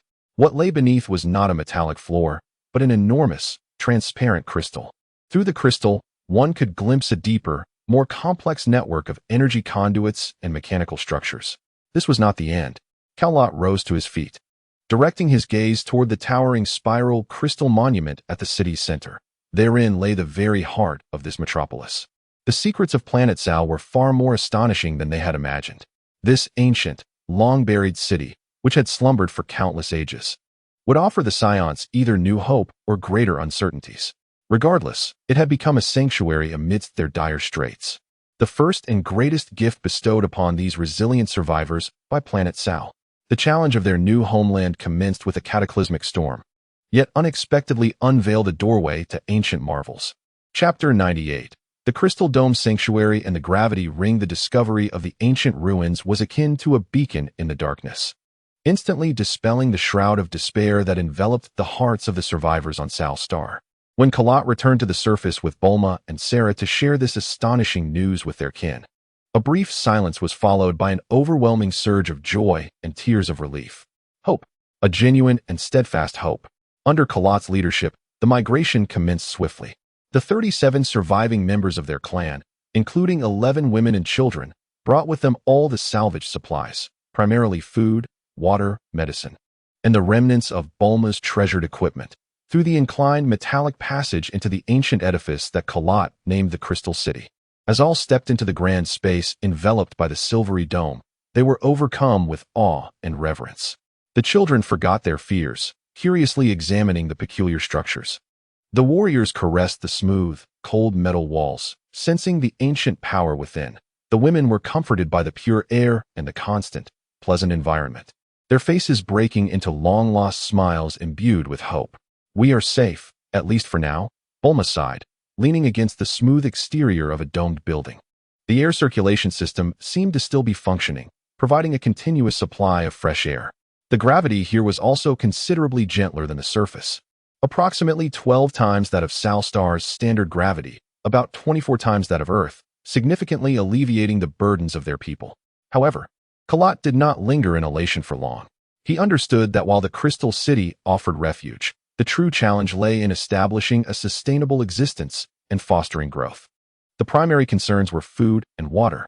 The water from the underground river could still be channeled through the fissure, and Bulma swiftly devised a simple yet reliable water supply system using some found facilities resembling pipe interfaces, directing the clear river water into several massive, silvery metallic basins suspected to be reservoirs. Food, however, proved to be a more daunting issue. The compressed rations they carried would last a mere fortnight at best. The Crystal City was pristine, evidently devoid of any edible flora or fauna. We must cultivate. It is imperative to act swiftly. Kalat summoned the core members, Bulma, Sera, and Tak, in the central plaza of the city. Cultivate. In a place like this, Tak surveyed the mirror-like metallic floor and structures, his brow furrowed. There is ample space within, and there is a light source. Bulma pointed to the silvery, crystalline dome above. This light is not merely for illumination. I have detected a gentle spectrum of life energy within. Theoretically, it is exceptionally suited for plant growth. The only issue is the absence of soil. Soil can be created. Kalat replied with clarity. Bulma, analyze the composition of the gravel we brought from the surface of Sal Star. Sera, use your abilities to sense the life energy characteristics within the underground river. See if we can extract or simulate any of it. Tak, organize a team to clear a designated area and collect all the dust we can find within the city. This dust has accumulated over countless ages and may be rich in organic matter. The orders were executed without delay. Bulma's portable analyzer, immune to electromagnetic interference within Crystal Dome City, revealed that the surface gravel is rich in minerals yet devoid of organic matter and microorganisms. Conversely, the ancient dust within the city, upon analysis, surprisingly contained traces of inert organic components. Sierra discovered that the life energy in the dark river water was exceptionally vibrant, possessing formidable capabilities for nurturing and purification. A spark of inspiration ignited within Bulma. We could blend the surface gravel with the city dust, add pulverized organic waste, primarily food packaging, and then irrigate and activate it with diluted dark river water. Coupled with the life-giving light of the dome, we could theoretically create a basic cultivable substrate. Although the efficiency might be suboptimal, it was worth a try. A square area near the water source was cleared. The warriors combined the collected materials with brute strength and leveled the ground. Bulma devised a simple drip irrigation system connected to the dark river water. As the first handful of soil, infused with glimmering dust, was laid down, and the inaugural drop of life energy-laden dark river water fell, a collective breath was held. Karo produced their last and most precious treasure, a few packets of fast-growing vegetable seeds from Earth, part of Bulma's spaceship reserves, and a small bag of unknown grain seeds salvaged from Frieza's rations. The seeds were carefully buried in the soil, while the silver light of the dome cascaded gently down. In the days that followed, nurturing this small plot of hopeful land became one of the city's paramount endeavors. Days later, when the first tender green shoots valiantly pierced through the silver-gray soil, unfurling beneath the argent dome, an uproar of genuine cheers erupted within Crystal Dome City. The verdant life blossomed anew in this city, long shrouded in silence for millennia. With a glimmer of hope in solving the food crisis, Karo promptly shifted focus back to enhancing their strength. The safety of Crystal Dome City was merely temporary. The threat of Apollo and the shadow of Frieza lingered persistently. Although the gravity furnace was damaged, gravity training could not cease. Bulma, the gravity environment here is far too mild to meet our training needs. We require a new gravity chamber. Karo found Bulma engrossed in her study of a glowing control console within the city. Without lifting her gaze, she slid her fingers over the intricate patterns on the console. A gravity chamber? How antiquated. Look at this. She excitedly pointed to a complex, three-dimensional structural diagram projected by the console, resembling an extraordinarily intricate ring-like model woven from countless silver threads. I have decrypted a portion of the basic permissions. This city possesses a sophisticated internal environmental regulation system, including a gravity field, while most areas are damaged. The design concept of this environmental force field node is exceedingly advanced. It creates an interference network of force fields through energy nodes distributed throughout the city, theoretically allowing precise control over the gravity, air pressure, and even energy concentration in any given area. Her eyes sparkled with fervent enthusiasm. We could attempt to repair or replicate a small, wearable version. It need not cover the entire area, just affect individuals. I shall call it the gravity ring. Gravity ring? Karo felt a surge of excitement. What is the likelihood of success? The materials pose a challenge. The metals and crystals in the city are far too unique.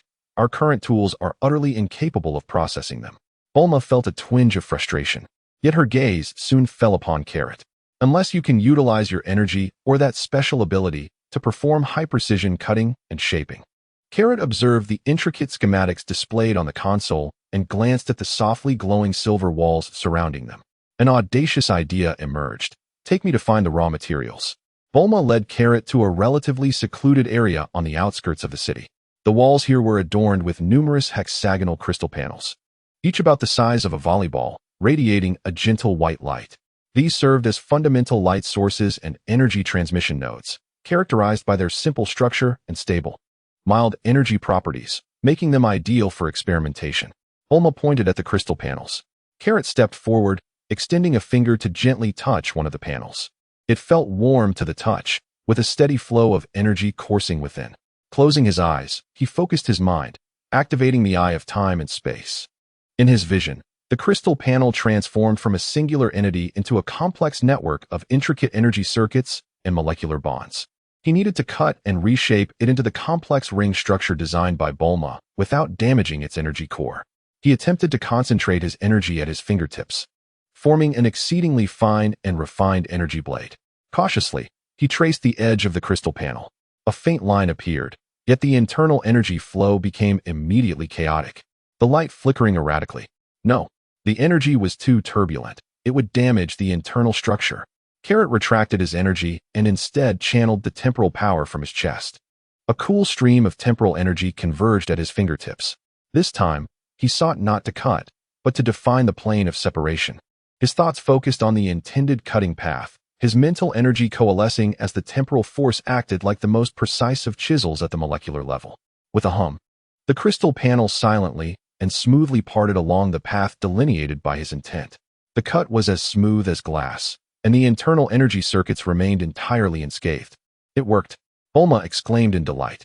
With a newfound method, Carrot, akin to a master microsculptor, began to carefully cut and shape the silvery crystals and special metal components under Bulma's precise guidance. Each operation demanded immense mental energy, yet the results were remarkable. Days later, the first rough prototype of the gravity ring, composed of several crystal and metal rings interlocked and brimming with intricate energy circuits, was born. Who wishes to try it? Bulma held the futuristic silver bracelet, excitement and tension coursing through her. All eyes turned to Carrot, who unhesitatingly took the gravity ring and donned it upon his wrist. The bracelet conformed automatically, its internal circuits glowing softly. Initial setting: 15 times the gravity of Crystal Dome City. Activate. Bulma operated the temporary control terminal. Buzz. Carrot's body suddenly felt a weighty descent. An invisible pressure enveloped him in an instant. Though not as intense as that of the gravity furnace, this gravity field, precise and omnipresent, had a more immediate effect.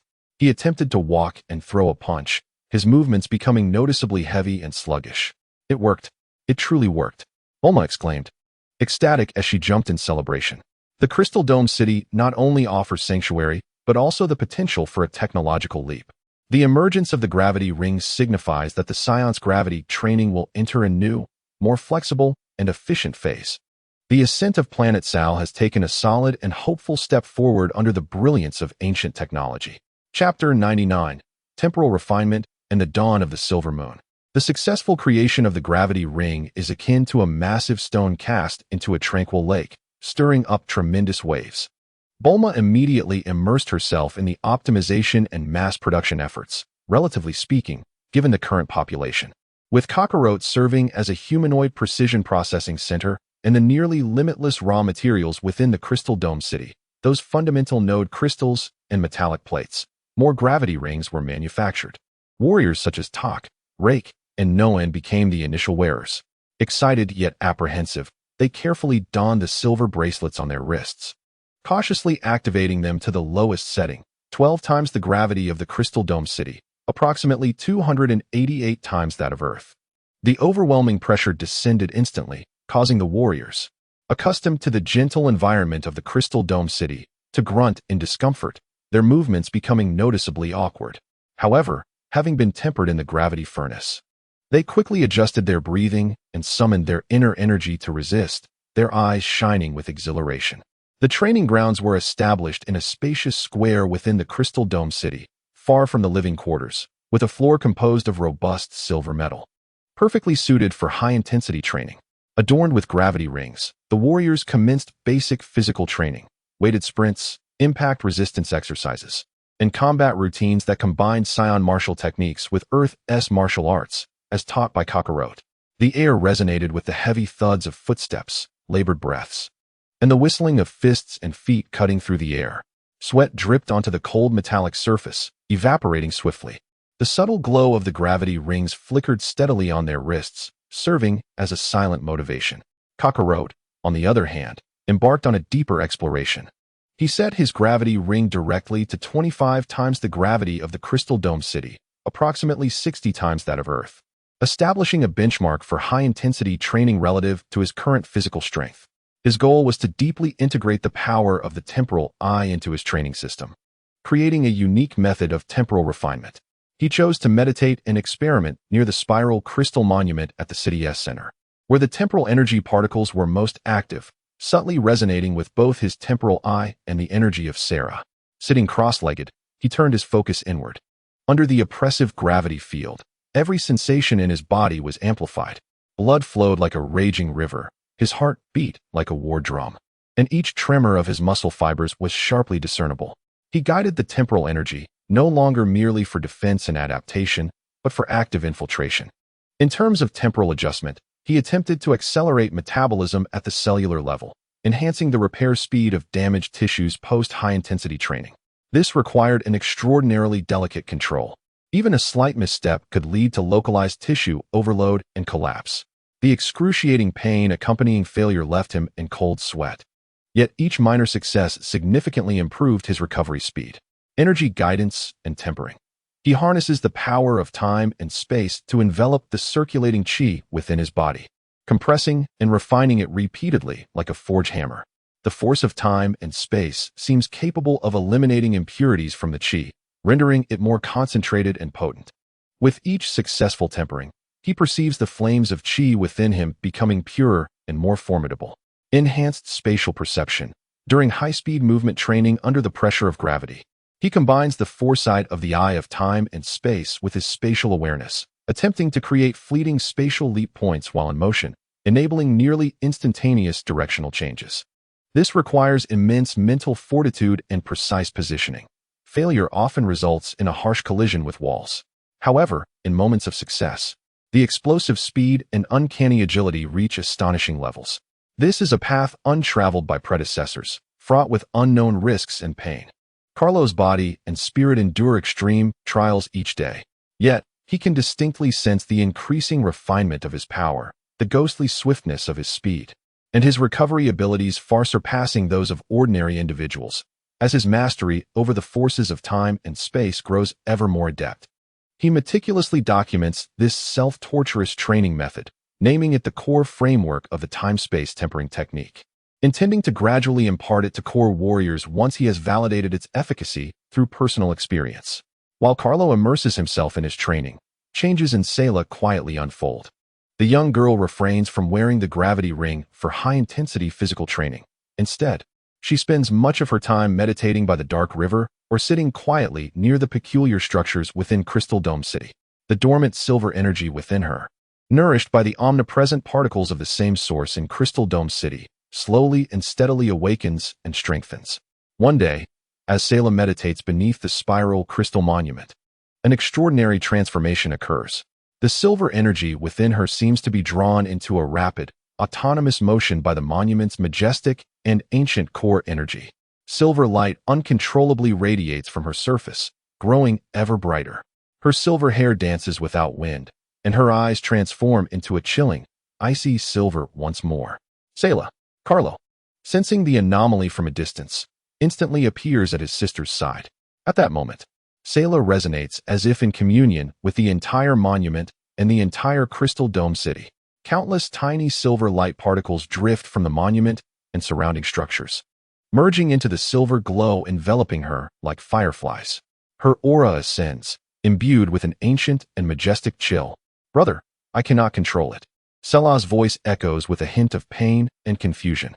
Carlo refrains from interrupting recklessly, acutely aware that although this power is tempestuous, it harbors no malice towards Sela. It resembles a passive inheritance and awakening. He promptly sits cross-legged behind Sela, placing his hands on her back. Steady your mind. Guide it. This power belongs to you. Carlo intones softly, gently channeling his own soothing time-space energy into Sela, aiding her in untangling and calming the surging silver torrent. With her brother's protection and guidance, the look of anguish in Sela's eyes diminishes slightly. She strives to concentrate, attempting to comprehend and master this overwhelming ancient force. Buzz. The silvery radiance surrounding Sera suddenly contracted inward, coalescing at her brow into an intricately complex silver rune, shimmering with the brilliance of distant stars. The moment the rune took shape, a chilling pressure, as if capable of freezing time and space, emanated from her center, spreading outward. A delicate layer of silver frost instantly formed upon the ground of the square. The surrounding silver motes, as if summoned, surged more fervently into her being. Her breath finally stabilized, the starry rune at her brow gradually fading away, while the silvery glow enveloping her began to recede. Sera slowly opened her eyes, her silver pupils now imbued with a newfound depth and wisdom, as if they had borne the weight of countless ages. She raised her hand, a flicker of thought igniting within her, and a condensed sphere of silver energy, exuding an absolute chill, began to rotate gently in her palm. I seemed to grasp something profound, she murmured, her voice returning to its crystalline clarity, yet tinged with an ethereal quality. This city is calling to me. It is named the City of Silver Radiance. My power lies in the stasis of silver light. She turned her gaze towards Callow, her eyes filled with a tapestry of complex emotions. Brother, I have glimpsed fragments of a long-ago cataclysmic battle that transpired here, fierce and relentless, where enemies moved like shadows. Sera's silver radiance, her bloodline, and her power, intertwined with the essence of the Crystal Dome City of Silver Radiance, had finally revealed a mere hint of their profound connection. The initial mastery over the stasis of silver light, along with the visions of ancient warfare, heralded Sera's emergence as a strategic core within the Scion lineage, transcending tradition and brimming with untapped potential. The ascension of Planet Sal would require not only Callow's leadership and the warrior's iron resolve, but also Sera, the Silver Moon, to unleash her unique brilliance capable of freezing time and space. Chapter 100. The spark of stars in the eye of deep space. Sera's transformation was akin to dropping a depth charge into the heart of the Scion community. The fleeting silver rune at her brow and the chilling stasis of silver light in her palm evoked profound shock and reverence among all warriors present. This was no mere display of strength. It touched upon a realm of inscrutable laws. Callow immediately recognized the significance of Sera's new abilities. He paused his training and began to engage in deep discussions and experiments with her. Sera, to what extent can you control this stasis of power? He inquired on the training grounds, distanced from the living quarters, while Tak, Rek, and others observed curiously from afar. Sera closed her eyes for a moment, centering her focus. When she reopened them, the silver light flickered. She extended her index finger and gently tapped a discarded metal armor plate, half her height. Located at the edge of the training ground, there was no earth-shattering sound. A slender, nearly invisible silver beam shot forth from her fingertip, striking the metal plate instantaneously. In the next moment, an extraordinary phenomenon unfolded. From the point of impact, a visible layer of silver patterns, reminiscent of ice crystals, rapidly spread, enveloping the entire surface of the metal plate. The area covered seemed as though time had been suspended. The subtle vibrations of the metal plate, the flow of air, and even the refraction of light froze in an instant. The entire process lasted less than 3 seconds before the silver patterns receded like a tide, leaving behind an air of mystique. The solidified state was released, and the metal plate reverted to its original form, as though nothing had transpired. However, the keen-eyed Tak inhaled sharply. Look at the point of impact.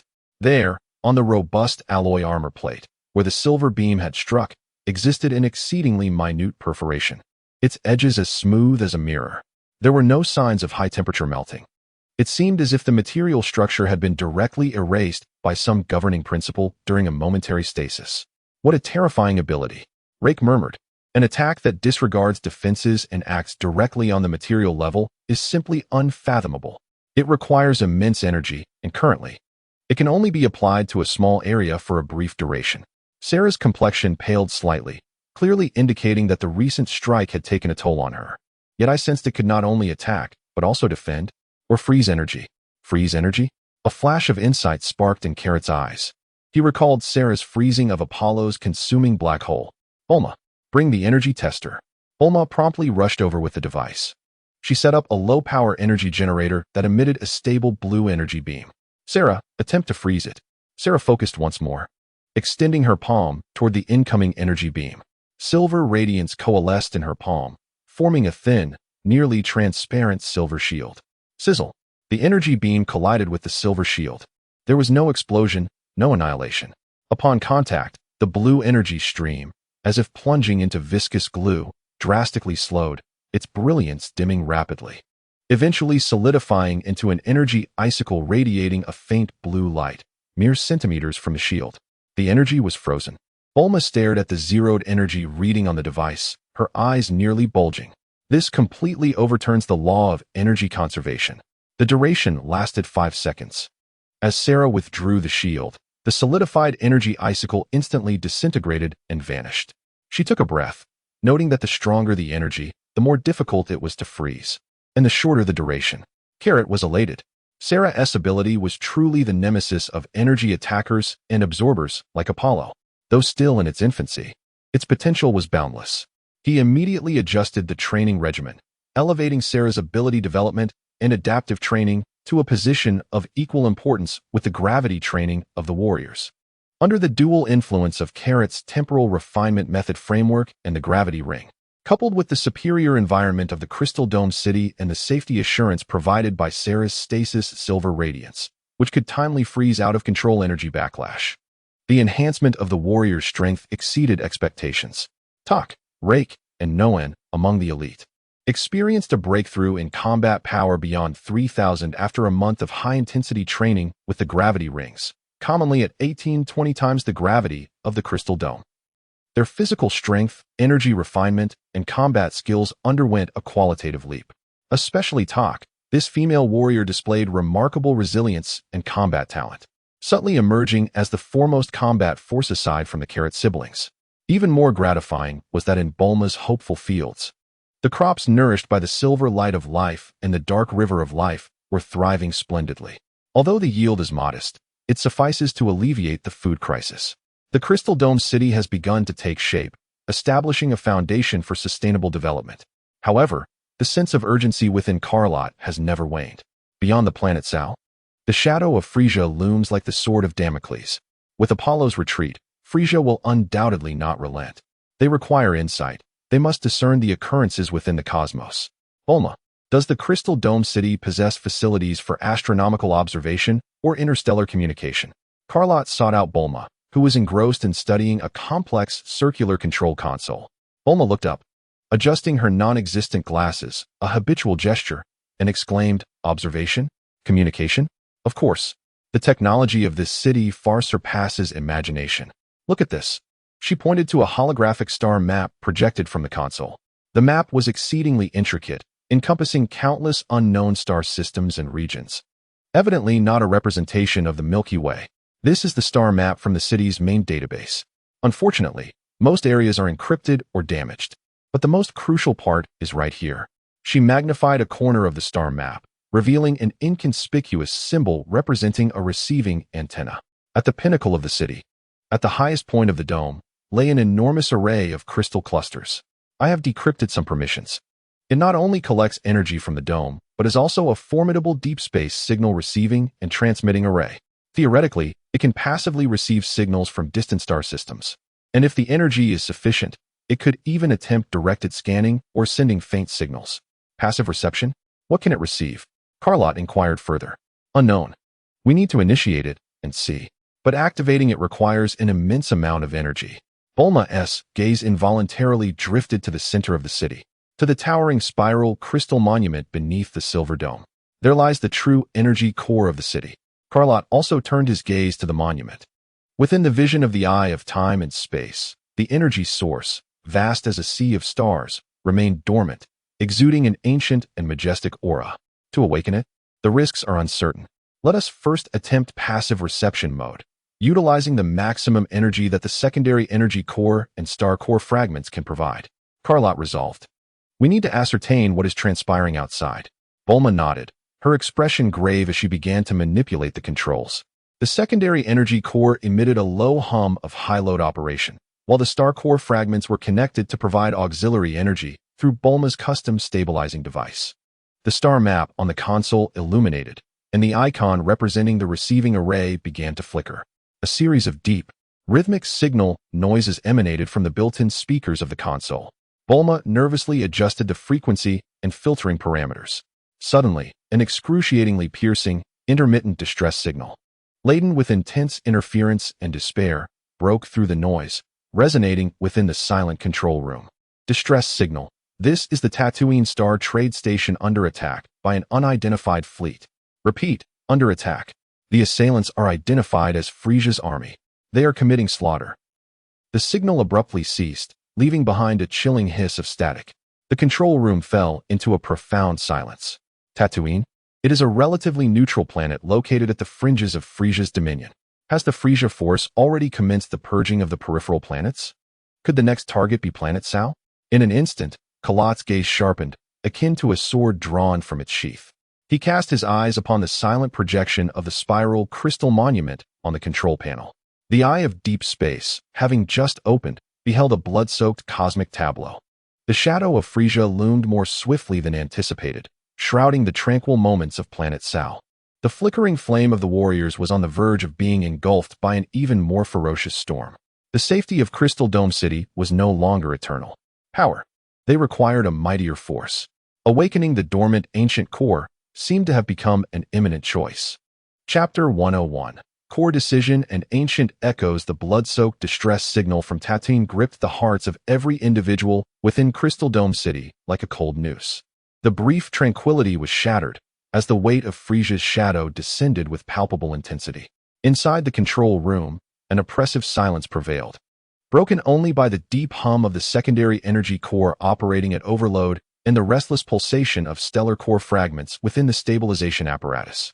Kalot's gaze was fixated on the projection representing the spiral crystal monument, his eyes glinting with icy resolve.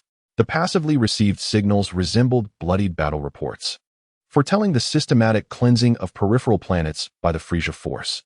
Planet Sao, a newly found haven for defectors, was undoubtedly high on the purge list, particularly due to the retreat of Apollo, elevating its priority even further.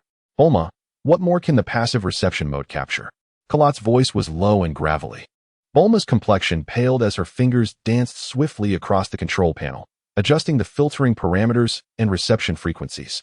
From the speakers, amidst the static of cosmic background radiation, emerged a cacophony of chaotic, interference-laden signal fragments. Remnants of the Vegeta planet debris field indicated an unidentified Frieza exploration team.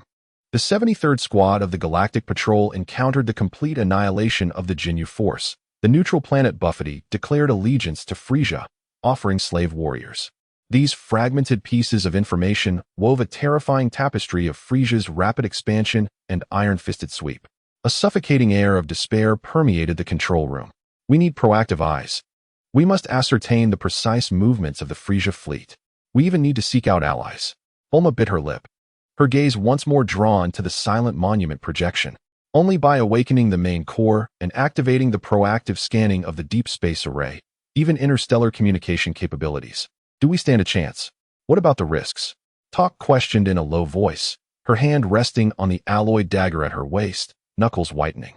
Unknown. Bulma shook her head. The energy level of the main core exceeded all expectations.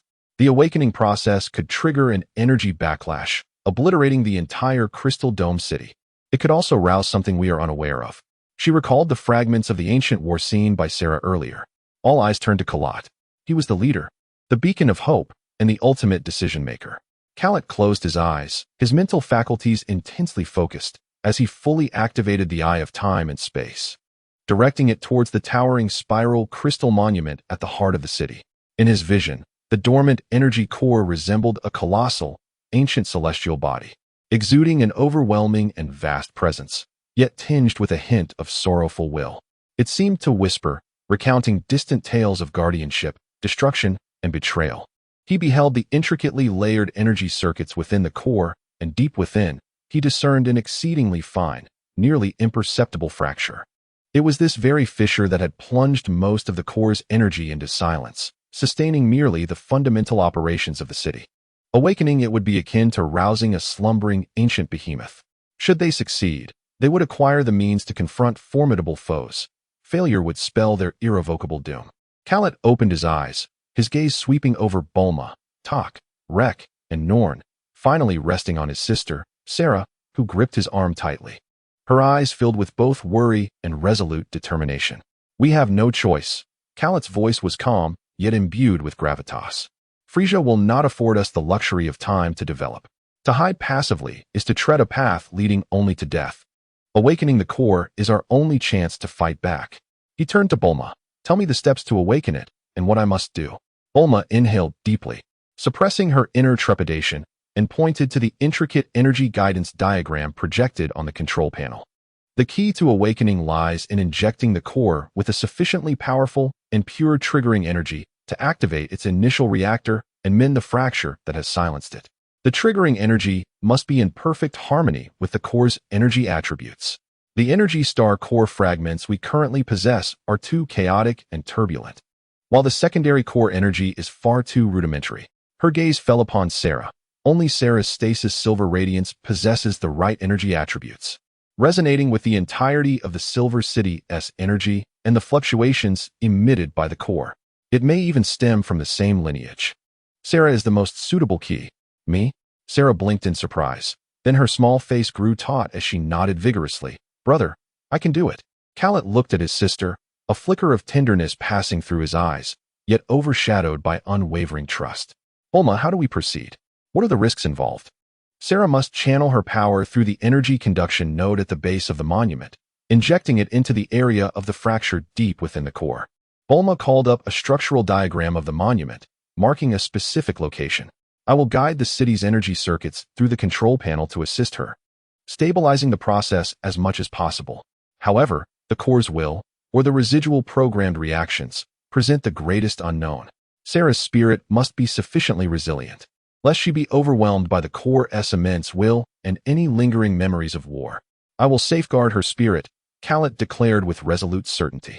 He turned to Sera, placing his hands firmly on her shoulders. "Sera, remember, no matter what you see or feel, hold fast to your heart. Your power is meant to protect, not to destroy. I will be right here." Sera met Khaled's steadfast gaze, her anxiety easing slightly. She nodded determinedly. "For everyone, I can do this." The awakening ritual commenced amidst an atmosphere laden with a sense of tragic grandeur. The city center square lay desolate, all the clansmen retreating to the periphery, their gazes filled with anxiety. Karo, Bulma, and Sera stood before the base of the spiraling crystal monument. Atop the base, an energy node composed of intricate silver patterns was distinctly visible. Bulma seated herself at a makeshift control terminal, her fingers hovering over the activation key. Beads of sweat forming on her forehead. "Prepare, 3, 2, 1. Activate the auxiliary circuit." The entire crystal dome city seemed to awaken. The dome's radiance suddenly intensified, and the energy patterns adorning countless buildings glimmered like veins of silver, a tremendous flow of energy coursing through the invisible network, converging towards the central monument. The monument radiated a soft silver glow, its surface's complex spiral patterns swirling like a galaxy. "Sera, now is the moment. Place your hand upon the node. Infuse it with your power. Direct it into the core fissure," Bulma shouted. Sera took a deep breath, her eyes shimmering with silver light, extending her delicate hand to gently press against the frigid energy node. "The heart of the guardian and shimmering silver guides the path," she whispered.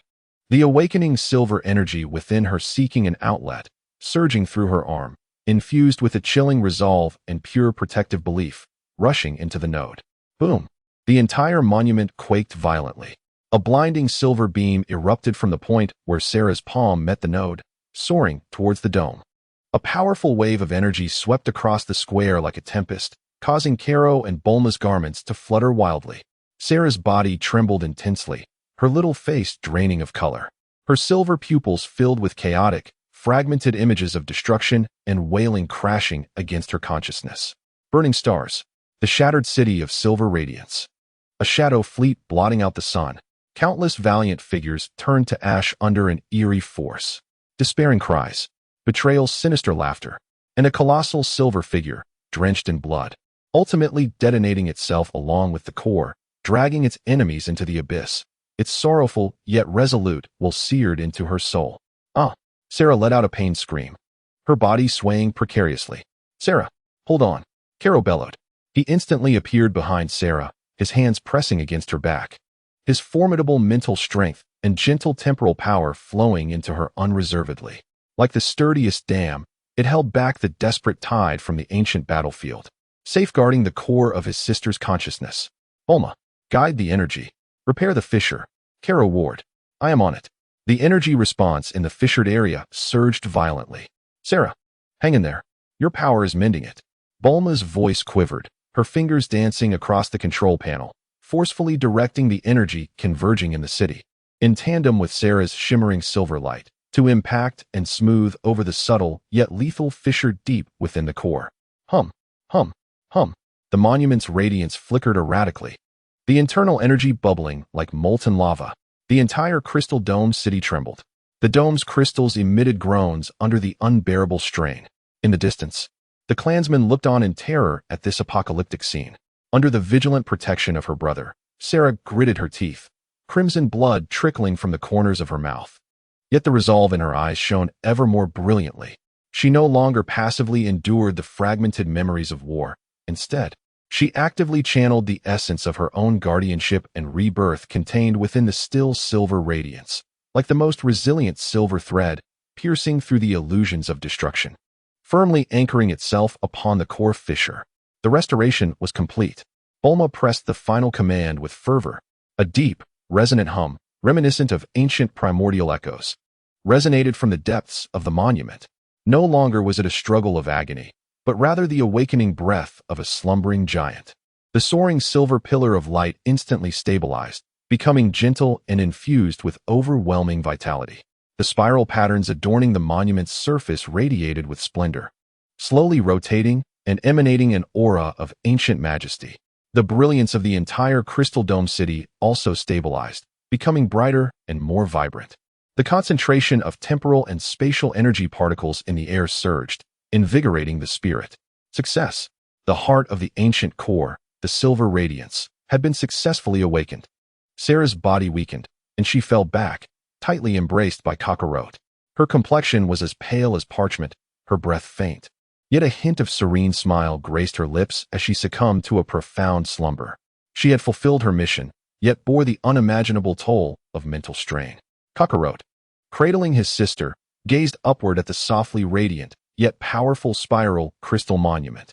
He could distinctly sense a vast and gentle will, like an invisible guardian, enveloping the entirety of Crystal Dome City. The city of silver radiance had truly awakened. The eye of deep space would no longer be lost in confusion. Chapter 102. The star map missed and the silver barrier. The successful awakening of the heart of silver radiance was akin to administering a life-saving tonic to a dying giant.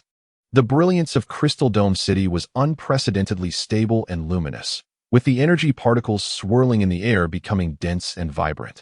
Even the crops in the fields of hope seemed to rejuvenate, flourishing with newfound vigor. Yet, the price was steep.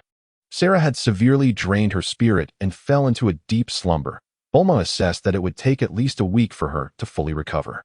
Kakarot remained steadfastly by his sister's bedside, simultaneously processing the fragmented yet shocking information about ancient wars that Sera's consciousness had brought back from the depths of her mind.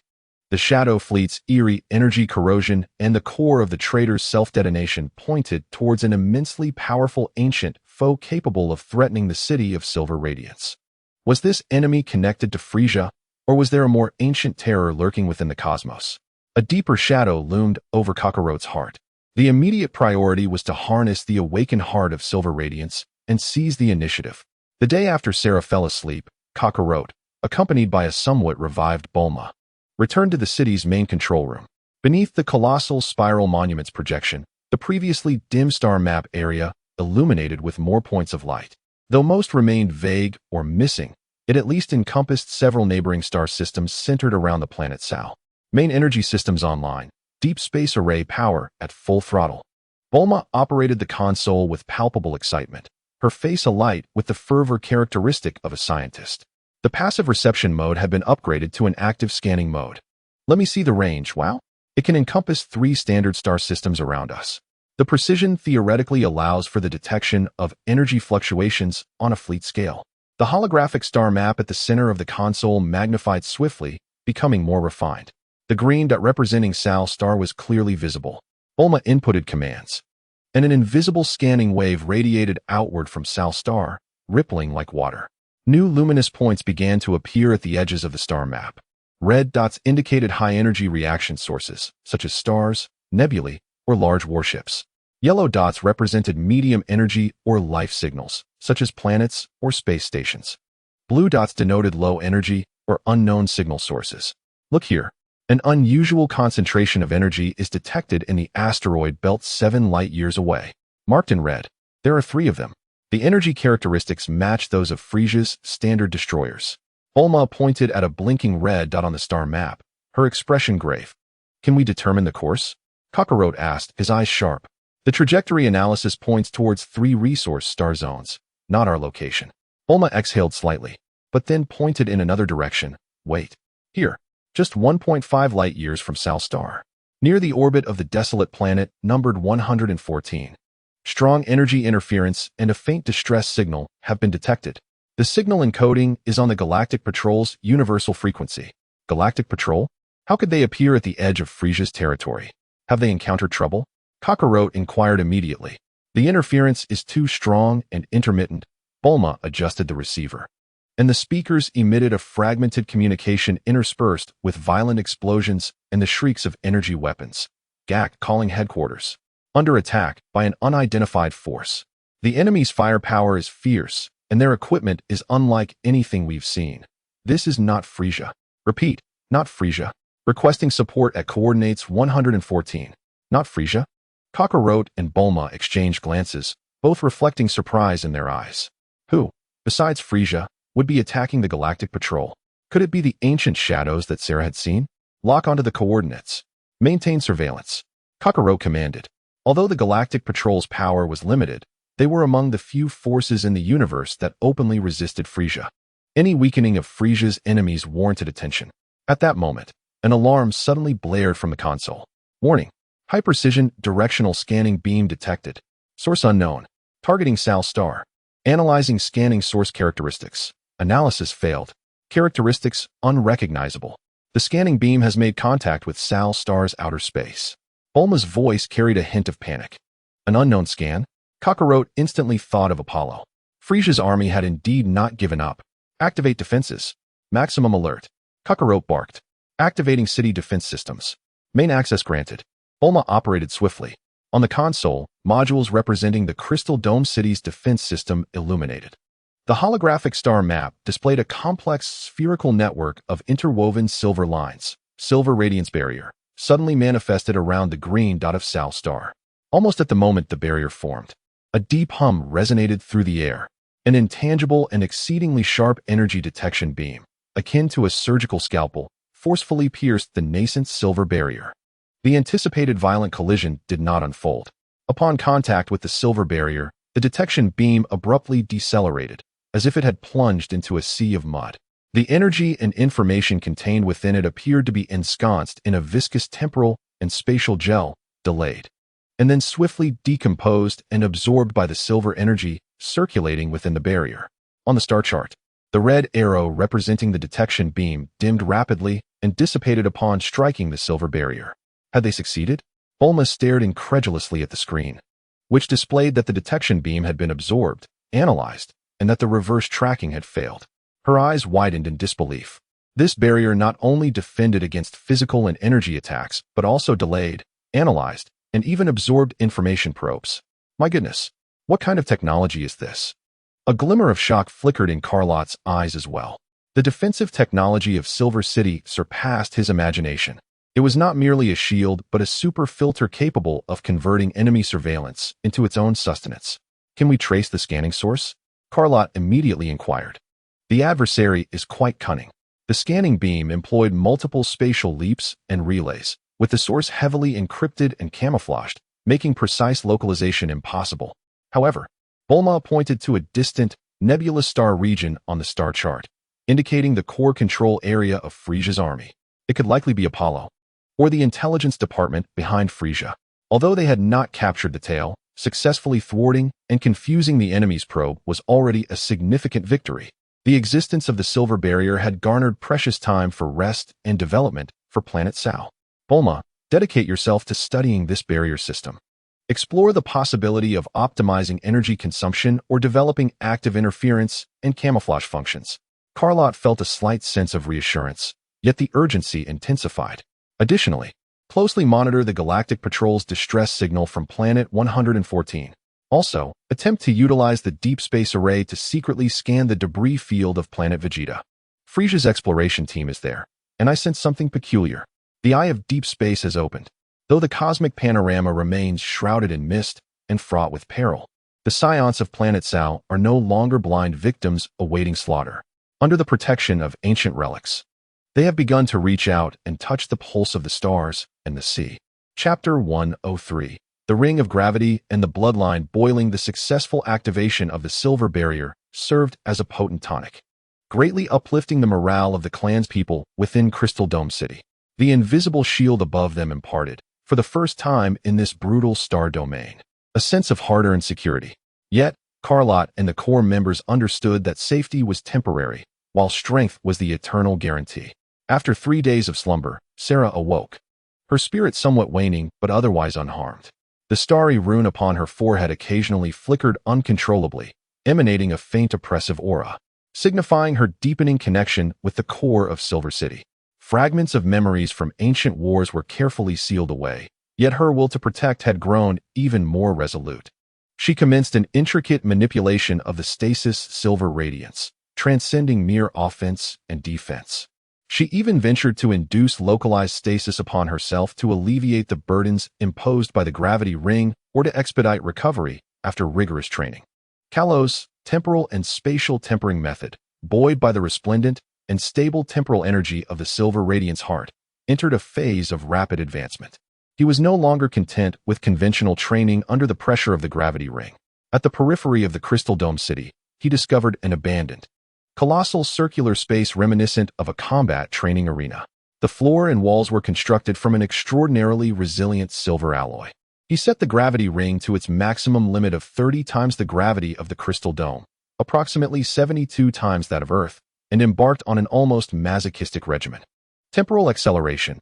He endeavored to achieve extreme localized time acceleration on his striking limbs at the very instant of a punch or kick, propelling the speed of his strikes beyond physical limits within billionths of a second. Each successful acceleration was accompanied by the thunderous roar of air being torn apart and the lamentation of his muscle fibers. Failure could lead to missed strikes or even injuries. Yet, the horrifying speed that transcended visual perception sent shivers down the spines of onlookers like Talk and others. Spatial leap evasion. While in rapid motion, he concentrated his mind, employing the spatial perception of the temporal eye to create exceedingly minute, ephemeral spatial leap points before him. Upon contact with these leap points, his body would execute an ultra-short distance, usually not exceeding 1 meter, directional change with near-zero inertia. This required an extraordinarily acute reflex and spatial awareness. Failure often resulted in a violent collision with the walls. However, when successful, the ghostly maneuverability that defied the laws of physics became the nightmare of all warriors. Energy body tempering. He actively directed the dense particles of temporal energy within the silver radiant city, harmonizing them with his own chi, akin to a hammer repetitively striking to refine every cell of his body. This training was excruciating, akin to being sliced by 1,000 blades, yet the results were remarkable. His physical strength surged at a visibly rapid pace, his muscle and bone density astonishing, and his skin glimmered with a jade-like sheen as energy coursed through it, rendering even ordinary energy blasts ineffective. Kalos' training became a living benchmark, inspiring all warriors. Talk, Rek, Noen, and others began their own extreme challenges. Talk focused on strength and defense. Under the pressure of the gravity ring, 22 times, she bore heavy metal weights for squats and impact training. She concentrated her chi at her surface, forming a sturdy protective barrier, and attempted to emulate Kalo by guiding energy to temper her bones and muscles, striving for absolute strength and resilience. Her demeanor grew more solid and weighty, akin to a moving fortress. Rek, despite a severed arm, did not succumb to despair. He concentrated on speed and technique, harnessing the pressure from the gravity ring 20 times to consolidate his chi in his legs and remaining right arm. Diligently practicing the combat techniques imparted by Kalo, seeking explosive power and lethal precision within confined spaces. He even attempted to utilize the airflow generated by rapid movement, blending it with his own chi to form localized cutting air blades, compensating for his missing arm. His movements were ghostly, imbued with a fierce lethality. Noan, meanwhile, showcased a remarkable talent for energy manipulation. Under the weight of the gravity chamber, magnified 18-fold, he diligently practiced the condensation, compression, and transformation of his energy. Under Bulma's guidance, he even attempted to integrate a portion of the relatively stable energy flow extracted from the fragments of the planet's core into his own energy, creating a more destructive hybrid energy attack. His palms began to coalesce an intensely heated orange-red energy sphere. The younger generation was not overlooked. Carrot devised a foundational training regimen for gravity adaptation and energy perception, supervised by the recovered Sera. Sera's unique, shimmering silver aura proved remarkably effective in her instruction, allowing her to precisely freeze the erroneous force points of a young warrior's movements or temporarily solidify uncontrolled energy backlash, significantly enhancing the training's efficiency and safety. Within Crystal Dome City, the fervor of cultivation surged like molten lava. The faint glimmers of the gravity chamber flickered across the training grounds, with sweat soaking the metallic floor, and the air filled with roars, the sound of rushing winds, and the explosive clashes of energy. Nourished by the overwhelming energy of the heart of silver radiance and the ancient technology, and guided by the temporal refinement technique under the pressure of life and death, the dormant scion bloodline was awakening within these ancient ruins at an unprecedented pace, boiling with vigor. In just a month, remarkable results were achieved. Tok's combat power exceeded 4,500. His defensive energy shield had taken shape, showcasing tremendous strength. Lek's power surpassed 4,000. His one-armed sword technique reached perfection, exhibiting ghostly speed. Noan's combat power broke through 3,800. His hybrid energy sphere displayed considerable might. The remaining warriors generally surpassed the 2,500 threshold, their combat abilities far exceeding those of ordinary Frieza Force soldiers. Carrot's combat power could no longer be measured by conventional detectors. The temporal eye, coupled with his refined physique, rendered his strength unfathomable. The Scion warrior clan of Planet Sao was beginning to shine with brilliance. Chapter 104. The signal of the Galactic Patrol, the Deep Space Array, stood vigilant, tirelessly scanning the stellar regions surrounding Planet Sao. Bulma established a shift system in the main control room, ensuring that any subtle movement would be detected in real time. On this day, the monitoring warrior suddenly raised the alarm.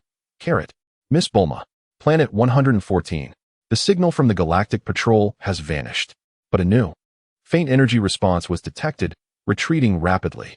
Carrot and Bulma rushed to the control console. On the star map, near the yellow light representing Planet 114, an extremely weak, intermittent blue signal source struggled to move, unmistakably directed towards the region where Planet Sao resided. Behind it, 3 red points of light, representing pursuers, relentlessly followed. Amplify the signal. Attempt to analyze. Carrot commanded. Bulma swiftly complied. The speakers emitted a faint communication filled with heavy gasps and the shrill wail of an overloaded engine. It was the voice of the previous Galactic Patrol officer, Jack, now laced with terror and exhaustion. I can't shake those damned persistent foes. The ship is severely damaged. Energy is almost depleted. I must find a place to make an emergency landing. Planet Sao? That deathly planet? I can't worry about that now. It's better than being captured by those monsters. Monsters? Not the Frieza Force. Carrot's gaze sharpened. Can you see the pursuers? He inquired of Bulma. Bulma pushed the observational precision of the deep space array to its limits. On the holographic screen, a hazy image of the pursuers emerged. 3 vessels of grotesque design, resembling black skeletal constructions, their surfaces flowing with a viscous dark purple energy. Their sinister and bizarre aesthetic was unmistakably unlike the standard equipment of Frieza's army. The database yielded no matching records. The energy signatures exhibited a strong negative life response and spatial corrosiveness. A chill tinged Bulma's voice. This style vaguely reminded her of the ancient shadow fleet described by Sera. Prepare for reception, Carrot decisively commanded. Regardless of who the adversary may be, the enemy of one's enemy is a potential ally. Furthermore, the monstrous forms of the ships mentioned by Gak compelled him to uncover the truth. The Silver Barrier possessed recognition protocols for small units entering its domain. Temporary authorization was required. Bulma swiftly executed the commands, granting access. The guiding signal has been dispatched. Gak, if you can hear this, follow the signal. On the star chart, a faint blue dot representing Gak's ship received the guiding signal from South Star. Seizing it like a lifeline, an abruptly adjusted course, sprinting at full speed towards South Star. The three red dots behind pursued closely, moving even faster. A deadly chase unfolded in the depths of space. Meanwhile, Carrot did not forget the debris field of Planet Vegeta. He allocated a portion of the array's computational power to conduct a high-precision scan of that star region steeped in tragic memories. The scanning results projected onto another screen, causing both Carrot and Bulma to gasp in shock. Within the debris field, several makeshift, rugged outposts of Frieza's army had been established upon the massive, floating fragments of the planet. An array of engineering machinery was hard at work, seemingly excavating. More alarmingly, the scan detected some peculiar energy signals that shared a high degree of genetic affinity with scion bloodlines, yet were filled with violent, anguished, and forcibly distorted fluctuations. What were they excavating? And were those energy signals remnants of surviving scions? Captured? Bulma's voice trembled. Carrot fixated intently on the points of light on the screen, marked as representing the energy of suffering scions. His fists clenched tightly, producing a cracking sound. He glimpsed in the eye of time the despair and struggle emitted by those points of light. Frieza. Not only was he obliterating the past of the scions, but he was also desecrating their souls, and possibly even constructing some twisted war machine. The tragedy of Planet Vegeta was far from over. A new hatred burned fiercely within Carrot's chest. What is the situation with Gak? He forcefully suppressed his fury and inquired. They have entered the outer space of South Star. The pursuers have followed them in. The Silver Barrier has marked the pursuers' vessels as hostile. Bulma pointed at the main screen. On the star chart, Gak's blue dot plunged into the green light representing South Star, the coverage area of the Silver Barrier. The three red dots that followed, upon nearing the barrier's edge, triggered a sudden and intense alarm on the screen. Buzz. On the Silver Barrier, the area touched by the pursuers ignited instantly with a silver network. A powerful time-space energy field, characterized by latency and disintegration, enveloped the three grotesque vessels in an instant. A bizarre scene unfolded. The dark purple viscous energy on the surface of three black-bone shuttle ships, upon encountering the silver force field, emitted a hissing corrosive sound as if it had met its nemesis, swiftly dimming and stagnating. The vessel's speed plummeted, their movements becoming excruciatingly stiff.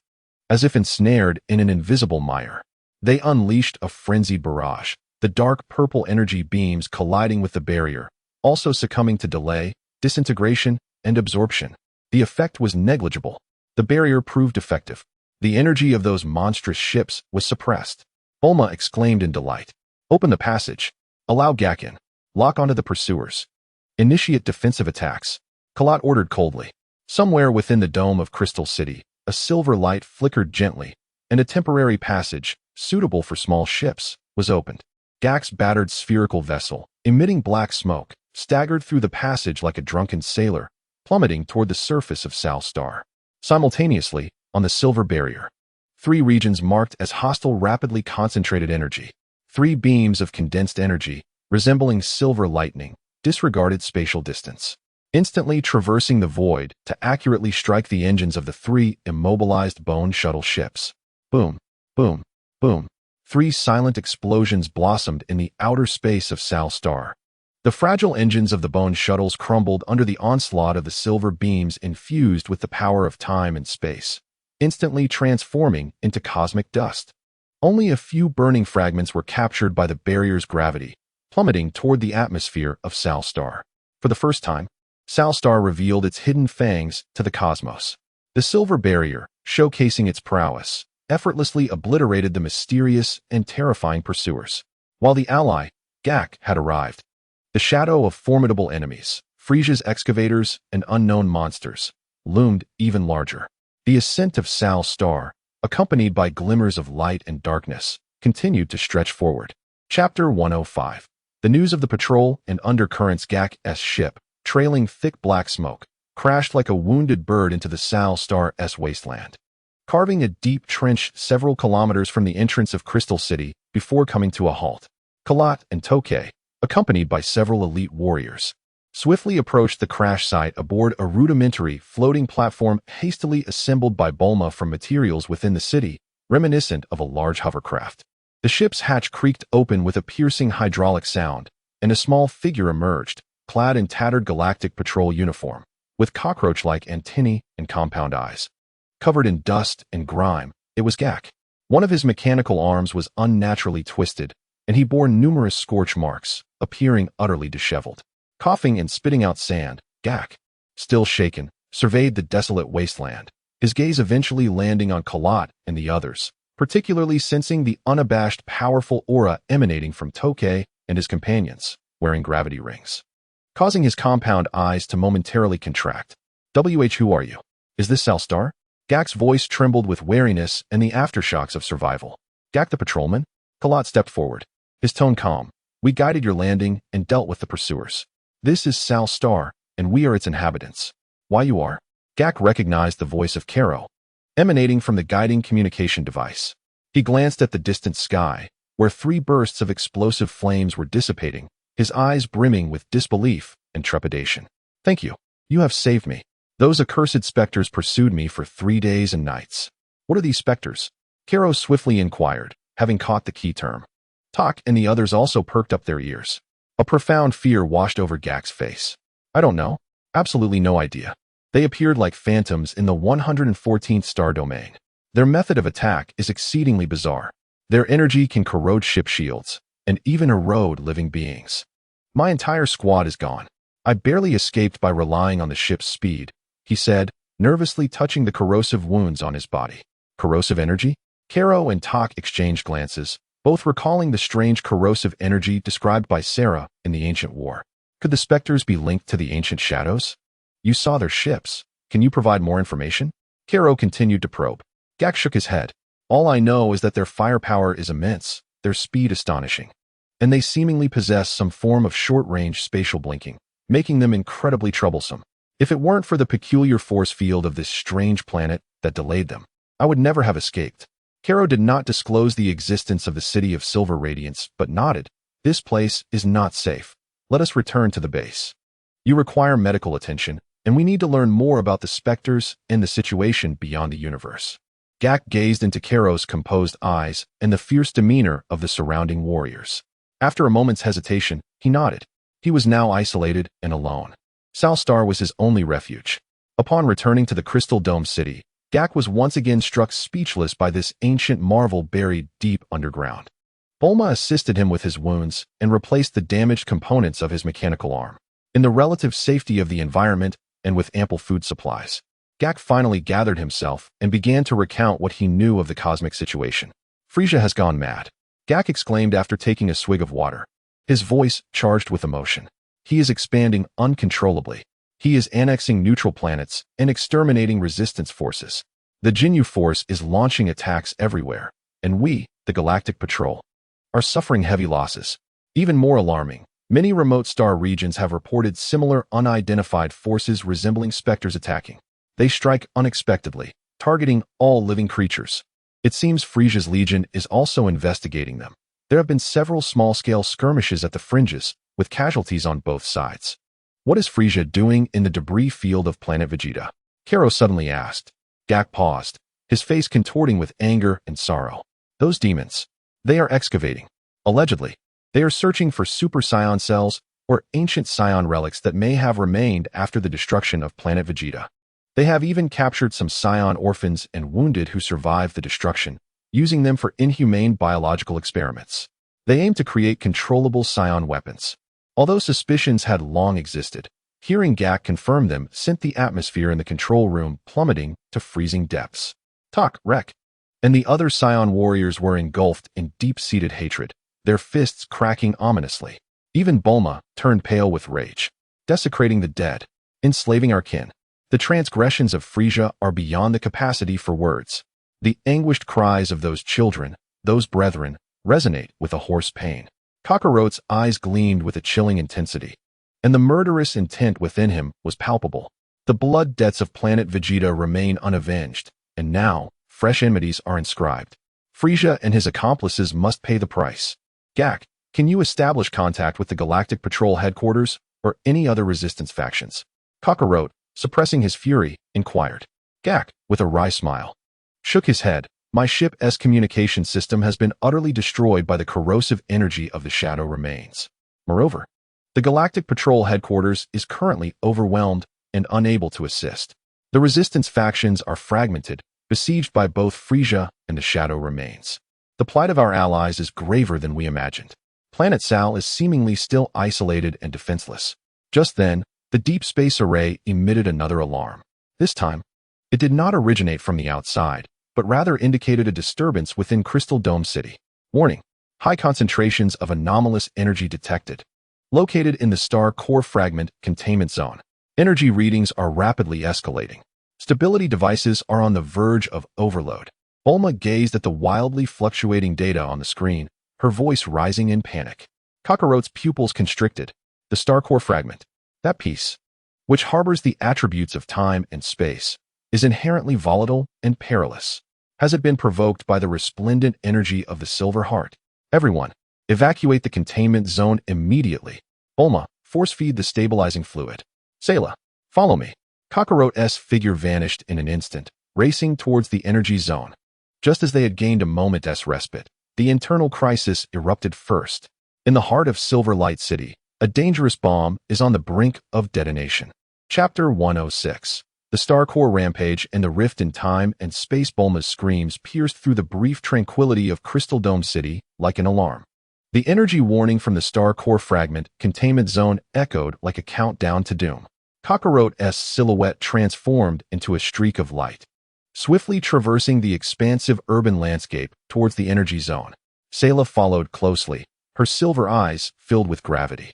Tak, Rek, and the others reacted swiftly, promptly organizing their kin to retreat from the energy zone into sturdier shelter. The energy zone is situated in a relatively isolated lower section of Crystal Dome City. By the time Kakarot and Sayla arrived, the acrid scent of ozone and tumultuous energy disturbances had already permeated the air. The specially designed stabilization device for the Star Core Fragment was emitting a harrowing overload alarm, its heavy alloy shell aglow with a dim red light from within. Covered in a network of fine cracks surrounding the device, cooling pipes set up by Bulma were spewing forth white, high-pressure steam in a futile attempt to suppress the chaos. The injection of stabilizing fluid is ineffective. Energy levels have surpassed the critical point. Kakarot, it's going to explode. Bulma's voice came through the internal communicator, laced with a tone of despair. Should this fragment, imbued with terrifying temporal energy, go into uncontrollable detonation, it would suffice to tear apart the entire energy zone and potentially half of Crystal Dome City from within. Sayla, stasis silver radiance. Freeze the energy explosion over the maximum range. Kakarot commanded fiercely, simultaneously pressing his hands against the violently trembling shell of the stabilization device. The Eye of Time and Space was activated with all its might. His spirit pierced through the tumultuous energy maelstrom like a sharpened cone. Buzz, without a moment's hesitation. Sera's silver hair billowed as if moved by an unseen wind, and a chilling silver radiance erupted instantaneously. She thrust her hands forward, unleashing a power of stasis so finely honed that it enveloped the entire chaotic area of the star core fragments like an invisible tide of frost. The seething dark crimson glow of the device's exterior visibly slowed and solidified before the eye, while the violent flow of energy seemed to be pressed by an invisible slow-motion button. Yet, this was merely a temporary measure. The chaotic spatio-temporal force emanating from the core of the star fragments was far too tumultuous. Sera's freezing could only be sustained for a fleeting moment, consuming an immense amount of energy. Her small face paled instantly, her body trembling slightly. In that moment of stasis, Carrot's mental energy pierced through the slowed energy shell, reaching the core of the star core fragments. Before him lay a chaotic scene reminiscent of a miniature cosmic apocalypse. where violent streams of energy particles collided, annihilated, and tore apart the fabric of space. At the center of the storm, a point radiating peculiar spatiotemporal fluctuations greedily absorbed the rich spatiotemporal energy that spread from the awakening heart of silver radiance, growing increasingly active and unstable. This point must be resolved, Carrot realized at once. This core of spatiotemporal attributes was both the source of the fragment's power and the root of the chaos. It must be either utterly destroyed or tamed. Destroy? The spatiotemporal power contained within this fragment was incredibly precious and a key material for Bulma's research. Tame.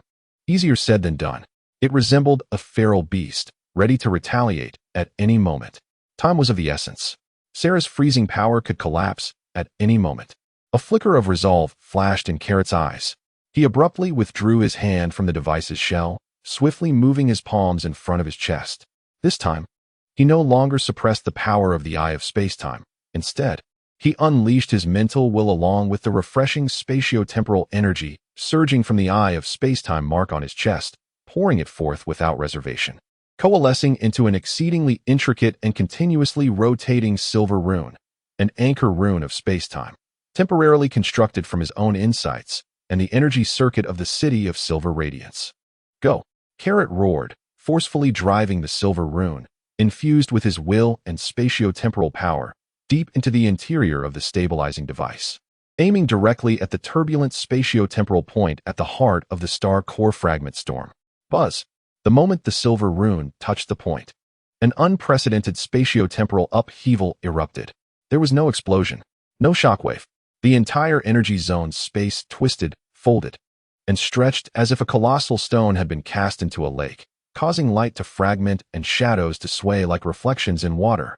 The passage of time became excruciatingly chaotic, sometimes racing like lightning, at other times crawling like a snail. The stabilizing device and the star core fragments within seemed to be peeled away into another spatiotemporal dimension, becoming increasingly elusive before the eyes of the onlookers. A spatiotemporal rupture?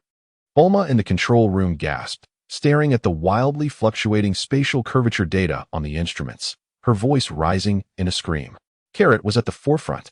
He felt as though his consciousness was being swept into a tumultuous spatiotemporal vortex. Countless chaotic shards of time and folds of space battered against his awareness.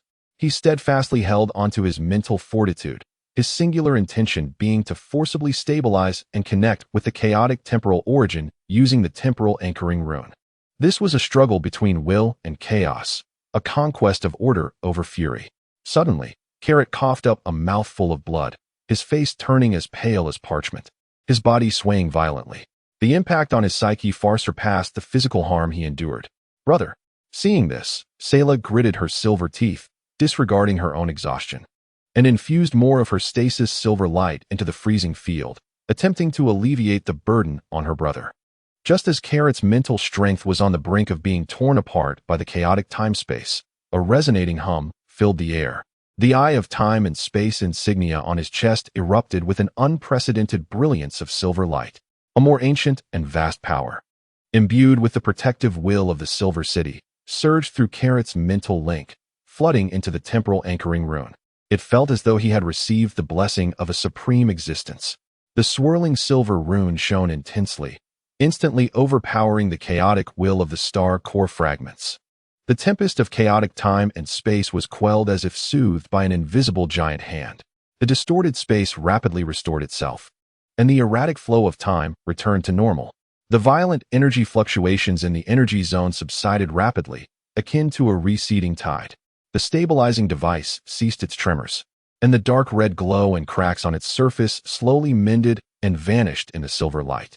Only the lingering scent of ozone and the disordered spatial sensation attested to the earlier turmoil. Carrot knelt on one knee, gasping for breath, sweat mingling with blood dripping from his forehead, yet his gaze sparkled with astonishing clarity. He distinctly felt that through the temporal anchoring rune, he had established an exceedingly faint, yet tangible connection with the temporal origin of the star core fragment's core, a semblance of will, akin to taming a ferocious beast. Have we succeeded? Bulma's voice quivered with the relief of survival over the communicator. The energy readings have stabilized. Moreover, the temporal properties of the fragment's core seem to have become docile and controllable. Sayla also withdrew her freezing power, stumbling slightly, until Carrot steadied her. The siblings exchanged a weary yet joyous smile as they gazed at the now tranquil stabilizing device. This internal crisis had been forcibly resolved at the cost of Carrot's mental strain and Sela's exhaustion. However, the rewards were equally monumental. The core of the star core fragment had been preliminarily tamed, and the temporal power it contained would genuinely serve the planet of Sal. Furthermore, Carrot's mastery over the temporal force had stepped into a new realm through this life and death confrontation. Chapter 107. Dawn of the Engine and the Fangs of Deep Space. With the crisis of the star core fragments rampage averted, Crystal Dome City entered a brief period of recuperation. Both Carrot and Sayla needed time to restore their spirits and strength. Bulma, on the other hand, immersed herself in researching the stabilized star core fragment. With the core preliminarily tamed, the research progressed at an astonishing pace. Bulma discovered that the core of this fragment was no longer a source of disorder, but rather resembled a precise and high-powered temporal energy converter. It could efficiently absorb and convert the dissipated temporal energy of the Heart of Silver, outputting an exceptionally stable and easily controllable stream of secondary temporal energy. An engine. This was the quintessential core of an interstellar engine. In the main control room, Bulma exuberantly presented her blueprints to Kakarot and Tak, exclaiming, "Look! By harnessing the core fragments as an energy source and utilizing the energy transmission technology of Silverlight City, we can create a time-space jump engine that far surpasses the current level of cosmic civilization. The leap distance, precision, and energy consumption will undergo a qualitative transformation. With this, Planet Sal will no longer be an isolated island. We can take the initiative, contact our allies, and even strike at Frieza's supply lines." This vision ignited a fervor among all present. "How long will it take?" Kakarot inquired, his own eyes aflame with excitement. "The core materials and technology are readily available. The challenge lies in constructing an engine shell and stabilization system capable of withstanding the pressures of time-space jumps, as well as ensuring the navigation system receives precise star map coordinates from the deep space array." Bulma replied swiftly, "Give me 3 months. No, 2 months. I will definitely produce a prototype." "Excellent. Whatever resources you require, we will provide full support," Kakarot declared decisively. "Tak, enhance patrols and training. We must prepare for the day we take to the skies."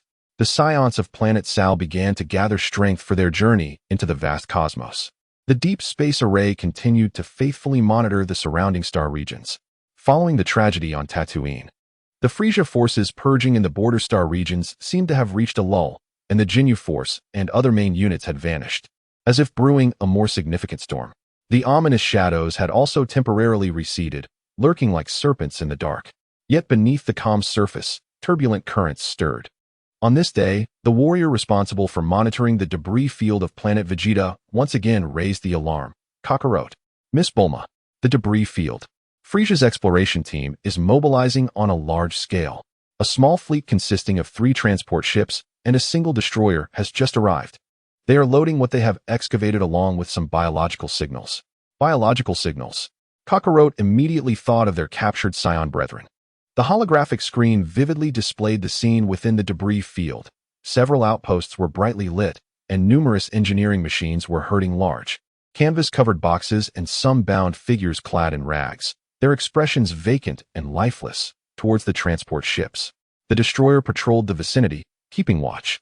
As they gazed at the screen, the desolate and hopeless faces of their compatriots, especially the frail figures of several children, cast a suffocating atmosphere over the control room. The flames of hatred blazed in the eyes of every Scion warrior. "Beasts!" Tak roared, slamming his fist onto the console, leaving a dent in the metallic surface. "Save them!" Rake clenched his single arm, his knuckles turning white. "Kakarot, give the order!" Noen's eyes blazed with fury.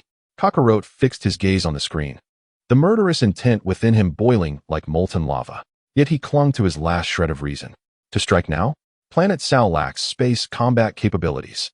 Relying solely on the passive defenses of the Silverlight Barrier and the attacks of the Deep Space Array, we cannot intercept from a distance. Moreover, recklessly exposing the existence of the Crystal Dome could lead to unimaginable consequences. Bulma, Deep Space Array at maximum power. Lock onto that destroyer. Calculate its energy shield frequency and structural weaknesses. The voice of Kakarot was as cold as steel. "Sera? Prepare your stasis, Silver Ray.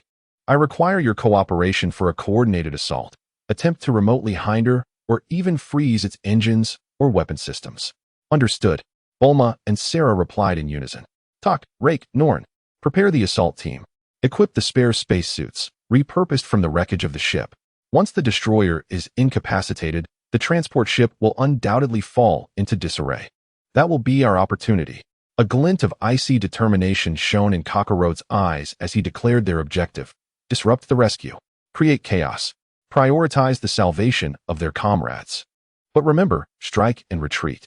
Never linger in battle. The position of Sal Star must remain concealed. This is an exceedingly perilous operation.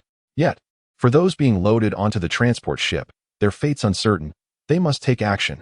The scanning beams of the deep space array reached out like invisible tendrils, firmly locking onto the Frieza Force's Scorpion-class destroyer amidst the debris field. Bulma's fingers danced across the console as a torrent of data cascaded on the screen, analyzing every energy fluctuation of the destroyer's shields. Shield frequency locked. Weak structural point calculated 3 meters beneath the port engine exhaust. That is where the energy transmission node and armor seam lie.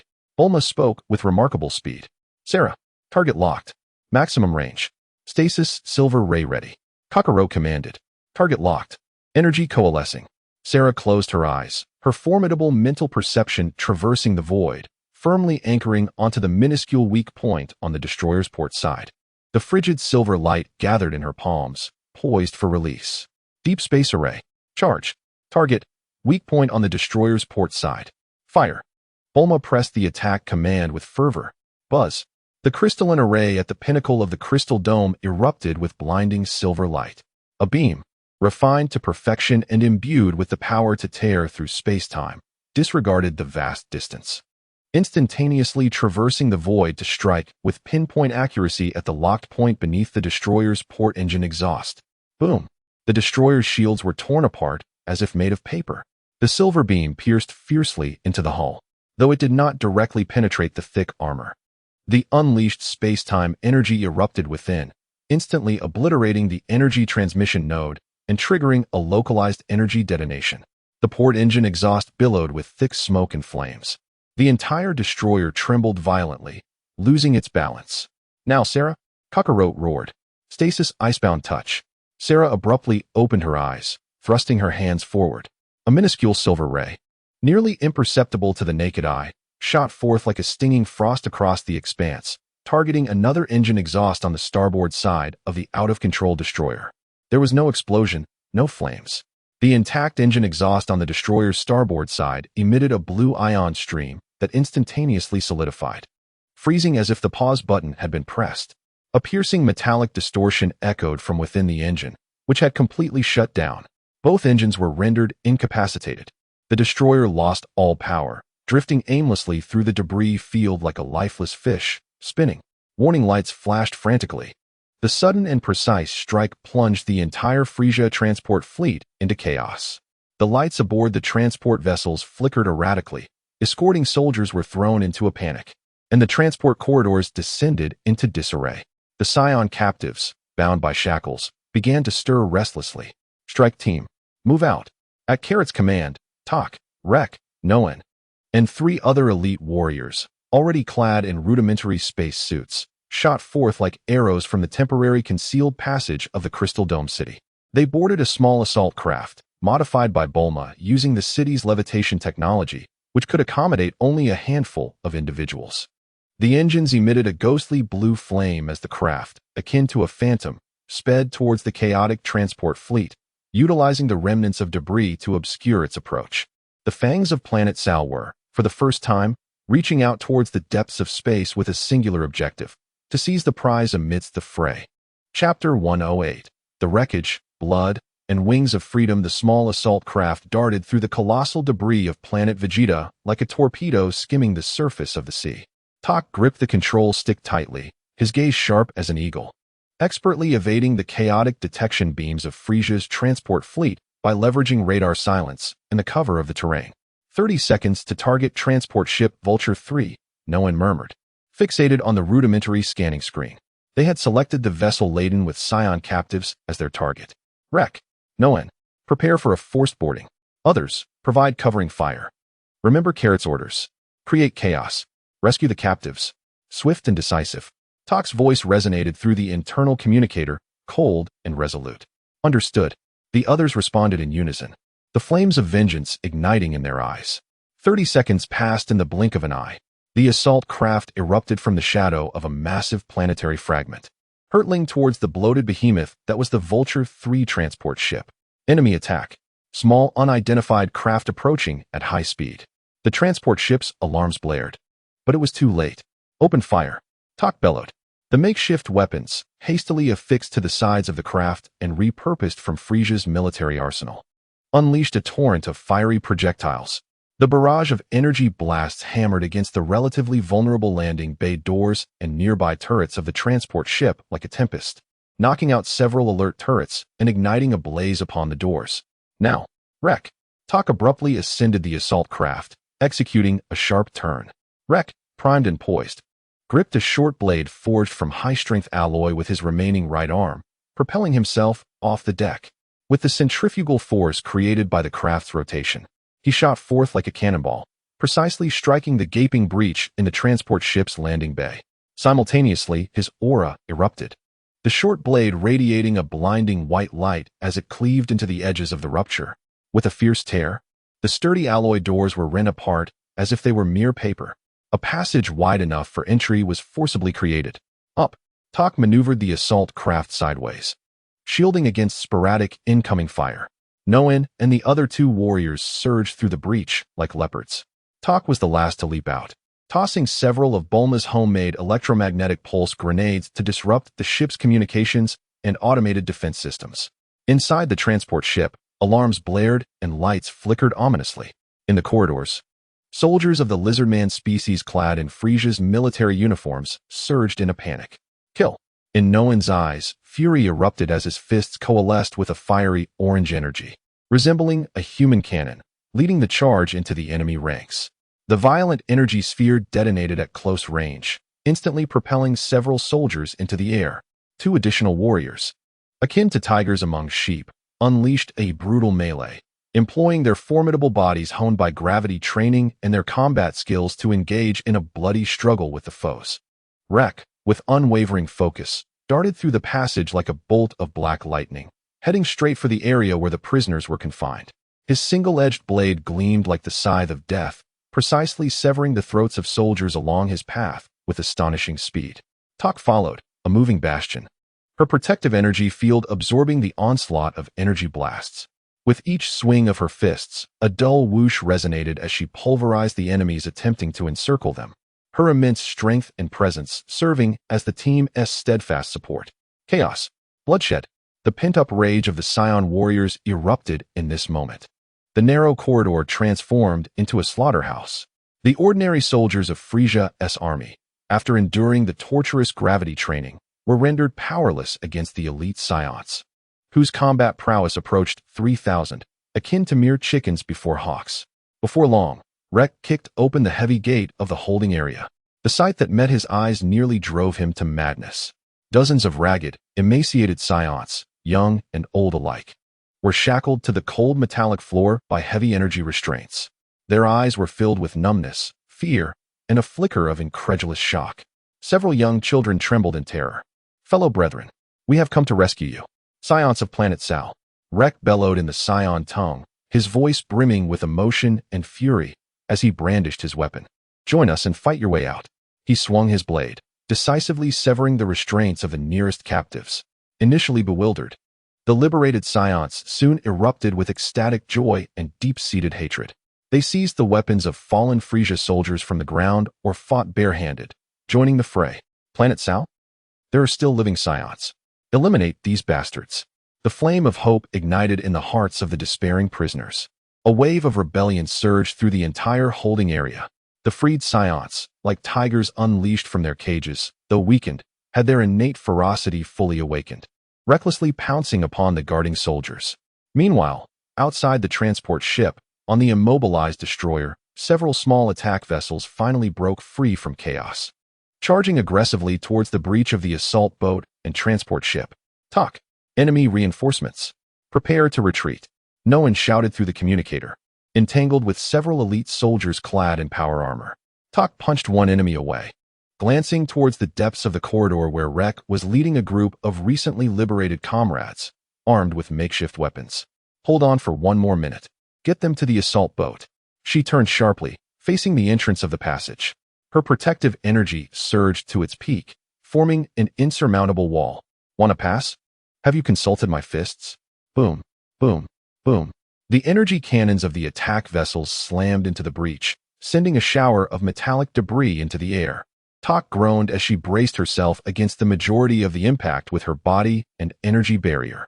Debris and flames erupted around her, yet she stood her ground resolutely. Hurry! Rek roared fiercely, shielding his rescued comrades as they rushed towards the breach. Noan and two other warriors fought valiantly to cover their retreat. As the last scion stumbled aboard the assault craft hovering at the breach, Tak retreated sharply. Her body bore numerous charred scars, her protective aura dimmed. Yet her spirit remained fierce. Retreat. She was the last to leap aboard the vessel. The engines roared to life. The assault craft shot forth like an arrow, weaving perilously through the barrage of fire from Frieza's attack ships, plunging into a dense field of wreckage, vanishing from sight. Inside the transport ship lay a scene of chaos. With over 20 bodies of Frieza's soldiers and an empty holding area, the disabled destroyer futilely flashed its alarm lights. The first proactive strike from Planet Sal had successfully rescued 37 tormented scion brethren from the jaws of death. Although the enemy ship remained intact, a heavy blow had been dealt to Frieza's arrogance, planting the seeds of freedom in the hearts of their kin. The assault craft, bearing scars and the glory of victory, disappeared into the shadows of the debris surrounding Planet Vegeta, akin to a free eagle returning to its nest. Chapter 109. The blood of homecoming and the healing silver radiance. The assault craft, resembling a wounded falcon, trailed a faint plume of black smoke as it laboriously navigated through the dusky sky of Planet Sal, ultimately finding a concealed entrance amidst the pillars of rock, landing on a makeshift platform within the crystalline city.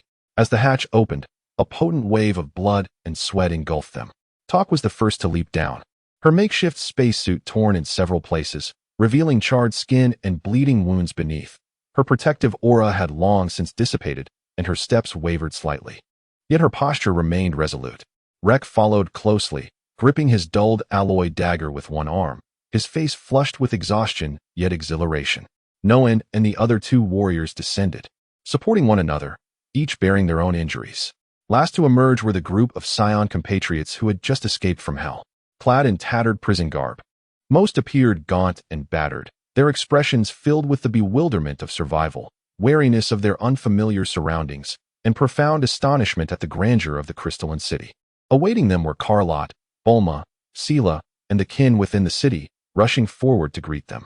Tak, Rek, how are you? Carlot's gaze swept over the wounds of the assault team, finally resting on a grievous charred gash on Tak's chest, a mark from the attack ship's main cannon. I'm not dead. Tak grinned, wincing as the movement tugged at her wound, drawing in a sharp breath. Mission accomplished. 37 comrades, not a single one left behind. Excellent. Carlot clapped Tak on the shoulder, careful to avoid her injury, his gaze then shifting to the rescued brethren. His eyes were a complex tapestry of sorrow, anger, and a heavy sense of responsibility. Welcome home, comrades. This is Planet Sal, the new home of the Saiyans. You are safe. Home. A frail boy who appeared no older than a teenager timidly echoed, tears of disbelief welling in his eyes. It's Lord Carlot. I've heard of him. He was the one who led us away from Planet Vegeta. An elder warrior recognized Carlot, collapsing to his knees in excitement. Thank you. Thank you for saving us. The rescued compatriots felt as though they had discovered their guiding beacon. The suppressed cries and the elation of survival erupted instantaneously. The women clutched their regained children tightly, while the warriors pounded their chests, releasing the pent-up emotions within. Bulma, immediately arrange medical assistance. Prioritize the severely injured. Commanded Kara with urgency. Sera, your capabilities in healing internal injuries and countering energy erosion are invaluable. I appreciate your efforts. Leave it to me. Bulma swiftly directed the logistics personnel to carry the wounded on stretchers. Sera nodded, approaching the gravely injured Tak. With a gentle touch, she extended her small hand, summoning a soft, cool silver light that coalesced in her palm. and gently pressed it against the wound on Tok's chest. Stasis silver light heal. The silver luminescence seeped into the charred wound like flowing water. Tok felt a refreshing energy dissipate the searing pain. The necrotic tissue at the wound froze and peeled away, while tiny blood vessels and muscle fibers, guided by the silver light, began to visibly regenerate and heal. Although immediate restoration was unattainable, the agony diminished significantly, and vitality surged rapidly. Other lightly injured individuals also experienced swift stabilization under the care of Sera and Bulma's medical team. The application of Sera's stasis silver light in healing left even Bulma, the scientist, in awe. The organization of accommodation and registration for the rescued compatriots proceeded methodically. Though weakened, these individuals were seeds forged through the trials of hell. Given time and hope, they would soon become a new force for Planet Sal. In the main control room, Karo listened intently as Tok and Rek recounted the details of their mission. Frieza appears to be excavating the debris field in search of some ancient relics. We observed numerous large crates covered with tarpaulins, exhibiting peculiar energy reactions, Tok recalled. The guards were more ferocious than before. Some had injected themselves with something, enhancing their strength and speed to that of beasts, Rek added, revealing a deep claw mark on his arm, a remnant of an encounter with a frenzied elite soldier. Karo's expression grew grave. Frieza's excavation and biological experiments were evidently accelerating. The contents of those crates, along with the modified soldiers, foreshadowed a more sinister conspiracy.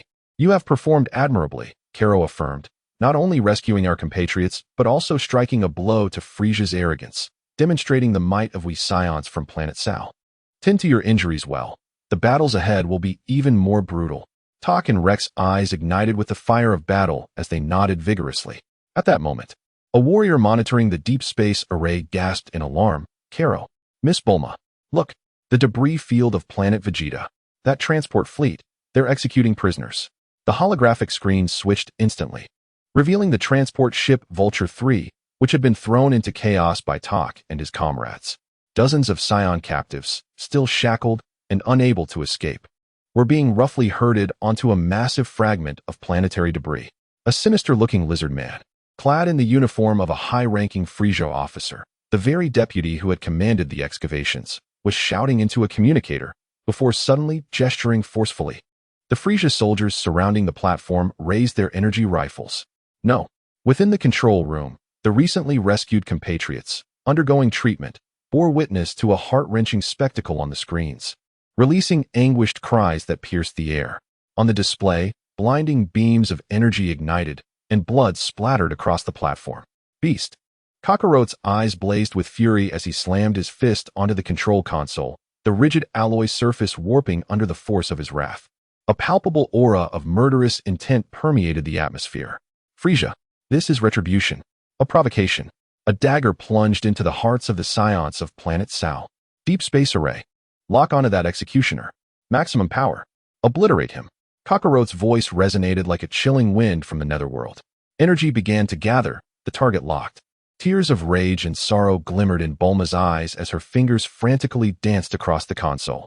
Buzz. The crystalline dome of Crystal City erupted anew with a blinding radiance. A beam of destruction, thicker and more concentrated than before, tore through the void, propelled by the boundless grief and fury of the Scions of Planet Sal, hurtling towards the cackling Frieza officer amidst the debris. However, just as the beam was about to strike its target, an unforeseen anomaly occurred. A pitch-black rift in space opened abruptly before the officer, resembling the gaping maw of an abyss. The annihilating beam from Planet Sal was devoured instantaneously by the dark chasm, vanishing without a trace, leaving no ripple in its wake. What? Bulma gasped in shock. A rift in space. Who? Kakarot's pupils constricted in disbelief. From within the inky void, an immense hand, clad in dark purple energy scales, slowly emerged. The mere projection of that hand emanated a terrifying pressure that made the very fabric of space tremble. A cold, grand, and mocking voice, as if echoing from the depths of an abyss, resonated through the control room of Planet Sal. The game for you little mice has only just begun. As the voice faded, the rift sealed, leaving behind only the glaring bloodstains on the platform and the mocking signals from the regrouping Frieza fleet within the debris field. The control room fell into a profound silence. Despair and a chilling dread coiled around the hearts of everyone present like a venomous serpent. Was that hand and voice Frieza's? Or a presence even more terrifying? Had the position of Planet Sal been exposed? Chapter 110, Fortifications and Scion Battle Spirit. The cold, grand voice echoed like a proclamation from the abyss within the control room, bringing with it a suffocating silence and bone-chilling cold. On the screen, the glaring bloodstains among the debris of Planet Vegeta and the audacious signals from the Frieza fleet served as silent mockery. Frieza? A trembling voice from a rescued Scion youth quivered with profound fear. That voice, it resembles his, but that hand. Bulma's complexion turned pale as she observed the residual spatial fluctuation data on the instruments. That power far surpassed Apollo. It might even approach Frieza's true form, an unknown formidable foe. Moreover, it was evident that the enemy had already pinpointed the location of Planet Sal through some unfathomable spatial means.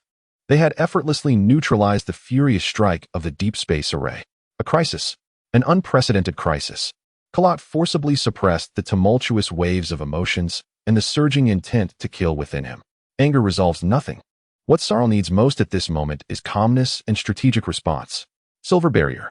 Maximum power. Full defense mode. Kalat's voice resonated like granite, instantly quelling the panic within the control room. Bulma, immediately assess whether the barrier can withstand that spatial rending attack. Sera, be ready to reinforce the barrier's weak points with stasis silver light at any time. The barrier's power surged to 120. Energy consumption skyrocketed. Calculations for the spatial attack mode were incomplete, but theoretically, the barrier's space-time delay and energy absorption properties could offer some interference against the spatial rift. Bulma's fingers danced across the controls at lightning speed. Understood. Sera positioned herself at the console, her silver eyes fixed on the holographic model representing the silver barrier. Her palms glowing with silver light, poised to act at a moment's notice. The invisible silver web brightened and thickened, enveloping the entirety of Thrall. The radiance of the crystal dome city reached its zenith, continuously supplying energy to the barrier.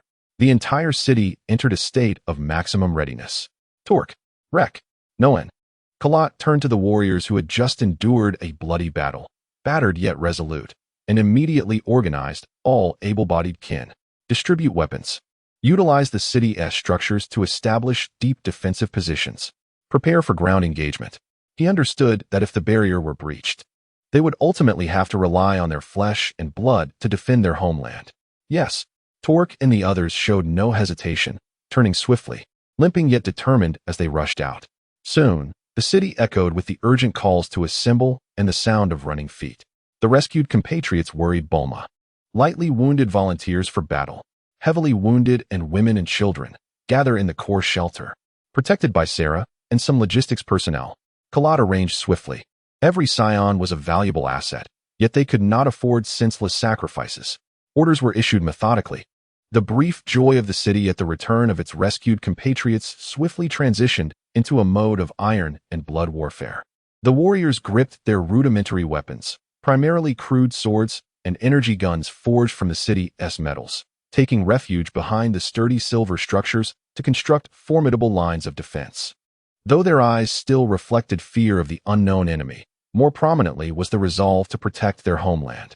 Among the newly rescued, those capable of wielding arms rose to their feet, their eyes ablaze with the fire of vengeance. Kalat stood before the main console, his mental focus razor-sharp. The eye of space-time fully engaged, scanning every inch of the outer space of Thrall and the interior of Crystal Dome City like the most astute radar. He was waiting for the arrival of that unknown formidable enemy. Seconds turned into eternities, each tick of the clock stretching like a century. The deep space array continued to scan, yet it could no longer detect any abnormal signals. Frieza's fleet lingered in the debris field, not advancing towards Thrall. That colossal hand and its owner's voice seemed to have merely cast a stone before vanishing without a trace. Pressure hung like an invisible mountain, weighing heavily on the hearts of all. The unknown threat is often more terrifying than a known enemy. What are they waiting for? Sera inquired softly, her delicate features taut with tension. Kakarot's brow furrowed in concern. The adversary possessed the capability for spatial interference, yet refrained from immediate aggression. Was it a test? A matter of waiting for the opportune moment? Or was there an ulterior motive? Bulma, Engage the deep space array and prioritize scanning the debris field of Planet Vegeta. Have there been any new developments from Frieza's excavation team? Kakarot suddenly asked. Bulma promptly adjusted the array's orientation, and the screen shifted back to the debris field. Several transport ships were seen gradually departing, yet the outpost remained ablaze with light, and the activity of construction machinery appeared to have intensified.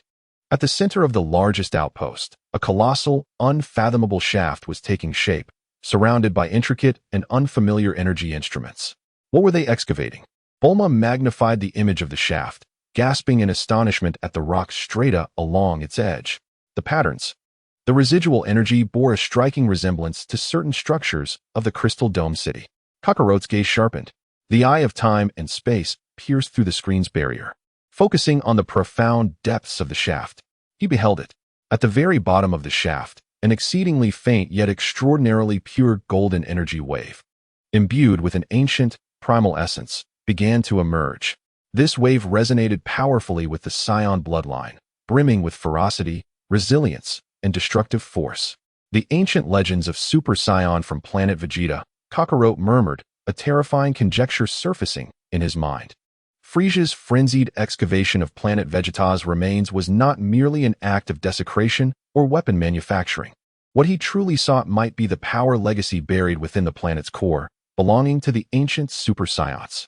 Or perhaps the key to triggering the birth of a new Super Saiyan, and that mysterious powerful entity concealed within the rift in space, preventing the assault on Planet Sal, might not be acting for Frieza's sake, but rather to ensure that Planet Sal did not interfere with Frieza's excavation? Or were they waiting for the opportunity to reap the benefits? The crisis on Planet Sal had not subsided. Instead, it was ensnared in an even deeper and more perilous vortex. The ancient power of the Saiyans, Frieza's ambition, and the enigmatic force's gaze upon the souls of Planet Vegeta seemed to be summoning a new storm. Chapter 111. The Golden Vein Frenzy. The piercing alarm shattered the silence of the Crystal Dome City, echoing like the final lament of a wounded beast beneath the sturdy silver dome. In the control room, the energy readout before Bulma fluctuated wildly, the blinding red light suffusing the entire chamber. The energy fluctuations at the bottom of the deep shaft escalated exponentially. It breached the critical point. Bulma's voice rang with incredulity. The structure is collapsing. Something is about to emerge.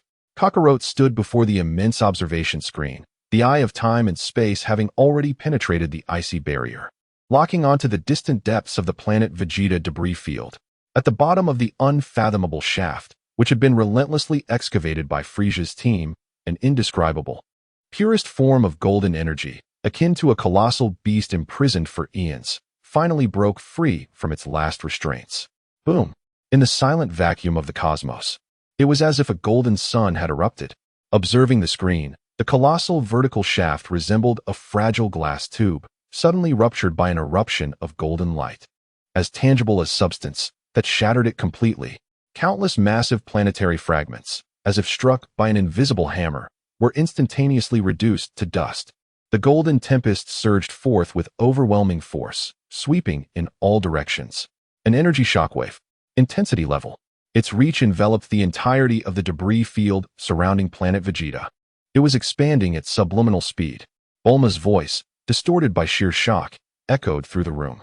On the screen, the crimson fan-shaped area representing the destructive shockwave expanded at an astonishing rate, swiftly consuming all outposts and machinery left by Frieza's fleet at the periphery of the debris field. Those metallic constructs, weak as mere paper before the golden tempest, were obliterated before the explosion's light could even flicker, leaving only a few twisted metal remnants to swirl amidst the golden deluge. What of Frieza's fleet? Kakarot's voice was cold as ice. The main fleet reacted swiftly, activating the hyperspace engines 0.3 of a second before the energy explosion. They have escaped the debris field and jumped to a safe coordinate. Bulma operated the controls rapidly, but the losses were catastrophic. All ground facilities and personnel left behind were annihilated. Kakarot's lips curled into a frigid arc, devoid of any pity. The demise of Frieza's legion was merely a trivial prologue to this earth-shattering upheaval. His entire being was ensnared by that frenzied, ancient energy, seemingly emanating from the very essence of his bloodline. At the moment the golden tempest erupted, an indescribable tremor pierced Kakarot's heart. akin to billions of red-hot steel needles stabbing fiercely. Not just him. The entire control room, indeed, the whole of Crystal Dome City, witnessed every warrior with scion blood simultaneously emit a muffled cry of anguish. Ah, my heart aches. What is burning within me? Talk, Wreck, and Noen. Those warriors who had just fortified their defenses, tensed and suddenly clutched their chests, their faces paling to the hue of paper. An ancient and violent call, erupting from the depths of their souls, clashed brutally against their will. The golden radiance uncontrollably seeped from within them in tendrils, wrapping around their surfaces as if it might ignite them at any moment. Kakarot abruptly turned his head, his gaze sweeping across the control room. Even the recently rescued Scion child, still extremely weak, now curled on the ground, trembling uncontrollably, with faint but pure golden light flickering within his deep-set eyes. A primal, bloodthirsty impulse to tear everything asunder surged forth, gnawing like a parasite, as the pulsing golden energy assaulted the rational barriers of every scion. Bloodline resonance. It is that golden energy. It is awakening, or rather, forcibly igniting something deep within every scion's lineage. Kakarot instantly comprehended, his heart sinking to the depths of despair. This was no blessing. It resembled a coercive and perilous awakening ritual. Brother, it hurts so much. Something is burning inside me. Seller's voice, tinged with tears and suppressed agony, gripped Kakarot's arm tightly, her nails nearly embedding into his flesh. Her silver eyes quivered intensely, the silvery radiance clashing violently with the uncontrollable surge of faint golden light emanating from within her, intertwining to create a chaotic vortex of energy around her petite form. Most perilous was Tak. This battle-hardened elite warrior, at this moment, bore eyes of crimson fury, his forehead bulging with veins like coiling dragons. And the golden aura erupting from his body was the most fervent of all. He emitted a primal growl from his throat, his body convulsing violently, as if on the brink of losing all reason, transforming into a creature solely driven by the thirst for blood. Tak, steady your mind, Karo barked, his powerful mental field instantly enveloping the entire control room in an attempt to suppress the frenzied surge of bloodline power. However, as his mental force brushed against the pervasive golden energy, it was as if he had collided with a roiling sea of molten gold. The violent backlash caused him to grunt in pain, a trickle of blood escaping the corner of his mouth. This power was of an exceedingly high and ancient order. Bulma, activate the highest tier of the mental stabilization field in Crystal Dome City. Cover the entire city. Hurry, Karo commanded, enduring the agony of the mental onslaught. Understood. Initiating the mental stabilization field. Maximizing power. Bulma's fingers danced across the control panel, leaving behind a blur of motion. At the heart of the dome, a colossal diamond crystal erupted with an unprecedented soft white light, akin to a tangible wave of mental energy that swept across every corner of the city. The gentle white glow enveloping the city acted like an invisible spring of cool water, temporarily quenching the flame that scorched the soul deep within their bloodline. In the control room, the uncontrollable golden aura surging from the warriors was as if forcibly repressed back into their bodies, alleviating the intense palpitations and excruciating pain. Tak gasped deeply, his crimson eyes regaining a semblance of clarity, yet his body still trembled uncontrollably, sweat instantly soaking his battered armor. He half-kneeled on the ground, breathing heavily, his gaze towards Karo filled with both fear and gratitude. It's that thing, he rasped, pointing at the observation screen displaying the still-churning sea of golden energy. It's summoning us, I senti it. It's forcibly igniting some switch within our bloodline. It wants to turn us all into bombs. Bombs. Rake wiped the blood from the corner of his mouth, his expression a mixture of uncertainty and suspicion. More precisely, it is kindling. Karo's voice was chillingly sharp, his temporal eye piercing through vast distances, locking firmly onto the core of that golden energy. At the center of the tumultuous torrent, there was not a void, but rather the faintly coalescing form of a colossal, unmatched golden ape specter, imbued with an overwhelming sense of oppression. This phantom roared towards the heavens, a silent fury and will of destruction transcending time and space, battering against the souls of every scion that perceived it. It is absorbing. Karo's pupils constricted sharply. Through the lens of the temporal eye, countless exceedingly fine golden threads, imperceptible to both the naked eye and instruments, were being forcibly drawn from every direction of the universe. converging upon the silhouette of the golden giant ape. The source of these golden threads was none other than all the awakened Saiyans experiencing a stirring of their bloodline. On the planet Sal, the golden glow within Talk, Rek, Norn, and even the children, including Carrot himself, flickered weakly once more. As an incredibly pure essence of life force and ancestral bloodline was forcibly stripped away by an invisible power, converging into that distant golden torrent. It was absorbing the bloodline strength of all the resonators to augment itself. Carrot instantly grasped the terrifying nature of this phenomenon. What Frieza had unearthed was no mere ancient treasure. It resembled a slumbering, terrifying entity that feasted upon the bloodline of the Saiyans. It had been violently awakened, insatiable in its hunger. Bulma, maximize the mental stabilization field. Notify all Saiyans in the city, regardless of age, to enter a meditative state immediately, gathering their focus and sealing off any energy leakage. Treat it as the most perilous mental invasion to combat. Carrot spoke at a pace as swift as a bullet. This invisible plunder must be severed. The command was instantaneously relayed through the broadcasting system of Crystal Dome City. Across the city, whether the soldiers on guard or the women and children in the shelters, all endured discomfort as they sat cross-legged, striving to concentrate, resisting the dual call of temptation and theft that echoed deep within their souls. The brilliance of the mental stabilization field in Crystal Dome City surged, barely erecting a fragile mental defense. Sela. Carrot looked down at his sister. Sela's situation was particularly dire. The silver light and faint golden glow within her were fiercely battling. Her small face pale and her body feverishly hot. Brother, I think I can see those lines. Sela's voice was weak, yet bore an unusual clarity. Her silver eyes gazed vacantly towards the remnants of Planet Vegeta. There are so many golden threads connected to everyone, and one to you. It hurts so much. Her small hands futilely clawed at the air in front of her, as if attempting to sever the invisible threads of plunder. Carrot's heart trembled. Sela could actually perceive those invisible bloodline connections. Her perceptive ability, or rather the silver power within her that was linked to time and space, exhibited astonishing specificity under such extreme stimulation. Just then, a low, thunderous groan resonated from the massive diamond crystal atop Crystal Dome City, overwhelmed by pressure.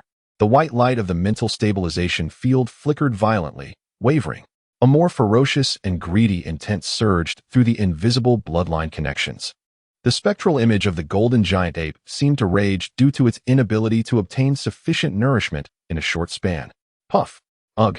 In the control room, the mentally weaker warriors and Bulma simultaneously spat out blood. The golden aura that Talk, Rek, and the others had just managed to suppress erupted uncontrollably once again, more intense than before. Their Sera rapidly filled with blood, and a wild, murderous intent surged anew. This is bad. It has intensified the plunder. The stabilization field may not hold.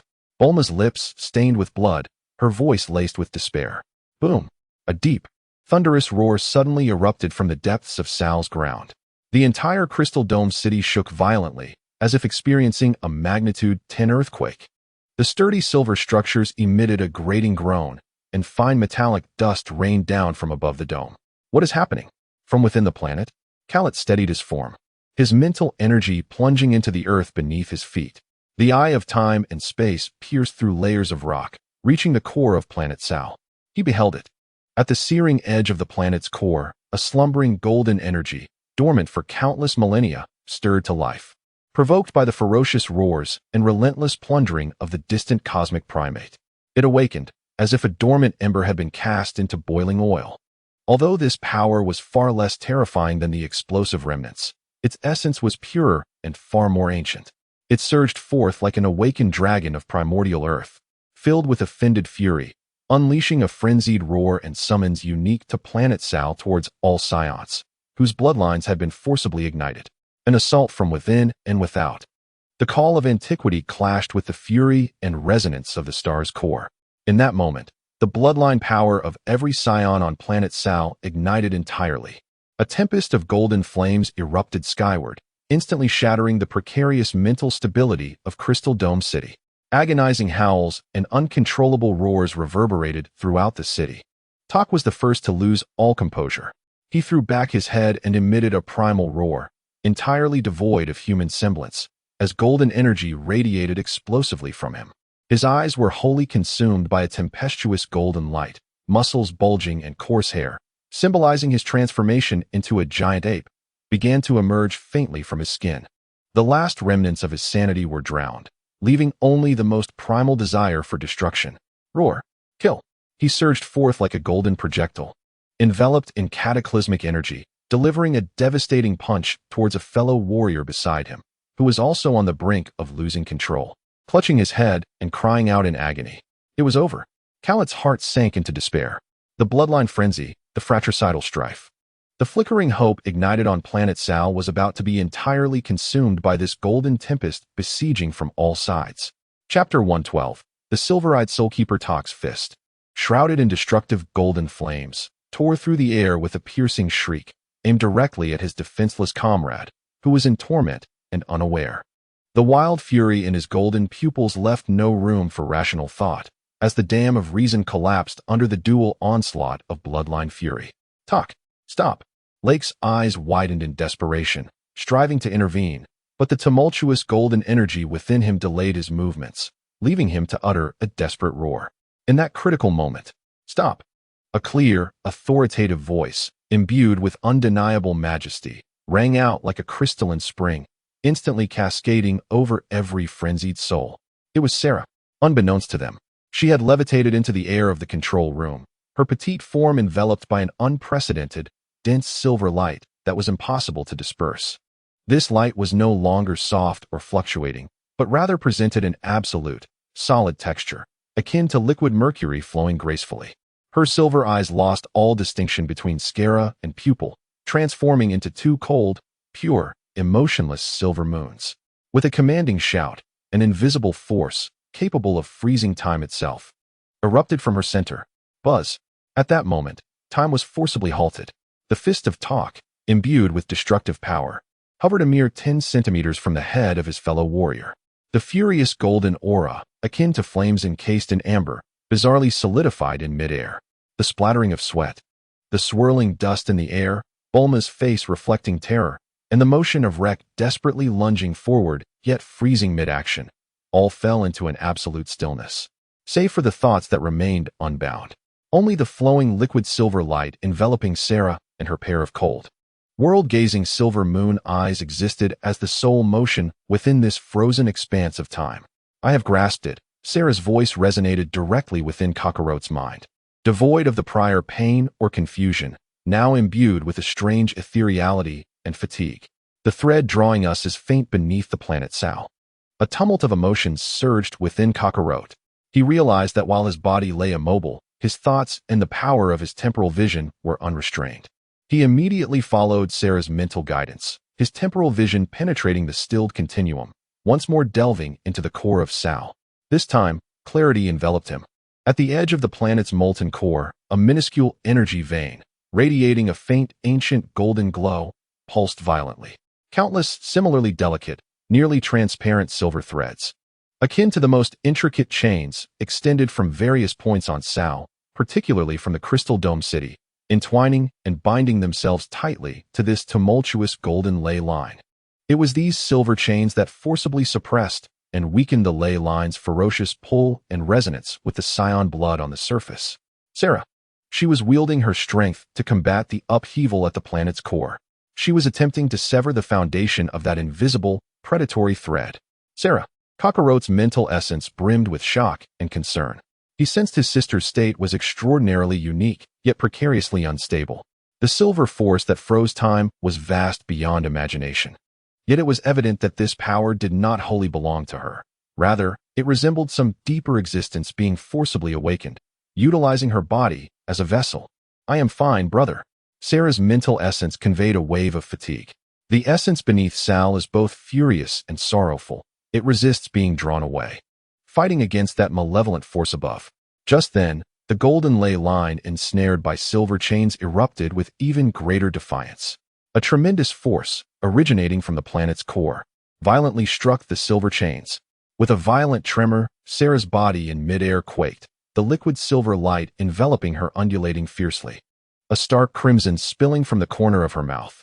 The power sustaining the temporal freeze momentarily exhibited a slight loosening. In the control room, Talk's solidified golden aura suddenly flickered.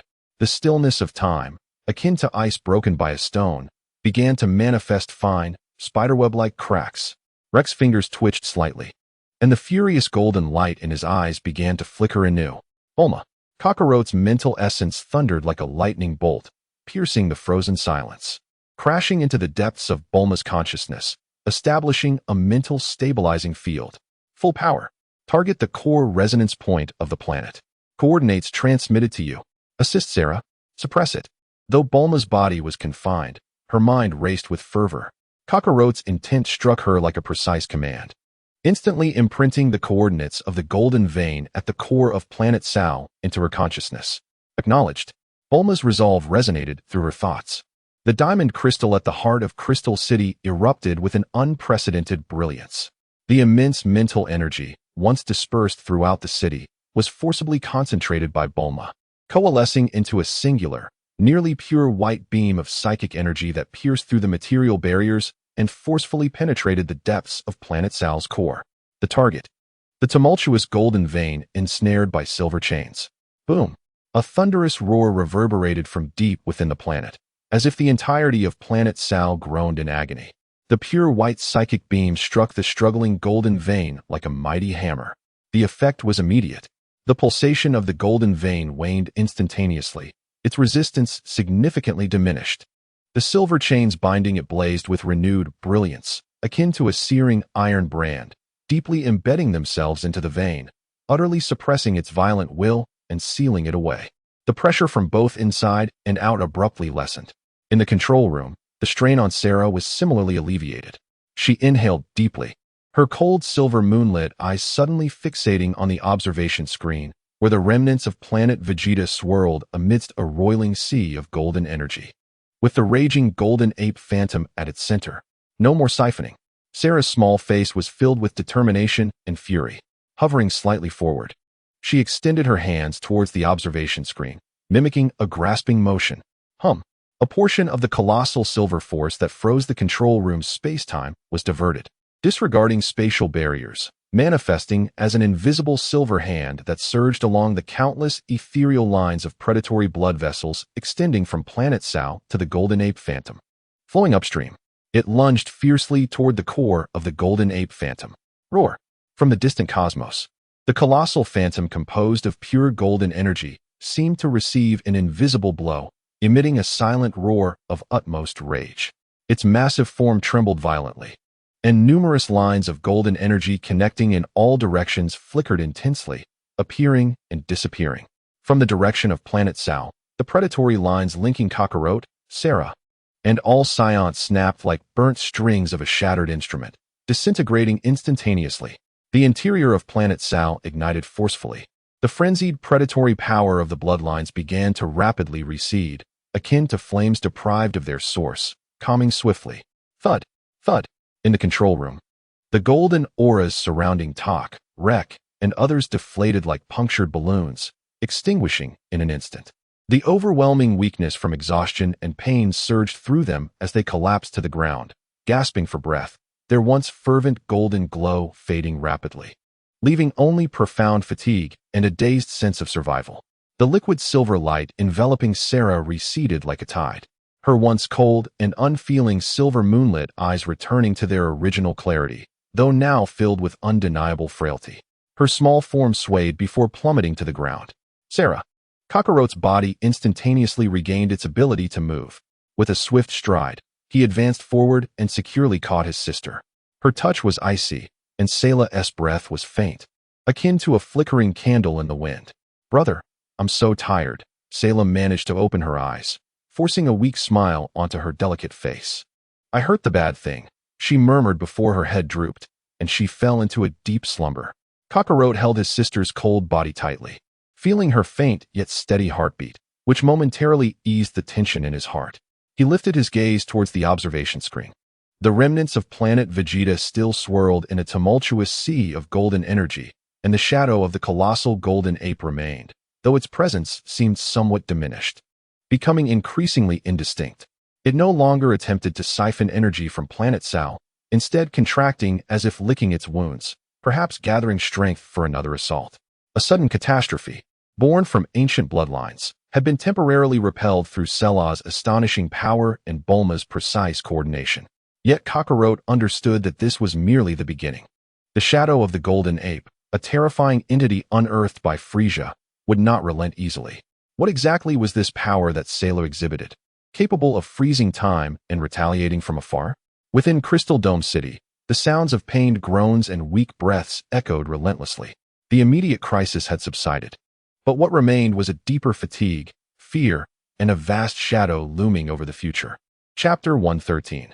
The beginning of refinement. The central medical area of Crystal Dome City was suffused with the pungent aroma of medicinal concoctions and the frailty that followed excessive energy expenditure. Rows of makeshift medical beds were filled with Scion warriors injured or drained during the recent bloodline upheaval. Elite warriors such as Tak, Rek, and Non were among them. Although they had escaped the clutches of death, their bodies bore the scars of severed meridians due to forcibly ignited and then swiftly withdrawn energy, along with the tremendous mental shock that left their faces pallid and their spirits waning. Sela had been placed in a separate intensive care unit, connected to a sophisticated life sign monitoring apparatus. She remained in slumber, her small frame gently rising and falling under the nurturing energy of the repair chamber. Her complexion slightly more vibrant than before, yet a trace of lingering exhaustion remained etched upon her brow. Bulma stood vigil before the monitor, her brow furrowed, fingers deftly gliding across the screen as she analyzed the residual data of the mysterious silver energy within Sela. Kakarot stood before the vast observation window, gazing quietly through the one-way glass at the scene within the medical area. Exhausted warriors, his sleeping sister, the pervasive atmosphere of survival, and the unchanging crimson desolation of Planet Sao outside the window weighed heavily on his shoulders. Should they adopt a passive defense, awaiting the next disaster that could strike at any moment? No, that was not the path of the Saiyans, and certainly not his path, Kakarot's. Bulma, how is Sela's data? Kakarot's voice shattered the silence of the monitoring unit. Bulma rubbed her throbbing temples and pointed at the screen displaying several complex and dizzying energy waveforms. It's quite peculiar and astonishing, she replied. The silvery energy within her did not fully dissipate after its eruption. Instead, it retreated into a state of deep slumber, akin to a form of self-preservation, resonating at an exceedingly low frequency. Her fundamental bodily metrics were steadily recuperating, yet the duration of this dormancy and the potential for unforeseen repercussions remained utterly unpredictable. She hesitated momentarily, her tone imbued with awe. Furthermore, the residual Scion bloodline energy within her appeared to have been purged and amalgamated by that silvery force, rendering it remarkably pure and imbued with an indescribable resilience, akin to tempered steel. Cowlett silently nodded, his gaze once more directed outside. Resilience was precisely the quality most urgently required on Planet Sao. He summoned all warriors capable of standing to gather in the central square of Crystal Dome City in 1 hour. Cowlett's voice, though not loud, resonated with an undeniable resolve. Cowlett, they require rest. Bulma exclaimed in shock. We lack the luxury of time for rest, Cowlett replied, turning to face her, his eyes sharp as a blade. Frieza was not dead. The mysterious figure behind him was still lurking, and the entity beneath Planet Vegeta had merely retreated temporarily. The next assault would be even more ferocious. Our only path to survival lies in becoming stronger than it, and all our foes. 1 hour later, in the central square of Crystal Dome City, a massive diamond-shaped crystal cast a cold, luminous glow upon the area. Fewer than 200 individuals stood scattered across the square. This represented the entirety of the Scion warriors who still retained basic combat capabilities. Most bore pallid complexions, their bodies wrapped in bandages, their eyes reflecting remnants of dread and fatigue. Yet, Cowlett's summons carried the weight of a military command, and none dared to show indifference. Elites such as Tak, Rek, and Noan stood at the forefront, striving to maintain erect postures, though their quivering legs betrayed their physical frailty. Cowlett stood upon a raised platform at the front of the square, his gaze methodically sweeping over every face below. There was no impassioned oratory, only the cold, unyielding reality. Look at yourselves. Cowlett's voice resonated clearly throughout the empty square. A singular shock to our bloodline nearly led us to mutual destruction, nearly spelled our total annihilation. A disgrace. The enemy is right there. Frieza's fleet is nursing its wounds. The souls of Planet Vegeta are gathering strength. The hidden hands in the shadows await their moment. Do you wish to face the next assault as helpless as you are today, relying solely on a child for salvation? Each word struck the warriors' hearts like a frigid whip. Tak clenched his fists tightly, his knuckles turning white, his teeth grinding audibly. Rek's eyes ignited with the flames of humiliation. Noan bowed his head, trembling slightly with a mixture of agitation and shame. Scions are born to battle. Within our veins flows a thirst for combat, intertwined with a madness for destruction. Today, we have witnessed the cost of its loss of control. Khaled's voice suddenly rose in intensity, yet this force should not become the shackles of our annihilation. It must transform into the blade that rends our enemies. It must serve as our steadfast shield in the defense of our home. He abruptly spread his arms wide, an overwhelming energy erupting forth, not in gold, but in a pure, concentrated white aura. This was the most fundamental, solid essence of Scion power.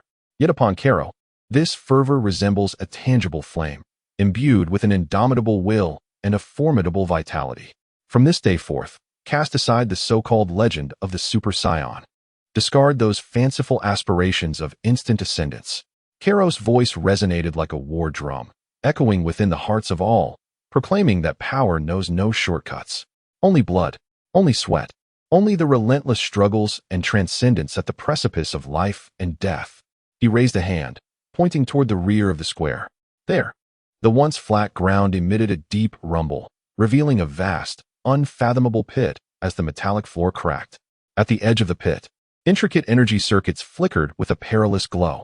From the depths of the pit, a disquieting gravitational fluctuation could be faintly perceived. Do you see that pit?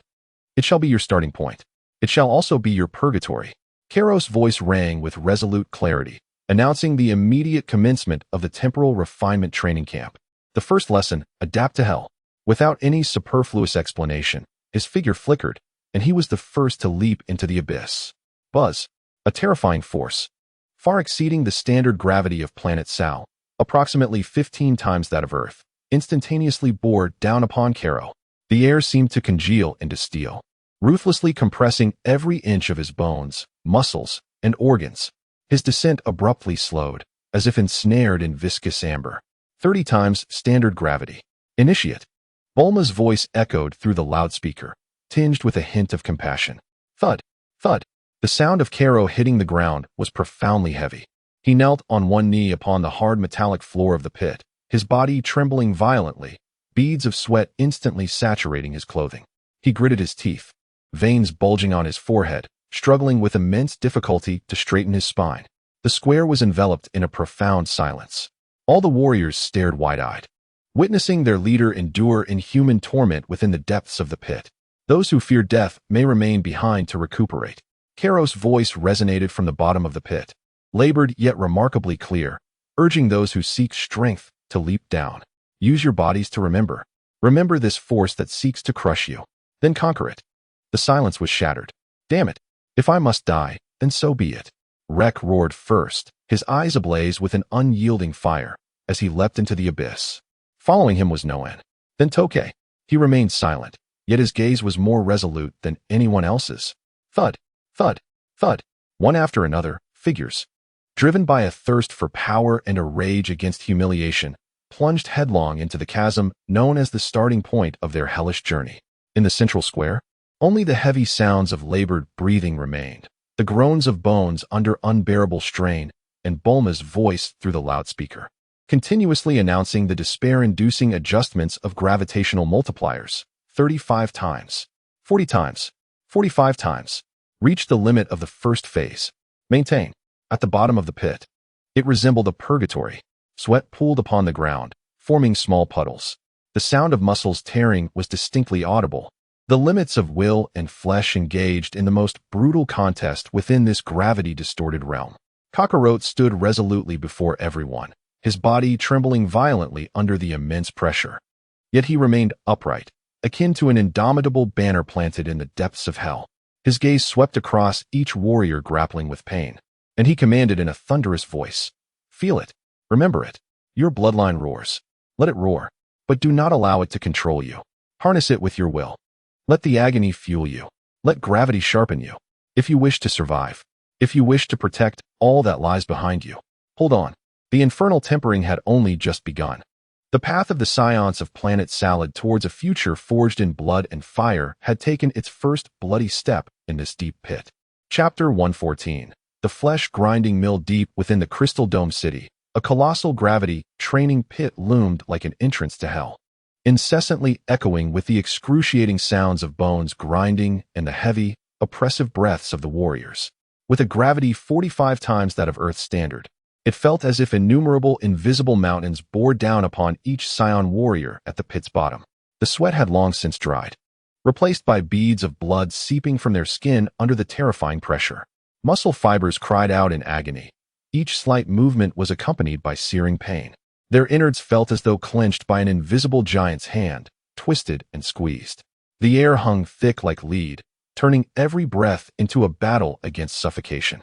At last, a young warrior could endure no longer. His legs buckled, and his body collapsed as if stripped of its bones, his face crashing heavily onto the cold metallic ground with a dull thud. He struggled to rise, but his arms trembled like withered leaves in the wind, failing to support his upper body. The dam of his will shattered completely amidst the excruciating pain and the dizziness of hypoxia. Useless. Get up. Kakarot's cold voice struck like a whip. Covered in blood, his body slightly hunched from the crushing pressure, yet he stood firm, his gaze sharp as an eagle's, fixed intently on each warrior teetering on the brink. Is this little pressure enough to bring you down? Think of Planet Vegeta. Think of those golden claws. When they crush you, will they grant you a moment to breathe? His voice, though struggling to penetrate the dense gravitational field, bore a soul-piercing power. The fallen warrior's body jolted, a flicker of humiliation and defiance flashing in his unfocused eyes. He let out a beastly growl, his bloodied fingers clawing desperately into the metal ground, nails shattering and blood oozing, driven by a nearly self-destructive will ignited within him. He gradually pushed his body back off the ground. Though he trembled like a leaf in a storm, he stood once more. Excellent. Remember this pain. Remember this humiliation. Kakarot bellowed. Let them etch themselves into your bones. Become a part of your strength. His gaze shifted to another side. Rake was in a dire state as well, his legs shaking violently, knees nearly buckling, relying solely on sheer stubbornness to endure, his face turning a deep shade of purple, blood frothing from the corners of his mouth. Rake, fool, who told you to endure like this? Kakarot scolded fiercely. Where is your spirit? Where is your fighting instinct? Treat it as an enemy. Imagine you are facing Ginyu Force's Riku. He crushes you with gravity, and you merely stand there, waiting for death. Rake was momentarily taken aback by the harsh reprimand, but a flicker of realization soon illuminated his eyes. Indeed, gravity is an adversary as well. He took a deep breath, an arduous task under the immense pressure, forcefully summoning the scant remnants of his energy. A feeble aura struggled to envelop his legs.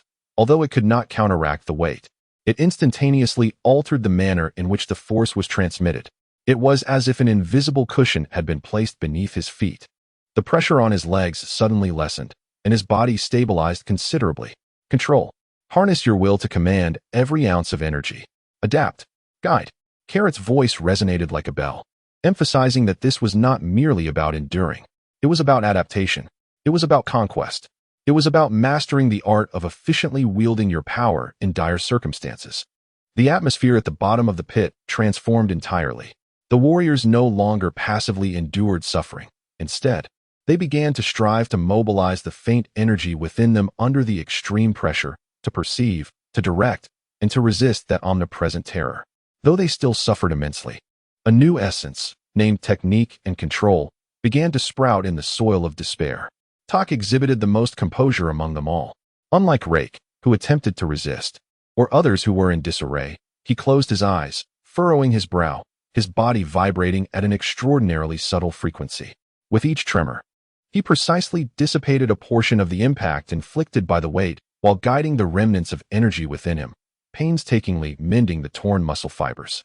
His breath, although equally feeble, was remarkably steady, akin to a stone being continually polished in a raging torrent. Carrot's gaze lingered on Tak for a moment, a hint of barely perceptible approval flashing in his eyes. The innate warrior's intuition and calm demeanor made this individual a promising candidate. Bulma, the gravitational multiplier, 48 times. Maintained for 5 minutes. Carrot's voice rang out once more, cold and relentless. What? Carrot. Bulma's anxious exclamation echoed through the loudspeaker. Execute. Carrot's tone brooked no argument. Buzz. It felt as though an invisible giant hammer had struck the depths of the pit with ferocity. The air became utterly stagnant. Even thoughts seemed to be crushed under the weight. Thud. Thud. Instantly, over a dozen warriors collapsed to their knees, drained of all strength. While some even fainted on the spot, the remaining individuals, including Rake and Norn, turned as pale as paper, their bodies shaking violently. The fragile balance they had just discovered dissipating entirely. Veins felt as though they would burst, and their eyes filled with blood vessels due to the intracranial pressure. 5 minutes. Rake managed to squeeze out through clenched teeth, feeling as though his heart might cease to beat at any moment. Carrot himself was suddenly weighed down, his kneecap groaning under the strain. Yet, a frenzied light burned in his eyes. He lifted his head abruptly, roaring upwards. Do you see this? This is the disparity. This is Frieza. This is that golden monstrosity. They crush us without even needing 5 minutes. Now tell me, how much longer can you endure? 10 seconds? Or will you collapse completely in the next instant? The response came in the form of a primal roar from Tak, a sound that scarcely resembled that of a human. Under the sudden and overwhelming pressure, the dormant ferocity within Tak, a manifestation of his Saiyan heritage, was ignited with fervor. A golden aura, far more pure and refined than before, erupted from his form, imbued with an indomitable spirit, though it was but a thin layer. It resolutely resisted the onslaught of 48 times gravity. His once hunched physique gradually straightened under the support of this willpower. Simultaneously, a brilliant white light burst forth from Noan. Not an aura, but a radiant manifestation of his concentrated mental energy. His spirit underwent a profound transformation under the extreme duress, acting as an invisible shield to alleviate some of the immense pressure. Excellent. Marvelous. A spark ignited in Kaios's eyes. This was the moment. Embrace this newfound power. Remember the sensation of rising from despair. This is not chaos. This is potential harnessed by will. Let it blaze. Let it become your armor and your weapon. 5 minutes felt like 5 centuries.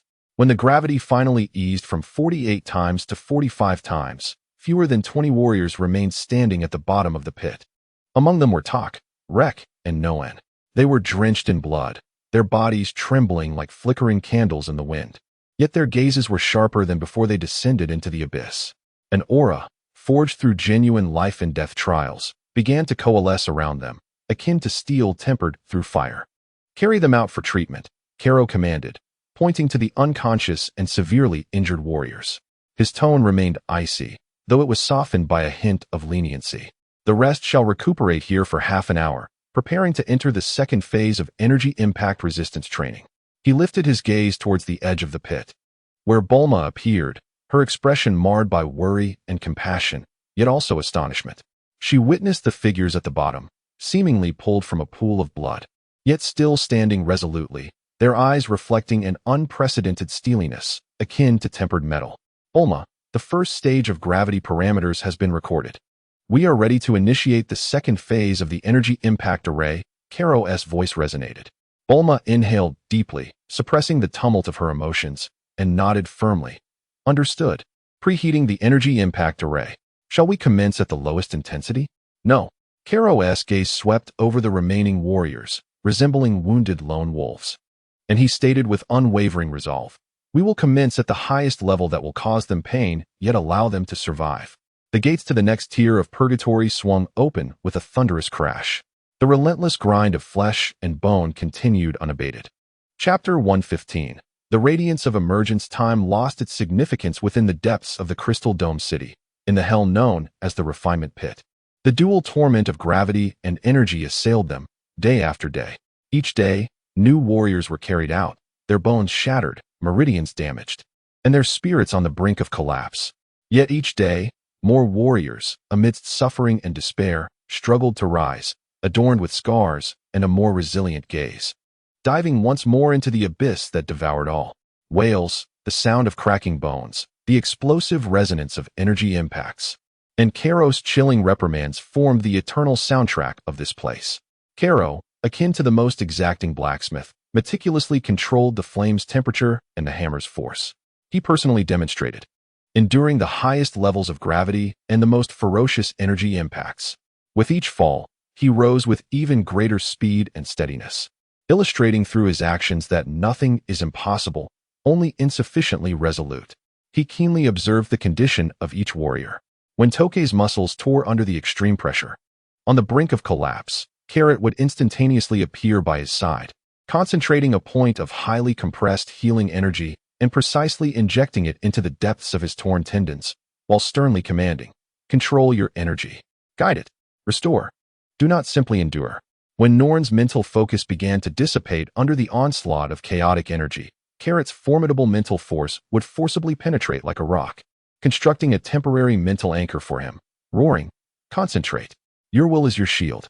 To scatter is to perish." Brutal, precise, and efficient. It was akin to forging an unparalleled blade, each strike targeting the essence. The results were astounding. A month later, when Bulma stabilized the gravity at 50 times the standard value, equivalent to 750 times Earth's gravity, more than 50 figures could still stand firmly at the bottom of the deep pit. Tokei stood at the forefront. His physique appeared more formidable than a month prior, with muscle definition that was not exaggerated yet exuded explosive strength, like a spring compressed to its limits. A layer of tangible, pale golden energy enveloped his body, rising and falling gently with his breath, evenly distributing the terrifying gravity throughout every part of him. His gaze was as tranquil as water, devoid of the initial ferocity, now possessing a rock-like tenacity and the sharpness that comes from enduring trials. Under 50 times gravity, he firmly established a horse stance, each breath drawn long and profound, as if melding with the metallic earth beneath him. His combat power steadily exceeded the threshold of 15,000 on the precise energy measuring device. Rex stood beside Tokei, exhibiting a starkly different demeanor. The golden energy enveloping him was far more vibrant and flamboyant, akin to a roaring flame. He no longer relied solely on brute force as in the beginning. Instead, he concentrated his energy in his legs and core, forming small, swirling vortices of energy that continuously rotated, dissipating force and rebounding. He even attempted to move his feet with slight adjustments, each step resonating with a deep rumble from the ground, leaving shallow footprints. Although his movements were still somewhat cumbersome, attempting to navigate under 50 times gravity was already an extraordinary advancement. His combat power fluctuated around 14,000, brimming with aggressive explosive potential. Norn, positioned slightly behind the crowd, displayed almost no evident energy projection, yet a soft and resilient white halo perpetually enveloped him. This was the external manifestation of highly refined mental energy. His eyes were clear and focused, and his powerful mental field resembled a precise radar network, constantly sensing every subtle change in the surrounding gravity, preemptively adjusting his body posture and airflow, dissipating pressure into invisibility. Although his combat power was the lowest at around 12,000, when it came to control over strength and endurance, he even surpassed Tokei. Behind them stood dozens of similarly transformed warriors. Their auras shimmered in a myriad of hues, pale gold, soft white, or delicate red, varying in intensity, yet invariably condensed and stable. Their gazes were sharp, and their breaths deep, akin to battle blades honed by the trials of harsh tempests. Though sheathed, they concealed a latent cold brilliance. Collectively, their combat prowess had surpassed the remarkable threshold of 5,000 points, with some exceptional individuals nearing the monumental 10,000 mark. A month prior, this realm was unfathomable to them. At the forefront stood Carrot, devoid of any released aura. He remained steadfast under a pressure of 50-fold weight, relying solely on his physical might. His physique seemed forged through relentless trials, with muscle fibers akin to the most resilient alloy and bone density reaching an astonishing degree. Sweat could no longer erode him. Instead, a faint metallic sheen coursed beneath his skin. His breath resembled an unfathomable abyss, tranquil yet harboring a terrifying potency that could instill dread. As the combat power detector assessed him, the values fluctuated wildly, ultimately settling upon a staggering 68,000, a figure that left Bulma breathless. Moreover, this was evidently far from his limit. The first phase concluded. Carrot's voice shattered the silence of the deep pit, resonating clearly in every warrior's ear. Is it over? A flicker of confusion crossed the warriors' faces, soon replaced by overwhelming joy and disbelief. Had they truly endured? But their elation was premature. Carrot's voice remained cold, extinguishing the recently ignited excitement, revealing that they had merely managed to stand their ground. there was still a vast chasm separating them from being true warriors. He abruptly lifted his gaze towards Bulma at the pit's apex. Bulma, disable the gravity field. Initiate the second phase, chaotic energy storm. Intensity level 3. What? The joy on the warriors' faces instantly froze, replaced by deeper terror. A chaotic energy storm. What was that? Buzz. The gravity at the pit's bottom vanished abruptly, causing a disorienting sensation in every body. Yet, before they could acclimate to the weightlessness, the energy circuits embedded in the walls and ground erupted into blinding radiance. Boom, boom, boom, boom. There was no discernible pattern. Waves of energy, some searingly hot, others frigidly cold, some tearing, others corrosive, some heavy, and some infused with mental shock, surged forth from all directions, unpredictable and overwhelming, bombarding them relentlessly. The entire pit was instantaneously transformed into a chaotic hell of rampant energy. Be careful! Cries of alarm erupted. Caught unawares, several warriors were violently hurled by a ferocious wave of flames, crashing against the pit's walls. Others felt an icy, corrosive energy beam graze their arms, dissolving their armor in an instant, sizzling flesh echoing ominously. Chaos. Absolute chaos. There was no order, no predictability. One moment, a heavy earth-based energy could be descending upon them, and the next, a sharp wind blade could slice through from the side. Each assault was sufficient to severely injure an ordinary warrior. Move, you fools. Do you wish to be reduced to dust? In the midst of the chaotic energy storm, Carlot's figure moved like a specter, effortlessly evading lethal attacks. His voice thundered. Use your eyes. Use your ears. Use your perception. Even feel the flow of energy with your skin. Anticipate. Dodge. Block. Treat this as a battlefield. Consider every surge of energy as an enemy's assault.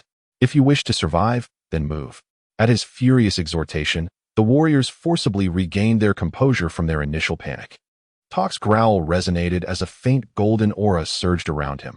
He ceased to bear the brunt of the onslaught and instead employed the energy-dissipating techniques taught by Carlot, swinging his fists to deflect or redirect the incoming energy blasts, as steadfast as a rock amidst tumultuous waves.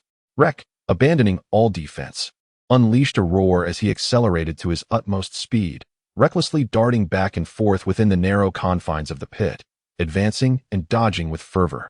His form left behind fleeting golden afterimages, navigating perilously through the fissures of energy, as if dancing upon the edge of a blade, exuding a wild aggression. No one's approach was most distinctive. The halo of mental energy surrounding him rippled outward like water, creating a subtle field of perception. Though he could not foresee all attacks, he could sense intense fluctuations of energy mere moments in advance. Like a seer, he consistently executed the most fluid and effective evasive maneuvers just before the attack struck, his movements flowing like a gentle stream, imbued with an unusual rhythm. The tumultuous energy storm continued its relentless onslaught. Many were struck, injured, or even felled and carried away. Yet those who remained found their eyes growing ever brighter, their evasive actions becoming increasingly fluid, and their blocking techniques more refined. A primal combat instinct, honed under chaos and pressure, was rapidly taking shape among this band of Scion warriors, who had endured the crucible of flesh and blood. Standing at the center of the storm, Carlot observed the warriors grappling with chaos, adapting, and ultimately beginning to counterattack. He witnessed the steadfast resolve in Tok's eyes, the wild ferocity radiating from Wreck, and the innate grace in Noan's movements. A barely perceptible smile curled the corners of his cold lips, hinting at a nascent satisfaction. The blade of Planet Sal was beginning to reveal its chilling brilliance in this hellish crucible. Deep within Crystal Dome City, the grinding of the so-called refinement pit had momentarily ceased. The air was thick with the acrid smell of ozone and the faint scent of blood, remnants of the last tumultuous energy storm that had just concluded, leaving behind a scene of devastation and dozens of warriors, resembling those pulled from water, their bodies marred with scorch marks and energy burns. However, unlike the despair and chaos that marked their initial plunge into the depths a month ago, the pit's floor now exuded a palpable stillness, sharp as a blade. Tok stood at the forefront, his chest heaving violently, sweat mingling with blood as it trickled down the contours of his sinewy muscles. The faint golden aura enveloping his body had subsided, yet each breath he took resonated with a profound rhythm, reminiscent of a lurking beast. He slowly raised his right hand, revealing a deep charred scar that penetrated to the bone, a testament to having forcefully crushed a high-energy plasma beam. Lowering his gaze to the wound, his brow remained unfurrowed as he gathered a delicate yet pure essence at his fingertips, meticulously guiding it over the injury to initiate the most fundamental process of self-repair.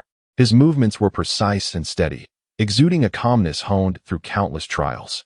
Not far off, Rake spat a mouthful of blood and wiped his face, marred by energy-inflicted lacerations. Grinning to reveal a set of white teeth, his smile brimming with wild battle fervor. Delightful.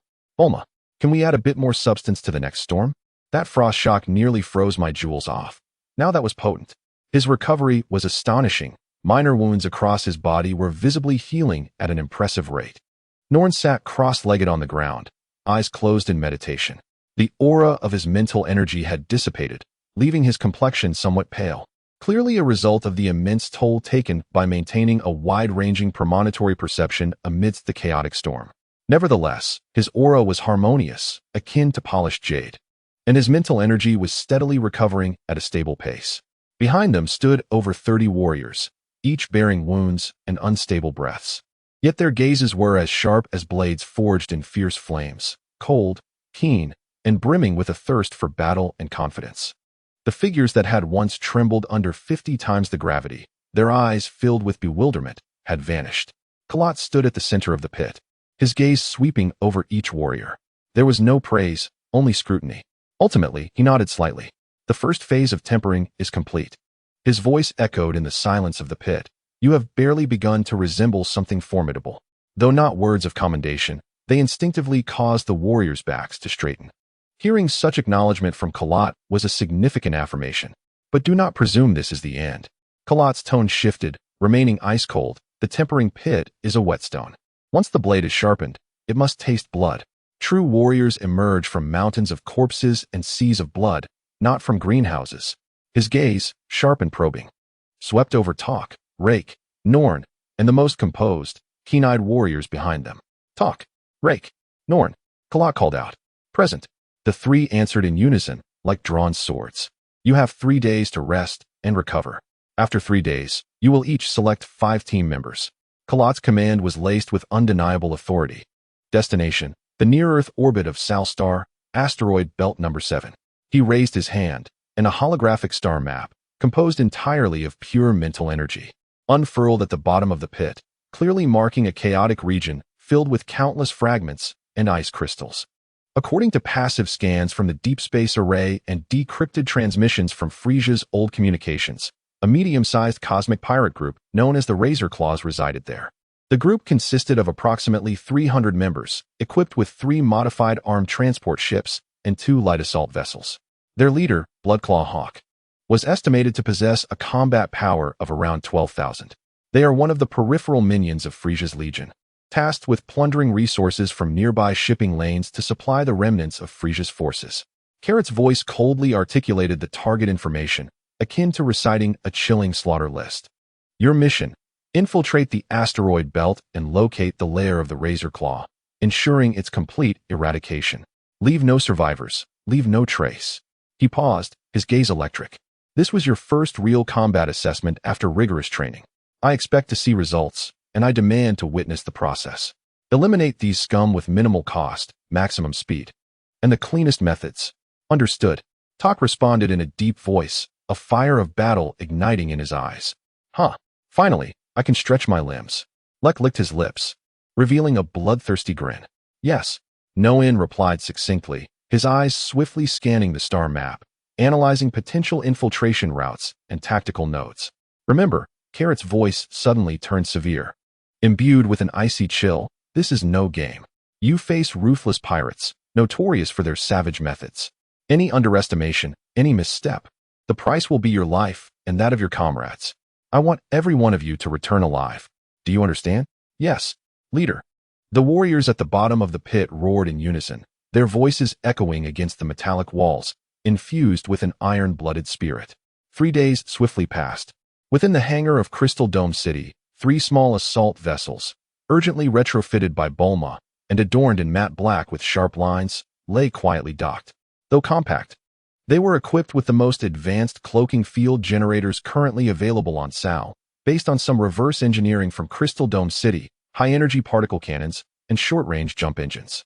Tak, Lek, and Noen each led 5 meticulously selected team members, akin to wolves poised to pounce on their prey, silently inspecting their gear and finalizing tactical confirmations. The marks of their grueling training were evident on their battle armor, yet their gazes were colder and more resolute than the armor itself. Carrot stood on the platform of the hangar, alongside Bulma, seated in a floating wheelchair. Sayla remained in deep slumber, absent from the scene. The assault vessel's cloaking systems could deceive conventional scans, but they still faced exposure risks against close-range high-sensitivity detectors or energy surges. Bulma swiftly outlined the precautions.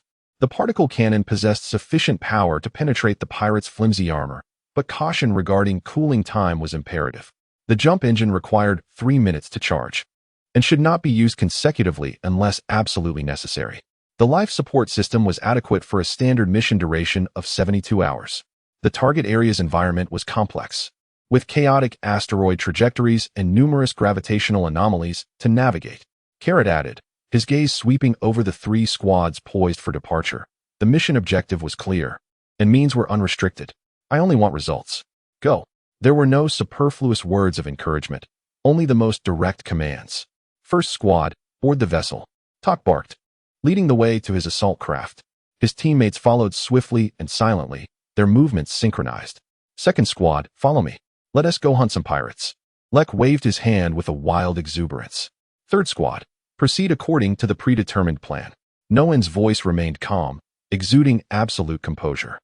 3 sleek black assault boats silently glided from the hangar, akin to phantoms merging with the cosmic abyss. The engine nozzles emitted a faint cerulean glow, accelerating instantaneously before vanishing beyond the crimson veil of the South Star. Bulma gazed at the receding glimmer, exhaling softly. Karo, are they truly prepared? This is, after all, their inaugural battle. Karo's eyes remained fixed on the profound expanse of the starry sky, as if he could pierce the distant void and glimpse the chaotic asteroid belt of the 7. A blade must taste blood to prove its sharpness. Whether it is to be honed or bloodied is a matter of their own fate. The future of Sao Star holds no place for blooms from a greenhouse. Silence reclaimed the hangar, save for the lingering hum of the engines reverberating through the stillness. A silent hunt had quietly commenced in the depths of the starry sea. Chapter 117. Shadows of the Dark Star. The asteroid belt resembled the shattered bones of a colossal cosmic beast, a graveyard strewn with rocks and ice of varying sizes and shapes, tumbling chaotically through the void, forming a perilous labyrinth of death. The sparse interstellar dust refracted the distant starlight, casting a ghostly, chilling luminescence, adding an air of mystery. Tak piloted the Black Falcon 1 assault boat, navigating skillfully through the shadows of immense rocks and dense clouds of ice, akin to a seasoned deep-sea predator. The boat's cloaking field generator operated at full capacity, suppressing the thermal signatures and energy fluctuations of the engines to a minimum. An eerie silence enveloped the interior, broken only by the faint hum of instruments and the steady breaths of the crew. Captain, the passive detectors have caught a faint residual engine trail. Coordinates 17-9-4. Came Eagle-Eye's low voice over the communication channel. He was the reconnaissance expert of the team, his eyes akin to precision scanners. The spectral analysis matches the fuel types commonly used by the target pirate group with an 87 compatibility. Received. Maintain silence and track the trail. Tak's voice resonated with unwavering calm. His hands gripped the control stick steadily as the assault boat maneuvered deftly at an acute angle, slipping through the narrow gap between 2 colossal rocks on the verge of collision without stirring a ripple of energy. His mental focus was razor-sharp, like invisible tendrils extending forth, sensing the trajectory of each rock's movement and any potential energy traps. The precision control and crisis anticipation honed in the crucible of adversity were manifesting vividly in this moment. In another relatively open debris field, Black Falcon 2 darted like an agitated hornet under Rake's command, executing high-speed short-range maneuvers. He abandoned the cautious stealth, instead opting to leverage the assault boat's outstanding maneuverability and cloaking field to boldly conduct rapid reconnaissance in the open area. Damn it, these vermin are well hidden. Rake's voice brimmed with impatience. Noon, do you have any findings on your end? All I see here are rocks and ice chunks. The third squad is scanning Sector 4. Gravitational anomalies are causing significant interference, requiring more time, came Noon's calm voice, devoid of any emotional fluctuations. His Black Hawk 3 hovered silently behind a massive ice asteroid. With several high-sensitivity passive sensor arrays protruding from its hull like keen antennae, quietly collecting the gravitational fluctuations, energy radiation, and faint fragments of communication signals from the surrounding environment. His mind functioned like a high-speed supercomputer, filtering, analyzing, and cross-referencing the vast array of chaotic information. Captain, 3 o'clock. Behind that boulder shaped like a lizard's head, there's a faint heat source signal. It's not an engine. It resembles a life support system. A member of the Noan squad suddenly exclaimed, his voice tinged with excitement. Noan's gaze instantly fixed upon the target area. It was an enormous, dark red boulder riddled with holes, resembling the skull of some reptilian creature. The heat source detected was exceedingly faint, perfectly obscured by the thermal radiation of the rock itself. Had it not been for the special energy perception abilities of his squad members, it would have been nearly imperceptible. First squad, second squad, target locked, coordinates 47. Lizard Skull Boulder. Suspected entrance to a pirate stronghold detected. First squad will execute a frontal feint to attract attention, second squad will maneuver around to find a breakthrough, and third squad will provide information support and secure the perimeter. Noan's voice was calm and clear as he swiftly issued tactical commands over the communication channel. Received. I'll handle the frontal feint, exclaimed Rake, his voice brimming with eagerness. Understood. Frontal feint commencing, Talk replied succinctly. The Black Hawk I surged forth like an arrow released from a bow, its engines erupting in a brief blaze of light, deliberately exposing itself. Bursting from its icy concealment at tremendous speed, boldly heading straight for the Lizard Skull Boulder. Simultaneously, the high-energy particle cannon at the vessel's prow began charging, radiating a distinct energy fluctuation. Alert! Alert! Unknown high-speed aircraft detected approaching. Energy weapons charging. Within the Lizard Skull Boulder, in a concealed cavern filled with crude instruments and screens. A sharp alarm blared instantly. Several raggedly armored, menacing pirates scrambled in panic towards the screens. What the hell is that? Frieza S Patrol? Doesn't he look like it? I've never seen that paint job. The energy signal is unfamiliar. Who cares what it is? How dare it invade Bloodclaw-S territory? Shoot it down. Bellowed a scar-faced underboss.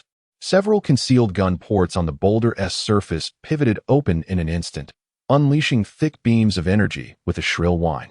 Aimed at the swiftly approaching Black Hawk eye, Talk's gaze was icy as his hands danced over the controls. The assault boat responding to his commands as if it were alive, executing a series of incredible evasive maneuvers amidst the dense barrage of energy beams. It soared upward, executed barrel rolls, and skimmed perilously close to the deadly beams with mere inches to spare. The particle cannon remained charged, yet unfired, like the most dangerous of provocations. Damn it, is this guy a lunatic? How is he so skilled? The scar-faced underboss watched in astonishment and fury as the phantom-like assault craft evaded their attacks on the screen. Boss, to the side. Something's coming from the side. It's too fast. Another pirate shouted in terror, pointing at another screen. As all the pirates' attention was firmly captivated by the dazzling display of the Black Falcon 1. The Black Falcon 2, akin to a true specter, stealthily maneuvered behind the massive Lizard Skull rock, utilizing the perfect cover of tumbling boulders while maintaining its engines at the bare minimum power. Here, on the rock face, lay a relatively weak metal gate camouflaged as a natural crevice. Found it. The access point is here. With a sinister grin, Rake commanded, prepare for detonation. Blast it open. The underbelly of the Black Falcon 2 opened, and a conical explosive, pulsating with an unstable red glow, was precisely launched by a mechanical arm, embedding itself like a venomous fang into the center of the disguised gate. Boom! A resounding explosion reverberated within the boulder. The entire lizard skull shook violently. The camouflaged gate and its reinforced alloy structure were instantly torn apart, creating an irregular breach several meters in diameter. Scorching waves of air and metallic debris erupted from the opening. Enemy attack. Inside the stronghold, a piercing alarm echoed through the air. The pirates, previously distracted by the Black Falcon, suddenly snapped back to reality, scrambling to redirect their cannons. But it was too late. Second squad, charge in with me. Leave none alive. Rake's wild roar through the assault boat's loudspeaker resonated like a death knell at the shattered entrance. He leapt from the vessel, his body engulfed in a pale golden aura, crashing into the smoke-filled opening like a blazing meteor. Behind him, 5 team members followed closely, resembling 5 bolts of golden lightning. The hunt had officially commenced. Chapter 118. Blood claws shattered inside the lizard skull. The interior was not the crude cave one might envision, but a vast expanse hollowed out and repurposed by pirates.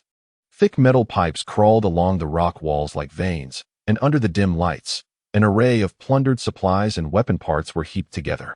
The air was thick with the acrid scent of low-quality fuel, sweat, and blood. Rake, like a golden tempest, was the first to breach the blasted opening. Dense beams of terrified laser fire surged towards him. Ha! Just a tickle. Rake cackled, undeterred, as his golden aura surged. The energy beams targeting him collided with an invisible barrier, dispersing violently mere inches from his form, annihilating upon impact. His speed did not diminish. Instead, it increased. Resembling a humanoid tyrannosaurus as he crashed into a nearby cluster of pirates. Crack! Splatter! The sounds of shattering bones and tearing flesh resonated instantaneously. The first 2 pirates, caught off guard, were obliterated without a cry as Rake's aura-enveloped fists shattered their chests. The 3rd pirate found himself seized by the neck, hoisted like a mere chick, and violently slammed against the adjacent metal control panel, his body contorting grotesquely. Kill! The 5 team members behind Rake surged forward like unleashed tigers, following suit with ferocity. Their movements were swift, their coordination impeccable, no longer reliant on brute strength as they had in the early days of their training. One individual expertly severed the pirate's weapon with a precise energy blade, while another swiftly advanced, executing a series of clean and lethal moves: an elbow strike, a knee thrust, a throat grab, each action executed with deadly efficiency. A 3rd person provided cover from the flank. Their mental acuity heightened as they anticipated the cold shot emerging from the shadows, detonating it with a precisely aimed energy blast. On the main battlefield, after drawing the majority of enemy fire aboard the Black Falcon, Torque decisively commanded, "Abandon ship. Launch the assault." The assault vessel's hatch swung open, and Torque, along with his 5 comrades, surged forth like 6 streaks of black lightning, braving the hail of gunfire as they leapt into the fray. In midair, Torque's fists slammed downward with ferocity, unleashing 2 ethereal golden energy waves that struck the surface of the 2 most formidable energy cannons with the force of a sledgehammer. Boom! Boom! The cannons, along with the pirate operators behind them, were instantly engulfed in flames. The shockwave from the explosion even toppled several nearby pirates. Torque landed with poise, akin to a rock firmly planted amidst the chaotic battlefield, lacking the frenzied impact of wreck. Each step he took resonated with unwavering steadiness, and every strike was precise and fatal. His energy blade sliced through the pirate's armor and flesh with surgical precision, angles astute and efficiency astonishing. His team, centered around him, formed a moving fortress of carnage, adept in both offense and defense, advancing steadily. The 3rd squad had sealed off all known ventilation ducts and emergency exits.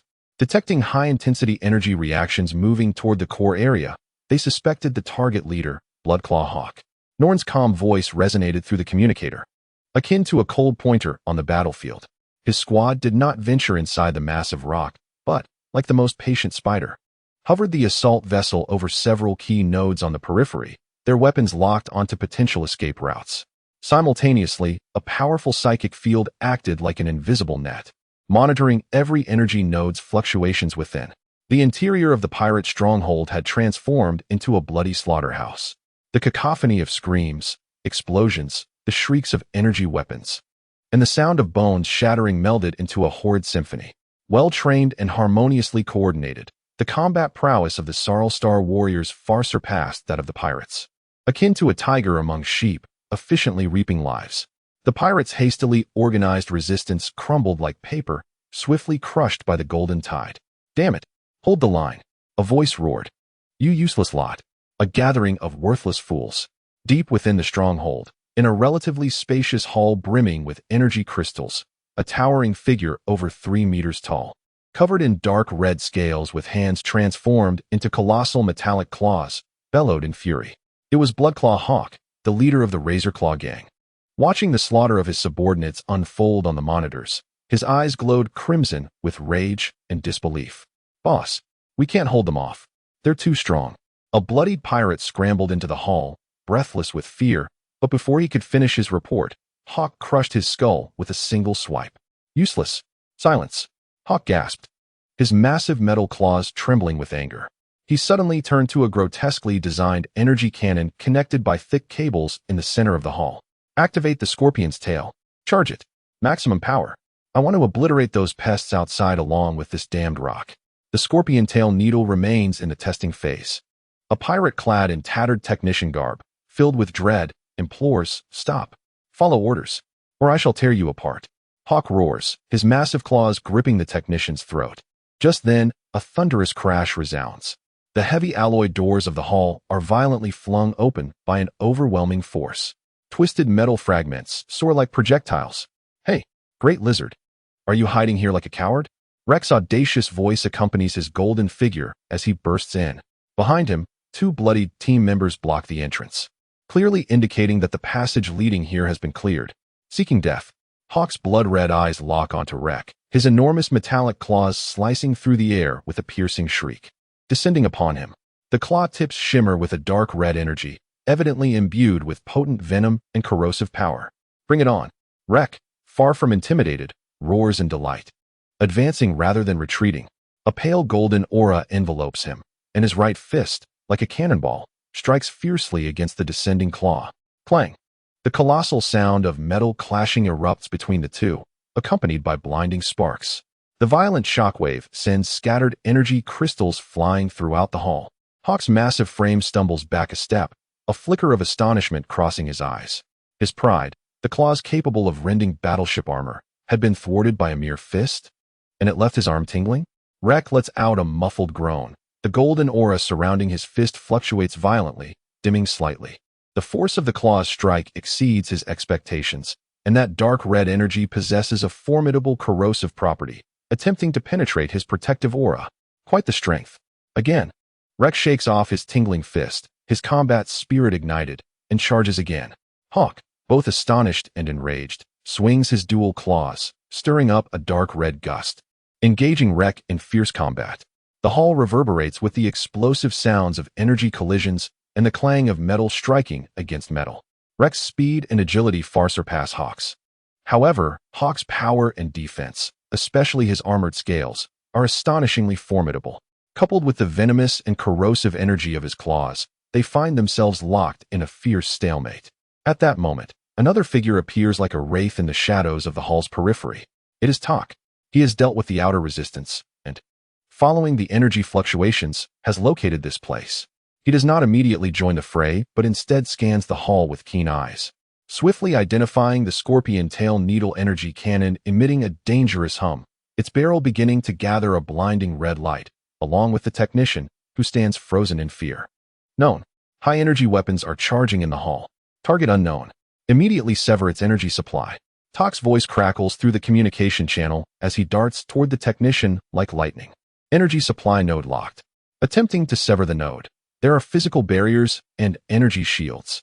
Forcibly cutting it will require time. Known's voice carries a note of urgency. There is no time. With a fierce glint in his eyes, Tak swiftly executed a precise movement. His right hand, fingers aligned like a blade, formed a slender golden energy blade, perfectly honed to a mere foot in length, accompanied by a piercing shriek that seemed to rend the very fabric of space.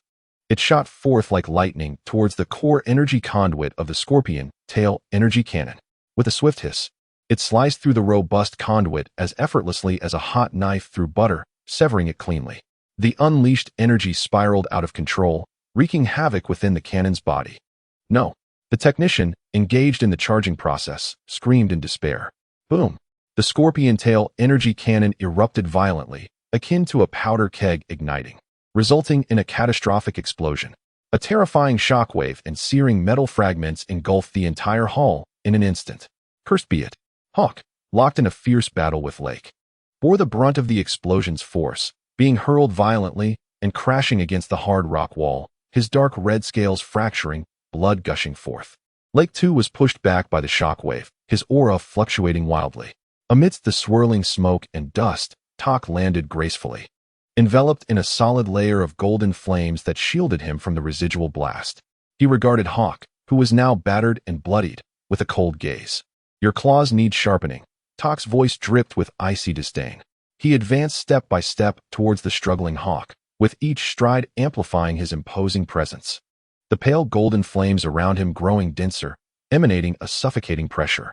Lake shook off the debris from his head, casting a glance at Tak's chilling and oppressive silhouette. Grimacing slightly, "TSK, this guy has stolen the spotlight again." He flexed his wrist, yet his gaze remained fixed on Hawk, ensuring he would not escape. Bloodclaw Hawk, the notorious pirate lord reigning over the asteroid belt, now felt an unprecedented, bone-deep terror as he faced the advancing Tak, whose aura resembled that of a primordial beast. Chapter 119. Fury and silver marks deep within the lizard skull rock. The atmosphere in the hall was thick with smoke, the stench of blood, and the charred remnants of energy overload, creating an atmosphere as solid as iron.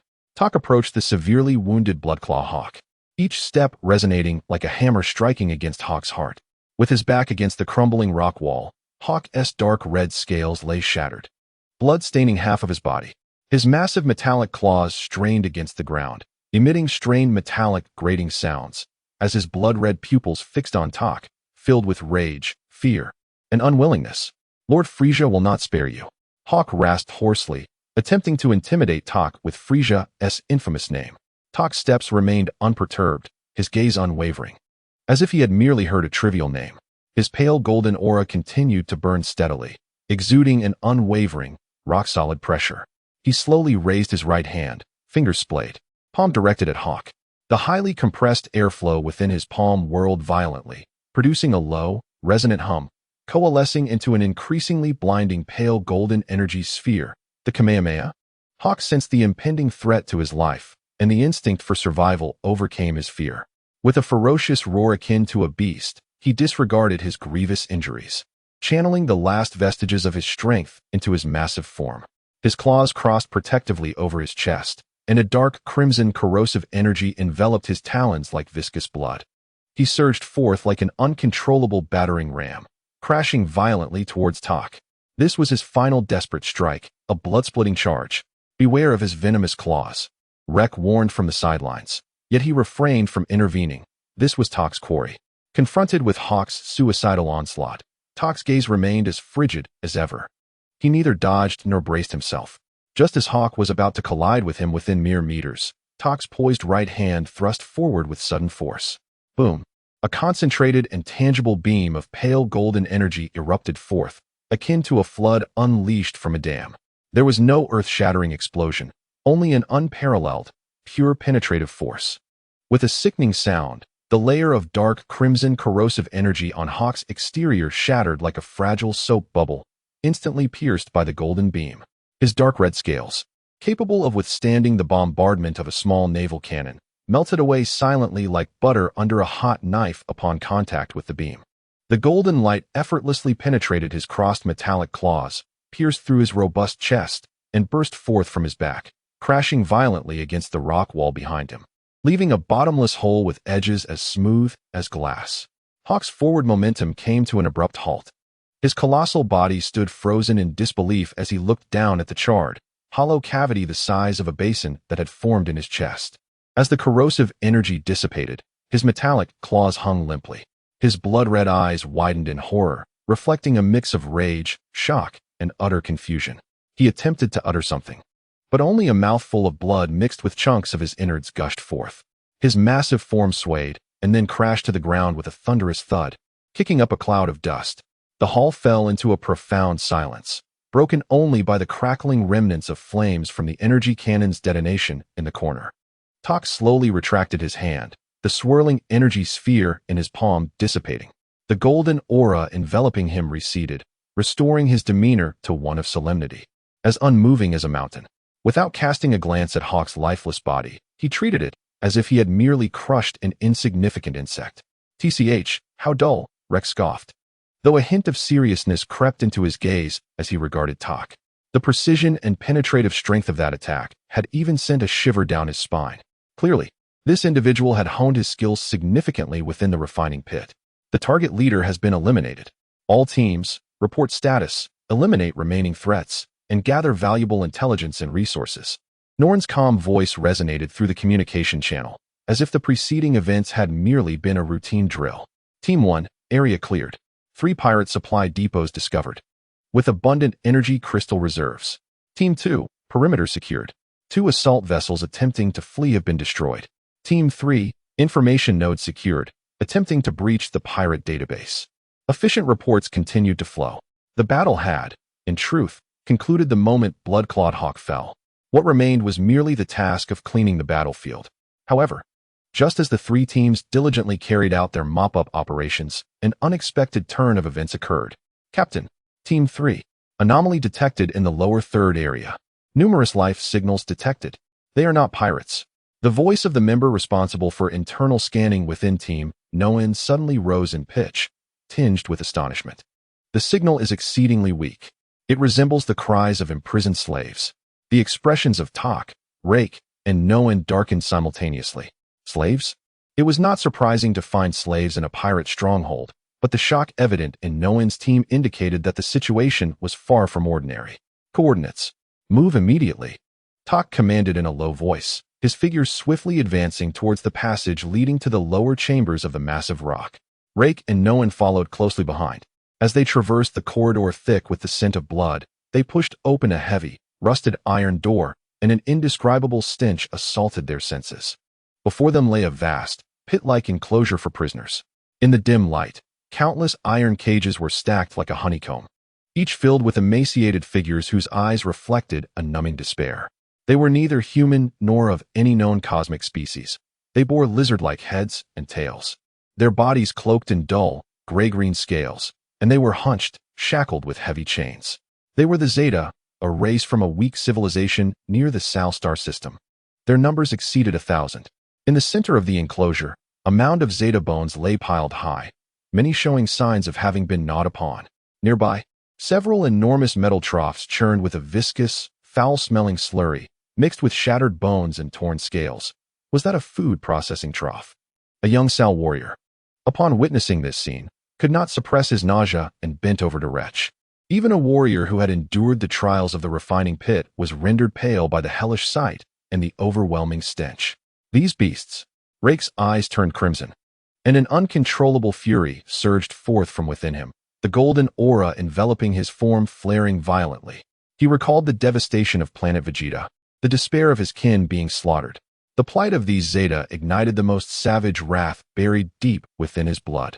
Calm down, Rake, Noen hissed, exerting his formidable mental prowess in an attempt to soothe him. But it was too late. Roar. Rake released a roar akin to that of a wounded beast, the strings of his reason snapping asunder. He abruptly turned, his aura now tinged with a foreboding dark red, his eyes filled entirely with a frenzied golden light. Like an unhinged machine of slaughter, he delivered a devastating punch to the iron cage imprisoning the Zeta. He needed to unleash his wrath. He yearned for destruction. Rake, stop! Tak shouted fiercely, darting forward in an attempt to intervene. Yet, the rampaging Rake was faster. His fist, enveloped in dark red flames, carried catastrophic force, poised to shatter the cage and obliterate the terrified, screaming Zeta within. At that moment, a hum echoed. An invisible force, freezing time itself, descended upon them. It was as if time had been momentarily paused. Rake's furious fist was less than an inch from the cage. The violent flames and the rush of his punch seemingly suspended in transparent amber, eerily solidified. The savage expression on his face, the wild golden light in his eyes, all crystallized in that instant. The terrified, contorted faces of the Zeta within the cage, the dust swirling in the air, even the foul particles permeating the atmosphere, all fell into absolute stillness. Only Tak and Norn remained capable of thought, their eyes wide with horror as they turned to the entrance of the cage area. Carrot's figure stood there silently, having appeared unbeknownst to them. One of his eyes had transformed into a cold, pure, emotionless silver moon. Streams of liquid silver light flowed from his silvery gaze, suffusing the surrounding air. And it was this very force that forcibly froze the local space-time. His complexion was somewhat pallid, evidently. Exerting such a degree of temporal stasis from a distance was a tremendous burden on him. Yet, his gaze was even colder than the frozen time itself. Waste. Carrot's voice cracked like shattering ice, resonating clearly in Tak and Norn's ears. Unable to suppress his own fury, what difference was there between him and those beasts? The silver radiance rippled slightly. The frozen time began to slowly regain its flow. Rake's solidified fist, still propelled by momentum, merely made a gentle contact with the cold iron bars, producing a soft clang. The frenzied golden light in his eyes ebbed like a receding tide, replaced by extreme bewilderment and dread. He looked at the Zeta people in the cage, who were nearly fainting with fear, then at his own fist resting against the bars, his body trembling violently. The silver light in Carrot's eyes gradually receded, restoring his normal black pupils. He cast a cold glance at the now silent cage area, his gaze lingering momentarily on the mountain of bones and the foul food troughs, a trace of imperceptible chill flickering in his eyes. Dispose of all the pirates' corpses. Gather all valuable information. Carrot's voice returned to its usual frigid tone, yet it carried a deeper chill. Bring all these Zeta people back to Salstar. He turned and vanished into the shadows of the corridor, leaving behind a faint silver trace, yet to fully dissipate. Alongside a heavy silence and the labored breaths of those who had survived the ordeal. Chapter 120. The journey home and rebirth. The cleaning operations within the cavernous lizard skull proceeded swiftly amidst a stifling yet efficient atmosphere. The pirates' corpses were systematically destroyed, while the remaining weapons, energy crystals, and those abhorrent food troughs along with related recording devices were meticulously dismantled and sealed. Bulma required these sorted remnants, whether for the analysis of Frieza's remnants or as potential propaganda material in the future. The most time-consuming and labor-intensive task was the rescue and relocation of the thousands of Zeta people. Years of captivity, abuse, and malnutrition had rendered these lizard folk exceedingly weak, numb, and even on the brink of mental collapse. The warriors of Salstar cautiously opened the cages, guiding these emaciated, terror-stricken figures out as gently as possible. Despite their lack of expertise and tenderness, witnessing the mountain of bones belonging to their kin, many Zeta people emitted suppressed, despairing wails, and the lower cage area was engulfed by an unshakable sorrow and silence. Rake leaned silently against a thick metal pipe, his head bowed, fists clenched tightly, nails digging deeply into his palms. The icy gaze of Tak and Carrot's scathing rebuke of waste seared into his soul like a branding iron. Observing the despondent and despairing Zeta people, witnessing the small, trembling Zeta cubs curled up in their mothers, if they still live, embrace. The fury within him had long been supplanted by an overwhelming sense of shame and dread. Don't just stand there, lend a hand, came Noan's calm voice from beside him, directing the team to lift an elderly Zeta with shattered legs onto a makeshift stretcher. Rex shot his gaze upward, finding no reproach in Noan's eyes, only a pragmatic resolve to address the situation at hand. He inhaled deeply, suppressing the tumultuous emotions within, and silently approached to assist in lifting the stretcher with utmost gentleness. His movements remained somewhat rigid, yet the carefulness starkly contrasted with his usual wild demeanor. Tak stood like the most silent of sentinels, overseeing the entire transfer operation with vigilance. As his gaze swept over the skeletal remains of the Zeta, a fleeting glimmer of icy malice flickered in his eyes, swiftly replaced by a deeper solemnity. Power must be controlled, anger must be guided. Carrot had imparted a harsh lesson to him and all the team members. 3 black assault boats could not accommodate over 1,000 individuals. Noan, utilizing 2 relatively intact large armed transport vessels seized from the pirate stronghold, the Razor's Claw, meant for smuggling, conducted emergency modifications, dismantling the weapon systems and enlarging the rudimentary passenger compartments. Even so, the space remained unbearably cramped. The Zeta people huddled together like frightened sardines in the frigid hold, with only a few children peering curiously and fearfully through the portholes at the recently escaped deathly void outside. The returning fleet sailed silently across the starry expanse, having departed as phantoms of the hunt, now burdened with heavy spoils and even heavier hearts. On Salstar, in the Crystal Dome's hangar, as the 3 assault boats and 2 modified transport vessels descended slowly, Bulma, already informed, awaited with logistics and medical personnel. As the hatch opened and the frail, filthy, and despairing Zeta people surged forth like a tide, even Bulma, seasoned as she was, gasped in shock, her countenance instantly darkening. The medical staff behind her clutched their mouths, eyes filled with astonishment and sympathy, immediately arranged for medical assessments.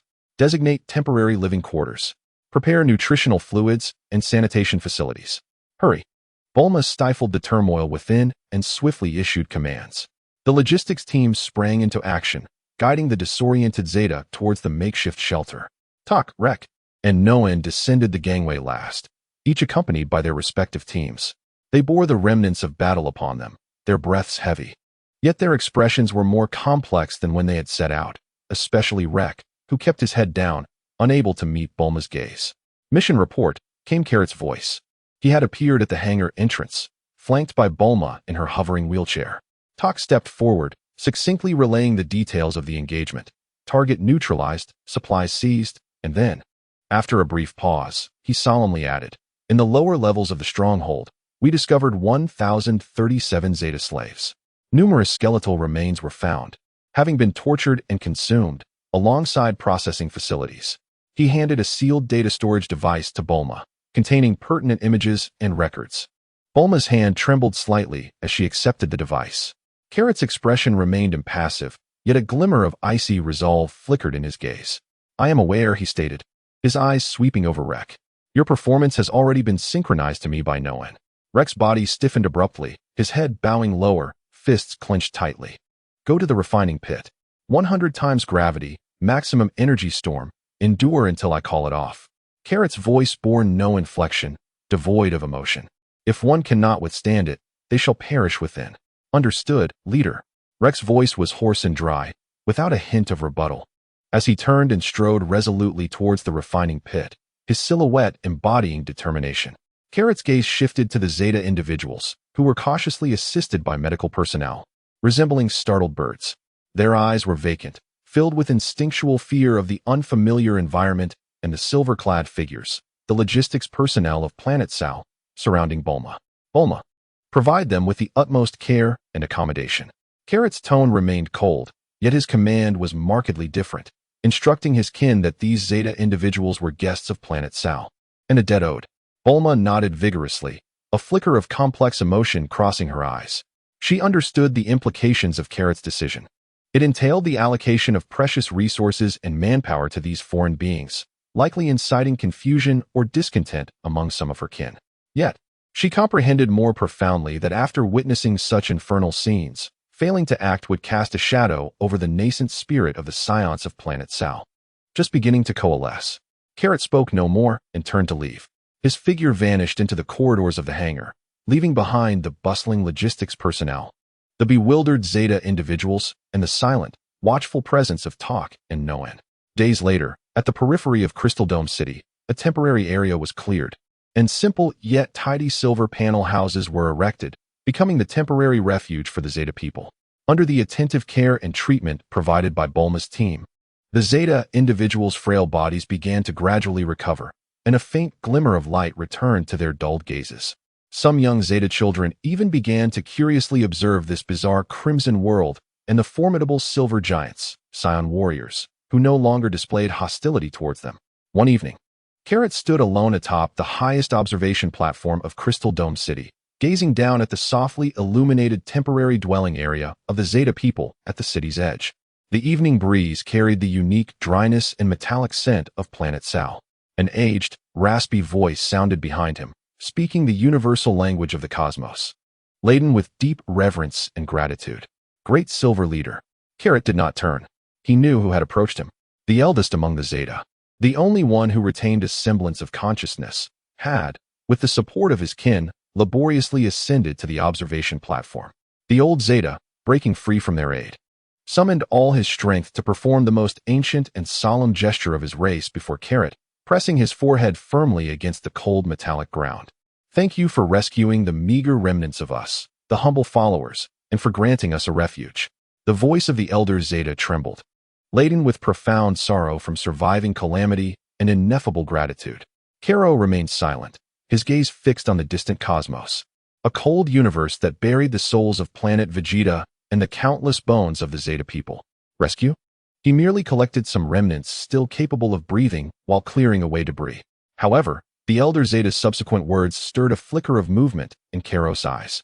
Though we Zeta are frail, we have dwelled for generations in the sighing ring, intimately familiar with every wandering stone and hidden star stream. We are willing to offer all our knowledge to the Savior, seeking merely a chance for atonement and gratitude. Slowly, Karo turned around. The silvery moonlight, reflected from the star of Sao, cascaded upon him, casting a long shadow that enveloped the prostrate elder Zeta. He looked down upon this humble yet resilient elder, observing the near-reverent plea in his murky eyes, and paused in silence. If you wish to remain, prove your worth with your eyes and legs. Karo's voice remained cold, yet it was no longer an indisputable expulsion. Sal does not nurture the worthless. With that, he disregarded the elder Zeta, who trembled with emotion, and vanished from the observation platform. The night breeze swept by, carrying a barely perceptible breath of new life. Beneath the Crystal Dome City, the lights lit for the Zeta people flickered like tiny sparks cast into the dark universe, weak, yet steadfastly burning. The path to the rise of Sal seemed to be tainted with an unexpected hue, in addition to iron and blood. Chapter 121. The silver wall of smoke beneath the crimson sky of Sal, the Crystal Dome City pulsed silently, like a silver heart embedded in the earth. However, this relative tranquility was abruptly shattered by the piercing alarms of the deep space array. Wail, wail, wail. The shrill alarm echoed throughout the Crystal Dome City, sharper and more urgent than during the previous incident involving the souls of Planet Vegeta. In the control room, blinding red lights flickered wildly, illuminating Bulma's face, which had drained of color from shock, rendering her ghostly. Level 1 alert for the deep space array. Hyperspace fluctuations. 7. No, 8. 9. The numbers are increasing. Bulma's voice trembled with disbelief, her fingers dancing across the console like a blur, identifying energy signatures from the main fleet of the Frieza army. It is the main fleet. On the screen, the dark void representing the outer rim of the Sal star system distorted violently, like ripples on water after a stone is cast. Massive, cold metallic behemoths emerged as if clawing from the abyss, tearing through space. Their menacing prows and colossal main cannons shimmered with destructive energy, while dense clusters of secondary gun emplacements and missile silos resembled a jungle of steel. The prominent frozen demon emblem emblazoned upon their hulls burned like a mark of death into the eyes of every scion who beheld it. A fleet of 12 standard Frieza Legion destroyers, like a chilling ring of death, firmly encircled the planet Sal. Their engine nozzles adjusted direction as the colossal ships slowly turned, directing their most lethal cannons unerringly toward the crimson or below. Behind them, the fabric of space rippled violently, heralding the emergence of a far larger vessel, grotesquely designed and clad in thick, dark golden armor, resembling a mobile fortress of steel, gradually exiting hyperspace. Its bridge loomed high, akin to a frigid crown surveying the entire battlefield. The Gorgon-class heavy command ship, the flagship abyssal gaze of Frieza's 7th Fleet. Bulma's voice, tinged with fear, rose to a piercing pitch. They have truly arrived, the elite forces under Frieza's direct command. In that instant, the main control room, indeed the entire Crystal Dome City, was enveloped in a suffocating despair. This was not the ragtag forces of the periphery or remnants of a shattered army, but a formidable, well-equipped, and highly trained machine of slaughter. The last encounter with such a formidable adversary had been in the nightmarish destruction of Planet Vegeta. Silver barrier. Maximum power. Full defensive mode. Carrot's icy voice thundered, shattering the silence. He stood before the control console, his figure a stark silhouette against the alarm's crimson glow. Bulma, calculate the enemy's peak firepower. Assess the barrier's maximum tolerance. Talk. Wreck. Noen. 3 figures stood resolute, like javelins poised for flight. Despite their grave expressions, their eyes blazed with a fierce determination. The trials of the refinement pit and the hunt of 7 had long since purged their fear of formidable foes, leaving only the instinct of warriors eager for battle. All combat personnel, enter battle readiness level 1. Establish a deep firepower network relying on the Crystal Dome's defense nodes. All deep space array gun positions, charge and stand by. Target the enemy command ship, Abyssal Gaze. Carrot's voice, swift as lightning, issued clear and cold commands. Aim for its eyes. The orders, like frigid chains, reverberated throughout every corner of Sal. The diamond crystal at the apex of the Crystal Dome erupted with an unprecedented brilliance, as an invisible silver network became extraordinarily bright and dense, enveloping the entire planet. Within the city, hidden turrets emerged from the silver structures, their energy cannon mouths flashing with a perilous glint. In deep space, those gun positions camouflaged as meteors revealed themselves, their massive barrels beginning to rotate and charge, emitting a deep, ominous hum. Barrier power at 150. Energy consumption overloaded. Calculating enemy firepower. Estimated first barrage will arrive in 3 minutes and 17 seconds. Bulma's voice was strained, nearly breaking, her fingers dancing across the console as if to spark fire. Deep space array locked on target. Charging at 859,095. Ready to launch at any moment. Launch. Carrot commanded without hesitation. Buzz. In the depths of space, beams of destruction, more radiant and concentrated than stars, surged forth like judgment spears cast by deities, instantly tearing through the dark cosmos, aimed directly at the mobile fortress that was the Abyssal Gaze command ship. High-energy strike detected. Source: Planet Sailor, near-Earth orbit. Quantity: 5. Intensity: level. Within the colossal bridge of the Abyssal Gaze, a chilling electronic synthetic voice resonated. Occupying the captain's seat was not Frieza himself, but a tall figure clad in the uniform of a high-ranking commander of Frieza's army, with skin of a grayish hue and a forehead adorned with a horn. His countenance as frigid as frost, Commander Steelbone Salong of the 7th Fleet. Salong's icy electronic gaze swept across the screen, displaying the 5 rapidly enlarging beams of destruction. A slight curl of disdain forming at the corners of his mouth, a futile struggle. Activate energy shields to full power. Main cannon array. Lock onto the coordinates of the strongest energy reaction on the surface of Planet Sailor. Charging.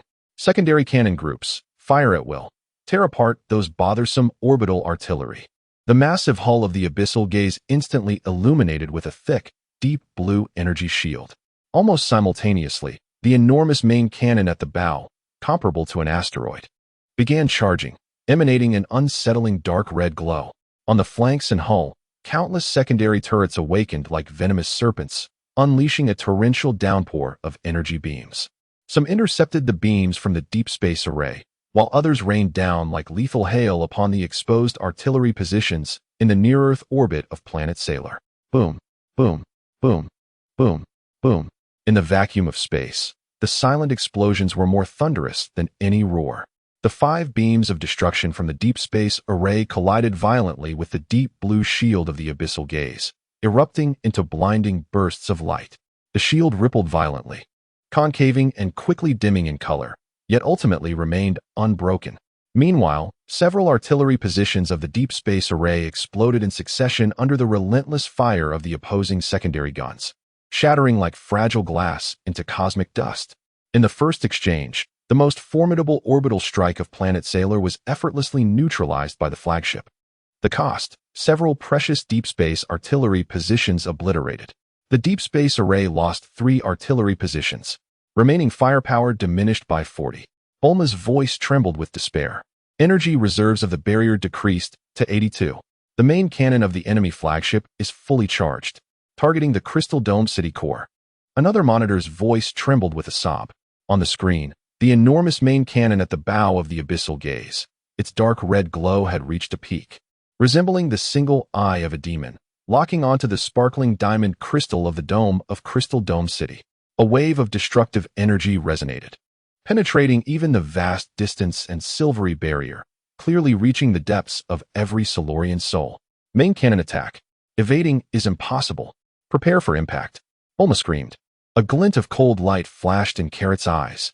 He stepped forward resolutely, pressing his hands against the control panel, pouring his formidable mental strength into the defense core of Crystal Dome City without reservation. Simultaneously, he barked, "Concentrate all barrier energy for frontal defense." Remaining firepower of the deep space array. Interference fire. Talk. Wreck. Noen. Take the close-in defenses. Shoot down those approaching secondary energy beams. Understood. Talk and the others roared, their figures vanishing from the control room in an instant. Buzz. The main cannon at the bow of the Abyssal Gaze trembled violently. A torrent of dark crimson energy, exceeding a diameter of 100 meters and composed solely of destructive force, surged forth like a colossal axe cleaving through the fabric of reality, instantaneously tearing through space and traversing vast distances, striking fiercely at the heart of Sal Star. The target, the core of Crystal Dome City. Boom. The dark crimson deluge collided violently with the silvery barrier. The entire Sal star trembled as if struck by an invisible giant hammer. The diamond-shaped crystals adorning the dome of Crystal Dome City erupted with an unprecedented brilliance. Resembling a blazing star, the silver network enveloping the planet flickered madly, distorting and emitting a mournful wail under the unbearable strain. Enormous energy ripples spread chaotically across the surface of the barrier, annihilating all in their path. Within the control room, the piercing sound of an overload alarm drowned out all else. Energy readings soared to catastrophic levels. Bulma was thrown from her floating chair by the tremendous force, blood spilling from her mouth and nose. The sturdy metallic walls were marred with web-like cracks.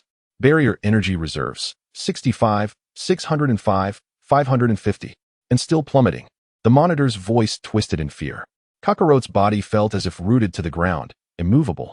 His hands pressed firmly against the console, veins bulging on his forehead. His eyes fixated on the dark crimson torrent violently assaulting the barrier. His mental energy surged forth like a raging tide, forcibly directing the barrier's energy to construct layer upon layer of dense protective shields at the point of impact, striving to delay the encroaching tide of destruction. Yet, the gap was insurmountable. The main cannon of Frieza's flagship possessed the power to obliterate a small planet. Although the silvery barrier was formidable, its foundation was still too shallow. Its energy reserves and technological prowess had yet to reach their zenith. Crack! A faint yet chilling sound of fracture resonated through the console's sensors, reaching Kakarot's ears with alarming clarity. The localized structure of the barrier began to show subtle fractures under the relentless assault of the destructive torrent. The dark crimson energy, akin to toxic blood, sought to seep through the cracks. In that moment of impending doom, a faint yet crystal-clear thought pierced through Kakarot's tightly wound mental realm like a cool filament. It was Sera. Sera, deep in slumber. Her essence did not emanate from the medical bay, but seemed directly connected to the very planet beneath him, connected to the wailing silvery barrier. A stream of faint yet pure silver energy, imbued with an ineffable sense of solace and resilient will, flowed through Kakarot's mental link, quietly merging with the fissures of the nearly shattered barrier. Like a long-awaited rain after a drought, it infused the fraying steel cable with a supple alloy strand. The rate of expansion of the minute cracks visibly slowed. A flash of silver light flickered in Kakarot's eyes. He let out a fierce roar, unleashing all his strength and mental energy without reservation. Hold steady. Boom. The dark crimson torrent finally exhausted itself, gradually dissipating into the cosmos. The silvery barrier trembled violently, its radiance dimmed significantly, now adorned with web-like energy ripples, local areas even displaying visible distortions and thinning. Yet, it ultimately remained unbroken. Sarstar endured the initial barrage of the Frieza's fleet, yet no one in the command room celebrated. Bulma struggled to rise, her gaze fixed on the screen displaying the plummeting barrier energy reserve at 35, the deep space array nearly obliterated, and the 12 main destroyers adjusting their positions, their secondary batteries glowing ominously as they charged. A despairing cloud hung heavier than before over every heart. This was merely the first wave of attack. Chapter 122, Bloodstained Sky. As the dark red stream of destruction dissipated, it left behind a pockmarked silver barrier and a desolate Crystal Dome City. The brief respite felt akin to the oppressive calm before a storm, suffocating in its intensity. Barrier energy reserve at 35. Core structure suffering from multiple overload damages. Self-repair systems operating beyond capacity. Bulma wiped the blood from her lips, her voice hoarse as she rapidly reported, her fingers dancing frantically over the cracked control panel in an attempt to stabilize the energy flow. Only 2 long-range sniper positions remained operational in the deep space array. The rest were utterly destroyed.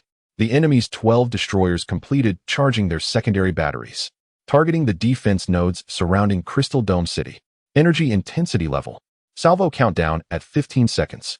The monitor's voice trembled with despair. On the screen, the 12 cold steel behemoths, their broadsides lined with cannon muzzles like the compound eyes of venomous serpents, glimmered with lethal energy, firmly locking onto the dozens of automated defense turrets and energy nodes that had just activated around Crystal Dome City. They aimed to completely extract the teeth of Sarstar. Kalat stood before the main console, his silhouette resembling a frigid statue in the flickering red light. He forcibly suppressed the dizziness brought on by mental exhaustion, the peculiar enhancement from Selena's faint consciousness fading like a mirage, leaving only the cracks on the barrier. Temporarily stitched by silver energy, silently recounting the recent peril. Abandon the outer nodes. Concentrate all energy to supply the barrier core and the dome's defenses. Kalat's voice was resolute, devoid of hesitation. A warrior's severed wrist. Those outer turrets would be reduced to ashes under the main fleet's salvo in an instant. It would be futile to expend energy in their protection. However, Bulma wished to argue, pointing out that those nodes consumed considerable resources. Execute. Kalat's tone brooked no dissent. The moment the order was issued, the defense turrets and energy nodes that had just activated, their barrels still flickering with dim light, dimmed instantly as if cut off from power. The energy shields enveloping them dissipated like bubbles. Almost simultaneously, Virum, the broadsides of the 12 Frieza destroyers erupted with a brilliance more blinding than stars. Hundreds of energy beams, varying in thickness, yet capable of effortlessly tearing through small warships, cascaded down like a torrential rain of death, instantly enveloping all regions surrounding Crystal Dome City. Boom, boom, boom, boom, boom. The deafening explosions melded into a singular roar, felt even within the command room as the ground beneath trembled violently. The solid earth of Sarstar was effortlessly torn apart, melting away. The defense turrets, stripped of energy protection, disintegrated like toys made of paper, vaporized in the deluge of beams, twisted, and erupted into a sky filled with burning metal shards. The explosive blaze illuminated the silver dome of Crystal City as thick smoke billowed upwards. In a mere volley, the extensive defensive system meticulously constructed by the Salstar was rendered null and void. The outer defense nodes were entirely obliterated. The monitor's voice was laced with despair. Within the bridge of the abyssal gaze, the cold electronic gaze of Steelbone Sauron swept over the area shrouded in explosions and smoke. A cruel smile curving at the corners of his mouth. The struggle of the insignificant. Orders issued. Prepare the landing forces. First and second destroyer formations. Suppress enemy barriers and cover the landing craft's breakthrough. Third formation. Engage in surrounding strikes to weaken the barrier's energy. Fourth formation. Remain vigilant against potential counterattacks. Aye, Commander. The 12 destroyers swiftly divided into 4 groups, akin to a well-trained pack of wolves, initiating a more efficient slaughter. 3 of the destroyers began charging their main cannons, not targeting the core of Crystal City, but rather the relatively weakened area of the Silver Barrier, attempting to tear a larger breach. The remaining 6 circled the orbit of Salstar, their secondary cannons incessantly bombarding various regions of the barrier, depleting precious energy. The last 3 descended in altitude, their hulls opening to release a swarm of armed landing crafts and individual aerial units, akin to locusts, with their sights set directly on Crystal City. The enemy landing forces have been deployed.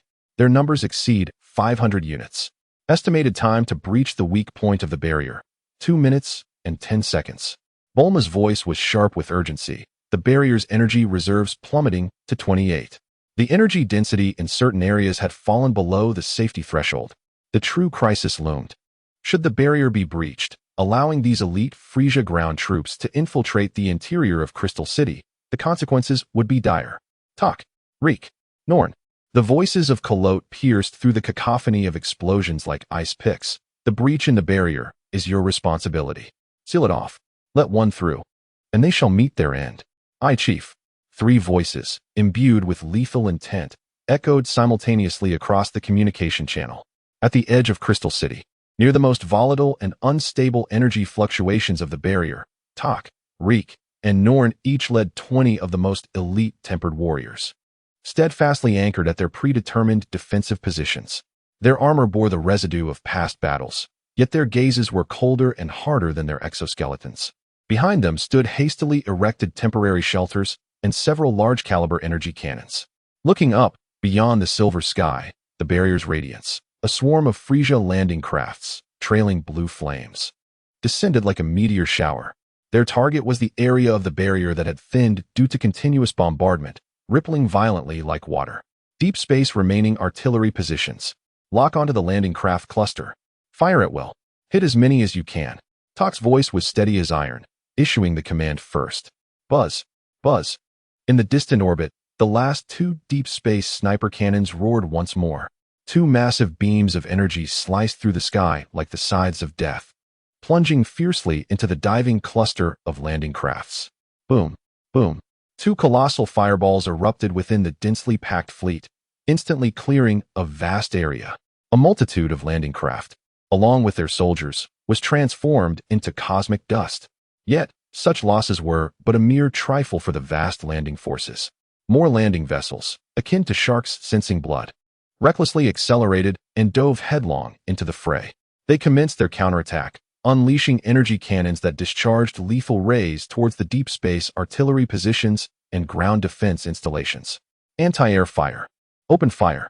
Rex bellowed, taking command of a dual-barreled high-energy cannon positioned on the battleground.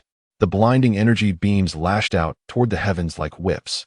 The warriors behind him also took control of anti-aircraft artillery and shoulder-mounted energy missiles, weaving a dense web of firepower above the Crystal Dome city. Boom, boom, boom, boom. Landing craft continued to be obliterated mid-air, transforming into burning wreckage that plummeted to the ground. Yet, more vessels pierced through the barrage, akin to frenzied moths crashing into a tumultuous barrier. The faint sound of tiny bubbles bursting was nearly inaudible amidst the deafening explosions. However, Tak and his companions observed with clarity. The thin barrier began to yield, as several landing craft, undeterred by death, executed suicidal charges and unleashed concentrated fire from their onboard weapons, ultimately tearing open fist-sized holes. In quick succession, these openings expanded like rent fabric. The barrier had been breached. A gap had formed. Noen's calm voice resonated with an unprecedented gravity. His psychic field had detected the frigid, murderous energy signals surging through the breach. Seal the gap. Do not allow them to establish a foothold. Tak roared, the first to leap from behind cover. A pale golden aura erupted around him as he soared toward the largest opening, fists clenched and striking continuously, unleashing waves of concentrated pale golden energy like a barrage toward the incoming landing craft. Rex followed closely, even more feral. He discarded the cumbersome anti-aircraft weaponry. His aura surged, resembling a humanoid beast as he brandished two massive alloy blades, seized from the pirate cache, roaring toward another breach. As he swung the blades, sharp golden energy radiated forth, cleaving several infantry drones and their pilots in twain. Meanwhile, Noen stood at the center of the position, eyes closed, his formidable psychic energy spreading like an invisible web. He needed no sight. His mental perception surpassed any radar in precision. Through psychic links, he continuously conveyed the most accurate firing commands to the soldiers operating the artillery. Left flank breach. 3 o'clock. 2 landing craft. Concentrate fire.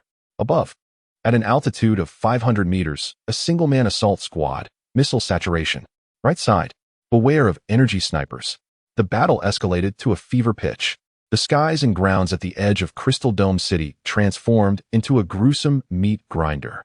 Landing craft were relentlessly annihilated, plummeting and exploding. The flaming debris fell like a rain of fire upon the silver edifices of the city, leaving charred marks in their wake. Frieza's elite soldiers surged in like a tide through every breach, well-equipped, rigorously trained, and fearlessly resolute. The shrieks of energy rifles, the explosions of energy grenades, the roars of close-quarters combat, and the sounds of shattering bones melded into a cacophony of chaos. The warriors of Planet Sao are roaring as they engage in battle. Tak stands resolutely like a rock at the largest breach, his fists transforming into fleeting shadows, each strike possessing the immense power to shatter mountains and stones, obliterating the enemies attempting to surge forward. Wreck, akin to a raging whirlwind, wields his dual blades, dashing through the enemy ranks and leaving a trail of severed limbs and dismembered bodies in his wake. Norn, the most composed strategist, harmonizes his mental prowess with artillery fire, meticulously eliminating the most formidable foes. Yet, the enemy is overwhelming. They come in relentless waves. The combat power of Frieza's soldiers generally ranges between 300 to 500, exhibiting excellent coordination and superior equipment. Although the warriors of Sal possess greater individual strength, averaging above 5,000, with elites exceeding 10,000, they are vastly outnumbered. To make matters worse, the 12 destroyers above continue to bombard other sectors of the barrier, depleting energy and restraining defensive firepower. With a sudden thrust, A warrior is pierced through the chest by 3 energy blades simultaneously. He roars in defiance, detonating the energy grenade on his person, taking down surrounding enemies in a fiery explosion. Aka. Rex's eyes blaze with fury as he unleashes a devastating blow, severing the head of an assailant. Tak is grazed by a high-energy particle beam, shattering his armor and lacerating his flesh, yet he remains unfazed, retaliating with a powerful punch that reduces the attacking Frieza soldier. Along with his weapon, Tamir pulp, Norn's complexion pales. The intense and prolonged strain on his mental faculties causes his temples to throb. Yet he steadfastly maintains the mental network, providing crucial warnings to his comrades. Blood stains the silver surface of Crystal Dome City, the mingled essence of Scion and Frieza soldier alike, emanating a pungent scent of rust.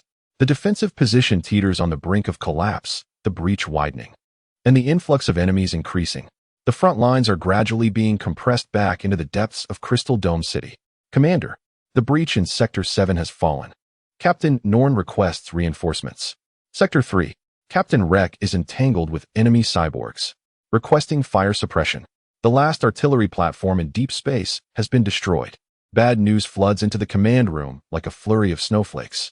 Bulma watches as the red area representing barrier energy rapidly diminishes on the screen. The blue dots symbolizing the enemy spreading like a plague around Crystal Dome City, while the green dots representing her own warriors dim one by one.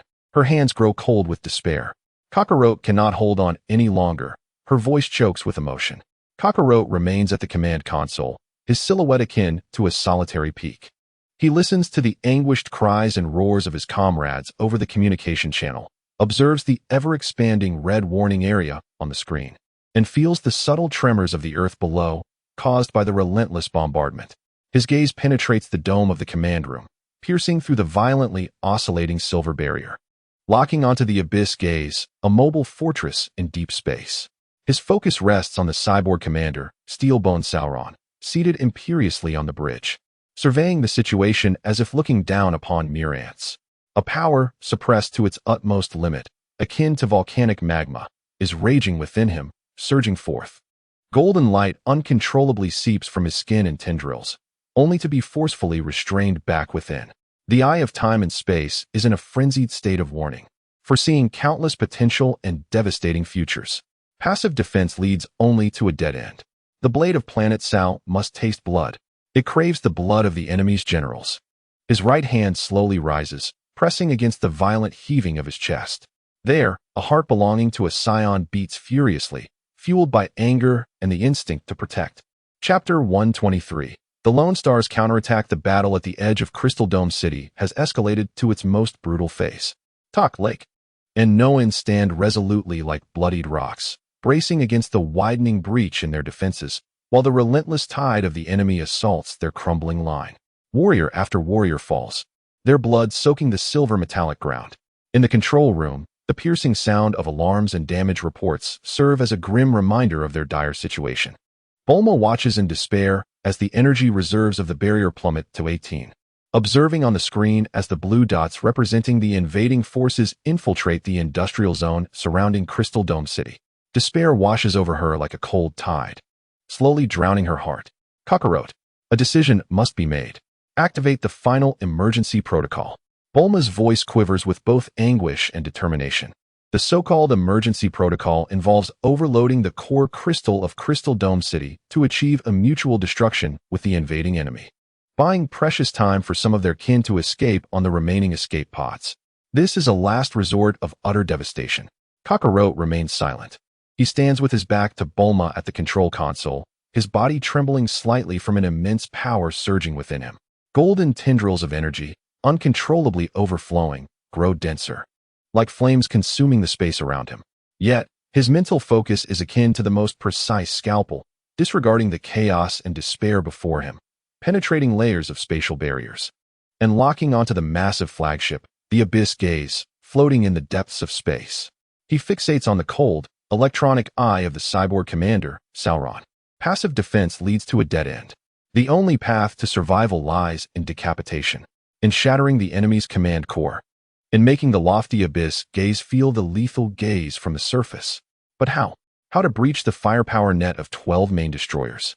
How to tear through the thick energy shields and armor of the Abyss Gaze. How to claim the enemy commander's head amidst the chaos of battle. The eye of time and space spins wildly within his mental realm, countless fragmented futures flashing like a revolving lantern. He attempts a forceful assault with a strike craft, only to be torn to shreds by concentrated anti-air fire. He tries to teleport closer, but the intense spatial interference around the flagship blurs his coordinates. He channels all his strength to launch a remote energy wave attack, only to have it effortlessly deflected by the heavy shield. Failure, failure, failure. Countless shards of failure crash against his will, just as the shadows of despair threaten to completely engulf his reason.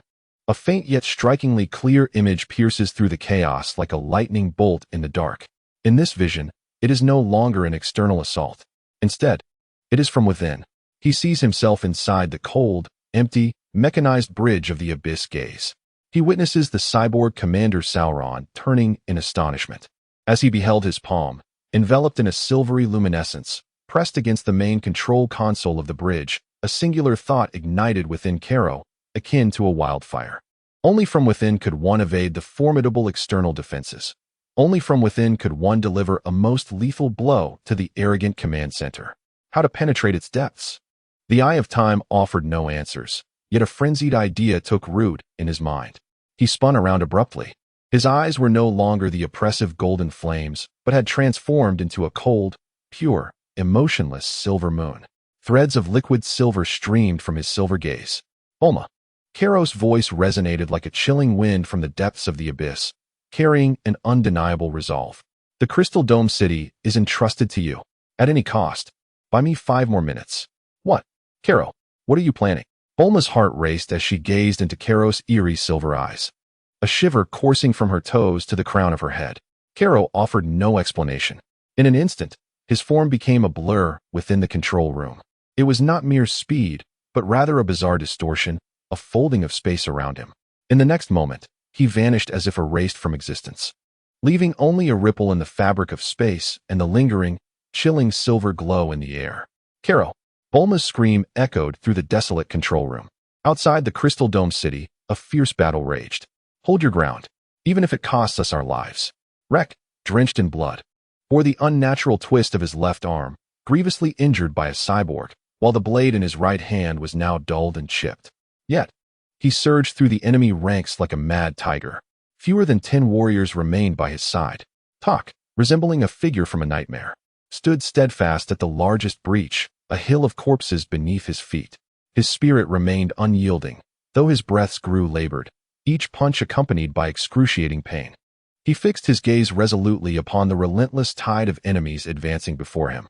Norn's countenance was as pale as a ghost, the agony from overexerted mental energy stabbing into his brain like steel needles. Yet, he clung desperately to the faltering mental network, providing his remaining comrades with their final warnings. Watch out. Left flank. Energy.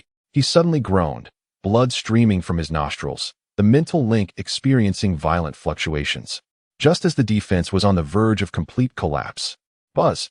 An indescribable, time-freezing force descended upon the battlefield surrounding the Crystal Dome City without warning. At that moment, time was forcibly halted. Tak's fist. Midway through its strike, Rex's descending blade, Norn's anguished expression, the menacing charge of Frieza's soldiers, the burning wreckage plummeting from above. Even the energy beams erupting forth. All became ensnared within a vast, intangible amber of absolute stillness. Only thought remained in motion. Tak, Rek, Norn, and all who could still think were engulfed in a profound astonishment and confusion. What has transpired? This freezing power came swiftly and departed even quicker, lasting less than half a second before receding like a tide. Time resumed its flow. Tak's fist struck mercilessly against the face of a restrained Frieza soldier, shattering its skull. Rake's blade cleaved through an enemy, severing him in two. Norn's mental link was instantly restored, capturing the lethal energy beam hurtling towards Tak's back. Tak, dodge, he warned sharply. Yet, what horrified them further was the sight of the Frieza soldiers, who had surged like a tide, suddenly experiencing a momentary, disjointed lag as time resumed its flow. It was as if rusted gears had suddenly caught. Though it lasted mere fractions of a second, in the ever-shifting battlefield, this was undoubtedly a fatal flaw. Kill. Tak seized this fleeting opportunity, unleashing a thunderous roar. The remaining battle-hardened warriors erupted in a fierce counterattack. The once precarious defensive line miraculously steadied for an instant due to this unexpected, unfathomable temporal stutter, even pushing back the enemies that had surged into the breach. Is it the leader? Norn suddenly lifted his gaze towards the core of the crystal dome city, disbelief filling his eyes. Though the power that had frozen time was fleeting and limited in scope, it bore a striking resemblance to the earlier eruption of energy from Sera. It was Carrot. What had he done? Where was he now? At that very moment, in the depths of space, aboard the Abyss Gaze command ship, the bridge was alive with the cold. Electronic voice methodically reporting the battle status. The landing forces have breached the outer defenses and are clearing the remaining resistance. They are expected to enter the core barrier in 7 minutes. Energy levels are steadily declining, intensity at 16. The cyborg commander Sauron sat stoically in the captain's chair, his cold, electronic eyes scanning the tactical screen, seemingly indifferent to the bloody tug-of-war unfolding below.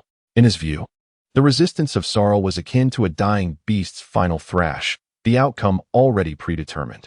He even found the leisure to lift a cup of energy drink synthesized from rare minerals, preparing to bring it to his lips.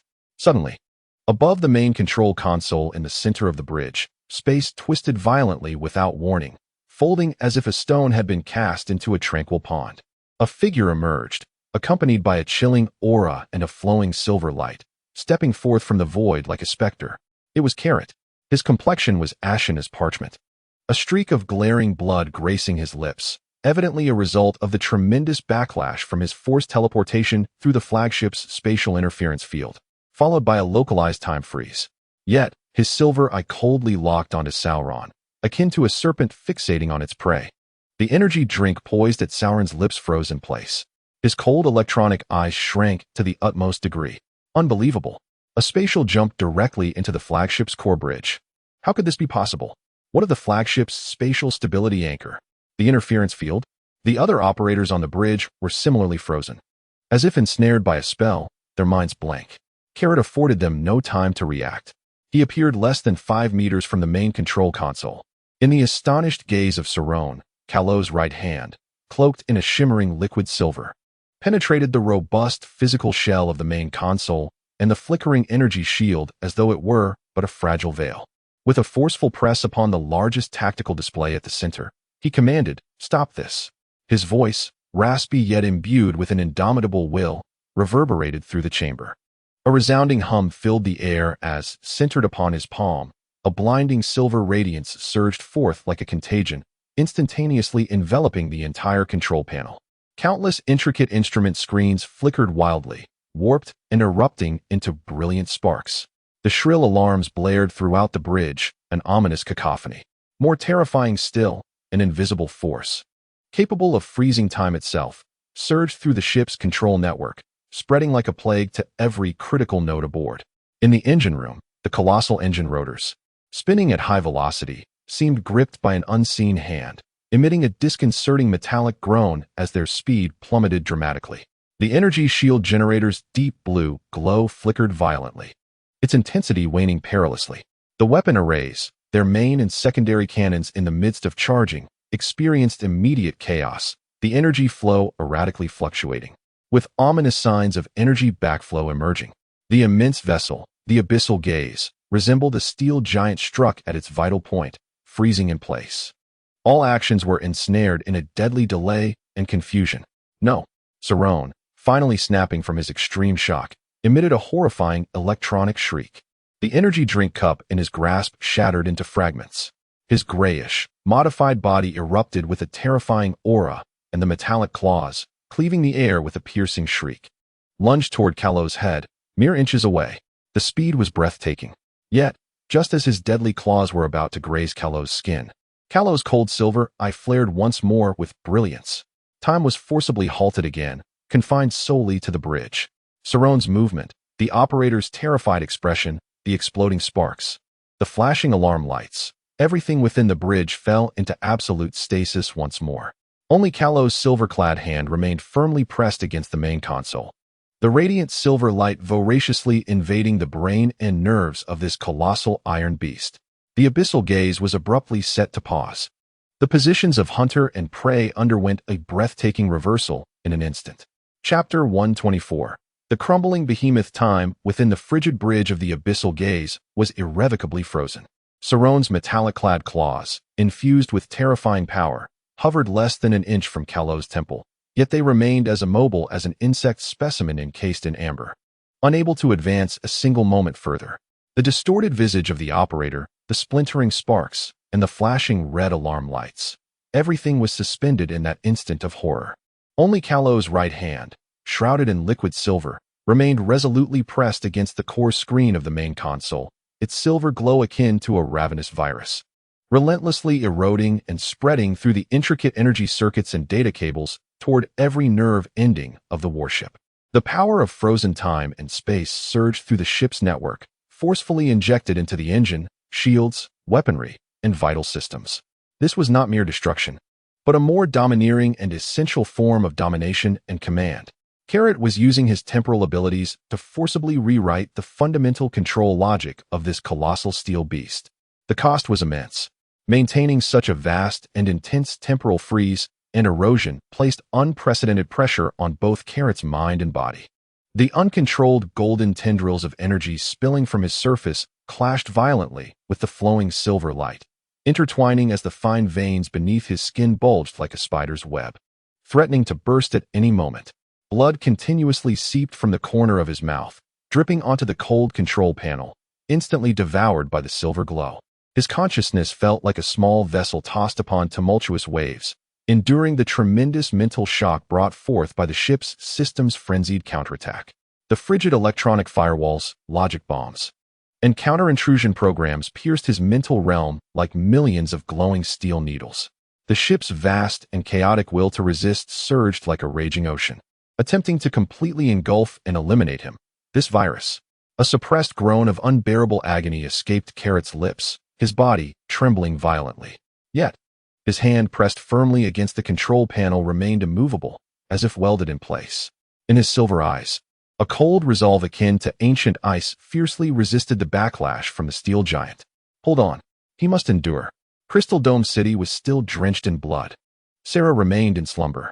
The fate of Sal Star depended on this desperate struggle. Time flowed second by second, yet within the frozen bridge, it felt as if eternity had stretched on endlessly.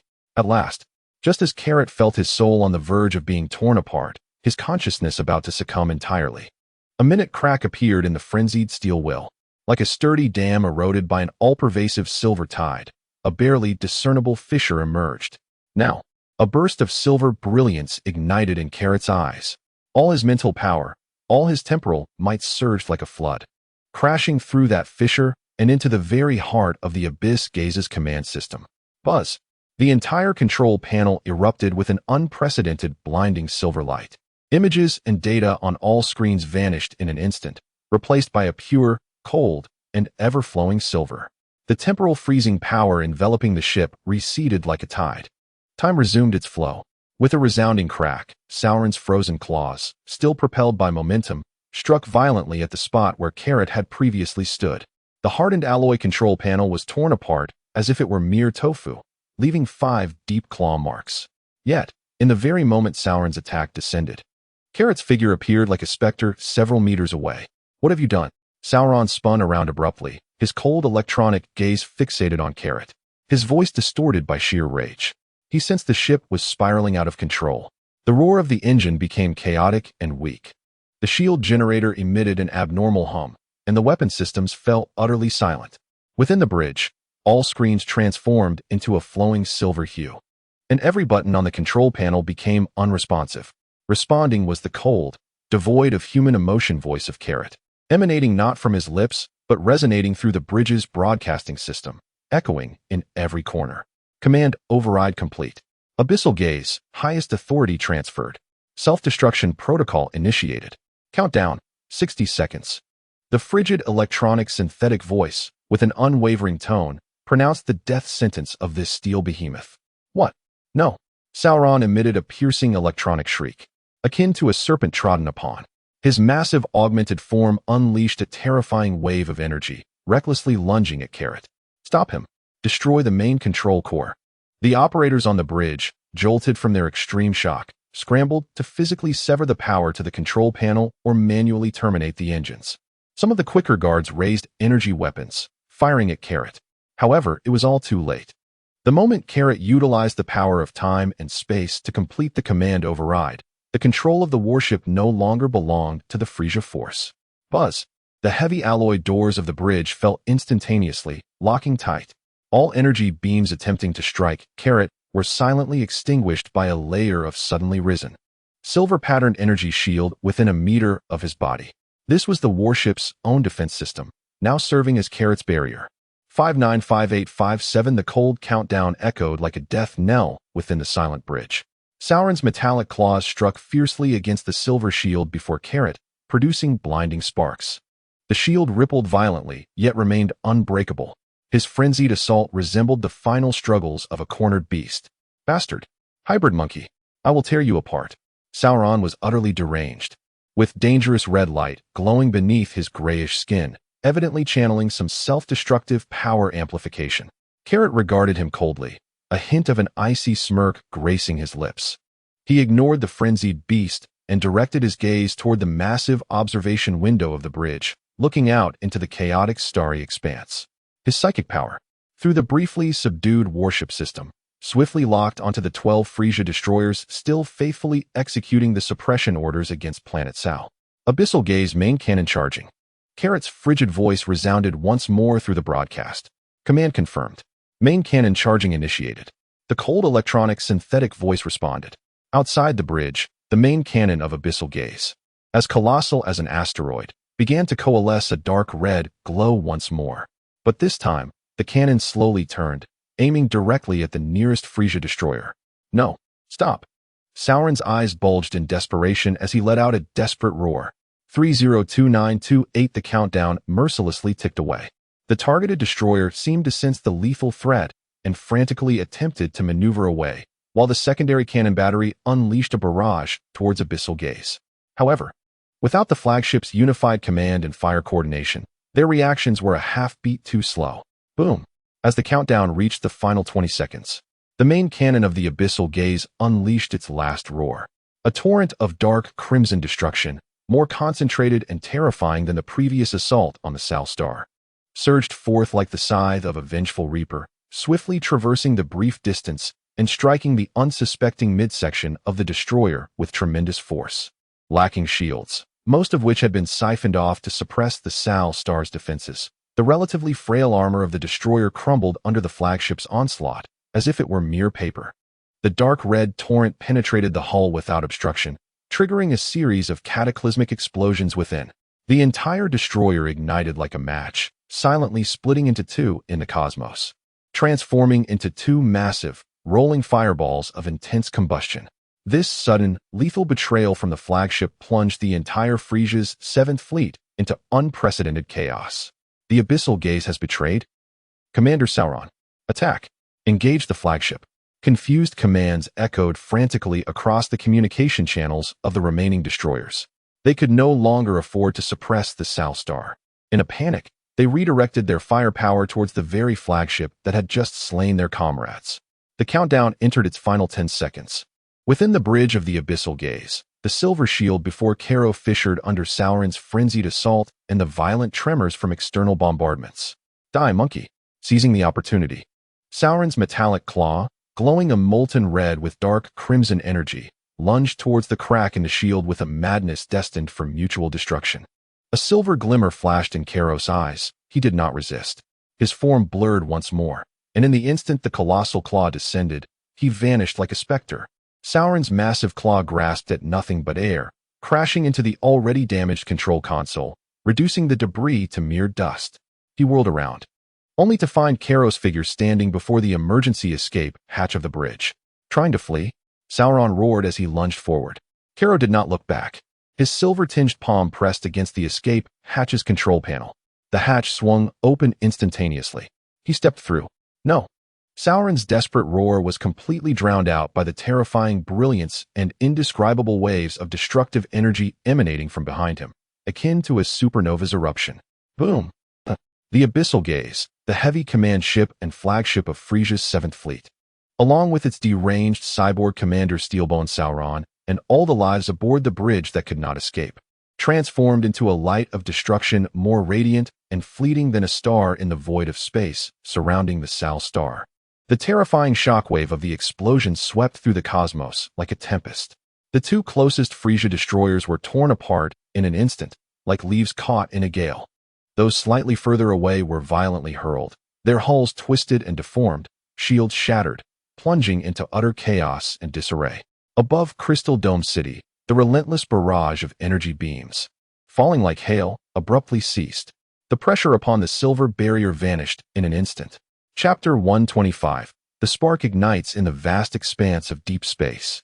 The cataclysmic explosion from the abyssal gaze erupted into a blinding luminescence reminiscent of a supernova, expanding at a visible rate, illuminating the frigid void in a stark white.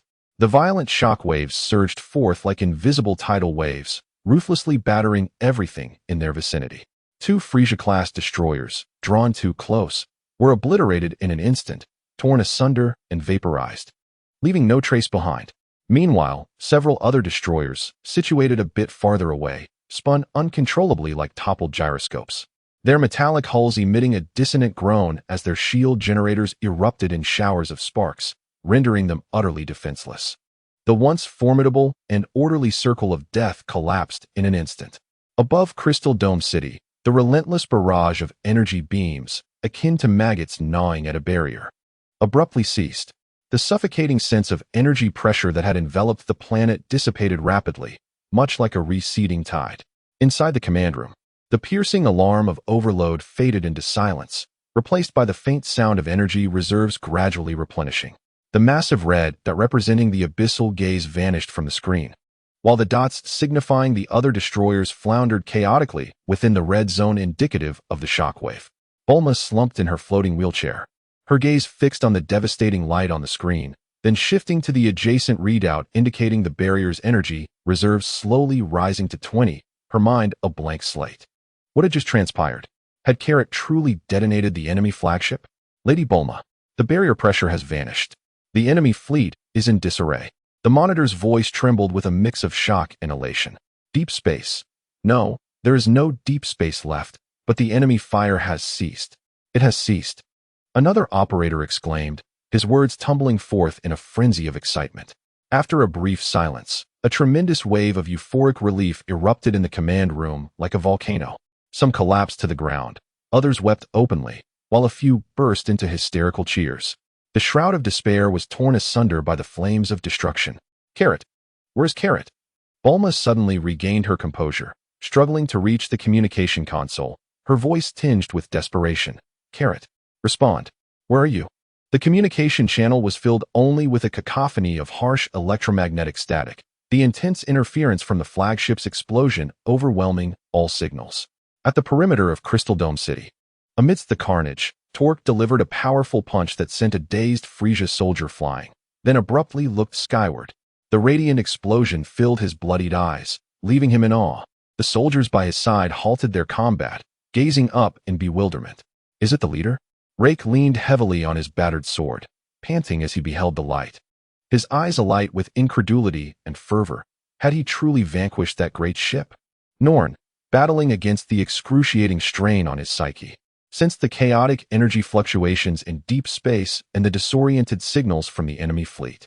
A flicker of relief graced his pale visage, a weary smile breaking through. The enemy's command system was in shambles.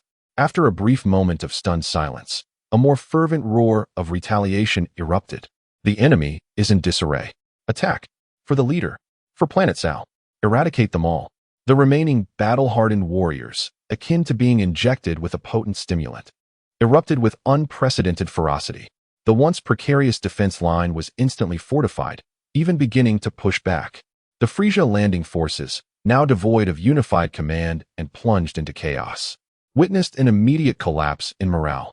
They gazed in terror at the inferno of destruction in the depths of space, observing the Scion warriors, akin to frenzied tigers, charging towards them, their fighting spirit utterly shattered. Retreat. Quickly retreat. The command ship is lost. Lord Sauron is dead. Save yourselves.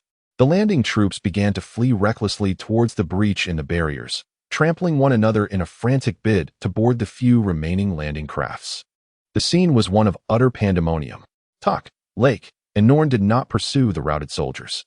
Instead, they swiftly gathered the remnants of their forces, solidifying their defenses, while their gaze remained fixed on the ongoing battle in space, which was far from over. There, 9 Frieza destroyers, still formidable yet ensnared in confusion, remained. The devastating explosion of the abyss gaze gradually subsided, yet the lingering electromagnetic storms and chaotic energy currents continued to rage. The remaining 9 Frieza destroyers, like startled birds, were either desperately attempting to stabilize their vessels, trying to re-establish communications, or, in the case of 2 lightly damaged ships, hastily aiming their cannons at the epicenter of the explosion, clearly suspecting hidden weaponry from Sauron. At that moment, a golden meteor, seemingly born from the embers of the annihilation, surged forth from the chaotic energy maelstrom. It was Carrot. He was aboard a small escape pod that had been ejected from the Abyss Gaze's emergency escape hatch. The pod, marred by scorch marks and riddled with damage, emitted black smoke, clearly having sustained severe injuries during the explosion. Yet the engine stubbornly belched forth a faint blue flame, dragging the lifeboat forward like an injured yet defiant bird, wobbling as it plummeted towards Sauron. It's the leader, outside the Crystal Dome City. All warriors beheld the smoke-trailing lifeboat, returning valiantly, and erupted into thunderous cheers. Lock onto him. Shoot him down. In the depths of space, the temporary commander of a destroyer issued a frantic command. Numerous energy beams immediately shot towards the diminutive lifeboat. The lifeboat struggled to evade the energy beams, rolling and twisting, perilously close to destruction. The vessel was struck once more, erupting in a shower of sparks, its descent accelerating. Cover the leader. Tak roared, disregarding his injuries, and summoned the last vestiges of his strength. A concentrated energy wave shot skyward, attempting to intercept an energy beam aimed at the lifeboat, but it was too far. Beyond his reach. Damn it! Lake's eyes widened in desperation, yet he felt powerless. Just at that critical moment, a hum resonated. At the apex of the crystal dome, the immense diamond-shaped crystal suddenly unleashed an unprecedented brilliance. A colossal beam of pure mental energy, honed to perfection, surged forth like a guardian spear, instantaneously traversing the void and striking fiercely upon the bridge of the pursuing Frieza destroyer. It was Bulma. She had channeled the last reserves of mental energy from the core crystal of the crystal dome, launching a desperate sniping attack. Boom. The bridge of that destroyer was instantly pierced and exploded by the pure white beam of mental energy. Though it did not directly annihilate the entire warship, it rendered the vessel utterly devoid of command, flailing about like a headless fly, its pursuit of the lifeboat abruptly interrupted. Seizing this fleeting moment, Carrot piloted the smoking lifeboat, akin to a meteor, with a haunting wail, crashing fiercely into a stretch of soft sand at the periphery of Crystal Dome City, sending plumes of dust skyward. Quick! Medical team! Bulma's voice, laced with anguish, cried out through the communication channel. As the dust began to settle, Tak and the others rushed to the crash site. The lifeboat lay twisted and deformed, belching black smoke. The hatch was forcefully kicked open from within. Carrot staggered out, drenched in blood, his armor shattered beyond recognition, his bare skin marred by energy burns and rips from the fabric of space itself. His pallor was ashen, breath faint to the brink of extinction. His once silver eye had reverted to its normal hue, yet within the depths of his pupils lingered profound fatigue and a trace of silver. One of his arms hung unnaturally, clearly fractured. However, when he lifted his head, those weary eyes swept across the gathering warriors, equally battered yet burning with fervor, an invisible pressure, as formidable as a mountain. And the iron-willed spirit of survival enveloped all present in an instant. He had succeeded. Alone, he had breached the heart of the enemy's ship, vanquished foes, seized their flag, detonated the flagship, and miraculously altered the course of certain doom. Chief. Tak was the first to kneel, bowing his head deeply. Chief. Rake, Noen, and all the remaining warriors, whether grievously injured or merely bruised, struggled to rise, offering the utmost reverence to that figure returned from the abyss, paying homage to the highest respect a warrior could bestow. Carrot's gaze transcended them, casting into the vastness of space where several Frieza warships still lingered in chaos, yet dared not approach again. His eyes then turned toward Crystal Dome City, where he spotted Bulma navigating her hovering wheelchair towards him, and the city's edge, where lights remained aglow for the Zeta people. He slowly raised his functioning hand to wipe away the blood trickling from his lips, his voice hoarse yet resonant. Reaching each person's ears, account for the casualties, tend to the wounded, and repair the barriers. His icy gaze once more fixed upon the remnants of the enemy in deep space. Not one shall escape.